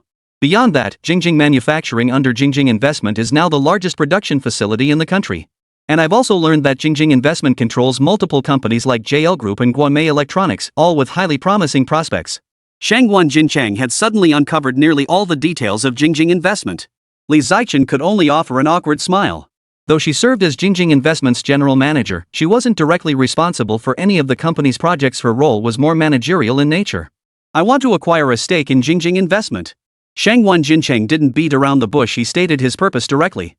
I know you don't hold the authority, so I need to speak with the person behind you. Shangguan Jincheng wore a gentle smile, appearing remarkably composed. But precisely such individuals are the most dangerous. Aside from the true mastermind behind Jingjing Investment, he knew nearly everything about the company's inner workings. This was part of the security arrangements Lin Xiao had put in place when founding Jingjing Investment. He held no direct shares in Jingjing Investment or any of its subsidiaries. Even the official website listed Li Zichen as the sole owner. Mr. Shangguan, I need to discuss this decision with our boss first. Li Zichen stood up, pulling Lin Xiao aside as if preparing to call and report the matter. Once they reached another private room, Li Zichen turned to Lin Xiao and asked, "Boss, what do you think we should do?" Lin Xiao hadn't anticipated that events would unfold so completely beyond his expectations. Chapter 72, Expanding the Maritime Empire. I hear the people backing this Mr. Shangguan are quite influential. With our current resources, we simply can't go head-to-head with them. Nevertheless, Jingjing Investment was the business he had painstakingly built himself. Lin Xiao knew full well that all the enterprises he had invested in held the potential for returns in the hundreds of billions. At this moment, he would not agree to Shangguan Jincheng's request to take a stake. A few minutes later, Li Zichen escorted Lin Xiao back to their original private room. Mr. Shangguan, the boss's position is this: if you can offer a portion of Kunpeng Shipping's equity as compensation, we can revisit the cooperation proposal. Upon hearing this, Shangguan Jincheng smiled faintly. The actual control of Kunpeng Shipping wasn't in the hands of the Shangguan family, but rather held by an institution whose name began with Hua. Well, it seems we have nothing in common to discuss then. A hint of regret flickered in Shangguan Jincheng's eyes, but to Lin Xiao, it signaled that his gamble had paid off. In truth, it was only Shangguan Jincheng personally who had shown interest in investing, not the entire Shangguan family or any other major power. Or rather, for them, Jingjing Investment hadn't yet reached a level worthy of serious consideration. After all, it was merely a small company with a market value of only a few billion. In the eyes of true titans, it was insignificant. The value of a single Kunpeng Shipping cargo vessel alone exceeded 100 million yuan. Add to that the nationwide network of port facilities and over 100 vessels, and the sheer scale of the power behind it became clear. Even Li Zichen couldn't help but steal a glance at Lin Xiao, inwardly admiring her superior. Regarding the Rin family matter, please discuss it with Old Ghost. His word is my word. Before leaving, Shangguan Jincheng glanced at Li Zichen. Please convey to your boss that I would very much like the opportunity to meet this friend of his. Li Zichen personally escorted Shangguan Jincheng out. Though she felt slightly nervous in his presence, she knew her boss was undoubtedly more formidable than he was. On the way back, Li Zichen appeared much more relaxed. Next, it was time to discuss the specific cooperation details with Old Ghost. Soon, both parties reached an agreement. 2 days later, Ren Nannan, acting general manager of Shuiquan Trading Company, was busy calculating recent losses, reviewing the financial reports just submitted by the accounting department. Suddenly, her assistant burst into the room, looking frantic. "Ms. Ren, it's terrible." The words sent Ren Nannan's heart racing, and she nearly dropped the documents she was holding. This was the last thing she wanted to hear. Bad news from Kunpeng Shipping. Their cargo ship encountered problems at sea, the assistant reported, still catching her breath. The Ren family was thrown into complete chaos. The entire family was thrown into chaos, as if a bomb had gone off. Ever since learning about Kunpeng Shipping's predicament, the members of Donghe's wealthiest family could no longer sit idly by. It's over. That became the shared consensus. According to the schedule, the final delivery date was fast approaching. Facing a maritime accident at such a critical juncture, even the Ren family had no viable solution. In the family hall, Ren Taigang sat in the seat of honor, his expression heavy as lead. The tension in the room was palpable, so thick that not a single breath dared escape anyone's lips. Ren Tian knelt on the floor, his face still bearing the marks from Ren Tiegong's earlier beating. His poor decision-making had caused the shipment to be delayed, leading to the severe consequences now facing the Ren family. You useless bunch. Ron Taegun's icy voice echoed through the hall. We've raised you all these years, yet you can't come up with a single solution when it matters most. Only Ren Nan Nan dared to speak up and protest. Dad, I think this might have something to do with Jingjing manufacturing. But Ren Taigang shook his head, his tone low and heavy. Impossible. Even if Jingjing has some influence within Shandong province, it's not enough to impact matters as far-reaching as ocean shipping. As a longtime partner of Kunping, Ren Taigang knew its true capabilities well. Nan Nan, this time we're counting on you to resolve the issue. He placed all his hopes on his daughter. It seemed the only viable solution at present. While chaos reigned within the Ren household, Lin Zhao's operations proceeded smoothly. Jingjing Company's cargo had been safely loaded onto trains bound for the Soviet Union. For this mission, Lin Zhao did not personally travel to the destination, instead entrusting full responsibility to Zhang Wei and his brothers. Meanwhile, Lin Zhao appeared at the entrance of the Public Security Bureau. He wasn't there to reunite with Chen Suiyun, nor had he broken the law. In truth, it was because his cousin, Lin Ziren, had been arrested and imprisoned. Upon hearing the news, Lin Zhao was completely stunned. Had his uncle not come seeking his help, he would never have known about this situation. Lin Ziren was a student at Donghua University. After his arrest, the university contacted his uncle's family in the countryside using the registered home address. After struggling to send his children to school, the sudden arrest of his son, who was less than a year away from graduation, felt like a bolt from the blue to the uncle. For this reason, the uncle and his wife made a special trip to Donghua to seek Lin Zhao's help. Since the uncle was unclear about the details of the incident, Lin Zhao had no choice but to bring them to the police station to seek further information. There, they found his friend Chen Suiyun, who worked at the station. Faced with a backlog of cases, even Chief Chen Suiyun wasn't familiar with every detail. Only after learning the specific identity of the arrested individual could she locate the relevant file records and begin reviewing them. After reviewing the materials, Chen Suiyun told Lin Zhao, "You're too late." "What do you mean?" Lin Zhao was puzzled. He had barely seen his nephew in recent years, a boy who had always been outstanding and obedient, never doing anything wrong. His case has been transferred to the supervisory authority and is currently in the preliminary processing stage. Chen Suiyun couldn't disclose too many details, only sharing what she was permitted to tell Lin Zhao. What exactly did he do? Lin Zhao was puzzled. It had only been a day since his uncle received the news. How could it have been transferred to the supervisory bureau so quickly? Theft. The evidence is irrefutable. Chen Suiyun explained, this incident occurred at Donghua University. The university leadership demanded swift resolution and special handling. He's been detained for a week now. Lin Zhao's expression shifted slightly. His cousin had been detained for a week before his uncle received notification something was definitely amiss. I want to see Lin Ziren. Is that possible? Chen Suiyun hesitated to refuse, but seeing the intensity in Lin Zhao's eyes, she held her words back. I'll try. While Chen Suiyun went to contact the case officer, Lin Zhao stepped out to meet his uncle and aunt. Lin Zhao, how is it? Is our June okay? As country folk, they were completely lost in Donghua, knowing nothing about the city. Especially the news that their son had been arrested. It felt like a bolt from the blue. Uncle, auntie, it's okay. It might be a misunderstanding. I've already spoken with the relevant people. Go back and wait for my news. I'll arrange for Xiao Jun to come see you as soon as possible. Uncle and auntie grasped Lin Zhao's hands, overwhelmed with gratitude. But they refused to leave, insisting on waiting for news right there. With no other choice, Lin Zhao found a security guard he knew to watch over them, discreetly slipping him 200 yuan.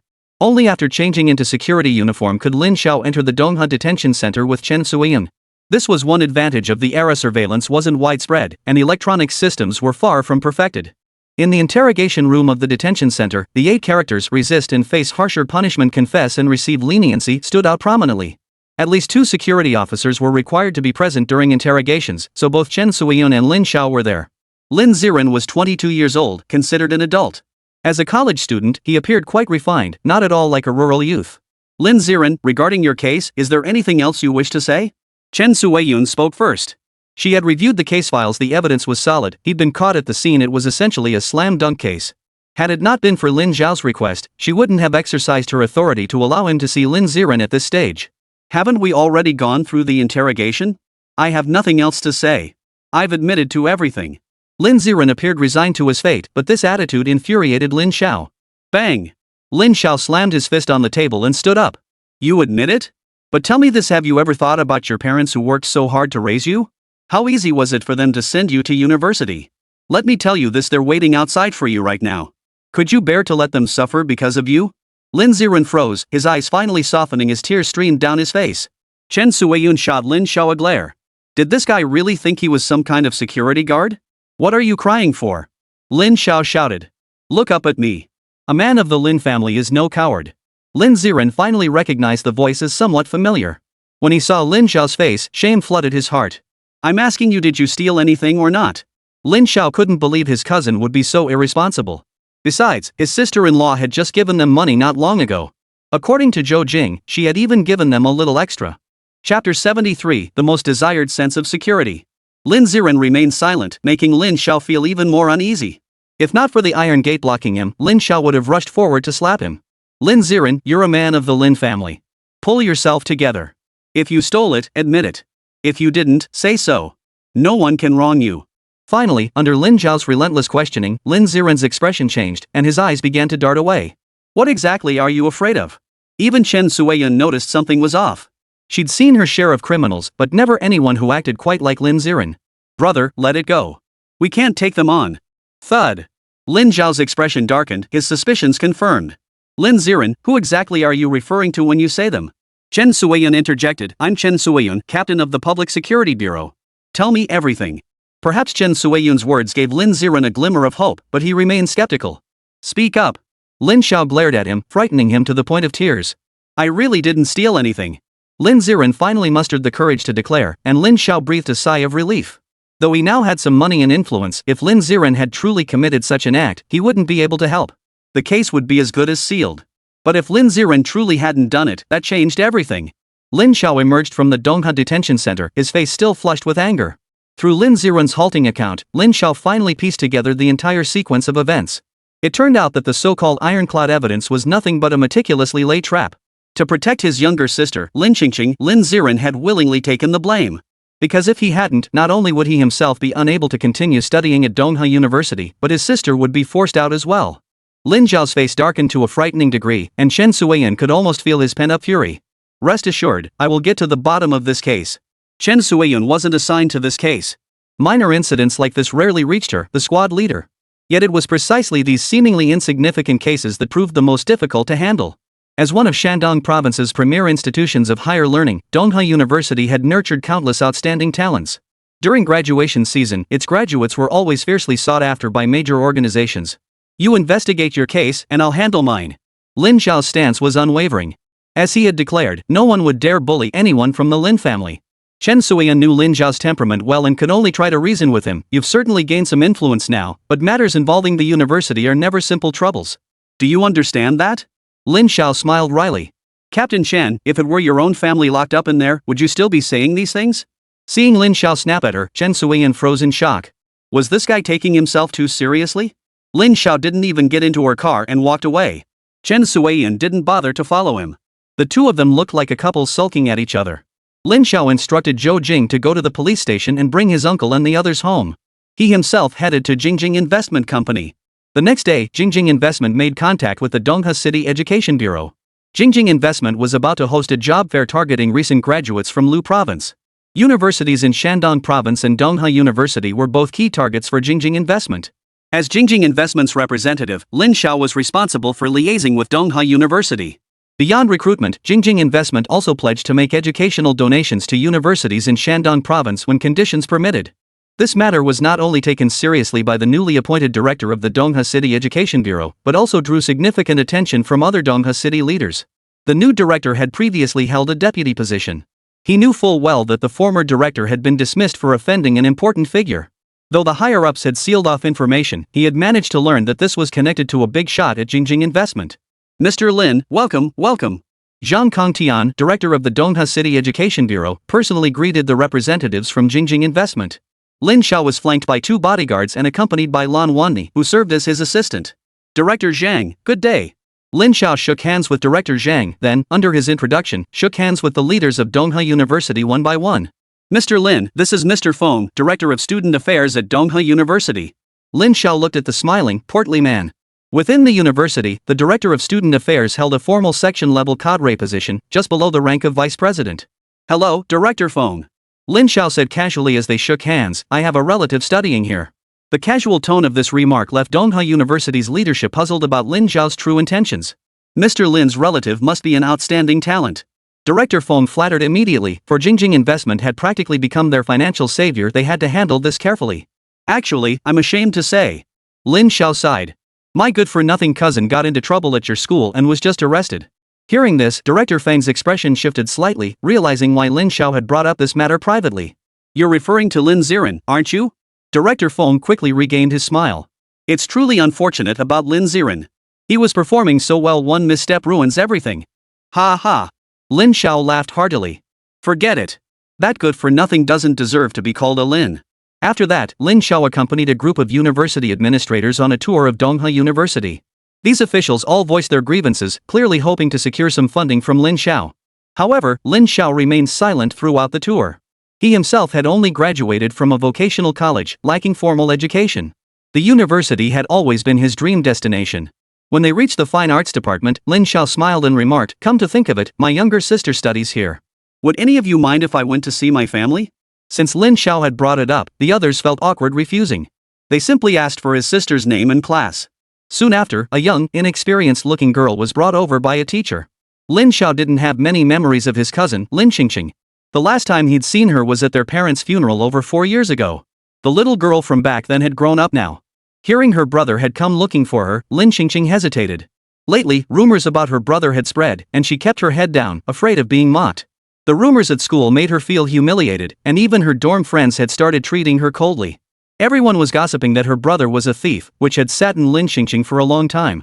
When she first heard her brother had come, she thought it might be good news about his situation and felt a flicker of hope. But seeing the group of school administrators present made her heart race. It felt as if they were waiting to interrogate her, and Lin Qingqing nearly burst into tears. Lin Xiao remembered this cousin should be 19 this year, already a sophomore. Little sis, he found himself calling out. When he returned to his hometown recently, he realized that besides his wife, his family was the most precious thing in his life. When they visited their parents as children, Lin Qingqing would always trail behind him, calling him big brother.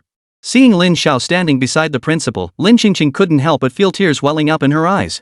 "Leaders," Lin Xiao spoke up, "I'd like to speak privately with my sister." Zhang Kongtian smiled and replied, "We won't disturb you then.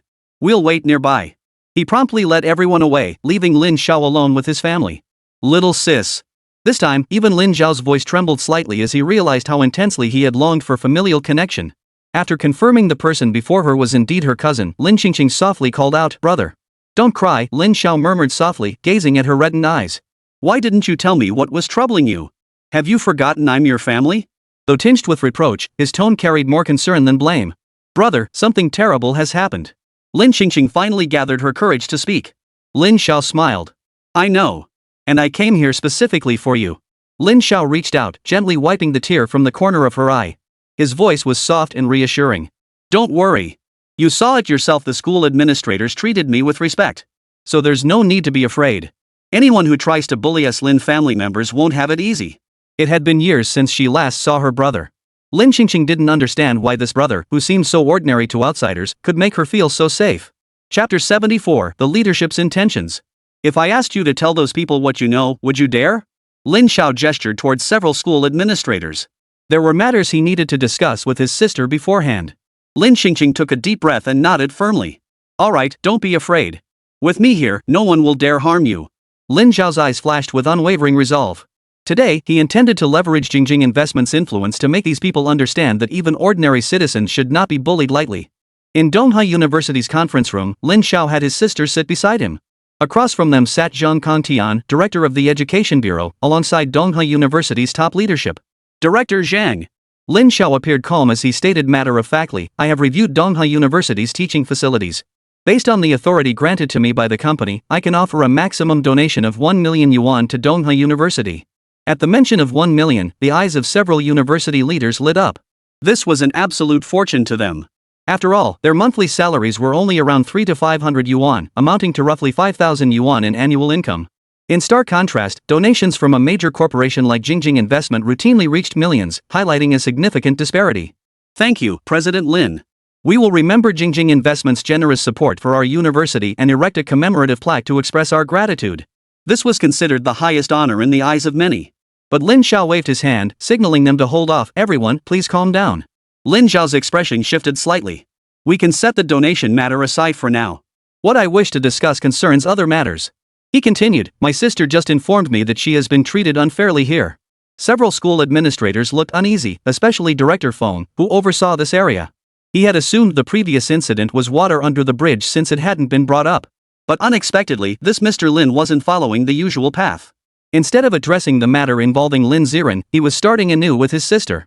If Lin Xingxing is facing difficulties in her studies or daily life, she should inform us.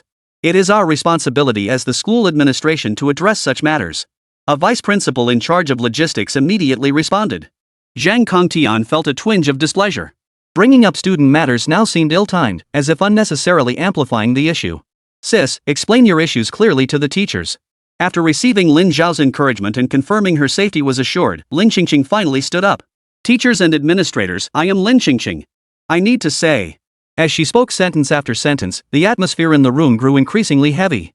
Especially for Zhang Kongtian, the new director of the Education Bureau. Had Lin Xiao not been seated there as Jingjing Investments representative, he would have slammed the table and stormed out long ago. Ms. Lin Xingxing, is there some kind of misunderstanding here? Principal Feng inquired with a smile. As the academic affairs director, such incidents were his greatest headache. A misunderstanding? Lin Xiao looked at him, a faint smile playing on her lips. Since Director Feng insists it's a misunderstanding, why not summon everyone present at the time to verify the facts? The words made Director Feng's hand tremble slightly. He now understood this representative from Jingjing Investment had come specifically regarding matters involving his cousin and younger cousin. Mr. Lin. Director Feng said with a smile, it would be best to resolve this matter privately. He clearly intended to make a mountain out of a molehill and sweep the matter under the rug.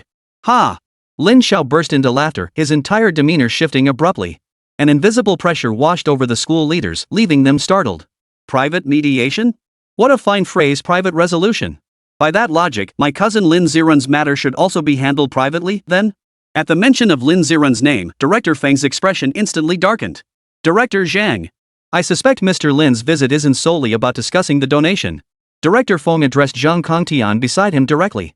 He couldn't let Lin Xiao continue this commotion, otherwise certain matters would become impossible to conceal. Zhang Kongtian could also tell that this representative from Jingjing Investment seemed to be here looking for trouble. Mr. Lin.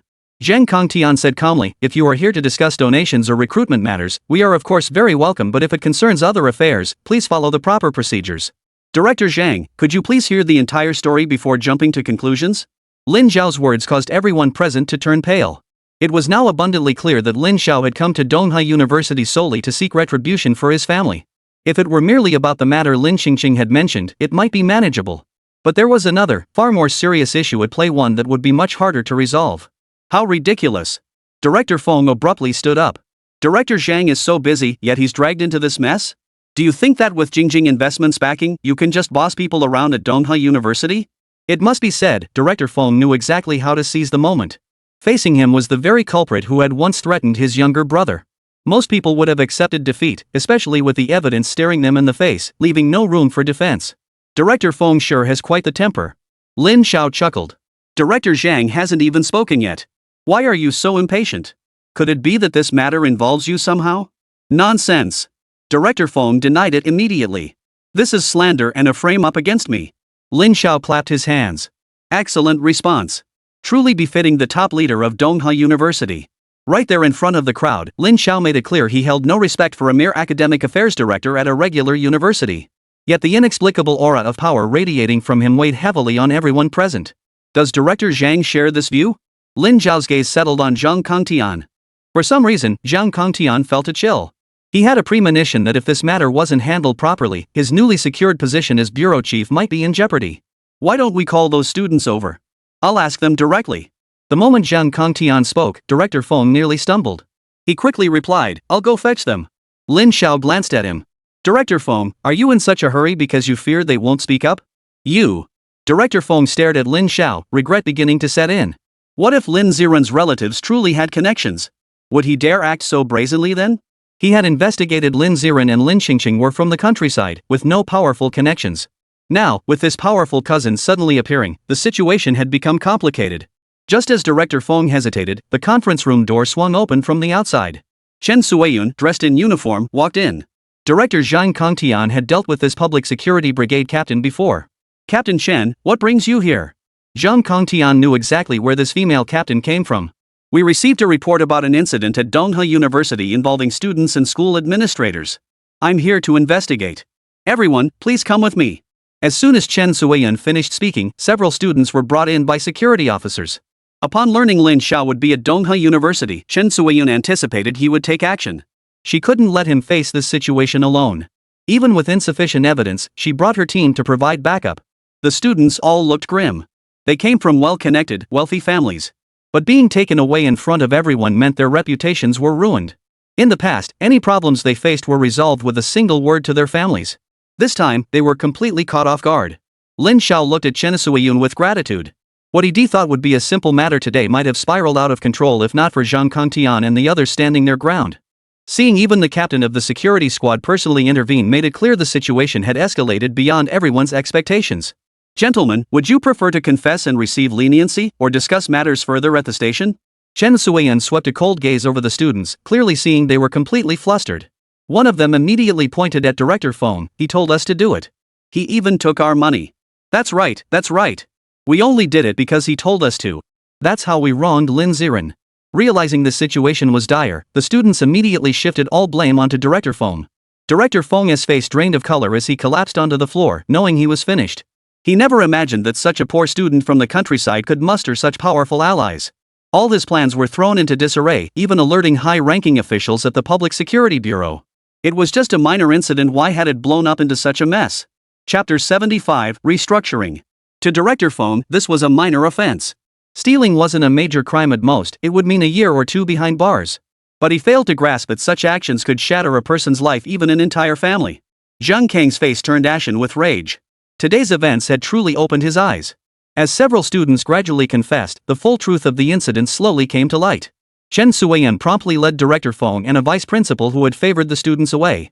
As for those students, they were taken to the police station for investigation. Their actions weren't particularly severe, but Lin Xiao had no intention of letting them off so easily. Zhang Kongtian kept apologizing to Lin Xingxing and Lin Xiao, insisting he was the one at fault. Director Zhang, the company will transfer the 1 million yuan donation shortly. Upon hearing this, Zhang Kongtian and the other school administrators visibly relaxed. After all, the matter wasn't completely off the table, and this million yuan donation represented the largest contribution to the Donghua region to date. Regarding the job fair, Jingjing Investment will also assign dedicated personnel to oversee its progress. Lin Zhao's decision to adopt this plan was far more than just standing up for his cousin. Jingjing Investment was currently in an expansion phase, with numerous newly established departments in need of personnel. Whether it was Jingjing Department Stores, Jingjing Manufacturing, or Jingjing Real Estate, all required a significant influx of fresh talent. Recruiting talent from Donghua University was undoubtedly a sound strategy. Moreover, having recently suffered a loss of face at Donghua University, this move would also help mend relations with the university administration. The university leadership had also demonstrated sincerity, promising that once Lin Ziren returned to campus, his student status would be immediately reinstated. They would issue an official notice clarifying his reputation. With such assurances from the university's top brass, Lin Xiao found the outcome reasonably satisfactory. But the matter did not end there. Lin Xiao hadn't anticipated that this seemingly insignificant incident would involve so many people and families. Just as Lin Xiao was leading his uncle's family to greet Lin Ziren, Chen Suiyun summoned him to her office with a grave expression. You saved the man and got your revenge, but do you know who you've offended? Director Feng was merely a low-level enforcer. What truly made Lin Xiao feel uneasy was the background of those students. Their families were all prominent clans from Shandong province, and they all belonged to the same organization, the Shandong Chamber of Commerce. One of them was even the grandson of the chamber's chairman. It was important to understand that during this transitional period, chambers of commerce effectively held a degree of official status. Even though enterprise system reforms hadn't fully taken root, these entities still retained some public ownership characteristics. Beyond provincial tycoons like the Ren family, Shandong harbored numerous influential figures whose stature matched theirs. Particularly, the president of the Shandong Chamber of Commerce himself is one of the province's most prominent figures and also serves as the head of the Shandong Iron and Steel Group. Lugong Group virtually monopolized most of Shandong province's economic resources, making an enormous contribution to the local economy. Even after learning of the children's extremely complex backgrounds, Lin Xiao felt no regret for his earlier actions. If they want trouble, let them come. Chen Suiyun had already realized that Lin Xiao was stubborn as an ox, impossible to sway. After returning home, Uncle Lin's family expressed boundless gratitude toward Lin Xiao. They learned from their youngest sister that to rescue Lin Ziren, Lin Xiao had donated a full 1 million yuan to Donghua University on behalf of Jingjing Group. 1 million yuan, how long would it take to count that out on your fingers? Xiao, I don't know how to thank you. From now on, Ziren and Qingqing will do whatever you say. My uncle was a simple farmer, not one for words. The only way he could think to repay her was to have his children serve Lin Xiao faithfully after they graduated from university. Uncle, we're family. Don't say that. Lin Xiao looked at Lin Ziren, who was keeping his head down, and said, as a man of the Lin family, don't always keep your head down. Hold your head high and stand tall. We won't bully others, but we won't let others bully us either. Lin Zhao's words ignited a fire within Lin Ziren. He lifted his head to meet Lin Zhao's gaze, silently vowing to become a man like his cousin one day. The family shared a lively meal together. Lin Zhao hoped uncle and auntie would consider staying in Dongha, as it would make caring for the children easier. But his uncle and aunt worried about the crops back home. They said even if they stayed in Dongha, they had to wait until the harvest was complete. Understanding the hardships of farming life, Lin Zhao could only agree to wait until the harvest season was over before returning to Dongha. Not to mention Lin Zhao, even Zhou Jing, with her prominent status now, could easily arrange jobs for them. The next day, Lin Zhao personally escorted his uncle and aunt to the station, giving them several hundred yuan. Zhou Jing had thought even more thoroughly, purchasing numerous items for them to take home, one set for each family. After seeing them off, Lin Zhao headed straight to Jingjing Investment. Holding the title of purchasing manager at the company, many employees regarded him as a key liaison with headquarters. Privately, rumors circulated about his alleged affair with general manager Li Zichen. In Li Zichen's office, the formidable woman looked at Lin Zhao with an expression of helpless resignation. "Boss, did you offend Chairman Zhang yesterday?" Lin Zhao knew exactly who she was referring to, the head of the Shandong Chamber of Commerce. "Did he call you?" Lin Zhao recalled Li Zichen mentioning before that the Shandong Chamber of Commerce had invited her to join, even offering her a vice chair position. Li Zichen nodded inside. "He asked me about your background. What did you tell him?" Lin Zhao didn't want anyone to know his background, yet it wouldn't be good for anyone. "What else could I say? I just told him I wasn't entirely sure." From the way he sounded, it seemed like he wasn't going to let you off easily. Even Li Zichen had to admire this boss who always managed to stir up trouble. He always found something to do. "Didn't you mention earlier that Lu Gang's side was also undergoing restructuring?" Li Zichen's expression shifted slightly. She sensed something in Lin Zhao's words. A company as large as Lu Gang Steel would affect far more employees than the Fengdu Town leather factory could ever compare to. We're talking about tens of thousands of workers. Moreover, Lu Gang had initiated shareholding reforms years ago, with many employees holding original company shares, a pioneering move for Lu Gang back then. Not only within Lu province, but across the entire country, Lu Steel ranked among the top 3 steel giants. But in recent years, the central government had repeatedly emphasized reform and opening up, proposing a series of factory restructuring plans. Lu Gang was no exception. "Boss, our current strength isn't sufficient to swallow such a large enterprise." Li Zichen felt it necessary to explain the current situation clearly to Lin Zhao. Lin Zhao understood this point well. Even if we were back in his previous life, not to mention the present year of 1994, Lu Guang Steel's status remained formidable. This steel conglomerate had grown into a colossal fortress over time. "I understand," Lin Zhao said softly. "What I mean is, you could try reaching out to them first to gauge their attitude. If Lu Gang could truly join Jingjing Investment, the company's social influence would surge dramatically. Not only would businessmen within Lu province take notice, but influential figures from other regions wouldn't dare overlook them either." After hearing Lin Zhao's words, Li Zichen grasped her boss's intentions. She firmly supported Lin Zhao's decision. "I'll personally meet with Chairman Zhang to understand the situation." After noting this task, Li Zichen continued her report. "The first project of Jingjing Real Estate has received approval." Li Zichen had always held reservations about Lin Zhao's sudden foray into the real estate industry. After all, it was an industry characterized by long investment cycles and slow returns. "Excellent." Lin Zhao smiled. In fact, back when he acquired the Fengdu Town leather factory, he had already secured several vacant plots along the East River. Now, the value of these plots had multiplied several times over. But for Lin Zhao, what truly mattered was their future potential, not their current value. Over the next few years, the real estate industry would experience a period of rapid growth. However, the good times wouldn't last long, followed by a property bubble, a situation Lin Zhao was well aware of. This became one of the most striking events of the early 1990s as the real estate sector's rapid expansion outpaced public purchasing power. Housing prices skyrocketed, ultimately forming a bubble. Back then, many people were driven to despair by their inability to repay mortgages. Yet the subsequent development of China's real estate market astonished the world. But that would take time, and Lin Zhao was in no rush. He simply needed to wait patiently for the right moment to arrive. By now, Jingjing Investment's various operations had gradually gotten back on track. In contrast, the Rin family was going through an extremely difficult period. Failure to deliver on time meant they had breached the contract terms. The partner contacted the National Foreign Affairs Department and directly reached high-level officials in the Dongha municipal government. Chapter 76, Asset Liquidation. The Rin family had deep roots locally, but over the years, they had accumulated more enemies than friends. The real crisis had only truly descended upon the Rin family after the Dongha Daily reported Shuequan Trading's breach of contract. At that moment, Rin Nannan sat in the office of Shuequan Trading's general manager, holding the latest financial statements in her hands.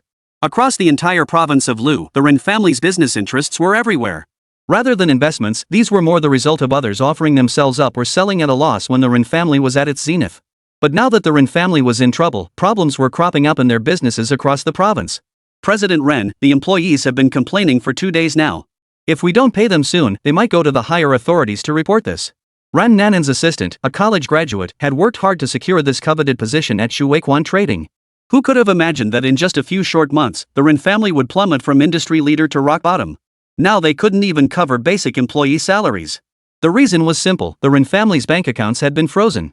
When the Ren family's troubles began, the bank was the first to receive word. Although the family possessed considerable assets, they also carried substantial outstanding loans. After the remaining deposits were frozen and faced relentless debt collection, the Ren family was forced to sell off numerous properties at bargain prices. Most of these sales were far below market value. How much is still owed? Ran Nanan knew that if the employees escalated the situation to higher authorities, the Ren family would lose any chance of recovery. According to the finance department's calculations, employee wages alone amount to approximately 800,000 yuan. 800,000. Ran Nanan had never imagined the Ren family would one day agonize over such a paltry sum. Funds in the tens of millions, even hundreds of millions, had once flowed freely through their accounts. A mere 800,000 was hardly a significant amount, not even a fraction of her annual expenses abroad. What other assets on this side of Dongha can be liquidated? Sell them off and pay everyone's salaries first. Even in dire straits, Ran Nanan refused to shortchange her employees. After all, thousands relied on this income to make ends meet. Even a basic monthly salary of over 100 yuan was crucial for many. Ms. Ren, the girl, reminded her. According to bank regulations, we have no authority to dispose of Dongha's local assets until all debts are fully settled. Hearing this, Ran Nanan's expression immediately darkened. Ever since deciding to take over the family affairs, misfortunes had followed one after another, all because her brother had coveted Jingmao Group. And now, her father had pinned the Ren family's last hope on her. She understood the reasons behind it all. I understand. I'll find a way to resolve this. Please tell the staff to give me 2 more days. Ran Nanan believed that after more than a decade of relying on the Ren family for sustenance, they would show some leniency. Yet she overlooked one crucial factor: human nature. And the Ren family's competitors, who were watching her every move. At that very moment, the office doorway was packed with a crowd, at least 100 people protesting, completely surrounding Ran Nanan. Hearing the waves of voices outside denouncing the Ren family's misdeeds and wage deductions, she appeared utterly helpless and pale. She had only sought a 2-day extension to resolve the current crisis. But the crowd was desperate, and even some management members had joined the ranks of those demanding wages. President Ren, what should we do next? With only a handful of supporters remaining by her side, she dared not make any rash moves in the face of the dense crowd outside. If there's no other way, I'll have to pay with my own life. With that, Ran Nanan slowly walked toward the exit, preparing to address the crowd herself. President Ran, don't go out. Her assistant grabbed her arm. Who knew what crazy things that crowd outside might do? It's fine. Ran Nanan looked at the remaining employees and smiled. Thank you for standing by me during this time and not abandoning Shuequan Trading. She slowly opened the door. The noisy crowd outside, upon seeing a member of the Ren family, immediately began shouting. The Ren family's out. Everyone, don't let her get away. Yeah, she's the Ren family's heiress. She's gotta have the money. No wages, no one leaves here. Seeing these people, their expressions struck Ran Nanan as deeply ironic. Those faces that had once bowed to her with utmost respect now felt like sharp knives stabbing her heart. You've all been loyal employees of the Ren family for years. When has the Ren family ever treated you unfairly? Ran Nanan's tone was calm, but inside, she was experiencing pain unlike anything she'd ever known. I know you all have families to support. The Ren family has never intended to withhold this hard-earned money. But now we're facing trouble. I don't expect you to weather this storm with us, I only ask for a little time. Ran Nanan's gaze fixed on several mid-level managers who had led the commotion. Just give us 2 days. I promise every penny you're owed will be paid in full. But for these ringleaders, wages were far from their only concern. President Ran. A department manager stepped forward. According to our contracts, the company should compensate us if it faces this kind of situation. Even the usually timid junior managers dared to speak to her this way. The Ran family isn't finished yet. Ran Nanan's expression darkened as she coldly retorted, I can overlook today's incident. If you wish to leave, I won't stand in your way. But if you truly believe we can't touch you, just wait and see. After all, even if the Ren family was weakened now, they were far from pushovers. Their roots in Dongha remained firmly planted. Under her warning, the restless mid-level managers felt a chill run through them. All right, President Ran. We'll trust you this once. You have 2 days. Thus, Ran Nanan secured 2 precious days of breathing room for the Ren family. But she knew full well that accomplishing much within those 2 days would be nearly impossible. Most of the family's assets had been frozen, and even their regular vehicles were off limits. After leaving Shuequan Trading, Ran Nan headed straight to Jingjing Manufacturing to find Lin Xiao. The situation was dire. Despite the Rin family's considerable local influence, they were powerless to act.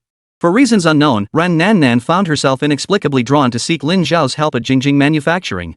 When Lin Xiao learned that the Rin family's eldest daughter sought an audience, he nearly laughed out loud. Had this heiress truly reached the end of her rope? This time, he didn't receive her in the conference room. Instead, he had his secretary escort her to his private office. Seeing the utterly haggard woman standing before him, Lin Xiao felt no pity. He merely thought it a pity that such an accomplished woman from a wealthy family had fallen into such a state. Lin Xiao. Ran Nan stared at Lin Xiao, a nagging feeling taking hold that the Rin family's current predicament was somehow connected to him. What is it? Ran Nan had intended to ask Lin Xiao many questions, but upon seeing him, she found herself utterly speechless. The Ren family is finished. After uttering those words, Ran Nan collapsed onto a nearby seat. Lin Xiao observed her state, so different from their previous encounters. No matter how strong a woman might be, she was still just an ordinary person. After all, Ran Nan was already far braver than most women. Would you like to hear my story, Miss Rin? Ran Nan nodded. At this moment, she truly wanted someone to talk to. A few months ago, I had a colleague. Her brother accidentally injured someone. That person's family had some connections, so they demanded compensation from her family. If they refused, they threatened to use their influence to make my colleague take the blame and send her brother to court. When I found my colleague, she was on the verge of being bullied by that family. Lin Xiao looked at Ren Nan and asked, "What do you think my colleague should have done?" Ren Nan looked at Lin Xiao. The story was simple: a conflict between ordinary people and the wealthy.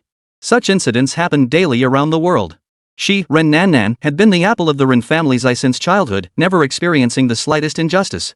Her path had been smooth sailing all the way to this point, even studying abroad to learn the ways of foreign aristocracy. Revenge.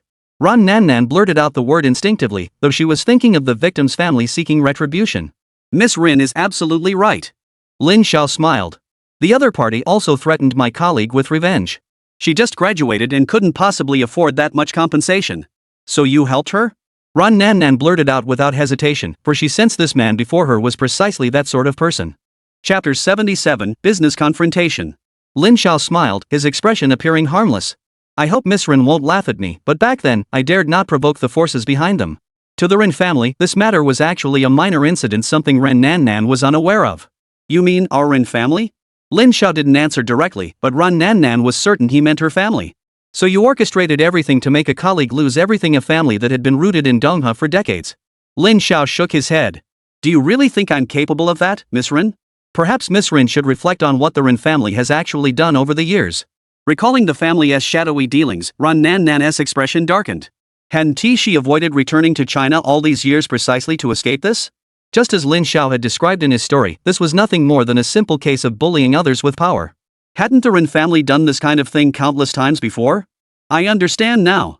Ran Nan truly understood, only this realization was unbearable to accept. Is Mr. Lin interested in acquiring the Rin family's assets? Ran Nan's expression shifted, returning to her sharp, capable demeanor. Noticing her shift, Lin Xiao smiled. Miss Rin, perhaps you could elaborate what other ventures of the Rin family might pique my interest? For Lin Xiao, the Rin family's most crucial business was Shuequan Trading. This company had collaborated with foreign enterprises for decades and was the family's most profitable venture. As for the family's other ventures, many operated in gray areas, shrouded in secrecy. Lin Xiao had no intention of getting involved in those areas. In fact, even during negotiations with Kunpeng Shipping, she had already begun compartmentalizing the Rin family's operations. In other words, from the very beginning, Lin Xiao had anticipated the Rin family's downfall and had already made detailed arrangements for how to handle their assets. This move against the Rin family wasn't Lin Xiao's solo operation. Beyond Kunpeng Shipping delivering the final decisive blow, he also had the backing of the Chu family from Qingcheng.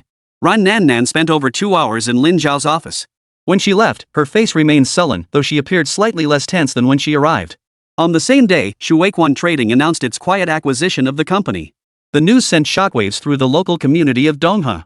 The once prosperous Shuequan Trading has now become a thing of the past.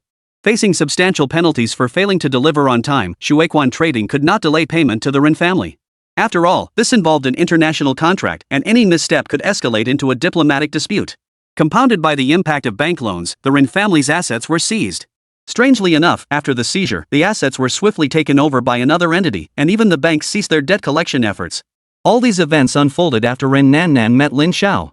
The Donghua family, with its long history, was truly heading toward its end. Surprisingly, besides Shuequan Trading, the Rin family also held a 3% stake in Legong Group. Jingjing ultimately took control of these shares from the Rin family. So did Lin Xiao genuinely intend to save the Rin family? Of course not. Lin Xiao had long known that the Rin family's true backing came from Donghua City's second-in-command. If the Rin family lost its industrial backing, even Yang Tianxian's status as son-in-law would become worthless to the family. Lin Xiao's objective was to ensure the Rin family had no surplus funds left after paying compensation. Through coordination with Chu Yaonan and others, this objective was achieved flawlessly. In the end, they couldn't even keep their ancestral home. The Ren family, with its century-old legacy, collapsed like that. Some time later, Zhang Wei returned with his brothers, bringing 15,000 TK.300 motorcycles acquired through a deal with Levi Top. The entire shipment wasn't fully delivered until late November. This news thrilled Li Zhongxin immensely. JL Group had now become a leader in the domestic automobile sector. A month prior, JL had announced that its first independently developed domestic motorcycle would enter mass production and sales within a year. Moreover, bolstered by capital backing, JL wasn't just selling motorcycles, it had secured dealership rights for passenger cars in several regions. This deal not only brought Lin Xiao substantial cash income but also laid a solid financial foundation for future grand plans. Internationally, many had now recognized the issues plaguing Sugua. However, most remained uncertain about the nation's ultimate trajectory. Lin Xiao, however, saw it as clear as day: Sugua would split apart in less than a month. For Lin Xiao, this was undoubtedly a once-in-a-lifetime opportunity. With its mounting foreign debt, this was the final straw that would break the camel's back. December 1st. On this day, Lin Xiao convened the first formal meeting at Jingjing Investment. The attendees were limited to Li Zichen, Li Jingti, Wu Meng, the portly Zhang Caru, and the Zhang brothers. They were among the few who knew Lin Xiao's true identity. "Boss, isn't this too risky?" Li Zichen was astonished. She hadn't expected Lin Xiao to plan on shorting the economy of a major nation. Moreover, according to Lin Xiao's plan, they would invest all their available funds into Jingjing Investment. This decision was tantamount to playing with fire. Jingjing Investment wasn't large, currently valued at around 2 billion at most, and to those international giants, it was nothing more than a minor skirmish. Yet no one could have predicted that it was precisely at this moment that Lin Xiao proposed such a bold plan. Such a move was practically a cardinal sin in the financial markets. Among those present, only Li Zichen had a background in finance and investment. She understood better than anyone the immense risks involved. "This is the major undertaking Jingjing Investment is about to pursue," Lin Xiao said with a smile. "As you all know, I've always been willing to take risks." At Jingjing Investment, Lin Xiao held absolute authority. He called the shots, and others dared not object. After all, he alone would shoulder the consequences if things went wrong. From that day onward, many people, including suppliers and manufacturers collaborating with Jingjing Investment, noticed a phenomenon. All subsidiaries of Jingjing Investment, such as Jingjing Manufacturing and Jingjing Department Store, had postponed their settlement cycles to January 1995. Jingjing Investment explained this was due to year-end summaries. For such a large enterprise, this maneuver seemed perfectly reasonable. Only a handful of people close to Lin Xiao knew they were secretly shorting Subua. Deep down, Lin Xiao understood that in this massive wave, he was merely a tiny ripple. Yet the outcome proved Jingjing Investment seized this opportunity to truly step onto the international stage. Since Jingjing Investment held a stake in Security Bank, the funds for this short-selling operation against Sugui were channeled through Security Bank's platform.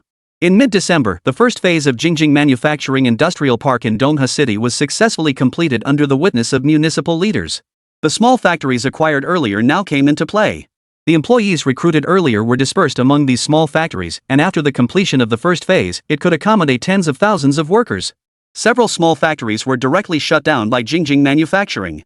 This event was covered by television and newspapers for several consecutive days, hailing Jingjing Investment as a trailblazer of the new era. After touring Jingjing Manufacturing's new production line, city leaders expressed profound admiration, hailing it as a miracle in the manufacturing industry. It was then that someone sought out Lin Xiao. Qian Shishir, who hadn't been seen since she last asked Lin Xiao for help with Ren Nan, suddenly appeared at Lin Xiao's home. Every time he saw her, Lin Xiao felt a sense of unease. "Are you afraid to see me, Mr. Lin?" Lin Xiao could only smile. He didn't want to speak carelessly.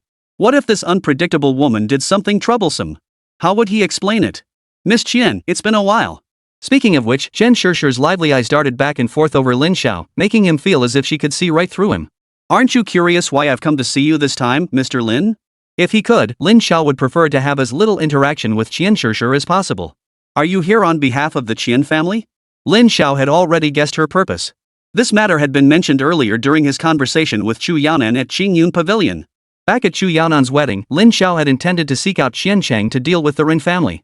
But unexpectedly, that plan never materialized, and Rin Tian's transformation had accelerated the Rin family's decline.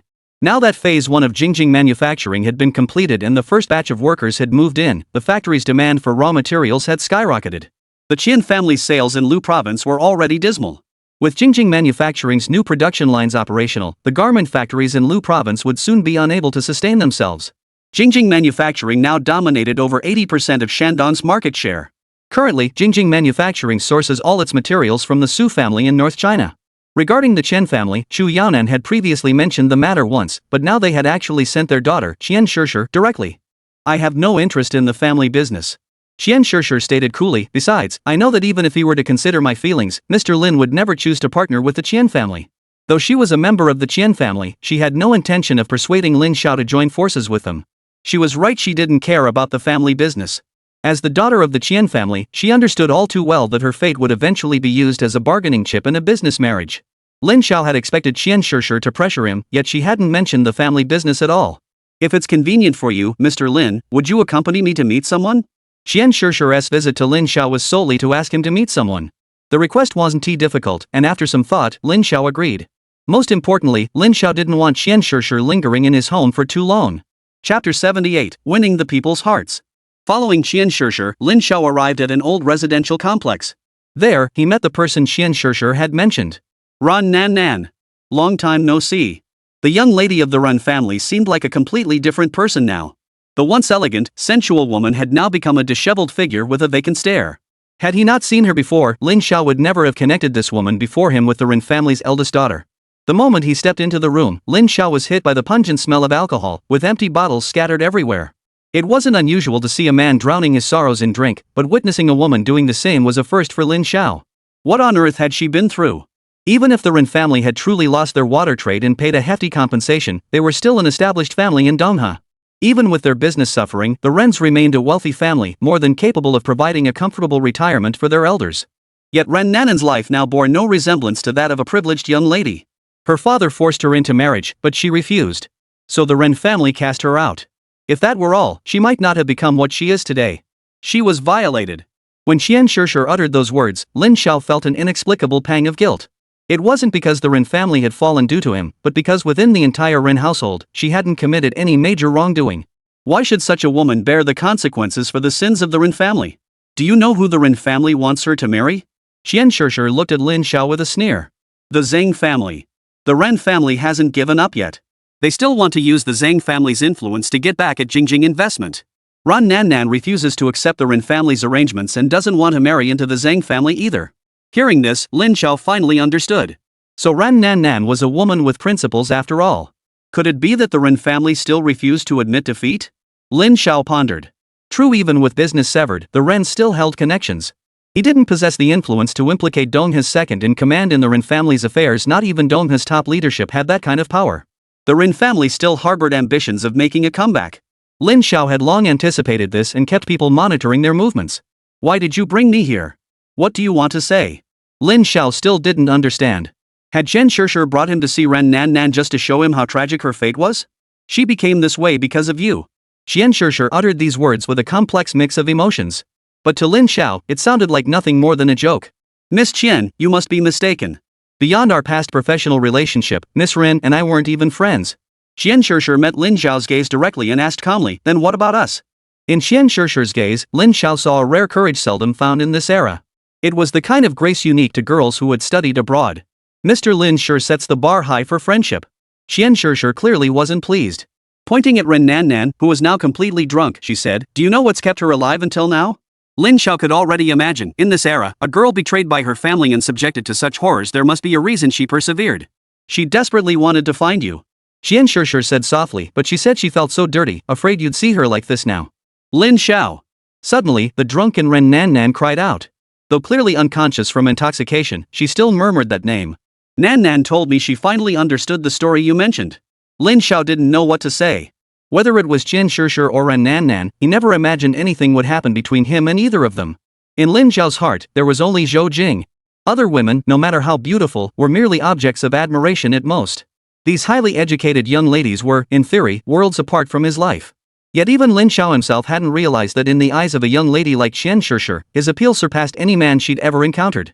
Lin Xiao understood this well. In his past life, whenever he achieved success, women would inevitably gravitate toward him. The old Lin Xiao had welcomed them all without hesitation, but now he only wished to protect his family.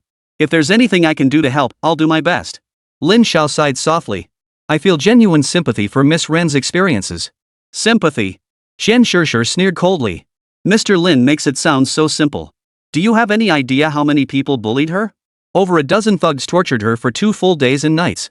Does that mean, in your view, Lin, we women are worthless? Thoughts flooded Qian Shishir's mind, and tears welled up in her eyes. Seeing her tears, Lin Xiao couldn't help but feel a pang of sorrow himself. Fortunately, Ran Nan suddenly woke up at that moment. Spotting Lin Xiao in the room, she panicked. Looking utterly disheveled, she screamed, "Get out!" Seeing this, Lin Xiao grabbed a cup from the table and flung water forcefully into her face. It was the dead of winter, and the shock of the cold water jolted Ran Nan back to her senses. I've always felt that you, Miss Ren, are different from other women. Since you understand the story I mentioned, do you truly believe what you're facing now is the worst thing that could happen in the world? Lin Xiao shook his head. With your talent, even without the Ren family, you don't need to depend on anyone. You can absolutely live the life you want. These words left Ran Nan dumbstruck, and even Qian Shishir looked utterly astonished. You call that giving up? Lin Xiao smiled. I'm embarrassed to admit it, but 8 months ago, I was living even worse than you are now. Everyone saw me as useless, clueless, incompetent. My friends looked down on me, and my wife? Forget about it. His words shocked both women, for he had once truly been that way. But now, Lin Xiao had transformed into a successful man. What kind of mindset could possibly produce such words? Everyone makes mistakes and faces challenges. If you give up on yourself, who else do you expect to save you? The words struck Ran Nan like a sledgehammer, hitting her right in the heart. Ran Nan couldn't hold back her tears and threw herself into Qian Shishir's arms, sobbing uncontrollably. Hearing her sobs, both Lin Xiao and Qian Shishir felt a wave of relief wash over them. At least the young lady of the Ren family was showing signs of life again. What she would do next was another matter entirely. Lin Xiao had expected Ran Nan to leave Donghai, but it turned out this woman was no ordinary person. Just 2 days later, Li Zichen informed Lin Xiao that the Zhang family had sent an invitation, specifically requesting Lin Xiao's attendance at the wedding of the Zhang family's eldest grandson. The bride was none other than the former Ren family heiress, Ran Nan. Beyond the special invitation for Lin Xiao, the Zhang family also hoped to extend an invitation to the owner behind Jingjing Investment. Jingjing Investment received several invitations, even the Fat Man, as the general manager of Jingjing Manufacturing, was invited. The Zhang family wedding was scheduled for New Year's Day, just over 2 weeks away. Given Jingjing Investment's current scale, it held little advantage against a family with the Zhang's background.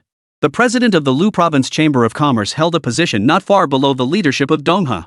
Another surprising piece of news for Lin Xiao was that Qian Shishir had joined Jingjing Communications through Li Zichen. During the trip to the US to sign the contract with Laura Moore, Qian Shishir had been present throughout and had also interacted privately with Li Zichen.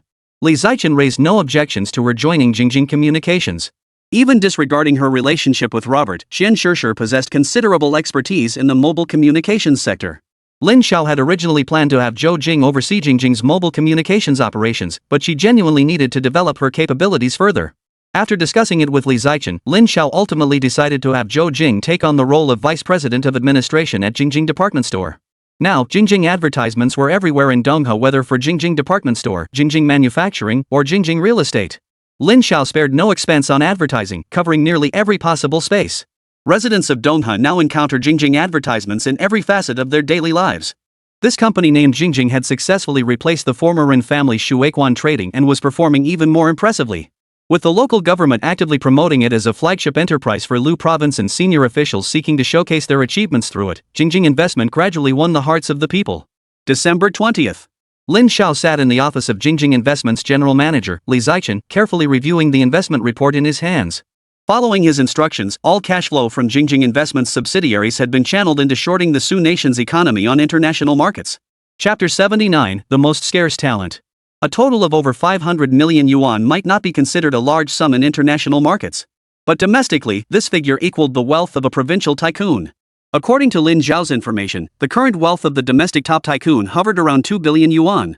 However, due to incomplete information, the true assets of many individuals are difficult to verify.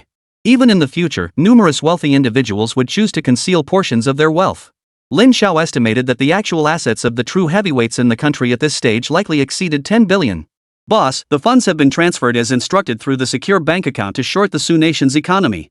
Hearing this, Lin Xiao smiled and nodded in satisfaction. Very good. According to Lin Zhao's calculations, only 5 days remained before the collapse of Su Nation. Though its economy continued to decline, few dared to execute such bold maneuvers in the international financial markets. By the time others realized what was happening, he would have already withdrawn completely. Ms. Li, is there something you wish to say? Lin Zhao noticed the expression on Li Zhaichen's face, as if she had something to say. This woman was one of his earliest followers. Moreover, when dealing with the outside world, Li Zhaichen always represented Jingjing Investment. Externally, people only knew of a person named Li Zhaichen within the company, and few were aware of Lin Zhao's existence. Boss. Li Zhaichen whispered, the value of Jingjing Investment's current holdings has surpassed that of many domestic fund companies. Given the company's scale, I believe Jingjing Investment should establish a complete group structure. This would facilitate management and oversight of its various subsidiaries. Lin Zhao had already considered Li Zhaichen's suggestion. Currently, Jingjing Department Store, Jingjing Manufacturing, and Jingjing Communications were all managed as separate departments. We'll discuss it next year. You can start preparing for it, but there's no rush. Lin Zhao's thinking was straightforward. Transitioning to a group structure would require not only management adjustments but also resolving numerous other complexities. According to Lin Zhao's plan, these companies would eventually go public one by one. Only then could he truly make his mark in the capital markets and build his financial empire. We currently lease 3 floors of office space, and our staff has grown to over 200 people. Li Zhaichen spoke softly, Boss, I feel a bit overwhelmed lately. Do you think we should bring someone in to help? Lin Zhao understood. Li Zhaichen specialized in financial investment, not professional management. Having her handle Jingjing Investment was manageable, but as the company grew larger, she was indeed feeling stretched thin. Hang in there a little longer. I'll find the right person to lighten your load as soon as possible. Let's wait until after the new year. Lin Zhao already had potential candidates in mind, having met several professional managers during her recent trip to Beijing. Even without Li Zhaichen's reminder, Lin Zhao knew Jingjing Investment was growing too fast and urgently needed a professional manager. But in Lin Zhao's view, Jingjing Investment must remain independent. This was central to his control over all Jingjing Group companies. What Jingjing Investment lacked most now were professionals across various fields. He had high hopes for Jingjing Real Estate and Jingjing Communications. While Jingjing Communications had Qian Shishir, Jingjing Real Estate genuinely needed a true expert. Even though Lin Zhao understood future real estate market trends and could grasp the overall direction, without someone specifically responsible for developing and managing real estate projects, all the plans would remain empty talk. Zhou Jing has also been extremely busy lately. Since Jingjing Manufacturing's new plant began operations, she's barely had a moment to rest. Still, she was full of drive. Her monthly salary had now risen to 500 yuan, and with bonuses, she could earn 600 or 700 a month. Whenever Jingjing Manufacturing closed a major deal, Lin Zhao would receive a substantial bonus, and Zhou Jing had grown accustomed to this lifestyle. Over the past few months, she'd witnessed Lin Zhao's transformation. Their life now truly resembled that of a normal young couple. The 10,000 yuan household she once envied had long been achieved. Her own little stash now held tens of thousands. Winter in Donghe was still quite cold, and now even Zhou Jing was willing to turn on the air conditioner for warmth. Lin Zhao held Zhou Jing's hand, and to outsiders, they looked like the picture-perfect couple. Honey, why don't we buy this courtyard? After living there for months, Zhou Jing had always assumed the house belonged to Fatso's relatives. Lin Zhao had wanted to tell her for a while, but he'd been worried she might overthink it. It must be expensive. Though she had some money saved, Zhou Jing remained fundamentally a frugal person at heart. It's not expensive. I had fatty check just 15,000. This whole courtyard could be ours. Lin Zhao casually threw out a figure, though in truth, he'd only paid a little over 20,000 yuan for the place back when he bought it. Prices had risen significantly in recent months, but since it was already theirs, he could name whatever price he wanted. 15,000? Zheng Karu didn't lie to you, did she? Even Zhou Jing thought it was an incredibly low price. She wasn't some clueless woman. His relatives have all emigrated and won't be returning. He wants to sell it quickly, so he's offering a friend's price. Lin Zhao brushed it off with a casual excuse, though it was true the owners had indeed gone abroad. All right. Zhou Jing gritted her teeth. I'll bring you the money tomorrow. You'd better thank Zheng Karu properly. Lin Zhao smiled. His wife was finally being reasonable. 15,000 yuan was no small sum for her spending habits. Lin Zhao wrapped his arms around her, offering warmth. A hint of shyness flushed Zhou Jing's beautiful face as she whispered softly, I think I'm pregnant. Lin Zhao didn't catch on immediately. What good news? Seeing the flush on Zhou Jing's cheeks, Lin Zhao's heart began to race. Pregnant? Judging by Zhou Jing's expression, it seemed to be the case. Ha ha. Lin Zhao laughed heartily and embraced Zhou Jing. So this was why she'd agreed so readily to buy the courtyard. It was for the future. Holding Zhou Jing, Lin Zhao kissed her repeatedly. Whether in this life or the last, this was the happiest moment he had ever known. Though she had promised to bear him a son before, such matters depended on fate. He never imagined it would come true so quickly. Thank you, my love. Lin Xiao held Zhou Jing tightly, his emotions too profound for words. In Lin Xiao's view, now that Zhou Jing was pregnant, she should stay home and rest. But this woman was fiercely independent and insisted on going to work. With no other choice, Lin Xiao reluctantly agreed. Privately, however, he enlisted Fatty's help to arrange an assistant for Zhou Jing under the company's name. This arrangement was both reasonable and justified, especially since numerous people were secretly protecting them during this period. In Zhang Weihua and his brother's eyes, danger lingered as long as Chen Yuanguan's issue remained unresolved. Moreover, Lin Xiao had offended quite a few people. So Zhang Weihua specifically sought help from some old friends. These individuals dispersed to discreetly guard Lin Xiao and his family. As they put it, the entire Jingjing group hinged on Lin Xiao as its core, making his safety non-negotiable.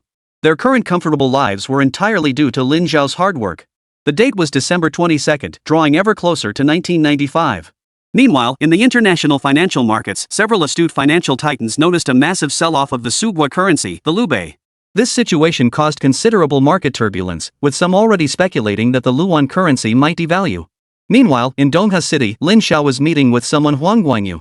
In just a few months, Guomei Electronics had opened 6 branches in Beijing. Backed by Jingjing investment, Guomei Electronics was not only expanding rapidly in Beijing but also laying the groundwork for development in other provinces and cities. Huang Guanyu's purpose in seeking out investor Lin Xiao was clear: he needed more capital. Guomei Electronics had grown too fast, and Lin Xiao's previous investment had long been depleted. Mr. Lin, you absolutely must help me this time. Huang Guanyu overlooked a critical issue. While warehousing could be managed, the costs of cross-regional transportation significantly squeezed Guomei Electric's profit margins. In truth, Lin Xiao had long been aware of these challenges. Transportation infrastructure was still far from comprehensive nationwide, with many regions lacking even basic road networks. Mr. Huang, you're being far too impatient. Lin Xiao knew Huang Guanyu's defining trait was his excessive ambition, a trait that had become a liability. However, it wasn't entirely a disadvantage, it simply meant he currently lacked sufficient resources to realize such ambitions. My expectation for Guomei Electronics is simply to have our own stores in major cities within 5 years. Hearing this, Huang Guanyu nodded in agreement. Upon my return, I will carefully outline the company's future development plan. I can arrange the funds you urgently need, but if the company requires expanded investment, then the previously agreed upon equity ratio will need to be adjusted. Huang Guanyu seemed prepared for this. Rest assured, Mr. Lin. I've discussed this with my brother, and we're willing to contribute an additional 10% equity. 10%. After pondering, Lin Xiao concluded this was acceptable. After all, his initial investment of 6 million renminbi had already secured him a 60% stake in the company, with the remaining 40% belonging to the Huang brothers. Now, the additional shares they proposed transferring to him would allow Jingjing's side to control over 70% of the shares, a favorable arrangement. Chapter 80, Negotiating the Supply Contract. Alright, I'll have Wu Meng handle the follow-up negotiations with you. Even after seeing the guest off, Lin Xiao kept pondering the motive behind Huang Guanyu's willingness to cede this portion of the stake. Judging by the timeline, there was still some time before the Huang brothers would truly part ways. It seemed both sides had been planning this for a while. As for Guomei Electronics' future trajectory, Lin Xiao wasn't overly concerned. Even following their past trajectory, the company should maintain steady growth. After seeing Huang Guanyu off, Lin Xiao headed straight for Jingjing department store. Zhou Jing had just been transferred from the communications subsidiary to serve as the deputy administrative head, a rare responsibility for someone so young. Although she came from a frontline sales background, Lin Xiao still felt somewhat uneasy about her being solely responsible for managing such a large business segment. When he entered her office and saw the young woman diligently organizing the latest sales performance reports, the figures from the 3 newly opened stores in Dongdong district were somewhat encouraging. Their average daily sales had just surpassed the 100,000 yuan mark. Each store was generating profits, though these remained insignificant compared to the overall revenue of the entire system. Oh my, Mr. Lin, what brings you here? Facing her cousin's husband's arrival, Zhou Jing maintained a hint of wariness, always suspecting he had ulterior motives. I heard you were promoted to executive. I came especially to congratulate you. Zhou Jing shot a sidelong glance at this honey-tongued, treacherous man and replied dismissively, has the sun risen in the west that suddenly made you kind? Do you think I'm untrustworthy? Faced with such a questioning tone, Zhou Jing immediately adopted a defensive posture and warned, let me tell you, we're related by marriage. You better not get any funny ideas. Ha ha. Hearing this, Lin Xiao nearly burst out laughing. A vivid image flashed through his mind: the lecherous, smooth-talking veteran he once was, staring at the woman before him with suggestive glances and words. Maybe you should find yourself a boyfriend and start thinking about settling down? You don't need to meddle in my business. Zhou Jing shot back. Focus on yourself instead of prying into other people's affairs all day long. So, what do you need from me? Lin Xiao sat down and picked up the sales report on the table to read. It had been ages since Jingjing Department Store made its sales miracle in the country that he'd last visited. Something's off, Lin Xiao said as he examined the report. Why has sales dropped so drastically? He had reviewed the report once before, when Jingjing Department Store's 3 locations each generated at least 50,000 yuan in daily profits. Now, they were only bringing in around 30,000 yuan. Haven't you heard about the new Villainous Department Store opening in Dongha? Zhou Jing couldn't help but wonder if Lin Xiao knew absolutely nothing about the local area. Villainous Department Store? Lin Xiao's brow furrowed slightly. It seemed a new competitor had emerged and unexpectedly so soon. Where's Lu Changming? Lin Xiao was visibly annoyed. Lu Changming was the general manager of Jingjing Department Store, responsible for overseeing all 3 locations. Mr. Lu was out of town negotiating a supply contract. Zhou Jing had only recently joined the company and wasn't yet familiar with the details, still getting up to speed with the operations here. As general manager, shouldn't such matters be handled by the procurement department? Looks like he's given up. Lin Xiao had appointed Lu Changming to this position because he simply couldn't find a more suitable candidate. He never imagined that less than 3 months after opening, Jingjing Department Store would end up like this. Didn't this mean all his previous efforts had been wasted? Put. Zhou Jing chuckled at Lin Xiao's remark. Mr. Lin, have you got it all wrong? Do you think you're the boss? In terms of position, Mr. Lu was Jingjing Department Store's general manager, reporting only to Mr. Li. You're merely a purchasing manager at Jingjing Manufacturing. Don't think you can call the shots just because you're friends with Mr. Li. Even now, Zhou Jing remained unaware of Lin Xiao's true identity. In fact, the record-breaking sales figures Jingjing Department Store had achieved were entirely due to Lin Xiao's strategic ideas. You're absolutely right. Lin Xiao now understood that the people below didn't hold Li Zichen in any regard at all, or at best, they were all talk and no action. Li Zichen was swamped with daily tasks. How could she possibly monitor these subsidiaries? Even if they were messing around, she'd remain completely in the dark. No wonder Li Zichen proposed forming a conglomerate. She must have spotted flaws in the current system. This might only be the tip of the iceberg. For a general manager to personally negotiate with suppliers, it might be acceptable within the company. Zhou Jing, can't you see there's something wrong here? Lin Xiao asked earnestly. If Zhou Jing couldn't detect these problems, he'd have to reconsider whether she was fit to be the administrative vice president. Noticing Lin Xiao's unusual demeanor, Zhou Jing recalled the rumors about him and general manager Li. She could only reply, of course. I also think it's a major problem. Mr. Lu has been here for 3 months, and he's got his people everywhere. What do you expect me to say? As a newcomer, I can't do anything. It wasn't Zhou Jing's fault she felt helpless. She'd only been in the role for 2 days and had no authority beyond reviewing reports. The staff simply wouldn't listen to her. Whenever any issue arose, they'd bring up Mr. Lu. I refuse to believe Jingjing Department Store has become Lu's private fiefdom. Lin Xiao felt a surge of anger. This was indeed a problem. Things had escalated too quickly, leaving no time for proper oversight. Though Wu Meng handled the finances, who could guarantee they weren't pulling strings behind the scenes? I heard that Mr. Lu even told his subordinates he owns shares in Jingjing Department Store, so they have to follow his orders. Zhou Jing wasn't entirely sure of the details either, so she relayed everything she knew to Lin Xiao. Got it. Lin Xiao instantly regained his composure. Since the problem had surfaced, it must be resolved. This incident also taught him a lesson. There were undoubtedly many people like Lu Changming within the company. Focus on your current tasks first. He instructed Zhou Jing. I'll discuss this with General Manager Li. Keep observing your colleagues. Make a list for me of who's trustworthy and who isn't. After giving a few more instructions, Lin Xiao finally left Jingjing Department Store. Only after Lin Xiao had walked far away did Zhou Jing suddenly realize why had she been so obedient, doing exactly as he said. This thought stirred an odd sensation in her heart. The Jingjing Department Store incident made Lin Xiao realize how few truly reliable people he had around him at the moment. As for Lu Changming's situation, he'd put it on hold for now. When the time came, he'd make him spit out everything he'd swallowed. While others were accustomed to taking advantage of him, when it came to Lin Xiao, things wouldn't be so straightforward. To motivate management, Lin Xiao had earlier introduced a profit-sharing plan allocating 5% of the year-end net profit as bonuses. While the intention was noble, Lu Changming had exploited it as an opportunity to curry favor with subordinates. Next, Lin Xiao headed straight to Qingyun Pavilion, where he met Lin Fangfang. This was a place accessible only to him. After her experience dealing with Yu Laowu, she had grown more mature and steady.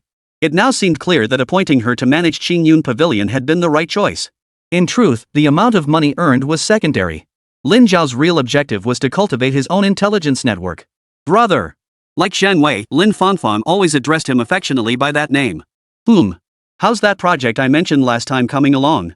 Lin Xiao had previously shared his vision with her, to establish an intelligence system independent of the Jingjing system. We're getting somewhere, but it'll take more time.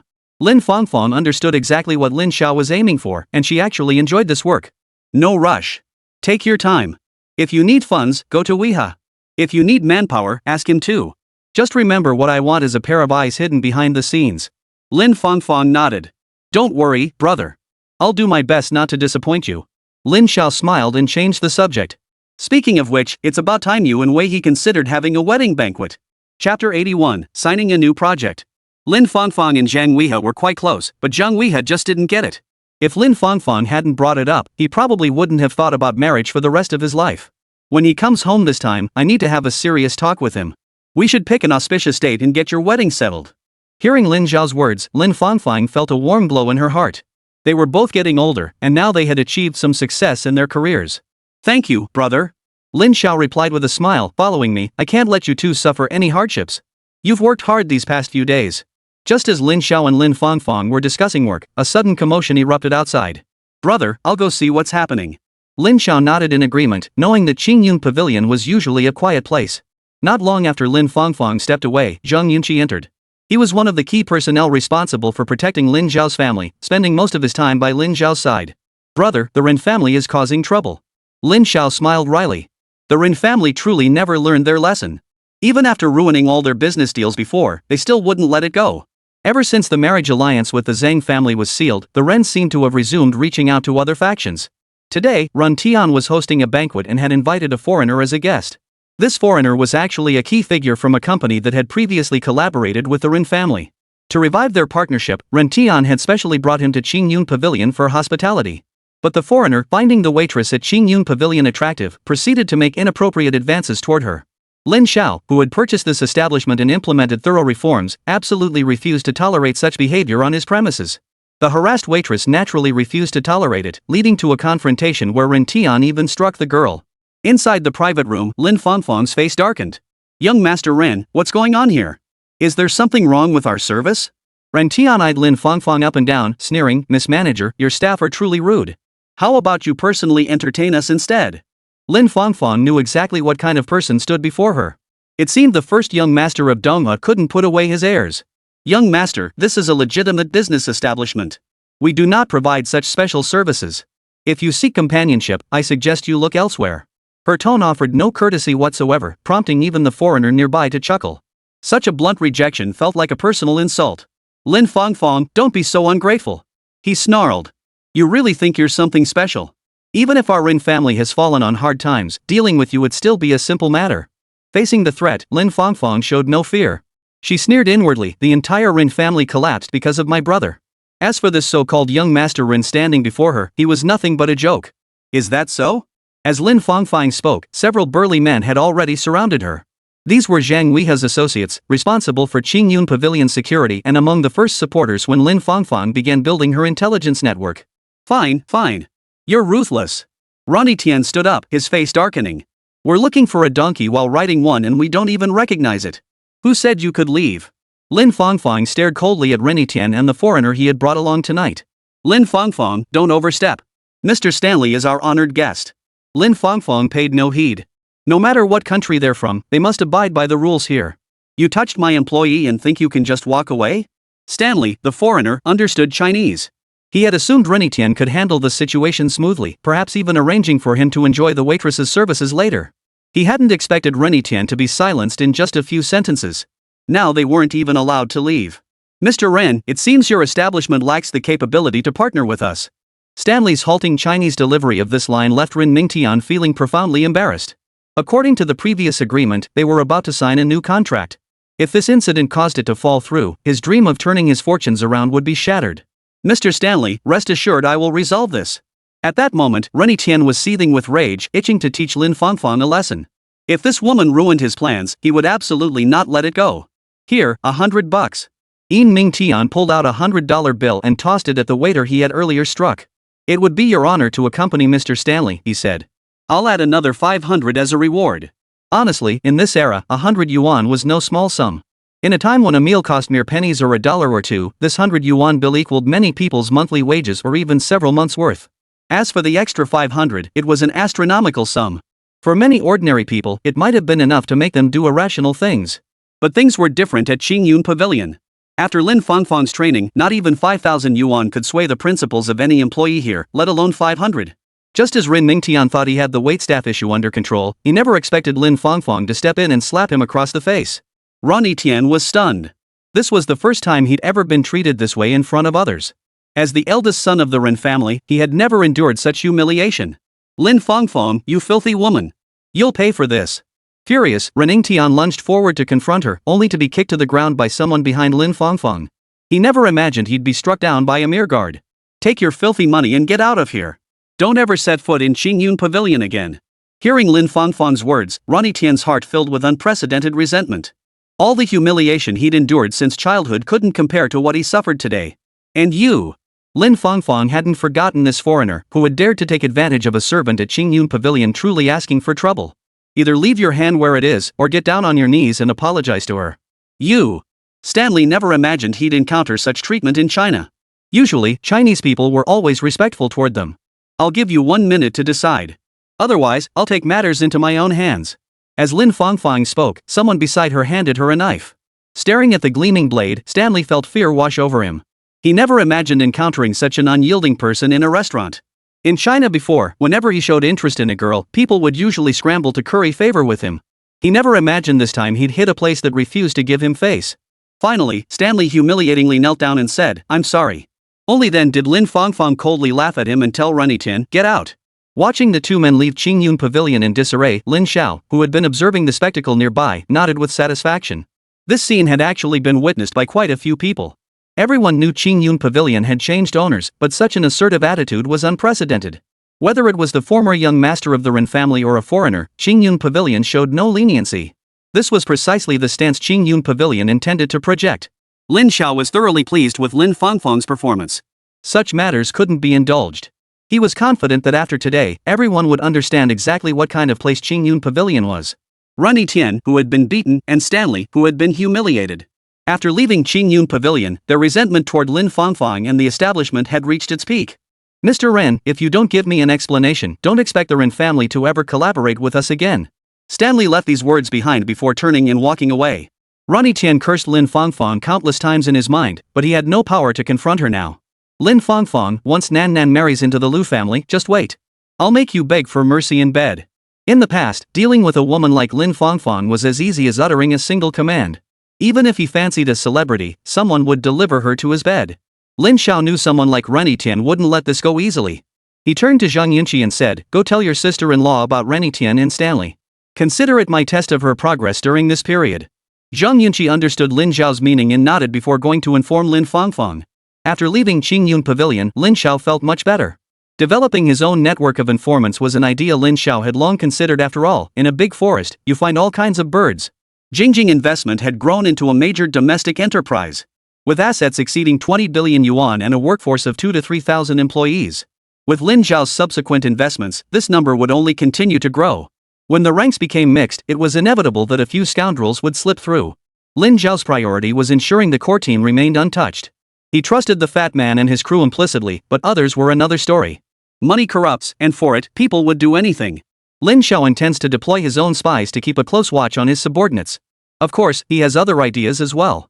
These eyes would not only keep a close watch on his own affairs but also pick up on external movements.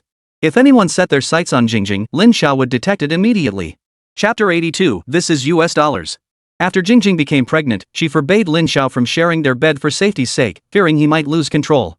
Thus, Lin Xiao had no choice but to sleep in another room. He would just have to endure it for the time being. Regarding the house, Lin Xiao had already informed Zhou Jing that he had purchased it and arranged for Fatty to help secure a new property deed bearing only Zhou Jing's name. Had she not been pregnant, Zhou Jing would likely have drained Lin Xiao completely. Even so, the longing in her eyes nearly made him lose control. November 25th. This day held immense significance for Lin Xiao. Early that morning, Lin Xiao went to Jingjing Investment and sat in Li Zhaichen's office. He had never felt so uneasy at a moment like this. Within Jingjing Investment's headquarters, only a handful knew his true background. Jingjing Investment had a networked system. When news broke that the president of Sugoi had announced his resignation, Li Zhaichen's expression grew intensely complex. She looked at Lin Xiao, who sat there with a solemn expression, her heart churning like a stormy sea. What did the president of Sugoi resigning signify? It symbolized that the entire nation's political landscape was entering a period of decline. Just then, the office phone rang abruptly. Li Zhaichen rose to answer it. After listening to the call, she nodded repeatedly, murmuring in agreement. The call came from the head of the security bank operation team dispatched to handle the situation. He reported that they were nearly at their wits' end. Because this short-selling operation against Sugwa was conducted through Security Bank, the bank's stock price had nearly doubled in a short period. Since his rebirth, Lin Xiao had noticed his actions triggering a butterfly effect. In another world, the first hot stock of 1995 was Huazhou Manbao, with a market value nearing 30 billion yuan, followed closely by Security Bank. However, this time, due to its involvement in the short-selling strategy targeting Sugwa, Safe Bank's market value skyrocketed from over 20 billion to a staggering 50 billion. This news sent shockwaves not only across the nation but around the globe. But this was merely the beginning. Following the plan, Lin Xiao invested all of Jingjing Investments' liquid funds over 500 million yuan, or 75 million USD. By the time international markets reacted, the profits from this investment had already multiplied dozens of times over. Seeing the favorable situation, Lin Xiao swiftly chose to cash out and exit. He understood very well what measures Sugwa would take next against foreign speculators, directly freezing the loan accounts held by foreign financial institutions. Even a heavyweight investor like Roosevelt suffered losses as a result. Though aware his resources paled beside this industry titan, Roosevelt had once launched a $100 billion assault on the pound. Lin Xiao knew how to shield himself from collateral damage. As information and final transaction results trickled in, Lin Xiao remained at the company well into the night, for overseas financial markets often opened their trading windows after dark. The collapse of the Soviet Union signaled a new chapter in the global landscape. By dawn, the trading floor of Jingjing Investment remained ablaze with lights, its staff bearing witness to the raw power of capital. At 3 in the morning, Li Zichen approached with a list in hand. "Boss, it's confirmed. After deducting Security Bank's transaction fees, we made 12,370 million M gold on this deal." M gold. Li Zichen emphasized these two words heavily. Still, she couldn't quite grasp it. Given the situation, the figure might have grown further if they'd waited a few more days, yet Lin Xiao insisted there was no need to wait. "Tell everyone involved in this operation, each person gets a $1,000 bonus. Management gets double. 1.237 billion M gold." This was likely the highest return investment in history. At current exchange rates, this equated to nearly 9 billion yuan. Such a massive sum had even impacted international markets. The entire world is now investigating who exactly made this investment in China. In just one night, the name Jingjing Investment became a household name across the globe. Even the world's top financial conglomerates took note of this name. A Chinese investment firm bold enough to shake the economy of the Soviet Union with 75 million M gold. The world's largest investment return was achieved by such an obscure little company from China. Jingjing Investment's single short-selling move not only stunned the financial world but sent shockwaves across the entire globe. That very night, numerous key figures in China were roused from sleep and emergency meetings convened across the globe. Lin Xiao was still asleep when Zhang Yun's urgent voice woke him. "Brother, someone's here to see you." Zhang Yunqi looked troubled. He knew Lin Xiao hadn't slept all night, but now he had no choice but to wake him. "Who is it?" Lin Xiao glanced at the time. It was already past 3 p.m. on the 26th. A high-ranking official from Donghua City.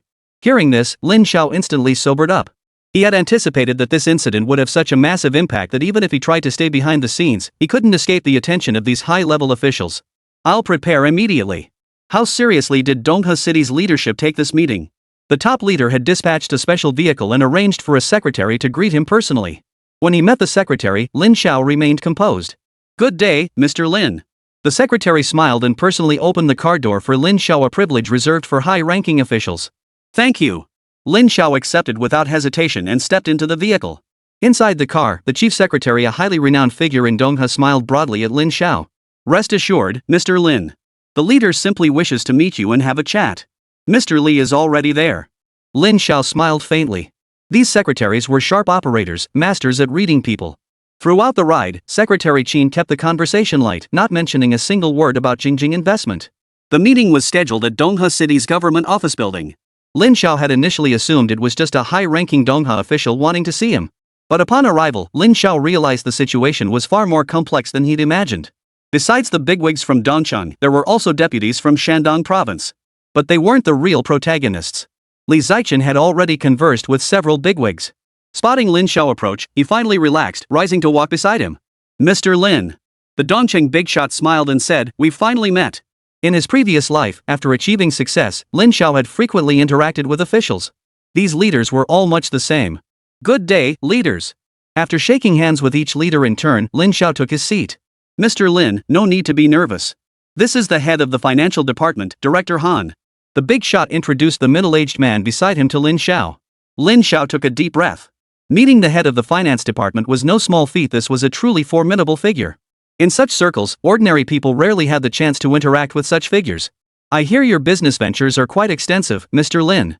Minister Han's smile made Lin Xiao's heart tighten. Facing such high-level officials, Lin Xiao naturally couldn't afford to relax even slightly. Not at all, sir. This is just a small operation of mine. Before arriving, Minister Han had prepared himself to meet a shrewd businessman. He hadn't expected that the mastermind behind the bold 75 million M coin short sale against Su Nation would be a young man approaching 30. After reviewing the materials, he could only describe it as astonishing. The meeting finally concluded at dusk. Lin Xiao dined at the office building's restaurant, accompanied, of course, by several officials. After wrapping up the discussions, Lin Xiao finally left the towering edifice of power, feeling considerably lighter. In the car, Li Zichen kept pressing his chest to steady his nerves, clearly shaken to the core. The fact that Minister Han from the financial department had personally appeared signaled how high the stakes had risen. This clearly proved that the Jingjing investment deal was far from an ordinary transaction. While they had made a fortune this time, the repercussions for Suguo would linger for years, perhaps even longer. Boss, next time you pull off something this big, please remember to give me a heads up first. Recalling today's events, Li Zichen felt as if he were in a dream. This is only the beginning, Lin Xiao replied with a faint smile. Despite agreeing to some demanding terms today, he had secured backing from higher-ups. As long as he stayed within legal boundaries, the higher-ups would give him the green light. In return, his future earnings must be invested domestically.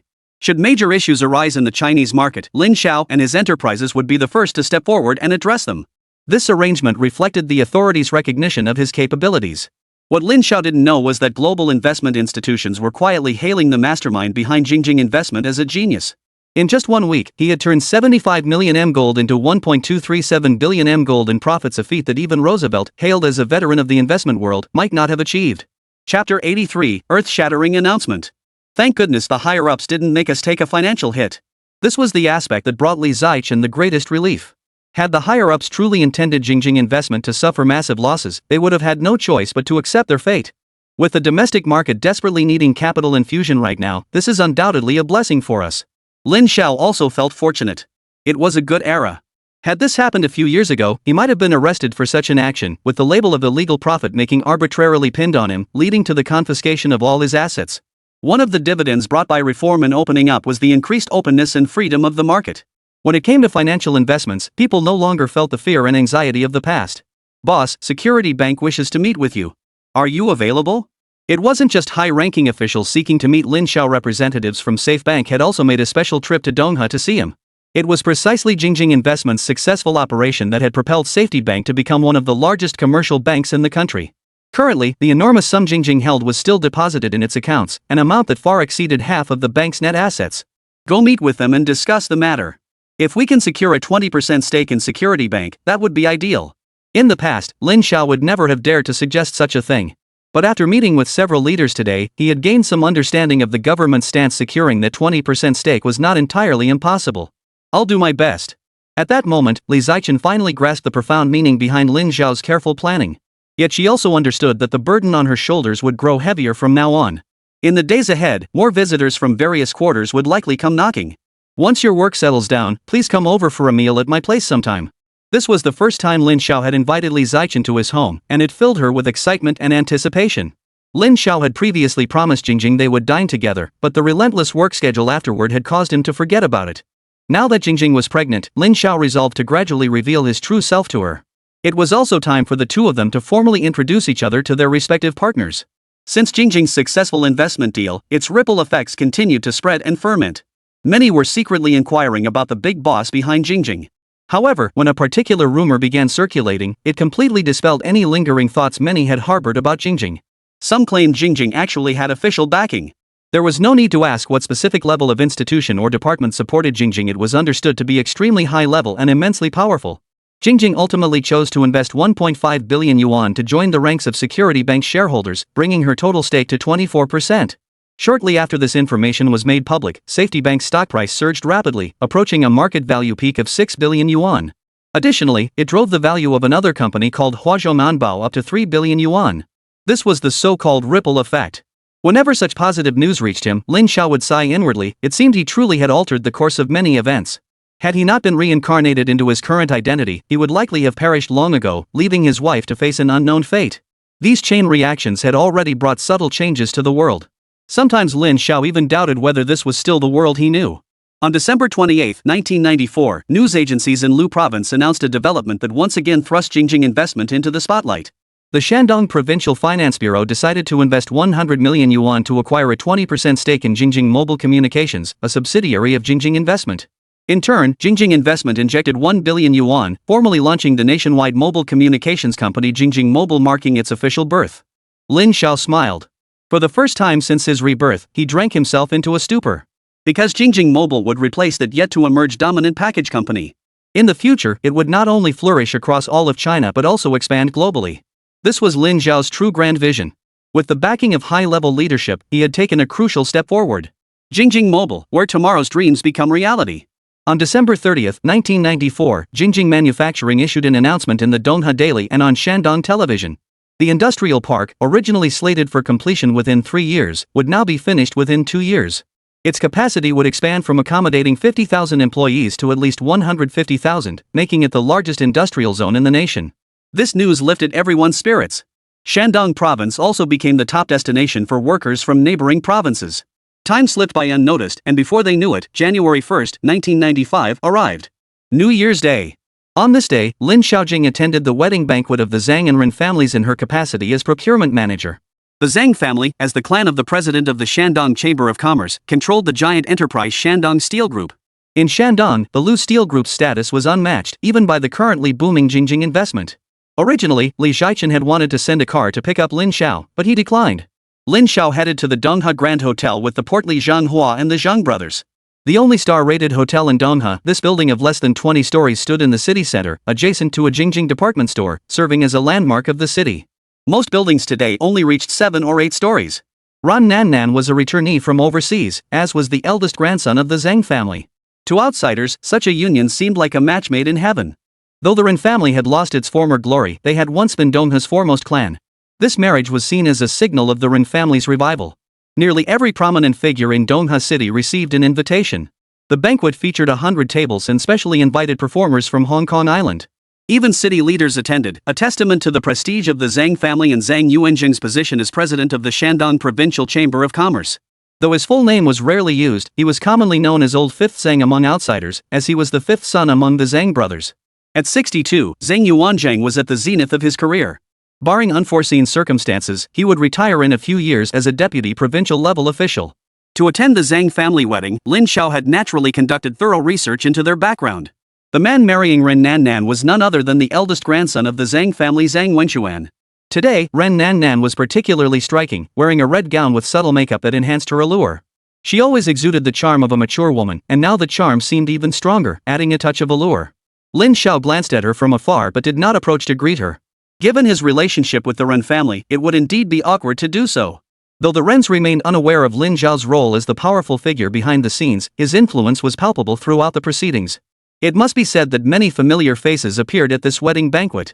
Nearly 70 to 80% of Jingjia Company's key figures were present: the Chu Yaonan couple, Qian Shishir, Lin Fanfang, Zhou Qian, Li Zichen, and others. With the addition of the fat man and himself, Lin Xiao couldn't help but chuckle. Naturally, the Jing Company group gathered together to sit. Those aware of Lin Xiao's identity seemed somewhat reserved, while those unfamiliar with the situation showed him no particular courtesy. Zhou Qian, in particular, immediately teased Lin Xiao upon seeing him. "Mr. Lin, attending the party solo today?" All eyes instantly turned to Lin Xiao. He had actually intended to bring Jingjing, but she had declined, saying she was busy. Understanding Jingjing's dislike for crowded gatherings, Lin Xiao didn't press the issue. "But you didn't bring your boyfriend either, did you?" She then pointed at Zhang Yunqi and suggested, "Little Zhang seems pretty nice. Why not pair you two up?" Before Zhou Qian could respond, Zhang Yunqi waved his hands repeatedly in refusal. "I already have someone I like." This blunt response made even Lin Xiao laugh out loud. This scene instantly left Zhou Qian feeling awkward. She intended to tease her brother-in-law but ended up getting dragged into the mix instead. "Who needs you anyway?" she retorted indignantly. Around her, the group of Jing Company executives continued their lively conversation, drawing the attention of many other guests. As a high-level guest, Li Zichen was seated at the main table, flanked by prominent figures from Donghua district. But at that moment, sitting in that seat felt unbearably uncomfortable for her. Not only did she have to navigate the delicate social dynamics among these important figures, but strangers kept approaching her for small talk. The groom, Zhang Yuanzhang, was riding high today, busy handling the endless stream of greetings. Only when he finally found a moment did he manage to extend his welcome to Li Zichen. "Having President Li grace us with her presence truly adds luster to the Zhang family. Even someone as assertive as Zhang Yuanzhang as usual appeared notably more deferential in the presence of this formidable woman whose personal fortune had skyrocketed past the 100 billion threshold within mere days. Chapter 84, The One in My Heart. Chairman Zhang, you're too kind. Li Zichen smiled faintly and said, our boss asked me to convey his apologies. He is currently abroad and unable to return for the time being. The Zhang family had attempted to invite the boss behind Jingjing Investment, but this boss remained elusive and had never made a public appearance. It's no problem. Not being able to meet the influential figure behind Mr. Li is truly a regret for me, Zhang. Whereas he had once been unconcerned about Jingjing Investment's true power behind the scenes, his perspective had now shifted entirely. Recent internal rumors about high-level officials in Lu province had made him especially wary. Though Lin Xiao was bickering with Zhou Qian, she kept a discreet watch on their surroundings. It could be said that the Zhang family wielded immense influence locally. Every guest here was a prominent figure in the Dongha region. Just then, an old acquaintance approached. This man was Yuan Happing, whom Lin Xiao had nearly forgotten. After the Finggu Town leather factory completed its restructuring, Yuan Happing felt it was no longer the right fit and voluntarily resigned. Xiao Chen. He harbored deep feelings for Zhou Qian. Originally, he had pursued Zhou Jing unsuccessfully and then turned his attention to Zhou Qian. Now, Zhou Qian was not only the deputy general manager of Jingjing department store, wielding significant power, but also the ideal partner Yuan Happing had always dreamed of. My uncle would like to invite you over for a meal sometime. Faced with Yuan Happing's ardent advances, Zhou Qian felt deeply uncomfortable, especially since she considered herself a rather conservative girl. Yuan Happing, I already have someone in my heart. With no other choice, Zhou Qian used this excuse to dismiss him. Truthfully, no matter how talented he was, she simply wasn't interested. Who? Tell me his name, I want a fair fight. Yuan Happing, fresh from studying abroad, proved far more persistent than Zhou Qian had anticipated. Even Qian Shanshan, the Qian family's heiress, chimed in with a smile. Xiao Qian, look how much he likes you. Doesn't that make you feel anything at all? Qian Shanshan and Zhou Qian were somewhat acquainted, as the Jingjing communications project she had taken over had originally been Zhou Qian's responsibility. Zhou Qian shot Qian Shanshan a glare and retorted, if you really like him, how about I give him to you? The two women chatted away, completely ignoring Yuan Happing standing nearby, leaving him at a loss.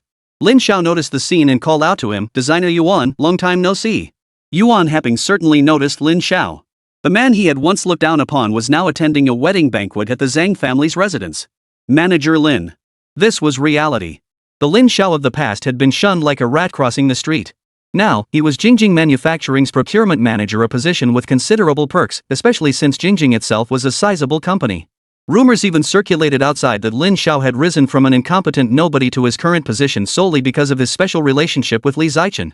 Even someone like Yuan Happing had to lower his stance in Lin Xiao's presence. Young Master Yuan, come sit here. Someone grabbed Yuan Happing and pulled him into a seat as soon as he entered the room. Seeing this man, Lin Xiao frowned slightly. It was Lu Changming, the general manager of Jingjing department store. He planted Yuan right next to Zhou Qian and asked with a smile, Xiao Qian, you don't mind, do you? Zhou Qian certainly minded inwardly, but since Lu Changming was her superior, she could only swallow her discomfort and say nothing. Manager Lin. Long time no see. Lu Changming approached, shaking Lin Xiao's hand firmly. In truth, they were merely acquaintances, not close friends. Back when Jingjing department store first opened, Lin Xiao had occasionally helped out. At the time, he thought Lu Changming handled things quite flexibly, which was why he recommended him to Li Zichen for promotion to general manager. After some time apart, Lu Changming had visibly changed from his former diligent self. Mr. Lu has become quite the rising star in the company. I look forward to your continued guidance. Lin Xiao responded with a smile, his gaze halting Zhang Wei and the others' actions. It's the least I can do.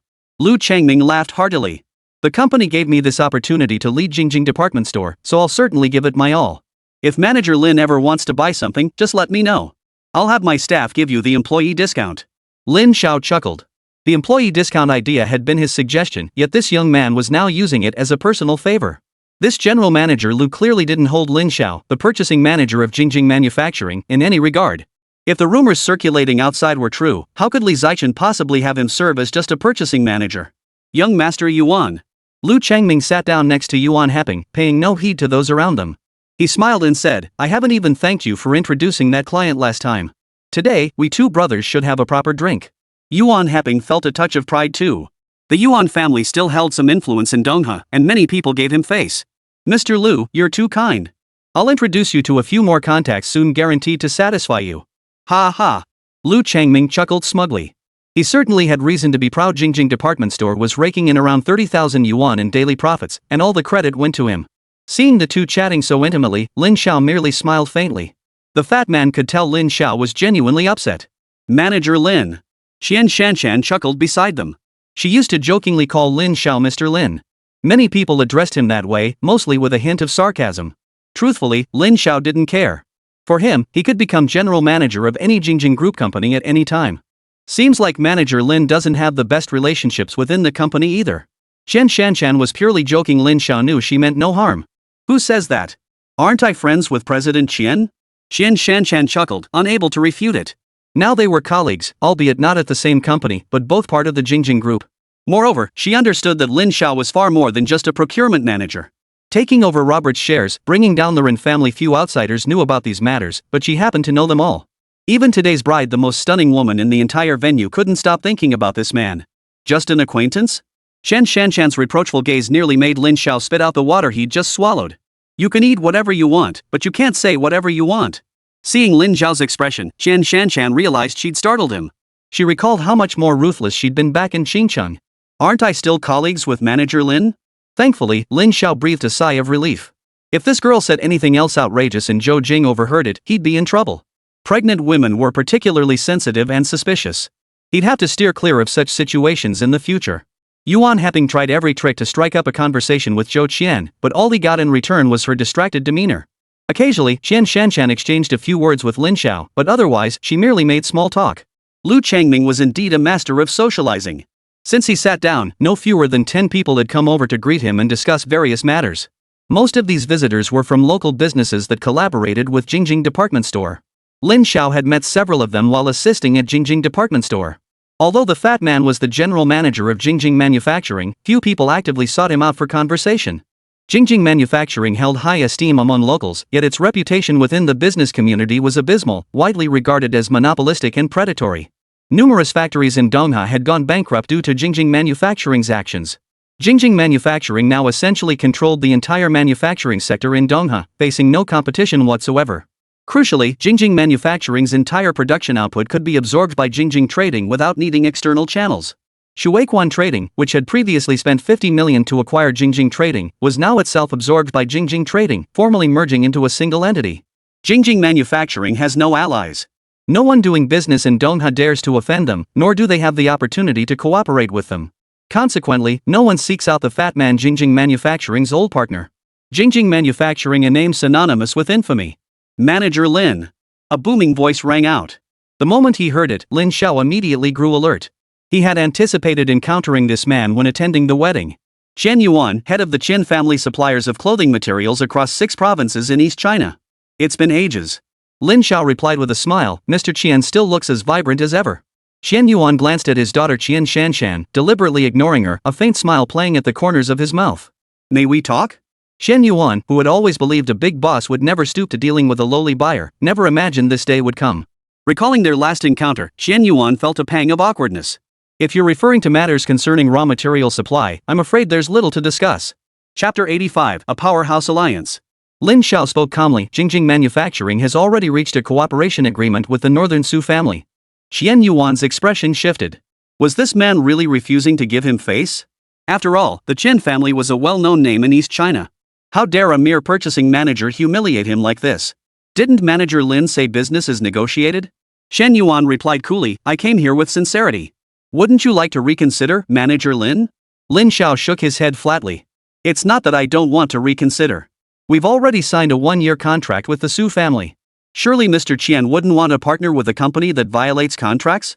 A cold gleam flashed in Chen Yuan's eyes. To business people like them, contracts were only binding on small companies without connections. Then it seems I'll have to go to your superior. He expected this to unsettle Lin Xiao, but to his surprise, the man merely smiled. Go ahead, Mr. Qian. With that, Chen Yuan stormed off, shooting Qian Shanshan a fierce glare before heading straight for Li Zichen's table. Lu Changming watched Chen Yuan's retreating figure inside. Manager Lin, antagonizing Mr. Qian won't do you any favors. Lin Xiao gave him a faint smile. Do you think I'm particularly close with Mr. Qian, Mr. Lu? Lu Changming hastily clarified, Mr. Qian is a figure of considerable stature. I've only had the privilege of meeting him twice, hardly what you'd call acquainted. But the Qin family holds significant influence in East China. If Jingjing Manufacturing doesn't cooperate with them, trouble could arise. Lin Xiao merely sneered inwardly, thinking this guy was such a phony in the old days, he'd have been a traitor. What kind of trouble? She asked calmly, does anyone dare to mess with Jingjing Manufacturing? She then turned to the fat man and asked, what do you think, Mr. Zhang? The question made the fat man grin from ear to ear. He boomed, let them try. The fat man spoke with confidence, knowing his interests were deeply intertwined with Lin Xiao's. Regardless of the reason driving Lin Xiao to take such action, even if it meant dismantling Jingjing Manufacturing entirely, the fat man and his crew would stand firmly behind her.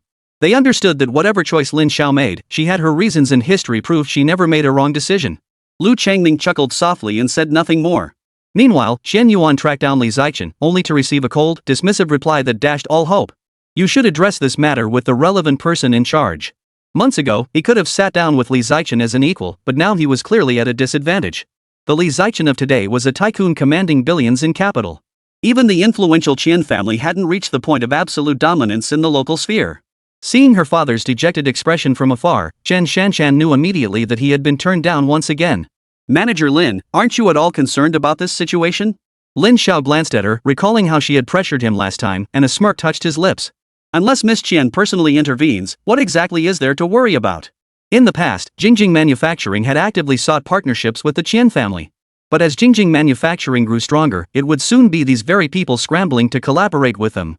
Lin Xiao's ambitions were far from confined to Donghe City, let alone the small province of Lu. Jingjing Manufacturing's ambitions extended far beyond the apparel industry. A startling plan lay hidden within Lin Xiao's heart, though the timing remained unripe. Even Li Zichen remained unaware of Lin Xiao's true ambitions. These matters must be approached step by step, realized gradually. Moreover, Jingjing Manufacturing wouldn't be content with merely establishing an industrial park in Donghe. Lin Xiao envisioned Jingjing Manufacturing spreading across the nation and even reaching the global stage. In terms of scale alone, Lin Xiao planned to transform Jingjing Manufacturing into the world's largest production facility and contract manufacturing base. The wedding commenced, hosted by Donghe Television's most stunning anchor, a clear testament to the Zhang family's prestige. Hong Kong celebrities took the stage to perform congratulatory songs, but Lin Xiao remained unmoved. Zhou Qian's eyes lit up at the sight of the female star. Yuan Heping, standing beside her, smiled at the reaction. Zhao Qian, if you want her autograph, I'll take you to meet her. Really? At the mere mention of meeting a celebrity, Zhou Qian's demeanor instantly transformed, and she flashed Yuan Heping a friendly smile. I'll take you later. Finally getting a chance to get closer to Zhou Qian, he certainly wasn't going to let this opportunity slip away. The female star singing on stage was a Hong Kong beauty, known as a pure maiden for her undeniable beauty. This singer had been Lin Xiao's goddess in his previous life. After Lin Xiao rose to fame in his previous life, he had encountered all kinds of women. Whether top-tier A-list stars or ordinary actresses, they frequently appeared in his social circle. However, although this woman has gained some fame nationwide, fate hasn't given her much time to truly flourish. It was truly surprising that the Zhang family managed to secure her. By all accounts, she should have been showered with awards by now and held a prominent position within the entertainment industry. Yuan Wuping's claim that he could get Zhou Qian's autograph from this star was quite astonishing. After all, this actress's status was no less than that of the so-called four heavenly kings. She was one of the few artists in the entertainment industry who refused to bow to power and influence, and she had once been Lin Xiao's favorite actress. Sister May. Just hearing that nickname speaks volumes about her standing in the industry. After the celebrity's congratulatory performance, it was Zhang Yuanjing's turn to give a speech, followed by the newlyweds' thank you remarks. The grand wedding banquet officially commenced, with exquisite dishes served course after course, and Maotai wine placed on every table. All of this served to highlight the formidable background of the Zhang family. The bride and groom began toasting guests table by table, starting from the main table. Finally, they reached Lin Xiao's group. The beautiful and poised MC delivered a few ceremonial remarks, and everyone stood to welcome them. Lin Xiao chimed in with a toast, "May Mr. Zhang and Miss Rin enjoy a century of blissful union." No matter how heartfelt the blessings from others sounded, Rin Ying had grown numb to them. Her smile had never faltered all day, for to her, this was merely a wedding arranged according to the Rin family's wishes. "Thank you." Her words surprised the groom, Zhang Wenchuan, standing beside her. Shen Shanshan gave Ren Ying a tight hug. She was the only one who understood the immense courage it had taken for Ren Ying to make this choice. By this point in the wedding banquet, the guests had mostly finished their meals, drunk their fill, and were heading home. As for those seeking to connect with important figures at the banquet, they had already exchanged private conversations. When Lin Xiao set down his chopsticks, both the fat man and Zhang Wei stood up. They knew Lin Xiao was ready to leave. "Everyone, please continue enjoying yourselves. We'll take our leave now." Qian Shanshan rose as well, unwilling to linger any longer. Just then, a figure approached them. In the bustling banquet, he wasn't particularly noticeable. Many guests moved through the banquet, nodding to acquaintances and passing strangers without a glance. But this newcomer walked straight up to Lin Xiao. He was an unfamiliar middle-aged man whom Lin Xiao didn't recognize at all. Manager Lin, my name is Zhu Junliang. I'm a member of the Shandong Provincial Chamber of Commerce. Lin Xiao frowned slightly, sensing this man meant business. Have we met before? Lin Xiao's calm tone caused Zhu Junliang's expression to turn cold. No, we haven't. Lin Xiao smiled faintly. I'm leaving now. The implication was clear. I'm leaving. Why are you blocking my way? Manager Lin, do you recall Director Feng from Donghua University? Zhu Jintao suppressed his anger as he stated his purpose. I don't recall. Is it that important? Lin Zhao's casual dismissal drew varied expressions from the onlookers. The Lu province circle wasn't huge, but it wasn't small either. Though the Donghua University incident had been reported vaguely in the papers, the inside story was known to some. That incident had left several prominent families in the Shandong Chamber of Commerce utterly disgraced. This Zhu Junliang was clearly just a representative sent to resolve the trouble. Manager Lin is indeed a busy man, no wonder he forgets things so easily. Zhu Junliang retorted coldly, it was because of Manager Lin that my son was detained by the police for 3 days. Don't you think you owe me an explanation? Lin Xiao looked at him, already having figured it out. Chen Suiyan had warned him about this earlier. But to Lin Xiao, this was merely a minor incident. What explanation? Lin Xiao replied with a light laugh, the police station isn't my family's business. You should be taking this up with the police, not me. Besides, you're blocking my way. Seeing this, the Zhang brothers were ready to act. They only needed Lin Xiao's word to escort this man out. Very well. Zhu Junliang sneered. Think you're some big shot and can act so arrogant?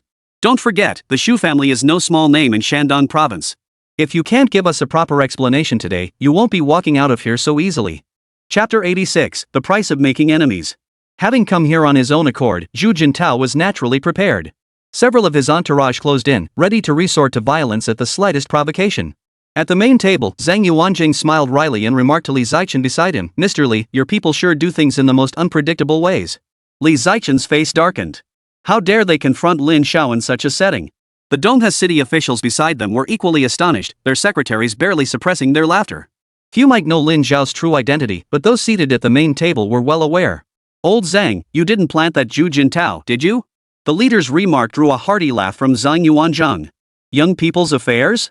What business would an old man like me have meddling in them? Though he spoke lightly, his eyes betrayed an unmistakable gleam of satisfaction. The leader sighed inwardly with resignation. The Zhang family was truly establishing its authority in the open this time. Jingjing Investment was riding high, with numerous ventures in Donghua City, making the Shandong Provincial Chamber of Commerce green with envy. Lin Xiao chuckled. Wasn't Zhu Jintao out of his mind, trying to make a move in front of so many people? Manager Lin. Zhu Jintao spoke coolly, as far as I know, just a few months ago you were nothing but a good-for-nothing ne'er-do-well, spending your days eating, drinking, and carousing, accomplishing nothing. I simply cannot fathom how Jingjing Investment could possibly employ someone like you, nor do I understand how you managed to climb to the position of purchasing manager at Jingjing Manufacturing. Why don't you enlighten us all? Lin Zhao's face turned ashen. So Zhu Jintao had never intended to fight at all, he just wanted to humiliate him in front of these Donghua dignitaries. I also heard that manager Lin's wife is now the administrative manager at Jingjing Manufacturing. Did she pull strings to get you that position?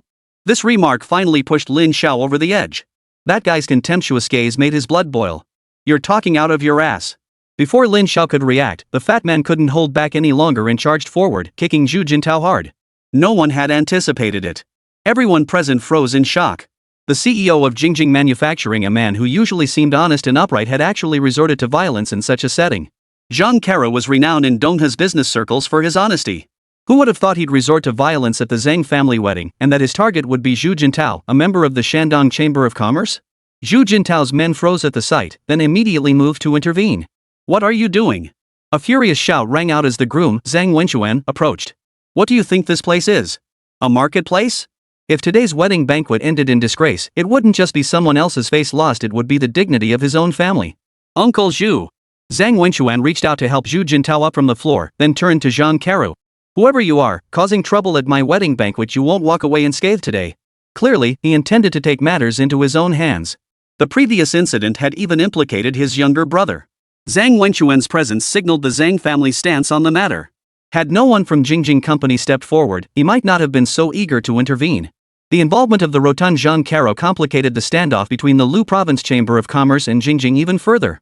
That's right. Let's see who among you walks out of here alive today. Ronnie Tian stepped forward with his men. He harbored the deepest resentment toward Jingjing Company among those present. At a glance, Lin Xiao's entourage was sparse. Only Zhang Wei, the brothers, and the hefty Zhang Kara stood by his side. Lin Xiao. Ran Ningdi's teeth gritted with rage. It was this man who controlled Jingjing Manufacturing's products, causing him to miss delivery deadlines and pushing the Ren family to the brink of ruin. You'll give me an explanation today. Yet Lin Xiao's eyes betrayed not a hint of tension. Whether it was Rennie Tian, Zhu Jintao, or even adding Zhang Wenxuan to the mix in his eyes, they were all insignificant players. The Ren family, the Zhang family. Lin Xiao said calmly, are you declaring war on Jingjing Manufacturing?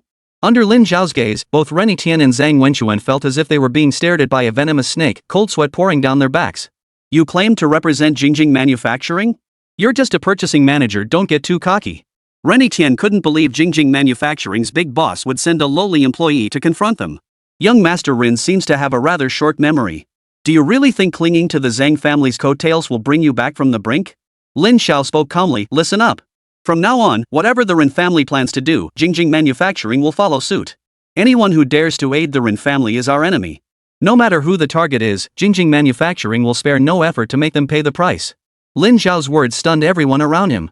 It was utterly incomprehensible that a mere purchasing manager would make such bold declarations. However, Zhang Karo then calmly addressed the assembled crowd. Manager Lin's words represent Jingjing Manufacturing's stance. From now on, anyone with ties to the Rin family is our enemy. Whoa! No one dared to underestimate Lin Xiao's words anymore. After all, as Jingjing Manufacturing's general manager, Zhang Karo's stance naturally represented the company's position. Rumors had long circulated that Jingjing Manufacturing's purchasing manager held more sway than the general manager, and now it seemed those whispers were true. Many eyes turned to the main table, where Jingjing Investment's general manager, Li Zichen, sat. Strictly speaking, Jingjing Manufacturing was merely a subsidiary controlled by Jingjing Investment. Would Li Zichen allow someone from his own portfolio company to act so recklessly? Wouldn't that be tantamount to simultaneously provoking the entire Shandong Chamber of Commerce? Li Zichen stood up, drawing everyone's attention. She glanced in Lin Xiao's direction with a smile and declared, I'm merely an investor. I don't interfere with Jingjing Manufacturing's day-to-day operations. No interference whatsoever. When she uttered those words, everyone present was stunned. Even Zhang Yuanzhang was taken aback. Had Li Zichen lost her mind? After all, Jingjing Manufacturing was wholly owned by Jingjing Investment. What possible motive could she have for allowing Jingjing to proceed unchecked?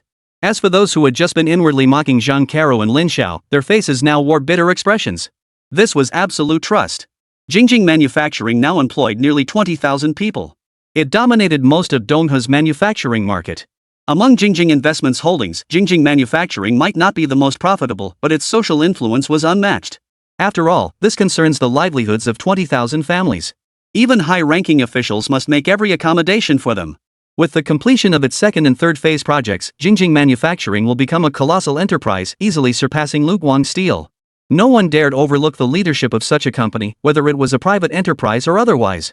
Upon hearing Li Zichen's words, many abandoned their plans. Ran Tian's face drained of color. He could target Jingjing Manufacturing and resort to any means for revenge, but to confront the entire Jingjing Investment? Not even the Ren family at its peak could have managed that, let alone now. This is madness. The senior leader from Donghe province at the main table rose abruptly. After a glance at Zhang Yuanzhang, he turned to Lin Xiao and the others, his voice low and stern. Jingjing Manufacturing is our city's flagship enterprise. It's now the primary contributor to provincial tax revenue. What exactly are you trying to achieve? Do you intend to destroy Jingjing Manufacturing? The senior official's words carried significant weight, though those present hadn't fully grasped his intent. Whatever you intend to do, if it causes too much disruption, don't blame me for being ruthless. With that, the leader, accompanied by his secretary, shook hands with Li Zichen and turned to leave. This move finally made it clear to everyone, in this competition with Jingjing Investment, the senior official stood firmly on Jingjing Investment's side. Zhang Yuanzhang's hand trembled slightly as he stared sternly at his grandson, Zhang Wenxuan. Hurry up and apologize to President Zhang and Manager Lin. Realizing the gravity of the situation, Zhang Wenxuan took a deep breath and forced a smile. Mr. Zhang, Manager Lin, I apologize. I had a bit too much to drink at my wedding today and spoke out of turn earlier. Please forgive me. To be able to let go so easily this eldest grandson of the Zhang family was truly extraordinary. Even Lin Xiao had nothing more to say at this point. She gave Zhang Wenxuan a meaningful look and smiled, well then, we shan't keep you. Young Master Zhang, if you're tipsy, perhaps it's best to retire to your bridal chamber early. With that, Lin Xiao led Zheng Wei and the others out. This time, no one attempted to stop them. Even Rennie Tian could only watch silently as Lin Xiao and her group walked out of the banquet hall. After such an unexpected turn of events, who could possibly remain in the mood to linger over dinner and conversation? Guests began rising to take their leave one by one. The incident that had just unfolded required time for everyone to process and accept. Particularly telling was the senior leader's departure. He didn't even exchange greetings with the Zhang family. Instead, he shook hands with Li Zichen and left. This gesture spoke volumes. Stepping out of the hotel, Lin Xiao immediately spotted a figure. The figure stood elegantly to the side, a cigarette tucked between his fingers, though it remained unlit. The scene resembled a movie poster, etching itself deeply into his memory. Chapter 87, Sister Mei. Sister Mei. Lin Xiao instinctively called out the name. Mei Xinfang turned to look at Lin Xiao and smiled. Her smile made the cold winter seem less bitter. Earlier on stage, the distance had prevented Lin Xiao from getting a good look. Now, up close, he realized Mei Jia was even more beautiful than her photographs. Though everyone in the industry called her Sister Mei, she was actually a year younger than Lin Xiao. Would you like an autograph? Mei Xinfang was exceptionally down to earth, showing none of the typical celebrity airs. No, thank you. Lin Xiao smiled indifferently. Just seeing Sister Mei in person is enough for me. I have something I want to say to Sister Mei. Recalling her misfortunes in a past life, Lin Xiao felt a pang of sorrow. Sis Mei, please make sure to rest properly and don't overwork yourself. When you have time, remember to go to the hospital for a thorough checkup. After saying this, Lin Xiao led Zheng Wei and the others away. Mei Xinfang watched Lin Xiao depart, a faint smile touching her lips. She had indeed been feeling rather fatigued lately, but for someone of her stature, there were many obligations she simply couldn't decline. Just then, her agent approached and whispered, Sister Mei, we should be going now. Yes, we've fulfilled our courtesy. Let's go. Mei Xinfang and her agent departed. Whether she would heed Lin Xiao's advice to get a checkup was a matter for another day. Lin Xiao didn't ask for an autograph, for he was truly satisfied with this encounter. He wasn't a fanatic with his wealth, he could meet anyone he desired. Reminding her to take care of her health was, in a way, his own small contribution. Lin Xiao didn't wish to alter the course of history. But he hadn't anticipated that soon, their paths would cross again. Perhaps this was fate. On New Year's Eve, snow suddenly fell over Dongha, blanketing the entire city in a layer of silver. Production of Jingjing's fur products and blankets began in earnest.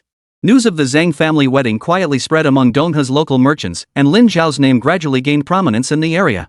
Refusing Qian Yuan and standing up to the Zhang family's young master had made Lin Xiao's reputation soar. Meanwhile, Li Zichen's attitude sparked speculation. Amid the blizzard in Dongha, Jingjing had become an unstoppable force in the business world. Meanwhile, a small family gathering was underway at Lin Xiao's home. Upon learning that Li Zichen would be attending, Zhou Jing stocked up on groceries. She also invited her cousin Zhou Qian to help out. Together with Li Xiangjing, the three women bustled about in the kitchen. Only Lin Xiao remained curled up on the sofa, unable to move. It was simply too cold outside. After hearing about the incident at the Zhang family wedding from Zhou Qian, Zhou Jing privately complained about Lin Xiao causing trouble, insisting he must properly thank the big boss, Li Zichen. Even with the heat on, the biting cold of Shandong was relentless. These days, Lin Xiao rarely bothered going to the company unless something special came up. Li Zichen didn't come empty-handed on his first visit, bringing numerous gifts. Now, Li Zichen had become a central figure in Jingjing's investments, and wherever she went, several bodyguards accompanied her. A private driver, assistant, and bodyguard had become her standard entourage. She hadn't wanted it this way, but Lin Xiao insisted. After all, as a woman controlling billions in assets, she had to guard against those with ulterior motives. This was also Zhou Jing's first formal encounter with Li Zichen.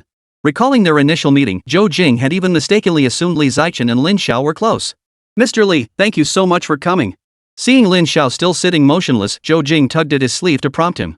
Hurry up and get Mr. Li a glass of water. Li Jingtian, who was right beside Li Zichen, immediately offered, Auntie, let me get the water for Mr. Li. Li Zichen smiled faintly. Actually, I've been meaning to come see you for quite some time. Since Li Zichen was younger than Lin Xiao, the term auntie made Zhou Jing feel a bit awkward. Just call me by my name. You can say Zhou Jing or Jingjing. Truthfully, if they hadn't discussed the matter beforehand, Li Zichen would have nearly blurted out boss's wife. Alright then. You don't have to keep addressing me so formally as Ms. Li. Let's treat each other like sisters, just call me sister from now on. This unexpected warmth caught Zhou Jing off guard. Are important people usually this approachable? Don't jump to conclusions. I've known Lin Xiao for 2 or 3 years now. He once saved my life. This story had actually been pre-arranged to avoid any misunderstandings from Zhou Jing. In truth, it was pretty much accurate. Had I not met Lin Xiao, I probably wouldn't have survived this long. In a way, you could say he gave me a second chance at life. He never told me any of this. Zhou Jing shot Lin Xiao a displeased glance before quickly warming up to Li Zichen. She gradually realized he wasn't the unapproachable type after all, and eventually joined him in the kitchen to help prepare food. Now, Li Jingtian got along very well with Zhou Jing and the others. But when facing Lin Xiao, she still felt slightly nervous and uneasy, as if she were a junior being scrutinized by an elder. Just relax here like you're at your own home. No need to be as stiff as you are in the office. Li Jingtian nodded and joined the bustle in the kitchen. Fortunately, this courtyard had once belonged to a wealthy family, and the kitchen was spacious enough for 5 women to work simultaneously. The driver and security guard were sitting idly nearby, resting. These personnel had been specially arranged by Zhang Liha. Knowing Lin Xiao's background, they dared not show the slightest disrespect. The female members began serving their dishes one by one, sharing the delicious meals. Even the driver and security guards had a dedicated table for their lunch. During the meal, Lin Xiao dug in without regard for etiquette, not joining the ladies' conversation. After the meal, Zhou Qian and Zhou Jing took charge of clearing the area. At that moment, Li Xiaochen gazed at the space filled with a homely atmosphere, a faint smile touching her lips as she remarked, "Sometimes I truly envy you for having such a warm little haven." Lin Xiao smiled too. Li Xiaochen was, after all, a woman. She murmured softly, "When you meet the right man, you too can start a new life." A new life. Li Xiaochen forced a smile and stole a glance at Lin Xiao. No one knew that in her darkest moments, she feared nothing, not even death, and had contemplated ending it all. But this man before her had given her hope. In just a few months, he had propelled her to the center of the financial world. She could do what she loved most and realize her dreams. And all of this was brought to her by the man by her side. Sometimes she wondered, if one day this man took it all back, what would she have left? Lin Xiao had given her dividend-paying stocks, but no matter how much money she had, it remained nothing more than cold, hard numbers to her. After experiencing a man like Lin Xiao, what other man in this world could possibly touch her heart? Even if she ventured out now, what man would dare approach her? Wasn't it widely rumored that she was the woman behind the big boss of Jing Investment? Li Xiaochen desperately wished to turn those rumors into reality, but he knew full well that this man had eyes only for his wife. Jingjing is truly a remarkable woman. Li Xiaochen sighed. This kind of life was exactly what she had always dreamed of. You don't even have to say it. Lin Xiao chuckled. Of course my wife is the best. Li Xiaochen smiled. A boss like this was genuine. Following him, even if life remained just like this forever, it would be worth it. Zhou Jing warmly saw Li Xiaochen off, arranging to meet again when they had time. Zhou Qian, that girl, now frequently dropped by Lin Xiao's place whenever she had free time, saying it was warm here and convenient for work. With plenty of rooms in the house, Lin Xiao let her be. That night, just as Lin Xiao slipped under the covers, the bedroom door slid open. Recognizing the familiar scent, Lin Xiao smiled softly. Zhou Jing felt her way into Lin Xiao's bed. She hadn't shared a bed with him since becoming pregnant. This period had nearly driven Lin Xiao mad, but he'd endured it. "Husband, I know it's been tough for you," Zhou Jing whispered softly to Lin Xiao. Sigh. Lin Xiao took a deep breath. The sensation was incredibly thrilling. That night, the two finally held each other tightly and slept soundly. Day after day passed, yet the blizzard showed no sign of letting up. Chapter 88, The Collective Meeting. Mid-January 1995, with 20 days left until the Spring Festival. Lin Xiao convened the first General Assembly at Qingyun Pavilion. This marked the first time since Jingjing Investment's founding that Lin Xiao, in his capacity as CEO, had gathered all key executives from affiliated companies. All attendees were top executives from Jingjing's corporate portfolio. These included Jingjing Investment, Jingjing Manufacturing, Jingjing Department Stores, Jingjing Real Estate, Jingjing Trading, and Jingjing Communications. In Dongha alone, Jingjing controlled 6 core companies. According to Lin Xiao's vision, these subsidiaries would gradually transition toward independent operations. The primary executive of Jingjing Investment was Li Xiaochen. She not only managed Jingjing Investment but also oversaw operations across several other departments. She even concurrently served as general manager of Jingjing Communications, while Chen Shanshan effectively held only a special assistant role within that division. Chen Shanshan and Zhou Qian were not invited to this meeting. Attendees included Li Xiaochen, Zheng Caro nicknamed Fatso, Zhang Wei and his younger brother Zheng Xiaoxi, Lin Fangfang, and Zhang Donglai, who oversaw Jingjing real estate projects. Zhang Donglai was Lin Fangfang's uncle and had previously been the owner of this Qingyun Pavilion. Regarding the selection of a manager for Jingjing real estate, no more suitable candidate could be found at short notice. Ultimately, through Lin Fangfang's introduction, her uncle was entrusted with the task. Lin Xiao had arrived ahead of schedule before the meeting formally commenced. Fatso was the first to arrive, followed by Zhang Wei, the nominal general manager of Jingjing Trading, and his deputy, his younger brother Zheng Xiaoxi. In reality, however, the two brothers functioned more as Lin Xiao's personal bodyguards. Whenever he was active within the Dongha area, they never left his side. They absolutely refused to entrust Lin Xiao's security to anyone else. By the time Lu Changming arrived at the meeting venue, everyone except a few key figures who were still absent had already taken their seats and were waiting. Zhang Donglai and Li Xiaochen were still absent, reportedly scheduled to arrive later. Facing the imminent meeting with the big boss, Lu Changming felt quite excited. After all, someone had specifically informed him today the boss wanted to see everyone. After all, as the billionaire behind Jingjing Investment, even a minuscule share of its profits would be enough to ensure him a life of comfort. Even though he had only occupied the coveted position of Jingjing Department Store's general manager for a mere 3 months, the benefits he had already gained far exceeded the combined wealth most people could accumulate over a lifetime of struggle. "Hello, Mr. Zhang." Among this group, only the portly Zhang Caro received Lu Changming's deliberate greeting. In his eyes, Zhang Caro was the only other executive on his level, making him somewhat tolerable. Unfortunately, Zhang Caro seemed to completely ignore his greeting, closing his eyes to rest. Shortly after, the latecomer Zhang Donglai entered the room and explained, "My apologies, everyone. There was a delay at the construction site." After brief pleasantries, Zhang Donglai quietly found a spot to sit and wait. Another 10 minutes or so passed before Li Zichen finally entered the room. She looked visibly exhausted, clutching a stack of documents in her hand. The moment she entered the conference room, everyone present except for Lin Xiao immediately stood to greet her, greeting her in unison, "Good afternoon, President Li." Within the corporate hierarchy, Li Zichen held authority nearly equivalent to that of the actual controlling shareholder. Even those usually close to her, like the fat man, dared not be disrespectful in her presence, all displaying utmost deference. After joining the others in their greeting, Lu Changming noticed a detail. Although everyone else had risen to salute Li Zichen, Lin Xiao, as the purchasing manager, remained seated. "Manager Lin, are you blind? Can't you see President Li is here?" Lu Changming intended to impress Li Zichen, but the moment the words left his mouth, he realized every pair of eyes was fixed on him. Li Zichen abruptly slammed the documents he was holding onto the table, clearly angered. Lu Changming assumed she was venting at Lin Xiao. He smugly thought to himself, "Let's see how Ms. Li deals with this junior manager." "Mr. Lu," Lin Xiao said calmly, "you're a veteran employee of Jingjing Department Store. I remember your achievements during the store's opening phase. Let's start today's meeting by discussing Jingjing Department Store's issues." The words had barely left his mouth when Lu Changming froze, stunned that such a meeting would be chaired by a mere purchasing manager. Lin Fangfang spoke up. Under the guise of celebrating his birthday, Mr. Lu invited Jingjing Department Store's suppliers and accepted gifts in cash totaling 31,000 yuan. On October 30, 1994, Mr. Lu hinted to the candy supplier to present him with a gold ring worth 3,000 yuan. On November 3, 1994, Mr. Lu. As Lin Fangfang exposed each incident, Lu Changming's expression grew increasingly grim, beads of sweat forming on his forehead. "Let me explain. It's not what you think." Lu Changming felt panic rising within him. These matters had been handled so discreetly, yet Lin Fangfang had uncovered them. "Mr. Lu, don't get flustered. There's more." Lin Fangfang continued reading aloud. December 12, 1994, Mr. Lu and Ren Tian, the eldest son of the Ren family, discussed how to embezzle funds from Jingjing Department Store at the Imperial Bathhouse. January 4, 1995, Mr. Lu. Lin Fangfang read out over 20 entries. By this point, Lu Changming had slumped into his chair. Every incident, every detail was recounted with pinpoint accuracy, as if witnessed firsthand. Mr. Lu obtained 1,375,380 yuan in illicit gains from Jingjing Department Store. Hearing that figure, even Lin Xiao was startled. How could someone embezzle such a large sum from a small department store like Jingjing? Bang! Lin Xiao slammed his fist on the table. Everyone jumped to their feet, startled, like children caught misbehaving. "This is outrageous, Lu Changming. Isn't your monthly salary of 2,000 yuan plus the year-end bonus enough for you? Jingjing Department Store is company property, not your personal bank account."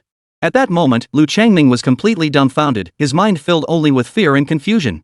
"Over 1.37 million yuan. Are you going to hand it over voluntarily, or do I need to report this to the Public Security Bureau?"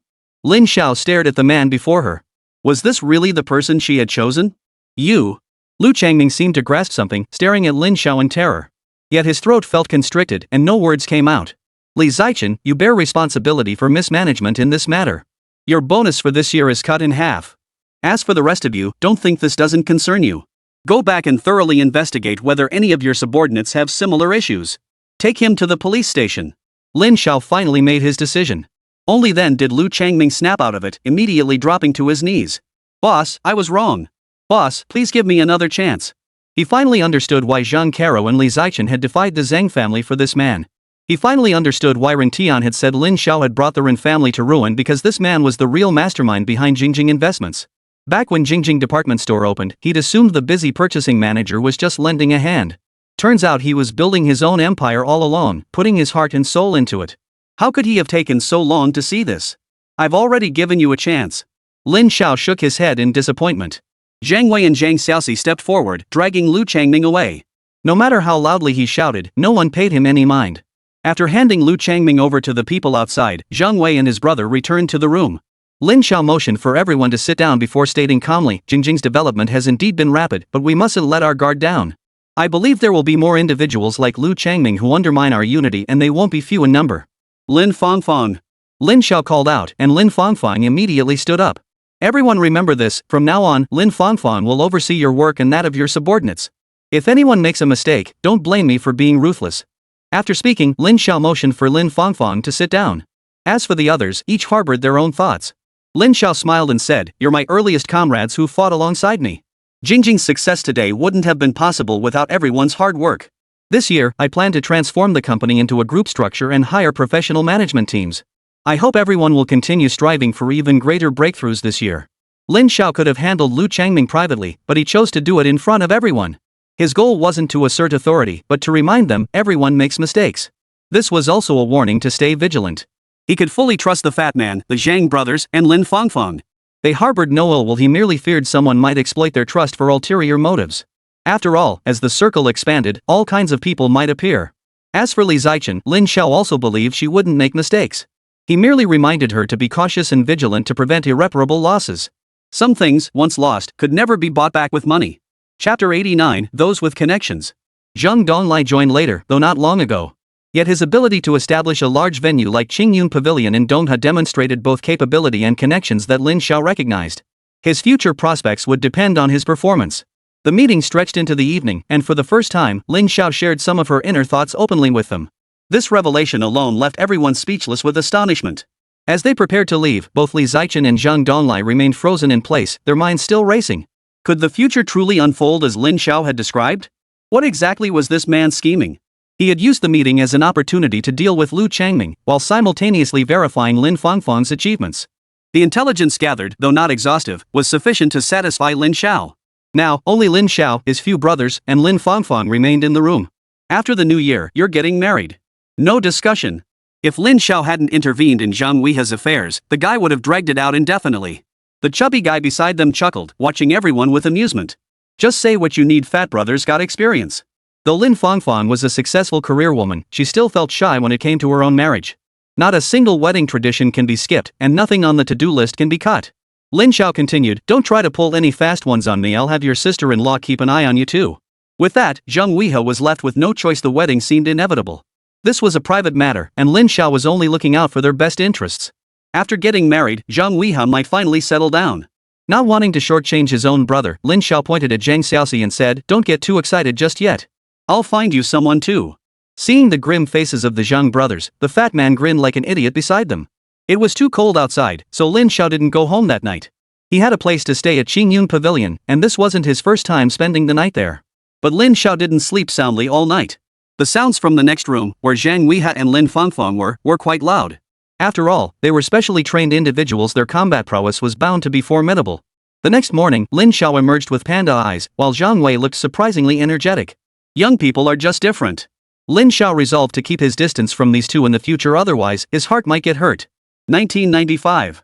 For Lin Xiao, this was an era brimming with opportunity.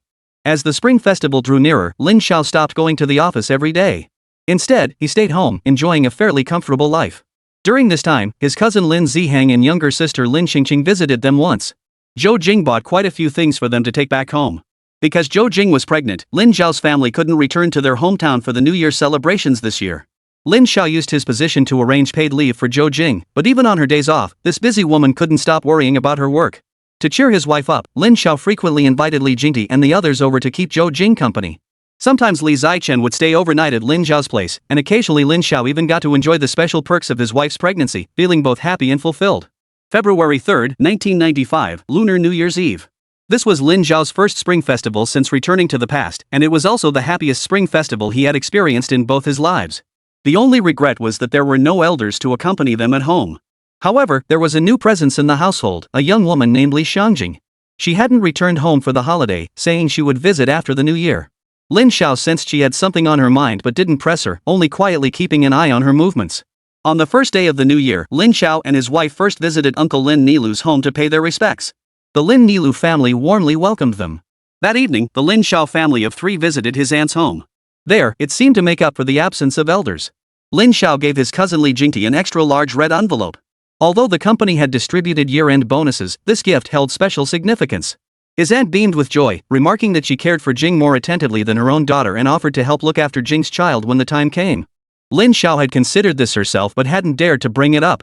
With her aunt offering it voluntarily, Lin Xiao took the gesture to heart.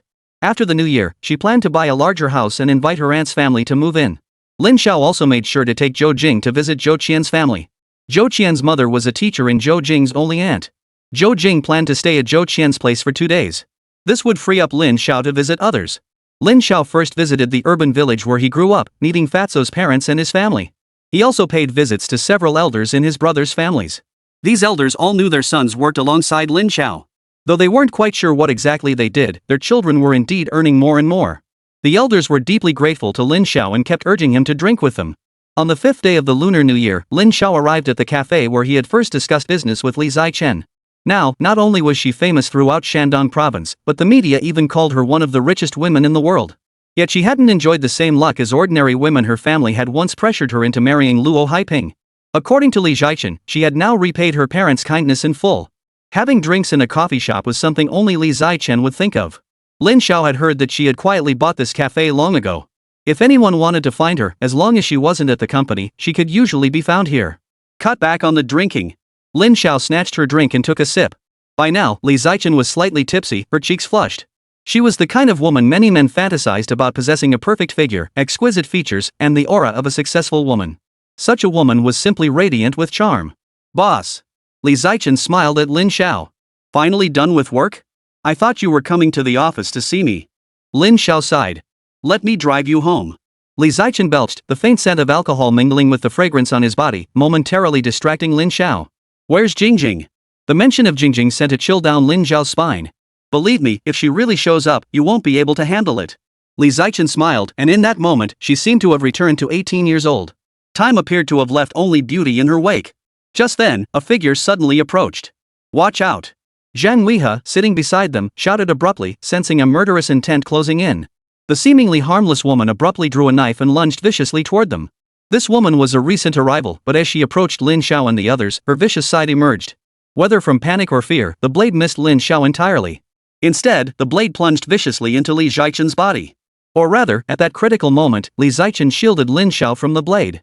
Zhang Weihe and Zhang Xiaoxi attacked from both sides, kicking the assassin several meters away. The frail woman, unable to fight back, crashed heavily to the floor. The other patrons in the cafe watched in horror. Boss. Li Zichen collapsed into Lin Xiao's arms, her face deathly pale. She gazed at him and whispered, I finally got to do something useful for you. Lin Xiao quickly pressed his hand over her wound, the knife still lodged there. Don't talk. You'll be fine. Lin Xiao shouted, call an ambulance. Bodyguards gathered anxiously around them, fearing more assassins. No one had expected the seemingly harmless woman to suddenly draw a knife and attack. A car arrived outside shortly. Holding Li Zichen, Lin Xiao whispered, you absolutely must not be harmed. Otherwise, what about Jingjing's investment? A cold gleam flashed in Lin Xiao's eyes. Zhang Weihe instantly understood his meaning and swiftly had the fallen woman bound and thrown into another vehicle. Li Zichen's bodyguards alone required 2 vehicles. Adding the third car Lin Xiao had borrowed from the company for warmth, they had 3 vehicles in total. The driver immediately sped toward the nearest hospital, while Li Zichen's assistant had already contacted the medical facility to prepare. News of Li Zichen's injury spread instantly throughout Donghua City. As the general manager of Jingjing Investment and a key figure in a billion-dollar conglomerate, this incident enraged Donghua City's leadership. Inside the ambulance, however, Li Zichen smiled. This is the happiest day of my life. Outside the First People's Hospital, Director Li Qingshan stood waiting with all the department heads. They had just received a call from higher-ups, a VIP had been stabbed and was being rushed in for emergency treatment. Senior leadership was en route and had instructed that his safety be guaranteed at all costs. Shortly after, 3 identical Crown sedans pulled up. The sheer scale of the convoy alone signaled the extraordinary status of its occupants. A group of men in black emerged first, followed by the opening of the door to the middle vehicle. In Donghua, few individuals commanded such treatment. Lin Xiao carried the unconscious Li Zichen out of the car, his body already stained with a large patch of blood. Chapter 90, Emergency Treatment. Doctor. Quick, call a doctor. Lin Xiao shouted twice before Li Qingshan personally rushed over with 2 hospital administrators, pushing a gurney. Sir, please calm down. I'm Li Qingshan, the hospital director. Before Li Qingshan could finish, Lin Xiao cut him off. I don't care who you are. You save her today, or I'll make sure no one here gets paid. Hearing this, though he felt uneasy, Li Qingshan recalled the earlier warning from the senior leader's secretary. He realized this man might indeed follow through on his threat. Sir, please secure the patient first. We'll begin emergency treatment immediately. Several senior hospital administrators were intimidated by Lin Zhao's imposing presence, not daring to breathe a word. Family members of nearby patients watched the scene in stunned silence. Even after Li Zhichen was wheeled into the operating room, Lin Zhao's emotions remained unsettled. Zhang Wei and his brothers paced anxiously nearby. Everyone understood how crucial General Manager Li was to Lin Zhao. The true target of this assassination attempt wasn't Li Zhichen, it was Lin Zhao herself. To protect Lin Zhao, Li Zhichen had sacrificed himself to block the knife. By doing so, she only deepened the sense of debt Lin Zhao felt toward her. Weha, find out who did this immediately. Those who sought to harm him either knew his true circumstances or harbored grudges from past conflicts. Either way, this incident made Lin Zhao acutely aware of the dangers lurking all around. Also, reinforce security for my wife and family. Their safety is non-negotiable. Lin Zhao hadn't forgotten his family's safety. With no certainty about what further extreme actions the perpetrator might take, this was the only precaution he could make. At this very moment, the entire city of Donghua was in an uproar over the incident.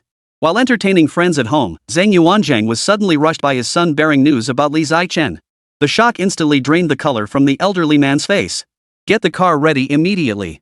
I need to go to the hospital right away to check on the situation. After his son left, the friends present were puzzled. What could possibly make old Zhang so anxious? Brother Zhang, did some big shot get into trouble? Zhang Yuanzhang gave a helpless smile. If it were just an ordinary official, it wouldn't be such a big deal. But this time, my family might get dragged into it. His friend chuckled, you make it sound so serious. Who in Shandong province would dare cross you? Li Zichen, the investor in the Jingjing project, was attacked. As soon as Zhang Yuanzhang mentioned this, his friend's expression changed instantly. I never imagined anyone would be so brazen. Besides Zhang Yuanzhang, other influential figures in Donghua had also rushed to the city's First People's Hospital upon hearing the news. Company executives were also on their way. Li Jingtian and Wu Meng, who were on good terms with Li Zhichen, arrived the fastest. Li Zhichen now had several assistants, with Li Jingtian holding the highest position and managing the entire assistant team. At such a critical moment, with this incident unfolding, no one could stay at home. Zhou Qian also hurried over from Jingjing Department Store. Although she was currently only the administrative vice president of Jingjing Department Store, the position of general manager was vacant. The previous general manager, Lu Changming, had been arrested by the Public Security Bureau. Before the new year, Jingjing Department Store launched a major Spring Festival promotion with advertisements everywhere. They set a sales target of 30 million yuan. Now, with more than half the time elapsed, the sales target had long been surpassed, potentially reaching 40 or even 50 million. During this period, Zhou Qian learned a great deal. She had always assumed that all the promotional plans were devised by Li Zichen. Having interacted with Li Zichen frequently, upon hearing she had been stabbed, Zhou Qian rushed straight to the hospital. But upon arriving at the hospital, she found it was absolutely packed. It wasn't due to an influx of patients, but rather a gathering of Donghua's local dignitaries. The Public Security Brigade had stepped in to maintain order, and ordinary people could only wait in the snow and wind, unable to enter the hospital. This being a public facility, security guards guarded the entrance strictly. Without permission from inside, even the most high-ranking individuals had to wait outside. At this moment, those permitted to wait outside the operating room were Lin Zhao's closest associates. This included Lin Fangfang, Zhang Wei, and his brothers, as well as Li Jingti and Wu Meng.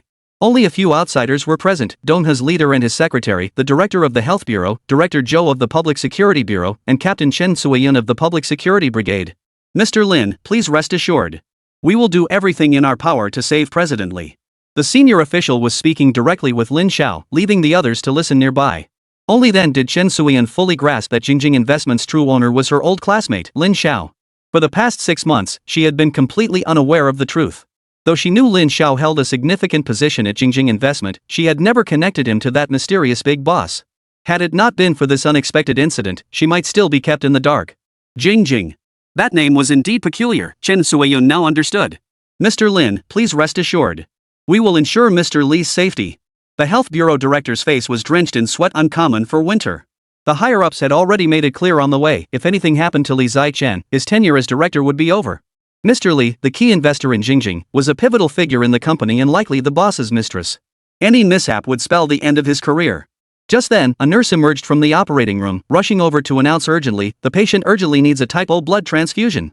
The hospital's type O supply is exhausted. Please check if anyone nearby has type O blood.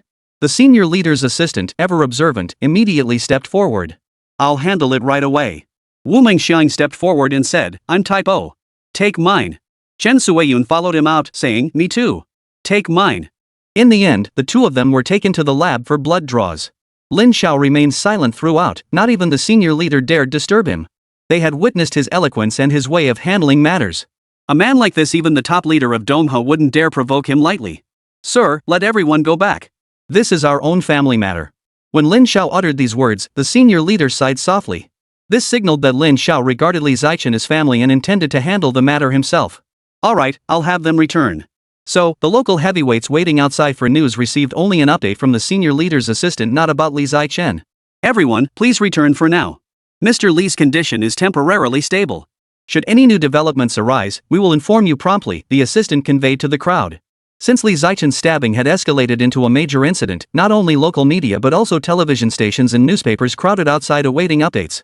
Both the authorities and Jingjing Investment Company needed to maintain a unified front regarding external speculation.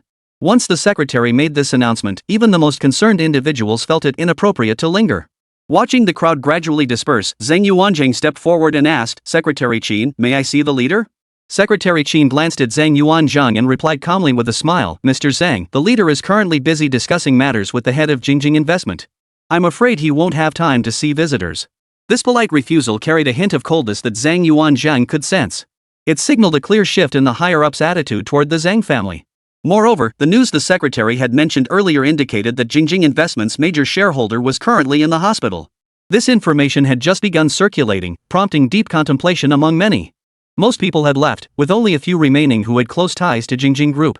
Individuals like Zhou Qian and Qian Shishir, for instance, were employees of companies under Jingjing Group. "Sis Shishir, do you think that major shareholder is really in there?" Zhou Qian asked her colleague curiously. Since joining Jingjing several months ago, she had rotated through several departments and was now part of the management team within the Jingjing system. Yet she had never met this mysterious shareholder. Qian Shishir, who had also never met him, sometimes questioned the very existence of this major shareholder. On several occasions, she even wondered if Lin Xiao might be playing a double role. Yet no matter how she considered it, she believed that even with Lin Xiao's considerable abilities, he still paled in comparison to the true force behind Jingjing. After all, that entity had once influenced a nation's economic market operations with tens of millions of dollars. It must be true. Those guys are protecting him.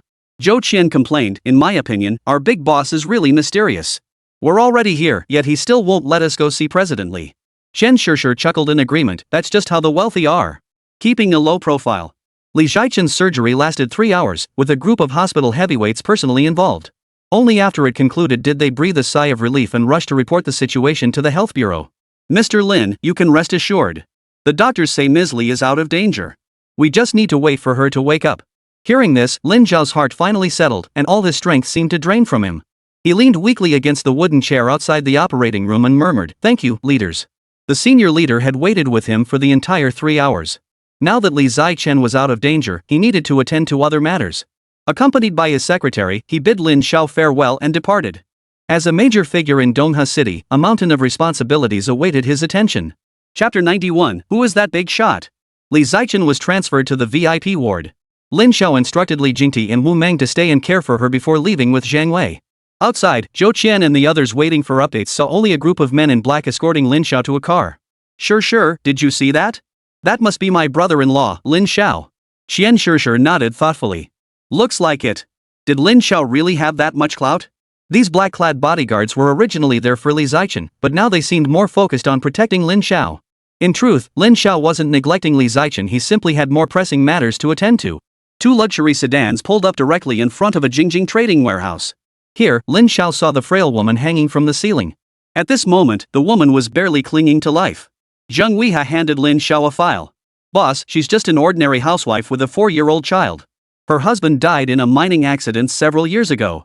In less than 2 hours, Zheng Weiha and his team had thoroughly investigated the woman's family background. "Take her down." After giving the order, Lin Xiao walked over to the woman and said calmly, "Tell me, who sent you to kill me?" Fear flashed in the woman's eyes. She was covered in bruises and cuts, yet she hadn't uttered a single word, let alone begged for mercy.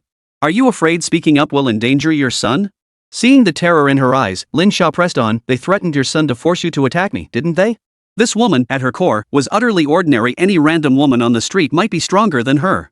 It was precisely her inconspicuousness that allowed her to approach Lin Xiao without arousing suspicion.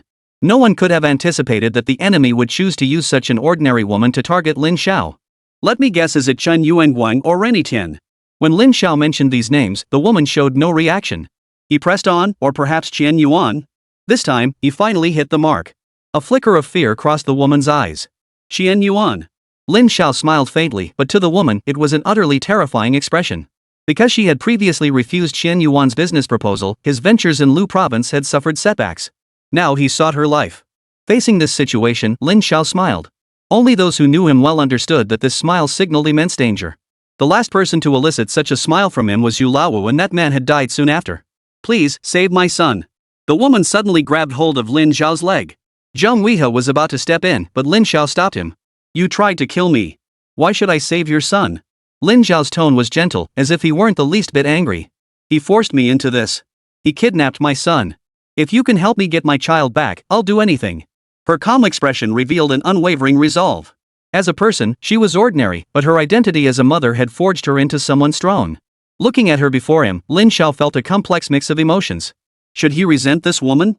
After all, it was because of her that Li Zai was still lying in the hospital, still in critical condition. For some reason, as Lin Xiao gazed at the woman before him, his heart suddenly stirred. You're truly willing to do anything? Lin Xiao's question prompted the woman to nod repeatedly. As long as it could save her son, she was willing to do anything. Alright, I can help save your son. Lin Xiao smiled faintly and turned to Zhang Weihe beside him. She's yours from now on. You know what to do, right? Zhang Weihe was utterly confused. He genuinely had no idea what to do. Lin Xiao's voice turned icy. I need to turn her into a true master. Zhang Weihe shuddered, sensing an aura from Lin Xiao he'd never encountered before. After leaving the warehouse, Lin Xiao's mood finally settled somewhat. He had only ever wanted to earn money steadily and become a low-key wealthy man in the future.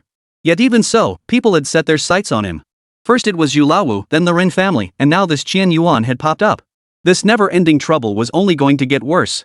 At this rate, bigger problems and tougher opponents were bound to appear. The Rin family was merely a local power in Donghe, while the Zhang family's influence was confined to Shandong province. But Qian Yuan was different. The Chen family's influence spanned all 6 provinces of East China. They were the real heavyweights. Who would have thought Qian Yuan was so petty? He actually harbored murderous intent over a single business deal. Such individuals are the most difficult to deal with. Lin Xiao couldn't let such a threat linger. It was like a ticking time bomb, no one knew when it would explode. Lin Xiao didn't return to the hospital. If he showed up there, with more and more people coming to visit Li Zichen, his identity would likely be exposed. Besides, Li Zichen hadn't regained consciousness yet, so Lin Xiao felt no urgency to visit. Call Qian Shishir. Tell her I want to see her. Lin Xiao arrived at Qingyun Pavilion and had barely sat down when Lin Fongfong entered. Brother, I'm sorry. Lin Fongfong hung her head. She shared responsibility for this incident as Lin Xiao's trained informant. She had failed to detect the danger in advance. Forget it. Lin Xiao wasn't angry. He spoke softly, consider this a lesson. Be more vigilant in the future. I've handed that woman over to Wei He. Go see her when you have time. Lin Xiao still held high hopes for Lin Fongfong. By providing her with resources and contacts, he hoped she would one day truly become the reliable source of intelligence he needed. Qian Shishir felt uneasy as she arrived at Qingyun Pavilion, still unsure who wanted to see her, though she had some guesses. She hadn't even seen Li Zichen at the hospital before being summoned to Qingyun Pavilion. It was dinner time. In a private room guarded by men in black, Qian Shishir finally met the person who had summoned her. Sit. Lin Xiao gestured to the seat beside him, where a meal was already laid out on the table. Miss Qian, you've been in Donghe for quite some time now, haven't you? Lin Xiao smiled faintly. Though Qian Shishir had visited Donghe several times, she had only joined Jingjing Mobile Communications a little over a month ago. Jingjing Mobile Communications was now a joint venture, with the provincial government holding a 20% stake and Jingjing investing the remaining 80%. Although Qian Shishir is only Jingjing Mobile Communications assistant to the president, she's actually handling the company's core business operations and coordinating with government departments. This position is the envy of many. After all, Jingjing Mobile Communications was a multi-billion-dollar enterprise with the backing of the provincial government. Whenever she encountered Lin Xiao before, Qian Shishir could always joke around with ease. This time, however, she felt a bit intimidated. The man who had once been flustered by her minor schemes now radiated an aura that weighed heavily on her. Is everything okay with Mr. Li? Not knowing how to begin, Qian Shishir brought up the matter of Li Zichen. Lin Xiao personally poured her a glass of wine and smiled, he's fine. Don't worry. He then poured himself a glass and remarked casually, come to think of it, this is the first time we've ever had a meal alone together. Consider this drink my toast to you. With that, he drained his glass in one gulp. Seeing this, Qian Shishir picked up her glass and drank hers down too. She knew Lin Xiao definitely had something to say. The assassin today was targeting me. Lin Xiao said calmly. Mr. Li took that knife for me. Not even the top leadership in Donghan knew about this incident. Even the public security captain like Chen Xiela was kept in the dark. Hearing this, Xian Shishir was utterly shocked. She never imagined Li Zichen would get injured protecting Lin Xiao. If news like this got out, what kind of scene would unfold? Watching the composed man across from her, she couldn't help but wonder, could there truly be something extraordinary between them? What depth of feeling could possibly drive a woman to willingly walk through fire and water for someone? I asked you here because there are things I need to tell you. Lin Xiao continued, the killer has been apprehended, and we've identified the mastermind behind it all. Coincidentally, you know this person. Hearing this, Xian Shishir nearly dropped her wine glass, her heart racing. Judging by Lin Xiao's tone, this person must be closely connected to her. Counting the possibilities, there were few in this world who both had the motive and the means to target Lin Xiao. Lin Xiao smiled faintly. To be honest, I'm surprised. After all, the conflict between us wasn't particularly deep. Feeling her body tremble slightly, Xian Shishir replied in a voice barely audible, you're talking about my father. Lin Xiao didn't immediately refute this. Instead, he continued, his actions truly enraged me. What are you planning to do? Xian Shishir lifted her gaze to meet Lin Xiao's eyes, where she read an unsettling emotion. Can I ask you a question? Xian Shishir finally gathered her courage, meeting Lin Xiao's gaze until he nodded in consent. You're the boss behind Jingjing Investment, right? Lin Xiao neither denied nor confirmed it, merely replying flatly, does it matter? Chapter 92, Murderous Intent. Xian Shishir understood. She stared at Lin Xiao helplessly. Realizing this fact only now felt almost laughable. But as Lin Xiao said, it didn't matter. What mattered was that her father had ordered an attack against Lin Xiao and had already put it into action. Had Li Zichen not shielded Lin Xiao from that blade, it would be Lin Xiao lying critically injured, perhaps even dying right now. What did that outcome imply? The thought made Xian Shishir shudder at the unimaginable consequences. Even the repercussions from Li Zichen's attack were immense. What if it had been Lin Xiao instead, the mysterious billionaire tycoon, the true power behind Jingjing Investment? What would the consequences have been then? The answer became painfully clear with just a moment's thought. The Qian family could never withstand such a counterattack. What do you want me to do?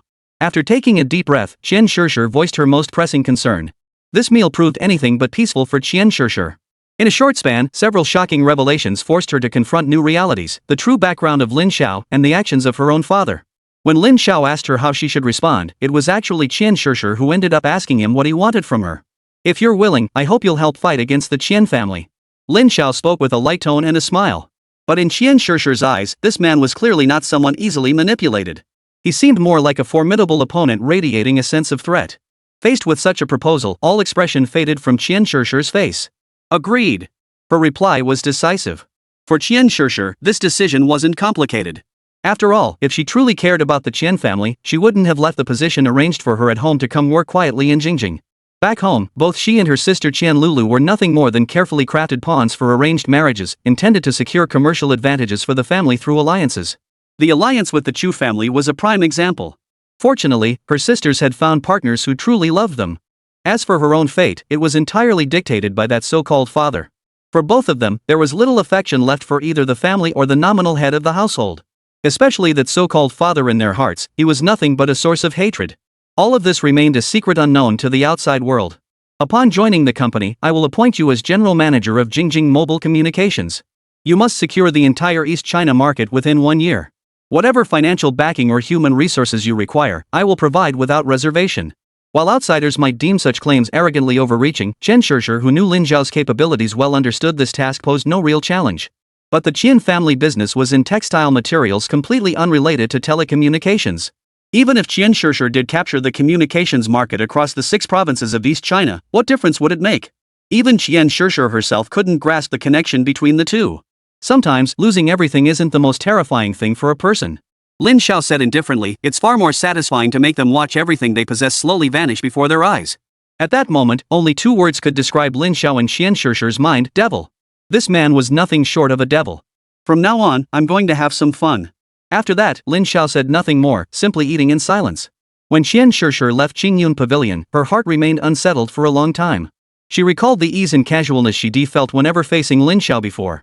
Now, this man filled her with an unprecedented dread of fear that rose from the depths of her soul. At the same time, she felt a surge of excitement and decided to go directly to her sister to discuss this matter. After Qian Shishir departed, Zhang Wei and his brother entered the room. After the events of the day, both men felt weighed down. As the security chiefs responsible for Lin Zhao's protection, they had personally recruited those bodyguards. Lin Zhao sensed their concerns, patted their shoulders, and said calmly, "No one can be perfect. We can only minimize the risks." "Brother, I don't think Qian Yuan necessarily wants to kill you." Zhang Weihua voiced the question, and Lin Zhao looked at him approvingly. "Tell me, who wants to kill me?" Lin Zhao's question made Zhang Weihua think deeply. Qin Feng has been missing for so long, he might be the mastermind behind this. And Ren Tianming hates you to the core, he's a suspect too. Lin Zhao smiled. "Remember this, the dog that truly bites doesn't bark indiscriminately." Zhang Weihua nodded. "Don't worry, brother. Whoever it is, I'll track them down. As for Qian Yuan, I won't let him off easy either." Lin Zhao didn't try to stop him. He knew Zhang Weihua and his brothers would need to stand on their own and shoulder more responsibilities in the future. These brothers were the ones he trusted most. Li Zichen finally regained consciousness after over 20 hours of unconsciousness. Li Jingtian had stayed by her side the entire time, her eyes red from crying. Wu Meng's condition wasn't much better, and the two women stayed together by Li Zichen's side. Still weak from her recent awakening, the first thing Li Zichen asked Jing Tian to do was immediately notify the media to inform everyone she was safe and sound. The news quickly spread through television and newspapers. The news that Li Zichen, general manager of Jingjing Investment Company, had been attacked and hospitalized became almost international news. After all, she was a rising star in the investment world. Jingjing Investment enjoyed a prestigious reputation in global financial circles. An investment institution with hundreds of billions in assets was absolutely formidable. Across all of China, enterprises and institutions capable of producing 10 billion yuan in cash were truly few and far between. Even some major banks might not possess such capability. And the demand was for real cash. With tens of billions of RMB sitting in Jingjing Investments accounts, countless eyes were undoubtedly fixed on this colossal sum. Upon learning that Li Zichen Pingan was safe and sound, many finally breathed a sigh of relief. The 7th day of the Lunar New Year marked the final day of the holiday. After this day, businesses would resume operations starting from the 8th day. Today, Lin Zhao was to meet a special guest, Li Zhongxin. As the head of JL Group, Lin Zhao always chose Qingyun Pavilion for such meetings.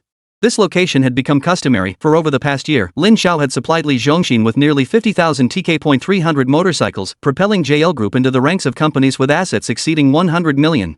This visit serves two purposes. First, Li Zhongxin has come specifically to extend New Year greetings to Lin Zhao. Second, without Lin Zhao's support, his JL Group might still be a modestly known, hard-working enterprise, far from accumulating the substantial financial strength needed to expand its market influence.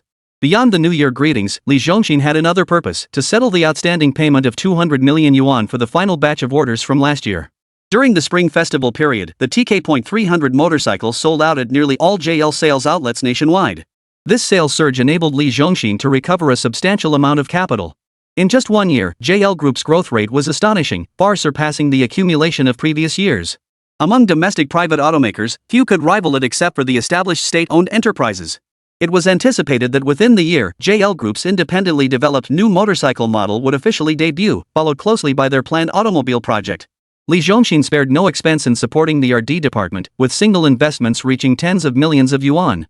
Faced with such dedication from his partner, Lin Zhao made his stance clear: over the next 2 years, he would not insist on a specific dividend ratio. His sole wish was for Li Zhongxin to focus entirely on building his business, with no need to worry about funding. Thus, this meeting served not only as a festive greeting and expression of gratitude, but also as an opportunity to settle the debt. Chapter 93, Just an Ordinary Person. Lin Zhao hosted Li Zhongxin at Qingyun Pavilion, signaling his genuine regard for Li as a friend. Holding 60% of JL Group's shares, Lin Zhao was undeniably the top boss. Yet, as he had previously stated, he would never interfere in the company's day-to-day operations. Instead, he would provide funding and advice to support Li Zhongxin. With Jingjing Investment as his backing, Li Zhongxin could now hold his head high. "Mr. Lin," Li Zhongxin said with a smile, "you're always welcome to inspect and offer guidance at the company anytime." Lin Zhao smiled faintly. "Once you have your own independently developed brand, I'll come take a look." These words gave Li Zhongxin tremendous encouragement. His goal was to establish the first independent brand among domestic private enterprises. Then it's settled. Li Zhongxin was now a rising star, a prominent figure in the local business scene. Lin Zhao naturally had full confidence in JL Group. With him at the helm, JL Group, like Guomen Appliances, had entered a phase of rapid development ahead of schedule. However, this process would inevitably encounter numerous challenges. As long as they were handled properly, both JL and Guomen would become formidable weapons in Lin Zhao's arsenal. That evening, Lin Zhao and Li Zhongxin drank heavily. The latter had passed out drunk, while the former remained somewhat lucid. Lin Fangfang had someone take Li Zhongxin to rest and brewed Lin Zhao a pot of sobering tea. By the time they left Qingyun Pavilion, night had fallen, but Lin Zhao felt no urgency to return home. His wife had been staying at her aunt's house these past few days, and he hadn't even told her about Li Zicheng's injury. Lin Xiao had specifically instructed that Zhou Jing not be told Li Zicheng had been injured protecting him, fearing it would cause her anxiety. Zhou Jing was pregnant, and excessive emotional fluctuations were detrimental to her health. Therefore, such news was deliberately kept from her. Lin Xiao didn't get into his car to leave immediately either. He had been considering buying a car recently. Later, he discovered that every company under the Jingjing Group had dedicated vehicles, yet he, the big boss, didn't own a single car of his own. Even Fatty and the others had gotten cars. In less than a year, even Lin Xiao was astonished by the rapid pace of his own development. Beyond being in a golden age, Lin Xiao possessed vivid memories of major events unfolding over the next few decades. Barring unforeseen circumstances, 1995 would witness another global-scale competition among financial conglomerates. He hoped to reap some benefits behind the scenes from those power players. With Suguo completely fracturing into 15 smaller nations, the coming years might present unexpected opportunities as these new regimes sought to consolidate their rule. For Lin Xiao, his sole ambition was to become a useful businessman. This was also a way to ensure his personal safety. After all, excessive wealth easily attracted covetous eyes. To avoid becoming lambs led to slaughter, companies like Jingjing Mobile Communications emerged. More public-private partnerships like this would follow. As long as he found his niche, Lin Xiao feared not being exploited like a piece of chopsticks, for he could deliver value. Only those with value could stand firm in such a world. Just as now, with Lin Xiao possessing his own worth, even the top brass of Donghua treated him as an honored guest. When he wandered the streets, only Zhang Xiaodong accompanied him, while others remained hidden in the shadows, providing protection. Anyone threatening their safety who dared to approach would be swiftly eliminated. This was the privilege that came with status and identity. Lin Xiao didn't particularly enjoy this feeling, but he had no choice. Otherwise, incidents like what happened to Li Zicheng would happen again. After all, he wasn't Superman. He didn't possess immortality or the ability to scale walls like a spider. At the end of the day, Lin Xiao was just an ordinary person. Donghua City remained immersed in the festive atmosphere of the Spring Festival, with decorations hanging in every corner of the streets, adorned with red lanterns. These days offered a rare respite from the usual hustle, but as he strolled along, Lin Xiao suddenly halted. Before him stood a familiar figure. Today, Chen Suiyun wore casual attire. The down jacket added a touch of feminine softness to her appearance. Without her uniform, Chen Suiyun seemed to shed some of her usual cool demeanor. Seeing her, Lin Xiao couldn't help but smile. Chen Suiyun approached. Donghua wasn't a small place, but it wasn't huge either, enough that two people could unexpectedly bump into each other while out shopping. "You seem in a good mood, Mr. Lin?" Chen Suiyun had only recently learned the truth about Lin Xiao. Recalling how she had repeatedly wanted to help him but had been kept in the dark all along, she felt somewhat uneasy. Lin Xiao gave an awkward smile. He had actually been trying to avoid her, especially since those events had happened over a decade ago and had nothing to do with him. "I'm just out for a walk." Chen Suiyun glanced around, clearly having noticed the scattered bodyguards. If she couldn't see that, she wouldn't be the security captain. "I have something to say to your boss. Care to listen to?" Chen Suiyun shot Zhang Xiaodong a glare. He wisely chuckled, "Go ahead, Captain Chen. Pretend I'm not here." With that, he stepped aside, ensuring he could rush back if needed. "Such a big show as if you're afraid people won't know you're loaded." Chen Suiyun deliberately taunted him, though both had long outgrown their naive youth. "Having you by my side really puts my mind at ease. Let's see if those petty thieves dare target me again." That was the honest truth. Before, Chen Suiyun had been like a big sister, always protecting Lin Xiao. She still couldn't fathom how she'd ever taken a liking to the greenhorn Lin Xiao back then, entrusting herself to him so early on. "If you dared say that in front of Cici, I'd be truly impressed." Chen Suiyun laughed. "How about this, from now on, I'll just move into your place and guard you day and night." That joke was taken too far. Lin Xiao quickly laughed it off, pretending not to hear. Seeing him play dumb, Chen Suiyun felt a pang of disappointment, muttering under her breath, "Coward. Are you really not going to let us help with this?" Chen Suiyun had always been fiercely opposed to injustice, and this matter was so significant, with such far-reaching implications. Yet the Public Security Bureau couldn't investigate all because of the man standing before her. His vast wealth had granted him privilege, even compelling the authorities to heed his opinions. "Didn't you always tell me to stay out of trouble?" Lin Xiao recalled previous times when Chen Suiyun had reminded him about the powerful connections behind those individuals. Mentioning this made Chen Suiyun furious, convinced Lin Xiao was deliberately rubbing salt in the wound. "And you have the nerve to say that to me? If I'd known Boss Lin was this well connected, I wouldn't have meddled at all." Chen Suiyun leaned closer to Lin Xiao and whispered, "Mr. Lin, with all your wealth, how about compensating me for my lost youth?" Regarding Chen Suiyun's question, it wasn't Lin Xiao's fault he avoided it after all, it was just a matter of youthful past.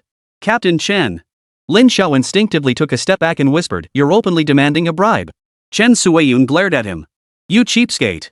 How about treating me to a bowl of tang yuan then? A mobile food stall stood nearby, selling tang yuan for 2 cents a bowl. Fine. After they sat down, the vendor immediately started boiling them. With the Lantern Festival still a few days away, eating tang yuan now would warm their stomachs. After finishing the tang yuan, Chen Suiyan still wouldn't let Lin Xiao off the hook, dragging him around the street to buy a few more small trinkets. But they only spent a little over 10 yuan in total. We're even now. As Chen Suiyan said this, her eyes suddenly welled up with tears. This marked the end of that chapter of her youth. Those unassuming little trinkets were actually memories from back then, though Lin Xiao himself had forgotten the details after all. These weren't his true memories. Watching Chen Suiyan's retreating figure, Lin Xiao felt something slipping away from him. Shaking his head, Lin Xiao dismissed these scattered thoughts. What was the point of dwelling on them? There were still many matters awaiting his attention. On the 8th day of the first lunar month, Jingjing Investment officially resumed operations. Li Zichen remained hospitalized. Though her injuries hadn't damaged internal organs, recovery would take at least a month. This meant Jingjing Investment needed someone to manage it. Under these circumstances, Lin Xiao had no choice but to temporarily entrust Wu Meng and Li Jingtian with overseeing the company's operations. For now, Jingjing Investment had no major investment projects on the horizon. Lin Xiao's goal for the year was steady growth, with no plans for significant new investments. Aside from several upcoming IPOs, he was also keeping a close eye on Roosevelt's movements. Chapter 94, New Record. Jingjing Investment now employed approximately 300 staff members. These teams had been established entirely by Li Zichen, with Li Jingti and Wu Meng also contributing. With them on board and Li Zichen available for guidance at any time. For the time being, Jingjing Investment should remain on solid footing. However, Lin Xiao had no intention of letting Qiancheng off so easily. The fact that this guy had actually laid a hand on him, whether he truly intended to kill him or merely wanted to issue a warning, had already earned him a spot on Lin Xiao's must-eliminate blacklist. Lin Xiao wouldn't strike him down directly. Instead, he planned to use business tactics to strip Qiancheng of everything, plunging his life into utter despair. The most thorough way to deal with someone wasn't to take their life, but to strip them of what they treasured most, making them wish they were dead. After this incident, Lin Xiao also grasped a truth: opponents who appear least threatening might deliver the most lethal blow unexpectedly. Sitting in Jingjing Investment's office, Lin Xiao decided to personally oversee operations for a few days to ensure smooth functioning, even though Li Jingti and Wu Meng handled daily management. During the Spring Festival holiday, company staff maintained rotating shifts, closely monitoring both international and domestic stock market movements. Last year, Lin Xiao had informed Li Zichen that Jingjing Investment's focus this year would shift primarily to overseas markets, alongside several upcoming IPOs. Boss, here's the latest market value statement for our holdings. Wu Meng handed Lin Xiao a report. With just a quick glance, he knew these investments were all trending upward. From Huazhong Anbao to Safe Bank, their current valuations were certainly not final. Jingjing's participation in short-selling operations had propelled Safe Bank's market cap past the 50 billion mark, making it the top-ranked domestic share company. That figure had now surpassed 60 billion. As Lin Xiao understood it, during the 1995 period, the highest record in the share market was around this level, never reaching the 100 billion threshold. But due to the impact of Jingjing's intervention, Security Bank was highly likely to set a new record this year, becoming the first company to break the 100 billion mark. Simultaneously, this wave of growth was driving rapid development in other related sectors, such as the real estate industry. How many shares of Baiki do we currently hold? This was one of the tasks he had assigned to Li over a year ago, as Lin deeply understood the company's significance. Yet 3 years prior, the company's founder, Wang Dafu, made a decision he would later regret, transferring majority control to government institutions in pursuit of stability. This move, however, sowed the seeds of future turmoil, igniting an exceptionally fierce ownership battle. We currently hold a 1.72% stake. Though primarily focused on financial management, Wu had some grasp of this matter. This small equity stake was one of the achievements gained through gradual market acquisitions after obtaining professional qualifications. Today, Jingjing not only holds its own formal financial license but also enjoys broader operational scope, all positive developments confirmed just recently. Domestically, aside from major banks, only a handful of companies hold formal financial licenses, Jingjing Investment being one of them. This license enables Jingjing Investment to conduct various financial market activities, such as opening accounts, bidding, and fundraising. It's akin to a future fund management company, though the concept of funds doesn't yet exist in China today. Jingjing Investment now possesses the capability to establish securities trading centers overseas. Inform the investment department, acquire all shares of Baiki, regardless of the price. Lin Xiao was preparing for the future real estate market. Baiki already had a mature team and projects in place. Acquiring a majority stake outright would be ideal. Understood. Wu Meng understood that whenever the boss made a major decision, significant action would follow. Find a reliable person to accompany me on a business trip to Guangdong. With matters here largely settled, Lin Xiao also planned to depart for Guangdong. He had spent 3 days at Jingjing Investment, confirming that Wu Meng and Li Jingtian could handle company affairs before finalizing his travel arrangements. Wu Meng helped Lin Xiao find a colleague from the finance department, an old classmate of both hers and Li Jingtian's. Her name was Manila, a girl with an adorable appearance. As Wu Meng's business partner, Lin Xiao had naturally taken notice of her. At Jingjing Investment, financial management was a crucial department, potentially overseeing hundreds of billions or more in assets in the future. Manila only knew she was going on a business trip, accompanying Jingjing's newly appointed purchasing manager. She was unaware of Lin Xiao's true identity but had heard some rumors circulating within the company. Wu Meng dared not say more without Lin Xiao's consent. Wu Meng booked the tickets, and on the 12th day of the first lunar month, Lin Xiao and Manila flew together to Guangdong. Before departure, Wu Meng instructed Manila to follow Lin Xiao's lead in all matters, offering no further details. Throughout the journey, Manila remained silent. Only upon disembarking did she ask, "Manager Lin, what's the main purpose of this trip to Guangdong?" "To find someone," Lin Xiao replied with a smile, then made a call to Yi Bufan from the airport. Jingjing Investment now held a 25% stake in Huazhong Anbao, 20% of which had been sold to Lin Xiao by Yi Bufan. At the time, Yi Bufan thought he'd made a killing, but after Huazhong Anbao went public, he realized just how badly he'd lost. But that's how business goes. He hadn't been optimistic about Huazhong Anbao from the start, so he held no grudges. When Lin Xiao thought of coming to Guangdong, Yi Bufan, a local, was the first person who came to mind. The Huang brothers from Guomen Electronics were also from Guangdong, though they had since expanded their businesses near Beijing. When Yi Bufan received the call and heard it was Lin Xiao, his entire demeanor shifted. Others might not know, but he understood perfectly well. While Jingjing Investment appeared to be managed by Li Jiaqin, the real power behind the scenes was Lin Xiao. When a billionaire tycoon like this sought him out, Yi Bufan would drop everything no matter how busy he was. He had intended to pick Lin Xiao up personally, but Lin Xiao informed him he was already at the airport and told Yi Bufan to just take a taxi directly there. After confirming the exact address, Lin Xiao boarded an airport taxi with Manila. Guangdong Province ranked among the nation's fastest developing regions, largely due to its proximity to Hong Kong Island, a place many viewed as the starting point of their dreams. This marked Lin Xiao's first return to this land since his rebirth. In his previous life, it had taken him a full decade to reach this place, where he had gradually built himself up to become a newly minted billionaire. Yangchang, in front of the Golden World Hotel. Yi Bufan stood here waiting with his wife and daughter. The hotel manager stood by, holding his breath in anticipation. After all, Yi Bufan was the CEO of this grand hotel, his net worth long surpassing 100 million. His wife was dressed like a wealthy socialite, while his daughter wore the attire of a distinguished young lady. "Darling, who did you bring me and Ruhua here to meet today?" Her husband was quite a figure in Yangcheng. Few in the entire city could command such a public welcome for his entire family. An important person. Yi Bufan sighed. Months ago, when Lin Xiao had purchased a 20% stake in Huazhong Anbao with 30 million in cash, he had sensed this man was extraordinary. Subsequent events had only reinforced his intuition. Lin Xiao wasn't merely extraordinary, he was beyond imagination. Even those unfamiliar with the financial markets watched Jingjing Investment's maneuvers with bated breath.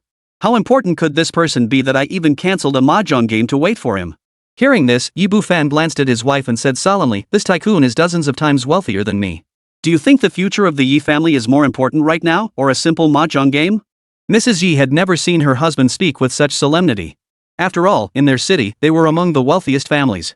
Anyone wealthier than her husband must be a true super-rich tycoon. Their daughter, standing nearby, couldn't care less about this so-called super-rich tycoon. She figured he was probably just some wrinkled old man, likely older than her own grandfather. Just then, a taxi pulled up to the hotel entrance. Spotting the figure stepping out, Yi Bufan immediately went to greet him. "Mr. Lin." This was likely the most low-key tycoon Yi Bufan had ever encountered, even taking a taxi out. Chapter 95, Swallowing the 100 Guests. "Brother Yi, it's been ages." Lin Xiao smiled as he shook hands and exchanged pleasantries. Yi Bufan then introduced his wife and precious daughter standing beside him. The moment she saw him in person, Yi Ruhua froze. The big shot her father had spoken of was so young and handsome. Seeing Lin Xiao's youthful appearance startled her. "Hello, Mrs. Yi." "Hello, Miss Yi." After greeting Yi Bufan's wife and daughter, Lin Xiao was invited into the hotel by Yi Bufan. The Golden World Hotel was one of the top luxury hotels in Yangcheng, frequently hosting foreign guests. Yi Bufan had already arranged for a full table of dishes to be prepared. The Yi family of 3 dined alongside Lin Xiao, lending the meal an exceptionally warm and intimate atmosphere rather than the usual business-like formality. Manila watched in astonishment. In her view, even if Lin Xiao had a relationship with Mr. Li, it would be difficult for her to receive such special treatment. But the truth proved her wrong. The man who was clearly a big shot treated Lin Xiao with great respect, addressing him repeatedly as Mr. Lin.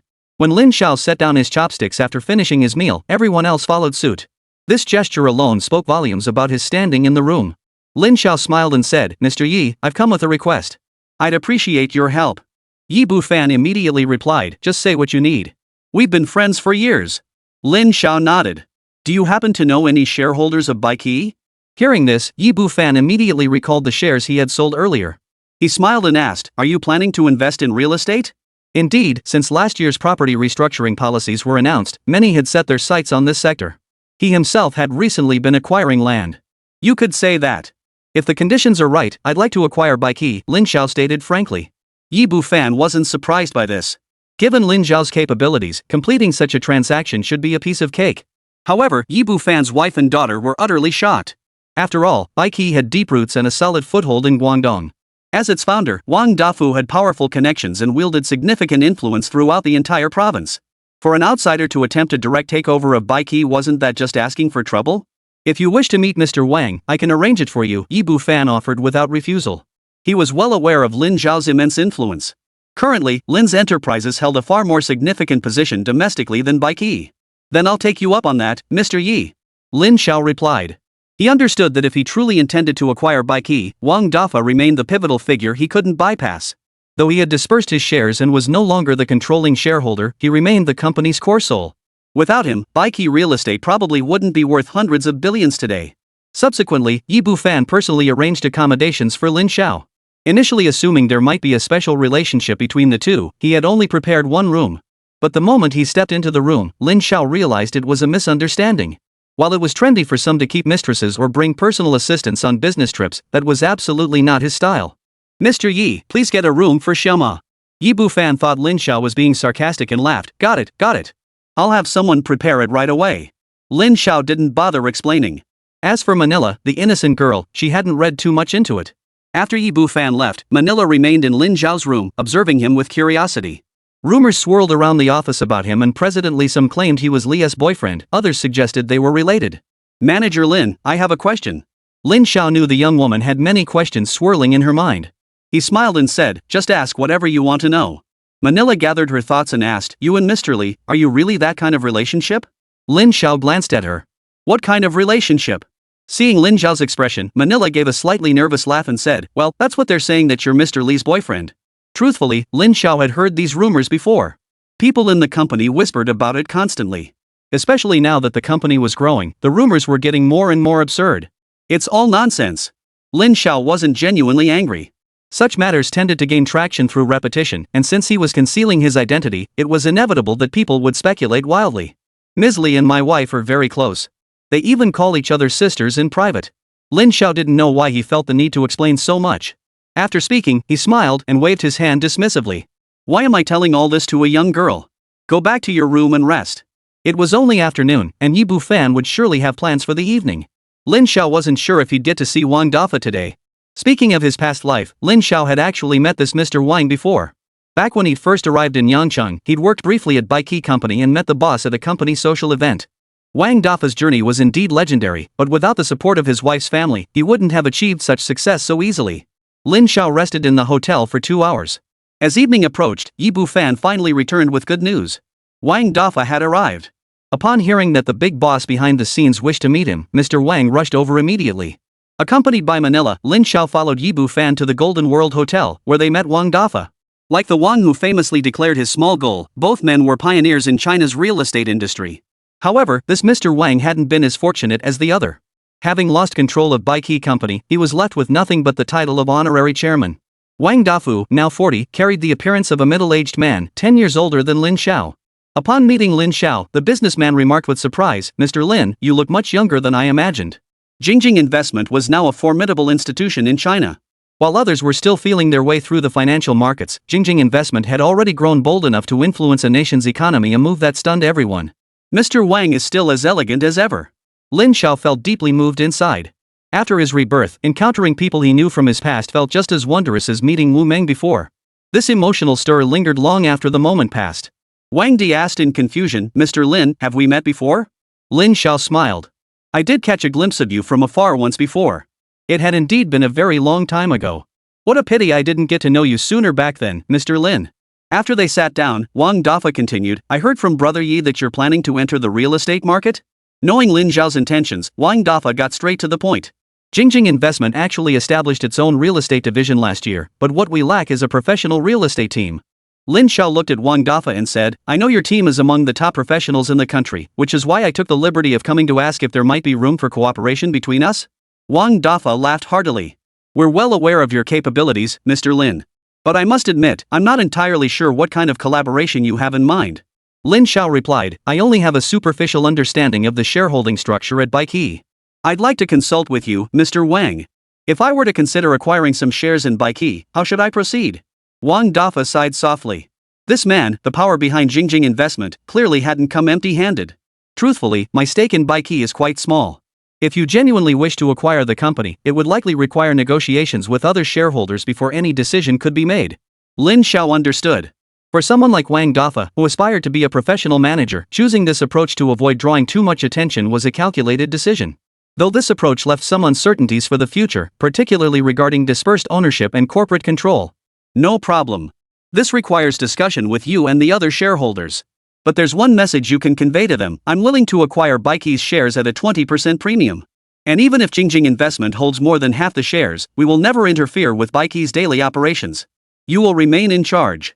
Regarding the collaboration with Jingjing Real Estate, we hope your company will send personnel to Jingjing for training and establish a comprehensive system for cooperative exchange. In truth, Lin Xiao didn't genuinely seek to fully absorb Baiki. He hoped both companies could coexist as independently operated real estate developers.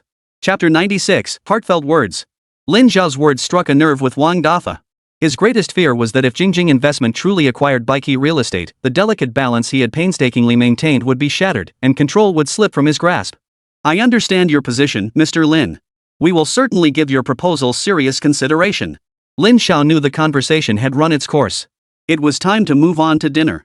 After dinner with Wang Dafa, night had fallen. Lin Xiao's first day in Dongguan had come to an end. At this point, the outcome remained uncertain. However, based on Lin Xiao's understanding of Baiki, its underlying equity involved several state-owned enterprises. These SOEs were now worried about whether they might get dragged down with it.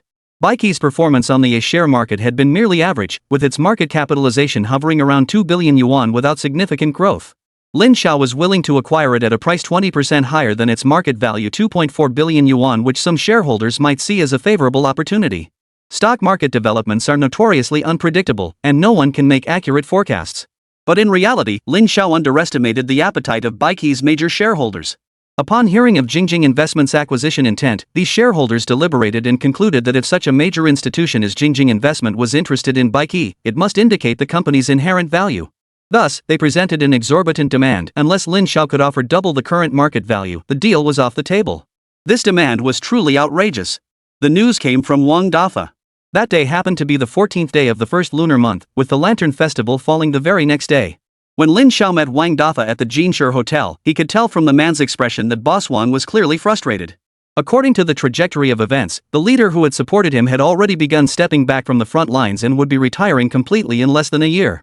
Looking at Wang Dafa before him, Lin Xiao suddenly asked, Mr. Wang, would you be interested in working quietly?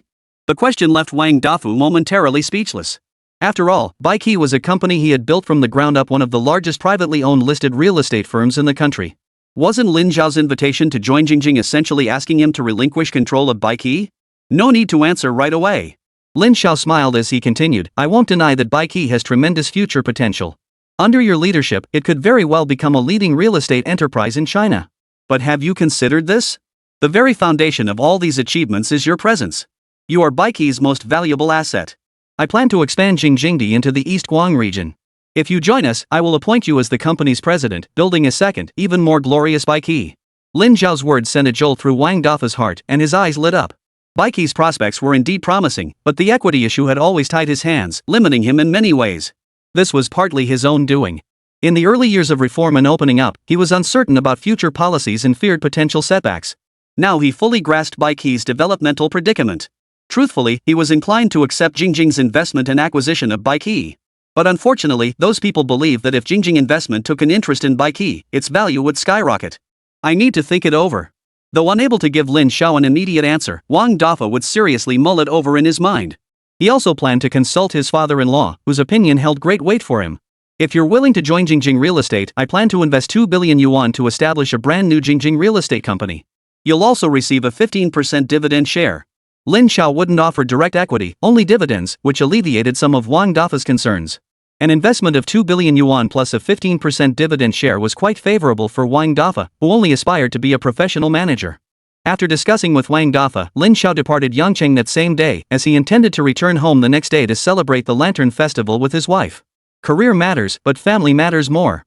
Manila had suppressed her curiosity throughout the journey. She had overheard Lin Xiao and Wang Dafa's conversation each time, initially assuming he was merely traveling as Jingjing Manufacturing's purchasing manager. She hadn't expected it to involve acquisitions and investments, matters completely unrelated to the company's daily operations. After landing, Lin Xiao told her to go home and rest, saying she could resume work after the Lantern Festival. But this young lady had no interest in resting. She headed straight to find Wu Meng. In Jingjing Investments office, Manila met her close friend and classmate Wu Meng. The two were very close. Manila had joined Jingjing Investment through her recommendation, and now she was the second in command in the finance department. Meng, tell me the truth, did you know manager Lu's true identity all along? She began to suspect her friend had been hiding something all along. What identity? Wu Meng asked, puzzled. Looking at her, Manila smiled. What do you think? Wu Meng felt uneasy under her gaze and quickly explained, is this confidential information the boss told us not to disclose? The boss? Hearing those words, Manila's heart raced as she fixed her gaze on Wu Meng. Oh no, she'd accidentally let it slip. I didn't say anything. Don't get any ideas in your head. Wu Meng fixed Manila with an intense stare. Just focus on your work. Stop speculating. Manila nodded. Though Wu Meng hadn't explicitly stated it, she felt she was getting close to the truth. Every move that man made, every hint he gave off, suggested he was far more than just a simple purchasing manager. By the time Lin Xiao returned home, night had fallen. His wife was now 3 months pregnant. Though her belly wasn't showing much yet, Lin Xiao treated her like a national treasure, taking meticulous care for her safety. Besides Li Xiangjing, Zhou Qian now lived there too. Zhou Qian claimed it was for work convenience, but really, she wanted to look after Cici. Lin Xiao had already begun inquiring about the neighboring courtyard, specifically asking old man Zhang to gather information for him. If anyone was willing to sell, Lin Xiao would consider purchasing it. His younger sister-in-law had previously offered to help look after their child. Lin Xiao had long planned that, with many courtyards nearby, buying a few would make it easier for his aunt's family to move closer. He intended to purchase 2 or 3. Once his uncle's family moved up later, they could all live close together. This lifetime, he was determined to fully savor the familial affection he'd missed for so many years, leaving no regrets behind. The 15th day of the first lunar month today was the Lantern Festival. Early in the morning, Lin Xiao began bustling about, as guests were coming to the house today. His aunt and uncle Li Changguang's family, along with Zhou Jing's aunt's family, would all be coming. After learning the news last night, Lin Xiao decided to prepare thoroughly. Shopping for groceries, of course, fell to the ladies. Early in the morning, Zhou Qian and Li Xiangjing took Zhou Jing out. Rising early, Lin Xiao took Zhang Wei and his brother to tidy up the yard. After that, Lin Xiao headed to the basement. This place was known only to him. Over the past while, he had quietly collected quite a few old items. He wasn't entirely sure what these things were, but he'd collected anything that looked old enough. After all, he'd gotten them cheap. The basement, spanning over 100 square meters, was nearly filled to the brim with old junk. If any experts saw these antiques piled haphazardly like trash by Lin Xiao, they'd probably curse him out in no time. Chapter 97, The Booming Antique Market. Bro, should we keep collecting this stuff? The Zhang brothers were primarily responsible for sourcing these treasures for Lin Xiao. Aside from the households connected through Old Man Zhang, the rest were found through their own various channels. Collect them. Of course we collect them. Lin Xiao knew full well that while the antique market wasn't yet booming these past few years, acquiring such quantities would become difficult in the future. By then, prices would skyrocket. Upon closer inspection, Lin Xiao noticed the money in the bag had become damp and moldy. The basement had poor ventilation and high humidity. The cash stashed in this basement likely totaled tens of millions of yuan. Lin Xiao hadn't deliberately chosen this location, it was simply that the amount was too large. Every time he received cash, he had nowhere to put it except the basement. He dared not tell Zhou Jing. If she knew their basement held such a fortune, she'd likely be terrified. Now that she was pregnant, this was absolutely no time for such jokes. Just take this money away first. It's practically moldy sitting here. If anyone else heard him say that, who knows what they'd think? After working with Lin Xiao for several months, Zhang Wei and the others had become wealthy too. Lin Xiao had never shortchanged them, always giving generous bonuses. For example, this new year, Lin Xiao handed out 300,000 yuan in cash to each of the brothers who had joined him earliest. That didn't even include their share of the profits from Jingjing Trading Company, which had already made these brothers millionaires. Forget it, just deposit it in the bank. Lin Xiao had actually been thinking about depositing this money for a while. Seeing so much cash sitting idle felt like a waste. Wasn't money meant for investment? Besides, 1,000 yuan in this era was equivalent to tens of thousands in the future. Zhang Wei called over 2 brothers to help move the cash, but left 1 bag for Lin Xiao himself, just in case he needed it later. Estimating it to be several million, Lin Xiao took out stack after stack of bills to air them out, preventing them from getting damp and moldy. After finishing this, Lin Xiao began considering hiring a professional to manage these antiques, lest they deteriorate while sitting idle. Before leaving, Lin Xiao made sure to lock the basement door. Whenever Zhou Jing inquired, he simply said it contained only worthless items he'd collected. Zhou Jing no longer pressed the matter. By noon, his aunt's family had arrived. Li Jingtian had come straight from Jingjing's company. Her current job was far more complex than before. She had to review various reports daily, and if any issues arose, she had to notify Li Zichen at the hospital immediately. Li Changguan was now the director of the Railway Bureau, having relinquished his station master position to someone else. According to him, senior leadership had spoken with him, and he might be promoted again in the next personnel reshuffle. Lin Xiao was happy for him, as he was now the highest-ranking official among her relatives. Moreover, Li Changguan was still young, only 42, with ample room for future advancement. Lin Xiao played chess with Li Changguan while the others bustled about in the kitchen. The courtyard was spacious, and the sunshine today was a promising sign of spring. At 3 in the afternoon, Zhou Jing's aunt's family arrived. Besides her cousin Zhou Qian, her aunt also had an older cousin, Yi Yong, who was married and worked in a government agency. Lin Xiao hadn't spent much time with Yi Yong. In truth, Yi Yong was only Zhou Jing's cousin, several years younger than Lin Xiao. Yi Yong's wife was a teacher, and like Zhou Jing's aunt, she seemed very quiet. Their family didn't pursue welfare status. Even Zhou Qian, the young lady, had nearly become a teacher herself. Seeing the family get along so harmoniously, Lin Xiao felt deeply gratified. Lin Xiao's previous behavior had left a poor impression not only on Zhou Jing's aunt's family but even on his own younger sister's household. His transformation over the past year was undeniable. Not only had he provided Zhou Jing with a better life, but he had also convinced everyone that she had found a good match. During the meal, they didn't hesitate to pick on him, but in front of the elders, Lin Xiao remained humble and accepted their criticism.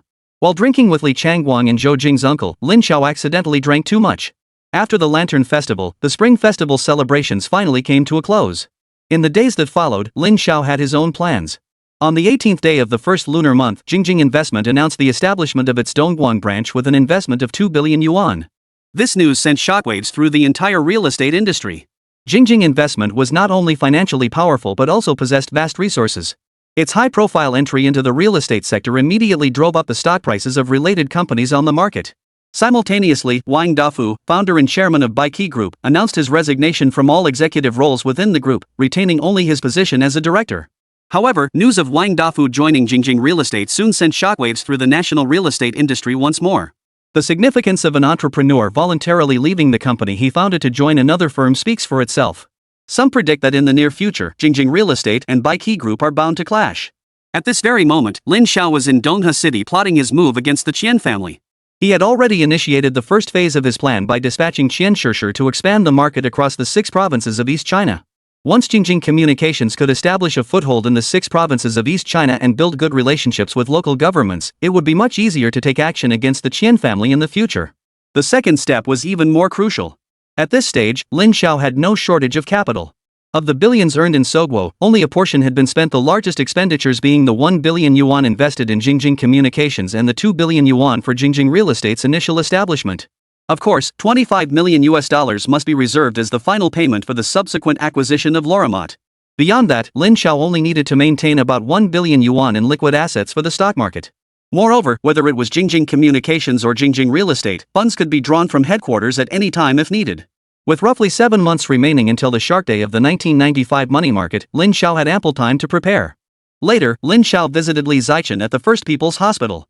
After chatting for about an hour, Jingjing Group announced new developments. Jingjing Department Store would establish no fewer than 50 stores across the 6 provinces of East China within the next 2 years. Concurrently, it would invest no less than 500 million yuan in constructing large-scale shopping malls. Following its previous announcement to expand industrial parks, Jingjing Manufacturing revealed plans to build new industrial parks in each of the 6 East China provinces to boost local manufacturing capacity. The goal was to develop these parks into top-tier national production bases. The news sent shockwaves across the nation. The name Jingjing is known even to ordinary people on the streets. Jingjing Investment's series of moves has left many scratching their heads, wondering what exactly they are aiming for. Whether it's real estate, large department stores, industrial parks, or Jingjing Communications, these are all massive ventures, yet Jingjing continues to expand its footprint relentlessly. It felt like Jingjing was making a fierce and relentless push this time. After setting the overall direction, Lin Xiao refrained from excessive interference. Managers like Zhang Caro and Zhou Qian needed to grow through hands-on experience. Even if they suffered losses, Lin Xiao believed it was worth it. His vision was for them to eventually stand on their own. Qian Yuan had already begun targeting Lin Xiao, and Lin Xiao certainly wouldn't show any mercy. Shortly after, an action taken by Jingjing Trading sent shockwaves through the Qian family, signaling imminent crisis. Jingjing issued a statement declaring that substandard ingredients had been discovered in recently sourced products. They would suspend all partnerships with manufacturers across the 6 provinces of East China until the quality of their products met standards. The quality standards here were entirely defined by Jingjing itself. To enforce this, Jingjing Trading had even collaborated with Donghua City's Commercial Management Department to establish a special task force responsible for inspecting goods sold by Jingjing. Many small factories were already struggling to stay afloat. Once they lost Jingjing's order support, bankruptcy was virtually inevitable. Upon hearing this news, Qian Yuan was furious. He had long suspected Jingjing Company harbored ulterior motives. A small enterprise he had once dismissed as insignificant now exerted unprecedented pressure on him. The Qian family's business primarily revolved around Tianyuan materials. But in recent months, Tianyuan materials' market share had dropped by 30%, and monthly profits had shrunk from millions to less than $1 million. After Jingjing released the non-compliance report, customer orders plummeted by 70% within just 1 week. This shift left Qian Yuan trembling with fear. As the largest and only directly administered municipality in East China, Haichang was also the headquarters of Tianyuan Materials. At that moment, Qian Yuan sat in his office, holding his new secretary, a woman younger than his own children, in his arms. Jingjing Investment. Qian Yuan angrily pinched the secretary's arm. His resentment toward this company had reached its peak. Over the past few days, multiple subsidiaries under Jingjing's name had issued consecutive announcements, each targeting his Tianyuan Materials. Boss, isn't Jingjing Investment backed by someone with incredibly powerful connections? The secretary hadn't been with Qian Yuan long, drawn naturally to the wealth and power held by this elderly man. A little humiliation was no big deal. In Haicheng, this old man was famously wealthy. So what? Jingjing has connections, but does that mean the Qian family has no friends? Qian Yuan released the secretary's hand. Go fetch Chen Yuanguang. Chen Yuanguang was a man shrouded in mystery. This elite enforcer who had fled from Su Guo now served under Qian Yuan. The secretary sashayed out, her pert little hips swaying. Moments later, Chen Yuanguang pushed open the door and entered. Boss, what do you need me for?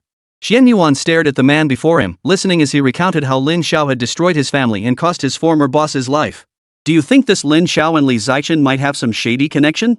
Qian Yuan asked in confusion. The brothers we sent to deal with him were all blocked by Li Zichen. Recently, several companies under Jingjing's umbrella have been squeezing us out. They might have already guessed we were about to make our move. Chapter 98, Laying Low. Chen Yuanguang had been lying low for months. He planned to sneak back to Donghua City for revenge, but he didn't have the guts. Even Fifth Master had been taken out without a trace. He feared he'd meet the same fate the moment he returned. Boss, isn't Miss working at Jingjing Communications? Maybe we could get some information from her. At this mention, Qian Yuan's expression instantly turned awkward. He gritted his teeth in frustration and cursed, "Don't even bring up that little brat. She only knows how to side with outsiders." The moment she got a little power, she stopped listening to her old man. Chen Yuanguang sighed inwardly. Following Qian Yuan's revenge scheme felt increasingly like a bad idea. Boss, didn't you say earlier that you'd already made contact with Kunpeng Shipping? Chen Yuanguang understood Qian Yuan wouldn't sit idly by. Jingjing Trading was trying to cut off the Chen family's income stream, and Qian Yuan was plotting his counterattack. The Shangguan family should be sending someone over within the next couple of days. Qian Yuan had long been prepared, having always harbored interest in trade. If Jingjing Trade didn't want these goods, he'd take them himself. What about that child we captured earlier? At that thought, Qian Yuan suddenly recalled the child captured some time ago, wondering whether he was alive or dead. Dispatch someone to dispose of that child immediately. Chen Yuanguang paid little heed to this. Had Chen Yuan not reminded him, he would have completely forgotten about the child in their custody. Go find more targets. Even if we can't kill that brat Lin Xiao yet, he needs to know what happens to those who cross me. Chen Yuan truly despised Lin Xiao and had no intention of letting him off the hook. In a residential neighborhood of Haicheng. Inside an old house, several young men who looked like thugs were gathered playing cards. One of them grumbled, "Damn it, the boss has had us watching this kid for nearly 2 months now. It's like being a damn babysitter. Why don't we just go ask the boss ourselves? Look at him, barely hanging on. He might kick the bucket any day now. He hasn't had a drop of water in 2 days. If he kicks the bucket, so be it. Just dump him in the sea." To them, death was nothing out of the ordinary. Bang! Bang! Bang! Knocks sounded at the door. The group exchanged glances, each grabbing nearby weapons for defense. One peered through the crack and chuckled, "Relax, it's just Xiao Chang. The boss must be worried about us." Relieved, the others relaxed and lowered the weapons they just gripped tightly.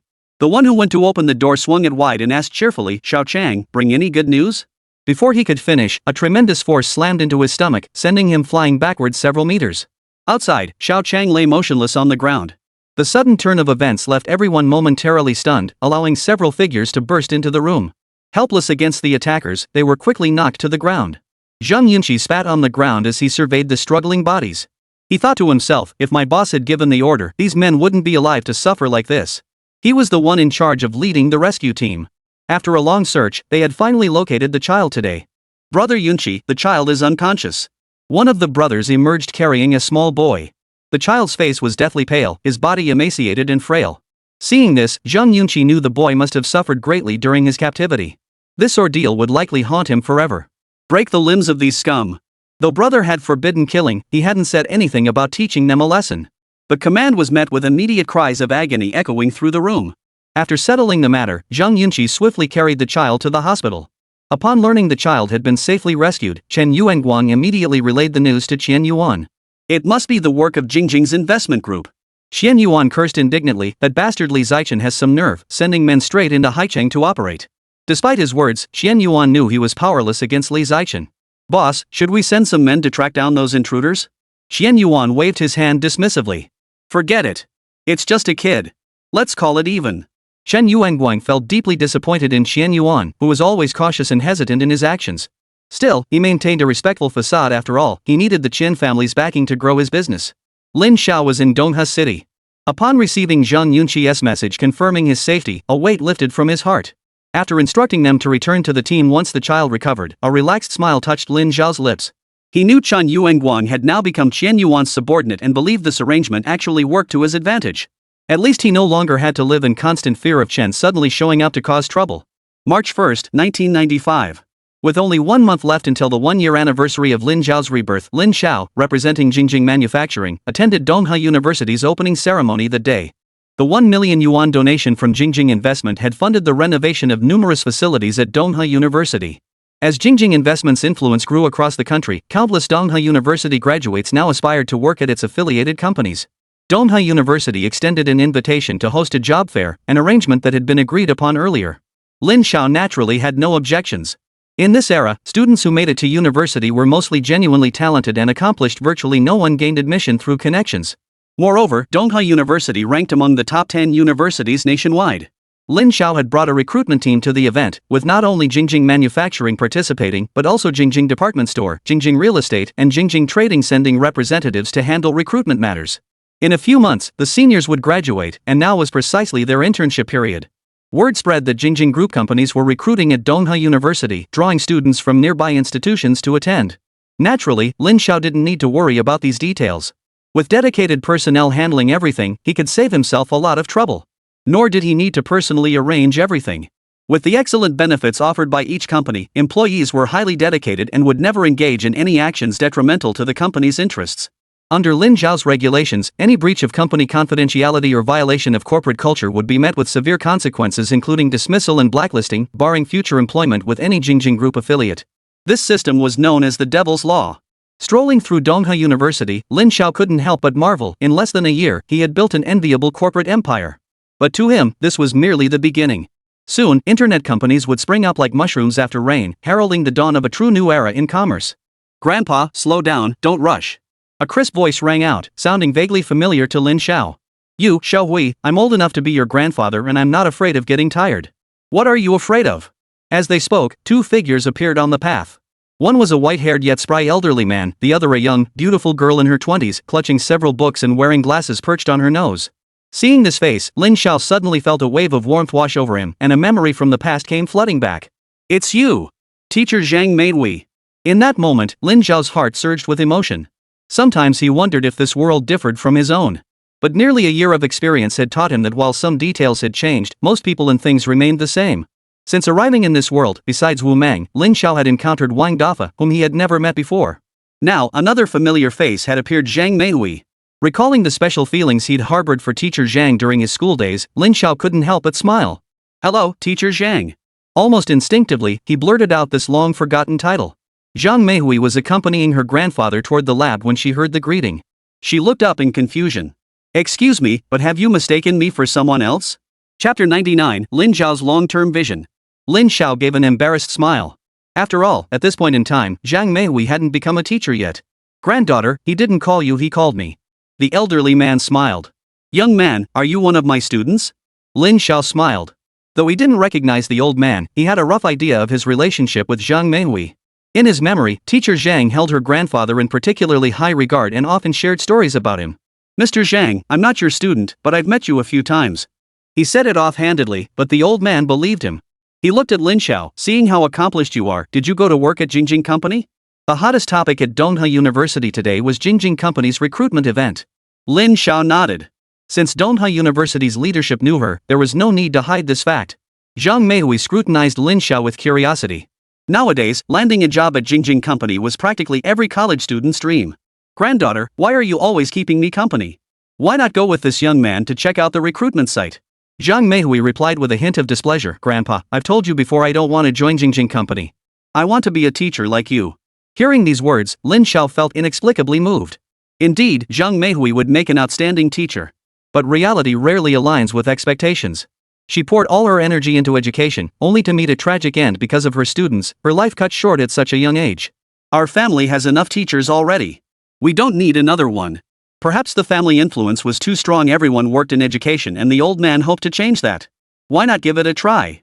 Lin Xiao suddenly suggested, unwilling to let the teacher who had once left such a deep impression on him walk down a difficult path. Since they had crossed paths, he wanted to find a way to help her. Even if it altered the course of future events, it didn't matter. His rebirth defied scientific laws anyway. Maintaining the general trajectory was sufficient. Lin Xiao didn't aim to alter the entire world, that would be too complicated. But helping those around him? That was within his reach.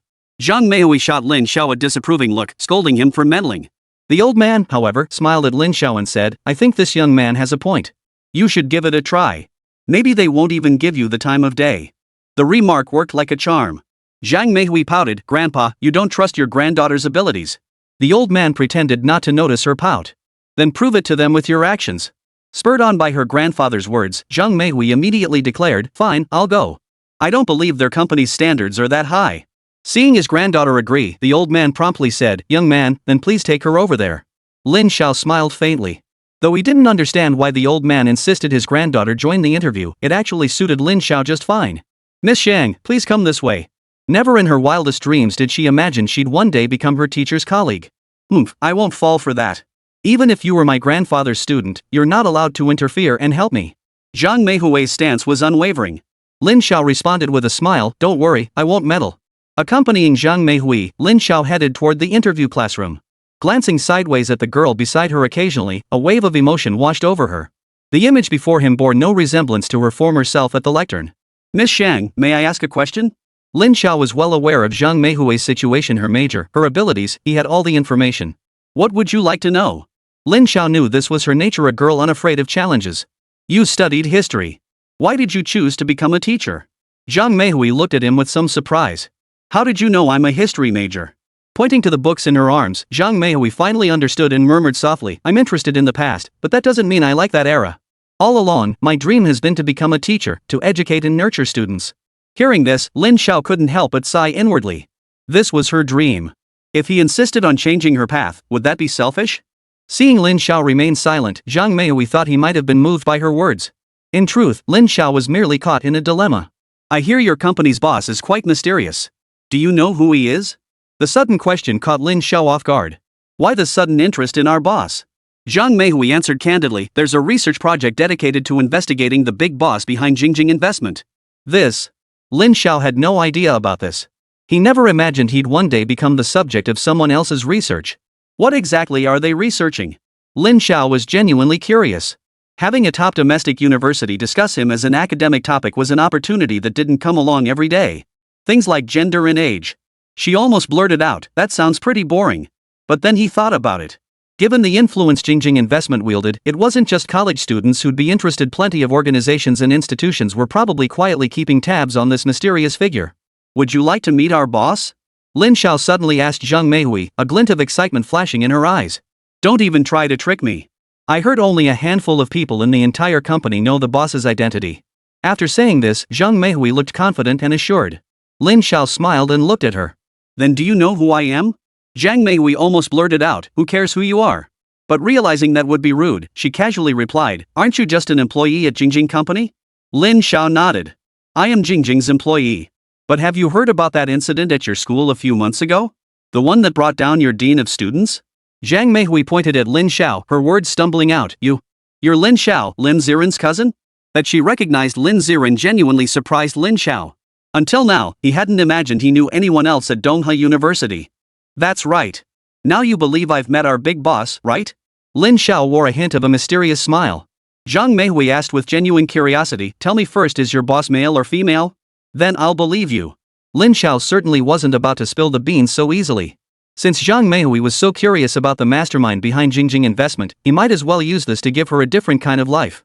I can tell you, but you have to agree to do me a small favor first. Zhang Meihui eyed Lin Xiao cautiously. What do you want? Her wary expression made it clear she was overthinking things. I heard from Lin Ziren that you're a married woman. Don't get any funny ideas about me. Ha! Lin Xiao nearly choked on his laughter. No matter how accomplished a teacher she was, she'd once been an innocent young girl. You're overthinking it. Lin Xiao shot her a sidelong glance. I'm not interested in people who haven't matured yet. Zhang Meihui shot him a fierce glare. She was a prominent figure at Donghua University, with countless men chasing after her. And this guy dared to say she wasn't mature enough? Was he blind? Seizing the moment, Lin Xiao proposed, if you agree to join our team, I'll reveal our boss's gender to you. If you perform well, I might even recommend you for a personal meeting. Zhang Meihui eyed him skeptically, feeling like she might be getting played by this guy. I haven't even interviewed yet? Why the rush to bring me on board? Are you hiding some sneaky scheme? Lin Xiao looked at her calmly. Actually, you've already been selected. So now it's just a matter of inviting you to join us. What do you think? Zhang Meihui snorted lightly. I told you, I don't buy that. Understanding her temperament, Lin Xiao knew it was time to play his trump card. Besides your major in history, you also studied English, right? And you speak it fluently, correct? Zhang Meihui froze, staring at Lin Xiao. How did he know these details? Then, in impeccable English, Lin Xiao continued, I noticed you were reading an English book. Without specialized training, you wouldn't be able to understand it. Zhang Meihui was astonished not only by Lin Xiao's keen observation but even more so by his fluent language skills. I'm starting to get genuinely curious about this company you work for, she said calmly. What kind of position do you plan to offer me? Chapter 100, Becoming an Assistant. Be my assistant. Lin Xiao had long been searching for the right person to serve as his personal assistant. Wu Meng had been the most suitable candidate, but she excelled more in financial management. Lin Xiao's original plan had been to groom her for the future role of chief financial officer. As for his cousin Li Jingtian, she was far less proficient in foreign languages, otherwise, she would have been a good choice too. Zhang Meihui played a crucial role in Lin Xiao's formative years. She had been his foreign language instructor, and his fluency in foreign languages was entirely due to her teaching. Beyond that, Lin Xiao had discovered Zhang Meihui's many talents. Having such an assistant by his side would undoubtedly make future work much easier. Zhang Meihui sensed Lin Xiao's ulterior motives and was about to decline the offer. Lin Xiao flashed a mysterious smile. I'm the only person besides Mr. Li who can see the boss. Don't you want to give it a shot? Fine. Though she agreed, Zhang Meihui didn't forget to warn Lin Xiao, you better not have any funny ideas. I'm not just anyone. Lin Xiao chuckled. After all, the current Zhang Meihui was still an innocent girl who hadn't yet stepped into the real world. Since she'd agreed, the first step was successful. The rest would naturally fall into place. This trip to Donghua University could be considered a resounding success. Jingjing Group recruited numerous new employees in Donghua, with several companies collectively hiring over 300 staff members. Even some fresh graduates from other universities were accepted by Jingjing Company as long as they met the requirements. For Jingjing today, talent was the most critical resource. What Lin Xiao hadn't anticipated was that even his cousin, Lin Ziren, had passed the interview and joined Jingjing Trading. Lin Xiao had stumbled upon his name while reviewing the list. He had originally planned to discuss future plans with his cousin when he had time. Since he was already in the company, Lin Xiao decided to give him a shot and see how he performed. Truthfully, Lin Xiao harbored high hopes for him. After all, among the men of their generation in the Lin family, only 3 sons had survived. His elder brother from his uncle's branch was already past 30, and even if Lin Xiao wanted to help him advance, it was beyond his reach. In contrast, Lin Ziren was just over 20, possessed a solid education, and showed significant potential for growth. Lin Xiao had never revealed to his family that he was the actual controller of Jingjing Company. He didn't want anyone to think they enjoyed special privileges because of this connection. On March 3rd, Lin Xiao was basking in the sun in the courtyard when old Zhang walked in. You really know how to enjoy life, don't you? The two were already quite familiar with each other, so old Zhang sat down without hesitation. Lin Xiao hurriedly poured him tea and asked with a smile, "Old uncle, have you found any leads about the courtyard?" Lin Xiao had previously asked old Zhang to look into suitable courtyards for sale in the area, and it had been some time since then. "You're one lucky kid," Grandpa Zhang chuckled. "Old Sun's son is planning to take him abroad to settle down." At first, the owner wasn't willing to sell, but once they heard you were the buyer, they agreed to part with it. "But Old Sun specifically asked you to take good care of his house. He's lived there for decades and has deep feelings for it." Lin Xiao nodded immediately in understanding. "You can rest assured on that point. I'll make sure he sees it just as he left it when he returns someday." "That's excellent. Come on, let's go sign the contract." Grandpa Zhang didn't mention the price, as he and Lin Xiao were already quite familiar. He knew the guy was well off, having spent millions just buying antiques from them. Lin Xiao wouldn't let the old man lose out either. Grandpa Sun's courtyard was right next to where Lin Xiao currently lived, and it was quite spacious. Rumor had it that it had once been the residence of a fallen prince. It was the largest courtyard on the entire street, easily worth over 100,000 yuan at market value. In the end, Lin Xiao gave Grandpa Sun 200,000 yuan. He knew full well that in a few years, this courtyard might be impossible to buy for anything less than several million. A courtyard this size would have been worth hundreds of millions back in his day. After signing the agreement, Grandpa Sun accompanied Lin Xiao to complete the paperwork that very day. With only a few days left before his departure overseas, he planned to stay here temporarily. Lin Xiao naturally had no objections, simply telling him he could stay anytime he returned. The matter of the courtyard was settled, and Lin Xiao had fulfilled a long-held wish. The courtyard was spacious enough that even if his aunt's family and uncle's family moved in, there would still be plenty of open space. That evening, Zhou Jing returned home from work, her belly already showing a slight roundness. Lin Xiao didn't want her to keep working, but she insisted on continuing. Not wanting to upset her, Lin Xiao conceded to her wishes. "I've rented the courtyard from Old Sun's family," Lin Xiao said, avoiding the word bought and instead framing it as a rental. Just like the courtyard they lived in now, he'd wait until the time was right to discuss purchasing it. "Uncle and the others should be arriving soon, right?" Lin Xiao thought for a moment before saying softly, "Let's wait until after the Qingning festival. I'll go back to pay respects to our ancestors then and ask my uncles if they'd be willing to move over." Zhou Jing raised no objection. She supported this plan. "You make the decisions. You're the pillar of this family." Zhou Jing now felt completely at ease. Otherwise, she wouldn't have made such a significant decision to have another child with Lin Xiao. Everyone had witnessed Lin Xiao's transformation over the past year. Their family life was now quite comfortable. Zhou Jing received substantial bonuses every month. As for Lin Xiao, his bonuses kept growing too. Their income had not only reached the 10,000 yuan a month level, but their savings now exceeded 100,000 yuan. Women are easily satisfied. If Zhou Jing knew the money stashed in Lin Xiao's basement was practically molding away, who knows what she'd think. Now that Zhou Jing's belly was visibly rounded, Lin Xiao dared not lay a finger on her. Even when Zhou Jing suggested finding a solution, Lin Xiao politely declined. How could he possibly let his wife suffer? Every night, Zhou Jing would hold Lin Xiao as they fell asleep peacefully. Poor Lin Xiao, a young man in the prime of his vitality, often suffered both mentally and physically. Zhang Meihui reported to Jingjing Manufacturing on March 5, joining as assistant to the purchasing department manager. The department handling her onboarding was managed by Zhou Jing. The administration department also handled personnel management. Sitting in her office, Zhou Jing browsed through Zhang Meihui's information. Faced with a woman who would soon be spending every waking hour with her husband, any woman would feel a certain sensitivity. "Has Manager Lin discussed his work situation with you?" Zhou Jing couldn't help but feel a twinge of doubt. A young and attractive girl like Zhang Meihui inevitably made her worry about whether sparks might fly between them. Especially now, with her own special physical condition, she might not be able to provide sufficient care and attention. Partially. Zhang Meihui had already inquired beforehand. The pregnant woman before her was Lin Xiao's wife. She hadn't expected that Lin Xiao, with his ordinary looks and significantly older age, could marry such a beautiful woman. "If you encounter any issues while working with him, please let me know immediately." Zhou Jing's words stemmed entirely from her own suspicions. Though she never doubted her husband, the sudden hiring of a new assistant inevitably sparked unfounded speculation. "Yes, manager. I'll be going now." As she left Zhou Jing's office, Zhang Meihui pondered to herself, what business was it of hers what went on between that couple? When she arrived at the procurement department's office door, she found the manager was nowhere to be seen inside. After inquiring with other colleagues, everyone seemed amused by the question. A kind colleague explained, "Young lady, you'll have to adjust gradually. Manager Lin manages his own schedule. Since you're his assistant now, maybe you should go see our big boss, General Manager Zhang. He might know where Manager Lin went." Chapter 101, Opening a Branch Store. Zhang Meihui asked in surprise, "Doesn't he fear random inspections from higher-ups at all?" Everyone nearby burst into laughter, looking at her like a greenhorn newbie and saying, Honestly, our boss Zhang is actually quite afraid of manager Lin. Zhang Meihui, her mind swirling with questions, then sought out General Manager Zhang Karu. Upon hearing she was the assistant personally selected by Lin Xiao, Zhang Karu's eyes lit up. It turned out he had also misunderstood Lin Xiao, assuming he made the kind of mistake many men might make when their wives were pregnant. If you're looking for him, he's probably resting at home at this hour.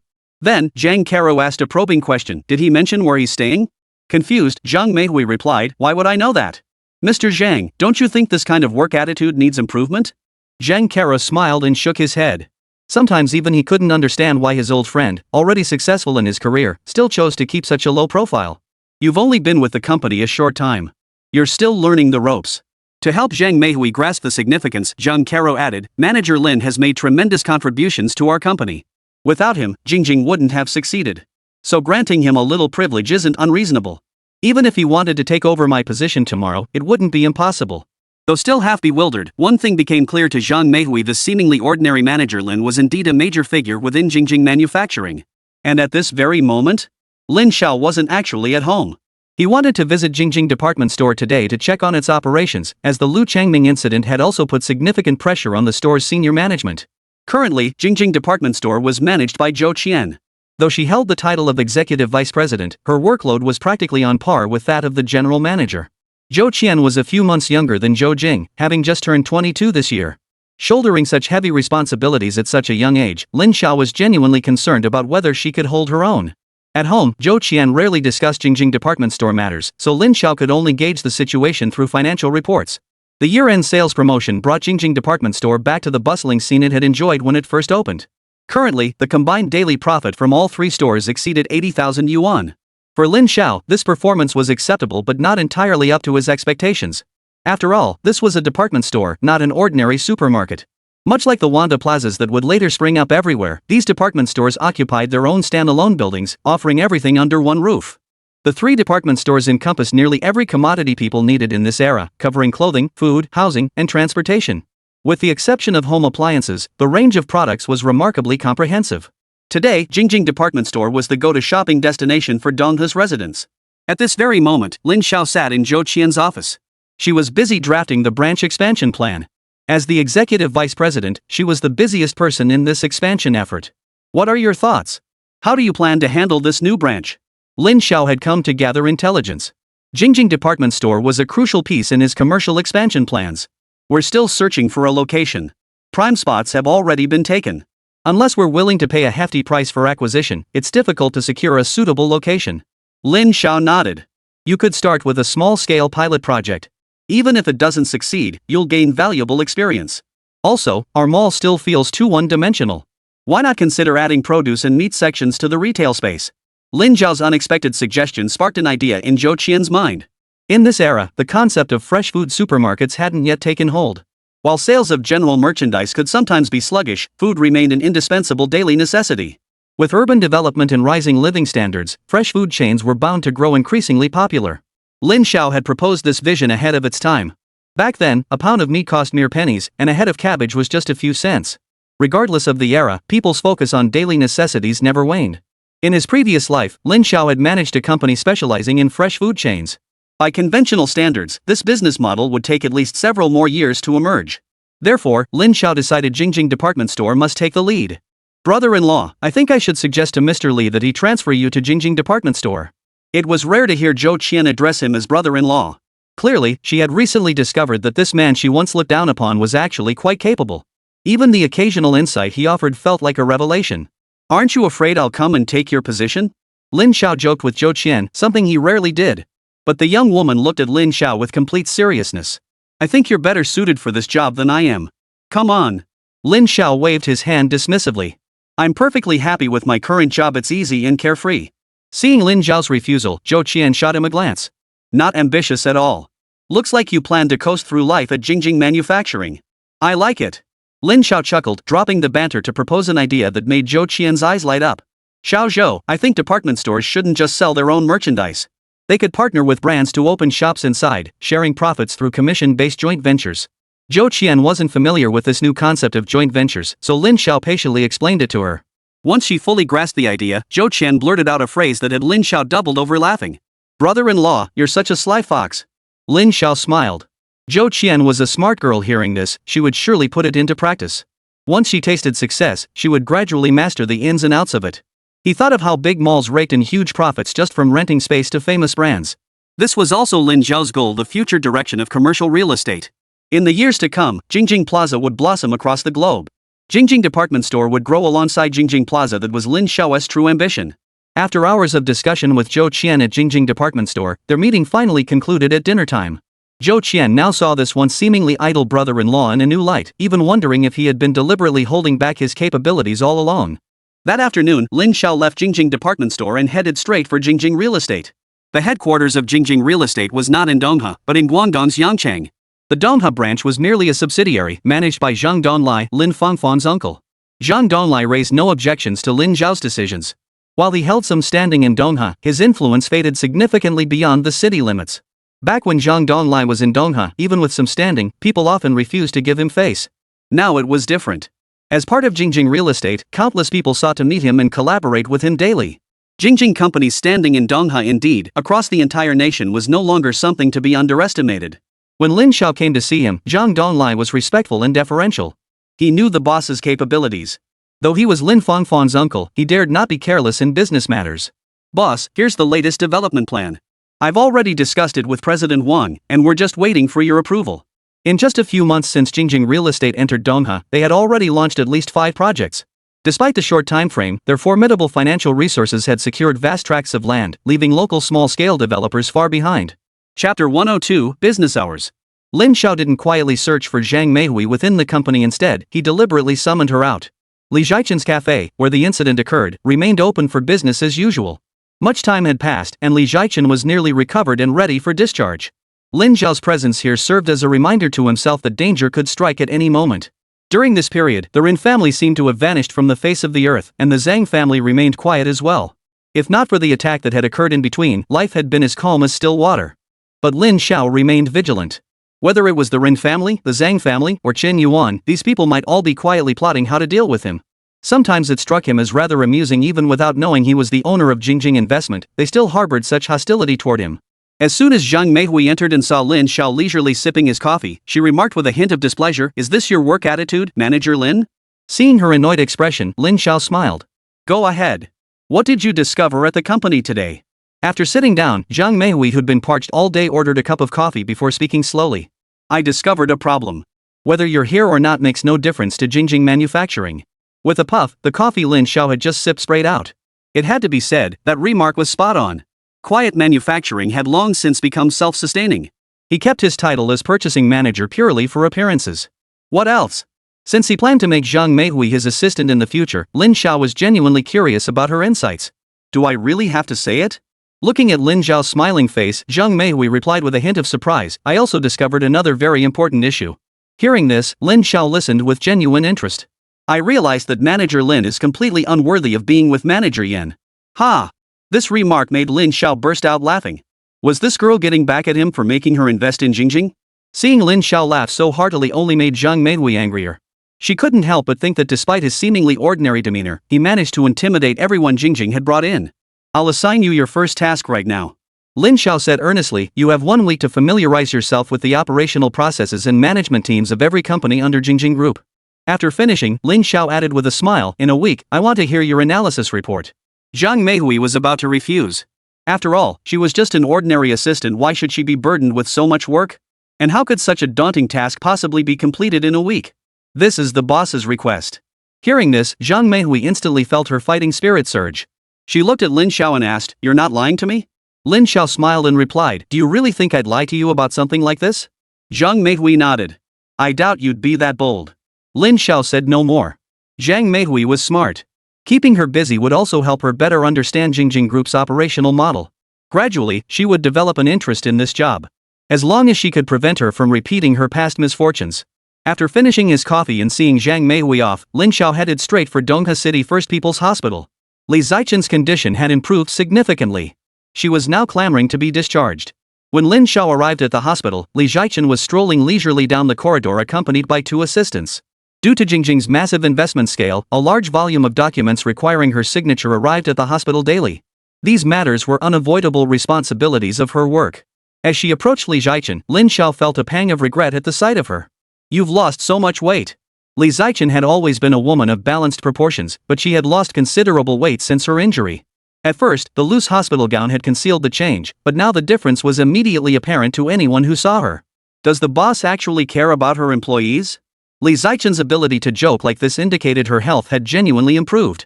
I'm truly grateful. This was the first time Lin Xiao had expressed gratitude since the accident. Had she not stepped in to take the knife meant for Lin Xiao, it would have been Lin Xiao who was injured. I was just doing my duty as an employee. At this point, Li Zichen seemed slightly nervous. Truthfully, even she couldn't fathom where she'd found the courage back then. She vaguely recalled saying something, but the exact words remained hazy. Lin Xiao didn't press her on this point, only saying, once you return to the company, I'll be heading to another city. In truth, Lin Xiao had planned to leave Dongha City long before the new year, but had delayed due to concerns about Li Zichen's situation. I'll request discharge today. Seeing this, Lin Xiao didn't try to stop her. He understood this was a request she'd made many times before. Alright, but you must ensure daily checkups by professional medical staff to confirm your health remains stable. I'll have Li Jingti and Wu Meng oversee this. Li Zichen smiled. She had long grown weary of hospital life and felt returning to her busy work environment suited her better. That evening, Jingjing Investment released an official announcement. Company President Li Zichen would formally return to work on March 6. After approximately 1 month of recuperation and adjustment, Li Zichen finally returned to her position. However, around the same time, Lin Xiao quietly boarded a flight bound for the capital, intending to transfer to another destination. In truth, Lin Xiao wasn't heading to Beijing at all. This trip was merely a layover en route to Hong Kong. Accompanying him on this journey were only 2 trusted friends, Zheng Yunqi and another brother, no one else. They were all deeply concerned about Lin Xiao's safety during this trip. Upon arriving in Beijing, Lin Xiao didn't even meet with any acquaintances before immediately transferring to a flight bound for Hong Kong. This major Asian financial hub enjoyed immense global renown. Back in 1994, Hong Kong was still under leasehold status. Even so, its pace of development was already astonishing. As Lin Xiao recalled, Hong Kong back then was like paradise for many, yet it also became a living hell for others. Beyond real estate, another thriving industry in Hong Kong was the entertainment sector. Clearly, Lin Xiao's visit to Hong Kong was not for leisure or entertainment. As a highly inclusive city brimming with opportunities, it was precisely such an environment that could give rise to a businessman who would later be hailed as Asia's wealthiest. In fact, Jingjing Group also had a branch office in Hong Kong. Earlier this year, before the onset of winter, Jingjing Investment successfully executed a bold and sensational investment strategy to short-sell Russia, immediately attracting the attention of numerous renowned financial institutions worldwide. It was precisely at that juncture that Lin Xiao ordered Li Zichen to dispatch a small team to establish a branch office in Hong Kong. This team of over a dozen people spent more than 2 months on Hong Kong Island, making almost no progress. Hong Kong stocks had been listed for many years, and the stock market had consistently performed well. Lin Xiao focused his attention on the Hong Kong stock market precisely because of the opportunities presented by this era. He still remembered that this was the year the Hong Kong TV series The Age premiered, giving many people who knew nothing about stocks their first real glimpse of their power. It could turn someone into a millionaire overnight or drive a family to suicide. Lin Xiao turned his gaze to Hong Kong Island, drawn not only by the stock market but also by its thriving entertainment industry. Beyond the 4 Heavenly Kings and the Jade Maidens, Hong Kong Island saw an endless stream of artists emerge at the time. In Lin Xiao's memory, several stood as the era's pinnacle figures, achievements later generations could never match. Among them was a comedian Lin Xiao particularly admired, who played emperors year after year and seemed to have achieved everything at that point. Upon Lin Xiao's arrival in Hong Kong, a representative from Jingjing Investment personally met him at the airport. Before his arrival, Li Zichen had specifically called this representative to reveal Lin Xiao's true identity. This was to ensure Lin Xiao could smoothly commence work upon arrival, preventing subordinates from paying lip service while failing to act. Of course, this knowledge was strictly limited to the executive himself. He was absolutely forbidden from revealing this secret. Lin Xiao had met this executive before. When Li Zichen sent someone to Hong Kong during his time at Jingjing Investment, he had sought Lin Xiao's opinion. Chen Yong, a bespectacled financial expert and Li Zichen's classmate, had previously worked in mainland China's financial system. Boss. Chen Yong looked at Lin Xiao. This was Jingjing Investment's boss. Had his senior classmate not revealed it, he would never have guessed. He had even privately asked his senior classmate before whether Lin Xiao was her boyfriend. Chapter 103, The Power of Trust. Mr. Chen, thank you for your hard work. Lin Xiao smiled briefly before following Chen Yong to the parking lot. As a major corporation, Jingjing Investment naturally provided company vehicles for its Hong Kong branch. The driver had been given the day off by Chen Yong. Starting today, he himself would serve as Lin Xiao's driver. Boss, let's head to the hotel to rest first. Dinner arrangements are made for you afterward. Only after reporting the itinerary did Chen Yong start the car, a Tiger Head Benz, a luxury model of its time. Lin Xiao had no objections. The long flight had indeed been exhausting, and he intended to rest for a while. Upon arriving at the hotel and dropping off their luggage, Lin Xiao and his entourage headed to the restaurant for dinner. Zhang Yunqi and the other entourage members were famished, devouring their food with such gusto that Lin Xiao couldn't help but smile. Chen Yang, however, dared not eat so hastily. In front of his boss, proper etiquette was still required. "Mr. Chen, you've been with the company for about 9 months now, right?" Chen Yang was among the first employees hired when Jingjing Investment made its inaugural investment in Huazhou Manbao. "Yes, Ms. Li is my senior from university. She's been very supportive of me." Chen Yang still harbored doubts about the relationship between Lin Xiao and Li. After all, how much trust must a man have in a woman to entrust her with managing such a large company? He figured it couldn't hurt to praise President Li. "With Ms. Li here, plus all of you helping out, I feel much more at ease."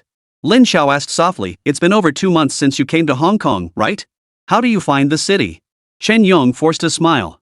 He was considered capable back on the mainland, but arriving in Hong Kong made him realize just how many truly capable people were here.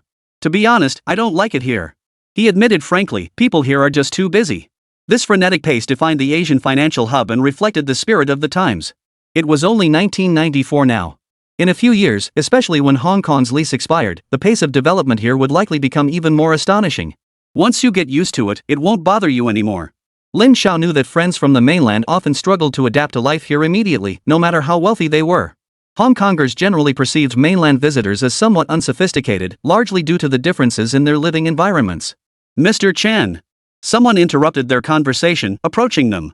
The man wore a thick gold chain around his neck and sported a large gold tooth, the quintessential look of a local socialite. Chen Yong stood up with a smile and introduced him to Lin Xiao. "Boss, this is Gold Tooth. We owe the smooth progress of our business here entirely to his support." Chen Yong had previously reported this situation to the company. Without the support of local social forces, many matters were indeed difficult to advance. Jingjing Investment alone had to pay this Gold Tooth brother 50,000 yuan monthly as protection money. "This is my superior," Chen Yang said, introducing Lin Xiao to Big Gold Tooth. "Ha! Mr. Chen's boss is my friend too. If you have any problems, just come find me. Mention my name, Big Gold Tooth." Big Gold Tooth spoke with a perfectly standard accent, his voice booming with authority.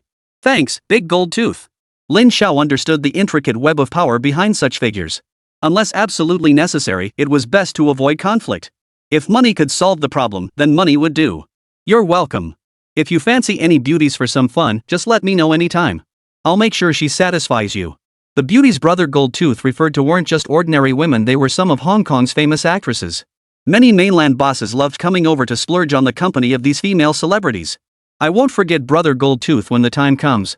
Hearing this, Chen Yong immediately understood Lin Xiao's implied meaning and added, "I just arrived today. If I have any needs, I'll contact you." Golden Tooth laughed heartily in response. "All right." Glancing at Lin Xiao, Gold Tooth brother departed with his companions. This minor incident wasn't significant, and Lin Xiao didn't dwell on it. Chen Yong sat down and remarked, "Big Gold Tooth is a reasonable man. Last time we were threatened, he was the one who sent people to handle it." Lin Xiao nodded. "You handle these matters yourself. Know when to draw the line. After all, we're in business, harmony is what makes money." Chen Yong acknowledged with a nod, signaling his understanding. Just as Lin Xiao finished eating and was about to head back to his room with Zhang Yunqi and the others, he nearly collided with someone. The other person was startled too. Lin Xiao quickly apologized, "Sorry." But upon recognizing the person before him, Lin Xiao froze, blurting out involuntarily, "Sister Mei?" Despite the hat and sunglasses concealing her features, Lin Xiao recognized her sister Mei, whom he had briefly encountered at the Zhang family wedding in Dongha City. Sister Mei recognized Lin Xiao too, exclaiming in surprise, "It's you?" Her eyes brimmed with complex emotions. By all accounts, Lin Xiao should have been nothing more than a passing figure in her life. Given her status, she wouldn't typically seek out ordinary people like him. But last week, she went to the hospital for a checkup, and the results left her utterly shocked. The doctor informed her that something was seriously wrong with her body. If left unchecked, it could potentially develop into cancer. This news brought back memories of what a fan had said to her during that snowstorm. That fan was unusual. He didn't ask for an autograph or say much, but his words were clear: "Take care of yourself. You should really go to the hospital for a checkup." It was precisely this checkup that revealed the crisis within her body. These past few days, she'd been staying elsewhere to recuperate, afraid of being photographed by reporters. "Would you like to sit down?" Mei invited. Lin Xiao accepted without hesitation, following her to a secluded spot. This spot was relatively secluded. Zhang Yunqi and his bodyguards stood nearby, ensuring no one disturbed them. Sister Mei glanced at Zhang Yunqi and his men, thinking that someone who brought bodyguards out in public couldn't be just anyone. I don't even know your name, Mei Jia asked. Lin Xiao smiled and replied, my name is Lin Xiao. In his previous life, by the time he had achieved fame and success, this idol had already passed away. In truth, Lin Xiao had always regarded Sister Mei merely as an idol in his heart. Lin Xiao. Sister Mei repeated the name, her curiosity piqued. How did you know about my health issues? This was her biggest question. She'd pondered it endlessly lately but still couldn't figure it out. Before Lin Xiao could formulate a response, Sister Mei pressed on, could you be a doctor? My family has a background in medicine. Lin Xiao went with the flow and made up an excuse. He couldn't very well tell her he actually knew her fate. Saying that would probably scare the living daylights out of her. No wonder. Sister Mei laughed. Thank goodness you reminded me. I do have some health issues now, but they're not too serious yet. Everyone said Sister Mei knew a lot of people in their circle, which was evident from how chatty and cheerful she usually was. As a public figure, she likely rarely spoke in public to maintain her perfect image in fans' eyes. In truth, Sister Mei was just an ordinary person, though the weight of her celebrity status made her burden heavy. Lin Xiao would never forget that breathtaking moment at her farewell concert. Every time he saw that face filled with deep emotion, Lin Xiao's heart would be deeply moved. Sister Mei is a bit different in person than she is on TV. Lin Xiao sincerely mused. Everyone has many different facets, but for some people, we may only ever see the version they choose to present to us. Disappointed? Sister Mei asked Lin Xiao, her smile captivating. Lin Xiao shook his head. I just think being a celebrity must be incredibly tough. This was also one reason Lin Xiao didn't want to reveal his identity. If his true circumstances became public, as the current wealth leader, countless people would surely flock to him. As Lin Xiao recalled, back in 1994, China's wealthiest individuals were worth only a few billion yuan. Yet one tycoon had boasted that tens of millions meant nothing to him. Unfortunately, this top tycoon didn't hold onto his position for long before falling from grace. The tallest bird gets hit first. Flaunting wealth in this era was hardly a wise move. What do you do for a living? Mei suddenly asked. Attending Donghe's wedding that day was to repay a personal debt, but the guests present were truly eye-opening. Have you heard of Jingjing Investment, Sister Mei? Lin Xiao inquired. Sister Mei looked at him with surprise. Are you part of that company? Seeing Lin Xiao nod in confirmation, she smiled faintly. No wonder. I understand Jingjing has recently been eyeing expansion into the film and music industries. He hadn't expected even a star of Mei Jia's caliber to know about Jingjing Enterprises, let alone be privy to such insider information. Are you currently signed to Star Hua Records? According to the information in his memory, this company would undergo a major transformation in a few years, but it had nurtured numerous big names in the music industry. Mei had debuted after winning a singing competition and maintained her popularity for 2 decades. You've researched our company? After a moment's thought, she smiled and said, of course. Jingjing Group has substantial financial resources, so they must have investigated thoroughly. Lin Xiao responded only with a smile, offering no further explanation. But seizing this rare opportunity, he voiced a sudden thought, would it be possible for Sister Mei to introduce me to the CEO of Star Hua? Chapter 104, The Entertainment Tycoon. Guessing Lin Xiao's intentions, Sister Mei countered, is Jingjing planning to acquire Xinhua? Once a shining star in the industry, Xinhua Records had gathered numerous superstars under its banner, with its works even sweeping across Southeast Asia. I mainly want to meet and discuss potential collaboration opportunities. Even now, Star Hua still had several well-known singers supporting it, and its prospects for the coming days looked promising. This record label was practically a cash cow, though it had been acquired by another company a few years later. I'll put you in touch. If the boss has time, he'll contact you. Give me your phone number. Sister Mei didn't refuse Lin Xiao. For her, with her fame and status, leaving whenever she wanted was no problem. Severance pay meant nothing to her. This gesture was also a way to repay a debt of gratitude. After all, Xinhua had been the unsung hero behind her rise to stardom, and she refused to be ungrateful. Thank you. Lin Xiao left her number and took her leave. He was utterly exhausted and desperately needed rest. After a good night's sleep at the hotel, Lin Xiao received a call from Sister Mei early the next morning while having breakfast in the restaurant. She informed him that the head of Star Hua Records had agreed to meet with him. Xinhua Records was actually controlled by Delight Group, an investment firm whose ultimate controlling shareholder was Lu Liang, a Hong Kong-born businessman. Delight Group wasn't just involved in the music industry, it also dabbled in film and television production, casino operations, and numerous other fields. Although the company was publicly listed, its market capitalization was only a few $100 million Hong Kong dollars. Heard that he was meeting with Jingjing Group, Lu Liang felt extremely nervous. To the outside world, he was a symbol of immense wealth and business success. Yet within his own circles, such assets were hardly noteworthy, barely enough to create a ripple.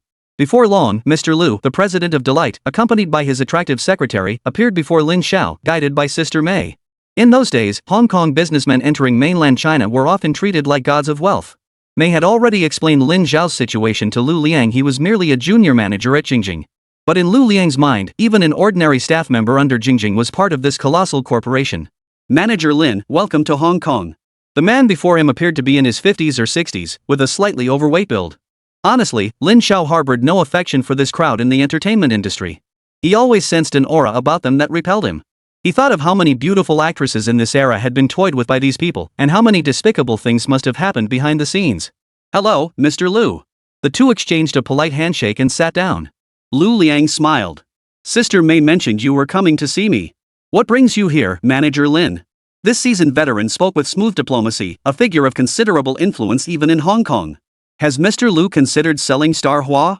Having come all this way, Lin Zhao cut straight to the chase. Upon hearing this, Lu Liang glanced at him and smiled. That depends on whether Manager Lin has the authority to make decisions in this negotiation. Rest assured, Mr. Lu. Matters concerning our branch office are entirely within my purview. Lin Zhao's words drew a smile from Lu Liang, though he offered no definitive answer. Our current income is quite stable, and we have a substantial roster of singers supporting us. These words clearly served both to showcase their current standing and to gauge the sincerity of the acquisition offer. We hope Mr. Lu will offer a reasonable price. We are fully prepared. Once the decision to acquire was made, this became the most crucial task of Lin Zhao's visit. Lu Liang sighed. I'll need to discuss this with the board. Could you give me a few days, Manager Lin? All right. Lin Zhao hadn't expected Lu Liang to agree so quickly. After all, Delight Holdings was a major corporation in Hong Kong. With so many directors involved, thorough discussion was inevitable. After seeing Lu Liang off, Lin Zhao had another plan for the day: to visit Jingjing Investment's Hong Kong branch office. Located in Hong Kong's busiest commercial district, Jingjing Investment occupied an entire floor of office space. In addition to the dozen or so people brought over from Dongha, they had hired several dozen local employees. The team was quite substantial. However, Chen Yong wasn't as risk-taking and aggressive as Li Zichen. The shares he held in several companies were merely a small test run. Lin Zhao hadn't expected these investments to turn a profit. They were more about setting a precedent. Upon arriving at the company, Lin Zhao walked straight into Chen Yong's office.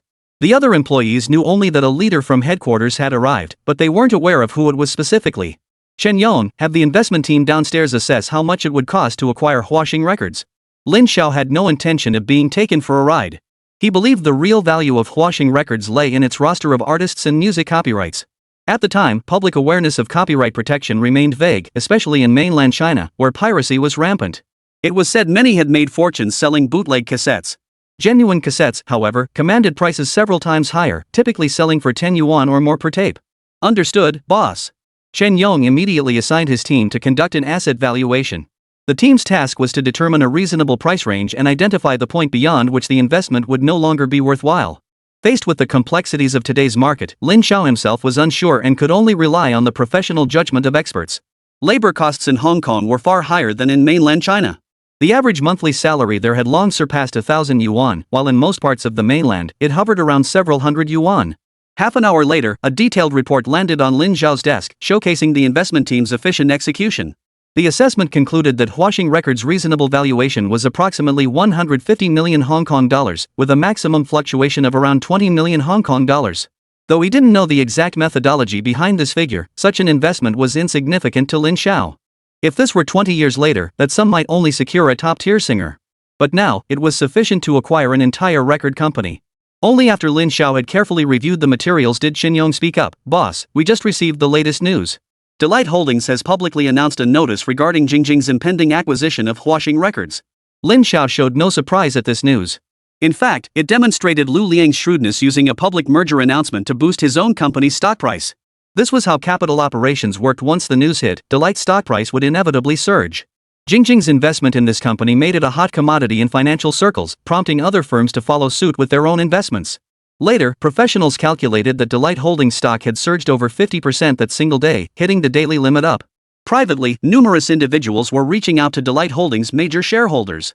Lin Zhao's seemingly casual decision had caused significant ripples in Delight, an entertainment company.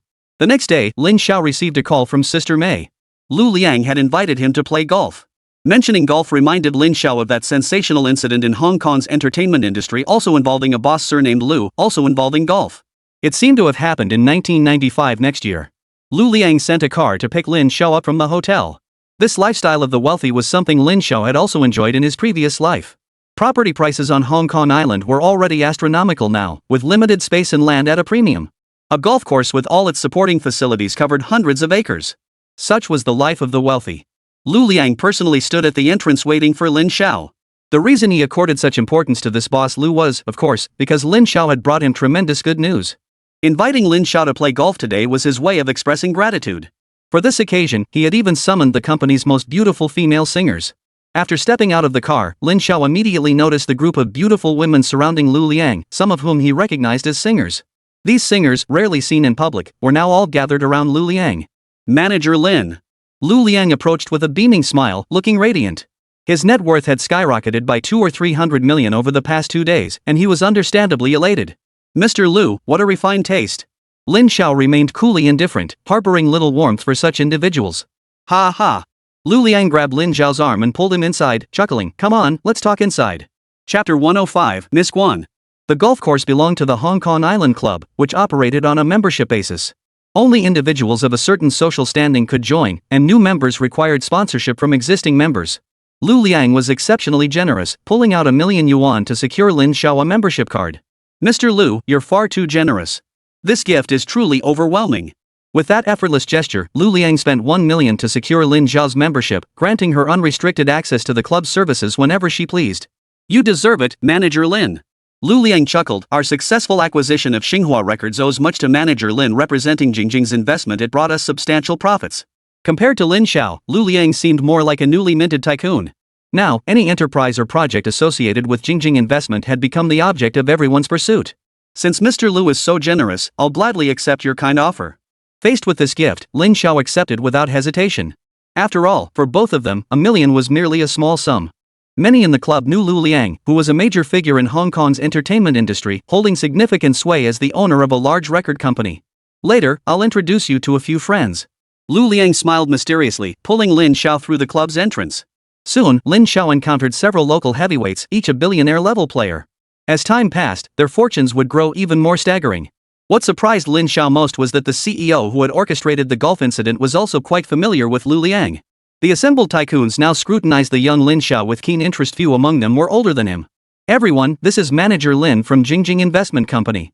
Lu Liang introduced Lin Xiao to the group, whose members collectively controlled half the Hong Kong entertainment industry. Among them were not only leading figures from the music industry and giants of the film and television world, but also high-ranking executives from Hong Kong television stations. Lin Xiao shook hands with each of them in turn before sitting down to chat. Through Lu Liang's mediation, it was essential for these Hong Kong entertainment tycoons to understand Jingjing's investment objectives. After all, Jingjing was a mainland enterprise focused on investment and financing rather than direct project operations. Manager Lin, does your company's acquisition of Huaxing Records signify an intention to expand into the entertainment industry?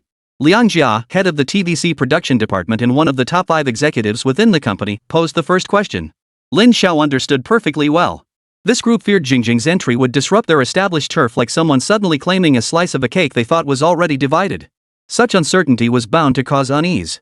Actually, Jingjing's investment primarily focuses on capital injection rather than direct management. We're operating through a minority stake arrangement. Lin Xiao stated calmly, the acquisition of Huaxing Records was actually our boss's personal initiative. This was the carefully prepared response Lin Xiao had anticipated. These individuals were fundamentally concerned that Jingjing investment would encroach upon their market share. Given Jingjing investment's capabilities, their methods would undoubtedly be formidable. For now, Lin Xiao wasn't prepared to confront these Hong Kong entertainment tycoons head-on. Lu Liang's eyes lit up. Huaxing Records was his business. They had already profited handsomely from the opportunities Jingjing investment had brought them. Manager Lin, is there a singer at Huaxing Records that your boss particularly likes? Lin Xiao nodded. To clear up any misunderstanding, he immediately explained, it's a male singer. We hope Mr. Lu can make a decision on this as soon as possible. Ha! To this day, the true owner behind Jingjing investment remained a mystery. On the surface, the responsible person was Li Zichen, but everyone knew he was merely a front. The real boss had always remained hidden behind the scenes. Our group shareholders have already agreed on the price. Lu Liang smiled broadly as he extended his hand. Seeing his gesture, no one present was surprised. They had long anticipated this development. Lu Liang's offer was 500 million yuan. The current market value of Delhi Control had already surpassed 10 billion. This was entirely due to the artificially inflated value of Huaxing Records. Lin Xiao frowned. Jing Investment's appraisal team had estimated the value at around 150 million yuan, yet Lu Liang's offer was nearly triple that figure. Was this essentially saying he had no intention of selling?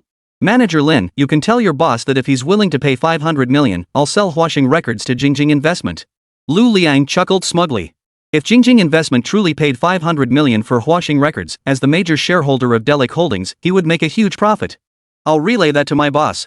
At this point, Lin Xiao had already abandoned the idea of buying Huaxing Records.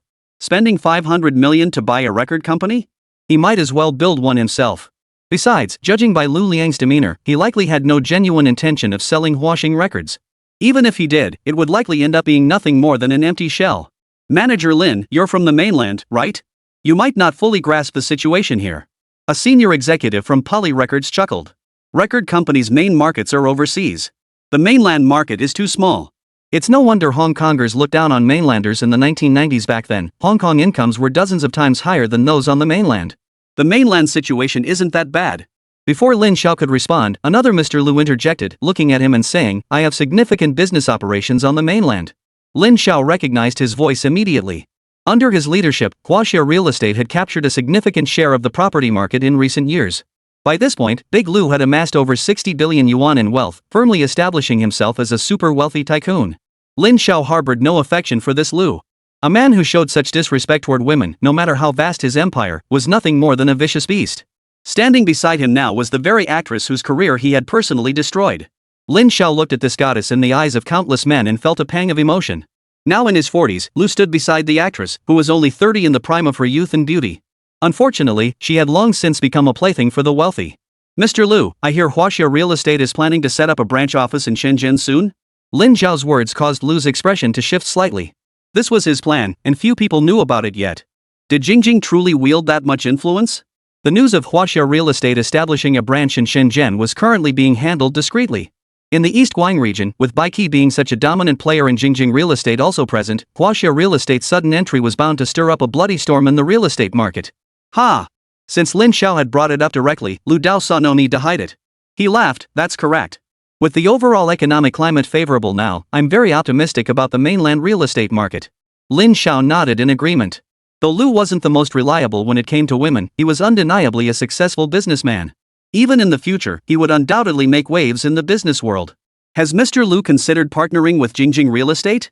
In Shenzhen or Dongguan, Jingjing Real Estate faced its biggest obstacle in Baiki, coupled with numerous real estate companies of varying sizes, making competition fierce. Backed by 20 billion yuan in capital, Jingjing Real Estate had swiftly established a firm foothold in Dongguan. But if it could join forces with Huaxia Real Estate, this powerful alliance would become virtually unbeatable. Lin Xiao, who conceived this idea, undoubtedly harbored an exceptionally bold plan. Lu was puzzled as to why Lin Xiao would propose such a suggestion. After all, Huaxia Real Estate had already achieved remarkable success in the mainland, with annual rental income alone exceeding 50 million yuan. What did that figure represent in an era when the average annual income was less than 2,000? To generate such high income solely from rent, Huaxia Real Estate was like a towering mountain. No wonder De Lu's reputation was so formidable. What's your relationship with Wang Shi? De Lu was quite familiar with the founder of Baiki, having crossed paths with him several times before. Wang Shi's sudden resignation as chairman and CEO of Baiki to join Jingjing Real Estate inevitably fueled speculation about the true power behind Jingjing. We've met once. Lin Xiao naturally wouldn't tell the truth, he was a key player in our company. But if Mr. Lu wanted to collaborate with Jingjing Real Estate, he could help facilitate the connection. Lu gave Lin Xiao another look. This man who could represent Jingjing Investment clearly wasn't someone to be underestimated. Alright, I'll definitely ask Manager Lin for assistance when the opportunity arises. By this point in the conversation, it was clear Jingjing Investment likely had no genuine interest in entering the entertainment industry. The atmosphere lightened considerably afterward. Everyone exchanged pleasantries before finally teeing off on the golf course. Taking advantage of the break, Lin Xiao made his way around to sit with the female singers and actresses. Miss Guan, I'll get straight to the point, are you and Mr. Lu in a romantic relationship? Lin Xiao recalled that the rumors about her had surfaced that very year, and this golf incident also happened to occur during that same period. Manager Lin, you've misunderstood. Mr. Lu is the investor for my new film. We are strictly business partners. Chapter 106, Meeting My Brother. Whether she was telling the truth was hard to say, but deep down, Lin Xiao felt quite sympathetic toward her. To many, she was the perfect goddess, yet her life wasn't as flawless as the outside world imagined. She had already endured a failed marriage, compounded by the constant swirl of gossip.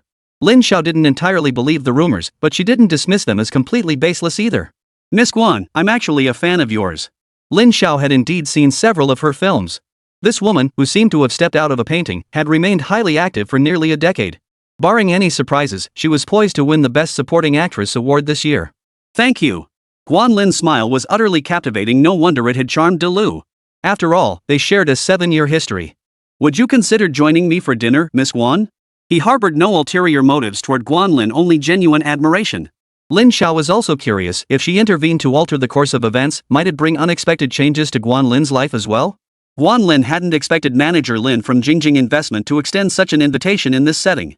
She didn't know Lin Xiao's exact background, but given that so many executives were vying to host him, he clearly wasn't an ordinary person. If my schedule permits, of course. Looking at that unrefined yet still vibrantly youthful face, she didn't appear to be in her late 30s at all, but closer to around 20. The beauties of this era were truly blessed with natural grace. Deep down, Lin Xiao understood that no matter what she went through, many would still admire her in the future, and she would live far better than most. This was his own little insistence, perhaps. Meeting someone like this, it felt almost too predictable to let things unfold smoothly. Wouldn't a little twist in life be rather interesting? The female singers beside them had been specially arranged by Lu Liang to accompany Lin Xiao. Though they were renowned vocalists themselves, Lin Xiao didn't engage much in conversation with them. She held little interest in their lives. Only Auntie 13, whose memory lingered vividly, stirred a faint stir within Lin Xiao. When they left the club, Chen Yong came to pick them up personally. The moment she got into the car, Lin Xiao's expression changed. Originally, he hadn't planned to confront Hong Kong's entertainment tycoons head-on. But today, he realized these men, despite their outward calm, hadn't abandoned their ambitions to enter the entertainment industry. Chen Yong, look into whether there are any entertainment companies in Hong Kong on the verge of collapse. Lin Xiao knew that at this moment, Hong Kong's entertainment industry was in a golden age. But precisely because of this, many smaller companies were struggling to survive. Boss, are you suggesting we acquire some smaller entertainment companies? Lin Xiao smiled faintly. Not just one. Multiple. Chen Yong grasped Lin Xiao's meaning. Only now did he realize why Jingjing Investment had grown to its current scale, and this approach sent a chill down his own spine. Since washing won't sell, we'll poach all their singers. Lin Xiao chuckled calmly. I refuse to believe washing could survive without its artists.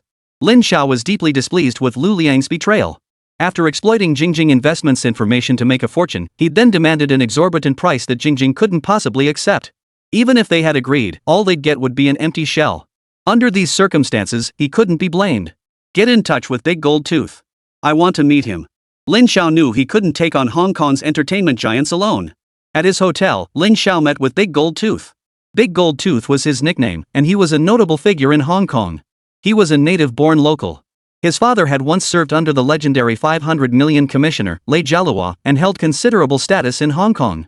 Big Gold Tooth grew up in this environment, joined a triad, and gradually became an important figure. Brother Golden Tooth, if I were to invite you to join my company, what terms would you require? Lin Xiao got straight to the point with his proposal.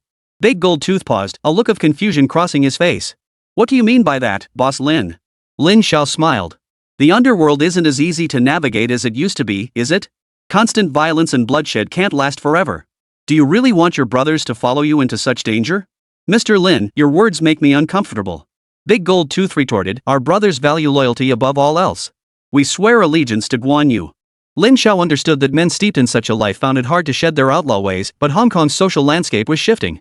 In the coming years, most of today's triad bosses would either be arrested or fall from power. Big Gold Tooth, don't you want your brothers to live more stable lives? This struck a chord with Big Gold Tooth. He could only offer a bitter smile, of course I do. But when you're in this line of work, you're bound to make enemies. If I quit today, trouble could hit my family tomorrow. Lin Xiao understood the truth in his words and replied calmly, what if I were willing to foot the bill for you and your brothers to start a new life? This perked Big Gold Tooth right up. He eagerly asked, tell me more. Over the next few moments, Lin Xiao carefully analyzed the current situation and the future challenges facing the gang. He spoke at length, though it was unclear how much Big Gold Tooth truly grasped. Still, the man nodded constantly. When Lin Xiao finished, Big Gold Tooth chuckled. I need to go back and discuss this with the brothers. Having made his way in Hong Kong for so many years, Big Gold Tooth mainly relied on shady businesses to support his large crew of brothers, things like collecting protection money and running a few nightclubs and small gambling dens. Yet he adhered to one principle, never touching pornography or drug trafficking. This was precisely why Lin Xiao valued him. At the very least, it proved Big Gold Tooth wasn't a thoroughly corrupt individual. Though Lin Xiao wasn't deeply familiar with Hong Kong's underworld during this era, he understood these figures operated within intricate networks of vested interests. Alright, Big Gold Tooth, if you have any plans, just get in touch with me through Chunyong anytime. Lin Xiao didn't expect to persuade Big Gold Tooth to make a decision immediately. Such matters often required time for consideration. Building his own power base in Hong Kong was crucial, but the relationships involved were tangled and intricate. Even with money, not every problem could be solved. After seeing Big Gold Tooth off, Lin Xiao felt somewhat exhausted. He returned to his room, intending to settle down and think things through. This trip to Hong Kong hadn't gone as smoothly as anticipated, and he needed to find a way to resolve the current situation quickly. The current situation on Hong Kong Island was far more chaotic than the mainland, but that also meant more opportunities. Seizing this opportunity, investments can also find a foothold and quickly establish a strong presence here. Just as Lin Xiao was fretting over this, Sister May called him, surprisingly inviting him for tea and a chat. Lin Xiao naturally accepted the invitation, so he left the hotel with Zhang Yun and another brother to head to the location Sister May had specified. The place Sister May chose was undoubtedly very secluded. After all, she didn't have the freedom of movement that ordinary people did. Unexpectedly, this meeting featured another person besides Sister May, a figure who served as a mentor and heavyweight advisor in her life. Big Brother. This man held a higher status in Hong Kong's entertainment industry than any celebrity. Speaking of his fate, it mirrored Sister May's in many ways. Neither ended particularly well. They even vanished from the public eye in the same year, one after the other. Rumors swirled that they were a match made in heaven. But in reality, those in the know understood their relationship was like that of siblings. Sister May introduced brother to Lin Xiao. Facing this man only 4 years her senior, Lin Xiao's heart remained unsettled for a long time. These once familiar figures gradually entered his life. It would have been easier if Lin Xiao hadn't known their ultimate fates. Now, recalling it all, he felt a complex mix of emotions, unable to describe his feelings at a loss. This brother was exceptionally kind and benevolent, holding considerable standing within the entertainment industry. Seeing Lin Xiao staring blankly at the man, May teased, "Don't tell me even Manager Lin is a fan of your brother?" Chapter 107, Sincere Cooperation. Despite his complex emotions, Lin Xiao wasn't actually the type to chase celebrities. Yet for some reason, encountering these people over the past 2 days had left him feeling as if life was playing tricks on him. I never imagined the real brother would be so much more handsome than on TV. Reading this, Sister May and brother exchanged a knowing smile. Their bond appeared undeniably close. "I heard from my sister that you're interested in acquiring Huashing Records." Brother had been signed to Huashing in the past and had won several major music awards over the years, cementing his status in the industry. May had long heard about this and had been discussing the details with her brother. "The asking price is way too high." Lin Xiao chuckled. "Our company's boss has rejected that offer." This outcome was entirely expected, as the asking price clearly signaled no genuine intent to sell. "I thought your mainland investments avoided the cultural sector. Why the sudden interest in this field?" Lin Xiao had his own reasoning behind this question. He believed Hong Kong's cultural industry would remain highly prosperous for at least the next decade or more. The mainland film industry, however, would likely take another 20 years to develop. As for the music scene, mainland singers were largely no match for Hong Kong artists in terms of talent. Many mainland performers still dreamed of finding opportunities in Hong Kong. In reality, most of the mainland's most influential entertainment companies were concentrated in Hong Kong. Lin Xiao recalled the days when talent scouts were a common profession, luring many girls from the mainland into financial ruin. Few truly succeeded in building careers in Hong Kong. "Frankly speaking, expanding our business in Hong Kong is extremely difficult at present," Lin Xiao stated bluntly, considering the acquisition of Huashing is merely to gauge the market response here. After exchanging a glance with Sister Tongmei, brother Tongmei spoke up, "So you're saying we don't necessarily have to buy Huashing?" Had he not witnessed this exchange firsthand, Lin Xiao would never have believed his brother possessed such unique insight. Had he not pursued singing or acting, he might well have become an outstanding business leader himself. At this tea house, Lin Xiao and his brother Mei Jia conversed for nearly 2 hours. Their relationship had taken a positive turn. Both were individuals Lin Xiao deeply respected.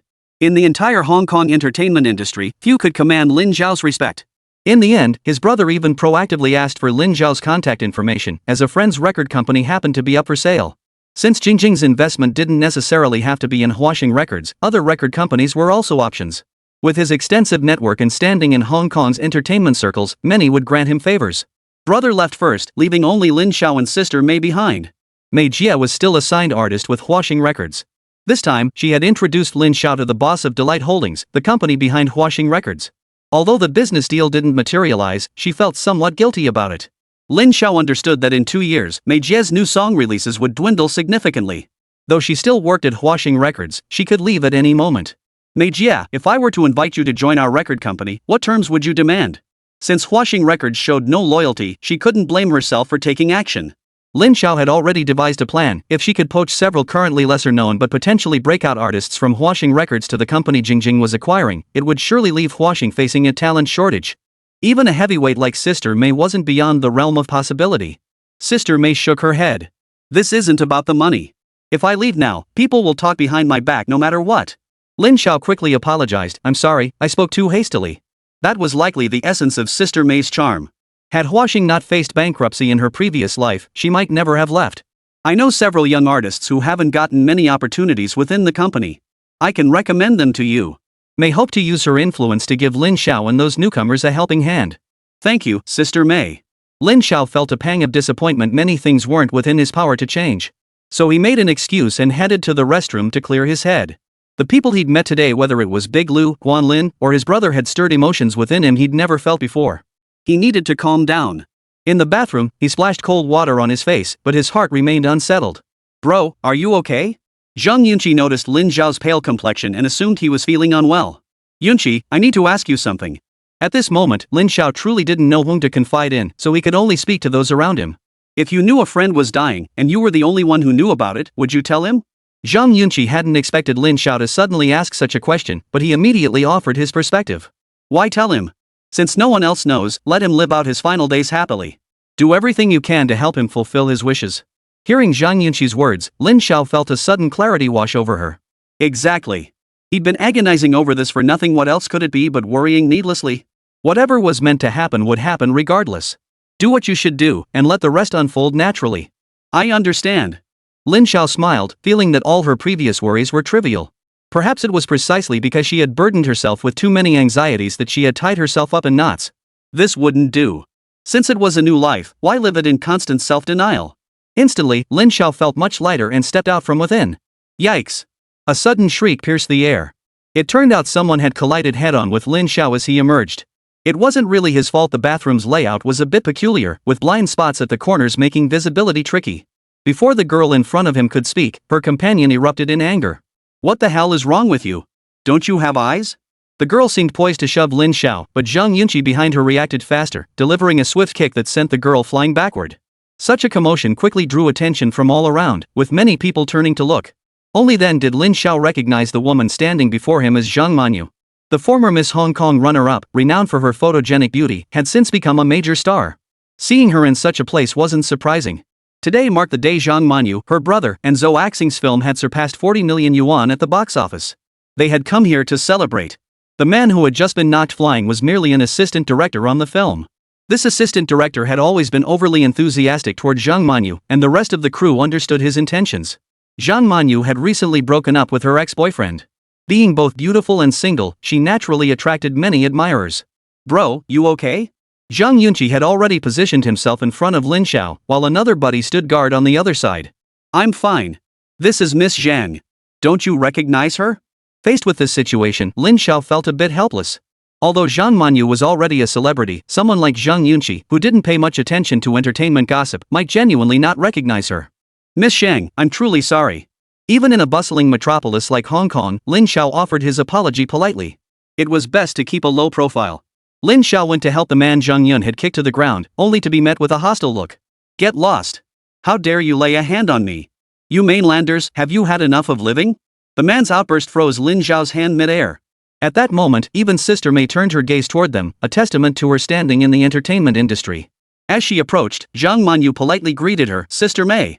Sister May glanced at the man on the ground and asked calmly with a smile, what did you just say? The man's expression instantly changed. He looked at Mei Jia and explained, Mei Jia, they started it. Mei raised an eyebrow. You were the one who tried to strike first. Their bodyguards didn't recognize you, so naturally they fought back. Even so, the man found it hard to accept.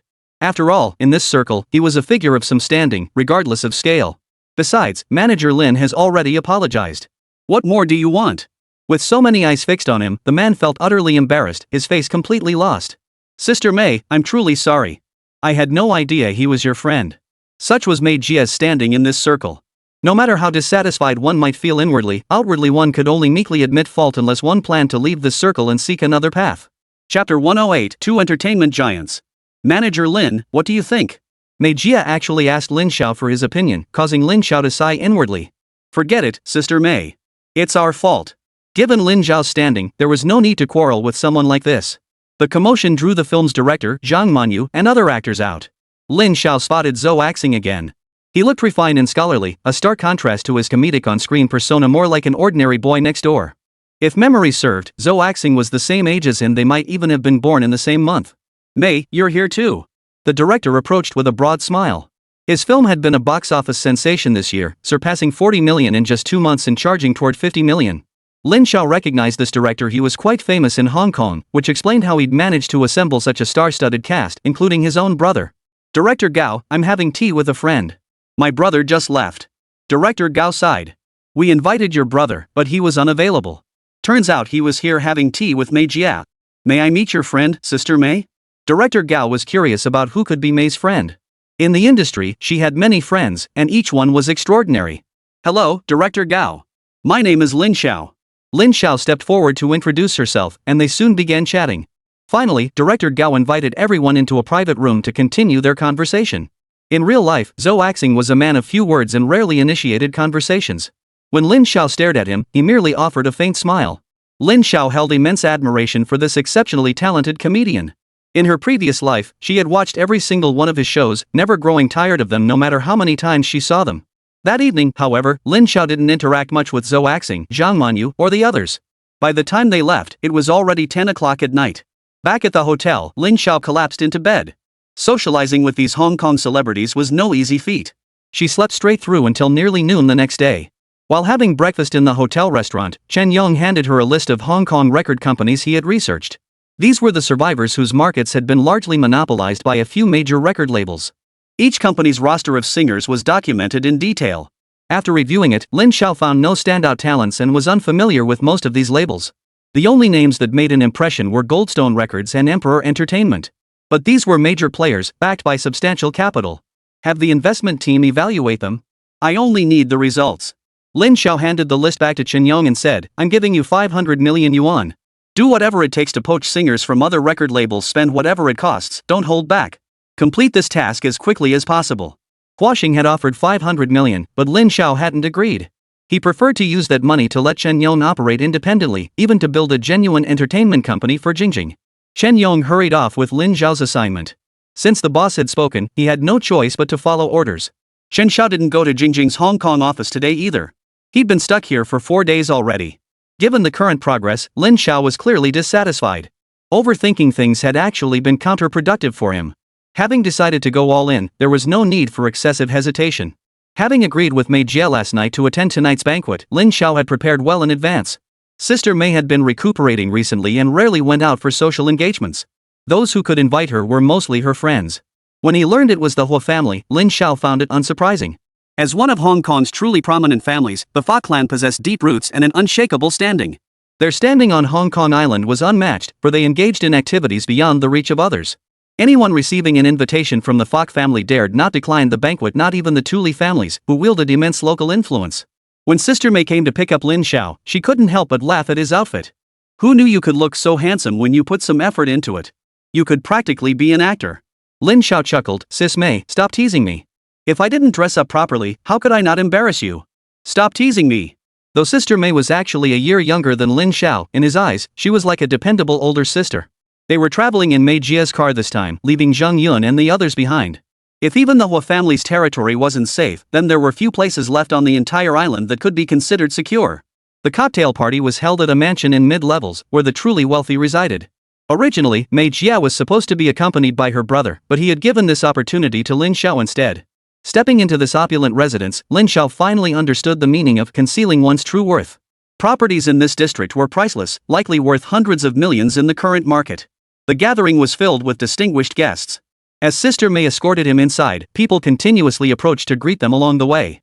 Along the way, they encountered many familiar faces, including numerous figures from the television and film industries, as well as key individuals who would soon dominate the local economy. Suddenly, a boy of about 10 years old ran over and called out, Aunt Mei. Lin Xiao looked at the boy and thought of his own background. This must be the young man destined to be connected to the diving queen in the future.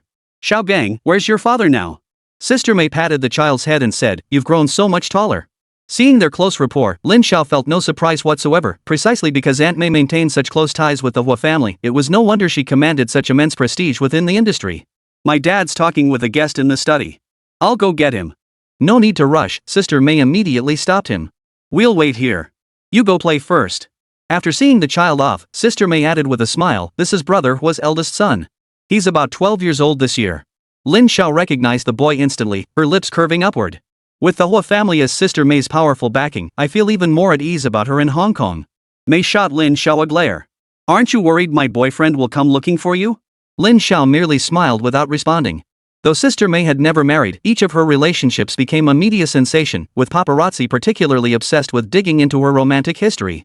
During that period, there was indeed one man who was her boyfriend. Mei, do you truly feel happy? From her expression, Lin Xiao caught a glimpse of sorrow carefully concealed. Though he didn't know what had happened, he sensed she carried many burdens in her heart. 1996 was a year of dazzling brilliance for Hong Kong's entertainment scene. As Lin Xiao recalled, numerous significant events unfolded that year, including matters concerning Sister Mei. However, his memory of the exact dates was hazy, and he wasn't sure if that particular event had already passed or was still brewing. In truth, most of Sister Mei's romantic relationships had been troubled. Before her final passing, she had even refused visits from her lover. Why bring up such a question out of the blue?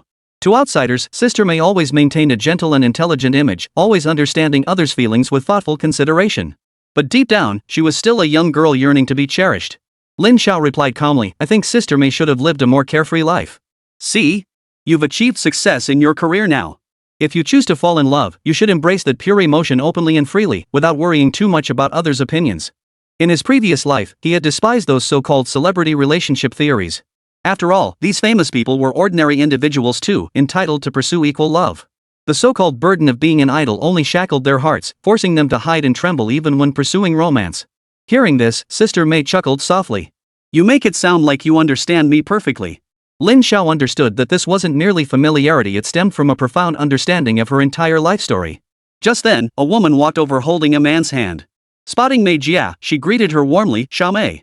In this circle, few people could address her by her first name so casually, but this couple undoubtedly had that privilege. Watching their figures, Lin Xiao couldn't help but pause. After all, this couple were heavyweights in the entertainment industry. His knowledge of them stemmed mainly from the deeds of their son. This is Mr. and Mrs. Shang. Mei introduced them with a smile, and this is my younger brother, Lin Xiao. She deliberately avoided mentioning Lin Xiao's connection to Jingjing Investment Company, reasoning that discussing the firm in front of this couple held little significance. Introducing Lin Xiao as her younger brother would leave a stronger impression on them. Truthfully, Lin Xiao wanted to tell Sister Mei he was actually a bit older than her, but it clearly wasn't the right moment to bring it up. Chapter 109, The Backstage Boss Arrives. Good day, gentlemen. Facing these two formidable figures, Lin Xiao understood perfectly well that within this realm, elevating or undermining anyone was no trouble for them. From your accent, you're from the mainland? Mrs. Shang observed the young man with curiosity. His accent was indeed quite distinct. I'm from Donghua City, Shandong Province. Lin Xiao answered truthfully, with no intention of hiding anything. Oh, Donghua City. Mr. Shang fixed his gaze on Lin Xiao and inquired, so you must be connected to Jingjing's investments? He was no ordinary man. Just from this single piece of information, he could deduce that Lin Xiao was Jingjing Investments' behind-the-scenes boss. I'm currently the head of Jingjing Investments' Hong Kong branch. This position allowed Lin Xiao to sit at the table with the bigwigs in Hong Kong. Mr. Shang remained silent, merely glancing at Sister Mei. Fortunately, someone approached to greet the couple, and they stepped away to engage in small talk. Sister Mei whispered, Mr. and Mrs. Shang have always been very kind to me. Lin Xiao nodded in agreement. He knew full well that the incident this year had been resolved thanks to Mrs. Shang's intervention, an incident that had even resulted in a fatality. Brother Hua is here. Sister Mei pointed out a middle-aged man approaching with a faint smile on his face. Gazing at the man, Lin Xiao felt his emotions settle considerably. He recognized most of the people present. Unfortunately, among this crowd of guests, few truly knew him, Lin Xiao. Whether it was the Hua family, the Li family, or the four major families of Hong Kong Island, these so-called elite families were nothing more than increasingly wealthy entities. After Hua Lei, an elder of the Hua family, stepped onto the stage to deliver a few words of thanks, he invited everyone to enjoy the fine food and wine. Gatherings like this served more as opportunities for mutual networking. After Hua Lei had conversed with several influential figures, Sister Mei led Lin Xiao forward to greet him. Brother Hua. She introduced Lin Xiao to Hua Lei once more. This is my younger brother, Lin Xiao. Hua Lei nodded politely. Xiao Mei, take good care of your brother. Brother Hua won't be able to keep you company. I still have matters to attend to. This wasn't because Hua Lei looked down on Lin Xiao. In such settings, social connections were entirely determined by one's status and standing. Mei understood this logic well. She could only pull Lin Xiao away, apologetically explaining, bringing you here was mainly to introduce you to people. Truthfully, these folks are usually quite friendly with each other. Lin Xiao didn't care about such niceties. Even if he told them he was the big boss behind Jingjing Investment, it would only lead to a few polite exchanges at most. His 100 billion fortune back in the mainland meant nothing in front of these tycoons. Take newcomer Lu, for instance. His Huaxia real estate alone was valued at over 70 billion. Beyond that, he held substantial holdings in numerous other ventures. Otherwise, in this era, he wouldn't be able to indulge in extravagant games like golf, where a single round could easily cost tens of millions. Speaking of golf, Lin Xiao suddenly thought of Guan Lin. They had planned to have dinner together, though no specific date had been set. She was also at tonight's cocktail party, attending as Lu's partner. Who are you looking at? Following Lin Xiao's gaze, Sister Mei spotted another person, Lan Jie. Do you know her? Mei looked at Lin Xiao curiously, puzzled by the strange expression in his eyes when he saw her. He knew her, sort of, but to say they were truly familiar with each other? Not exactly. Lin Xiao's knowledge of Lan Jie came mostly from news reports and television. This was his first time actually meeting her in person. Lan Jie's later years had been extremely difficult, all because of the brutal treatment she had endured. This unfortunate woman wasn't discovered until days after her death. Even later, no conclusive evidence of her ordeal was ever found. Sis Mei, did you know her well? Lin Xiao's mind was filled with conflicting thoughts. Even if it meant offering just a little help, he didn't want to see her endure that kind of pain again. I'll take you over there. Mei then led Lin Xiao to Lan Jie's side. The two women were roughly the same age, having moved in the same circles for years and even collaborated on several projects in the past. Lan, it's been ages. Saying this, Mei's sister gave Lan Jie a warm hug. Lan Jie was actually a few months older than Mei Jie, and her standing within the circle was equally formidable. This is my little brother. He's a huge fan of your work and has always wanted to meet you. Mei's sister added as she introduced Lin Xiao. Observing Lan Jie up close, Lin Xiao couldn't help but marvel at what true beauty truly looked like. The beautiful women of this era possessed a natural, unadorned purity. Lan Jie had come to this event alone, her personality slightly reclusive. Were it not for company arrangements, she would typically avoid such social occasions. Hello, I'm Lan Jie. The moment he grasped Lan Jie's hand, he felt its genuine warmth and strength. It made Lin Xiao realize that this was the truly captivating woman standing before him. I'm Lin Xiao. Sister Mei nudged Lin Xiao gently from the side. How much longer do you plan to hold on? The reminder snapped Lin Xiao out of his excitement, and he quickly released her hand. Sister Lan, I heard your new film is set to premiere next year. As Mei Jie and Lan Jie began their conversation, Lin Xiao found less and less room to interject. After all, he couldn't contribute much to industry talk. So Lin Xiao drifted to the side, picked up a drink, and sipped while scanning the room. It was packed with Hong Kong's elite. Together, they represented the very heart of Hong Kong Island's power structure. Amidst them, Lin Xiao felt distinctly out of place. Everyone was exchanging contact information, the atmosphere buzzing with energy. Just then, Big Lu led Guan Lin over to Lin Xiao. Smiling at the young man, he remarked, who would have guessed, Manager Lin and Xiao Mei are quite close. Lin Xiao returned the smile. But he wondered if this was a subtle way of testing him. Sister Mei has always treated me like a younger brother. She was the one who introduced me to Delight Holdings when we were dealing with them earlier. Lu didn't seem to mind this at all in his view. As long as there was profit to be made, it didn't matter who the partners were or how things were handled. I even asked around among some acquaintances recently. Big Lu chuckled. I heard Jingjing Investment is aggressively buying up entertainment company stocks in the market right now. But didn't Manager Lin say Jingjing Investment has no interest in Hong Kong's entertainment industry? Lin Xiao looked genuinely surprised. Is that so? I haven't heard anything about it. At Jingjing, I'm just a lowly manager. He sighed. Looks like this was a decision made by higher-ups. I'm completely in the dark about it. Lu wasn't sure whether to believe him, but he didn't want to press further. After all, he couldn't quite figure out Lin Xiao's position either. Manager Lin, if you're interested in record companies, I happen to have one available. Would you be interested? Lin Xiao smiled faintly. He knew the Lu brothers were formidable players in the stock market, often deliberately suppressing publicly listed companies until they had no choice but to yield. They'd pulled this off countless times, so holding shares in smaller companies was hardly surprising. Mr. Lu, I'm no longer in charge of that business. Lin Xiao replied calmly. However, I can introduce you to Chen Yong, who handles this area for our company in Hong Kong. Big Lu chuckled. Manager Lin, you truly are one of a kind. Turning to Guan Lin beside him, he added with a smile, Lin, keep Manager Lin company for a bit. I'll go meet some old friends. Guan Lin nodded and stood beside Lin Xiao. This lady possessed both an extraordinary aura and striking beauty, prompting Lin Xiao to marvel that Hong Kong actresses of this era truly represented the pinnacle of Chinese women's charm. Didn't Manager Lin mention inviting me to dinner earlier? Guan Lin said with a smile, but it seems we forgot to exchange phone numbers. Lin Xiao looked at her. Among all Hong Kong actresses, her presence would easily rank in the top 5, and her looks were equally outstanding. If only she didn't carry such a complicated emotional history, she would be even more captivating. Chapter 110, Fatal Attraction. If Miss Guan has free time, I'll reach out to you. His directness made Guan Lin smile faintly, revealing 2 charming dimples on her cheeks. Alright, I'll await Manager Lin's message. After chatting for a moment, a crowd quickly gathered around Guan Lin again. Lin Xiao took a deep breath and made his way to a quieter corner, where he could escape the clamor without having to feign enthusiasm while chatting with these bigwigs. No sooner had he sat down than someone else pulled up beside him. Oh my, I'm exhausted. The girl's voice was exceptionally melodious. Lin Xiao turned his head and nearly dropped his jaw in shock. Zixia Fairy. Tonight, there were so many familiar faces that Lin Xiao could barely keep track of who was who. But judging by how things unfolded, this sweet, innocent-looking girl wasn't a big star yet, nor had she played the role of Fairy Zixia. If things went as expected, it seemed she only started gaining recognition in this circle after collaborating with Zhou Axing on a movie last year. She and Zhou Axing fell for each other during filming, and after dating for several years, they created a heart-tugging love story like that of Fairy Zixia. Hi. Zhu Zhu.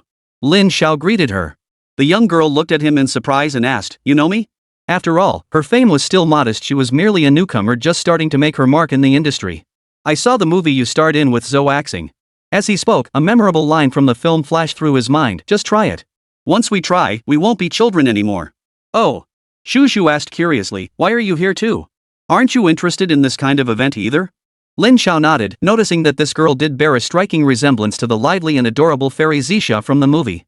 This is so boring. I really want to leave early. Seeing her expression, Lin Xiao inwardly sighed, guessing they must already be secretly together. Her face radiated the unique happiness of a girl in love and that longing for her beloved. You want to find Zhou Axing, don't you? Caught off guard by the question, the girl blurted out, how did you guess? Realizing her slip, she nervously looked at Lin Xiao and quickly explained, don't get the wrong idea. I'm not admitting anything. I didn't hear anything either. Lin Xiao smiled. Do I look like the type who loves gossip? You really don't. Zhu Zhu finally exhaled in relief. She certainly didn't want her relationship with Zhou Axing to affect his career prospects. Besides, company policy prohibited employees from dating each other. Is it okay if I ask you something? Zhu Zhu looked at Lin Xiao earnestly, her expression utterly endearing. What is it? Asking such a direct question on their first meeting piqued Lin Xiao's curiosity about what could possibly intrigue her. Zhu Zhu asked, a hint of shyness in her voice, do you think we look good together in the movie? The question made scenes from the film flash through Lin Xiao's mind, the two of them standing on the city wall, a gentle breeze blowing. Perfectly matched. That was Lin Xiao's honest feeling. If fate had forced them apart, the details of what happened in between remained unknown. Later, he heard that Zhou Axing never remarried, and a hint of regret always lingered in his subsequent works. Hearing the compliment, Zhu Zhu flashed a satisfied smile. Sometimes, kind words from strangers carried more weight. After exchanging a few more words, Sister Mei came over and called Lin Xiao away. This gathering would likely yield numerous business deals and investment agreements that could shape the future. Lin Xiao hadn't gained much from it, though. The only thing that struck him as somewhat interesting was meeting so many people he'd previously only seen on TV. Finally, riding back to the hotel in Mei Jie's car, she stared at Lin Xiao and asked, you seem pretty familiar with Guan Lin? Lin Xiao smiled and replied, we've only met once. She's probably connected to Boss Lu. Looking at Lin Xiao, Sister Mei murmured with a smile, you're not as clueless as you seem. In this circle, few manage to stay untouched. But you can, Sister Mei. Lin Xiao genuinely believed Mei Jie was the most exceptional presence in this circle, at least she wouldn't bow to power or profit. Stop being so cheeky. Mei suddenly sighed with emotion. Truthfully, they all have it tough. This world is far too complicated. Yes. Lin Xiao sighed in response. It's not just complicated, it's another world entirely. Outsiders have no idea what storms rage within. Hearing this, Mei Jie's view of Lin Xiao shifted slightly. Surprised, she asked, you're clearly not part of our circle, yet you see it so clearly. Sometimes I wonder if you're actually one of us. If Lin Xiao pursued acting, he'd undoubtedly be a powerhouse performer. If he chose singing, picking just a few songs destined for massive hits would likely catapult him to stardom. After returning to the hotel, Zhang Yunqi went straight to Lin Xiao's room. They hadn't accompanied Lin Xiao to the cocktail party that day, but their task was to maintain contact with the mainland and gather the latest updates. They reported their progress to Lin Xiao punctually every day. After hearing the routine report, Lin Xiao issued his instructions. Notify Li Zichen to accelerate the pace of acquiring more shares in the entertainment industry. And Zhang Meihui, once she finishes her current tasks, have her come directly to Hong Kong Island. Lin Xiao hadn't forgotten his former teacher, granting her a week to familiarize herself with Jingjing Group's enterprises. He had come to Hong Kong Island first, hoping she would join him once her work concluded to experience the atmosphere here. Witnessing this bustling scene and realizing the boundless scope of this world, she probably wouldn't want to return to teaching anymore. After a night's rest, Lin Xiao headed straight to Jingjing Investments' Hong Kong subsidiary the next morning. Chen Yong had made swift progress. Within just 2 days, Jingjing Investment had quietly acquired 3 small-scale music production companies and 2 minor film and television production units. These firms had either released a handful of songs that garnered little attention or produced low-budget films with somewhat sensitive themes. After reviewing the report provided by Chen Yong, Lin Xiao smiled with satisfaction. Not bad. Next, have them start recruiting talent. As for compensation, don't worry too much about the money. Lin Xiao aimed to establish a record label and film production company entirely controlled by Jingjing Investment. Several names came to mind, individuals who weren't yet household names but were emerging talents destined for stardom. After jotting down their names on a piece of paper, Lin Xiao handed it to Chen Yong and said, "By any means necessary, we must bring these talents on board." Chen Yong scanned the list, recognizing none of the names, but understood the next steps clearly. "I'll start searching for them immediately." Lin Xiao didn't linger long at Jingjing Investment. Soon after, he left the premises with Zhang Yunqi and the others. Upon reaching the elevator lobby, they were informed by security that they'd have to wait a moment before using the elevator. Upon inquiry, they learned that the wildly popular TV drama Era was filming scenes in this very building. Not only did the show boast skyrocketing ratings, but it also sparked a newfound interest in stock trading among many viewers. Lin Xiao thought of several characters in the show, including Lan Jia, whom he had encountered the previous night. Let's take the stairs. The filming would likely take some time, and Lin Xiao didn't want to wait around. He decided to take the stairs down. It was only 13 floors, not too high. They weren't the only ones taking the stairs, quite a few others followed suit. By the 5th floor, the crowd thickened noticeably, and the sound of an argument drifted up. Clearly, the Times crew was busy working on this floor. A curious crowd had gathered nearby to watch the commotion, but Lin Xiao just wanted to get out of there as soon as possible. Compared to the mainland, the fan culture in Hong Kong was much more subdued. Just as he was about to pass through the fire door, a voice called out, "Lin Xiao." Turning toward the call, it was indeed her Lan Jia. As an actress in the production, encountering her was to be expected. Lan Jia approached and whispered, "Can I walk with you?" Not far away, a man was staring intently at Lan Jia, clearly making her feel unsafe. "All right, let's go." Lin Xiao didn't refuse, for her past experiences were truly heartbreaking. Though she herself never elaborated on the details of that period later. Walking alongside such a beautiful woman made Lin Xiao feel a bit uneasy. If he compared her to his wife, Zhou Jing was actually no less stunning. It was just that there was an indescribable difference between the two. Upon reaching the 1st floor, Zhang Weihua went to fetch the car. Noticing someone still tailing them, Lin Xiao asked Lan Jia, "Is something wrong? Do you need help?" Lan Jia moved slightly closer to Lin Xiao and lowered her voice. "These past few days, I felt like someone's been following me. I can't figure out what their purpose is." Recalling her story, Lin Xiao remembered she had endured a difficult period around 1996, after which she began practicing Buddhism. Most of her boyfriends since then had been foreigners. Currently, she appeared to have a boyfriend, a wealthy second-generation heir from a watchmaking family. Truth be told, Lan Jia's love life had been quite eventful. Her romantic history dated back to 1981, with several high-profile relationships making headlines over the years. "Where's your agent?" I vaguely recall that incident in my memory seemed connected to her agent. "I haven't been able to reach him for days either. I just can't find him." Lan Jia sighed helplessly. "I don't even feel safe in my own place anymore." Just then, Zhang Yunqi drove up. Lin Xiao suggested, "Why don't you come back to my hotel first? It might be safer there." Lan Jia shot Lin Xiao a wary glance, but with no other options, she finally got into the car. Understanding her worries, Lin Xiao smiled reassuringly. "Don't worry. My intentions toward you are purely those of a friend offering help. Besides, my wife is waiting for me at home." Lan Jia shot Lin Xiao a sharp look. When mentioning her spouse in front of another woman, she deliberately emphasized she had no improper intentions, as if questioning the other woman's appeal. Chapter 111, Off to Hong Kong Island. Lan Jia remained confident in her own beauty. "I don't believe a single word men say." Lin Xiao chuckled, realizing this goddess wasn't as cold as rumored. "The way you talk, you sound like you know men pretty well." Lin Xiao said calmly, "Want me to call your boyfriend to pick you up?" At the mention of her boyfriend, Lan Jia's expression shifted. She replied coldly, "No need." Lin Xiao seemed to have guessed something and didn't press further. He drove her to the hotel, had Zhang Yunqi book her a private room, and then escorted her inside. "Rest up for now. If you need anything, just call me, I'll be nearby." Lan Jia said nothing and simply closed the door. Her reaction even annoyed Zhang Yunqi, who remarked, "Bro, this woman's really not giving you any face." Worried they might form a prejudice against her, Lin Xiao explains softly, her situation forces her to be cautious. Don't blame her. Keep a close eye on her.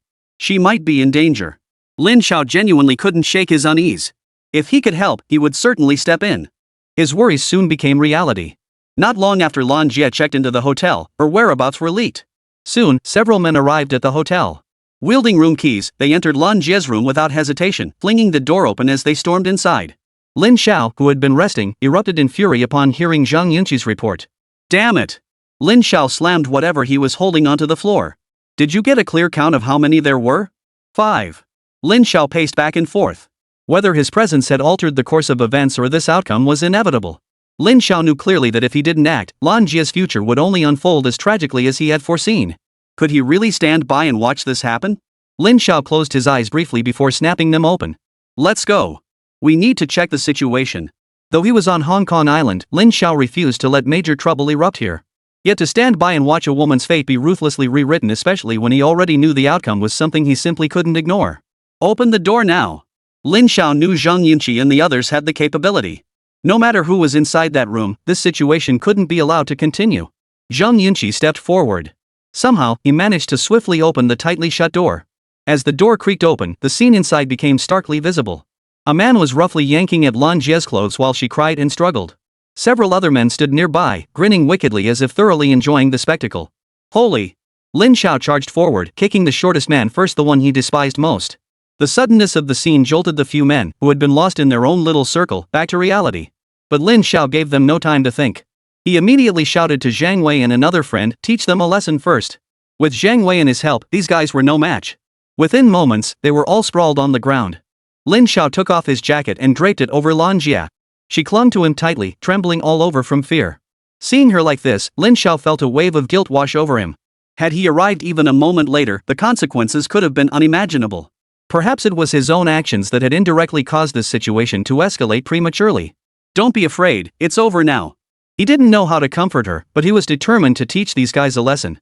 Do you know who I am? How dare you hit me? Don't know me? You'll regret this for the rest of your life. The tougher these men talked, the harder Zhang Wei and his other brother fought back. Lin Xiao didn't stop them. He couldn't tolerate anyone bullying women. The men were beaten to a pulp, curled up in balls on the ground. 2 faces were familiar, the rest unknown.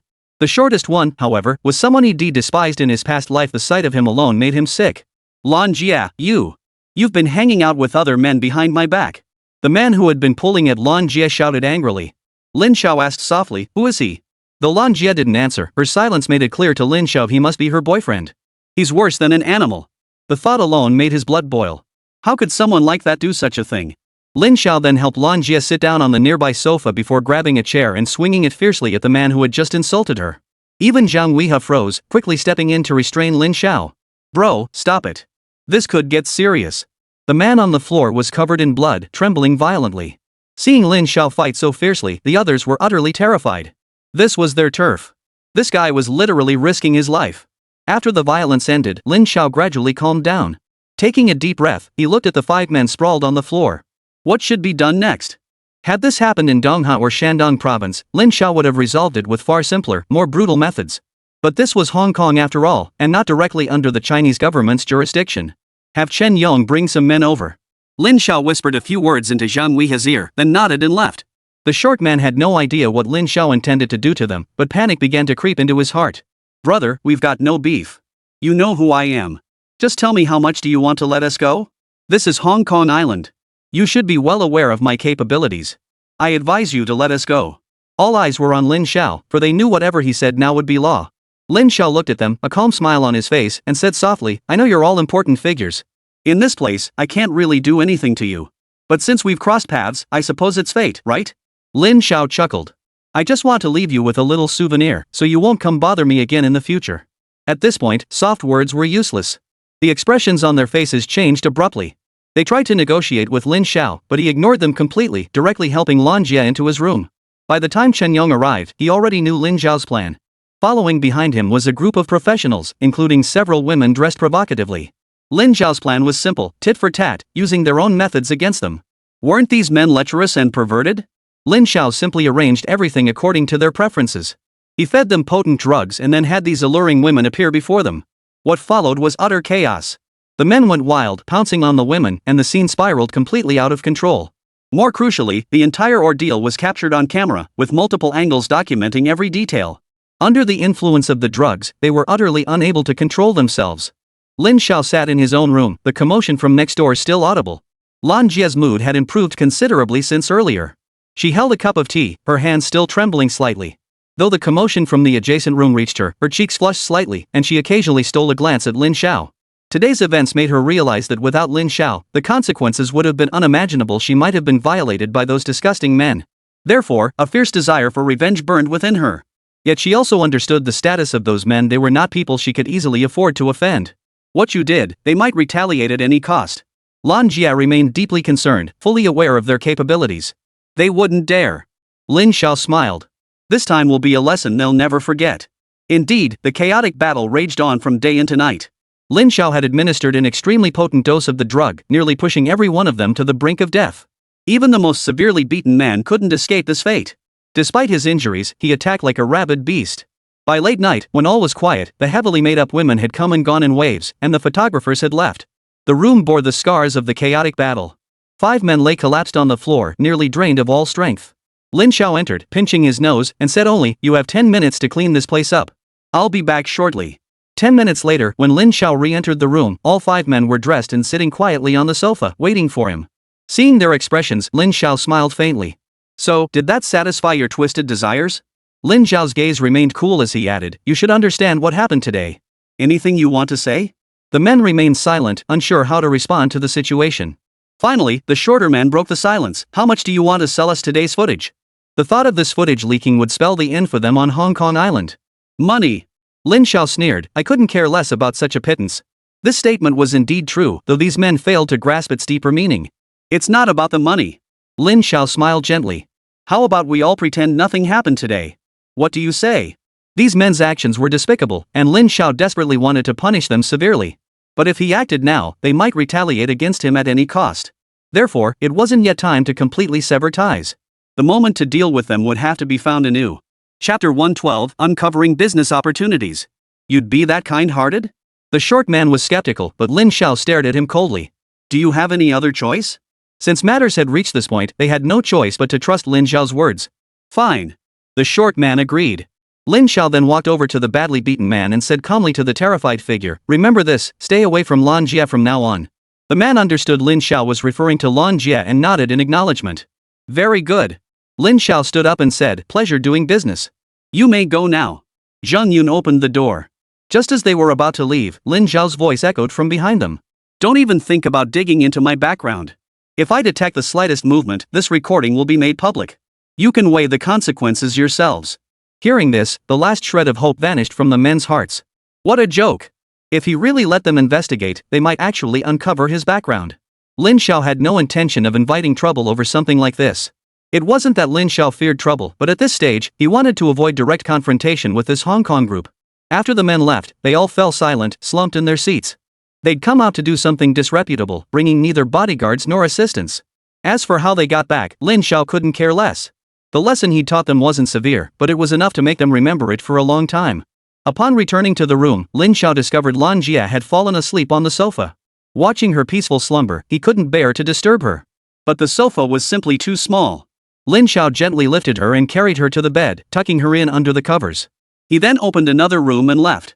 The next day, Lin Xiao didn't go to Jingjing Investment Company.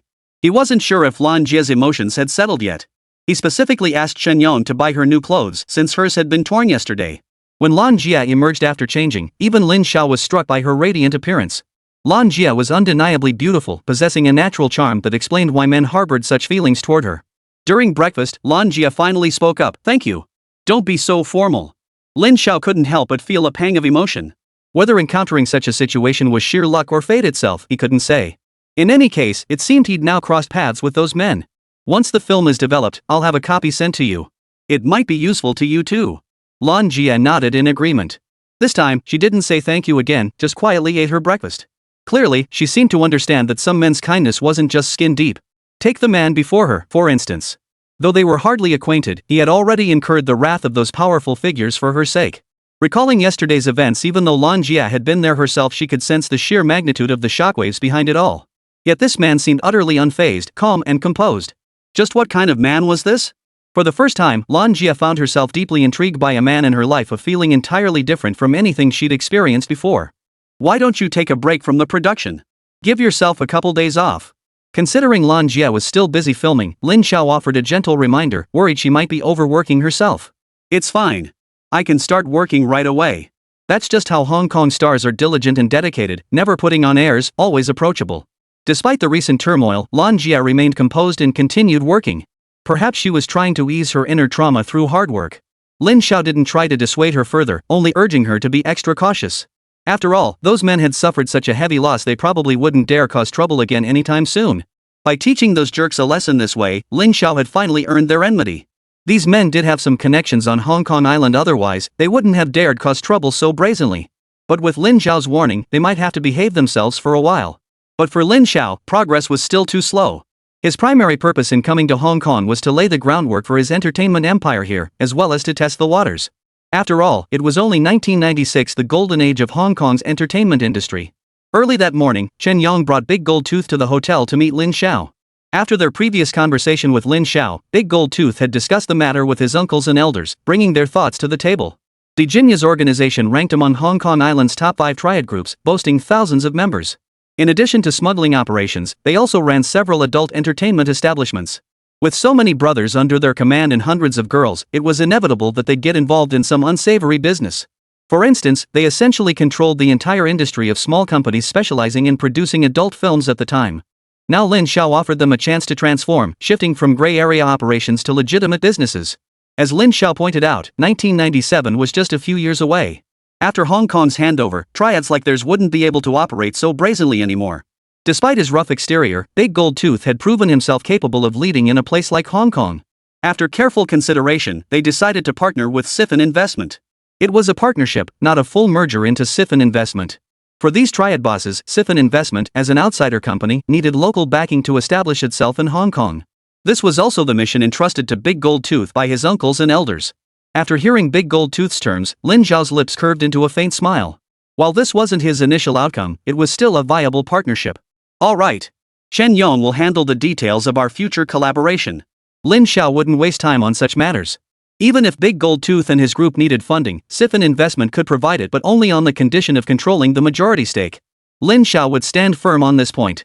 As long as the cooperation went deep enough, the syndicate would effectively be under his control. Everything would be within his grasp.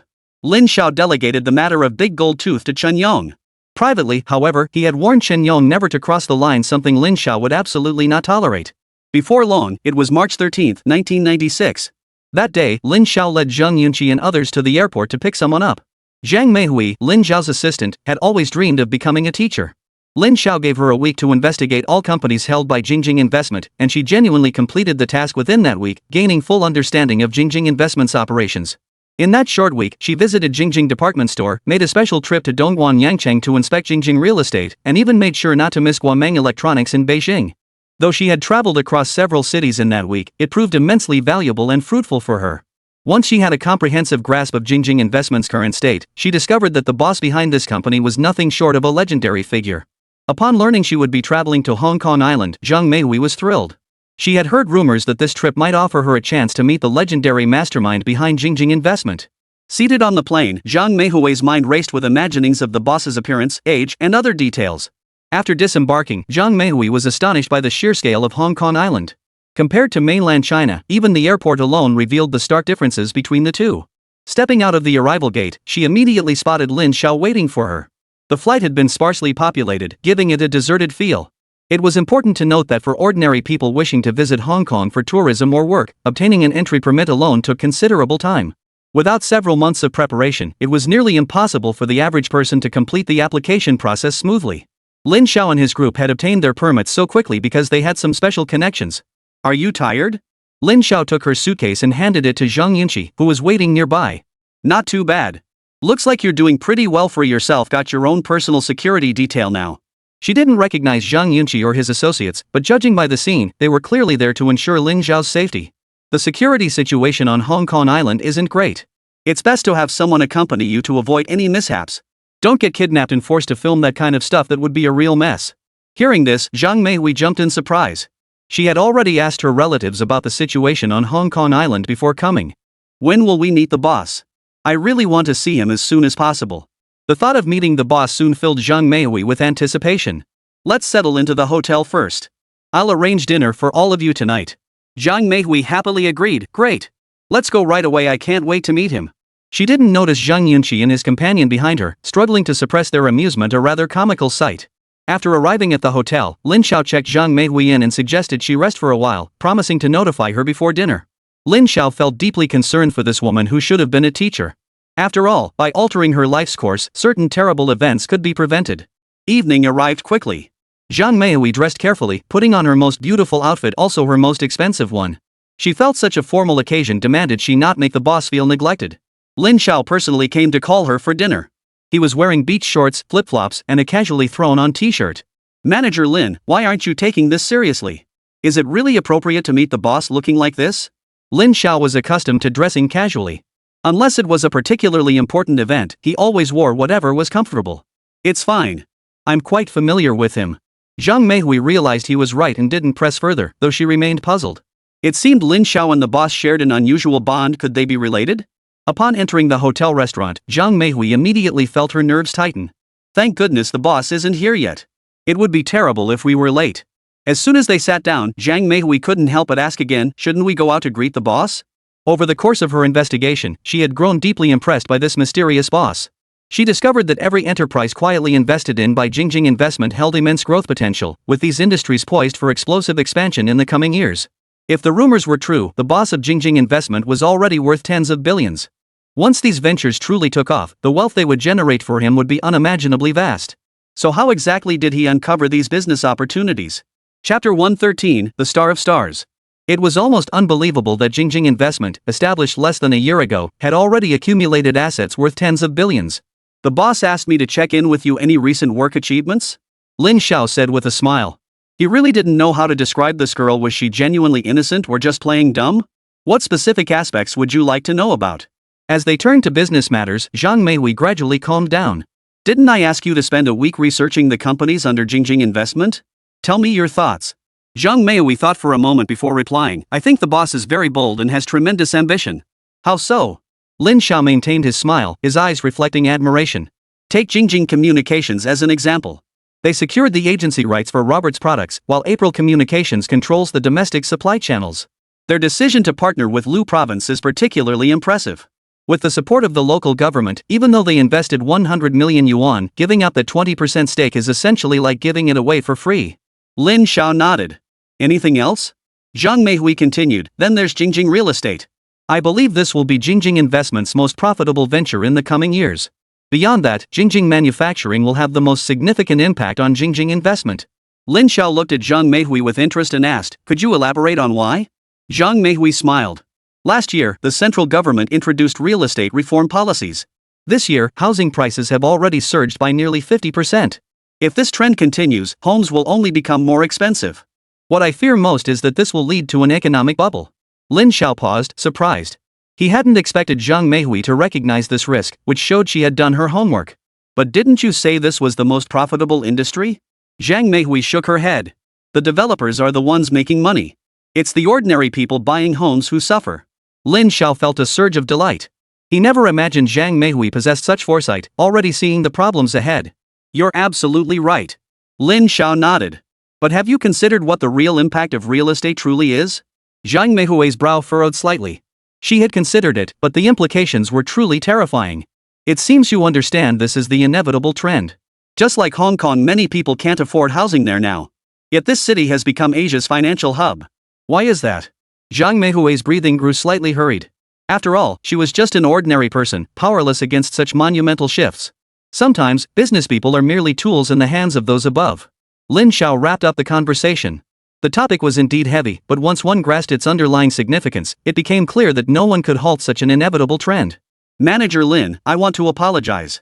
Zhang Meihui looked at Lin Xiao earnestly. I admit I underestimated you before. Your words just now prove you're not a short-sighted person. Lin Xiao smiled. If only this girl could stay this pure-hearted forever. But who knew what she might become over time? Do you know why I brought you to Hong Kong? Lin Xiao gazed out the window and said softly, only by standing tall can one see far. Zhang Meihui felt puzzled and glanced out the window too. The view of Hong Kong wasn't particularly beautiful, it just felt a bit cramped.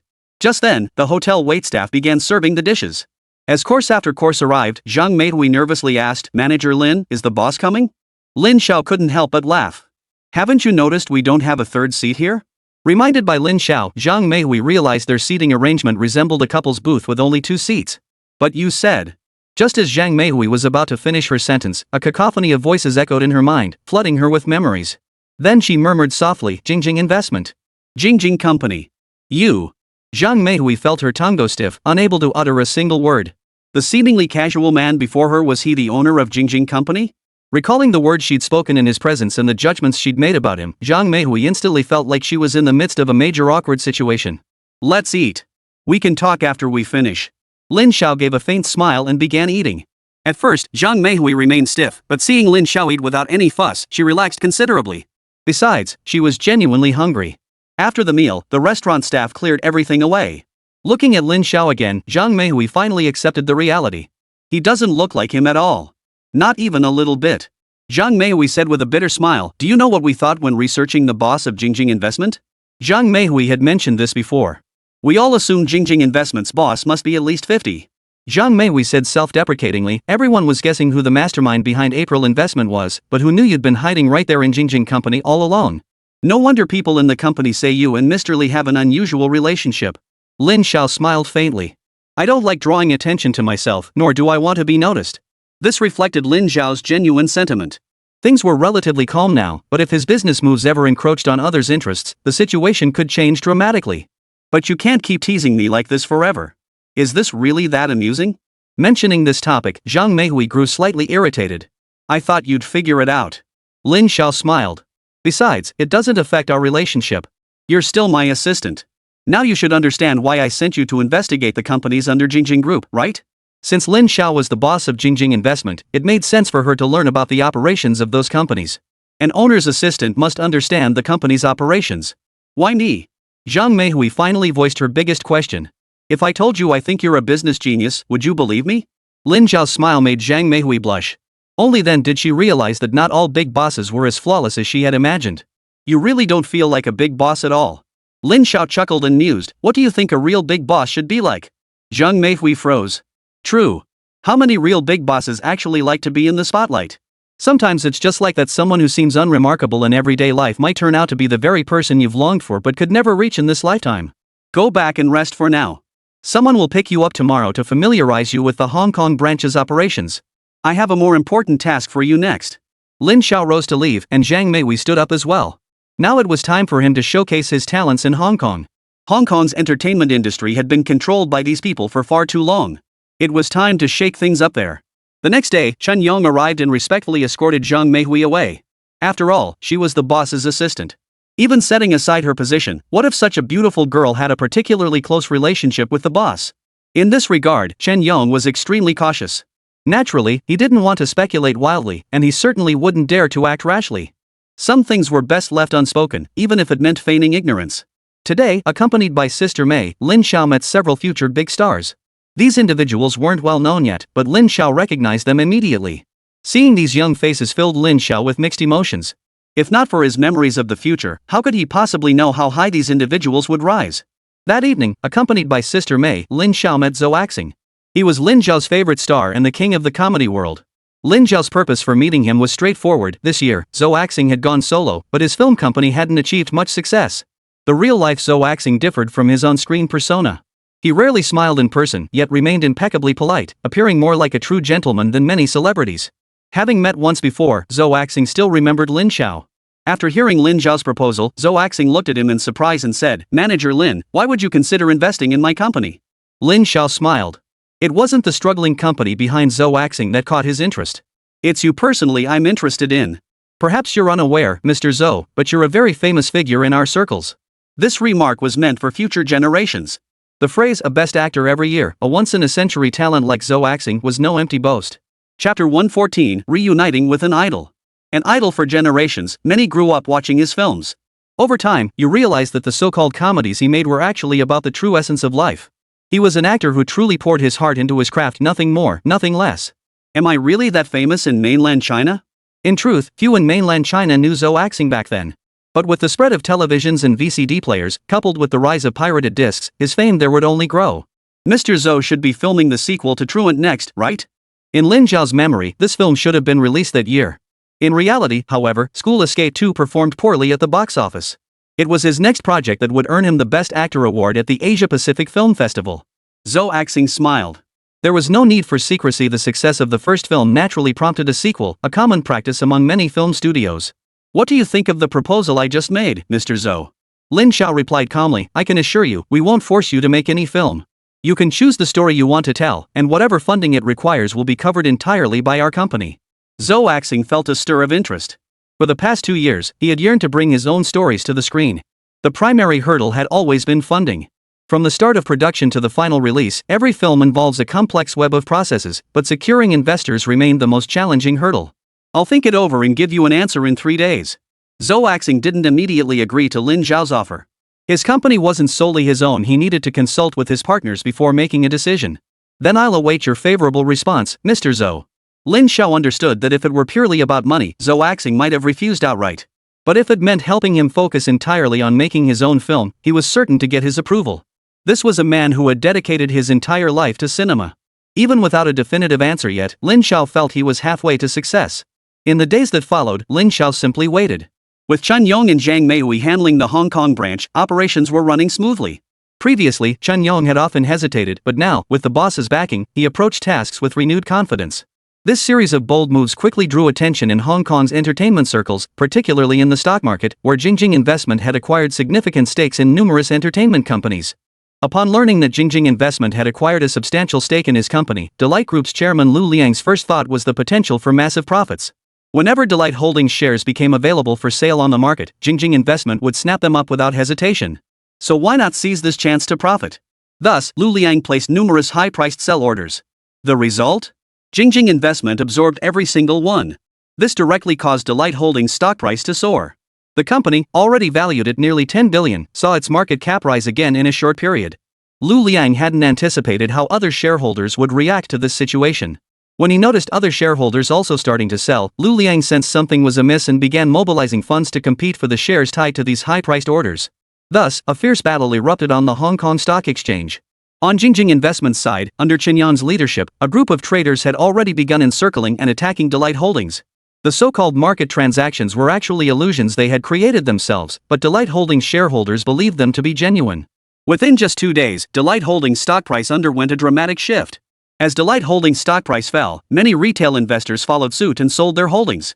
This forced Delight Holdings to find ways to repurchase the dumped shares. Lu Liang sat in his office, drenched in sweat. The entire Delight Group currently had less than 200 million yuan in liquid assets, and there were still bank loans to repay. Now that entire 200 million had been poured into the stock market, leaving not a single penny in Delight Holdings accounts. Boss, the other side is still frantically dumping shares. What should we do next? The longtime CFO, who had been with Lu Liang for years, paced anxiously beside him. To counter this market volatility, the company had committed all its available liquidity. If the stock price continued to plummet unchecked, Delight Holdings would truly be finished. Old Shin, what's Jingjing Investment's stance? Lu Liang had been trying to reach Jingjing Investment since yesterday, but they refused to engage in serious talks. They say it's their boss's decision. Lu Liang slammed his fist on the desk in anger. Their boss? Does Jingjing Investment really want to push me to the edge?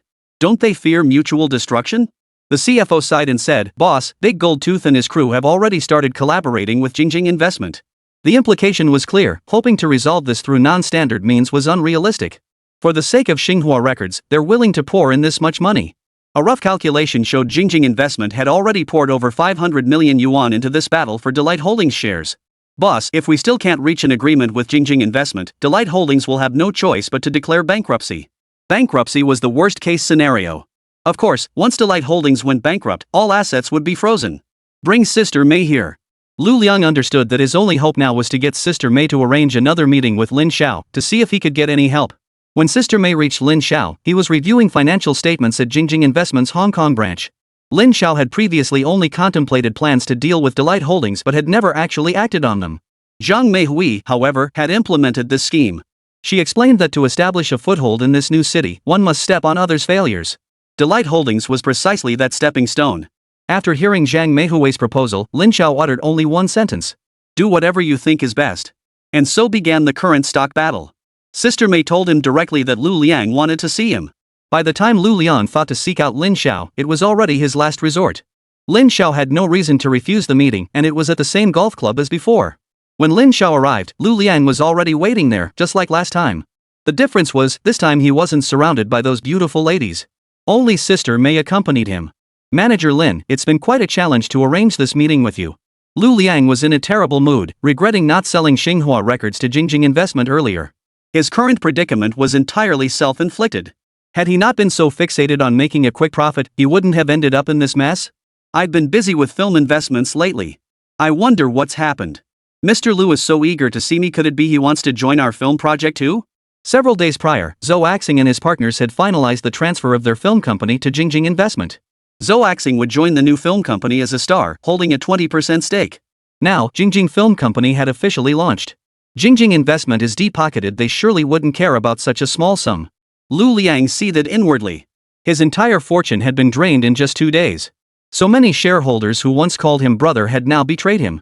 Upon entering the club, he had no interest in playing ball. He cut straight to the chase. Lu Liang had his men bring up a box. Upon opening it, he found it filled entirely with 1,000 Hong Kong dollars bills amounting to $5 million. What does Mr. Lu mean by this? Lin Xiao continued to feign ignorance. Lu Liang was truly generous. 5 million Hong Kong dollars, which converted to 4 million RMB. Last time he made a tidy profit, yet he only gifted a membership card worth $1 million. Manager Lin, this is all for you. Lu Liang spoke up. I hope Manager Lin can help me contact your boss and tell him to let me off the hook to spare Delight Holdings. At this point, Lu Liang was truly at his wit's end. If Jingjing Investment didn't back off, he'd be forced into bankruptcy. If Jingjing Investment wants Xinhua records, I'll give it to you. Lin Xiao smiled faintly. Mr. Lu, I'm just a lowly manager. I can't influence the boss's decisions. Lu Liang gave a bitter laugh. Manager Lin, do you truly wish to see both Delight Company and Jingjing Investment destroyed in mutual ruin? Lin Xiao snorted inwardly, knowing Lu Liang was cornered. But he was no saint either. To have built such a formidable presence in Hong Kong, even if lacking in ability, his background must be extraordinary. That's a bit harsh. Lin Xiao said calmly, shouldn't you be contacting the head of our Hong Kong branch instead? Mentioning this made Lu Liang furious. He had indeed gone to Jingjing Investment's Hong Kong branch, but hadn't even managed to see Chen Yong. Otherwise, he wouldn't have come looking for Lin Xiao, the manager. That branch manager puts on such airs I couldn't get anywhere near him. Lin Xiao knew full well why he hadn't met Chen Yong after all. The man was working under the radar. I can't guarantee anything, but I'll do my best to help. Lu Liang was probably grasping at straws. He offered some words of thanks and left first, leaving Mei Jie behind. After Lu Liang left, Sister Mei looked at Lin Xiao and smiled calmly. Do you know why Mr. Lu sent me here? Lin Xiao didn't need long to figure out what tricks someone like Lu Liang might pull. It was always about money or women. The money had already been paid, so the next step was undoubtedly women. He just hadn't expected Lu Liang to assign Mei Jie to play that role. Sister Mei, you owe Xinhua Records a debt of gratitude. This should settle it, right? Lu Liang's scheme this time was truly a case of reaping what he sowed. As long as I accompany you and help Delight Holdings secure its position, then my debt to him will be completely settled. Chapter 115, An Excessive Demand. Lin Xiao couldn't help but sigh. In the entertainment industry, Mei Jie had already achieved an exceptionally high status. Yet even so, she still couldn't live freely as she pleased. Even now, she had to agree to her boss's unreasonable demands. Watching this woman who had endured so much hardship, Lin Xiao shook his head. Have you ever considered that even if you do as he says, it might not make any difference? Mei suddenly leaned closer to Lin Xiao, a faint smile touching her lips as she replied calmly, that's none of my concern. Lin Xiao harbored no special feelings for Sister Mei. In his heart, this goddess-like woman felt more like an older sister. He called her sister because of the psychological residue from his past life. Mei, your actions have disappointed me. Lin Xiao stood up, his voice calm. I always thought you were different from them. Whether it's out of gratitude or any other reason, you shouldn't have done this. Lin Xiao felt truly disappointed, even a sense of desolation. Is this what the entertainment industry is really like? Unless you've truly stepped into this circle, you'll never know how dark it can be. I can help with the Delight Holdings matter. Sister Mei, I always thought we were at least friends. With that, Lin Xiao left without even taking the money Lu Liang had placed on the table. Such a small sum was beneath his notice. Sister Mei's actions left a bitter taste in his mouth. Outside the club, Zhang Yunqi drove up. After getting in the car, Lin Xiao's mood remained sour. Lin Xiao found Guan Lin's number and dialed it directly. After so long without contact, Guan Lin was quite surprised to receive the call. Lin Xiao arranged a meeting spot with her, then had Zhang Yunqi drive them there. Guan Lin, for reasons unknown, agreed to meet despite being embroiled in rumors with Lu. They met at a Western restaurant, a common sight on Hong Kong Island, frequented by many foreigners. Guan Lin was dressed exquisitely, just like Auntie 13 in Lin Zhao's memories, radiating irresistible allure. Such a woman could truly be called a heavenly beauty, and she made no attempt to hide it, not even wearing a hat or sunglasses. It was clear she had come meticulously prepared. Lin Zhao was in a foul mood. Sister May's actions today had made him deeply disgusted with this filthy circle. The thought that Guan Lin might also become Big Lu's plaything only made him feel worse. Miss Guan looks absolutely stunning today. Women always love compliments, and Guan Lin was already a sex symbol in Hong Kong. Most importantly, she had been married once in the entertainment world. Women like her were the most sought after. Mr. Lin, what made you suddenly decide to treat me to dinner? Though they'd met several times before, they rarely interacted. They had exchanged phone numbers last time, but today marked their first contact. There's been quite a bit of gossip circulating online lately.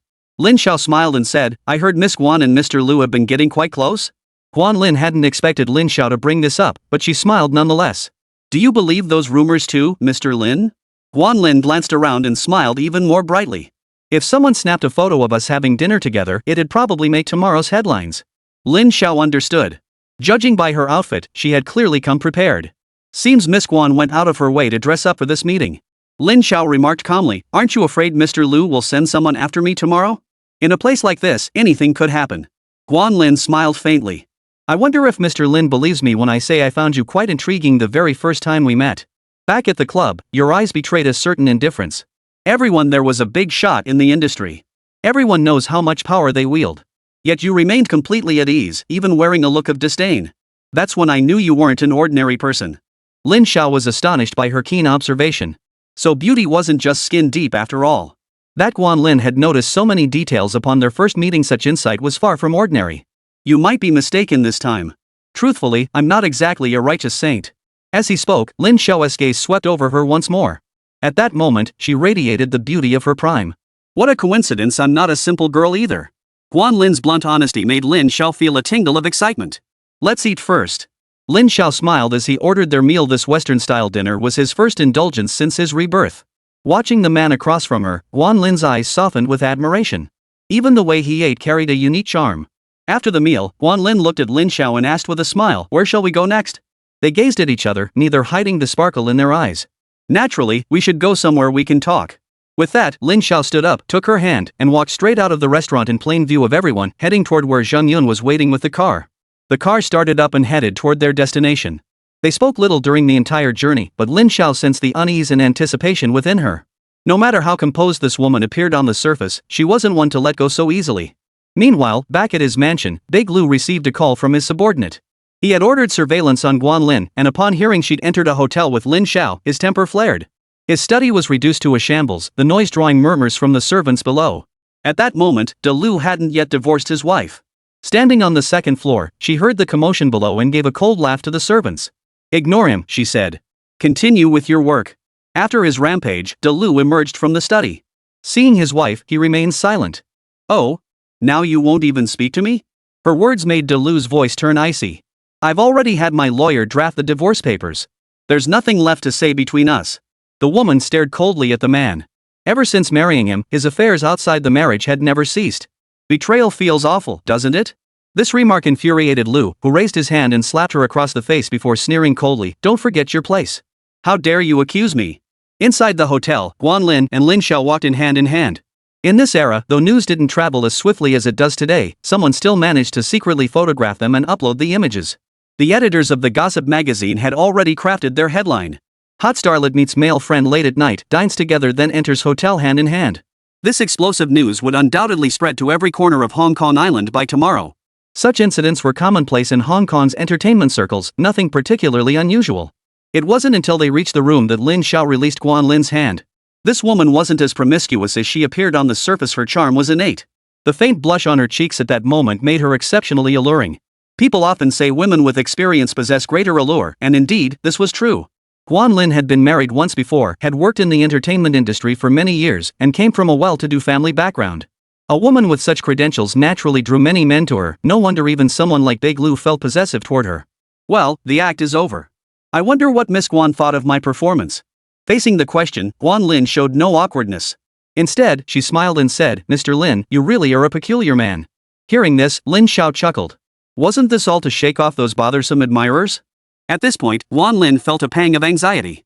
As a beautiful actress, she seemed perpetually saddled with unfounded rumors. Every man seemed to assume she was nothing but a temptress. Do you have any wine here, Mr. Lin? Lin Xiaozhen produced 2 bottles of fine wine gifts from Chunyong. As for the price tag? Lin Xiao couldn't care less about such trifles. With his financial standing, even cheap baijiu would be considered a luxury in others' eyes. Big Lu dispatched his men to handle that matter while he contacted a popular actress, intending to unwind with her tonight. The hotel where Lin Xiao was staying during this period was among the most luxurious on Hong Kong Island. Zhang Yunqi and another companion were responsible for ensuring Lin Xiao's safety. After Lin Xiao and Guan Lin entered the hotel, Zhang Yunqi called Chen Yang as a precaution. Since Guan Lin was no ordinary person, Zhang Yunqi originally intended for Chen Yang to manage tabloid matters, preventing the media from revealing too much about Lin Xiao. But Chen Yang, wary of recent rumors surrounding Guan Lin, decided to inform Big Gold Tooth and request extra personnel to protect Lin Xiao. It was precisely this heightened vigilance that allowed Lin Xiao to escape trouble. Despite this, Lin Xiao still underestimated Di Lu's actions. While drinking and chatting with Guan Lin in the hotel room, the latter, slightly tipsy, began recounting her experiences, appearing like a woman eager to pour out her heart. She spoke of her acting career, past relationships with partners, and more, all shared with Lin Xiao, who sat across from her, listening intently. In that moment, the real Guan Lin revealed herself to him, exposing a side rarely seen by others. Meanwhile, a group of unknown individuals drove several cars toward their residence. Upon hearing the news, Big Gold Tooth flew into a rage. After all, the gang was currently collaborating with Jingjing Investment. To learn that someone dared to provoke Jingjing's side was tantamount to a direct challenge to him. Thus, before the intruders reached the hotel, a small-scale confrontation erupted. The repercussions of this altercation far exceeded anyone's expectations. At that time, Hong Kong Island was in the midst of a triad boom, and street gang members were particularly common at night. Yet the 2 individuals inside the room remained completely oblivious to the turmoil unfolding outside. Big Lu had spent a fortune to secure the loyalty of an entire group. Meanwhile, Lin Xiao sat cross-legged on the floor, conversing with Guan Lin, who showed no trace of an idol's persona. Chapter 116, So Close. Yes, right on the floor. Guan Lin had shed her usual aloof persona, acting like an ordinary neighborly older sister. When discussing painful memories, she even shed tears, though she continued sharing her story after crying. Lin Xiao listened patiently, showing no sign of impatience. The 2 sat there on the floor, chatting and sipping red wine. Though Lin Xiao remained relatively sober, he could still sense Guan Lin's emotional fluctuations. Reflecting on the changes of the past year, he still felt profoundly unfamiliar with this new world after his rebirth. Sometimes he wondered, was this truly the real world, or just another parallel dimension? Many aspects remained inexplicable, yet certain things felt eerily similar, almost identical. Like Guan Lin beside him, she was undeniably real. Mr. Lin, you're a good man. Guan Lin gazed at Lin Xiao with her lively, large eyes. After a few drinks, a faint blush spread across her cheeks, making her appear even more captivating than usual. Perhaps it was the atmosphere, or the natural attraction between a man and a woman, but Guan Lin set down her glass and leaned closer to Lin Xiao. Feeling the increasingly rapid breaths of the woman beside him, Lin Xiao knew this was heading in an inappropriate direction. The Lin Xiao before his rebirth could indulge in pleasure freely, and even in his previous life, he was always surrounded by women of all kinds. But after reincarnating once more, Lin Xiao realized what he truly craved was a happy family life with Zhou Jing. Toward every woman who appeared in his surroundings, regardless of who she was, Lin Xiao deliberately maintained a certain distance. Despite the swirling rumors, Guan Lin wasn't nearly as unscrupulous as the tabloids portrayed her. When this girl approached him, Lin Xiao had intended to leave his seat, but he couldn't bring himself to do it. In that very moment, Guan Lin leaned in and kissed him, her fiery lips landing on Lin Xiao's slightly flustered cheek. From this, it was clear Guan Lin was also inexperienced, likely feeling quite excited herself. Her initiative ignited deep emotions within Lin Xiao, and he began to respond. Faced with a girl pursuing him so passionately, Lin Xiao, being an ordinary man, simply couldn't resist the temptation. The 2 embraced, seeking warmth from each other. Lin Xiao's hands began to wander over Guan Lin's body involuntarily. The kiss seemed to last an eternity. Until Guan Lin was nearly stripped bare, and Lin Xiao himself was completely undressed. Just as both seemed poised to take that final step, the very thing they both craved in that moment. Suddenly, urgent knocking echoed outside the hotel door. The relentless pounding instantly snapped the passionate couple back to their senses. Seeing each other in their current state, both felt an unprecedented awkwardness. Especially Guan Lin, her face flushed crimson. What on earth had she just done? Their current situation was practically equivalent to being exposed. Go get dressed in the room first. Lin Xiao said, feeling guilty as he spoke he'd nearly betrayed Zhou Jing. Whoever was knocking at the door, should she be grateful or resentful of their interruption? It had disrupted their moment, yet also brought everything to a timely halt. After getting dressed, Lin Xiao walked to open the door. It was Zhang Yunqi. The moment he saw the lipstick smudge on Lin Xiao's face, he knew he'd interrupted something important. Bro, sorry. Lin Xiao merely smiled in response. It's fine. What's up? He knew very well that if it weren't urgent, Zhang Yunqi, who was usually so disciplined, wouldn't have come to disturb him at this hour. Just got a call from Chun Yong. Looks like we might need to find a new place to stay. Lin Xiao asked in surprise, what exactly happened? Someone's offering 3 million yuan for my head. Lin Xiao's expression darkened slightly. This was no joke. 3 million yuan, few people in this era could casually produce that kind of money. But he never imagined someone would be willing to pay 3 million just for his life. This society was truly a mixed bag of good and bad. Lin Xiao immediately thought of Big Lu. At this critical juncture, it seemed only this Mr. Lu would orchestrate such a scheme.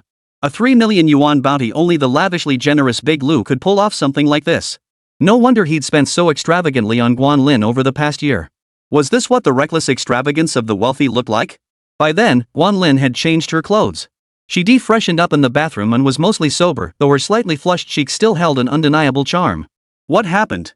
Guan Lin hadn't heard Zhang Yunqi's words, but she noticed the unease on Lin Xiao and the bodyguards' faces. This place isn't safe anymore. We need to move. Lin Xiao didn't blame Guan Lin. If he himself refused to cooperate, there was nothing she could do to exploit him. Let's go to my place. It should be safe. But Lin Xiao immediately refused. He had already guessed this was De Lu's attempt to target him. Guan Lin's safe location was likely already thoroughly mapped out by De Lu. No, your place isn't safe either. Lin Xiao sighed. This time, De Lu might be targeting you too. Only then did Guan Lin realize he had brought trouble upon Lin Xiao. I'm sorry. I didn't know things would escalate like this. Lin Xiao smiled. In truth, he never blamed Guan Lin. This has nothing to do with you. I overestimated that Mr. Lu. Seems his tolerance is truly limited. Come to think of it, if his own woman was entangled with another man, he might lose his mind too. Could it be that this Mr. Lu truly regarded Guan Lin as his personal property? Bro, Mr. Chen has found us a place to stay. The car's downstairs. Zhang Yunqi's face still held a trace of worry. He hadn't yet told Lin Xiao about the conflict outside. Hold on. Earlier, since Guan Lin was in the bathroom, Lin Xiao hadn't had time to tidy himself up. Now he hurried to clean himself up properly, lest he be laughed at once he stepped outside. A few minutes later, Lin Xiao and Guan Lin emerged from the room. Only then did Guan Lin notice over a dozen men in black standing in the hallway, professional bodyguards hired at great expense by Qin Yong. They immediately surrounded the pair. Zhang Yunqi and another brother stood guard beside Lin Xiao, their expressions tense to the extreme. Guan Lin's eyes locked on Lin Xiao. What kind of background did this man have to warrant such a large security detail?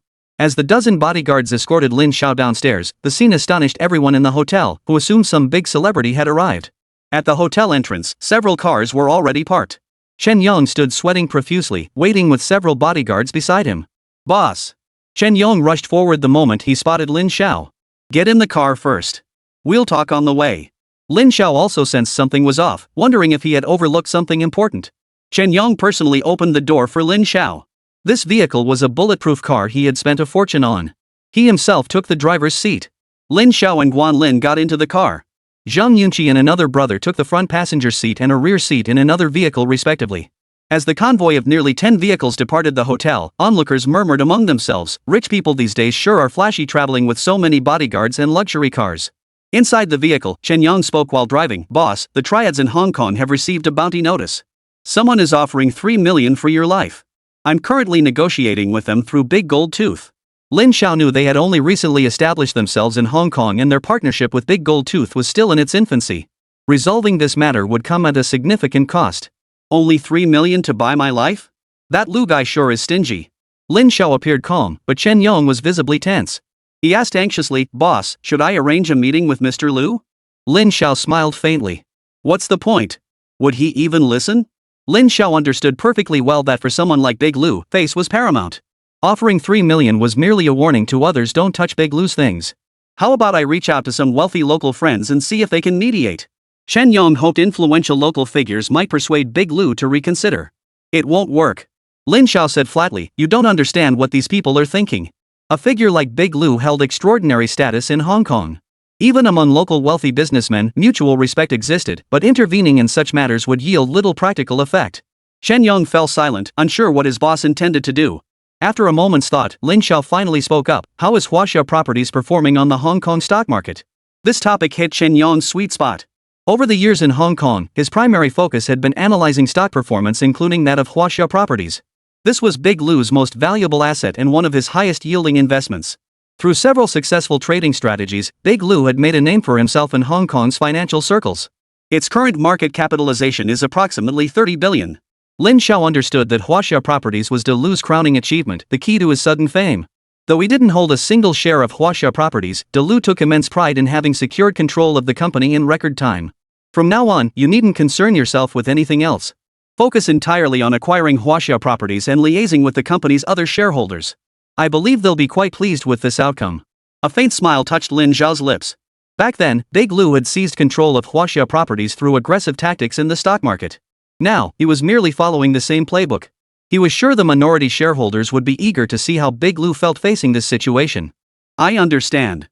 Chen Yong couldn't help but marvel inwardly. Was this the resolve of a boss?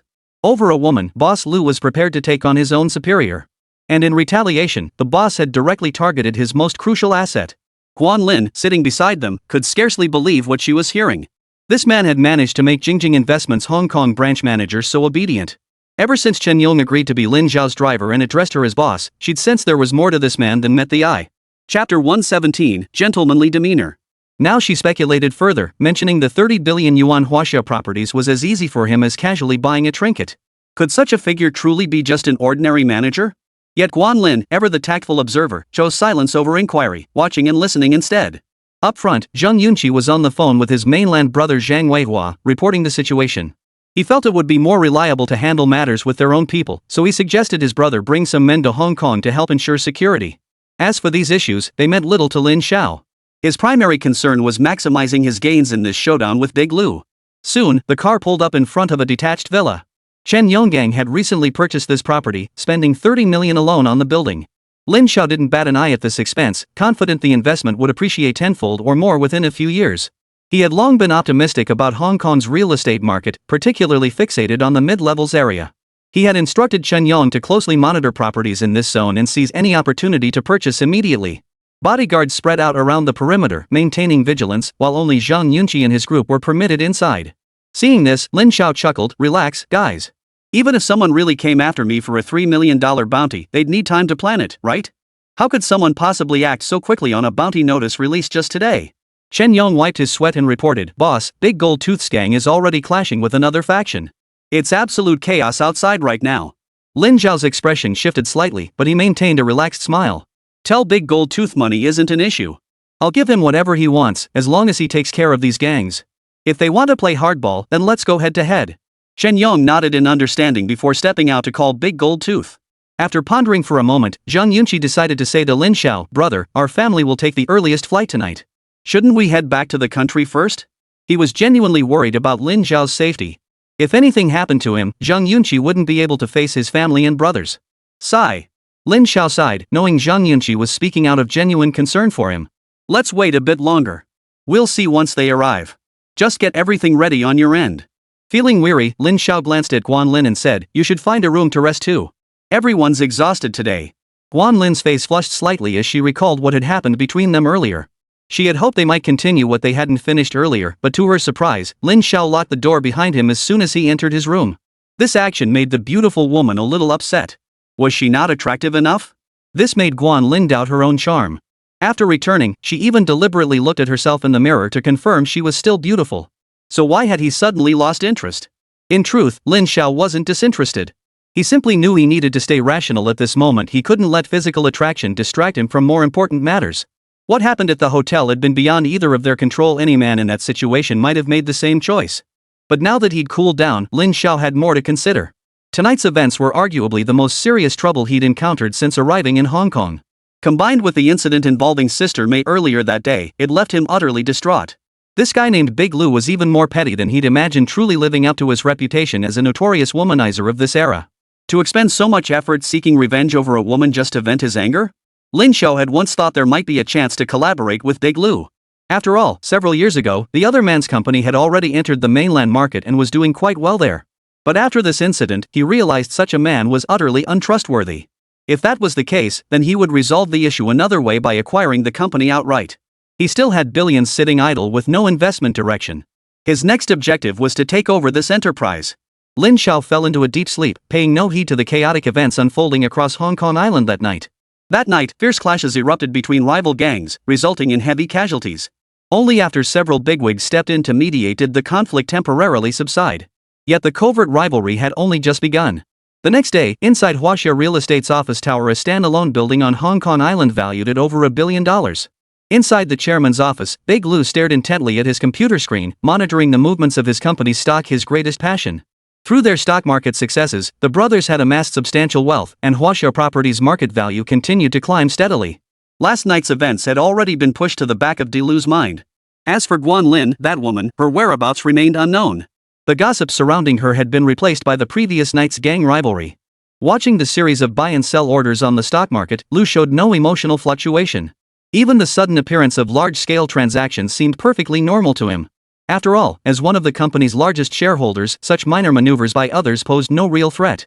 Until the midday trading break, Lu remained engrossed in analyzing stock trends. Based on his assessment, Huaxia Properties' share price was likely to continue climbing in the coming period, potentially doubling, as mainland investment returns grew. Combined with his other assets, reaching the 100 billion mark was within reach. At this thought, a smug smile crept across his face. Once he became a billionaire, he would be able to stand shoulder to shoulder with the major families on Hong Kong Island, finally breaking into the true circle of the wealthy elite. Just then, the intercom on his desk crackled with his secretary's sweet voice. "Boss, Director Zhang is here to see you." Hearing this, Big Lu's lips curled slightly. He'd lost count of how many secretaries he'd gone through. Whenever he grew tired of one, he'd simply replace her with a fresh face to attend to him. Director Zhang was a significant shareholder holding a substantial stake in the company, making it crucial to maintain good relations with other shareholders. "Show him in." Soon the door opened, and the attractive secretary ushered in an elderly man. This man, likely in his 60s, appeared vigorous and alert, though a hint of concern flickered in his expression. "You may leave now." After the assistant left the room, Big Lu smiled and said, "Uncle Zhang, how come you have time to drop by?" Though he respectfully addressed him as uncle, his tone betrayed no genuine deference. He'd grown accustomed to maintaining a polite facade with these stubborn old men who held substantial shares and received hefty annual dividends. "Have you recently crossed someone you shouldn't have?" Chairman Zhang's opening line cut straight to the heart of the matter, catching Lu off guard. Indeed, Hong Kong harbored a few sharks best avoided, but for others, offending them was hardly a major concern. "Is it really worth you personally making the trip over such a trivial matter?" Chairman Zhang fixed his gaze on Lu, thinking this kid was truly arrogant. He probably had no clue what kind of tough nut he'd bitten into. "Trivial matter? Ha!" Chairman Zhang let out a cold laugh. "This morning, someone approached me wanting to buy all of Huaxia Real Estate's shares from me." This time, Lu was genuinely stunned. Director Zhang held nearly 10% of Huaxia Real Estate's shares. Acquiring them would require over 300 million yuan. Who in Hong Kong would dare cross him at a time like this? Who was it? A cold gleam flashed in Big Lu's eyes.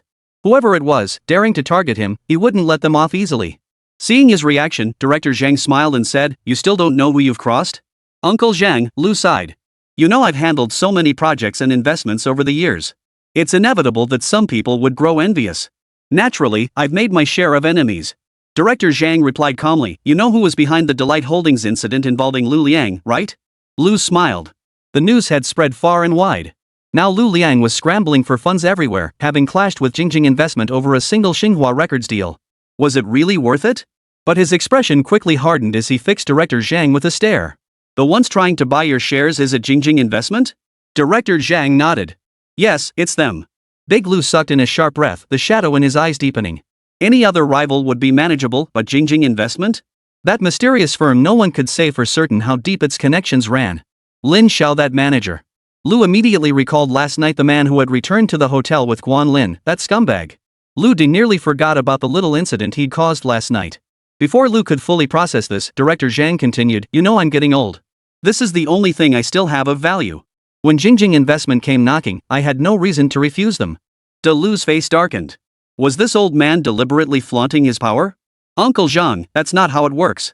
Over the years, you've made a lot of money following me. The company's market value has also increased. Have you forgotten all that?" Director Zhang glanced at De Lu and sighed. "I'm telling you this today precisely because you've made us so much money these past years.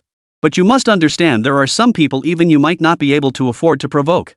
With that, Director Zhang rose to leave. "That's all I have to say. Think it over carefully." Lu's expression darkened further.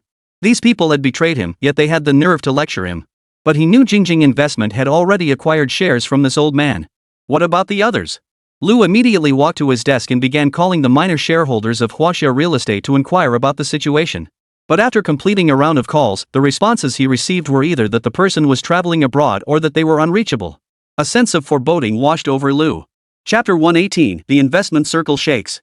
In such a short time, Jingjing Investment had already secured those minority shareholders. Combined, their holdings approached 40%. If this were true, he was in serious trouble. Jingjing Investment. While Lu gritted his teeth in his office, Dongzi and his team had already arrived at the villa where Lin Xiao was staying.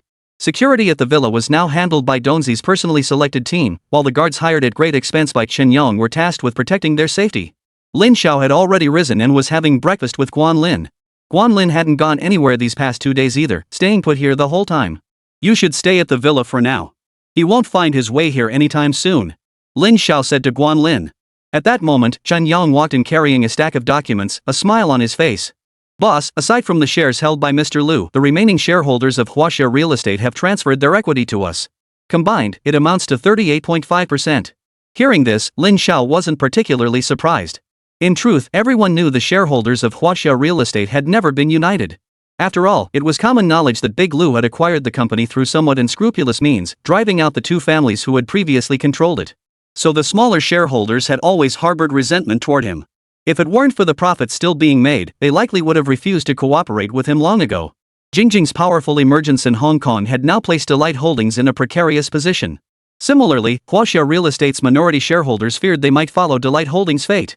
When Jingjing Investment approached them, they quickly grasped the situation and sold their shares almost without hesitation. Achieving this outcome can be seen as a victory secured through a confluence of favorable conditions. How is the acquisition of market-traded shares progressing? This was the critical point.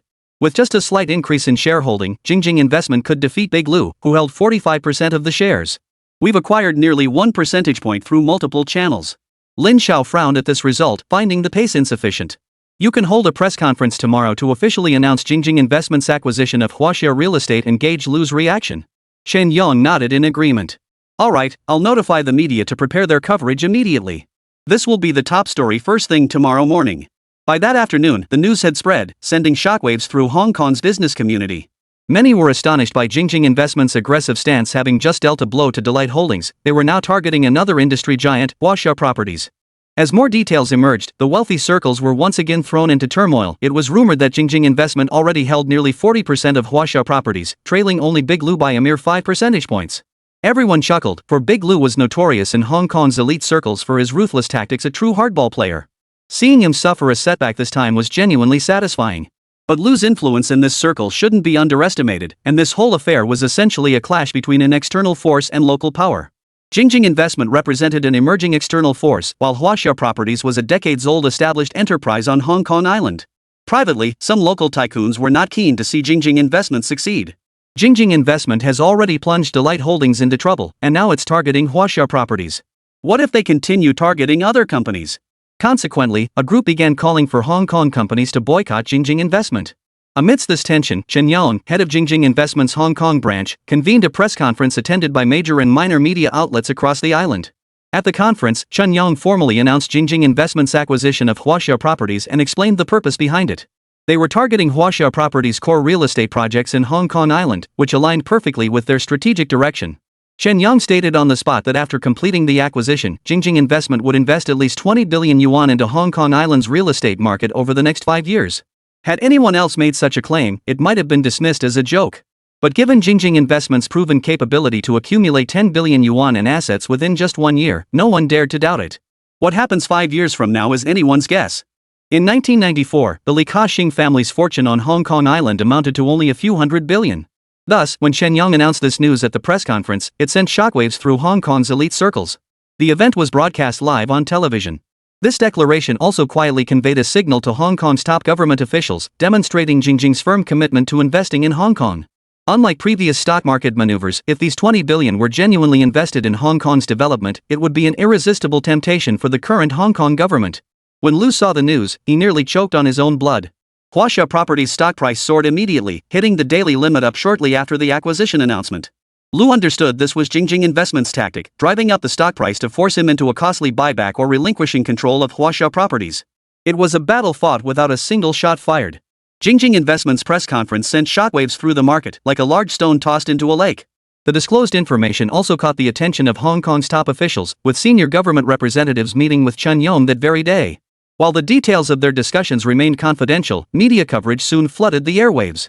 The news caused quite a stir among Hong Kong's wealthy elite. Securing a meeting with senior government officials was clearly a form of endorsement for Jingjing Investment. The Hong Kong tycoons who had planned to band together and teach Jingjing Investment a lesson were now forced to back down. Lu's situation was equally grim. The collective defection of the company's minority shareholders dealt him a heavy blow. Rumors were now swirling throughout the company that Huaxia Properties was about to change hands. These rumors grew increasingly intense, disrupting even daily operations. Throughout the day, Lu's most frequent activity was making endless calls seeking assistance. Ever since the minority shareholders began selling their shares, Lu had been constantly on the move. He reached out to many old friends, hoping to raise some funds to weather the crisis.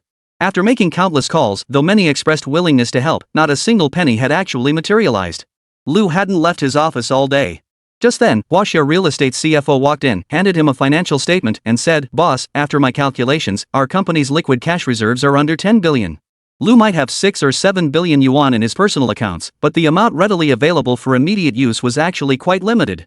Most of his capital was already invested in ongoing projects both on the mainland and within the island." Never having imagined he'd one day worry about money, Lu now faced this awkward predicament. What if we sell some of our stocks?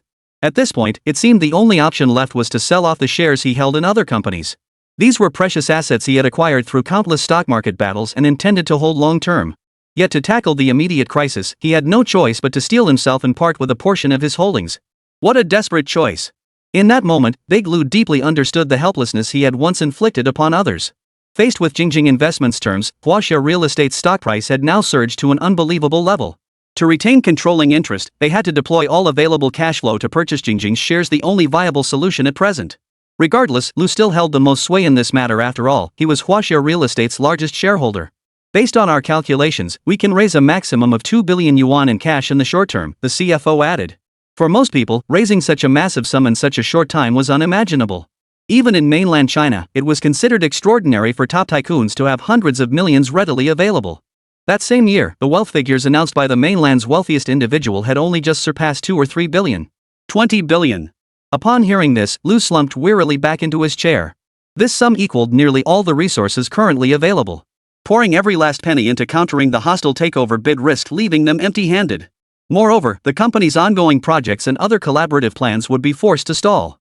This time, he truly grasped the dire straits brought on by a shortage of funds. He had a pretty clear picture of Lu Liang's situation. Faced with Jingjing Investment's bullying tactics, their combined forces were no match for the opponent. Jingjing Investment had generated nearly 10 billion in cash from a single short-selling operation in the Sugua market.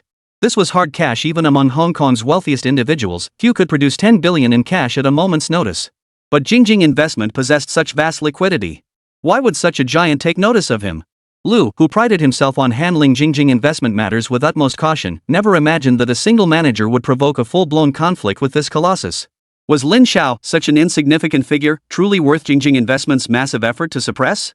Now it seemed Lu had no choice but to reassess Lin Xiao's standing within Jingjing Investment. Unfortunately, his team still hadn't located the man.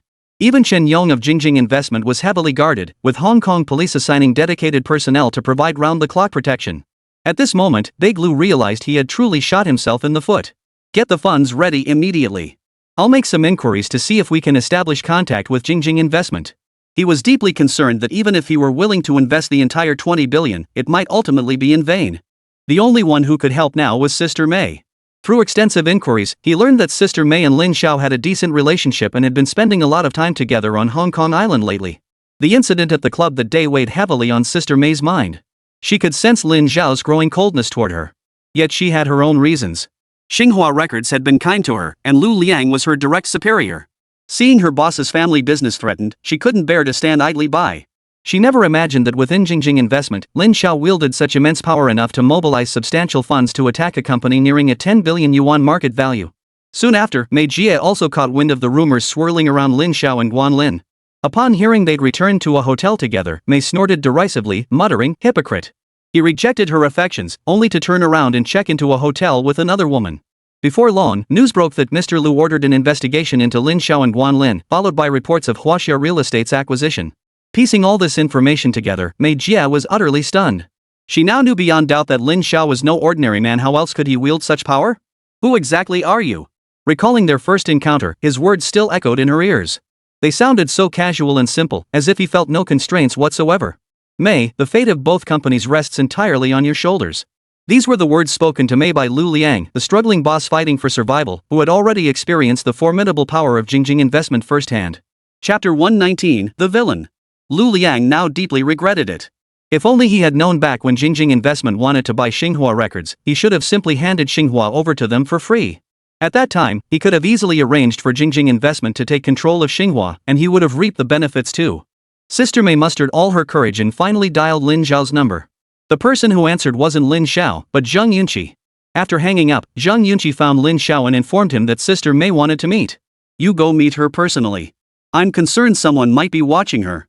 Proceed with extreme caution. Lin Xiao was cautious. In a place like Hong Kong, one couldn't act recklessly. In the capital markets, Lin Xiao could handle Big Lu and Lu Liang, but when it came to connections, he was no match for them. After all, Big Lu and Lu Liang had been navigating Hong Kong for years, honing their expertise. Once their networks were activated, even Jingjing Investment would find them formidable. That night, Lin Xiao didn't rest, and Guan Lin didn't return to her room either.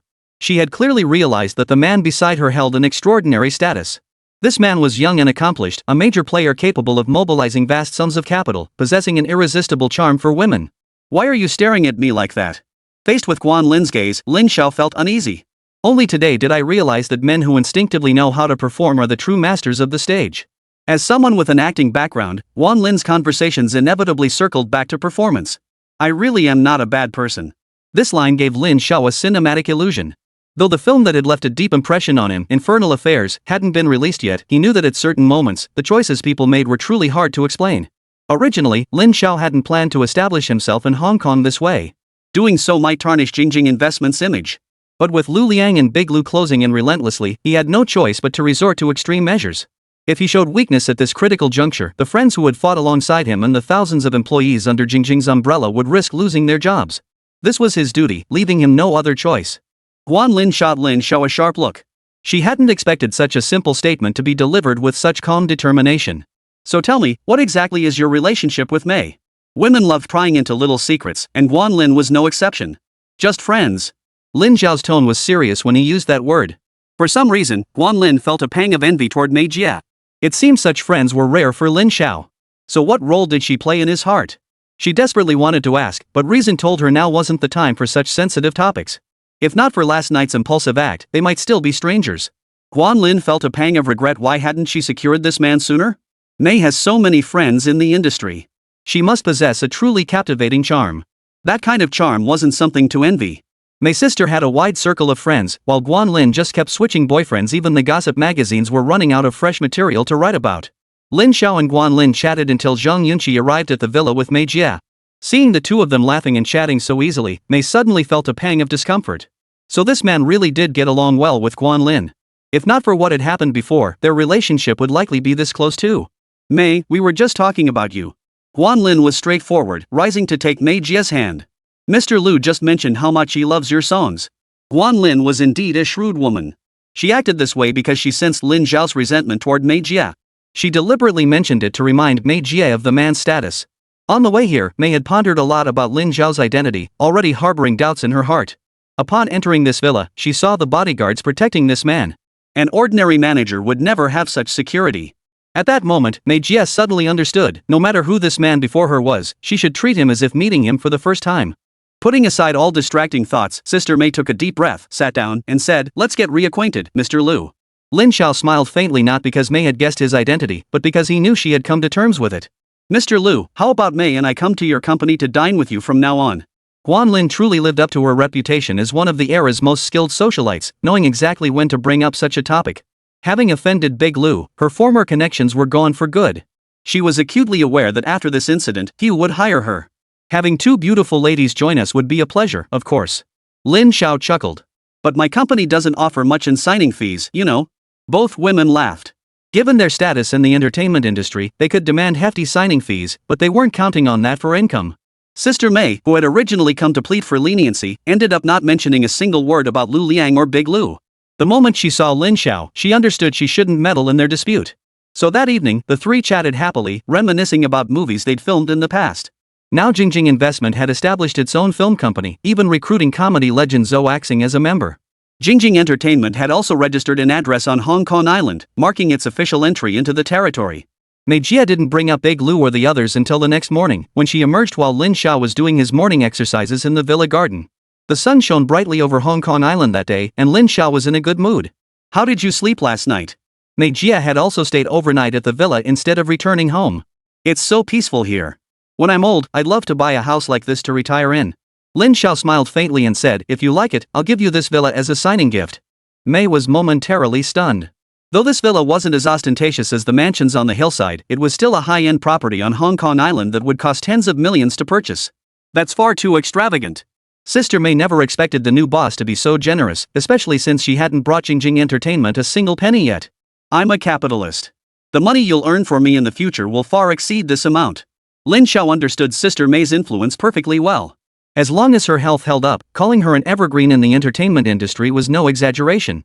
What she could bring to Jingjing Entertainment went far beyond mere profits. "Then I won't hold back." Indeed, Sister Mei adored this place. With her fragile health, it was ideal for recuperation. Chapter 120, Listed Company. "What did Mr. Lu say about you bringing me along?" Seeing Sister Mei hesitate to speak first, Lin Xiao took the initiative to ask. Sister Mei hesitated, unsure how to begin. Lin Xiao smiled gently. "Go ahead.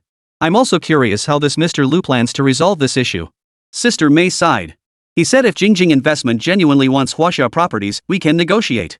But if they resort to forceful means to seize it, he'll make sure Jingjing gets nothing." These were Lu's exact words. Even at this point, he refused to budge.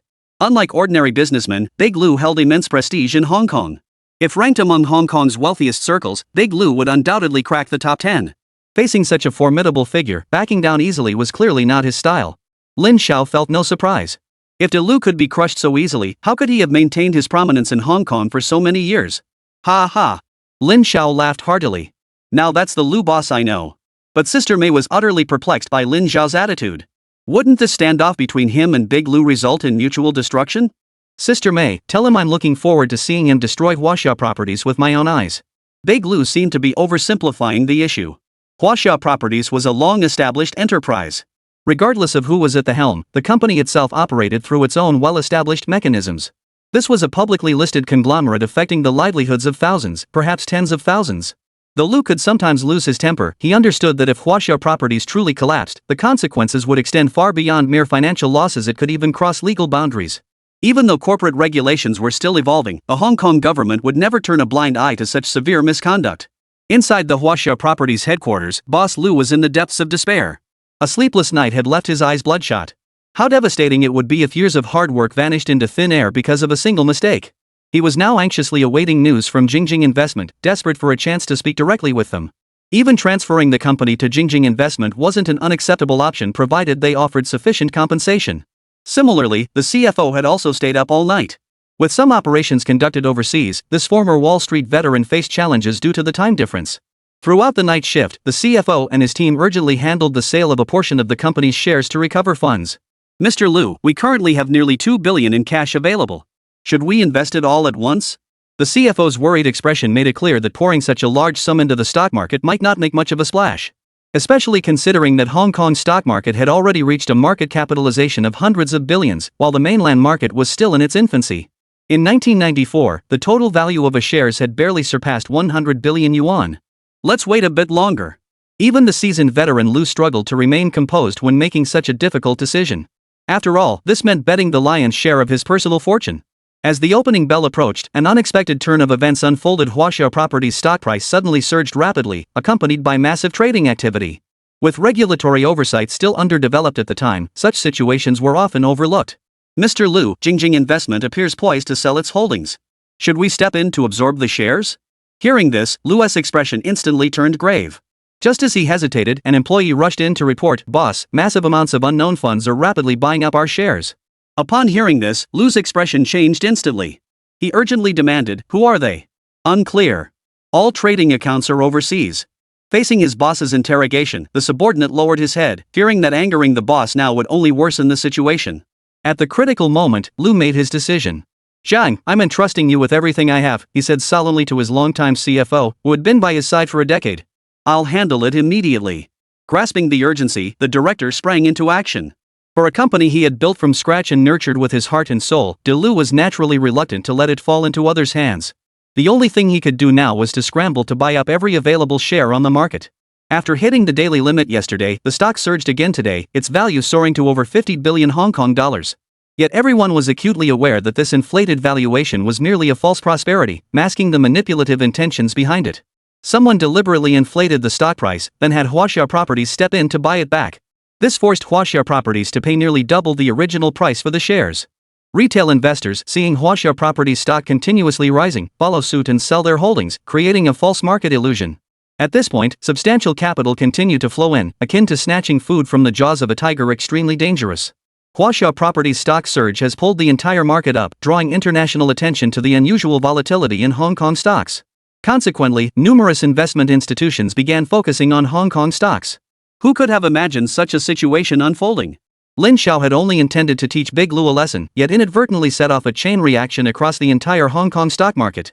Any movement in the broader market would affect the entire Hong Kong stock market, potentially escalating into fierce competition. By the market close that day, the Hong Kong index had surged hundreds of points, greatly stimulating the investment enthusiasm of Hong Kong citizens, all due to the influx of massive capital. For Huaxia Properties, after Lu invested 2 billion in cash, he couldn't even secure 10% of the shares and ended up spending over 800 million. By the evening close, Huaxia Properties' market value had finally retreated, barely holding steady at around 6 billion yuan. Lu stared at the stock chart as if it were his own electrocardiogram, his nerves stretched taut. If the stock continued to be bought up tomorrow, competitors would drive up the price, causing retail investors holding shares to panic sell. Boss, we should consider pulling out. The CFO had been staring at the chart all day, feeling uneasy, his heart racing like he was on a roller coaster. Lu rubbed his hands together. Now he finally understood how insignificant he was compared to this financial titan. His past successes in Hong Kong had only come because others hadn't taken him seriously. If we pull out now, how much will we lose? Lu felt uneasy inside. Continuing like this could mean losing everything. Around 2 to 3 billion. The figure stunned Lu. It meant his wealth would instantly shrink by a third. He had once aspired to join the ranks of the super rich, yet this single incident had cost him so much. The money was one thing, but he'd also have to relinquish control of Huaxia Properties just as he'd forced others out years ago. What a turn of karma. Better to exit now. Whatever I can salvage is better than nothing. If they want Huaxia Properties, let them have it. Making this compromise felt like a humiliation to Big Lu. It was a massive lesson learned in the stock market. Chapter 121, The Sky High Bounty. The very tactics he'd used to seize control of Huaxia Properties were now being used against him to wrest it away. Lu eventually withdrew from Huaxia Properties, retaining only 15% of the shares. Later, Lu publicly stated he had no regrets, knowing that had Huaxia Properties remained under his control, it would never have achieved the later heights of success. In the years that followed, Huaxia Properties not only captured over 20% of Hong Kong's real estate market but also expanded nationwide, with its market value soaring to hundreds of billions. Even with just 15% ownership, Lu still held hundreds of billions in assets, securing his place among the world's wealthiest individuals. Just 3 days after the showdown with Huaxia Properties, news spread that the company had been acquired by Jingjing Investment. This news left many feeling regretful. No one could stand in the way of Jingjing Investment, the mighty dragon. With Huaxia Properties acquired, Delight Holdings was also swept into the vortex.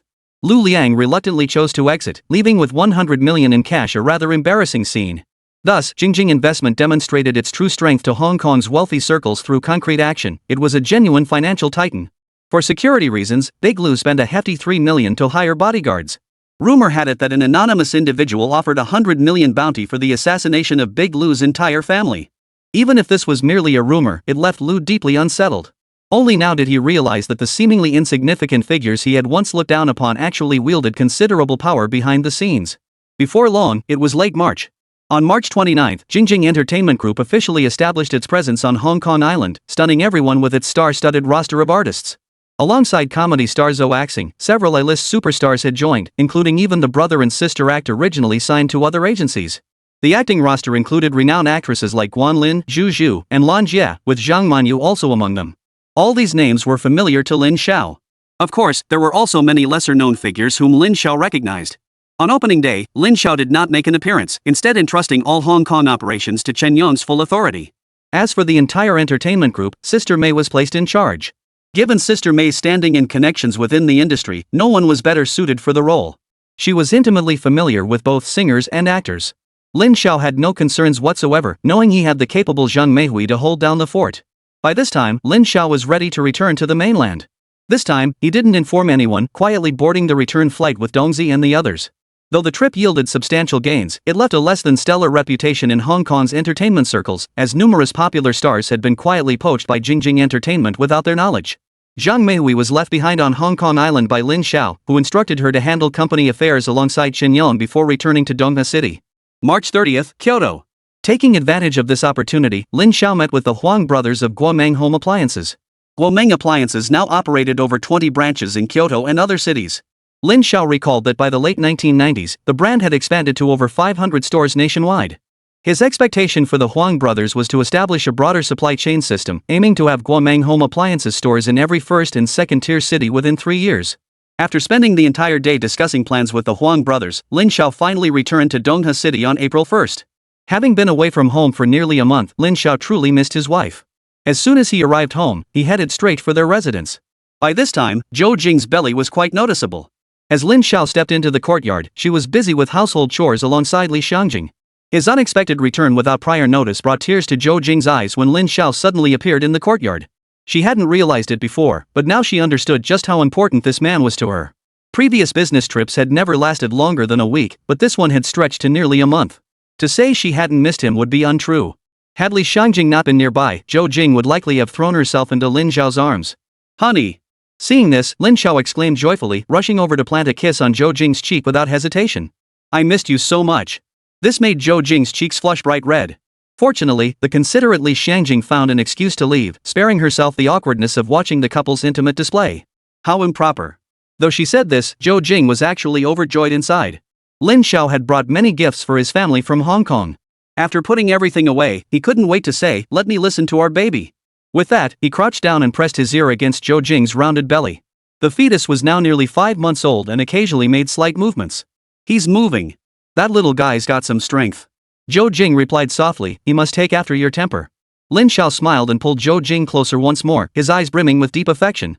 They say short separations are more poignant than long ones. Zhou Jing joked to herself that if physical conditions allowed, Lin Xiao might just do something daring. They held hands and chatted for a while longer, but Lin Xiao never mentioned a single word about his work experiences outside. He never discussed work details at home. Even when Zhou Jing asked curiously, he'd only choose silence. This time, however, was different. Lin Xiao generously gave Zhou Jing a bonus 30,000 yuan as recognition for his successful mission. Such a substantial windfall prompted Zhou Jing to offer him a passionate kiss, nearly making the situation even harder to control. No matter what storms he faced outside, home remained the warmest harbor, the place where Lin Xiao felt most at ease. Living this kind of life with his wife was what real life was all about. Upon returning to Donghua, Lin Xiao didn't immediately head to Jingjing Manufacturing for work, nor did he rush to handle matters related to Jingjing's investments. Even in his absence, these companies could operate smoothly. Lin Xiao's role was to guide them in the right direction at critical moments. His reason for rushing back to Donghua before Qingming Festival was twofold: to pay respects to his parents at their graves, and to bring his uncle's family to settle in Donghua. He had already purchased a residence, awaiting their arrival to settle in.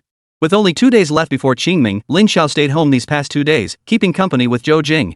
As for meals, Xiao Xian took care of preparing them. The year 1994 marked a pivotal period for the nation. It was the year China fully opened its economic doors to the world, signifying the nation's true entry into the global marketplace.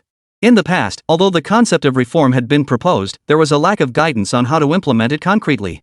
But starting in 1994, a clear direction emerged, and various policies were subsequently enacted and implemented. With these policies in place, people finally understood what was off limits and what they couldn't touch. The news of Lin Xiao's return home was not publicly announced, but it was an open secret among Mrs. Chen's circle.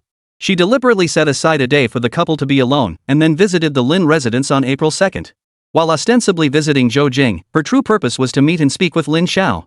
To this day, Zhou Jing mistakenly believed that Li Zhichen was Lin Xiao's superior, but that wasn't the case. She was actually one of Lin Xiao's key subordinates. While Zhou Jing was chatting with Xiao Xiang, Lin Xiao took Li Zhichen aside for a few words. "How have you been feeling lately?" Observing Li Zichen's energetic demeanor, it seemed the aftereffects of his previous injury had largely subsided. He smiled back and asked, "Do I look like someone who's sick?" Her tone was gentle. "I heard about what happened in Hong Kong. You can't be so reckless and take such risks anymore." Ever since learning what had transpired there, Li Zichen had been walking on eggshells. Look at you fretting, I'm standing right here, perfectly fine, Lin Xiao chuckled lightly. Of course, he couldn't help feeling uneasy inside, but retreating under those circumstances wasn't an option. Had he chosen to flee then, Jingjing Investments' plans would have remained mere paper dreams, forever missing the golden opportunity to enter the Hong Kong market. You were just lucky. Li Zichen shook his head reproachfully. You're the boss, you decide. But what if something happened to you? How would Jingjing manage? She wanted to add the question of what would happen to her, but ultimately swallowed those words. Next time, we'll prepare contingency plans in advance and be twice as cautious. No sooner had the words left his mouth than Li Zichen shot him a disapproving look. What do you mean next time? Do you have any idea how much worry this caused everyone? She then proposed, after discussing with the team, we plan to establish a dedicated security unit solely focused on protecting your safety. She spoke earnestly, the responsibility you carry now isn't just the weight of Jingjing and Mingyue's development, it's the hope of all of us. You'd better accept this idea. Li Zichen was adamant about this matter, having already discussed it with others and reached a consensus. There's no need to make it this complicated. Lin Xiao felt it was a bit excessive.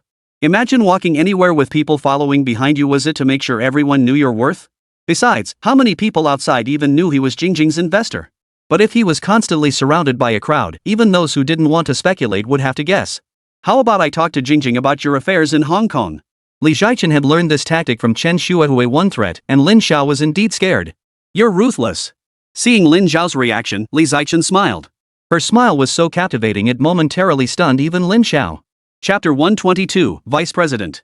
Boss, haven't you had your fill of Hong Kong's big stars yet? Li Zichen said casually, otherwise, I'll show Jingjing the gossip magazines about you and Guanlin. This time, Lin Xiao was completely speechless. Li Zichen had caught him red-handed. Spill it. What happened in Donghe while I was away? Although Lin Xiao had been away, Jingjing's companies had continued operating smoothly.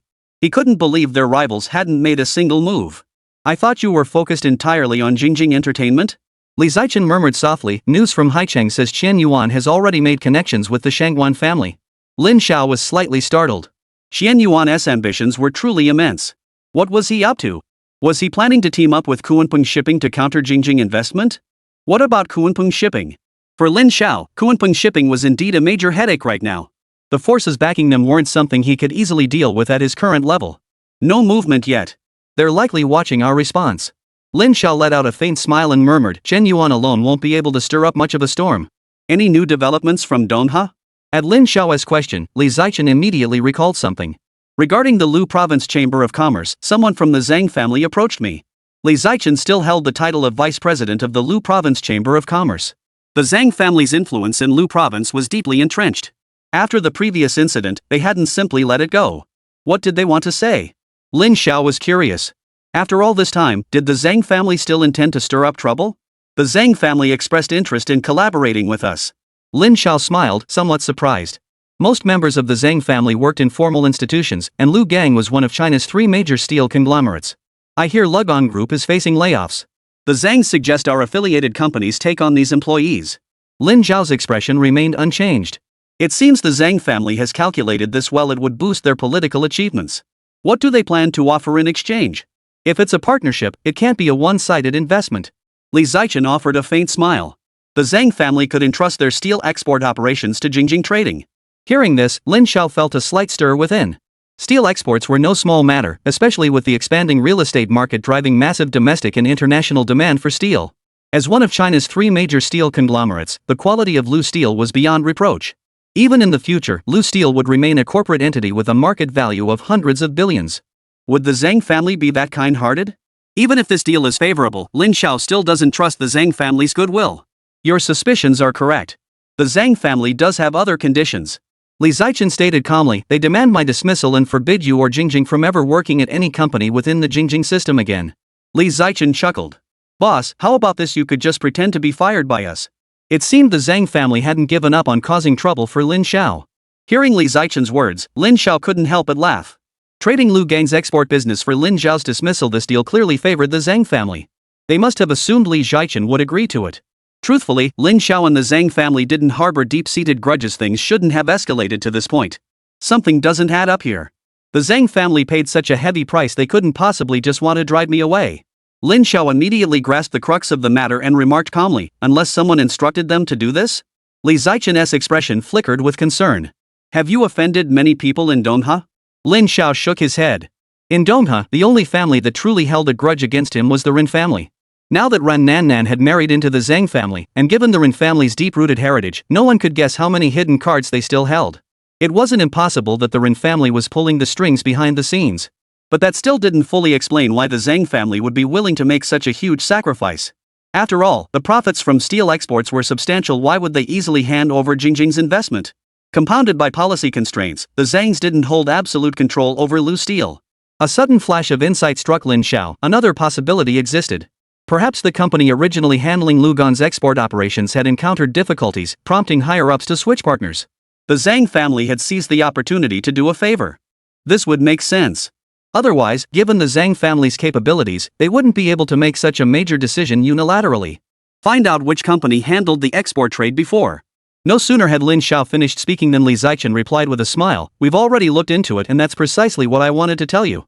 According to our intelligence, the company previously handling Lu Steel's export business was a trading firm based in Haicheng. The plan was for Shuequan Trading, under the Ren family, to take over this year." Lin Xiao chuckled upon hearing this. So that was it. The Ren family clearly lacked the capacity to handle such a large-scale trade operation now.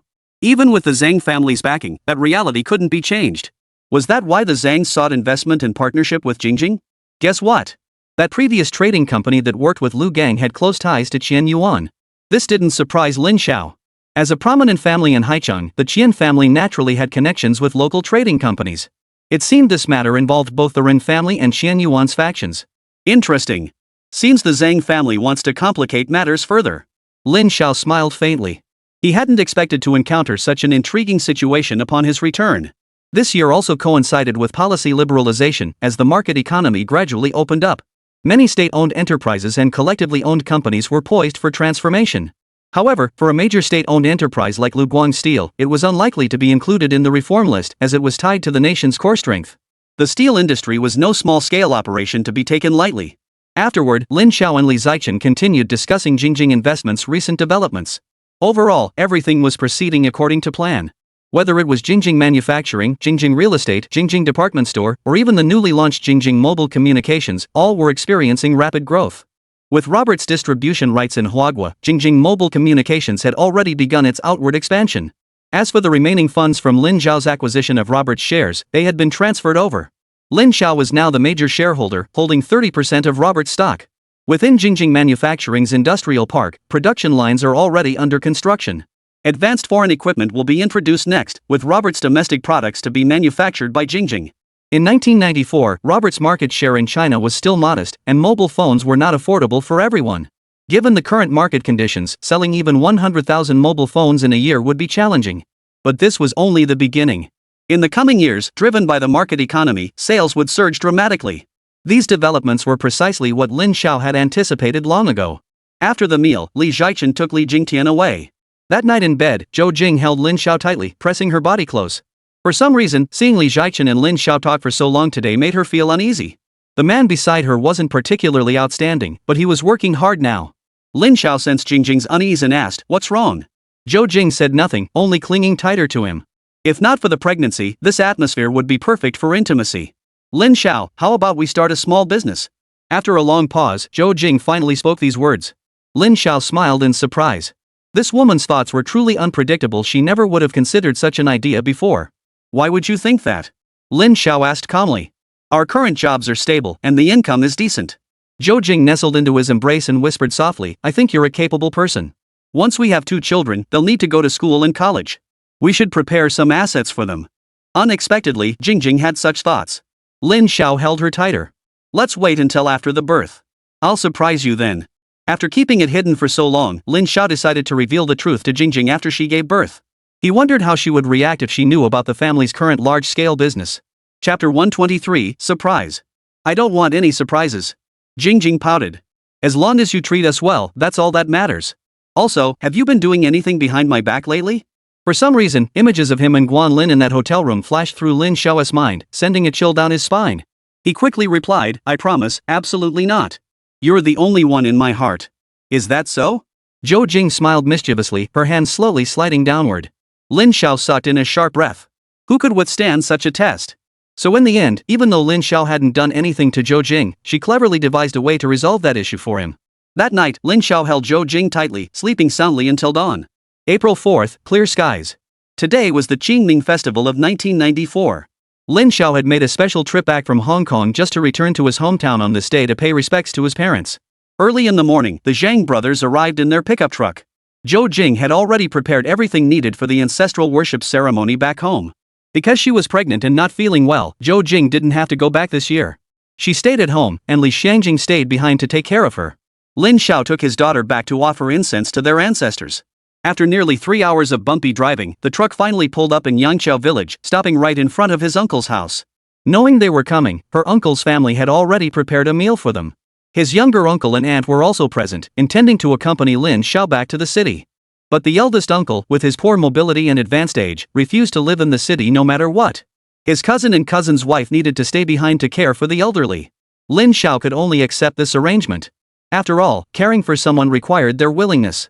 All Lin Xiao could do was provide them with some money, hoping it would at least make their lives a little easier. Privately, he had already made plans to hire someone to build a new house in his hometown, saying it was to keep a place for himself. In truth, however, this was for his uncle's family. It was just a project that would take time. The ancestral rites lasted until late afternoon. Afterward, Lin Xiao and his uncle's family set off for Donghe City. By the time they reached Donghe City, it was late at night. The small courtyard they had purchased earlier had been tidied up and was ready for his uncle and aunt to move in immediately. In a few days, his aunt's family would also move in, and the household would surely become much livelier. After a full day of travel, Lin Xiao fell asleep quickly. After Qingming Festival, he would return to work. On April 6, Auntie, Uncle Li Changguang, and their family finally completed their move. Li Changguang held a leadership position at the Railway Bureau, making him a fairly high-ranking official. Lin Xiao was deeply concerned about his career prospects. In Lin Xiao's view, if Li Changguang could advance further in his official career, it would also benefit him. It wasn't until April 8 that Lin Xiao arrived at Jingjing to handle business matters. Jingjing Investment Company was now not only renowned in Donghe City but also ranked among the top enterprises nationwide. In Li Zhaichen's office, Lin Xiao was reviewing the company's financial reports and the current value of its stock holdings. These documents were something Lin Xiao only occasionally glanced through. Seeing his current wealth, Lin Xiao couldn't help but let a faint smile touch his lips. By 1994, his assets had already surpassed the 100 billion mark. But for Lin Xiao, this was not a blessing. Back then, wealthy individuals were often targeted and oppressed, much like the landlords of the past. The only thing Lin Xiao could do was strive to convince those in power that he was a contributor to society. For instance, Jingjing Manufacturing and Jingjing Mobile Communications were all part of the image Lin Xiao presented to the outside world. Boss, based on the valuation of our current stock holdings, the combined value of our domestic and Hong Kong companies alone is approaching 10 billion. When Li Zhaichen uttered these words, she never imagined that just a year ago, she had been a minor figure at the stock exchange, and now she managed assets worth tens of billions. All of this was thanks to the man standing before her. She would never forget the confidence radiating from him during their first meeting, nor the words he had spoken to her. He had truly made it happen. These assets could potentially appreciate 100-fold, or even more. Facing the asset report in his hands, Lin Xiao felt only mild satisfaction. After all, market value was determined by market conditions. But Li Zaichen felt entirely differently upon hearing those words. The total assets of Jingjing Investment had long surpassed the so-called 100 billion mark. Adding up the domestic and Hong Kong company stocks, the investment in Robert, and other cash reserves, the total assets now exceeded 150 billion. A 100-fold increase would mean trillions. The thought made Li Zaichen gasp involuntarily. To her, this figure was astronomical. No wonder Li Zaichen reacted this way. At that time, the domestic economy was still sluggish, with the nation's annual GDP barely reaching 3 trillion. That's settled then. Setting aside the financial statements, Lin Xiao largely refrained from interfering with Li Zaichen and her team's specific operations. If the investment team lacked the unique vision to make sound decisions, there was little point in keeping them around. With the overall domestic situation improving and all the groundwork laid, these people should be able to find their direction. After leaving Jingjing Investment, Lin Xiao headed straight for Qingyun Pavilion. Lin Fangfang was an informant Lin Xiao had personally cultivated her eyes and ears for monitoring developments below. In contrast, the information Li Zaichen could access was merely superficial. The intelligence Lin Fangfang possessed was far more comprehensive and authentic. Upon seeing Lin Xiao arrive, Lin Fangfang instantly understood what he wanted and promptly handed him the prepared materials. He remained in his private room for a full 3 hours, emerging only in the afternoon. On April 10, Zhang Meihui returned from Hong Kong, accompanied by an unexpected figure. It was Guan Lin. Upon hearing this news, Lin Xiao felt a sudden tightening in his chest. His encounter with Guan Lin at that Hong Kong hotel had been purely accidental. For a goddess-like woman like her, Lin Xiao couldn't possibly feel nothing. What man could resist a goddess who approached him? But in Lin Zhao's heart, Jingjing was the one he was destined to protect for the rest of his life. In the end, it was Zheng Meihui who reassured Lin Zhao, telling him he was overthinking it. Guan Lin's visit to Donghe was at Li Zichen's request, and she herself quite liked the sweet and charming girl. Guan Lin's visit was for an endorsement deal. Li Zichen planned to invite Guan Lin to endorse a product Jingjing had recently invested in a venture entirely funded by their own team. They had invited Guan Lin over without consulting Lin Zhao beforehand. After spending about a month in Hong Kong, Zhang Meihui had gained a profound understanding of the power of capital. She had personally managed such a large sum of money to complete the acquisitions of Delight Holdings and Huaxia Properties. As Lin Zhao's personally recruited assistant, Zhang Meihui's first task upon returning was naturally to report to her boss. "Boss, can you give me a moment to catch my breath?" Over time, the tension in their conversations had eased. While they weren't quite back to the casual rapport of the beginning, things felt much more relaxed. "Alright, just tell me what you've been up to in Hong Kong." Zhang Meihui shot Lin Zhao a dagger-like glance. "What a typical capitalist. As per your instructions, we've signed cooperation agreements with several entertainment companies in Hong Kong. The resources we now hold cover the music copyrights for most singers in Hong Kong. We've also secured quite a few film rights." She asked curiously, "Boss, I've never understood why you're buying all these rights." Before leaving Hong Kong, Lin Zhao had assigned Zhang Meihui this task, acquiring various copyrights. In this era, copyrights weren't particularly valuable yet, and people's awareness of intellectual property rights was low, presenting Lin Zhao with a golden opportunity to make a fortune. In 1994, the sound of cassette players filled the air across China. However, most tapes on the market were pirated copies. If memory served, VCDs also began flooding the domestic market that year, followed by a surge in pirated Hong Kong movie discs that became wildly popular. Lin Zhao never conducted a detailed survey of this market's exact scale, but he knew full well that many people had indeed made fortunes selling cassettes and discs, while countless others relied on this income to support their families. Having learned about this situation, Lin Zhao naturally wouldn't pass up such a potentially lucrative opportunity. What surprised him was that not only did Zhang Meihui complete the task flawlessly, she exceeded expectations with an outstanding performance. Thanks to Jingjing Group's frequent investment activities in Hong Kong, this collaboration progressed exceptionally smoothly. Several Hong Kong entertainment companies transferred the music copyrights of their artists to Jingjing at near cost price, or even as a gesture of goodwill. Even more astonishingly, the transfer agreements carried a remarkable 30-year validity period, with future new releases also prioritized for sale to Jingjing. It wasn't hard to understand these companies' stance at that time. They held little optimism for the mainland market. In fact, the large-scale influx of Hong Kong performers into mainland China to pursue profits wouldn't occur until over a decade later. The Hong Kong entertainment industry at present did not place much emphasis on the mainland market. In their view, the economic development level there was relatively low, and the sales potential was limited. All of this aligned perfectly with Lin Zhao's earlier predictions, even exceeding some expectations. Upon hearing Zhang Meihui's report, Lin Zhao let out a faint smile. Chapter 124, Introducing New Equipment. Seeing Lin Zhao's peculiar smile, Zhang Meihui thought to herself, this boss must have lost his mind. Little did she know that with these copyrights secured, Lin Zhao now faced an abundance of options. Domestic singers and actors were few and far between, with only a handful of semi-famous figures holding the fort. It would take years for the mainland entertainment industry to truly flourish. For now, the entire nation relied on Hong Kong's entertainment industry to hold things together.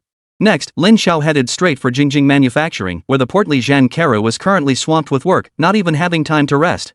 Quiet manufacturing had become the largest production base in the country.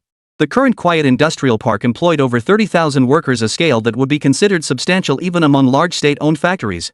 Moreover, as Jingjing Manufacturing continued to expand, the workforce would keep growing. According to Lin Zhao's earlier goals, the Jingjing Industrial Park was planned to eventually accommodate 200,000 employees. After locating Zhang Kara, Lin Zhao shared his vision to initiate production of cassette tape assembly lines and begin preparing the equipment needed for disc burning. This would ensure thorough readiness for the launch of VCD products, enabling rapid market capture upon release. Lin Zhao knew that in 1994, a company would introduce VCD technology to China from the United States. He had no intention of competing for that market share, as substantial though it was, because it wasn't his primary focus. Lin Zhao valued the development of the consumer terminal sector. At first, Zhang Kara knew nothing about this industry. It took Lin Zhao a long while of patient explanation before he finally grasped the concept. With the arrangements settled, Lin Zhao felt much more at ease. This market opportunity had to be seized at all costs. As for those small workshops illegally duplicating tapes, they would be handled by the dedicated legal department established by Jingjing Group. Armed with a strong portfolio of copyright protections, Lin Zhao had no reason to worry. He intended to seize this opportunity to nip their profit-making schemes in the bud. It wasn't that Lin Zhao sought to monopolize the market, rather, his prior life experience and knowledge allowed him to act one step ahead. With all these matters settled, Lin Xiao departed Donghua City for his next destination. To be precise, Lin Xiao didn't remain stationary. He headed straight for Shanghai, which, within the current national landscape, was undoubtedly an international metropolis and a true first-tier city. This place, once known as the city that never sleeps, was steeped in legend and had nurtured many business leaders. Long before Lin Xiao's trip to Hong Kong, he had already decided to have his subordinate, Zhang Dong, relocate Jingjing Real Estate's operations here.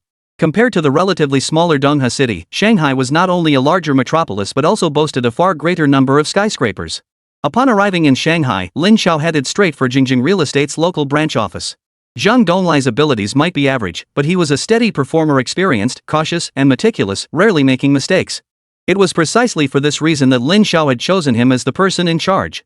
As it turned out, Zhang continued to perform reliably and dependably in Shanghai.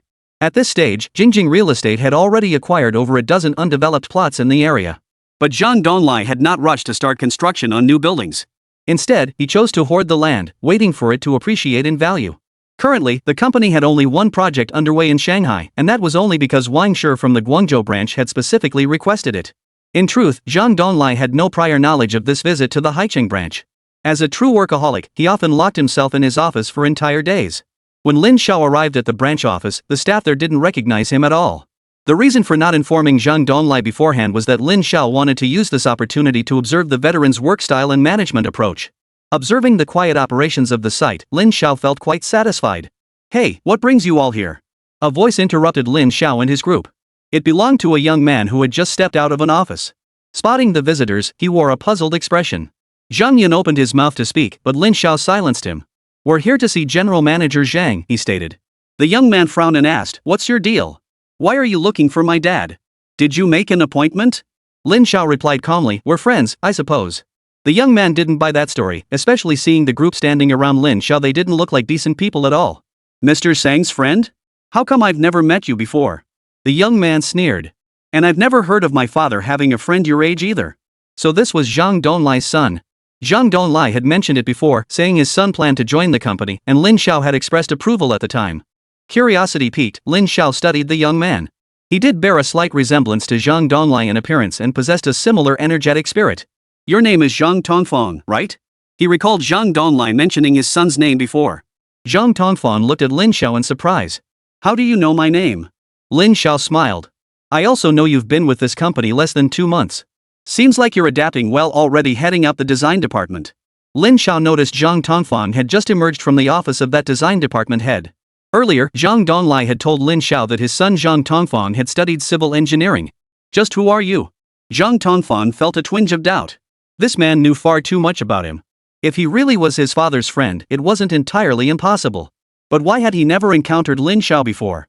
Especially since the man didn't look much older than himself. "I am Lin Xiao." Lin Xiao stated his name calmly. Hearing that name, Zhang Tongfang froze for a moment, then his whole body trembled. He knew exactly who Lin Xiao was. His father had long since revealed the truth about Jingjing investment to Zhang Tongfang, explaining that while Li Zichen held the title of general manager, he was merely a figurehead. The real mastermind behind Jingjing investment was none other than Lin Xiao himself.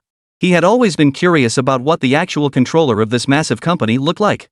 Finally, today, he had met him only to find the man appeared utterly ordinary. He dressed plainly, his appearance unremarkable, indistinguishable from the average person. Of course, if not for the entourage of bodyguards surrounding him, anyone would likely mistake him for just another ordinary citizen. "Mr. Zhang Tongfang nearly blurted out boss, but he immediately recalled his father's warning. The boss was extremely low-key and didn't want to draw attention. "Oh, so you're Mr. Lin." He quickly changed his tone, "Please follow me." Lin Xiao nodded in agreement, thinking to himself that Zhang Donglai must have already informed his son of his true background. Soon, guided by Zhang Chang, Lin Xiao entered Zhang Donglai's office. Zhang Dongyi, who had been organizing documents, perked up the moment he saw Lin Xiao and immediately stood to greet him. "Why the sudden visit? Do you have any instructions?" Lin Xiao smiled in response, "Nothing much, just dropping by on my way through." Lin Xiao then found a seat. Zhang Tongfang promptly served tea and water, while Zhang Dong set aside his documents and approached to chat with his guest. "We've only just opened here recently, so many things still need ironing out." A slightly embarrassed smile appeared on Zhang Dong's face. "Great job." Lin Xiao gestured to a nearby seat. "Sit down. No need to be so formal." After Zhang Dong sat down, Lin Xiao began, "Haicheng is different from Donghua. It's not easy to establish a foothold here." Zhang Donglai nodded. "Our company only has one project underway right now. The situation is still unstable. Your decision was absolutely right. Lin Xiao smiled. Jingjing Real Estate isn't rushing to expand right now. President Li told me your main task is land acquisition. For projects, having one or two in the pipeline is sufficient. Zhang Donglai had feared Lin Xiao might be displeased with him, but instead received her approval. My main reason for coming this time is to check on Huaxia Real Estate. This was indeed Lin Xiao's primary purpose for coming to Haicheng. Of course, there was another reason he hadn't mentioned, to avoid Guan Lin. In Dongha, Lin Xiao feared Guan Lin might come looking for him. Facing this beautiful woman with whom he shared such an intimate connection, he knew he might lose control. Faced with such a woman, any man would be stirred by primal desires. Otherwise, how could Big Lu have gone berserk just seeing her return to the hotel with him? Huaxia Real Estate? Zhang Donglai knew nothing about it and remarked, they're making a big splash here. They already have quite a few mature projects. Lin Xiao was well aware of Huaxia Real Estate's development trajectory. Initially, he had only intended for Jingjing Real Estate to grow steadily. But due to Guan Lin's connection, he ultimately decided to acquire Huaxia Real Estate and conducted a thorough investigation. Get things ready on your end. I'm going to build the tallest skyscraper in Haicheng. This project can be a collaboration with Huaxia Real Estate. As he spoke these words, Lin Xiao felt a surge of excitement. This tallest building was originally slated to appear over a decade from now, but he intended to bring its construction forward. He would build this towering edifice, a symbol of Haicheng's height. Chapter 125, The Skyscraper. Zhang Donglai asked curiously, Boss, how tall do you plan to build it? Lin Xiao paused to recall. In his previous life, that skyscraper had not only been the tallest in Haicheng but also the tallest in the entire nation. He wanted to build just such a modern skyscraper as Jingjing Investment's headquarters. 666 meters. When Lin Xiao calmly uttered that number, Zhang Donglai doubted his own ears. 66 meters? Zhang Donglai exclaimed in astonishment, the tallest building in Haicheng already exceeds 100 meters. Lin Xiao smiled faintly. Not 66 meters. 666 meters. Zhang Donglai's hand trembled, nearly dropping his cup. He stared at Lin Xiao in disbelief. Boss, you're not mistaken, are you? Lin Xiao affirmed, that's right, 666 meters. I don't just want it to be the tallest building in China, I want it to be the tallest in the world. In 1994, constructing a building that tall would undoubtedly place it at the pinnacle of the world. While foreign countries already had buildings over 300 meters tall, structures exceeding 600 meters simply didn't exist. Boss, how much would that cost? Lin Xiao smiled. If he remembered correctly, in his previous life, this building took a full decade to complete, costing a total of 14.8 billion yuan from start to finish. But in this era, such massive investment wouldn't be necessary. Labor and materials were far cheaper now. After some thought, Lin Xiao murmured, we'll invest 2 billion yuan up front, with at least another 5 billion yuan added later. Even if construction took several years, 70 billion yuan would be more than sufficient for this skyscraper. Zhang Donglai's heart pounded with excitement. Investing 70 billion yuan to build a tower reaching 666 meters? Once word got out, the whole world would be stunned. 70 billion yuan, what an astronomical sum. Zhang Donglai could scarcely fathom it, yet he knew Lin Xiao possessed the financial clout. Jingjing Investment's assets far exceeded such figures. Lin Xiao's motivation for building this tower was simple. Beyond settling some unfinished business from his past life, he also wanted to present it as a gift to his wife, Jingjing. A surprise he would give her. If Zhang Donglai knew this tallest building was built solely to win over his boss's wife, he'd probably be even more astonished. Boss, this project is simply too massive. Even Huaxia Real Estate wouldn't dare take it on lightly. Zhang Donglai had spent years in the real estate industry and understood the immense difficulty of constructing such a tower.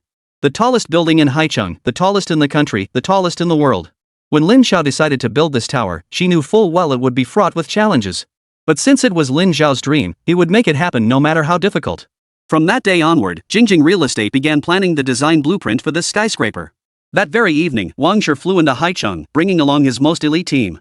3 days later, Jingjing Real Estate held a press conference in Haicheng, attended by city leaders and the head of Huaxia Properties Haicheng branch. Jingjing Real Estate, a subsidiary of Jingjing Investment, announced plans to construct a 666-meter-tall skyscraper in Haicheng, the Jingjing Tower. The projected investment was no less than 7 billion yuan. The news quickly spread through television, newspapers, and other channels. The title of the world's tallest building naturally drew widespread attention. Haicheng's leadership publicly stated that they would offer unreserved support and comprehensive assistance for any plot of land Jingjing Investment selected. After all, if the world's tallest building were to be built in Haicheng, the city would become a global landmark, and this monumental achievement would be immortalized in history. In modern society, such an opportunity for glory was rare. With the full backing of Haicheng's leadership, Jingjing Real Estate's project progressed smoothly. However, some dissenting voices emerged domestically. Many professionals and prominent international architects questioned the feasibility of this so-called world's tallest building. They argued that successfully constructing such a tower would be extremely difficult. Beyond factors like earthquake and wind resistance, the foundation alone represents a colossal engineering feat. Raising a 666-meter tower from the ground up is no simple feat. Amidst the mounting skepticism, some experts cited extensive technical knowledge to critique the project. Within days, Jingjing Investment and Jingjing Real Estate once again became the focus of public attention. After all, the public had previously seen Jingjing Investment primarily in financial market maneuvers, such as its short-selling operation against Su Gua. This sudden announcement to build the world's tallest skyscraper left many skeptical, suspecting Jingjing Investment might merely be leveraging the opportunity to secure the most favorable policies from Haicheng. On April 15, Haicheng's top leadership met with Lin Xiao. Haicheng has long been China's financial hub and is a directly administered municipality under national jurisdiction. The top official in Haicheng held an exceptionally high position, capable of communicating directly with the highest levels of leadership. His meeting with Lin Xiao carried nearly the same level of importance as his previous meeting with the head of the financial department. Upon meeting this middle-aged man, Lin Xiao remained composed. The head of Haicheng also scrutinized Lin Xiao, eager to gauge the true caliber of this young boss rumored to be behind the quiet investments. For this meeting, Lin Xiao brought only two assistants, Zhang Meihui and Zhang Tongfang. "Mr. Lin, you are truly accomplished at such a young age." The leader began the conversation with these words, clearly expressing admiration for such a young man achieving so much. However, even he felt some hesitation regarding the project to build the world's tallest skyscraper. "You look quite energetic yourself." Lin Xiao understood that soon, the man before him would be elevated to deputy state level, a true decision-maker. "Ha!" The leader asked with a laugh, "You know why we invited you here today, right? The government fully supports Jingjing Real Estate's plan to build this skyscraper in Haicheng. However, rumors are circulating that the project might not be completed." Hearing this, Lin Xiao's expression shifted slightly before he offered a faint smile. "Whether it's South Jingjing Real Estate itself or any of its subsidiaries. Though we haven't been around for very long, we take every public commitment we make extremely seriously. Regarding the Jingjing Tower project, we plan to dedicate 8 years to its construction. Please rest assured on this point." Hearing this figure, a hint of surprise flashed across the leader's face. 8 years? This estimate differed significantly from the results provided by the local expert team. According to their calculations, completing such a massive project would require at least 15 years. Such a massive construction project requires meticulous consideration of every possible scenario at every stage. Even with the world's best construction teams, meeting the timeline would be extremely challenging. Understanding the leader's concerns, Lin Xiao responded, "Jingjing Real Estate has chosen to partner with Huaxia Property. Both the design and construction phases will rely on domestic capabilities for implementation. This is our nation's project, and it must be carried out by our own talent." Hearing this, the leader's eyes revealed a look of approval. Despite Lin Xiao's youth, he possessed mature planning concepts and was indeed an outstanding talent.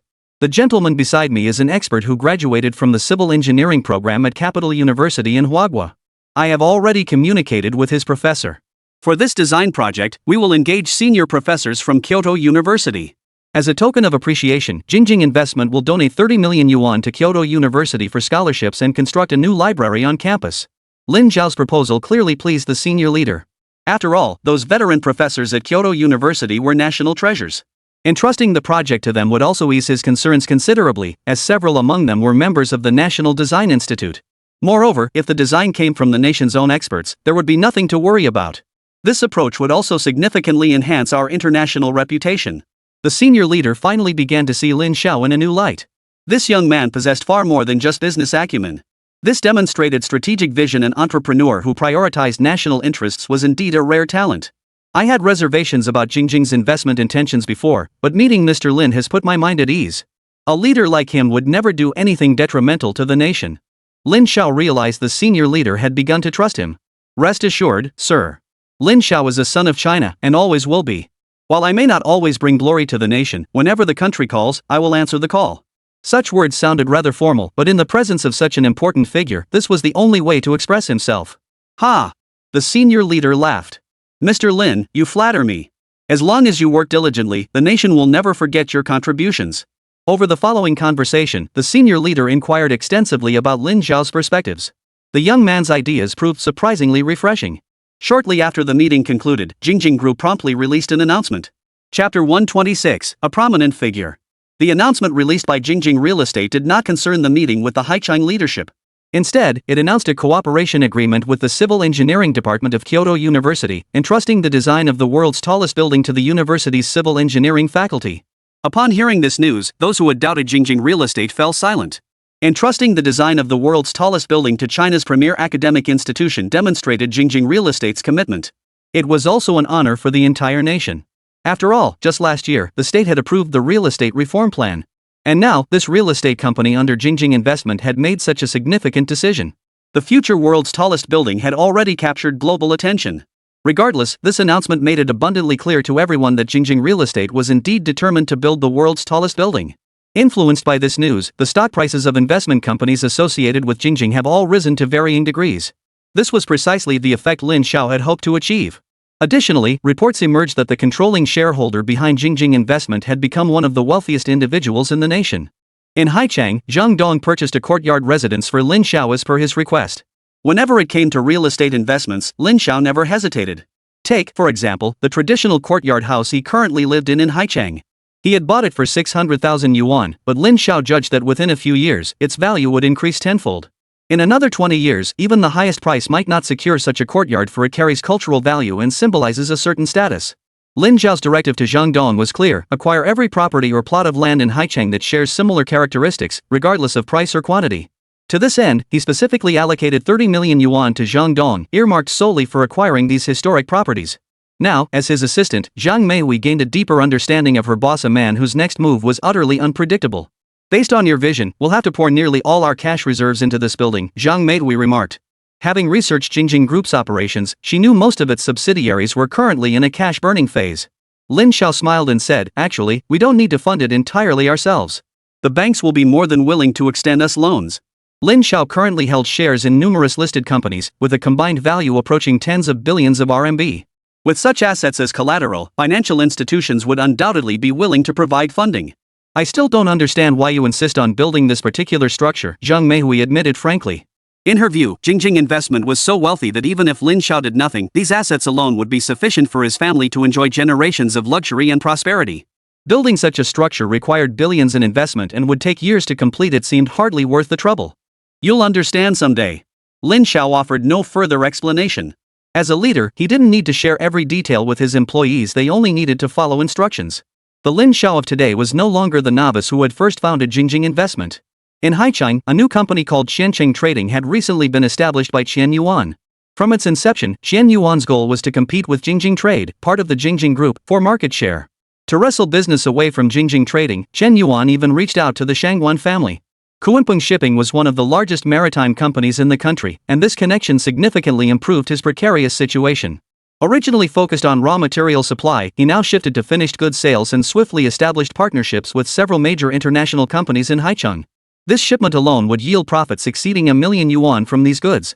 Although this income was less than what he earned from materials before, for Qian Yuan, it represented a new beginning. Moreover, this experience revealed business opportunities to Qian Yuan, making him realize that international trade was indeed highly lucrative. His initial resentment over Jingjing's investment restrictions had now subsided considerably. He had also heard about Jingjing Real Estate's plan to construct a landmark building in Haicheng, the city's tallest skyscraper, with a total investment of 70 billion yuan. The sheer magnitude of the figure stunned him. By his own estimation, his personal wealth was only around 100 million yuan, making him one of the more well-known wealthy individuals in North China, and even in Haicheng. Seeing Jingjing Investment's formidable financial strength made Qian Yuan feel utterly powerless. At the same time, his heart was pounding with worry, fearing that Jingjing Group would not let him off the hook easily. Chen Yuanguang, are you certain Lin Xiao has truly arrived in Haicheng? Chen Yuan had once harbored deep hatred toward Lin Xiao, as it was precisely this man's meddling that had caused friction between him and Jingjing Investment. Earlier, instigated by Chen Yuanguang, he had attempted to assassinate Lin Xiao, but the failed attempt had instead injured Li Zichen. Moreover, during the previous incident involving the rescue of that woman's child, he had suspected Jingjing Investment must have known he was the mastermind behind it. Ever since, Chen Yuan traveled everywhere with a security detail, fearing retaliation. As for why Chen Yuanguang harbored such deep hatred toward Lin Xiao, it stemmed from nearly losing his life in a foreign land, firmly believing that the death of his old friend Yu Laowu was connected to this man's conspiracy. Though he himself dared not go to Dongha City, he still assigned some men to continue monitoring the other's movements. He has indeed arrived, but we haven't pinpointed his exact residence yet. Chen Yuanguang looked thoroughly perplexed. Boss, I suspect Lin Xiao holds an unusual position within Jingjing Company. Think about it. The moment this guy stepped into our place, he immediately announced plans to build that skyscraper. Qian Yuan said with a sinister smile, everyone says his relationship with Li Zichen isn't simple. I'd say there's definitely something going on between them. Otherwise, why would Li Zichen be willing to take the fall for him? Chen Yuanguang sensed something was off, but couldn't quite put his finger on it.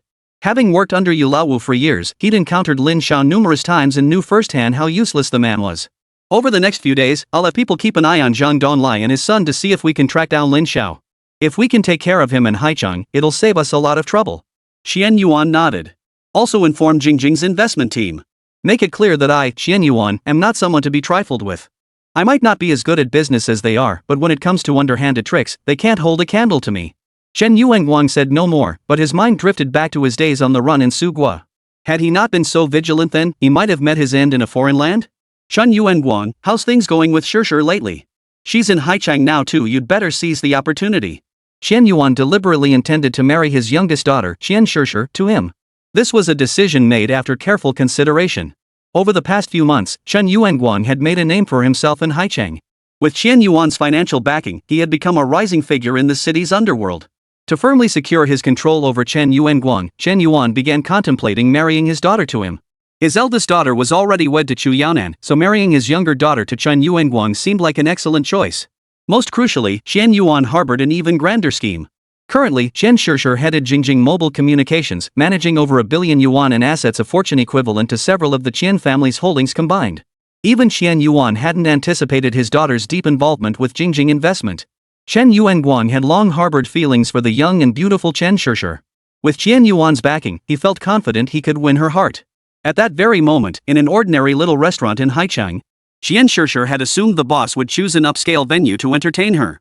Little did she expect they would meet in such a humble spot. Before learning Lin Zhao's true background, it hadn't mattered much. But now that she knew he was the mastermind behind Jingjing investment, Chen Shishir had been waiting for an opportunity to squeeze him dry. Boss, is this how you reward your most valuable subordinates? Qian Shishir asked, pouting. Aren't you afraid I'll lose confidence? Lin Xiao shot her a dismissive glance. This young lady had once dared to blackmail him with such audacious methods. Her feigned vulnerability was practically Oscar-worthy. If it weren't for her genuine competence, Lin Xiao would have almost suggested she become a pretty face in the entertainment industry instead. Enough with the nonsense. I invited you today to discuss business. Lin Xiao wasn't stingy with money, it was simply that this little restaurant served genuinely delicious food. Last time, Zhang Tongfang had brought him here. With everything you've been up to in Haicheng, the Qian family must know by now, right? When Lin Xiao said this, Qian Shishir's expression shifted slightly. Boss, I really haven't contacted them. Lin Xiao smiled gently. I never said you couldn't contact the Qian family. After all, we're family. Qian Shishir stole a glance at Lin Xiao, confirming he still didn't know about that matter. Remember that plan I mentioned before? Lin Xiao chuckled softly. The timing is almost right. As long as he comes looking for you, you can lure him into the trap. Qian Shishir's heart skipped a beat. She understood exactly what Lin Xiao meant. This idea had been part of their carefully planned strategy all along. Got it. Qian Shishir nodded. She had been preparing for this moment for a long time. Lin Xiao sensed something was off. This usually bold girl had suddenly gone quiet. But he didn't press further. He knew that if Qian Shishir didn't want to talk about it, asking wouldn't accomplish anything. After dinner, Lin Xiao and Qian Shishir parted ways. These company executives were now surrounded by bodyguards. Their security was paramount, after all. Haicheng was known as the city that never sleeps, a bustling hub of activity for over a century. This place had nurtured many renowned figures, such as Ding Li and Su Wenxiang. Chapter 127, The Overlord Who Ruled with an Iron Fist. The figure who left the deepest impression on Lin Xiao was Old Master Du, who once ruled Haicheng with an iron fist. Though he decommitted many misdeeds in his time, the Du family remained a formidable force in the city. Today, the Zhang family father and son had been invited as guests by the Du household. Though the Du family was nowhere near as powerful as it had been decades ago, no one in Haicheng dared to provoke them. The current head of the Du family was Third Master, the third son of Old Master Du, whom everyone addressed as Third Master. Though in his 70s, Third Master still possessed remarkable vigor. When Zhang Donglai first arrived in Haicheng, he had already made sure to find out which people were best not to cross. Therefore, when Third Master invited him and his son to dine, Zhang Donglai dared not and would not refuse. The banquet was held at the Du family's ancestral home, said to be where the old patriarch once resided. The Du family had purchased this old mansion at great expense. The banquet was primarily attended by the younger generation of the Du family, all influential figures within the clan. Third Master looked at Zhang Donglai and said with a smile, I hear your company plans to build a siphon tower. The moment those words left his lips, Zhang Donglai's heart skipped a beat. As the saying goes, unprovoked kindness is either treachery or theft. This sudden dinner invitation from the Du family did indeed feel off to him. Third Master, you flatter me. This is the headquarters decision, I'm merely responsible for the execution. As if anticipating his response, Third Master smiled and remarked, for Jingjing to invest and send you over, you must undoubtedly be a core member of the team. This new building project is a major undertaking for Jingjing in the coming years. Our Du family holds considerable influence in this city and has extensive involvement in real estate ventures. I hear the bidding for Jingjing Tower's construction project is about to begin. What does President Zhang think of our Du family's construction team? Zhang Donglai took a deep breath. He was prepared for this. He knew the Du family had invited him and his father to dinner for another purpose. This was the first time anyone in Haicheng had approached him. Mr. Du, I can't make decisions regarding construction matters. Headquarters has specifically assigned a project manager, and the final call rests with him. Zhang Donglai reluctantly passed the buck to Lin Xiao. This was precisely what Lin Xiao had instructed him to do. Mr. Zhang, could you arrange for this person in charge to meet with our Du family? The elder Du stared wide-eyed, his expression brimming with anticipation. Though the Du family remained one of Haicheng's 4 major clans, their fortune rested entirely on ancestral legacies. In truth, the family had already begun its decline. The Jingjing Tower project presented a chance for the Du family to revitalize itself. Old Fox Du had set his sights on this plum opportunity. Securing even a portion of the contract could potentially allow the Du family to turn things around. Just one infrastructure project alone would take at least 2 years to complete, with investments certainly exceeding 10 billion yuan. To be honest, Zhang Donglai said calmly, that person in charge doesn't like to be in the public eye. Since arriving in Haicheng, he hasn't participated in many public events, and I couldn't get him to come. Zhang Dong chuckled inwardly. Asking him to persuade the boss to step in? That was laughable. The person in charge you mentioned, Mr. Zhang, could it be Manager Lin from Jingjing Company? When Du Sani mentioned Lin Xiao's name, Zhang Donglai was slightly taken aback. He hadn't expected the Du family's intelligence network to be so well connected. That's him. Zhang Donglai nodded in acknowledgement while inwardly thinking this matter would eventually require the boss's personal attention. To his surprise, Old Master Du smiled warmly and said, my granddaughter, Du Yao, happens to be a former classmate of Manager Lin. How about you help arrange for her to pay him a visit? Lin Xiao was already 30 this year, and those so-called school ties had long since faded significantly. If they happened to cross paths on the street, Lin Xiao probably wouldn't even recognize this former classmate. For Lin Xiao, many memories had grown hazy. After reincarnating into this new body, his past experiences had blurred in his mind. However, mentioning Miss Du Yao did stir some recollection. She had been quite the standout in school back then, always surrounded by admirers. Although his family had some financial means back then, it was nothing compared to Du Yao's background. After graduation, Du Yao went straight to work at a bank in Haicheng. The Du family deliberately cultivated her career in finance, hoping to enhance the family's influence in the future. Unexpectedly, she truly made a name for herself. Having just celebrated her early 20s, she now held the position of deputy president at the Agricultural Bank of China in Haicheng. Of course, this was also thanks to her marriage into a good family. The former director of Haicheng's financial bureau had left the city due to a job transfer. By the time he departed, his marriage to Du Yao had already ended. Du Yao had married this man, more than a decade her senior, primarily to leverage his connections and establish herself in banking. It was a relationship built on mutual exploitation. Back then, Du Yao was not only young and beautiful but also celebrated as one of Haicheng's 4 most prominent socialites. In truth, Du Yao had little recollection of Lin Xiao. In her eyes, he had never been a particularly significant figure. Lin Xiao, I never imagined you'd wield such influence within Jingjing Investment. Du Yao's gaze held a hint of seduction. As a woman of her station, she was adept at piquing a man's interest. Lin Xiao smiled at the woman, inwardly marveling at the Du family's elaborate scheming to achieve their goals, even enlisting the help of an old classmate they barely knew, simply because she was a woman. I'm just doing a favor for a friend. Du Yao chuckled lightly. Zhao Yong mentioned your experiences over the past few years. It sounds like quite a rough journey. In the eyes of his former friends, Lin Xiao had once had a notoriously bad reputation, one could even call it disreputable. Everyone avoided him whenever possible. Even after a year of profound transformation, Lin Xiao hadn't restored much rapport with these people. Information dissemination in those days wasn't as advanced as it is now. People with pagers or mobile phones were extremely rare. Zhao Yong. The name stirred memories in Lin Xiao. He nodded. Are you still in touch? Du Yao smiled warmly. He's still in Haicheng too. I'll arrange a time soon. We should get this old class reunion going. Lin Xiao neither agreed nor disagreed with Du Yao's suggestion. After all, he had attended a specialized college back then, and over time, their relationships had long since grown distant. Moreover, as the new Lin Xiao starting his life anew, he always felt a sense of distance from these people. Regarding our Du family's construction company, it ranks among the top locally, and the construction quality is absolutely reliable. If you're looking for a partner, we'd be a solid choice. This was Du Yao's primary purpose for seeking out Lin Xiao. Facing her proposal, Lin Xiao smiled calmly. He was familiar with the Du family's enterprises. Huaxia Real Estate had been active in the Haicheng market for some time. According to investigations, among the numerous projects this enterprise had undertaken in Haicheng, there had been only a handful of instances where they had collaborated with the Du family's construction company. One such collaboration had been necessitated by local demolition issues. This demonstrated that the Du family's influence in the region was not to be underestimated. If you truly possess the capabilities you claim, why would you worry about my approval? Lin Xiao responded casually. But at this stage, I'm only responsible for the preliminary preparations. The final decisions will still be made by Jingjing Real Estate. Nevertheless, out of respect for their former classmate bond, he assured her he would do his utmost to support her. Given our past relationship, I'll certainly try to help coordinate this matter. Lin Xiao didn't reject Du Yao's suggestion outright, for he understood clearly that, as she had stated, the Du family did possess the necessary resources and connections. Although the Du family had been involved in the gray economy in earlier years, they still wielded considerable influence in those circles under the current circumstances. As times changed, the Du family realized certain matters needed to be resolved promptly and began considering a transition to legitimate business operations. The primary reason was that the network of connections the Du family had built up over the years was dwindling. As their older generation of friends passed away one after another, the Du family felt a sense of dread. Well, thank you then. Though she offered words of gratitude, Du Yao privately harbored reservations about men like Lin Xiao. Du Yao, I heard you're working at a bank now? Lin Xiao hadn't outright refused her request, and naturally, he had his reasons. That's right. Du Yao nodded. At the agricultural bank. After a moment's thought, Lin Xiao pressed further. Do you know anyone at other banks?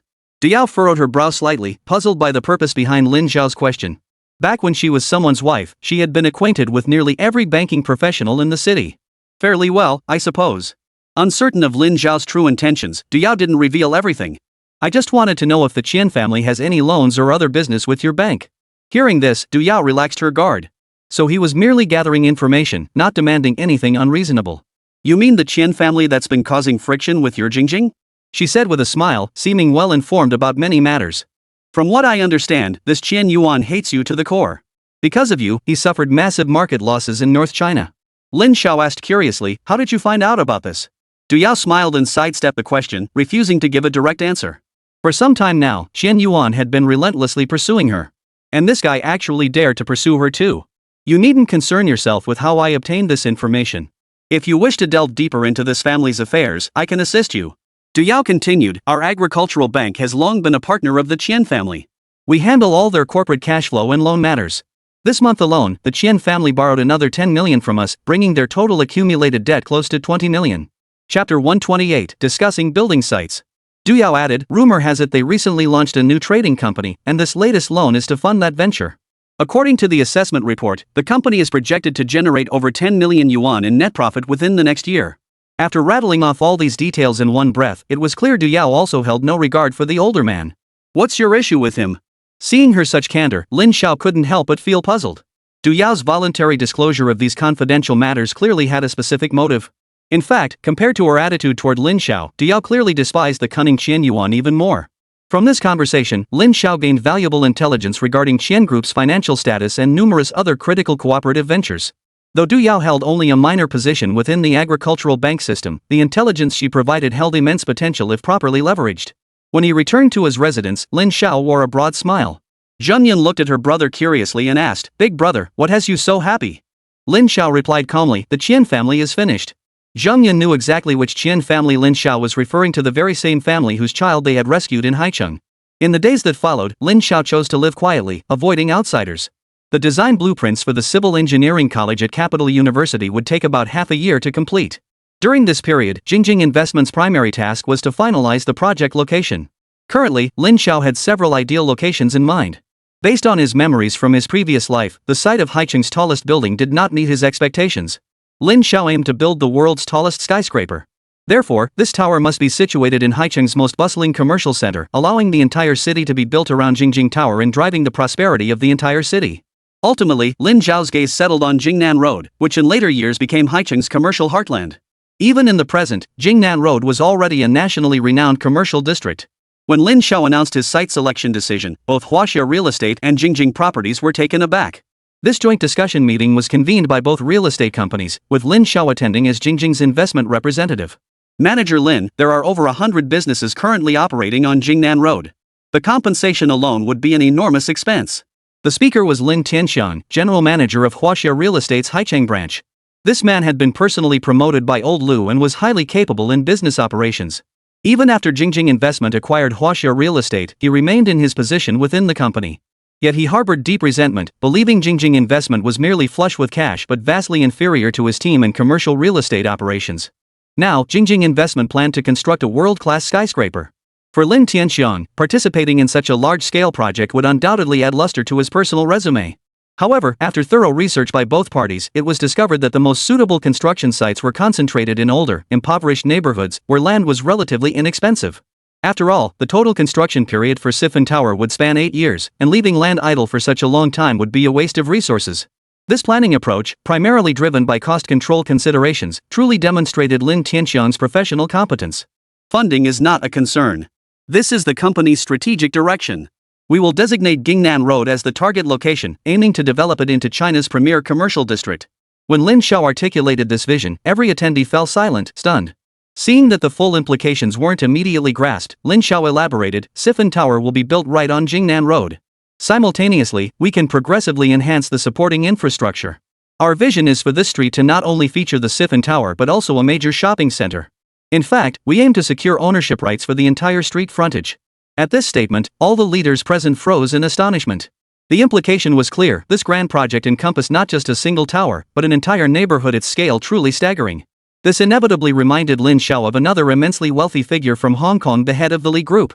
This Mr. Li owned highly successful shopping districts in mainland China, and in the future, rental income alone would bring him a fortune every year. For Lin Xiao, this was the perfect opportunity, a pivotal moment to strategically expand his commercial empire. From this moment on, you must do whatever it takes to secure Jingnan Road. This will be your primary mission going forward. As soon as Lin Xiao finished speaking, the discussion began, and the meeting lasted 5 hours. The main focus was on how to develop the entire Jingnan Road and elevate it to a higher standard. With the goal of transforming Jingnan Road into the nation's largest commercial hub, Lin Xiao envisioned it as a futuristic, modern, and bustling district. After Lin Xiao finished presenting his vision, executives from both companies engaged in discussions regarding the design plans. Jingjing Real Estate and Huaxia Properties. After the meeting concluded, news quickly spread. The announcement that Siphon Tower would be built on Jingnan Road sent ripples throughout Haicheng. This was especially true for those who ran businesses along Jingnan Road. For decades, it had been one of the city's most bustling areas. Many had made fortunes here, some even owning multiple storefronts. Despite past turbulent times, Jingnan Road maintained its prosperous appearance. Moreover, the shops here were largely owned by influential figures or families within Haicheng, including the traditional 4 major families and several emerging clans that had carved out their own niches. Now, Jingjing Real Estate's announcement to develop a new commercial district here and construct the Siphon Tower has undoubtedly sent ripples through the community like a boulder dropped into water. That very night, upon learning of this development, the traditional 4 great families began privately contacting one another to discuss countermeasures. Among the 4 prominent families, the Du family could never be overlooked. Even though its prestige had waned somewhat, no one dared to challenge its status lightly. The primary topic of discussion among these gathered family members was how to secure the greatest advantage in the impending changes. Among them, the Song family owned the most shops along Jingnan Road. The man overseeing the Song family's affairs was a middle-aged man named Song Wei. Song Wei spoke up, "Esteemed elders, this matter requires our united efforts to address. Jingjing Investment's tactics are nothing short of banditry. They swallowed up Huaxia Properties over a minor dispute." He continued, "Now Jingjing Real Estate aims to expand into Hong Kong and covets Jingnan Road. This is a precious asset left to us by our ancestors. The Song family absolutely cannot agree to their reckless actions." Seated nearby with eyes half closed, Third Master Du reflected that among these prominent families, the Song clan held the greatest influence. Song Wei had always spoken with directness, and now, sensing Jingjing Investment's threat to his family, he sought to unite forces against them. "Xiao Wei, I don't see anything wrong with Jingjing Real Estate developing Jingnan Road." Old Master Kong spoke slowly. "Although our major families have already achieved considerable success locally, if Jingjing's real estate venture truly builds a landmark structure on Jingnan Road, that location might become a globally significant site." Not all members of the 4 major families were conservative. Old Master Kong, for instance, held more progressive views. Third Master Du chimed in, "Old Kong is right. We need foresight, we can't just fixate on petty gains right before our eyes." A chill flashed in Song Hui's eyes. These 2 old men were actually on the same page? Could it be they'd secretly struck some deal with Siphon Real Estate? "Uncles, you must consider this. If Jingjing Real Estate truly takes our storefronts, Jingnan Road will fall entirely under their control." Old Kong chuckled softly. "Xiao Wei, there's no need for such worry. Could Jingjing alone really dominate Jingnan Road? Old Master Chen, who had remained silent, chimed in with a smile. Con Lauda hits the nail on the head. It's not us who should be anxious now, but Jingjing Real Estate.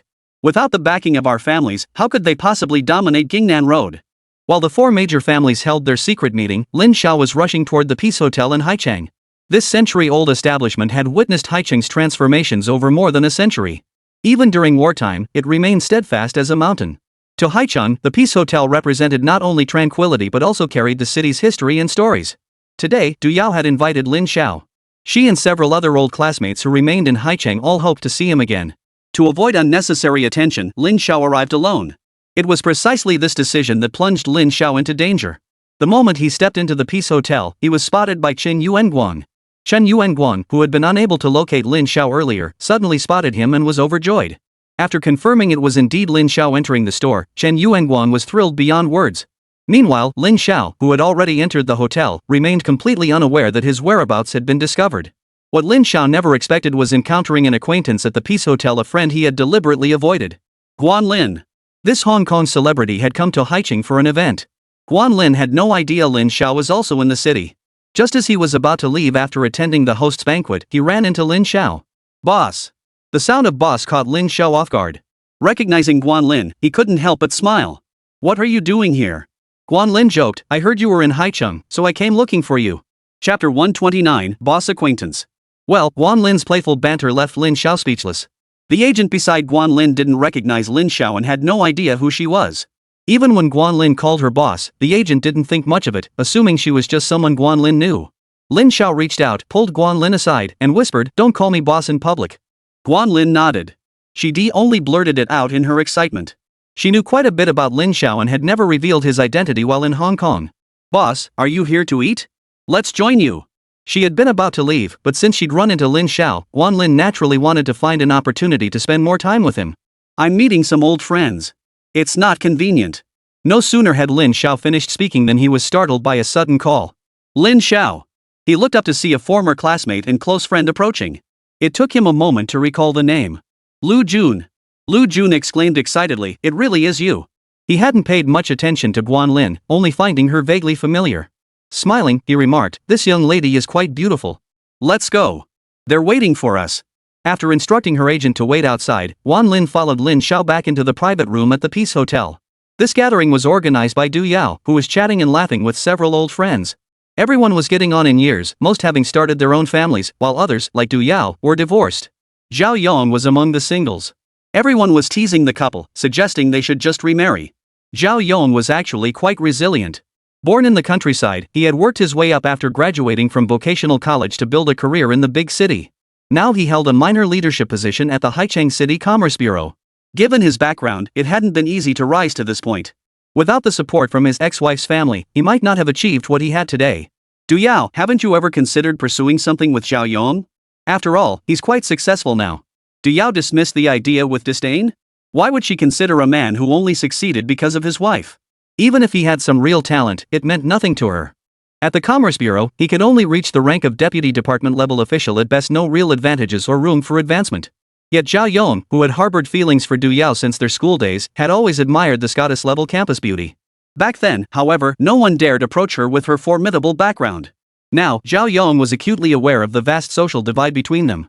A woman from a distinguished family like Du Yao was far beyond the reach of an ordinary official like himself. Everyone, stop it. Du Yao has very high standards. Just then, someone suddenly piped up. I heard Du Yao invited Lin Xiao over. Could it be that something's really going on between you two? Several people immediately shot back with cold, mocking remarks, wake up.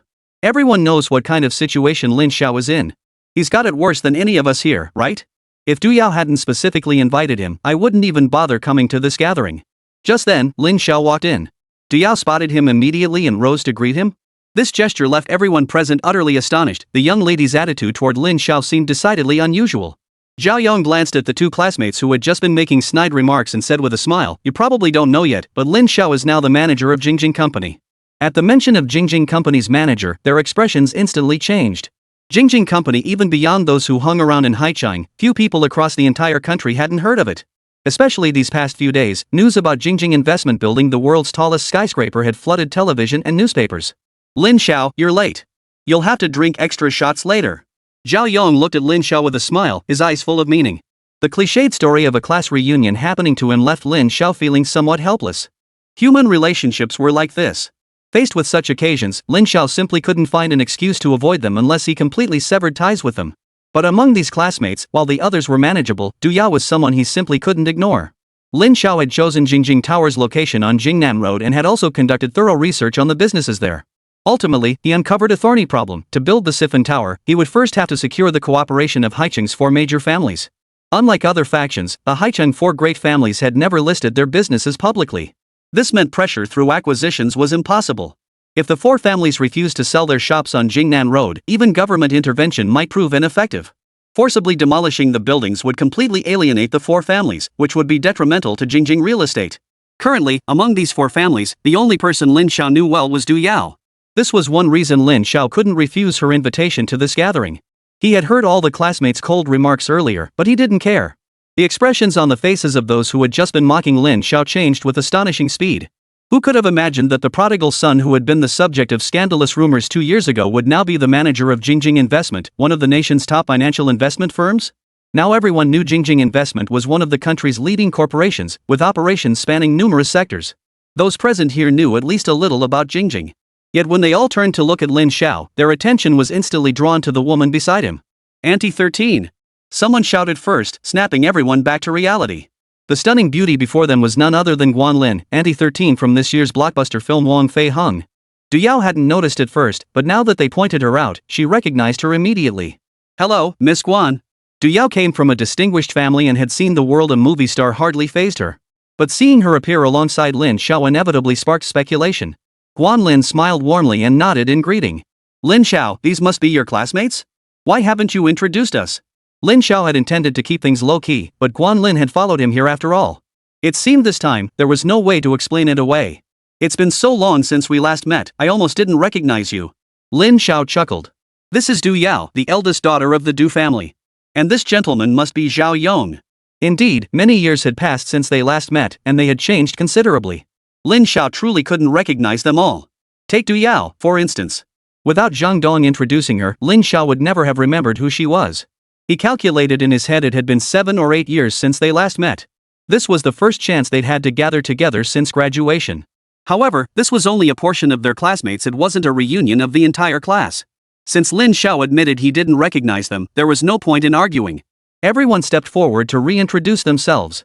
Lin Xiao nodded in acknowledgement. The names were already blurry in his mind, and frankly, these people hadn't held much significance for him in the first place. He remembered Lu Jun and Zhao Yong a bit more clearly, since they'd been classmates and former roommates. This is Guan Lin, our company's spokesperson. You all know her, right? We have an event coming up soon. Lin Xiao said no more. He'd come to this gathering mainly for Du Yao's sake. Lin Xiao, do you really work at Jingjing Company? A female classmate looked at him with keen interest. She also worked in Haicheng and had previously introduced herself as being from the Planning Bureau. Chapter 130, The Bureau People. The name Wang Yulan seemed familiar. Lin Xiao nodded. I'm just an ordinary employee at Jingjing Company. I'm here on business sent by the company. Regardless, everyone just smiled without comment. Stop being so modest, Du Yao said to the classmates. Lin Xiao is now the manager of Jingjing Tower. Instantly, everyone's attention was drawn to Du Yao's words. Jingjing's multi-billion yuan skyscraper project was a major national news story known to almost every household. Lin Xiao, is Jingjing Tower really investing 70 billion? Has the location been finalized? The classmates began asking questions about Jingjing Tower. For them, such a massive project was a noteworthy focal point. Lin Xiao answered with a smile.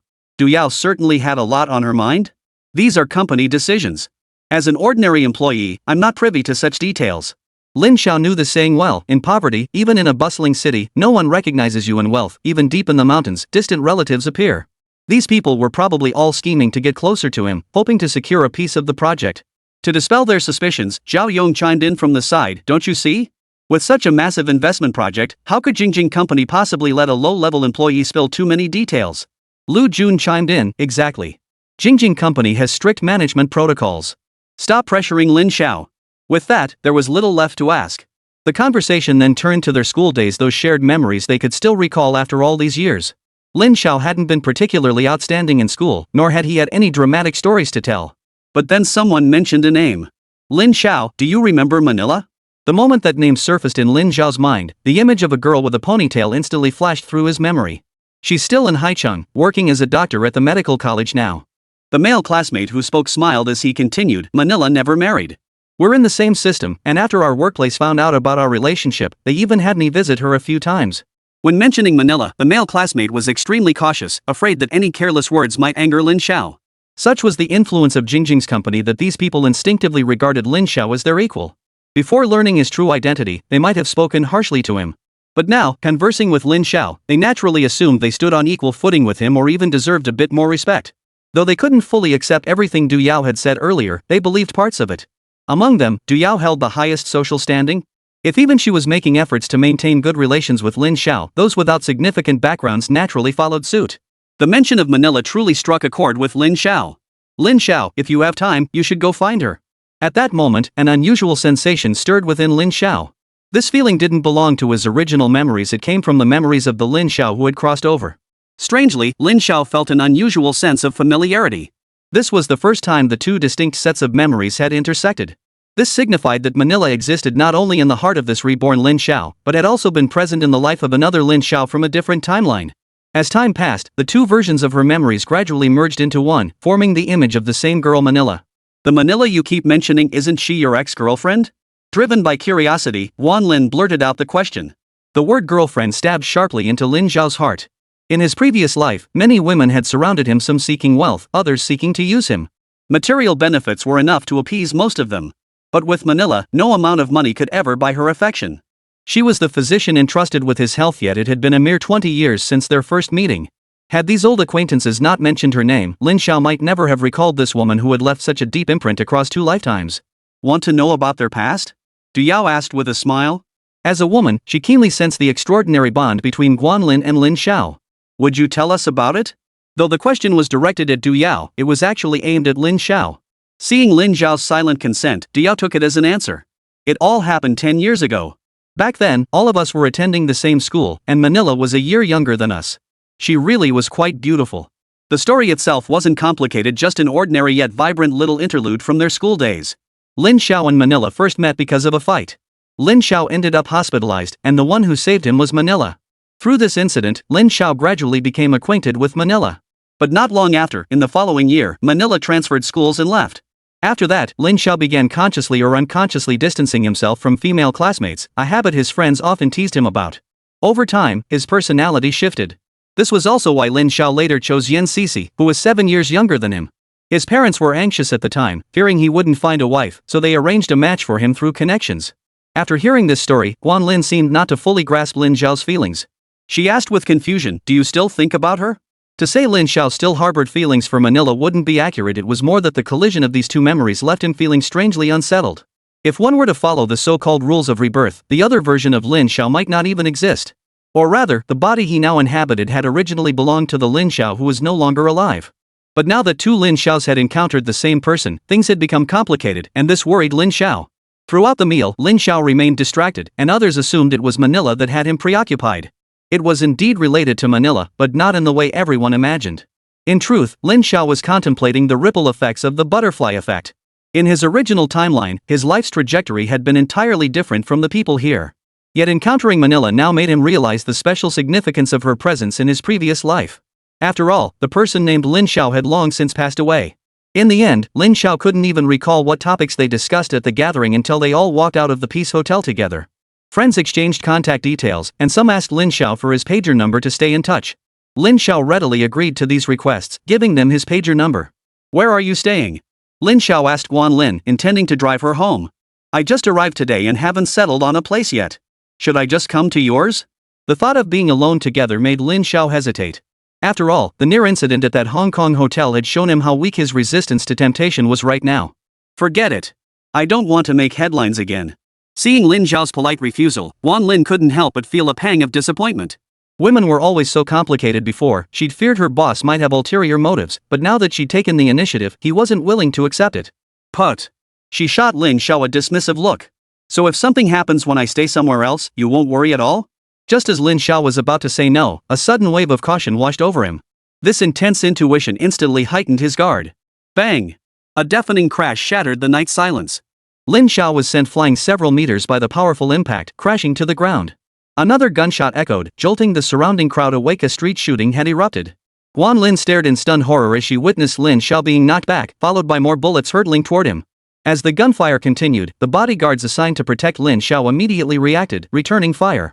The second shot came from Zhang Yun, who had precisely eliminated the attacker. However, hidden enemies continued to attack Lin Xiao as he lay on the ground. Two bodyguards swiftly moved to shield the fallen Lin Xiao. Chapter 131, It's Really Happening. This scene left the old classmates who hadn't yet left utterly terrified.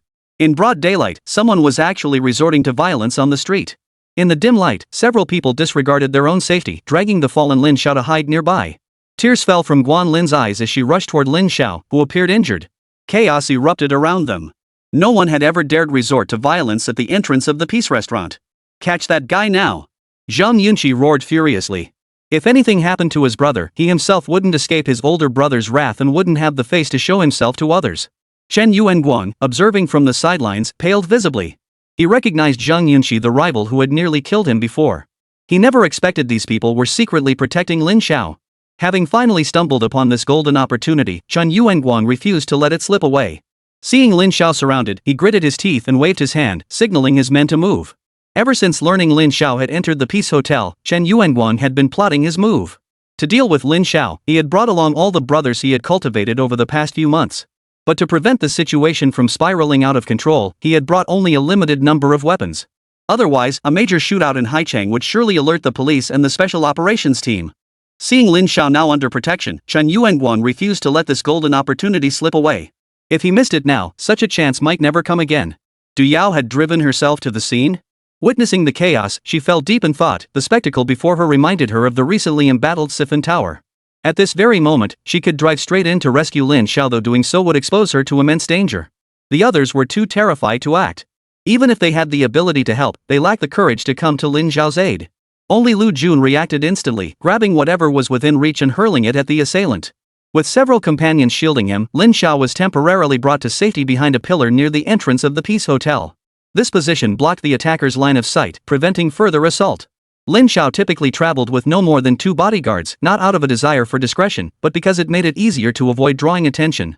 Fortunately, he had discussed this situation beforehand with Li Zichen and Zhang Wei, forming a dedicated team to ensure his safety. That's why these companions could step up in the critical moment. Otherwise, Lin Xiao might have been in grave danger just now. To protect Lin Xiao, the first companion to step forward even sacrificed his own body to block the bullets. The enemy launched their attack from the shadows. Although Lin Xiao keenly sensed the danger, he was, after all, only human and couldn't completely evade the enemy's firepower.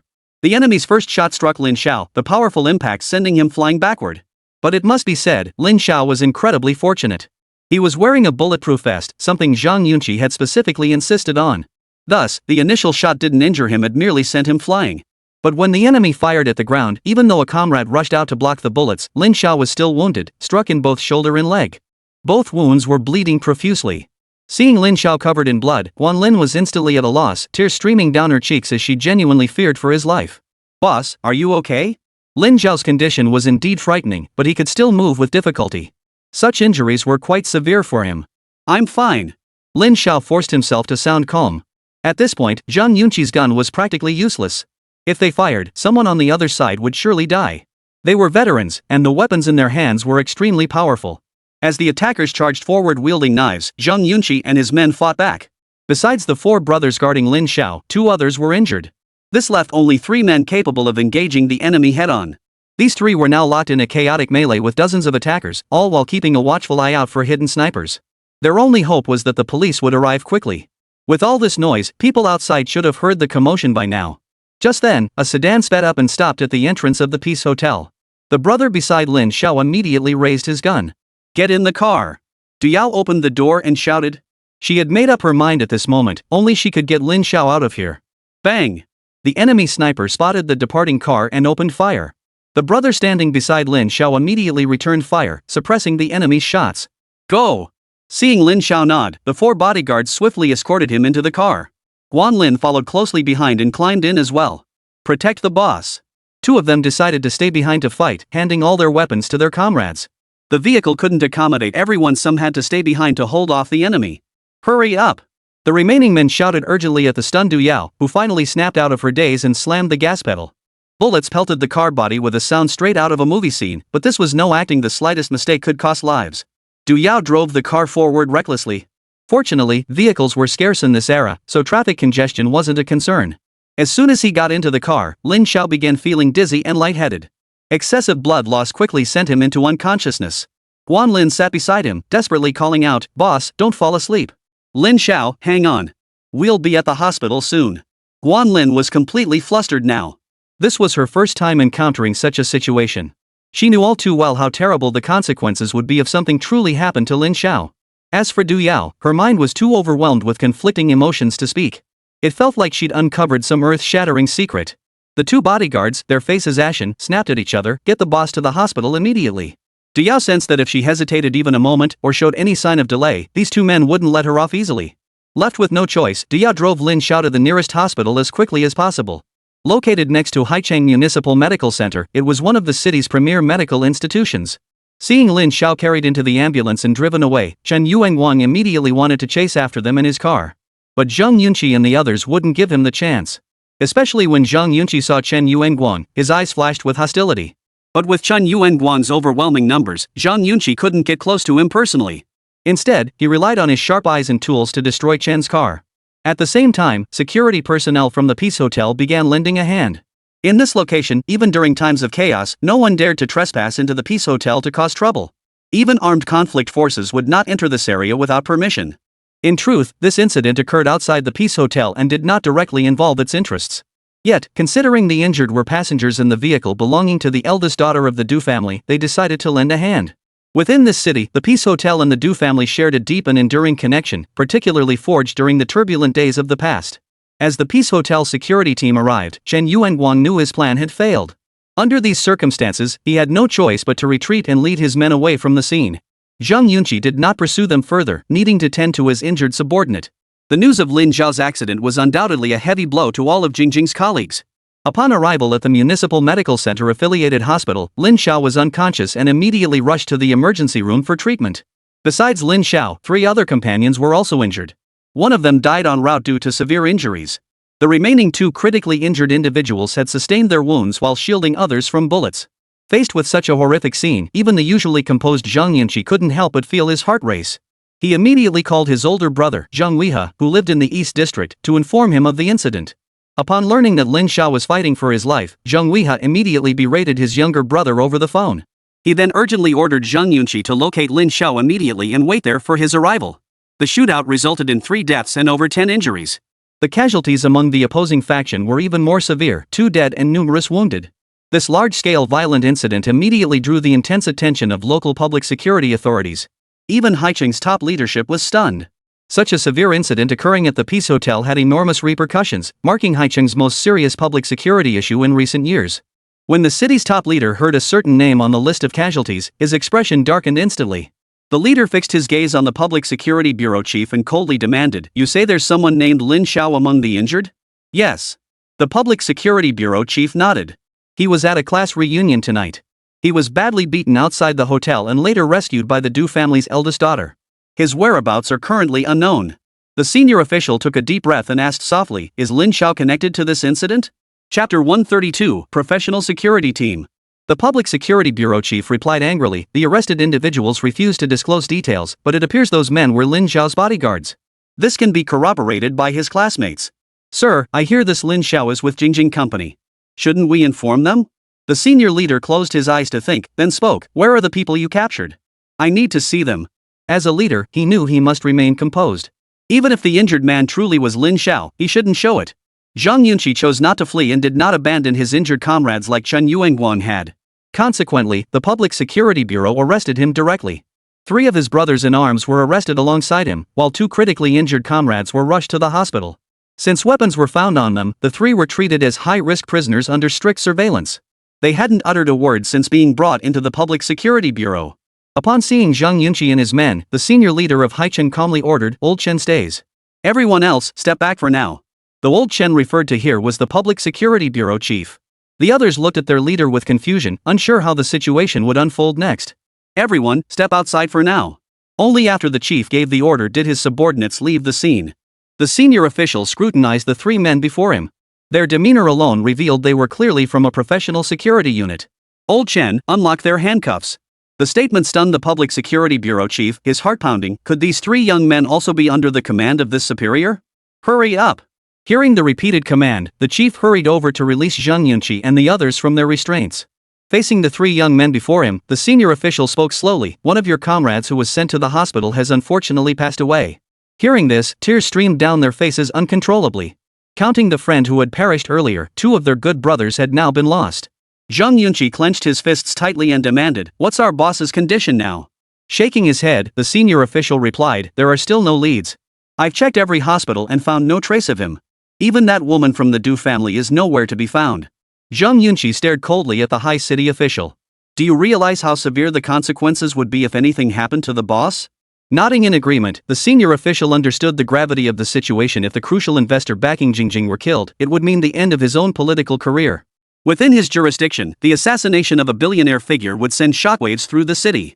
Once the news spread, he would bear immense responsibility. Moreover, Jingjing's planned investment in constructing a skyscraper in Haichang would undoubtedly be scrapped. This project was crucial to his career advancement, yet now it threatened to become a stumbling block.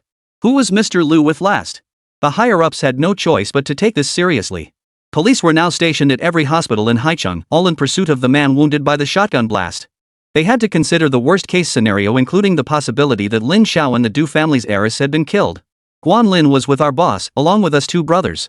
Zhang Yun reported the situation to the senior leader in full detail. The senior leader took a deep breath before turning to Director Chen. "Old Chen, let's be honest, the missing person is the boss of Jingjing Investment. Do you finally grasp how serious this is?" Commissioner Chen's face instantly drained of color, turning pale and ashen. So it was Jingjing Investment's CEO. This was a major problem. If this big boss met with trouble in Haicheng, his position as police chief would be over. After all, in a major city like Haicheng, even high-ranking officials from first-tier cities wouldn't want to give up his position as bureau chief. Staying in this position for a few years could pave the way for becoming a key leader in Haicheng. No wonder the higher-ups were so anxious. The incident involved the head of Jingjing Investment. How could they not be panicking? "What should we do now, sir?" Director Chen felt uncertain. This incident could very well derail his career, for if anything went wrong, he would be the one held accountable. "Don't panic." The senior leader reassured him softly. "The most critical thing now is to control the information. We can't let the outside world know that the injured person is the CEO of Jingjing Investment." Zhang Yunqi and the others raised no objections. After all, Lin Xiao himself disliked the limelight and didn't want to be exposed. Immediately increase manpower. Turn the entire city upside down if you have to find that person. While the senior leader discussed countermeasures with the Public Security Bureau chief, Chen Yuanguan was frantically searching everywhere for Lin Xiao. Every hospital and private clinic, large and small, had been checked. Had Lin Xiao simply vanished into thin air? He had clearly entered Haicheng Municipal Hospital. How could he vanish again? It turned out he had been taken away by none other than Du Yao and Guan Lin, the very people who had also lost contact with him. 3 hours had passed since Lin Xiao was shot. Both legitimate and illegitimate forces within Haicheng were frantically searching for the wounded man. Zhang Donglai and his son had been asleep when the ringing of the phone suddenly startled them awake. The caller was Lin Fangfang. As Zhang Weihe's wife, she was the only one aware of Lin Zhao's injury and disappearance. After deliberation, she felt it necessary to inform Zhang Donglai. The news of Lin Zhao's injury and disappearance instantly banished Zhang Donglai's drowsiness, jolting him wide awake. Lin Fangfang and Zhang Weihe were now waiting to fly directly to Haicheng. Someone needed to handle matters on the ground, so they had no choice but to ask Zhang Donglai for help. "Uncle, you must keep a low profile. Send people to gather clues slowly. Wait until Wei He and I arrive before doing anything." With that, Lin Fangfang hung up. Zhang Donglai immediately told his son, "Get the car ready. We're going to pick up your cousin and the others. This is serious trouble." Zhang Donglai sighed. "Go out immediately and find out what people are saying." Zhang Tongfang nodded and rushed out. They held some standing in Haicheng, and he overheard the details his cousin mentioned in her call. If such a major incident went wrong, even they would be implicated. The entire city of Haicheng plunged into unprecedented chaos. Haicheng Medical University. At that moment, one building on campus was brightly lit, the surgical ward. While it was usually a place for students to study and conduct research, an emergency surgery was currently underway. Guan Lin stared at the illuminated operating room and looked at Du Yao with confusion. "Miss Du, you still haven't told me why you brought the boss here for surgery." Diao took a deep breath before replying, "Miss Guan, you might not be fully aware of the specifics here. If I'm not mistaken, Lin Xiao is the head of Jingjing Investment, correct?" Though she had her own doubts, this identity seemed the most plausible explanation for why someone would risk everything for him. Moreover, Guan Lin, as a major celebrity, had more than just a professional relationship with Lin Xiao. Guan Lin nodded in acknowledgement. Upon hearing this answer, Dia took a deep breath and spoke slowly. Someone in Haicheng wants to harm him. And this person is definitely no ordinary individual. The hospital is currently the most dangerous place for him. The enemy only needs to bribe a nurse or doctor to act. Therefore, we now need to find reliable supporters. Recalling the terrified expression on that female doctor's face when she heard the news earlier. This female doctor, is she the one you referred to as Manila? Du Yao nodded. Yes, she is Manila. Judging by her behavior, I believe she would never reveal any information about Lin Xiao and would do everything in her power to help him. Guan Lin could only remain silent, marveling at how intricate and unpredictable the minds of mainland women truly were. Though Du Yao, born into a distinguished family, understood the inner workings of their circle well, she dared not contact her family now, fearing their involvement would endanger the clan. Seeing those willing to sacrifice themselves to protect Lin Xiao, Du Yao dared not imagine the unimaginable consequences if this leader met with misfortune. It could even endanger the safety of her family.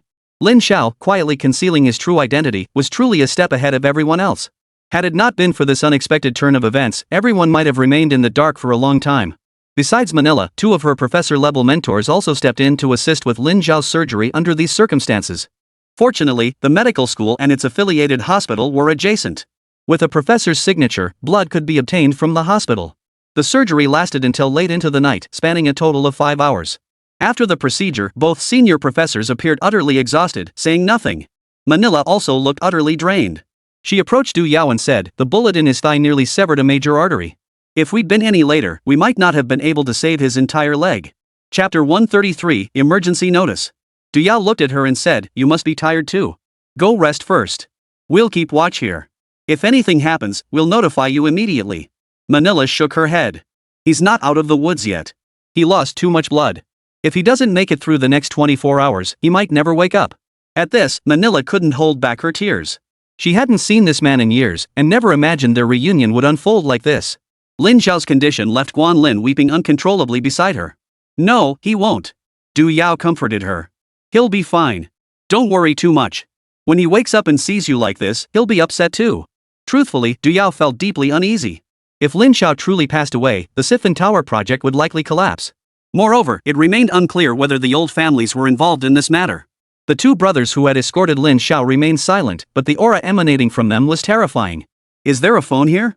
one of them asked, wanting to contact his family to report the incident. Manila pointed to an office on the side. "There's a landline over there." Du Yao paced back and forth before finally speaking, "Looks like we can't hide this anymore." At 4 in the morning, Jiang Wei and his group arrived in Haicheng. As soon as they stepped off the plane, they were met by a convoy prepared by Zhang Tongfang. This time, Jiang Wei had brought about 30 people from Haidong. Seeing this group, Zhang Tongfang couldn't help but take a deep breath. Regardless of the outcome, the other side would pay a heavy price for this. What's the current situation? As soon as she got into the car, Lin Fangfang couldn't wait to ask. Zhang Tongfang glanced at his increasingly grave-faced cousin beside him and replied in a low voice, "Still no news about the boss." Disappearing with him were also Miss Guan Lin and Du Yao, the eldest daughter of the Du family. How could so many people vanish without a trace? Lin Fangfang demanded angrily. "Didn't I tell you to take good care of the boss? Look at the huge mess we're in now." Zhang Weihe remained silent, but Lin Fangfang knew a storm was brewing within him. "Sis, the boss was actually attending a class reunion. We didn't know about it either." Zhang Tongfang tried to explain further, but met Zhang Weihe's piercing gaze. "Have you found out who did this?" Zhang Tongfang nodded. "Xiao, she says it was Chen Yuanguang. He's already seen Chen Yuanguang." This night was destined to be sleepless for many. Even at 4 or 5 in the morning, sirens still echoed intermittently across Haicheng. Qian Yuan and Chen Yuanguang never imagined that one person, Lin Xiao, would trigger such a massive operation. Hundreds of police officers searched the entire city through the night for him. Inside the Qian family villa, Qian Feng emerged from the bedroom after a heated encounter with his mistress. Spotting Chen Yuanguang looking utterly defeated, he sneered, "You sure have a knack for making a mess of things. Even a minor job ends up like this." But Chen Yuanguang found nothing to laugh about. Many of the men he'd sent out to search had been arrested. Though they didn't know who they were supposed to kill, they were all assistants he'd painstakingly cultivated over recent months. "Boss, this is all too strange. The Haicheng Public Security Bureau is acting like they've gone mad, arresting people everywhere." Shen Yuan replied calmly, "What happened outside the Peace Hotel? You think that was just some ordinary little incident?" Chen Yuanguang was well aware of the Peace Hotel's historical significance, otherwise, he wouldn't have chosen that location for his operation. But he hadn't anticipated the Peace Hotel getting involved after all. Even now, he still didn't know what stance they were taking. Boss, maybe we should lie low somewhere else for a while. Chen Yuanguan was genuinely terrified. Security officers were everywhere in the city now, and he had no idea when they might come looking for him. No need. Chen Yuan shrugged indifferently. It's no big deal. Besides, there's no evidence pointing to us. I'll make inquiries at the Public Security Bureau tomorrow. The only uncertainty is whether that Lin Xiao is dead or alive. Mentioning this, Chen Yuanguan was equally puzzled. The guys searched the entire city. With injuries that bad, where could he possibly hide? Then keep searching. Find him alive or dead. I refuse to believe he could just vanish into thin air. Chen Yuanguan nodded. If even Qian Yuan wasn't worried, he had nothing to fear either. Inside the medical college. Upon learning that Lin Xiao was here, Zhang Wei and Lin Fangfang rushed over immediately. However, upon learning of Lin Xiao's current condition, both appeared deeply concerned. At present, Lin Xiao's situation looked dire. If he truly couldn't wake up, it would be a disaster for Jingjing Investment. Dr. Manila, who served as the hospital's deputy chief physician while also teaching at the medical school, had arranged for Lin Xiao to be admitted to the university's non-public operating room. As the first rays of morning sunlight touched the earth, it was time for students to attend classes. Yet at this very moment, the school announced a notice. An operating room on the 4th floor of the teaching building was closed for repairs, and the entire floor was sealed off. Security guards were stationed at the stairwell entrance, barring anyone from accessing the 4th floor area.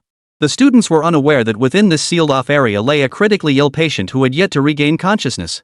The hospital's most distinguished professors were summoned to a meeting on the 4th floor, chaired by a high-ranking official from the municipal government. The two senior professors who had participated in the rescue efforts the previous night only then realized how critically important their patient was, so much so that it had drawn the attention of the municipal government. Upon receiving the news, the mayor personally visited the medical school and swiftly convened an expert meeting to discuss treatment options.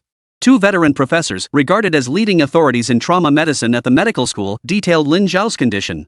After hearing the detailed injury assessment and analysis, the group of veteran doctors and professors all agreed the situation was extremely challenging. Leader, given the current situation, our options are limited. Ultimately, it depends on the patient's own willpower.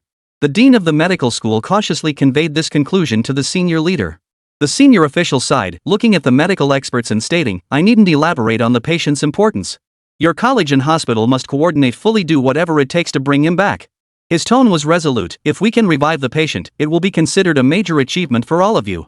Hearing this, the experts present felt a pang of unease. It meant that failure would bring trouble for everyone involved. The experts, summoned for an early morning meeting, still had no clear understanding of what had transpired. Meanwhile, in a room on the 4th floor, Zhang Xiaoxi stood before Zhang Wei with several subordinates, heads bowed in shame. This incident had dealt them a heavy blow. Their protected target, Lin Xiao, had been seriously injured. Two of their comrades had sacrificed their lives and another remained unconscious. All of this stemmed from their own carelessness and lack of caution. Who could have imagined that under these circumstances, someone within the country would dare to launch a direct armed assault? Xiao Shi, you and the brothers find Chen Yuanguang immediately. Zhang Weihe spoke softly but firmly. Before my brother regains consciousness, you must find that man for me. Zhang Xiaoxi nodded in response. I'll get on it immediately. After Xiao Shi led his team away, Zhang Weihe sighed helplessly. He couldn't overly blame them. After all, two had already lost their lives, and one was gravely injured. Still, without the bulletproof vests, that first shot would have been fatal. Just then, Lin Fangfang entered and asked Zhang Weihe softly, should we contact your sister-in-law? At her words, Zhang Weihe's hand trembled slightly. He had considered this question himself, but how could he broach it? Lin Fangfang continued, given brother's critical condition, if, at least let her see him one last time. But this was no easy decision to make. Let me think about it some more, Zhang Weihe replied. Lin Fangfang understood that if anything went wrong, chaos might erupt at the investment company below. Without Lin Xiao present, she wasn't sure if everyone could maintain unity. Yet she was prepared any traitors would face severe consequences. Just then, Du Yao appeared before Zhang Weihe. The Du family is willing to provide support to resolve this matter.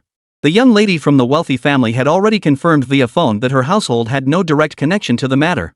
Yet from last night until now, she had been restless, worried about Lin Zhao's safety while also fearing the incident might implicate her family. Chapter 134, The Four Great Families. Zhang Weihe fundamentally distrusted the four established families of Haicheng. Du Yao had come to Zhang Weihe merely to clarify the Du family's stance. Knowing the Du family wasn't implicated in this matter greatly relieved Du Yao. She had genuinely feared the family might get entangled in trouble because of it. Miss Du. Zhang Weihe had learned that it was this very lady who had brought Lin Xiao to hide at the medical college last night. He felt genuine gratitude toward Du Yao for this. Few people would have made such a thoughtful decision at that critical moment, especially since no one could have predicted what would happen next. Regarding my brother's situation, I hope you'll keep it confidential. As for the Du family, if we ever need assistance, we'll ask for it ourselves. Zheng Weihao was now reluctant to collaborate lightly with any faction in the city who knew what their true motives were. Du Yao had anticipated this outcome and could only force a smile in response. Rest assured. I haven't even told my own family. As if. How could she dare spread such grave news? If mishandled, the entire Du family could be implicated. After fermenting overnight, the incident became a hot topic among citizens. The accident at the Peace Hotel. Yet observant residents noticed no trace of it in today's local newspapers. This silence only deepened suspicions that the situation was far more dire than anyone imagined. Even the usually discreet Peace Hotel remained silent. In truth, most were unaware that the Peace Hotel's owner had paid visits to several influential figures early that morning. In Haicheng, the hotel's history was nearly as long as that of the four great families, perhaps even longer. Historically, the Peace Hotel had always remained above the fray, and those in the underworld dared not cause trouble there. Its unique status commanded respect even from the four great families. The owner, surnamed Zhang, had not slept a wink after learning of last night's events. In today's society, everything must be done according to the law. It is no longer an era where disputes are settled with swords and blades. If the attack had only occurred at the entrance, it should have been unrelated to the hotel, let alone the fact that the hotel ultimately provided assistance. Yet the police's attitude suggested the matter was far from simple. Now, not only was the entire inn sealed off, but the authorities seemed utterly indifferent to its century-old reputation. Mr. Shang's pleas to anyone proved futile. He was told this operation was ordered directly from the top. In this city, very few matters could move the higher-ups. That's why his first port of call was the Du family. He did so because the two families maintained a cordial relationship, and a prominent figure from the Du family had once been a regular patron here. Another crucial reason was that the Du family's daughter had been present when the incident occurred last night. Last night's incident at the Peace Hotel had also involved the Du family's eldest daughter. Third Master, do you know what happened? Mr. Zhang looked at Third Master Du expectantly, hoping to glean some clues from him. Third Master Du sighed. I'm just as clueless as you are. Not a single clue. Then how is Miss Du now? Mr. Zhang clearly remembered that last night, the eldest Miss Du had rescued someone and had not been seen since. We haven't been able to find her either. This seemed somewhat implausible, as Du Yao had just called home. However, with the situation now complicated, Third Master Du couldn't bring himself to explain directly. Sensing the evasiveness in Third Master Du's response, Boss Zhang said sternly, Third Master, just tell me straight what's really going on here. Master Du shook his head. Given the deep friendship between our two families, do you really think I'd keep this from you if I knew? After all, this happened at your Peace Hotel. You can't possibly be uninvolved. He said helplessly. Your top priority now is to uncover the truth, find out who dared cause trouble outside your hotel. Hearing this, Boss Zhang's expression shifted. While incidents occurring outside the premises could previously be dismissed with excuses, it now seemed this trouble was inescapable. Third Master, you know High City isn't what it used to be. Many people might not give us the same respect anymore. Mr. Zhang sighed. Back in the day, anyone who dared to rebel like this would have lost their life long ago. Precisely because of that, Third Master Du said with a smile, you must make it clear that the Peace Hotel remains as it always has been, not to be trifled with. Catching the implication, Boss Zhang still shook his head. If only it were that simple. The problem is, the one who killed someone outside the hotel last night was Chen Yuanguang. At the name, a flicker of recognition crossed Du San's eyes. You mean that Chen Yuanguang who's been acting so arrogant lately? That's the one. You know who Chen Yuanguang's been hanging around with. Do you think this might involve Song Hui? The question plunged Du Sanyi into deeper contemplation. He wasn't entirely certain himself.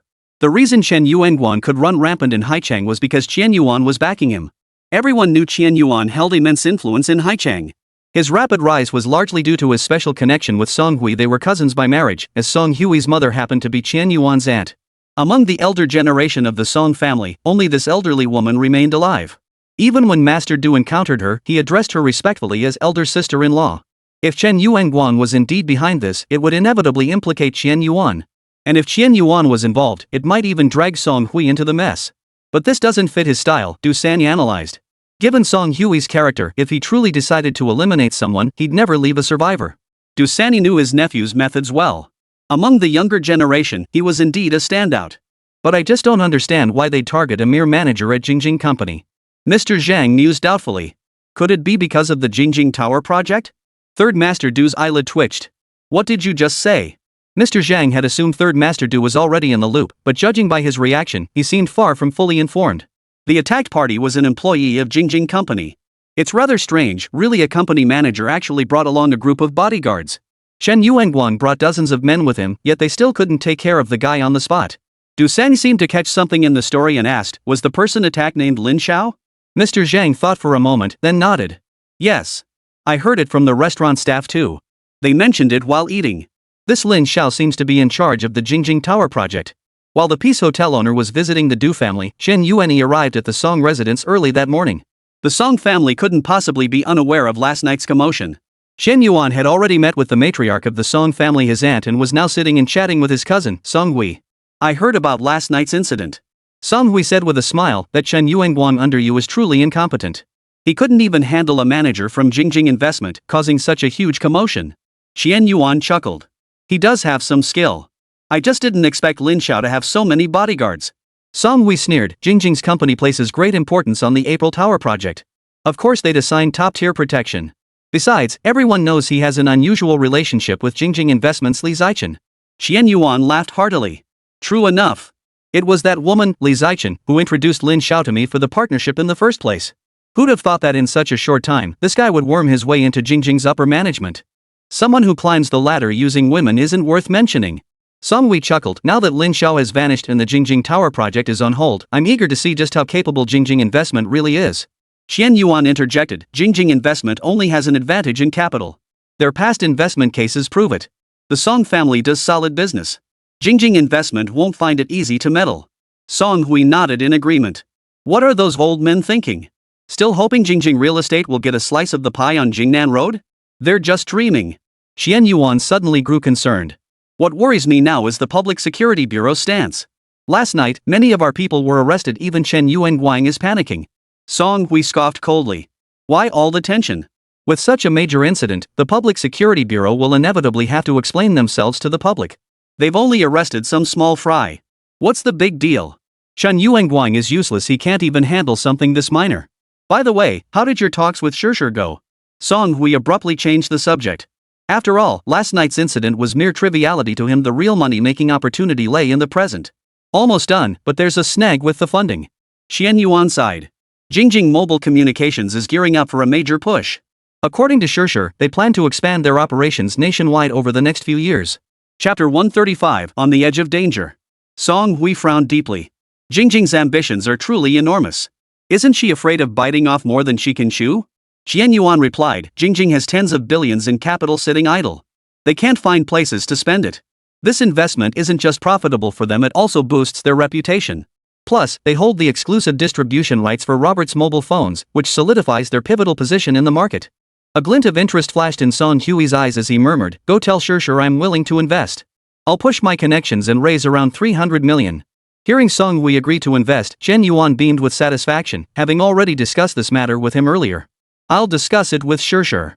Your 300 million yuan combined with my over 100 million yuan should be enough to secure Jingjing Communications.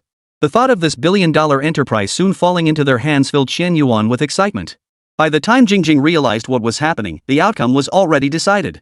While Chen Yuan and Song Hui plotted Jingjing Communications takeover, in a special ward at Haicheng Medical College, Lin Xiao lay connected to tubes and oxygen equipment, appearing to be in a deep sleep. Besides the medical staff, the only person permitted to enter this room was Guan Lin, the superstar needed to care for Lin Xiao. No one else was allowed near, not even Du Yao. Armed security guards strictly guarded the hallway, along with Zhang Wei's men, ensuring the place was impregnable. Everything possible had been done. Now, all that remained was to wait for Lin Xiao to awaken and overcome this critical hurdle. Yet even now, Lin Xiao showed no signs of improvement. The readings on the monitors remained low, and even her heartbeat was weak and faint, raising fears it might stop at any moment. Meanwhile, external affairs continued to be handled. Around noon, several cars pulled up in front of the teaching building. A group of people in uniformed attire stepped out, escorting an elegantly dressed woman into the building. Li Jie-chun had come in person.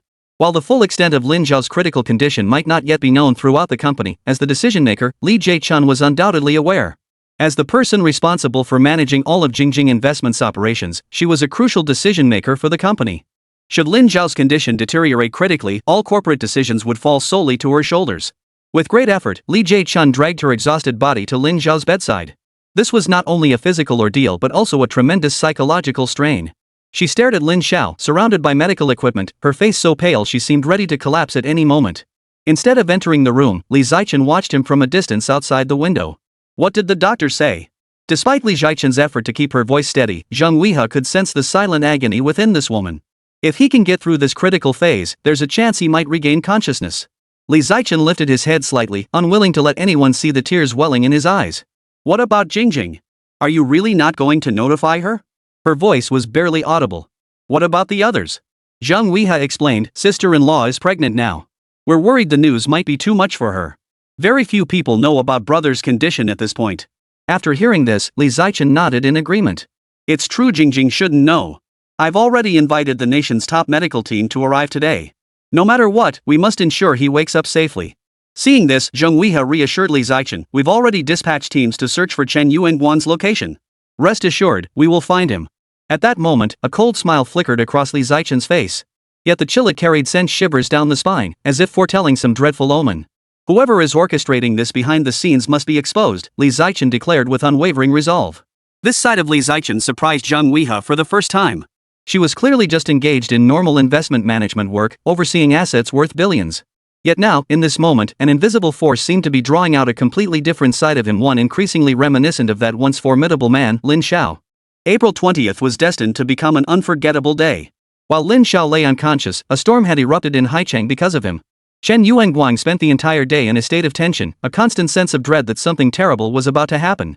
Just then, one of his men informed him that a cousin had encountered a man brought in for emergency treatment at the medical college the previous night, a man who had been shot. The doctors had taken him in for care. Chen Yuanguang immediately headed to the school to investigate. He stayed in his car and instructed his men to conduct inquiries. It was precisely this decision that spared him from danger. The men who had just entered the premises were swiftly subdued by a group of strangers who appeared to be students or passers-by. Drawing on years of experience, Chen Yuanguan instantly recognized them as personnel dispatched by the Security Bureau, disguised as civilians. Why would Public Security Bureau officers be stationed at the medical school entrance? Chen Yuanguan instantly considered a possibility he hadn't previously contemplated. They had searched every hospital and clinic, large and small, yet overlooked the very place within the medical college where doctors were most concentrated. Lin Xiao might be at the medical school. This discovery should have made him happy after all, his long search had finally yielded a lead. But now his men couldn't even get through the medical school's gates. Chen Yuanguang dared not linger and immediately drove away from the scene. Zhang Yunqi led a group of men in a citywide search for Chen Yuanguang. When he received a tip and rushed over, he happened to witness Chen Yuanguang driving away from the medical school. Thus, a high-speed car chase unfolded through the streets and alleys of Haicheng. In this era, cars were still quite rare. But the people of Haicheng were fortunate enough to witness a spectacular collision between a crown worth hundreds of thousands and a Santana worth over 10,000. Chen Yuanguang inwardly cursed his luck, never expecting to be tracked down after all. Through the rearview mirror, he could see Zhang Yunqi in the car behind him, the man who had nearly taken his life abroad. The pursuit continued until Chen Yuanguang's car was nearly wrecked. Finally, he decided to drive it straight into the sea. Zhang Yunqi got out of his car and watched the churning waves. He ordered his men, whether he's dead or alive, get in the water and retrieve him. I want to see him. By evening, when Chen Yuanguang's Santana was finally recovered, the car was empty. He had vanished without a trace. At the Qian family residence in Haicheng, Qian Yuan embraced his new lover, beaming with joy. For Qian Yuan, today was a day worthy of celebration. Whether Lin Xiao was still alive no longer mattered.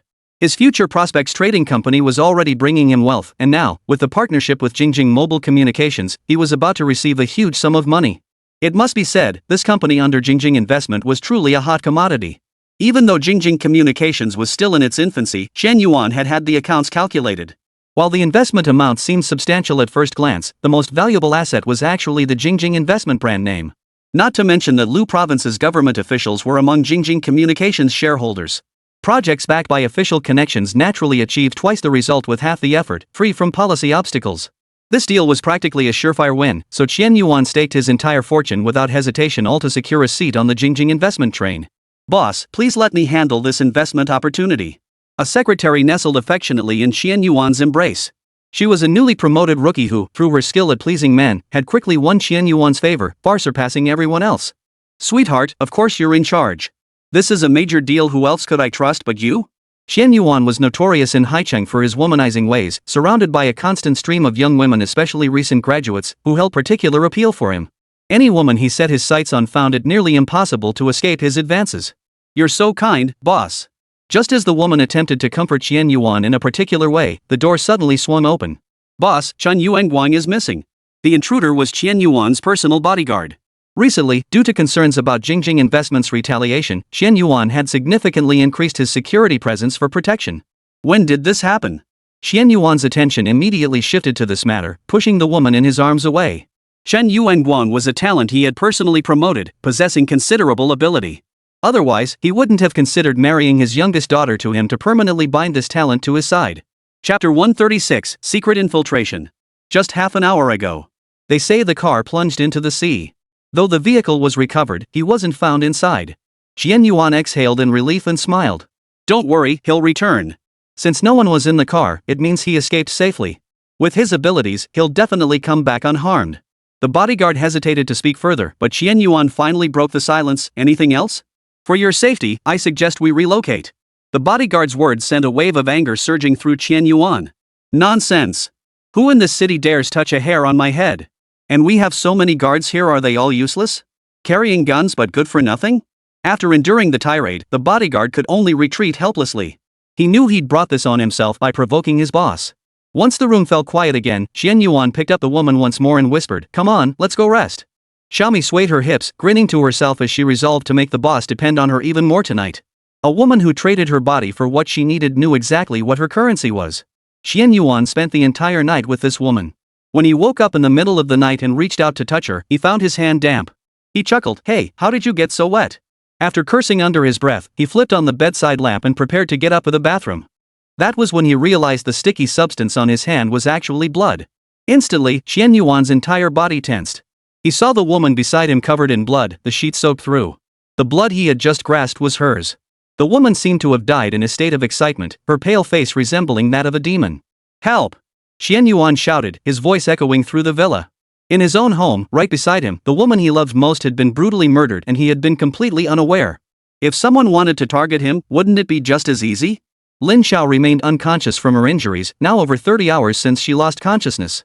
Even the nation's top medical team, after examining her condition, could only say they were waiting for a miracle. The injuries themselves were not fatal, but the bullet had severed blood vessels, causing massive blood loss and subsequent shock. Simply put, it was a case of temporary brain hypoxia. This was the reason Lin Xiao remained unconscious.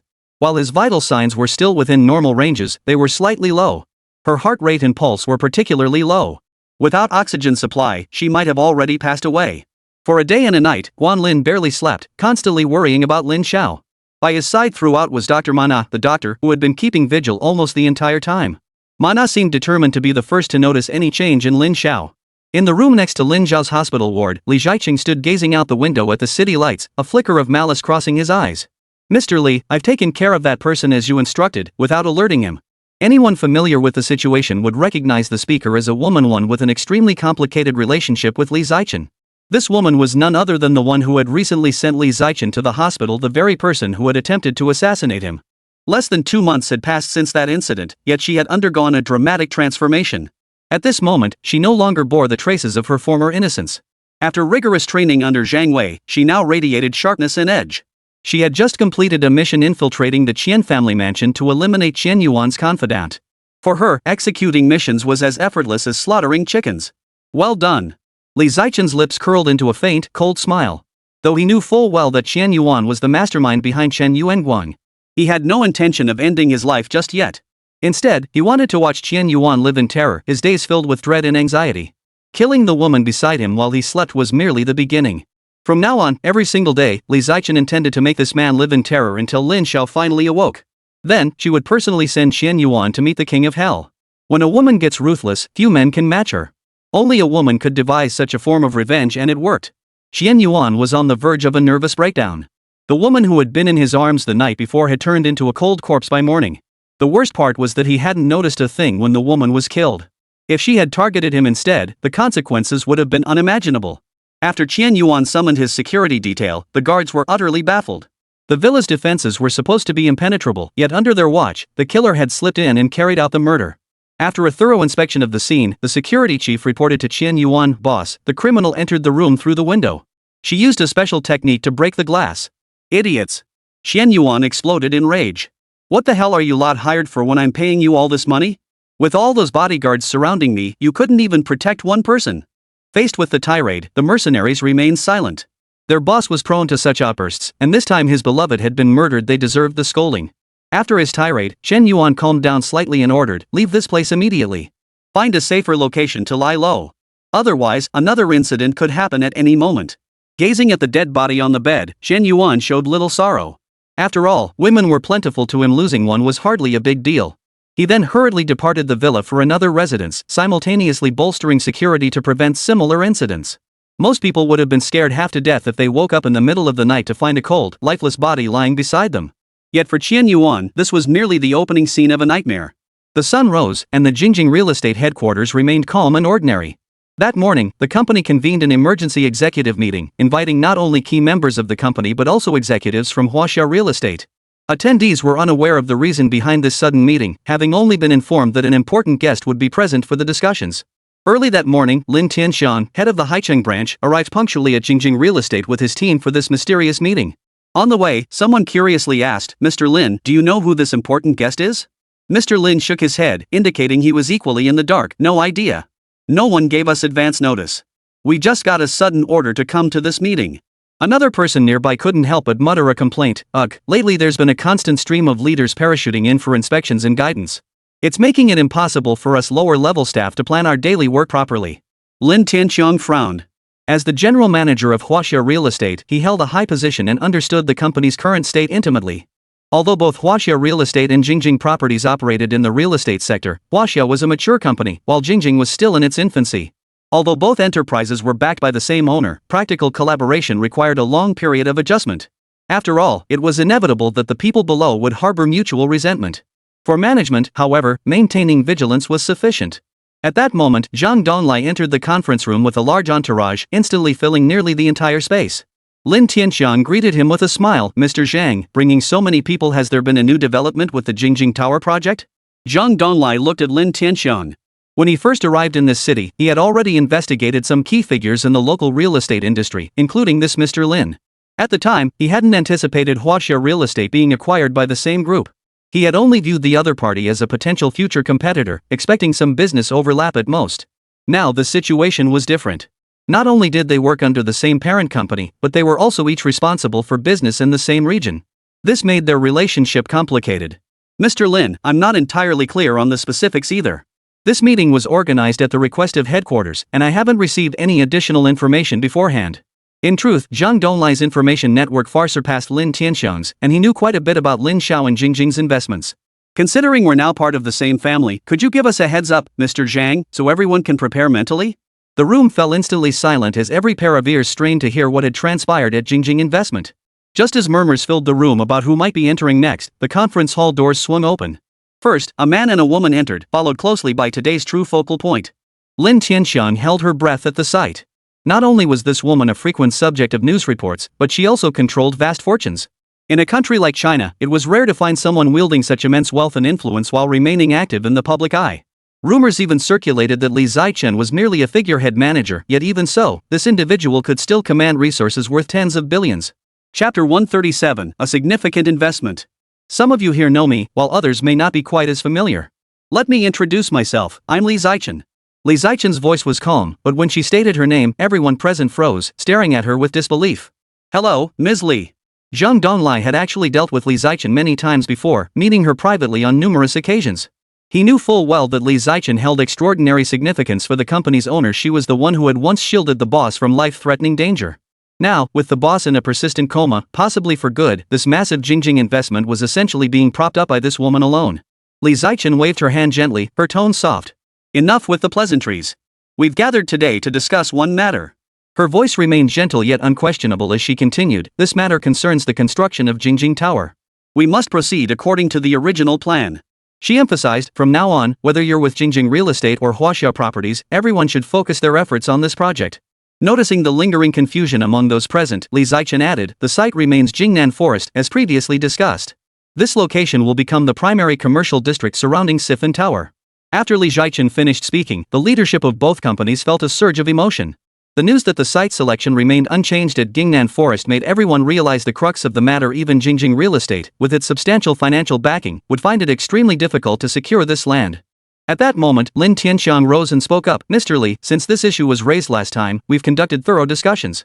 We've also negotiated with the vendors in the Jingnan Forest area, but they've rejected our proposed compensation terms." Li Zichen turned to Lin Tianxiang, whose profile she had reviewed the previous evening. He was a senior executive at the Haicheng branch. You must be Mr. Lin? With a faint smile, she continued, the development of Jingnan Forest and its supporting facilities represents one of Jingjing Company's most critical investment strategies for the coming years. To this end, we are prepared to commit substantial financial resources and manpower, she stated with unwavering resolve. Should we abandon the entire project simply because some merchants refuse to cooperate? Faced with Li Zhaichen's commanding presence, Lin Tianxian lowered his head, unable to meet her gaze, feeling thoroughly uncomfortable. Li Zhaichen then scanned the conference room, his voice gentle yet powerful. Everyone, remember this, do not offer excuses to shirk responsibility. If anyone feels they lack the capability to complete this task, there will be others who can take their place. Hearing this, the executives from both companies sucked in a collective breath. After all, they had fought long and hard to reach their current positions and were unwilling to easily relinquish this promising opportunity. Moreover, among the multitude of real estate developers nationwide, companies with the formidable strength of Jingjing investment were indeed rare. The ongoing Jingjing Tower project was a globally significant undertaking, and participation in it represented a tremendous career opportunity for everyone involved. Mr. Zhang and Mr. Lin, please stay. The others may leave for now. Li Zhaichen instructed Zhang Donglai and Lin Tianxiang to stay behind while the rest departed with their meeting notes and materials. After the management teams from both companies had left, Li Zhaichen held a private discussion with the two executives for about an hour before exiting Jingjing Real Estate's conference room. However, as soon as she departed, Jingjing Real Estate began mobilizing personnel to prepare for one-on-one discussions with merchants in Jingnan Forest. It was now evident that both Jingjing Real Estate and Huaxia Properties had shifted their primary focus to the Jingjing Tower project. On the very same day, the Haicheng municipal government issued an official announcement fully endorsing Jingjing Real Estate's redevelopment plan for Jingnan Forest and the construction of Jingjing Tower. This signaled the city government's approval for establishing Jingjing Tower within Jingnan Forest. Even with Lin Xiao injured and unconscious, the city government's top leadership decided to push forward with the project. This leader had initially assumed that with Lin Xiao in a coma, the Jingjing Tower plan would stall. After all, it was a project of Lin Xiao's personal company, and without him conscious, no one could make decisions. Unexpectedly, Ms. Li Zhaichen demonstrated remarkable courage and authority, commanding the respect of all involved parties. Since Jingjing Investment had resolved to proceed with construction, the Haicheng municipal government naturally saw no reason to obstruct progress. Consequently, both parties issued a joint statement formally confirming Jingjing Tower's location within Jingnan Forest. When this news reached the Song family, Song Hui's expression darkened considerably. As the head of the Song family, one of the renowned four great families that had gained prominence during turbulent times, the clan now lagged far behind its former glory. Their current wealth was merely the accumulated inheritance from past generations. Dad, Jingjing Real Estate is asking for trouble. Should I send some guys to cause a scene at their construction site? Song Jun said with a smirk, looking every bit the spoiled rich kid. Looking at his good-for-nothing son, Song Hui sighed helplessly. Do you think there's some small company that can be intimidated with empty threats? Use your head, will you? Song Hui sighed. What you need to understand is that the municipal government backs them. What does that mean? If the government is protecting them, going after them would only lead to pointless sacrifice. Seeing his father's aging and lack of former decisiveness, Song Jun felt a surge of resentment. Dad, are we just going to let Jingjing Real Estate walk all over us? He snapped. I can't swallow this. They're running roughshod over our turf. They'll get their comeuppance sooner or later. Though equally dissatisfied, Song Hui replied in a subdued tone, even so, taking over those storefronts won't be easy. The construction plan for Jingjing Tower continued to move forward. This was what Li Zhaichen could do for Lin Xiao at present. As the person who had followed Lin Xiao the longest, she was perhaps the woman who understood this man best. One could even say Li Zhaichen understood Lin Xiao better than Zhou Jing. Lin Xiao had once mentioned his plan to build Jingjing Tower to Li Zhaichen. He hadn't explained why, but Li Zhaichen understood the reason. Therefore, even with Lin Xiao still unconscious, she refused to set this aside. Should he wake up and ask in the future, she didn't want to disappoint him. This was why, after arriving in Haicheng, Li Zhaichen arranged a meeting between Jingjing Real Estate and Huaxia Properties senior executives. She wanted Lin Xiao to see, upon regaining consciousness, that the team hadn't abandoned this endeavor. She then contacted Du Yao, who introduced her to the head of the Du family, the third master, at their residence. The Du family, a name she once heard only in legends. A year ago, Li Zhaichen was just an ordinary junior investment manager. Connecting with such a powerful clan was nothing short of a fairy tale. Now, every time she visited the Du residence, even the patriarch, Third Master Du, would personally greet her.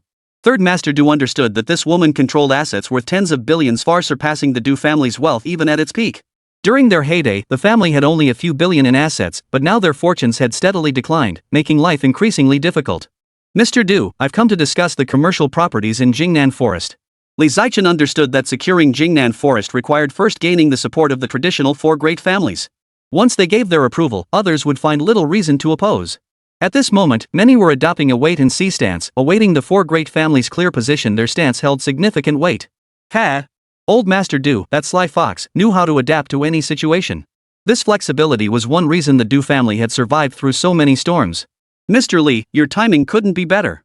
I've already prepared the ownership transfer agreements for those shops. In the bustling heart of bustling Haicheng City, the Jingnalan district, the Du family owns 7 prime commercial properties. Never underestimate these 7 locations within one of the nation's premier commercial hubs. Their value was immense. Especially with the recent real estate reform measures driving property prices skyward, the actual worth of these Du family storefronts had soared to tens of millions. Chapter 138, Market Valuation. This valuation was merely from 1995. Viewed from a future perspective, within 2 decades each of these shops would surpass the 10 million yuan mark, and even money might not secure them. Moreover, the immense business opportunities they held could potentially be worth billions. Li Zhichen was slightly surprised by how smoothly this was progressing. Wouldn't you like to hear my specific compensation plan? At my age, money means little to me. While these shops hold some value, if they can contribute to my hometown's prosperity, I'm happy to offer them as my contribution, Grandpa Du replied with a smile. Li Zhichen smiled knowingly, thinking to himself, he really is a sly old fox. What noble character you possess, sir. She understood what he truly desired. Since he had been so generous in offering his cooperation, reciprocity was essential. Regarding the infrastructure arrangements for the Jingning Tower project, we will seriously consider the Du family's request, she stated. Third Master laughed heartily in agreement. This was precisely the outcome he hoped for. If the Du group could take over the Jingning project, it would mean they stood a chance to leap into becoming one of the nation's top construction powerhouses. After all, such a globally acclaimed mega-project drew countless watchful eyes. Any company fortunate enough to participate would inevitably become the center of attention. The Du family transferred their shop to Jingjing Real Estate at a very fair price, without deliberately inflating the cost. The news spread like wildfire that very day. The outside world learned that Jingjing Real Estate had reached an agreement with the Du family, one of the 4 major families, and the reaction was astonishing. The other 3 families were stunned by Third Master Du's actions. They had agreed to unite, yet he had privately struck a deal. That evening, representatives from the other 3 families came to confront the Du family. Younger generation member Song Hui was furious, complaining, Uncle Du, didn't we agree to negotiate terms with Jingjing Real Estate that everyone could accept? What are we supposed to do now? Third Master Du looked at Song Hui and gave a cold smile. Little Hui, let me ask you, do you know why Ms. Li from Jingjing Company suddenly came to Haicheng? Song Hui tilted his head and replied, with a project as massive as Jingjing Tower, of course she'd come to inspect it. Du Sanyi turned to the elders of the other 2 families and asked, do you share this view? Both elders nodded. Du Sanyi sighed. Don't you know that someone from Jingjing Company was assassinated in Haicheng? The Kong family patriarch replied, I know about that incident. It happened at the Peace Hotel. Du Sanyi sighed helplessly, then surely you know who did it? Don't you see? Jingjing Company's head was assassinated in Haicheng, the very person in charge of the Jingjing Tower project. How do you think Jingjing Company will respond to this? Third Master Du continued, the Jingjing Tower project has top-level backing. Now the project leader has been assassinated and is missing. Did Mr. Li, Jingjing's investment chief, come to Haicheng solely for the Jingjing Tower project? Old Master Chen interjected, could there be some undisclosed connection involved? Of course there is. Du Sanyi replied. Don't you know about the relationship between the Jingjing Tower project manager and that female CEO? They were very close. Before he could finish, the others began speculating. The Kong family patriarch asked in puzzlement, even if they have that kind of relationship, what does it have to do with us? After he finished, Du Sanyi turned to Song Hui and said, that question should be directed at him. Song Hui looked uneasy. What about me? I really don't know. Really? Third Master Du sneered coldly, the murder of the Jingjing Tower project manager, are you really not involved at all? Song Hui immediately adopted a solemn expression. Of course not, Uncle Du, you wouldn't actually suspect me, would you? Du Sanyi smiled faintly. If it wasn't you, then you're in the clear. But will Jingjing Investment believe that? Du Sanyi sighed. Everyone in Haicheng knows how our 4 major families rose to power. The head of Jingjing Tower is now missing, dead or alive. At this critical moment, Li Zhichen from Jingjing Investment has personally come to Haicheng. What do you think she's here for? Du Sanyi sighed helplessly. If she suspects our involvement in Jingjing Company's assassination attempt, what do you think the consequences will be? The moment the words left his mouth, everyone else sucked in a sharp breath. Jingjing Investment was a major corporation, while the 4 major families' influence was largely confined to Haicheng. If Li Zhichen of Jingjing Investment concluded the 4 families were involved, who knew what terrible consequences might unfold? Jingjing Investment would surely retaliate fiercely. Could we withstand that with our current strength? Old Master Kong nodded. Third brother is right. We can't give them any ammunition. But this shop would just go to Jingjing Real Estate for nothing. Doesn't that hurt you, third brother? Third Master Du replied with a smile, I'm not giving it away for free. They purchased the shop from me at market price, and I retained the right of first refusal. Once Jingjing Real Estate completes the renovation, I can choose a shop of the same size in the exact same location. After hearing Third Master Du's explanation, the head of the Kong family and the head of the Chen family exchanged glances, realizing Third Master Du had long since calculated his own advantage. At that moment, Song Hui gave a cold chuckle and said, but that's not all, is it? I heard that Uncle Du's construction company is also joining the Jingjing Tower project? He absolutely couldn't let this old man sway the other two. Bringing this up was meant to put Third Master Du in an awkward position. However, it didn't have the desired effect. Third Master Du merely smiled lightly and said, that's correct. Our Du family construction company will indeed be participating in the Jingjing Tower project. We rank among the top 10 in Haicheng, even nationwide. Don't you think we're qualified? This retort left Song Hui speechless. The elders from the Kong and Chen families chuckled in agreement. Well said.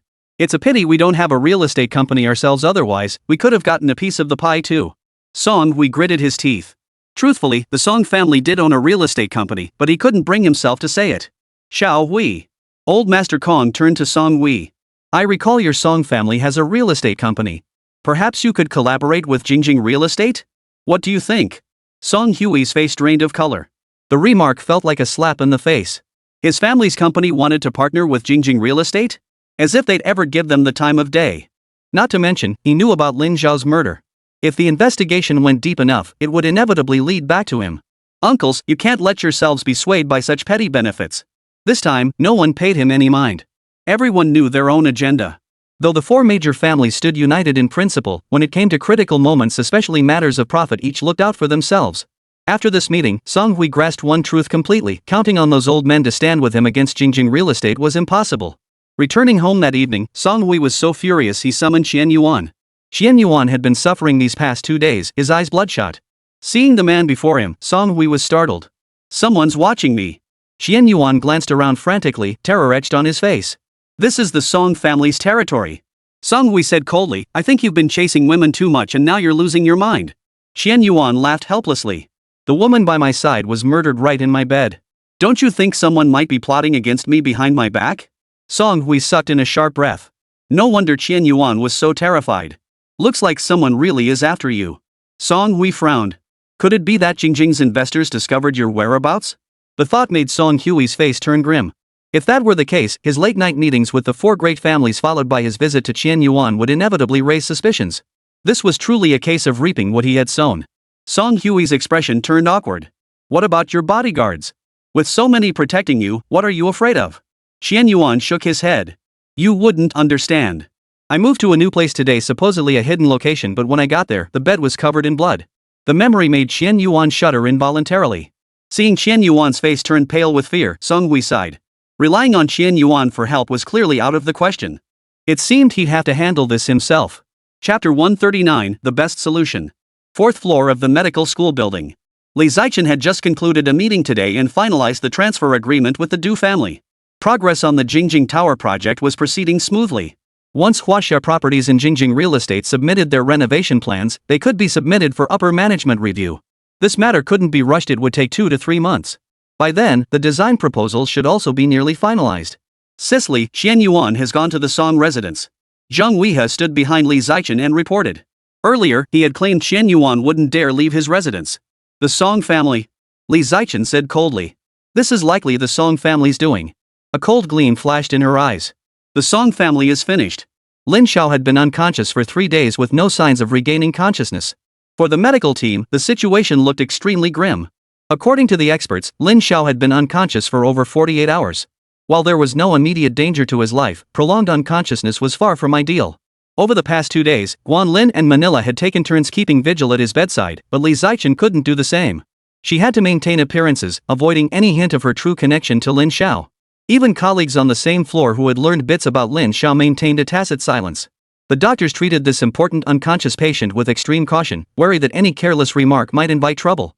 As for Lin Xiao himself, he was currently lost in endless darkness. He kept replaying fragments of his experiences since his rebirth. He groped his way forward in this pitch-black void, yet no matter how hard he tried, he found not a single glimmer of light to guide him. Finally, he sat down, recalling everything that had transpired over the past year. Zhou Jing appeared before him. Honey, let's go home. Seeing his wife instantly lifted Lin Zhao's spirits. Jinjing. Lin Xiao cried out involuntarily. Hearing the name, Guan Lin, who had been nearby, froze in place before tears of joy streamed down her face. Manila, Manila. Guan Lin called out to Manila, who immediately trotted over. What happened? Guan Lin pointed at Lin Xiao, her voice trembling with excitement. He just spoke. Hearing this, Manila instantly brightened. She hurriedly checked the data on the monitoring equipment and confirmed that vital signs like heart rate had indeed shown significant changes. But after a thorough examination, Manila shook her head helplessly. This might just be an unconscious reaction. Given Lin Xiao's current condition, the possibility of him being fully conscious was extremely slim. It was just a false alarm.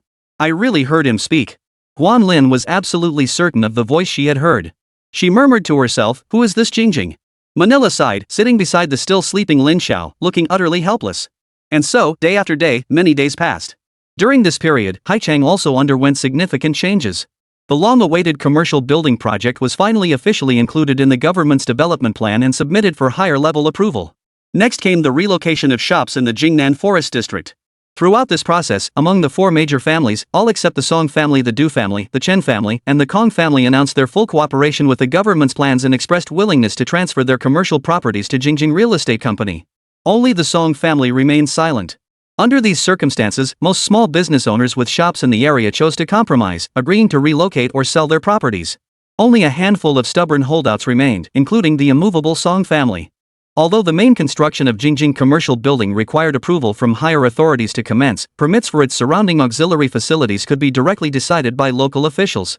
Based on this, before a consensus was reached, the relevant parties implemented partial control measures over the entire forest area ahead of schedule. Shortly thereafter, the Ningjing Group and Huaxia real estate team arrived at the construction site to erect barriers, a move that undoubtedly struck a nerve with some opponents. The Song family and other ensign merchants, who had been haggling over negotiations just moments before, now scrambled frantically for help. The closure of the area combined with the construction of walls effectively blocked all their sources of income. Where once the silent party had pleaded for agreement, now the tables had turned, forcing these property owners to proactively seek solutions. Faced with this situation, Old Song, one of the family heads, was nearly furious enough to spit blood.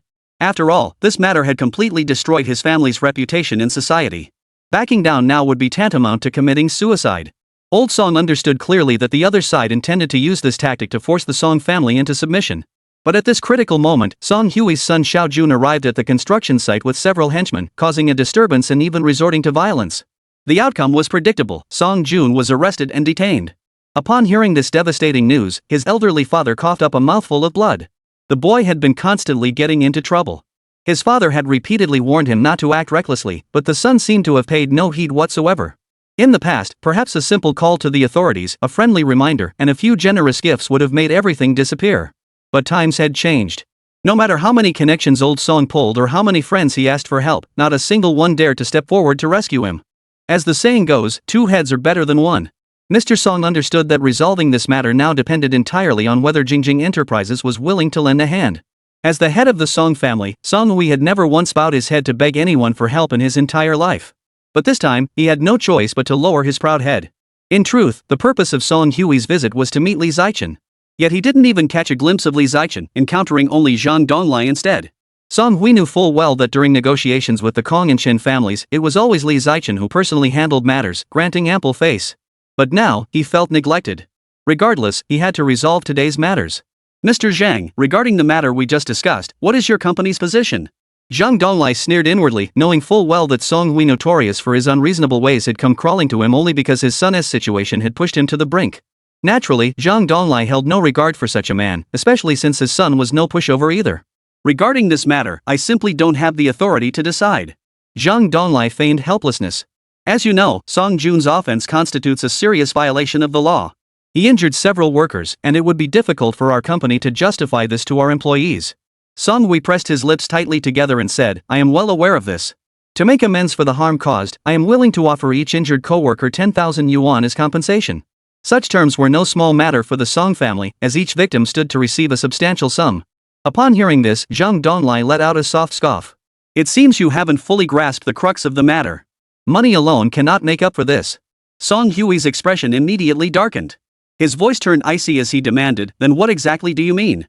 He added, even if someone were killed, it wouldn't be an insurmountable problem for the Song group.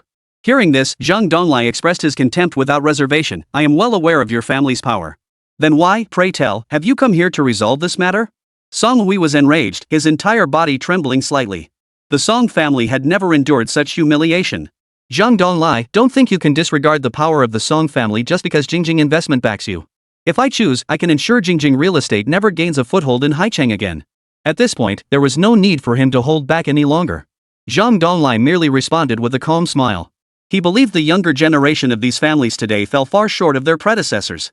Did they truly think they could call the shots in the city? As long as you play by the rules and compete fairly, we have no objection. But if you intend to resort to improper means, we will not back down. Shaoli, show our guest out.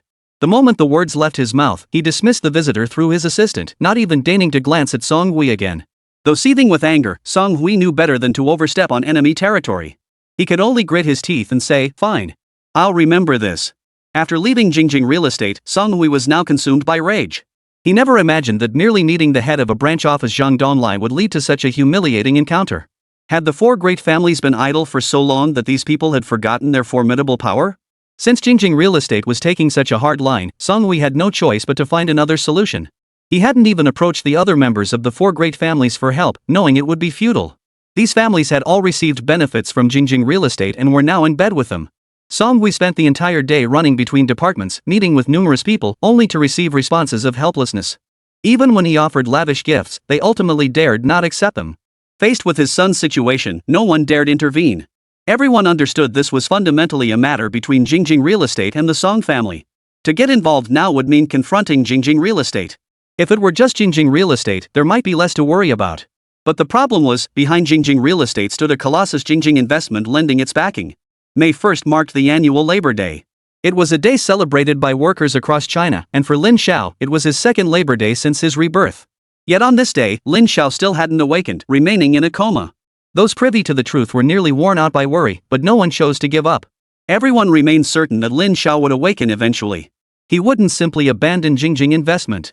Yet after such a long period, claiming no anxiety was impossible. Even the usually composed Li Zichen had shed tears privately on multiple occasions. Despite Li Zichen's efforts to conceal it, news of Lin Xiao's accident eventually reached Zhou Jing. 6 months pregnant, her belly was already visibly rounded. Learning this news struck her like a bolt from the blue. Zhou Jing proved far stronger than anyone anticipated. Though deeply grieved, she wasn't the fragile wreck others imagined. Immediately, she dialed Li Zichen's number. Li Zichen had intended to brush it off, but Zhou Jing cut straight to the chase. Tell me the truth. Is Lin Xiao hurt? She added immediately, don't lie to me. Hearing this, Li Zichen was instantly speechless, realizing he couldn't keep deceiving her. Yes, he's injured. Zhou Jing gripped the receiver tightly, her voice trembling as she pressed, is it serious? Even as she asked, she already knew the answer. If the situation weren't critical, her husband would never have failed to check in. He's been unconscious for 11 days. Li Zichen replied gently. Jingjing, don't be too pessimistic. He'll wake up. The doctors said he will regain consciousness. Yet even the speaker didn't fully believe her own words. Still, she repeated it to herself over and over, Lin Xiao was fine. He would wake up. Right there in Dongha City, in her own courtyard, listening to the words on the other end of the line, Zhou Jing's hand slipped, dropping the receiver to the floor. She bit her lips tightly, her heart wrenching in agony. He had been lying unconscious for so long, suffering such severe injuries. Chapter 140, A Wife's Tenderness. Li Shangjing noticed Zhou Jing's distress and hurriedly asked, Sis-in-law, are you okay? But Zhou Jing couldn't utter a word. Tears welled up in her eyes, and silent crying was always the most heart-wrenching. That very day, Zhou Jing, her younger sister's family, her younger brother, and his wife all arrived in Haicheng. Upon reaching the city, they were immediately taken to the hospital. The normally quiet fourth floor became somewhat bustling. Yet this bustle carried an air of sorrow. As arranged, only Zhou Jing was permitted into the ward to avoid disturbing Lin Xiao. The others stood outside the door. Uncle Chain smoked one cigarette after another. Aunt and Auntie both had tears welling in their eyes. Li Yang stood silently by the window, saying nothing. Watching this family, everyone fell silent, for they all knew these were the people closest to Lin Xiao. Zhou Jing gently stroked her belly and smiled softly. And what about our child? He's waiting for you to come back safe and sound. As if understanding his mother's words, the little one inside her belly kicked lightly. Zhou Jing clasped Lin Xiao's hand tightly and whispered tenderly in his ear, if you dare leave us, I'll never forgive you for the rest of my life. At that moment, no one noticed the faint tremor in the fingertips of Lin Xiao's other hand, a subtle yet hopeful sign. After staying with Lin Xiao for a few minutes, Zhou Jing emerged. She entrusted Lin Xiao to her younger sister-in-law's care and headed toward an adjacent room. Inside sat Li Zichen, Zhang Wei, and several others. Upon seeing Zhou Jing enter, everyone rose to their feet. This was Guan Lin's first encounter with the boss's wife. She was unexpectedly beautiful, no wonder the man was so utterly devoted to her. Manila also observed Zhou Jing with keen interest, thinking to herself that she was truly stunning. Li Zichen pointed to Manila and introduced her to Zhou Jing. Jing, this is Lin Xiao's primary physician and also his classmate. Zhou Jing looked at Manila and said thank you. Manila tried to speak but choked up, for her feelings mirrored Zhou Jing. She wanted to cry but held back the tears. Can you tell me what happened to him? Why did you keep it from me? Zhou Jing turned to Zhang Wei and asked, you tell me. Zhang Wei lowered his head and called out, sis-in-law. He knew the matter was too complicated, so he kept his head down and remained silent. Why? As his wife, don't I have the right to know how my own husband was injured? Li Zichen looked at Zhou Jing helplessly and said, let me explain. She remembered Lin Xiao had instructed them not to reveal everything to Zhou Jing immediately. Some details couldn't be disclosed yet. Lin Xiao hadn't even publicly revealed himself as the major investor behind the scenes before drawing unwanted attention. If that identity were exposed, Zhou Jing might also face danger. Lin Xiao had come to Haicheng to oversee a crucial project but unexpectedly found himself entangled in trouble. Rest assured, the company will investigate this thoroughly and guarantee your safety and future livelihood. Zhou Jing gazed at Li Zichen, shook her head sadly, and said, I don't want anything. I know you're hiding something. Zhou Jing wasn't stupid. She could sense something was off about these people clearly, this wasn't a minor issue. Yet she remained unaware of the specifics. Since you won't tell me, I won't ask. Maybe it's company policy. But I hope he wakes up soon. He can't just abandon us like this.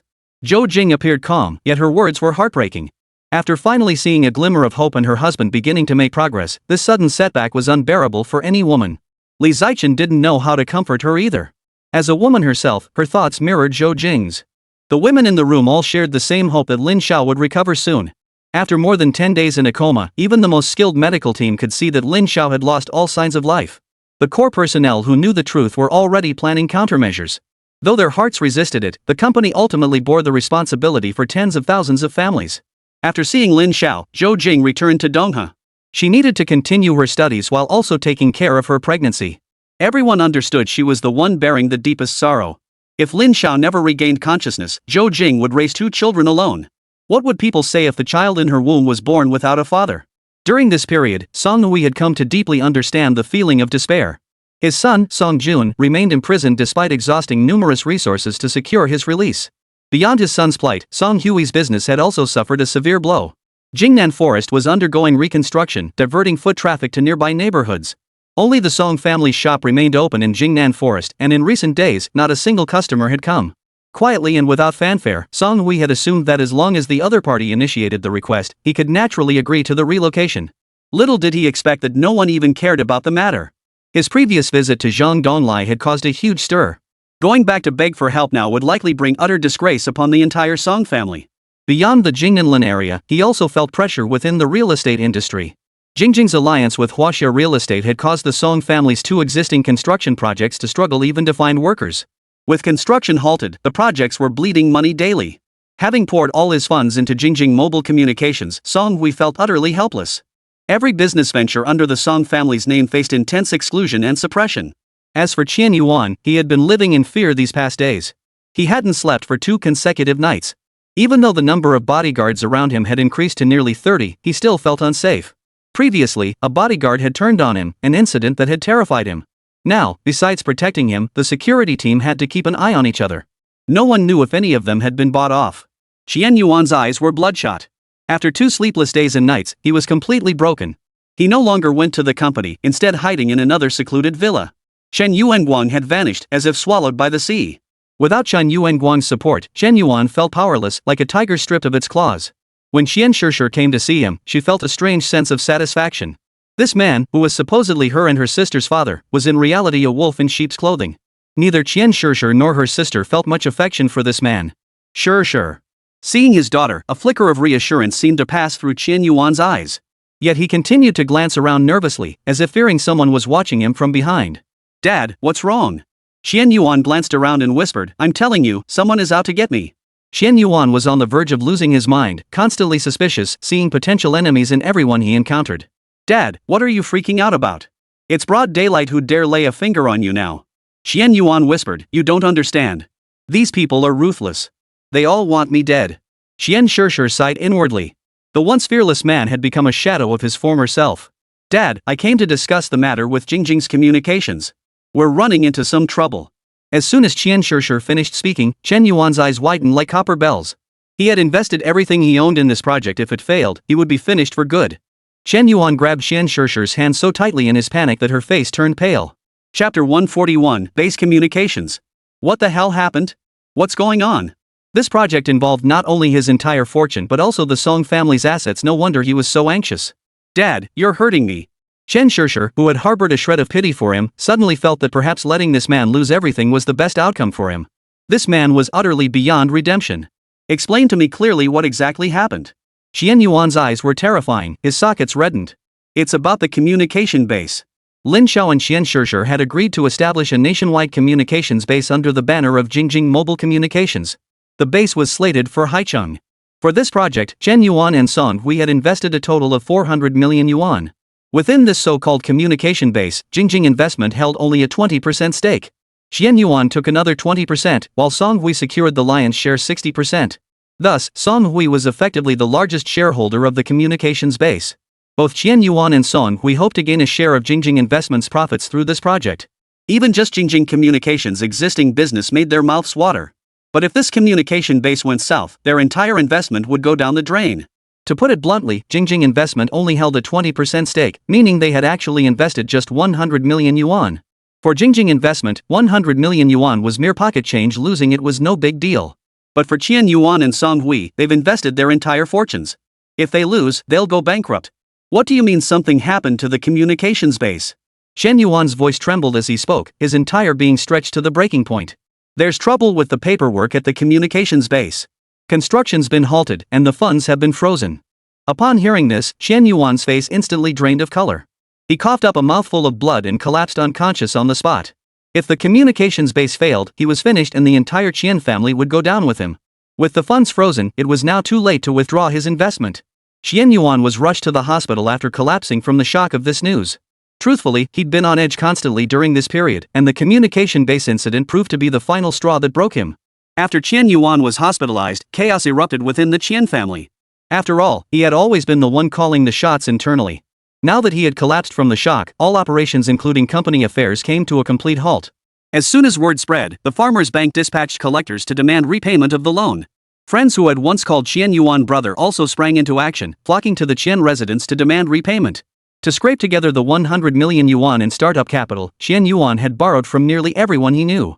Back then, everyone trusted him, given his position overseeing such a large company and project at Jingjing Communications. But who could have imagined that the telecommunications-based construction project Jingjing Investment was involved in would also run into problems? As a result, all the money invested by the Qian and Song families was frozen.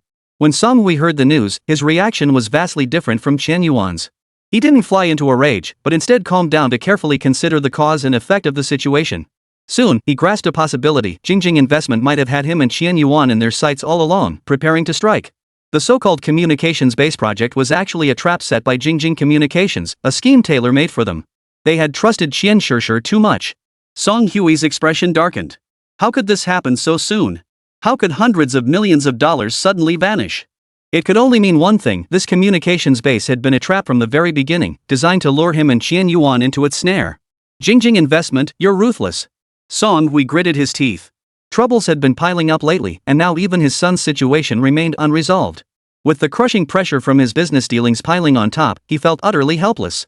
Learning of the communication base's collapse, he knew he was finished, and so was the Song family. Since Jingjing Investment had orchestrated this so meticulously, they certainly wouldn't give him any chance to recover. So he chose to seek help from the Du family, as they shared the closest ties, hoping they could speak on his behalf. When Song Hui arrived, Third Master Du had already heard about the incident. Looking at the young man before him, once imposing and formidable, now resembling a tiger that had lost its claws and fangs, he couldn't help but feel a surge of emotion. Uncle Du, please save the Song family. Du Sanni sighed inwardly. He himself had fiercely opposed the construction of Jingjing Tower back then, but now there seemed to be no room for maneuver. Xiao Hui, it's not that I don't want to help you, but what do you think our Du family has that could make Jingjing change her mind? Duke Sanni pressed on. Did you have any involvement in the Peace Hotel incident? Though he shook his head vigorously, under the other man's scrutinizing gaze, Song Hui had no choice but to confess, Uncle Du, I was merely aware of the situation. The real mastermind was Qian Yuan, and the executor was Chun Yuanguang. At this, Third Master Du sneered coldly.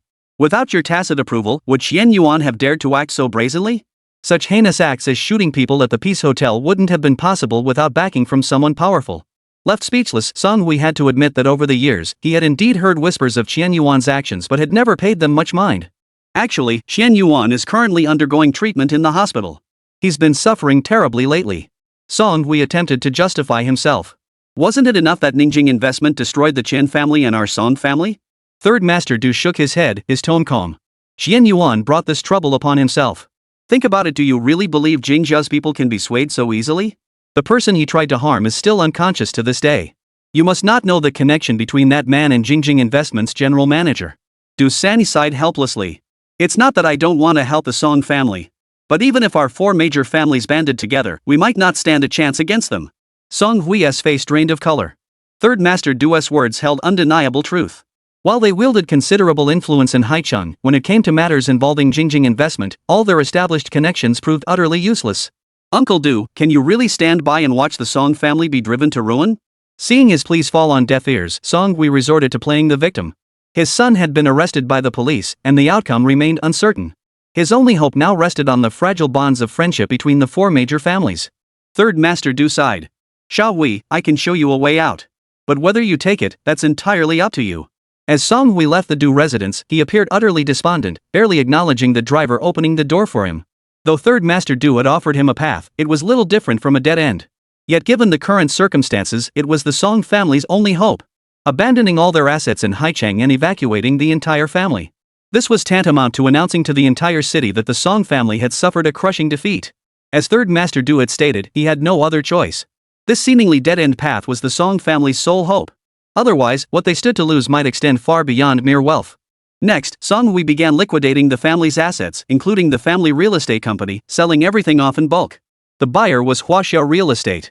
Departing with his family, Song Hui moved with decisive efficiency, fully aware that if he didn't leave now, he might never get another chance. After settling the family affairs and preparing to depart, his son, Song Jun, was also released. Together, they set off on their journey home. However unwilling they were, the Song family now had no other options. Thus, the century-old Song family estate fell into ruin and departed from Haicheng, leaving everyone to feel the terrifying power of Jingjing real estate. A prominent family that had endured for nearly a century was utterly destroyed in the blink of an eye, left completely powerless to fight back. With the Song family gone, the redevelopment plan for Jingnan Forest faced no further obstacles. And so, May 15th arrived. Nearly a month had passed since Lin Xiao was injured and fell into a coma, and he remained unconscious. Although the Jingjing Tower project had yet to receive approval, construction in Jingnan Forest had already commenced. Huaxia Real Estate and Jingjing Properties joined forces to undertake large-scale development of this 2-kilometer stretch of land. Chapter 142, Signs of Life. Real estate developers large and small across Haicheng sought to get a piece of the action. Ultimately, only the city's top real estate firms were selected for the project. For instance, the Du family's construction company secured a substantial portion of the business. But for Jingjing Company's executives, this development held little excitement. Once Zhou Jing learned of Lin Xiao's injury, the news could no longer be concealed. All heads of subsidiaries under Jingjing Group knew that Lin Xiao had been injured and was in a coma. Li Zichen had also returned to Jingjing Investments headquarters in Donghua City to take charge of leadership duties. With Zhang Wei and Lin Fangfang overseeing operations, no one dared to act recklessly. Jingjing Investment continued to develop according to Lin Xiao's previous strategy. Thanks to the investment plan for Jingjing Tower, the market values of several listed companies in which Jingjing Investment held shares surged. Even Huaxia Properties on the Hong Kong Stock Exchange reached a valuation of 50 billion yuan. Other companies such as Security Bank and Huazhong Anbo have also seen significant value growth. Someone ran the numbers for Jingjing Investment and found that the company's total assets now approach the 20 billion yuan mark, nearly on par with some international giants. Even when compared to Li Ka-shing of Hong Kong, his holdings only slightly exceed Jingjing Investment's assets. This has sparked even greater curiosity about the actual controlling entity behind Jingjing Investment. At this moment, Lin Xiao remained in a special care ward on the 4th floor of Haicheng Medical College. Security measures remained extremely tight, with even the international medical team having been brought in at great expense by Li Zichen. Unfortunately, these experts all stated that Lin Xiao's condition was beyond their ability to reverse. Some doctors speculated that perhaps he himself was unwilling to wake up, otherwise, logically speaking, he should have regained consciousness long ago under these circumstances. On May 20th, Manila held a damp towel in her hand, preparing to wash Lin Xiao's body as she did every day. During this period, everyone including Guan Lin had returned to their jobs, leaving only Manila to diligently care for Lin Xiao, with his assistant Zhang Meihui assisting nearby. Compared to others, Manila was exceptionally attentive. Every day, she spoke to Lin Xiao, recounting stories from their school days and sharing her own experiences over the years. After sleeping for so long, don't you miss your family? Manila murmured softly as she gently wiped Lin Xiao's body, occasionally massaging his joints to prevent poor blood circulation. It could be said that Manila had never cared for anyone with such devotion before. If you don't wake up soon, you might miss the birth of your own child. Manila slowly wiped Lin Xiao's abdomen with the towel in her hand, finally pausing at his chest. His heartbeat seemed slightly stronger than before, and Manila smiled. Do you remember what you promised me? You once said that if I couldn't find a partner, you would marry me. As the words left her lips, tears glistened in Manila's eyes. That promise, never truly meant, had likely faded from the memory of the unconscious man before her. Yet she had never forgotten it. She had taken it seriously. All these years, no matter how outstanding the men who appeared in her life, her heart remained unmoved, all because of this man. At that moment, Manila clasped Lin Xiao's hand tightly and suddenly felt the slightest movement. As a doctor, Manila was highly sensitive. She detected Lin Xiao's reaction, and the hand resting on his chest sensed his heartbeat accelerating noticeably. Manila stared blankly at the man before her, torn between fearing she was imagining things and dreading that what she had just felt might not be real. How devastating it would be if it were merely a fleeting illusion. Yet then she clearly saw Lin Xiao's eyelids begin to flutter, as if he were straining to open his eyes, and the movement of that hand grew more pronounced. Tears of joy welled up in Manila's eyes as she immediately pressed the emergency call button. Hearing the chime, medical staff from other rooms rushed over. This medical team had been assembled solely to care for Lin Xiao since its inception, hired by Jingjing at salaries far exceeding industry standards. In fact, their professional capabilities rivaled the best teams in any major hospital. Upon entering the ward, they immediately noticed the fluctuating numbers on the various monitors. The patient's heart rate is significantly elevated. Looks like he's waking up. Someone remarked, though it was unclear who. For them, if Lin Xiao failed to regain consciousness, they would struggle to justify their efforts to Jingjing. Therefore, witnessing Lin Xiao's awakening, even if their individual contributions were small, would bring them a sense of accomplishment. Earlier, Li Zichen had promised a cash reward of 200,000 yuan to anyone who could bring Lin Xiao back to consciousness. Though saving lives was a doctor's duty, the money was still tempting. In an instant, everyone bustled about conducting various examinations, ultimately concluding Lin Xiao was indeed about to regain consciousness. This news was relayed to Zhang Yunqi and others on duty on the same floor. In the end, only Manila remained by the bedside. Her cheeks flushed slightly as she wondered if Lin Xiao, now on the verge of waking, had overheard the words spoken earlier. In truth, Lin Xiao had already regained consciousness. He felt an overwhelming exhaustion, as if he had just emerged from an exceptionally long dream journey. That relentless search for light in the darkness had drained him. Each time he neared the light, he would plunge into another endless void of darkness. Now, he finally glimpsed a sliver of light. The moment he sensed that faint radiance was also when Manila's words reached his ears. In Lin Xiao's memory, events that had been blurry suddenly became much clearer, especially those concerning his experiences with Manila. Lin Xiao smiled bitterly inside. Though he had regained consciousness, facing this awkward situation was truly painful. His entire body felt weak, even opening his eyes required considerable effort. Thus, when the medical team examined him, he showed little reaction. Lin Xiao's eyelids fluttered slightly. Through the faint light, he could now make out Manila's features. Water. He forced the single syllable from his lips with immense effort, as if he had expended his last ounce of strength after uttering it. Manila looked startled for a moment before rushing off to fetch water for Lin Xiao. This man had truly awakened. After over a month, he had finally regained consciousness. For most people in such a state, the probability of regaining consciousness was extremely low, less than 1%. Lin Xiao belonged to that rare, fortunate few. Outside the hospital room, Zhang Yunqi knelt on the floor and wept when he saw Lin Xiao's hand twitch slightly and his eyes open just a crack. During this period, as a man, Zhang Yunqi had shouldered immense pressure. It was his responsibility to protect Lin Xiao. If something had happened, he would have felt too guilty to face his teammates. Chapter 143, Departure. Thankfully, heaven had shown mercy, allowing Lin Xiao to awaken. He had truly returned, though it took nearly a month for him to emerge from the darkness. Still extremely weak upon awakening, he needed more time to fully recover. Upon hearing the good news, Zhang Yunqi immediately shared this uplifting update with the others. Hearing that Lin Xiao had awakened, everyone breathed a long sigh of relief. Zhou Jing, who was in Dongha, shed tears upon hearing the news and immediately boarded a night flight bound for Haicheng. 3 days later, Lin Xiao could move his arms freely and sit up with assistance, though he still couldn't walk.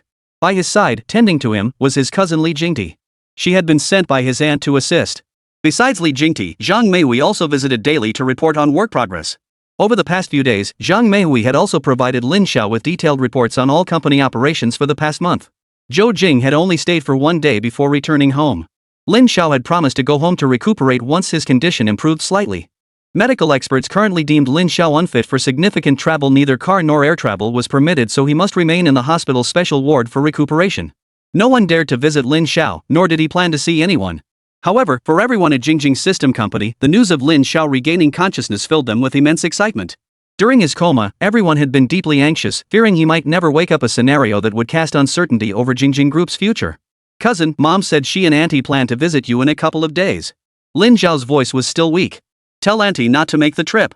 I'll be able to go back on my own in a few days." Li Jingtian gazed at Lin Xiao. She had been deeply distressed upon hearing he'd fallen into a coma after his injury.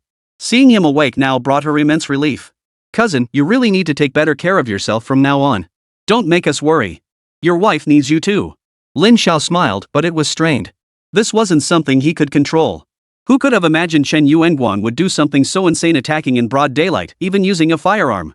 Such weapons were illegal in the country, yet those men had dared to do it, nearly costing him his life. What pained Lin Xiao even more was that two of his brothers had sacrificed themselves to shield him from the bullets. If not for his bulletproof vest, he might not have survived either. He used to think having so many bodyguards was unnecessary, but now he knew better. After all, in this day and age, China in 1995, no surveillance cameras, no sky eye system. Technological capabilities were backward, and once criminals went into hiding, they were nearly impossible to track down. Take Chen Yuanguan now. Despite being a wanted criminal, he vanished without a trace, just like last time. Lin Xiao himself was surprised. Even with his caution, he never expected to encounter Chen Yuanguan's ambush at the Peace Hotel. "Zhang Meihui, have Qian Shishir come see me." He had heard rumors about the feud between the Qian and Song families. His original plan had been sound, but subsequent developments had exceeded his expectations. He had intended to resolve matters gradually, but his injuries forced him to take swift action, leaving room for unfavorable interpretations from outsiders.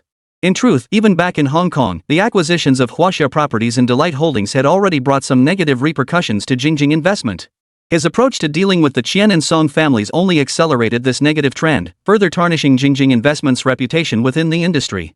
Upon receiving news about Zhang Meihui, Qian Shishir rushed straight to the medical college. As a senior executive within the Jingjing Group, she had always been deeply concerned about Lin Xiao's condition. Only two people sat facing each other in the hospital room. After a month apart, Qian Shishir looked more mature, with a newfound feminine charm about her. As for Lin Xiao, having lain in bed for so long, he appeared noticeably thinner and weaker. "Boss, construction has begun at the communications base according to the original plan." Lin Xiao nodded and sighed. "You've worked hard." Qian Shishir shook her head gently and murmured softly, "I should be thanking you for giving me this opportunity." That was the fate he deserved. Shen Yuan had truly lost his mind, perhaps the most baffling development of all. After vomiting blood, collapsing, and being rushed to the hospital, Qian Yuan regained consciousness only to descend into complete insanity. For the Qian family, this signaled their complete decline. For Qian Yuan himself, the loss of his sanity was the most agonizing punishment imaginable. From that day forward, the Qian family dared not make another move against Lin Xiao. What horrified Lin Xiao was that the plan that had driven Qian Yuan mad had actually been devised by Li Zichen. Looking back now, Lin Xiao couldn't help but feel he had underestimated Li Zichen's capabilities. Our communications business requires time to develop. As for the base station construction, let's proceed according to the previously established plan. Lin Xiao said calmly. "So, regarding the contract manufacturer, what progress have you made?"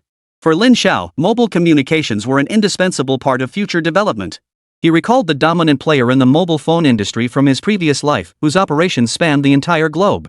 To develop this business, the most crucial step was securing mobile phones, commonly called brick phones in that era.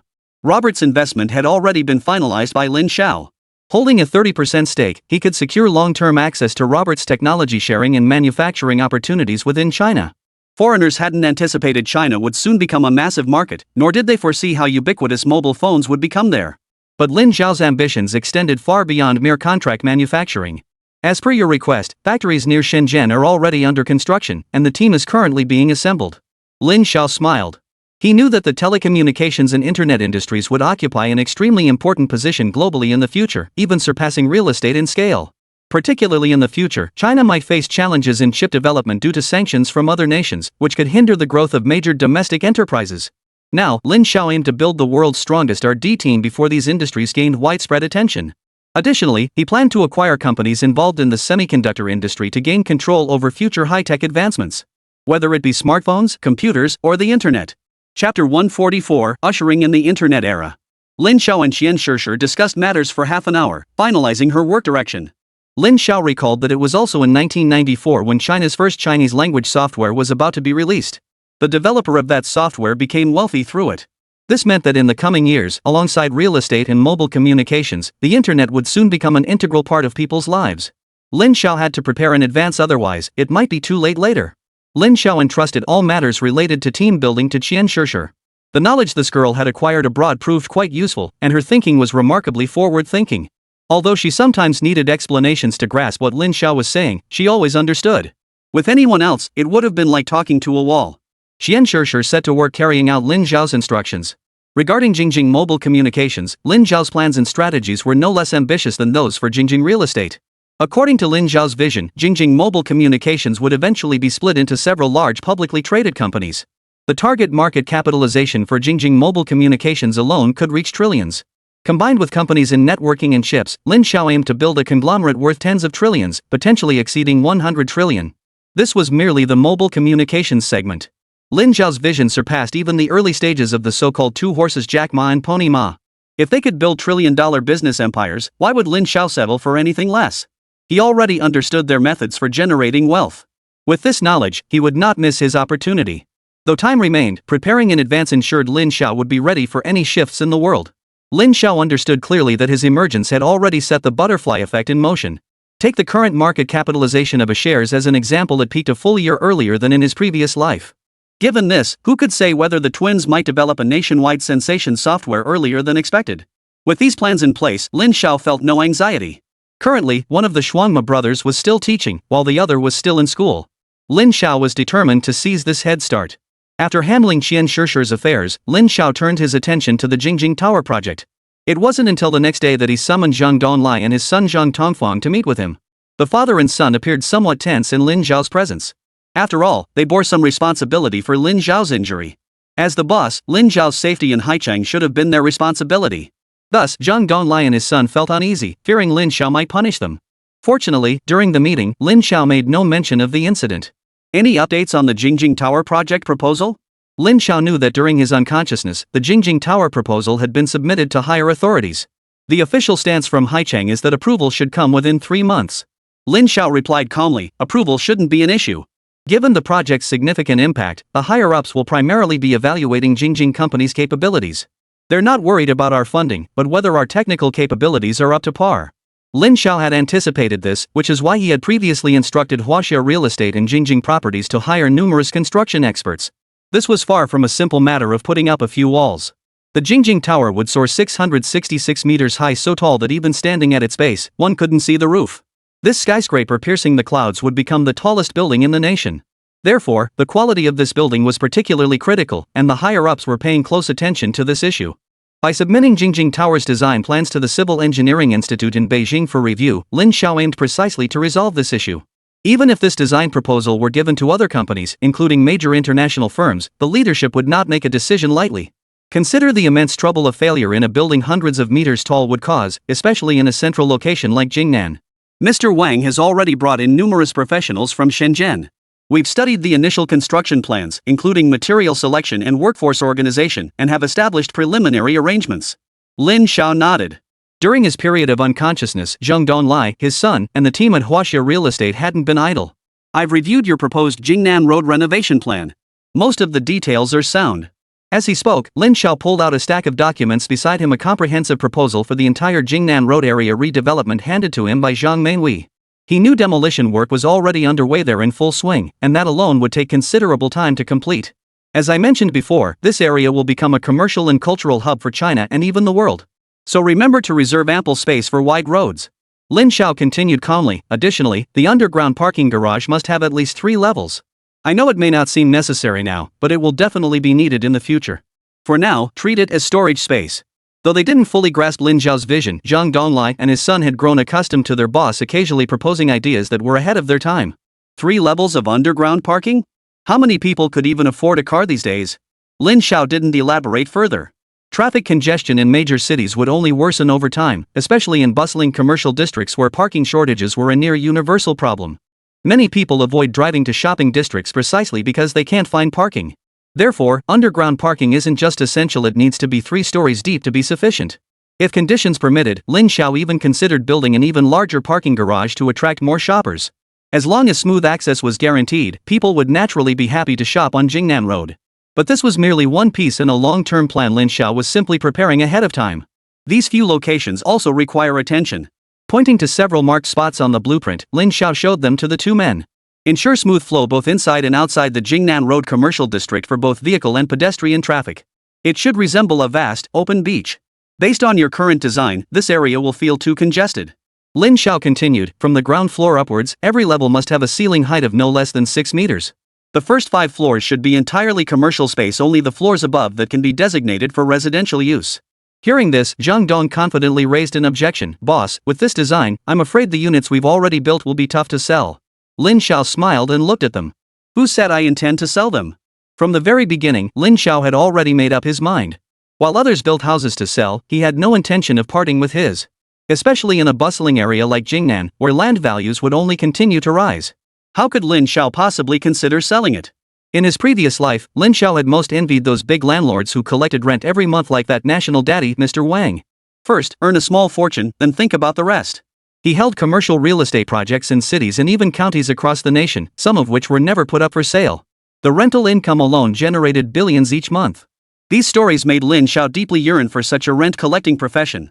And only he knew that in the years ahead, real estate would become incredibly valuable. Back then, labor costs were low and building materials were cheap. Even prime locations like Jingnan Road only cost a few hundred yuan per square meter. For ordinary people, this amount represented a family's entire annual savings or total yearly income.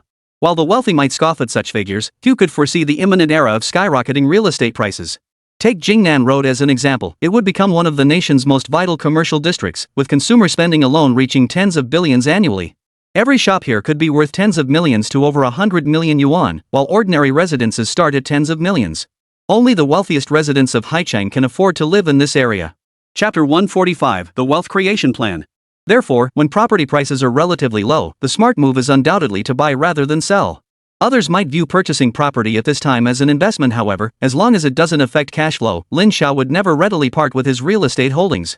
In fact, he continues to acquire properties himself, and he firmly retains the new buildings he personally oversees the construction of. Even when facing the situation at Jingjing Real Estate's headquarters in Guangzhou, Lin Xiao had instructed Wang Dafa to retain as many properties as possible while ensuring basic operations. Currently, one could acquire a property for just a few thousand yuan, but in a few years or even 10 or 20 years that same property would be worth millions or more. Over such a long time frame, almost no other type of investment could match its potential for over 100-fold appreciation. Of course, this perspective is from the buyer's standpoint. For the property owner, the returns are even more lucrative. Beyond this, Lin Xiao had another strategy. He didn't intend to leave all the properties vacant and neglected. Instead, he planned to use them for rental purposes. Although few companies truly thrive in the future long-term rental apartment market, most of the failed cases went bankrupt and disappeared due to property ownership issues. Thus, operators in this sector typically buy properties at inflated prices and lease them at discounted rates, cashing out substantial sums in the short term. Yet when investments ultimately fail, they often vanish without a trace. No real estate company dares to venture into long-term rental apartments independently, primarily because their capital chains cannot keep pace. Facing cash flow shortages, they are forced to sell properties to raise funds. Sometimes developers even have to discount their properties to recoup costs quickly. Otherwise, bank loans alone could bankrupt a company. The core issue for real estate developers lies in their capital chains, which is also a key factor in creating housing price bubbles. Real estate companies typically rely on borrowing or fundraising for capital. This pattern has become a well-rehearsed routine. All you need is a piece of land, then borrow money from banks to build houses. Construction costs can be deferred, and units can be sold in advance even as construction begins. In some cases, popular projects sell out almost entirely before construction even begins. However, developers sometimes divert funds into other industries or projects, leading to some developments becoming abandoned projects. The issues surrounding real estate developers are, in fact, a double-edged sword. They drive economic growth, yet simultaneously trap the economy in an unhealthy cycle. Lin Xiao had no such worries, as he currently had no shortage of funds. If not for competing with Roosevelt for market share, he could have mobilized even more capital. When Roosevelt made his move, Lin Xiao planned to profit from it too. This year's biggest opportunity lay in waiting for that moment. Just as he had profited handsomely from manipulating the Soviet economy during its collapse last year, Lin Xiao now intended to capitalize on Roosevelt's actions for another windfall. With ample cash on hand, Lin Xiao had no intention of selling his house and felt no urgency to do so. After Lin Xiao shared his intentions with Zhang Donlai and his son, the two had no choice but to rethink their strategy. The demolition of old houses along Jingnan Road was not yet complete. According to Lin Xiao's view, the original residents of this street should have priority rights to purchase the new housing. Lin Xiao understood this point very well. He firmly believed that after profiting from the people, one should give back to the masses. Of course, if they chose not to avail themselves of this privilege, that was perfectly acceptable. In his previous life, Lin Xiao had been most dissatisfied with wealthy individuals owning numerous properties while the impoverished lacked even a decent place to live. But now it seemed he was becoming the very type of person he had once despised. At present, the number of properties he owned was already quite substantial. Huaxia Real Estate owned numerous commercial properties across China, and De Lu possessed exceptional business acumen. According to Huaxia Real Estate's financial reports, the company's domestic properties generate annual rental income of 50 million yuan. As Huaxia Real Estate continues to grow, especially with Jingjing Investments backing, this figure will only keep climbing. If other major landlords are disregarded, Lin Xiao's domestic property holdings are likely unmatched. The projects developed by Jingjing Real Estate in Donyang City were nearing completion. Only after Zhang Donlai and his son departed did Zhang Meidhui enter. Her primary responsibility now is to facilitate communication between Lin Xiao and Jingjing's external companies. Within the entire Jingjing group, Zhang Meidhui wields considerable influence. She served as the boss's assistant and was the person closest to him. After regaining consciousness, Lin Xiao remained hospitalized in the medical college building for over half a month. After a month of rest, his limbs had grown stiff. Combined with injuries to his legs and shoulders, he was still unable to get out of bed normally. The gunshot wounds had inflicted severe damage, particularly on his legs. Without the support of an exceptional medical team, Lin Xiao might have lost the ability to walk. Yet on this day, he left the 4th floor of the medical school building in a wheelchair. That floor, closed for nearly 2 months, had finally reopened. During this period, rumors about him had spread increasingly within the medical school, and Lin Xiao himself had long wanted to leave this place. But the medical team had consistently refused to release him. Today, however, was different. It was the day the families of the two brothers who had sacrificed themselves to protect Lin Xiao came to collect their remains. Lin Xiao insisted on personally seeing off these two friends. At the Haicheng Public Security Bureau, Manila personally pushed his wheelchair. This was one of her conditions for allowing Lin Xiao's discharge. She would provide full-time care and accompany him until his complete recovery. The Zhang brothers, Zhang Weiha and Zhang Yinqi, were now on high alert. Whether openly or covertly, at least 20 brothers provided round-the-clock protection for Lin Xiao. At the police station, Lin Xiao's heart was heavy. The deaths of these two men, who had sacrificed themselves to save him, weighed on him as his greatest debt. Seeing the faces of their families filled Lin Xiao with an unprecedented sorrow. Their deaths were entirely because of him. Even in this era, Lin Xiao didn't place much faith in notions of loyalty and honor. Yet this incident made him realize that his safety now extended far beyond just his own family. Jingjing Investment now held stakes in enterprises affecting tens of thousands of families. Its portfolio companies employed over 100,000 people, with Jingjing Manufacturing alone employing a vast workforce. Unbeknownst to him, Lin Xiao's social standing had become pivotal. The police classified the incident as a criminal case and promised the victim's family they would catch the killer.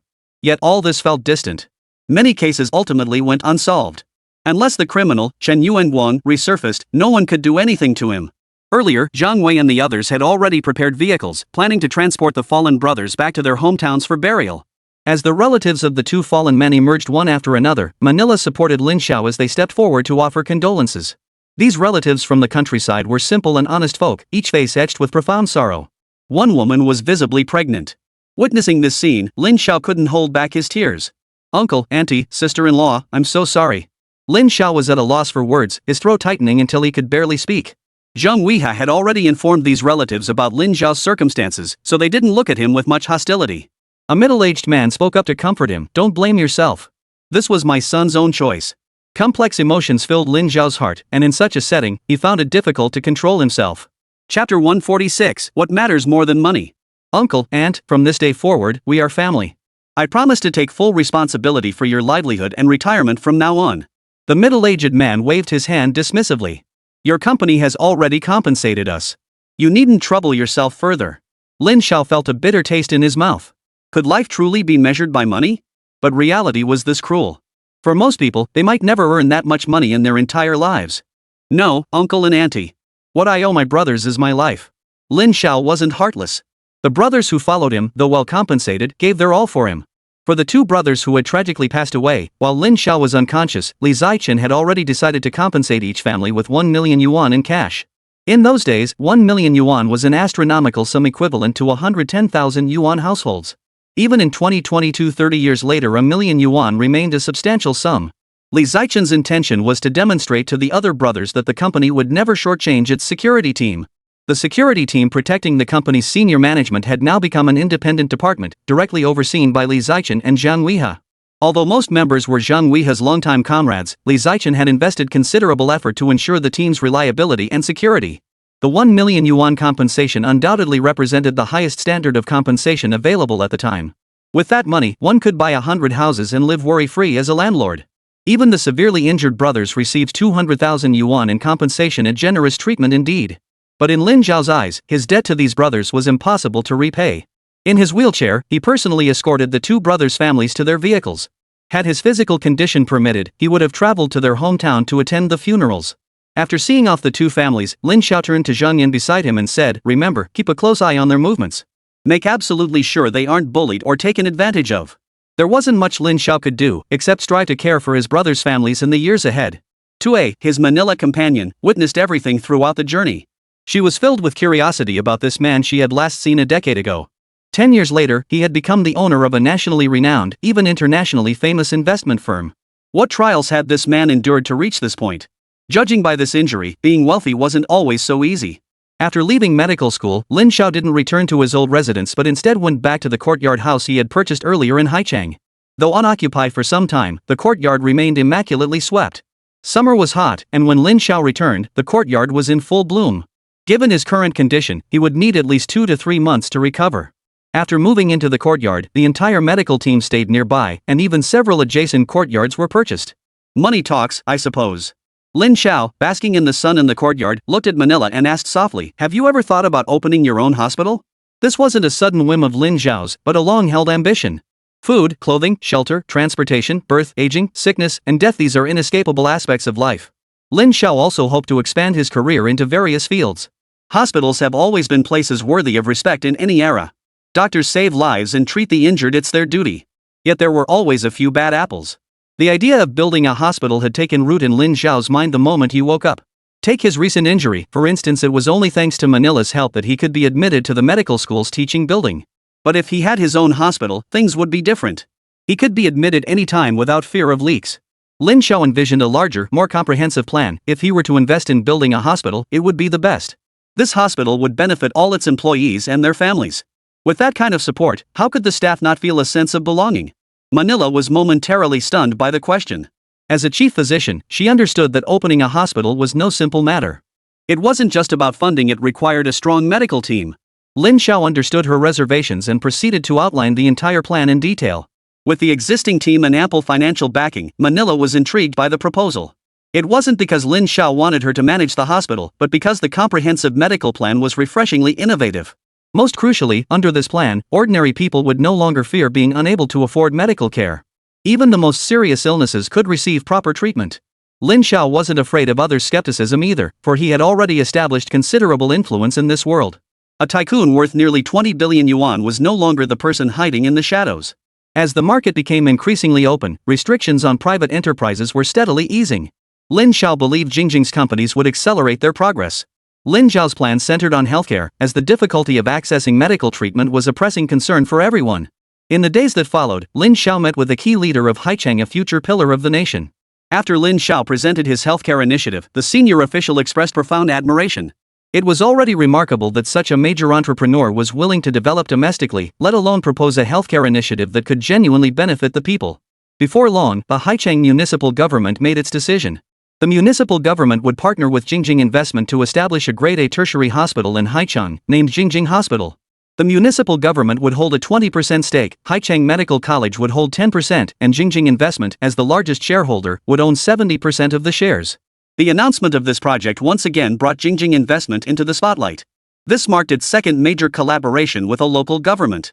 Previously, Jingjing had launched its mobile communications business in Shandong province, and now it was partnering with Haicheng while also bringing Haicheng Medical College into the partnership. Haicheng Medical College ranks among China's top medical institutions, producing numerous outstanding physicians annually. Many prominent figures in the medical field are graduates of this institution. Now, Jingjing Hospital, established by Jingjing Investment, has the potential to retain nearly all these exceptional medical professionals within its system. This newly established hospital enjoys not only official backing but also substantial financial support, offering benefits far exceeding those of ordinary hospitals, naturally sparking heated discussion. Many began examining Jingjing Investment's existing industrial footprint. They were astonished to discover the company had diversified into numerous sectors. For instance, Jingjing Manufacturing and Production, Jingjing Real Estate and Property Development, Jingjing Mobile in Telecommunications, Jingjing Department Store in Retail, and the home appliance chain Guomen Appliances. Additionally, the JL Group develops motorcycles and passenger cars. Moreover, after acquiring Hong Kong's Delight Holdings, Jingjing Entertainment signed half the stars in the entertainment industry to produce films and albums. All of this underscores Jingjing Investment's rapid expansion. Crucially, this enterprise has yet to face any negative publicity to date. And if you factor in the value of its stock holdings, it's no exaggeration to say this company has significant stakes across various industries. Those who sought to understand it found it already a colossal entity. Some began to discern the formidable backing behind it. Chapter 147, Rumors. Even gossip-loving tabloids dare not casually report on Jingjing Investment. Consequently, Lin Zhao's persona grew even more enigmatic, with rumors circulating that Jingjing Investment was backed by official forces. Only such backing could explain how it had grown into such a vast commercial empire within a mere year. At this moment, the Jingjing Tower in Haichang was still awaiting approval, and land acquisition along Jingnan Road was underway. However, the Jingjing Hospital project had already commenced its first phase of construction. The site adjacent to Jingnan Road had been designated for the hospital's construction. Amidst these bustling preparations, July arrived nearly 2 months since Lin Zhao had recovered his health. He was finally returning home. This time he flew back, but since his leg injury hadn't fully healed, he chose a chartered flight. Accompanying him were security personnel, doctors, his assistant Zhang Meihui, and numerous other relevant staff members. Upon arrival at Haidong Airport, Li Zichen, who had been waiting for hours, led a convoy to meet them. After getting into the car, Lin Zhao glanced at him and remarked, "You went to such great lengths. Don't you think it's a bit too ostentatious?" Li Zichen chuckled, clearly pleased to see Lin Zhao in good spirits. "Boss, when do you plan to tell Jingjing about your identity?" he asked softly. "I think the time is right. You suffered such severe injuries. She may not say it, but I know she cares." Hearing this, Lin Zhao felt a flutter in his heart, thinking of his wife who was about to give birth. "Let's wait until my son is born. We'll talk about it then." For some reason, those words stirred a pang of sadness in Li Zichen's heart. He was driven straight home, where his family had already prepared a welcoming banquet. With Lin Zhao's return today, nearly all relatives and friends had gathered, including his younger sister's family, his younger brother's family, and even his eldest uncle's family had made the trip to join the reunion. After that accident, the family bonds had grown even stronger.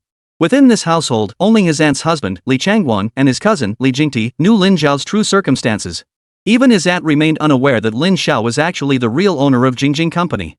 Lin Zhao's relatives assumed he was merely a high-level executive at Jingjing Company, which explained his privileged treatment. Relatives from Zhou Jing's side, such as her third uncle Yan Bing and her aunt's family Zhou Qian's family, were all present. The entire extended family gathered to eat and drink together.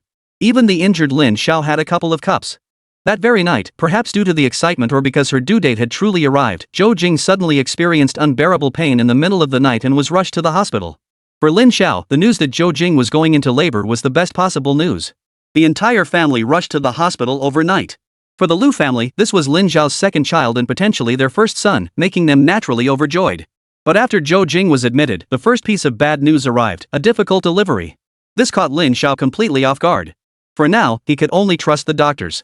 Though the medical standards here weren't as advanced as in Haicheng, Jingjing's company had managed to bring in the best local specialists to assist in the middle of the night. This child, potentially the future heir, was eagerly anticipated by those in the know. The fact that a routine delivery had drawn such a team of top obstetricians made it clear to everyone that this mother-to-be was no ordinary woman. Thus, the news of the difficult delivery threw everyone into a panic. Lin Zhao sat in his wheelchair, his expression grave. He hadn't anticipated this turn of events. In truth, this was his first true biological child. Of course, his feelings for Xiao Mingyue before had been genuine after all. That was an indelible bond of affection from his predecessor's memories. He recalled a joke about such situations, whether to save the mother or the child. At the time, he'd found it a dilemma, never imagining he'd face it himself one day. Doctors bustled about, while Lin Zhao's heart raced with anxiety. "Don't worry, Jingjing will be fine," his aunt murmured softly, fearing his distress might hinder her recovery. "Have I made too many mistakes in the past? Is this heaven's punishment?" Lin Zhao murmured doubtfully. "What nonsense are you talking about? Those things are long behind us," his aunt replied. "If Jingjing and the baby are safe, I'd do anything," Lin Zhao sighed. "Silly boy, just relax." Despite her words, everyone held their breath, uncertain of the final outcome. Suddenly, a doctor rushed out of the operating room and reported, "The mother is experiencing severe hemorrhaging." The situation is critical. The words instantly drained the color from everyone's faces. Sitting in his wheelchair, Lin Xiao declared firmly, no matter what, please make sure Jingjing is safe. If a choice must be made, then save the mother. As he finished speaking, tears rolled down his cheeks. Making such a choice was no easy feat. Even someone as strong as Lin Xiao felt a knife-like pain in his heart. Silence fell over the room as everyone understood this was a decision only Lin Xiao could make. The doctor continued, we will do everything possible to protect both mother and child. The immediate priority is to transfuse blood to the patient. Hearing this, Zhou Qian and Li Jingtian volunteered to donate blood. The doctor then led them away. Lin Xiao sat alone, his eyes tightly shut. At times like this, a man needed a moment of solitude. As the first rays of morning sunlight streamed through the hospital room window, the sound of a newborn's cry finally echoed from the delivery room. Hearing that cry, Lin Xiao's hand trembled slightly. He had feared the worst possible outcome. Was the baby safe? And what about the mother? Just as everyone waited anxiously, a nurse emerged holding the newborn and announced, congratulations. Everything went smoothly. Both mother and daughter are healthy. Hearing these uplifting words, every person present broke into joyful smiles. What could be more thrilling than this moment? The doctor added, due to the premature birth, the baby will need to remain in the neonatal intensive care unit for observation. Family members, please assist with the necessary paperwork. Lin Xiao didn't need to worry about these matters. After Li Jingtian pushed the wheelchair over, he carefully took his precious daughter into his arms. Though he had once dreamed of having a son, seeing this little angel now filled him with immense contentment. With his arms restricted, he held the tiny bundle with one hand, studying her features closely. A smile spread across his lips, his eyes even growing slightly moist. Finally, his sister-in-law came to take the baby and smiled at Lin Xiao. You're not mobile right now. Let me take care of her for a bit. Go see Jingjing. Only then did he recall that Zhou Jing had just endured a life-threatening ordeal and surely needed her husband's comfort and support. Just as Lin Xiao entered the room, the attending physician approached him. Mr. Lin, due to damage to certain vital organs during the difficult delivery, it will be very difficult for her to conceive again. Hearing this, Lin Xiao's expression visibly changed. So Zhou Jing's chances of conceiving in the future were practically non-existent? Chapter 148, Minor Character. What did you say? Lin Xiao's expression darkened. The doctor avoided his gaze, lowering his head as he said, with our current medical capabilities, treating Mrs. Lin's condition is extremely challenging. Mr. Lin, you should prepare yourself mentally as soon as possible. After saying this, the doctor led his team away. Hearing this from the delivery bed, Zhou Jing fainted immediately. Due to the difficult labor, she now faced the prospect of being unable to conceive again. This was devastating news for both Lin Xiao and Zhou Jing. Zhou Jing had hoped to give Lin Xiao a son, but instead, she had given birth to a daughter. Coupled with the doctor's words, she now knew she might never be able to conceive again. Overwhelmed by profound sadness, she fainted instantly. When she awoke, she had been moved to a private room. Perhaps fearing she wouldn't be able to hold back her grief upon seeing Lin Xiao, tears immediately streamed down her face the moment she opened her eyes and saw him sitting in a wheelchair by her bedside. Lin Xiao drew closer to the bed, gently wiping away her tears as he whispered softly, silly girl, don't cry. I'm sorry. Zhou Jing's voice was barely audible, but her demeanor pierced Lin Xiao's heart with pain. Don't say silly things like that. You brought me such an adorable little treasure, I should be thanking you. Lin Xiao added with a smile, you should know how much I adore our daughter. Despite his words, in this societal context, failing to bear a son always felt like an inadequacy. His reassurance did little to lift her spirits. It's all my fault. I couldn't give you a son, she murmured guiltily. Hearing this, Lin Xiao couldn't help but laugh. You know, gender isn't something the woman can control. It has a lot to do with the man too. Besides, do you really think I desperately want a boy? Honestly, I'm perfectly content with our sweet daughter, she never makes me angry. Zhou Jing thought he was feigning lightheartedness to comfort her. She softly suggested, if that's the case, why don't we just divorce? You can find someone else who can bear you an heir.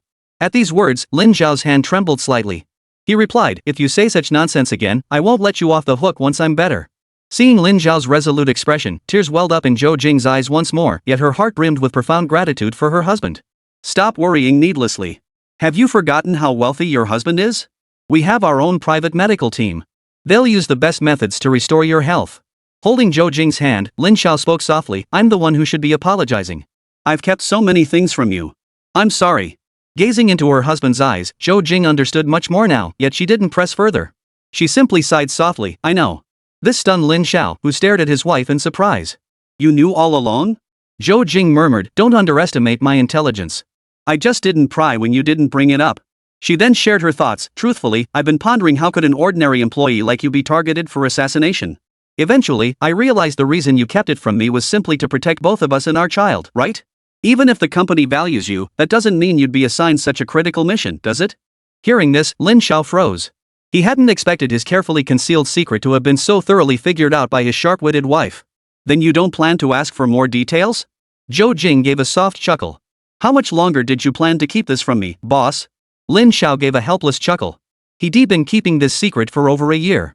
Now that his business was finally on solid footing and his strategic in the marketplace was largely in place, all that remained was to wait for a few major investment opportunities to arise before he could truly make his mark. When Zhou Jing had become pregnant, Lin Xiao had feared telling her the truth would cause her anxiety. Now that the child had been born safely, he felt he could be completely honest and tell his wife the whole truth. He began with their very first small venture, the initial capital earned from sourcing and selling shoes from a factory, and continued through to his most recent decision, his plan to invest 70 billion yuan in constructing a skyscraper named Jingjing as a gift for his wife. By the time he finished, tears welled up in Zhou Jing's eyes. She had always felt something was off, harboring lingering doubts about Lin Xiao's frequent interactions with Li Zichen despite the rumors and speculation swirling around them. Only now did she realize her husband was the true mastermind behind this giant corporation, while the so-called rival Li Zichen was merely a minor player under his command. After hearing the explanation, the things that had once puzzled Zhou Jing became clear. Yet she still felt as if she were in a dream, as if everything were too unreal. The man before her had transformed so dramatically from that seemingly aimless young man at the beginning to a successful individual sitting on billions in wealth. Even though she had suspected it, hearing her husband speak these truths aloud felt entirely different. You're hiding something else from me, aren't you? Facing Zhou Jing's questioning gaze, Lin Xiao hastily denied it. Honestly, there are no other secrets. Zhou Jing sighed. I saw the gossip about you and Guan Lin in the papers too. Lin Xiao's heart sank. Whoever wrote that article was utterly despicable. While Hong Kong entertainment magazines were notorious for fabricating stories, how could this rumor make it into mainland mainstream media? And it just so happened that Zhou Jing had come across it. It's really not what you think. You know how those gossip reporters love to make things up. Zhou Jing smiled and replied, I believe you. Besides, she's so beautiful it's only natural for rumors to circulate. Seeing his wife wasn't angry, Lin Xiao secretly breathed a sigh of relief.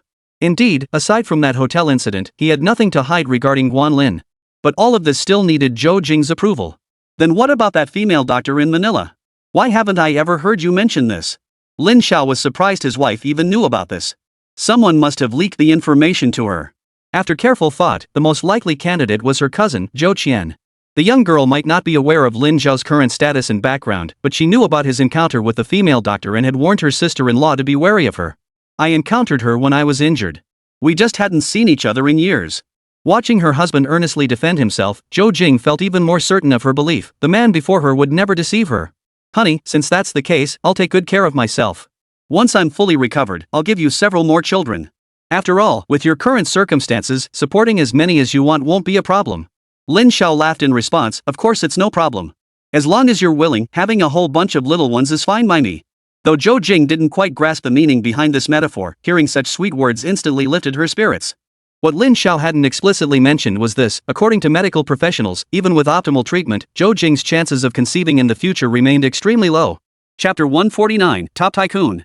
Regarding Yan Cici's health issues, Lu Yao had strictly ordered everyone not to reveal the truth to her. If she learned the truth, it was uncertain whether she could accept it. Besides, the current limitations of medical technology meant Yan Cici couldn't be cured now. It didn't mean it would be impossible in the future. Lu Yao was already assembling the most formidable medical team. Building the nation's largest private hospital meant he would spare no effort to conquer this challenge. Even if it meant bringing in foreign expert teams and spending whatever it took, Lu Yao was willing. Revealing his true situation to Cici now would mean Lu Yao no longer had to pretend to be an employee in front of her. Moreover, this would mean he wouldn't have to keep doing so many things behind his wife and daughter's backs. Take Yan Cici's hospital accommodations, for instance. She had a whole team of bodyguards stationed outside. His own injury this time had made him see many things more clearly. He used to live cautiously, constantly looking over his shoulder, afraid of being targeted. Now that CUA investment system was fully established, the higher-ups who needed to know about him were already aware. Lu Yao wouldn't underestimate the power of a nation. Those leaders upstairs might have had his files on their desks for ages, poring over them. But at Lu Yao's level, he no longer needed to flaunt his wealth. As the late Mr. Ma once famously said, when wealth reaches a certain threshold, it becomes nothing more than a string of numbers. Who would take interest in mere digits? Given the assets currently held by CUA Investment, it was undeniably the wealthiest entity in the country. For Huadhua, this also signaled an economic transformation, no longer the shabby, unimpressive nation it had once been. CUA Investment had become China's showcase, silencing foreign claims that the nation couldn't even produce a respectable private enterprise. CUA Investment filled this gap for Huadhua.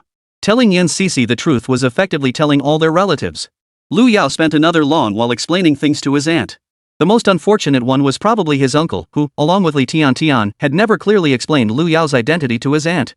As for his uncle and aunt, they were simple, honest folks who had no idea how wealthy Lu Yao truly was. They didn't care how wealthy Lu Yao was. True family is like that, they only wished for their loved ones to live well. The Lu family welcomed a little princess.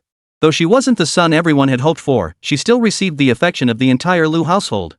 During Yan Cece's confinement period, she truly enjoyed the treatment befitting a wealthy lady. CEOs from companies under CUA Investment chose appropriate moments to pay visits, presenting valuable gifts. Li Hongli also came, but she was different from the others because she had long been good friends with Yan Cece. Their reunion felt different, mainly because Li Hongli herself felt awkward. "Sister Li, you've been through so much." Yan Cece was quite generous, breaking the awkward silence with her first words. "Madam Boss, you're too kind." Li Hongli playfully called Yan Cece boss lady in return, teasing her. "Sis Li, you're teasing me." Before long, the two women were chatting away. Yan Cece had returned to her own courtyard. Now, the surrounding area had mostly been bought up by Lu Yao, and many elderly residents had moved in with their sons and daughters. Moreover, the residents here were all well-off families, some had even followed their children abroad. Lu Yao recalled that it was around this era that an immigration wave began, with many people domestically choosing to live abroad. This is most evident among the wealthy and officials, who all envy the freedom and abundance of life abroad. Yet by the time they realize their homeland's economy is soaring, it's too late to return. Lu Yao bought and built houses, but unlike those real estate developers, he didn't need to rush to sell them after taking out loans for construction. Lu Yao still couldn't walk normally, so he naturally stayed home with his wife and child. This leisurely time lasted until early August. It had been over 2 months since Lu Yao regained consciousness, and his body was steadily recovering. He could now barely walk with assistance and still needed a cane. Most of his time was spent in a wheelchair, and now was the moment Lu Yao had to start preparing. Calculating the timeline, there was still over a month before Roosevelt's big payday. During this period, Lu Yao's task was to follow the financial shark's playbook and short the Eagle Pound. The British pound would plunge into a crisis culminating in capitulation. This battle also became Roosevelt's defining moment, cementing his legendary status. For it was through this battle that he earned $10 billion in the British Empire.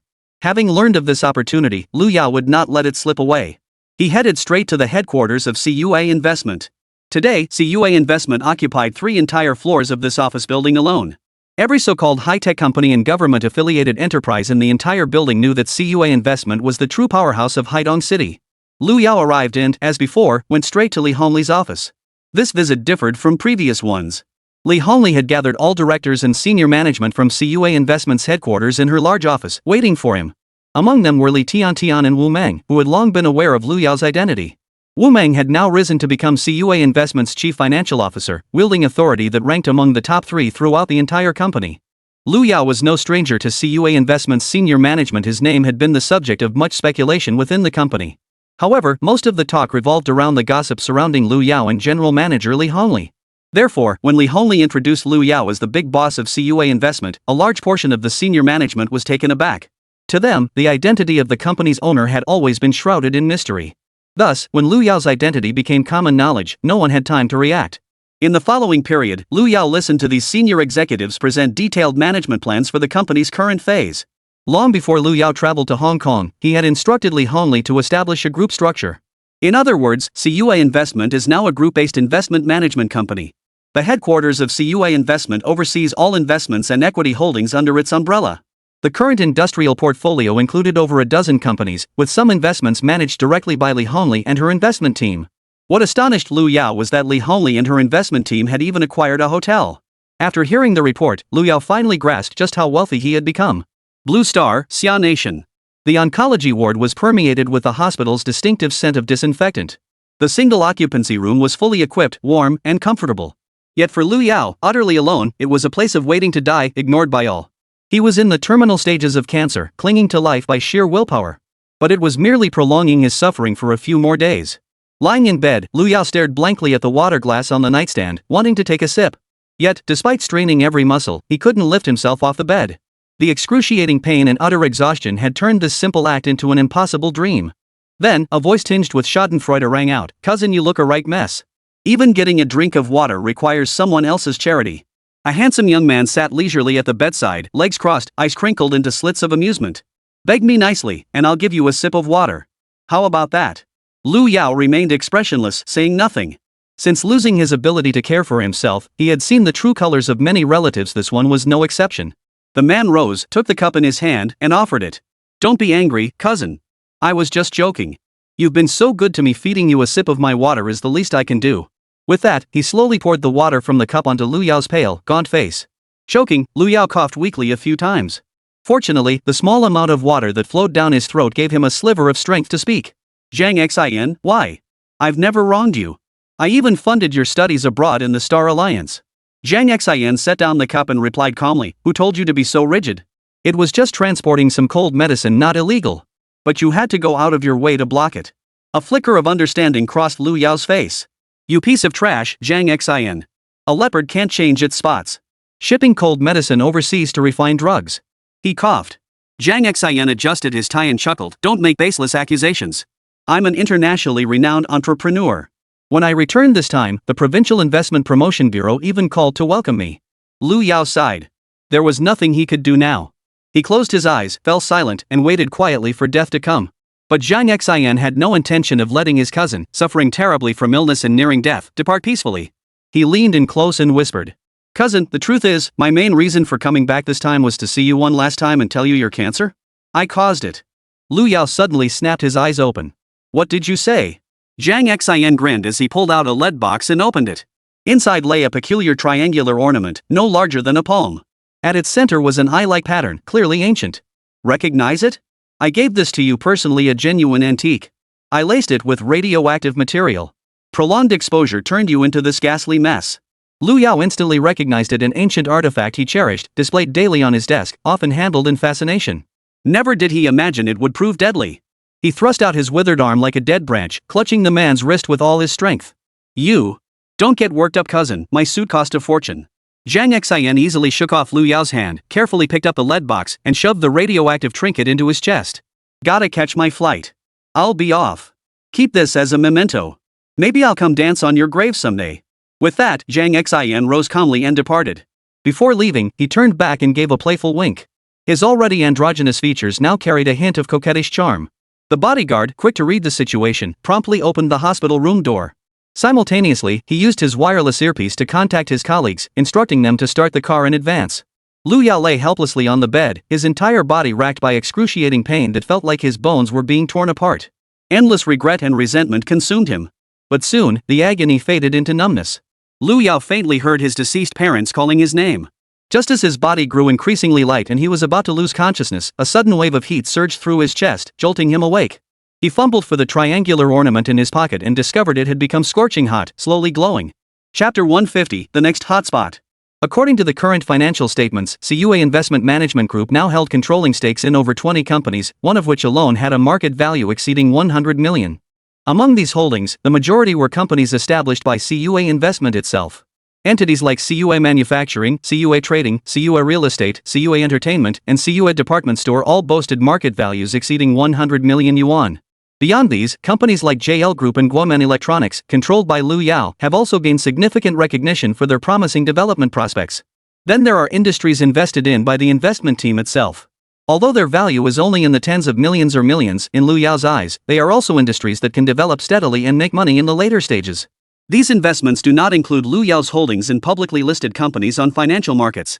Whether it's Security Bank or Huazhong Anbao, these share-listed companies represent a staggering figure based on Lu Yao's ownership percentage. External valuations of CUA Investment estimate its assets at nearly 20 billion yuan. Yet, according to the latest financial statements provided by Wu Meng, Lu Yao's current holdings combining shares and industrial assets have long surpassed 20 billion yuan. This firmly establishes him as China's wealthiest individual. During the incident in Sugua, Lu Yao alone netted nearly 10 billion yuan in cash. Currently, over 3 billion yuan has been invested in the stock market, with nearly 2 billion yuan invested in real industries. CUA Investment currently holds over 6 billion yuan in cash reserves on its books, translating to roughly $1 billion. Lu Yao intended to use this capital to stake a claim in Roosevelt's campaign to counter the hawkish pound. Lu Yao's perception of money had shifted significantly. Take CUA Department Store, for instance. Over 10 chain supermarkets were now operating across Lu Province, generating sufficient profits to sustain themselves. Speaking of CUA Department Store, one must mention Lan Qian. She had served as its executive vice president for several months now. Following the vision Lu Yao had shared with her, she boldly experimented with bringing fresh produce into the supermarket operations. The resulting increase in customer traffic and sales exceeded expectations by more than double. Also prompted by Lu Yao's suggestion, Siyue department store is now simultaneously renovating several new stores alongside its existing operations, preparing for their upcoming openings. After learning that Lu Yao was the major investor behind Siyue, Lan Qian avoided meeting him. In her mind, she felt too ashamed to face him. Just like Zhang Hui, it would be a major social embarrassment. She had constantly criticized Lu Yao behind his back, yet unbeknownst to her, he had been quietly building this massive enterprise. She was among the first to know he was making money, yet ironically, she was the last to discover he was the major investor behind Siyue. Lan Qian holed up in her office at Siyue department store, refusing to see Lu Yao under any circumstances. After reviewing the operational status of all companies at Siyue investment headquarters, Lu Yao set this year's goals. Given the current trajectory, Lu Yao no longer needed to make major investment plans or arrangements. His existing holdings alone function like daily cash machines, generating inexhaustible wealth. Lu Yao's plans centered on this year's stock listings and the future focus of Siyue investment. After finalizing the plans, Lu Yao kept only a few key people around. Li Tiantian and Wu Meng, Li Hongli, and Zhang Hui. These four formed Lu Yao's inner circle, his direct line of command. The entire Siyue investment management group rested in their hands. When Lu Yao revealed his plan to short the Eagle Pound, all four were stunned. Last year, when Lu Yao planned to short the Su currency, they had been somewhat apprehensive. Yet in the end, Lu Yao proved to them with facts just how substantial the profits from taking risks could be. This time, however, Lu Yao clearly intended to take an even greater risk, one far more terrifying than his previous venture. After Lu Yao finished outlining his plan, Li Hongli fell deep in thought. Furrowing her brow, she cautioned, "Boss, I still think this is far too risky. Lu Yao just mentioned leveraging at least $10 billion with 50 times leverage to drive up the Eagle Pound. For a finance major at Gaokai University, this is a highly risky endeavor. $10 billion with 50 times leverage equates to $500 billion. Across the entire nation, how many securities firms exist? Even if you combine the major banks, none possess such colossal capital equivalent to hundreds of billions of yuan. Therefore, for this collaboration, Siyue Investment will partner with foreign investment institutions and even major financial conglomerates. Omega.com. Only these players could muster such colossal capital. Fortune favors the bold. This venture won't be ours alone. Numerous financial titans will join the fray. Once this is accomplished, we can focus on steady growth." Lu Yao's confidence had never disappointed Li Hongli from the start. Ultimately, she had no choice but to treat this matter as Siyue Investment's most critical priority moving forward. Given its current qualifications, Siyue Investment functioned as a financial institution. However, due to international constraints, Siyue Investment only held financial investment rights within China. This meant Siyue Investment lacked recognition from foreign financial institutions. Take the recent shorting of Su Nation as an example. Siyue Investment had to borrow accounts from Security Bank. To acquire foreign exchange rights essential for purchasing overseas stocks, government bonds, or funds, a financial institution must be licensed. Siyue Investment lacks foreign exchange qualifications. This restriction is also a domestic precaution against concerns that Siyue Investment might abscond with funds. Otherwise, if Siyue Investment possessed substantial foreign exchange rights, capital could potentially flow overseas. Lu Yao could do nothing about this. With the current trends of overseas travel and immigration within the country, it's likely that Huaguo also fears the super wealthy individual might leave the country with his hundreds of billions in assets.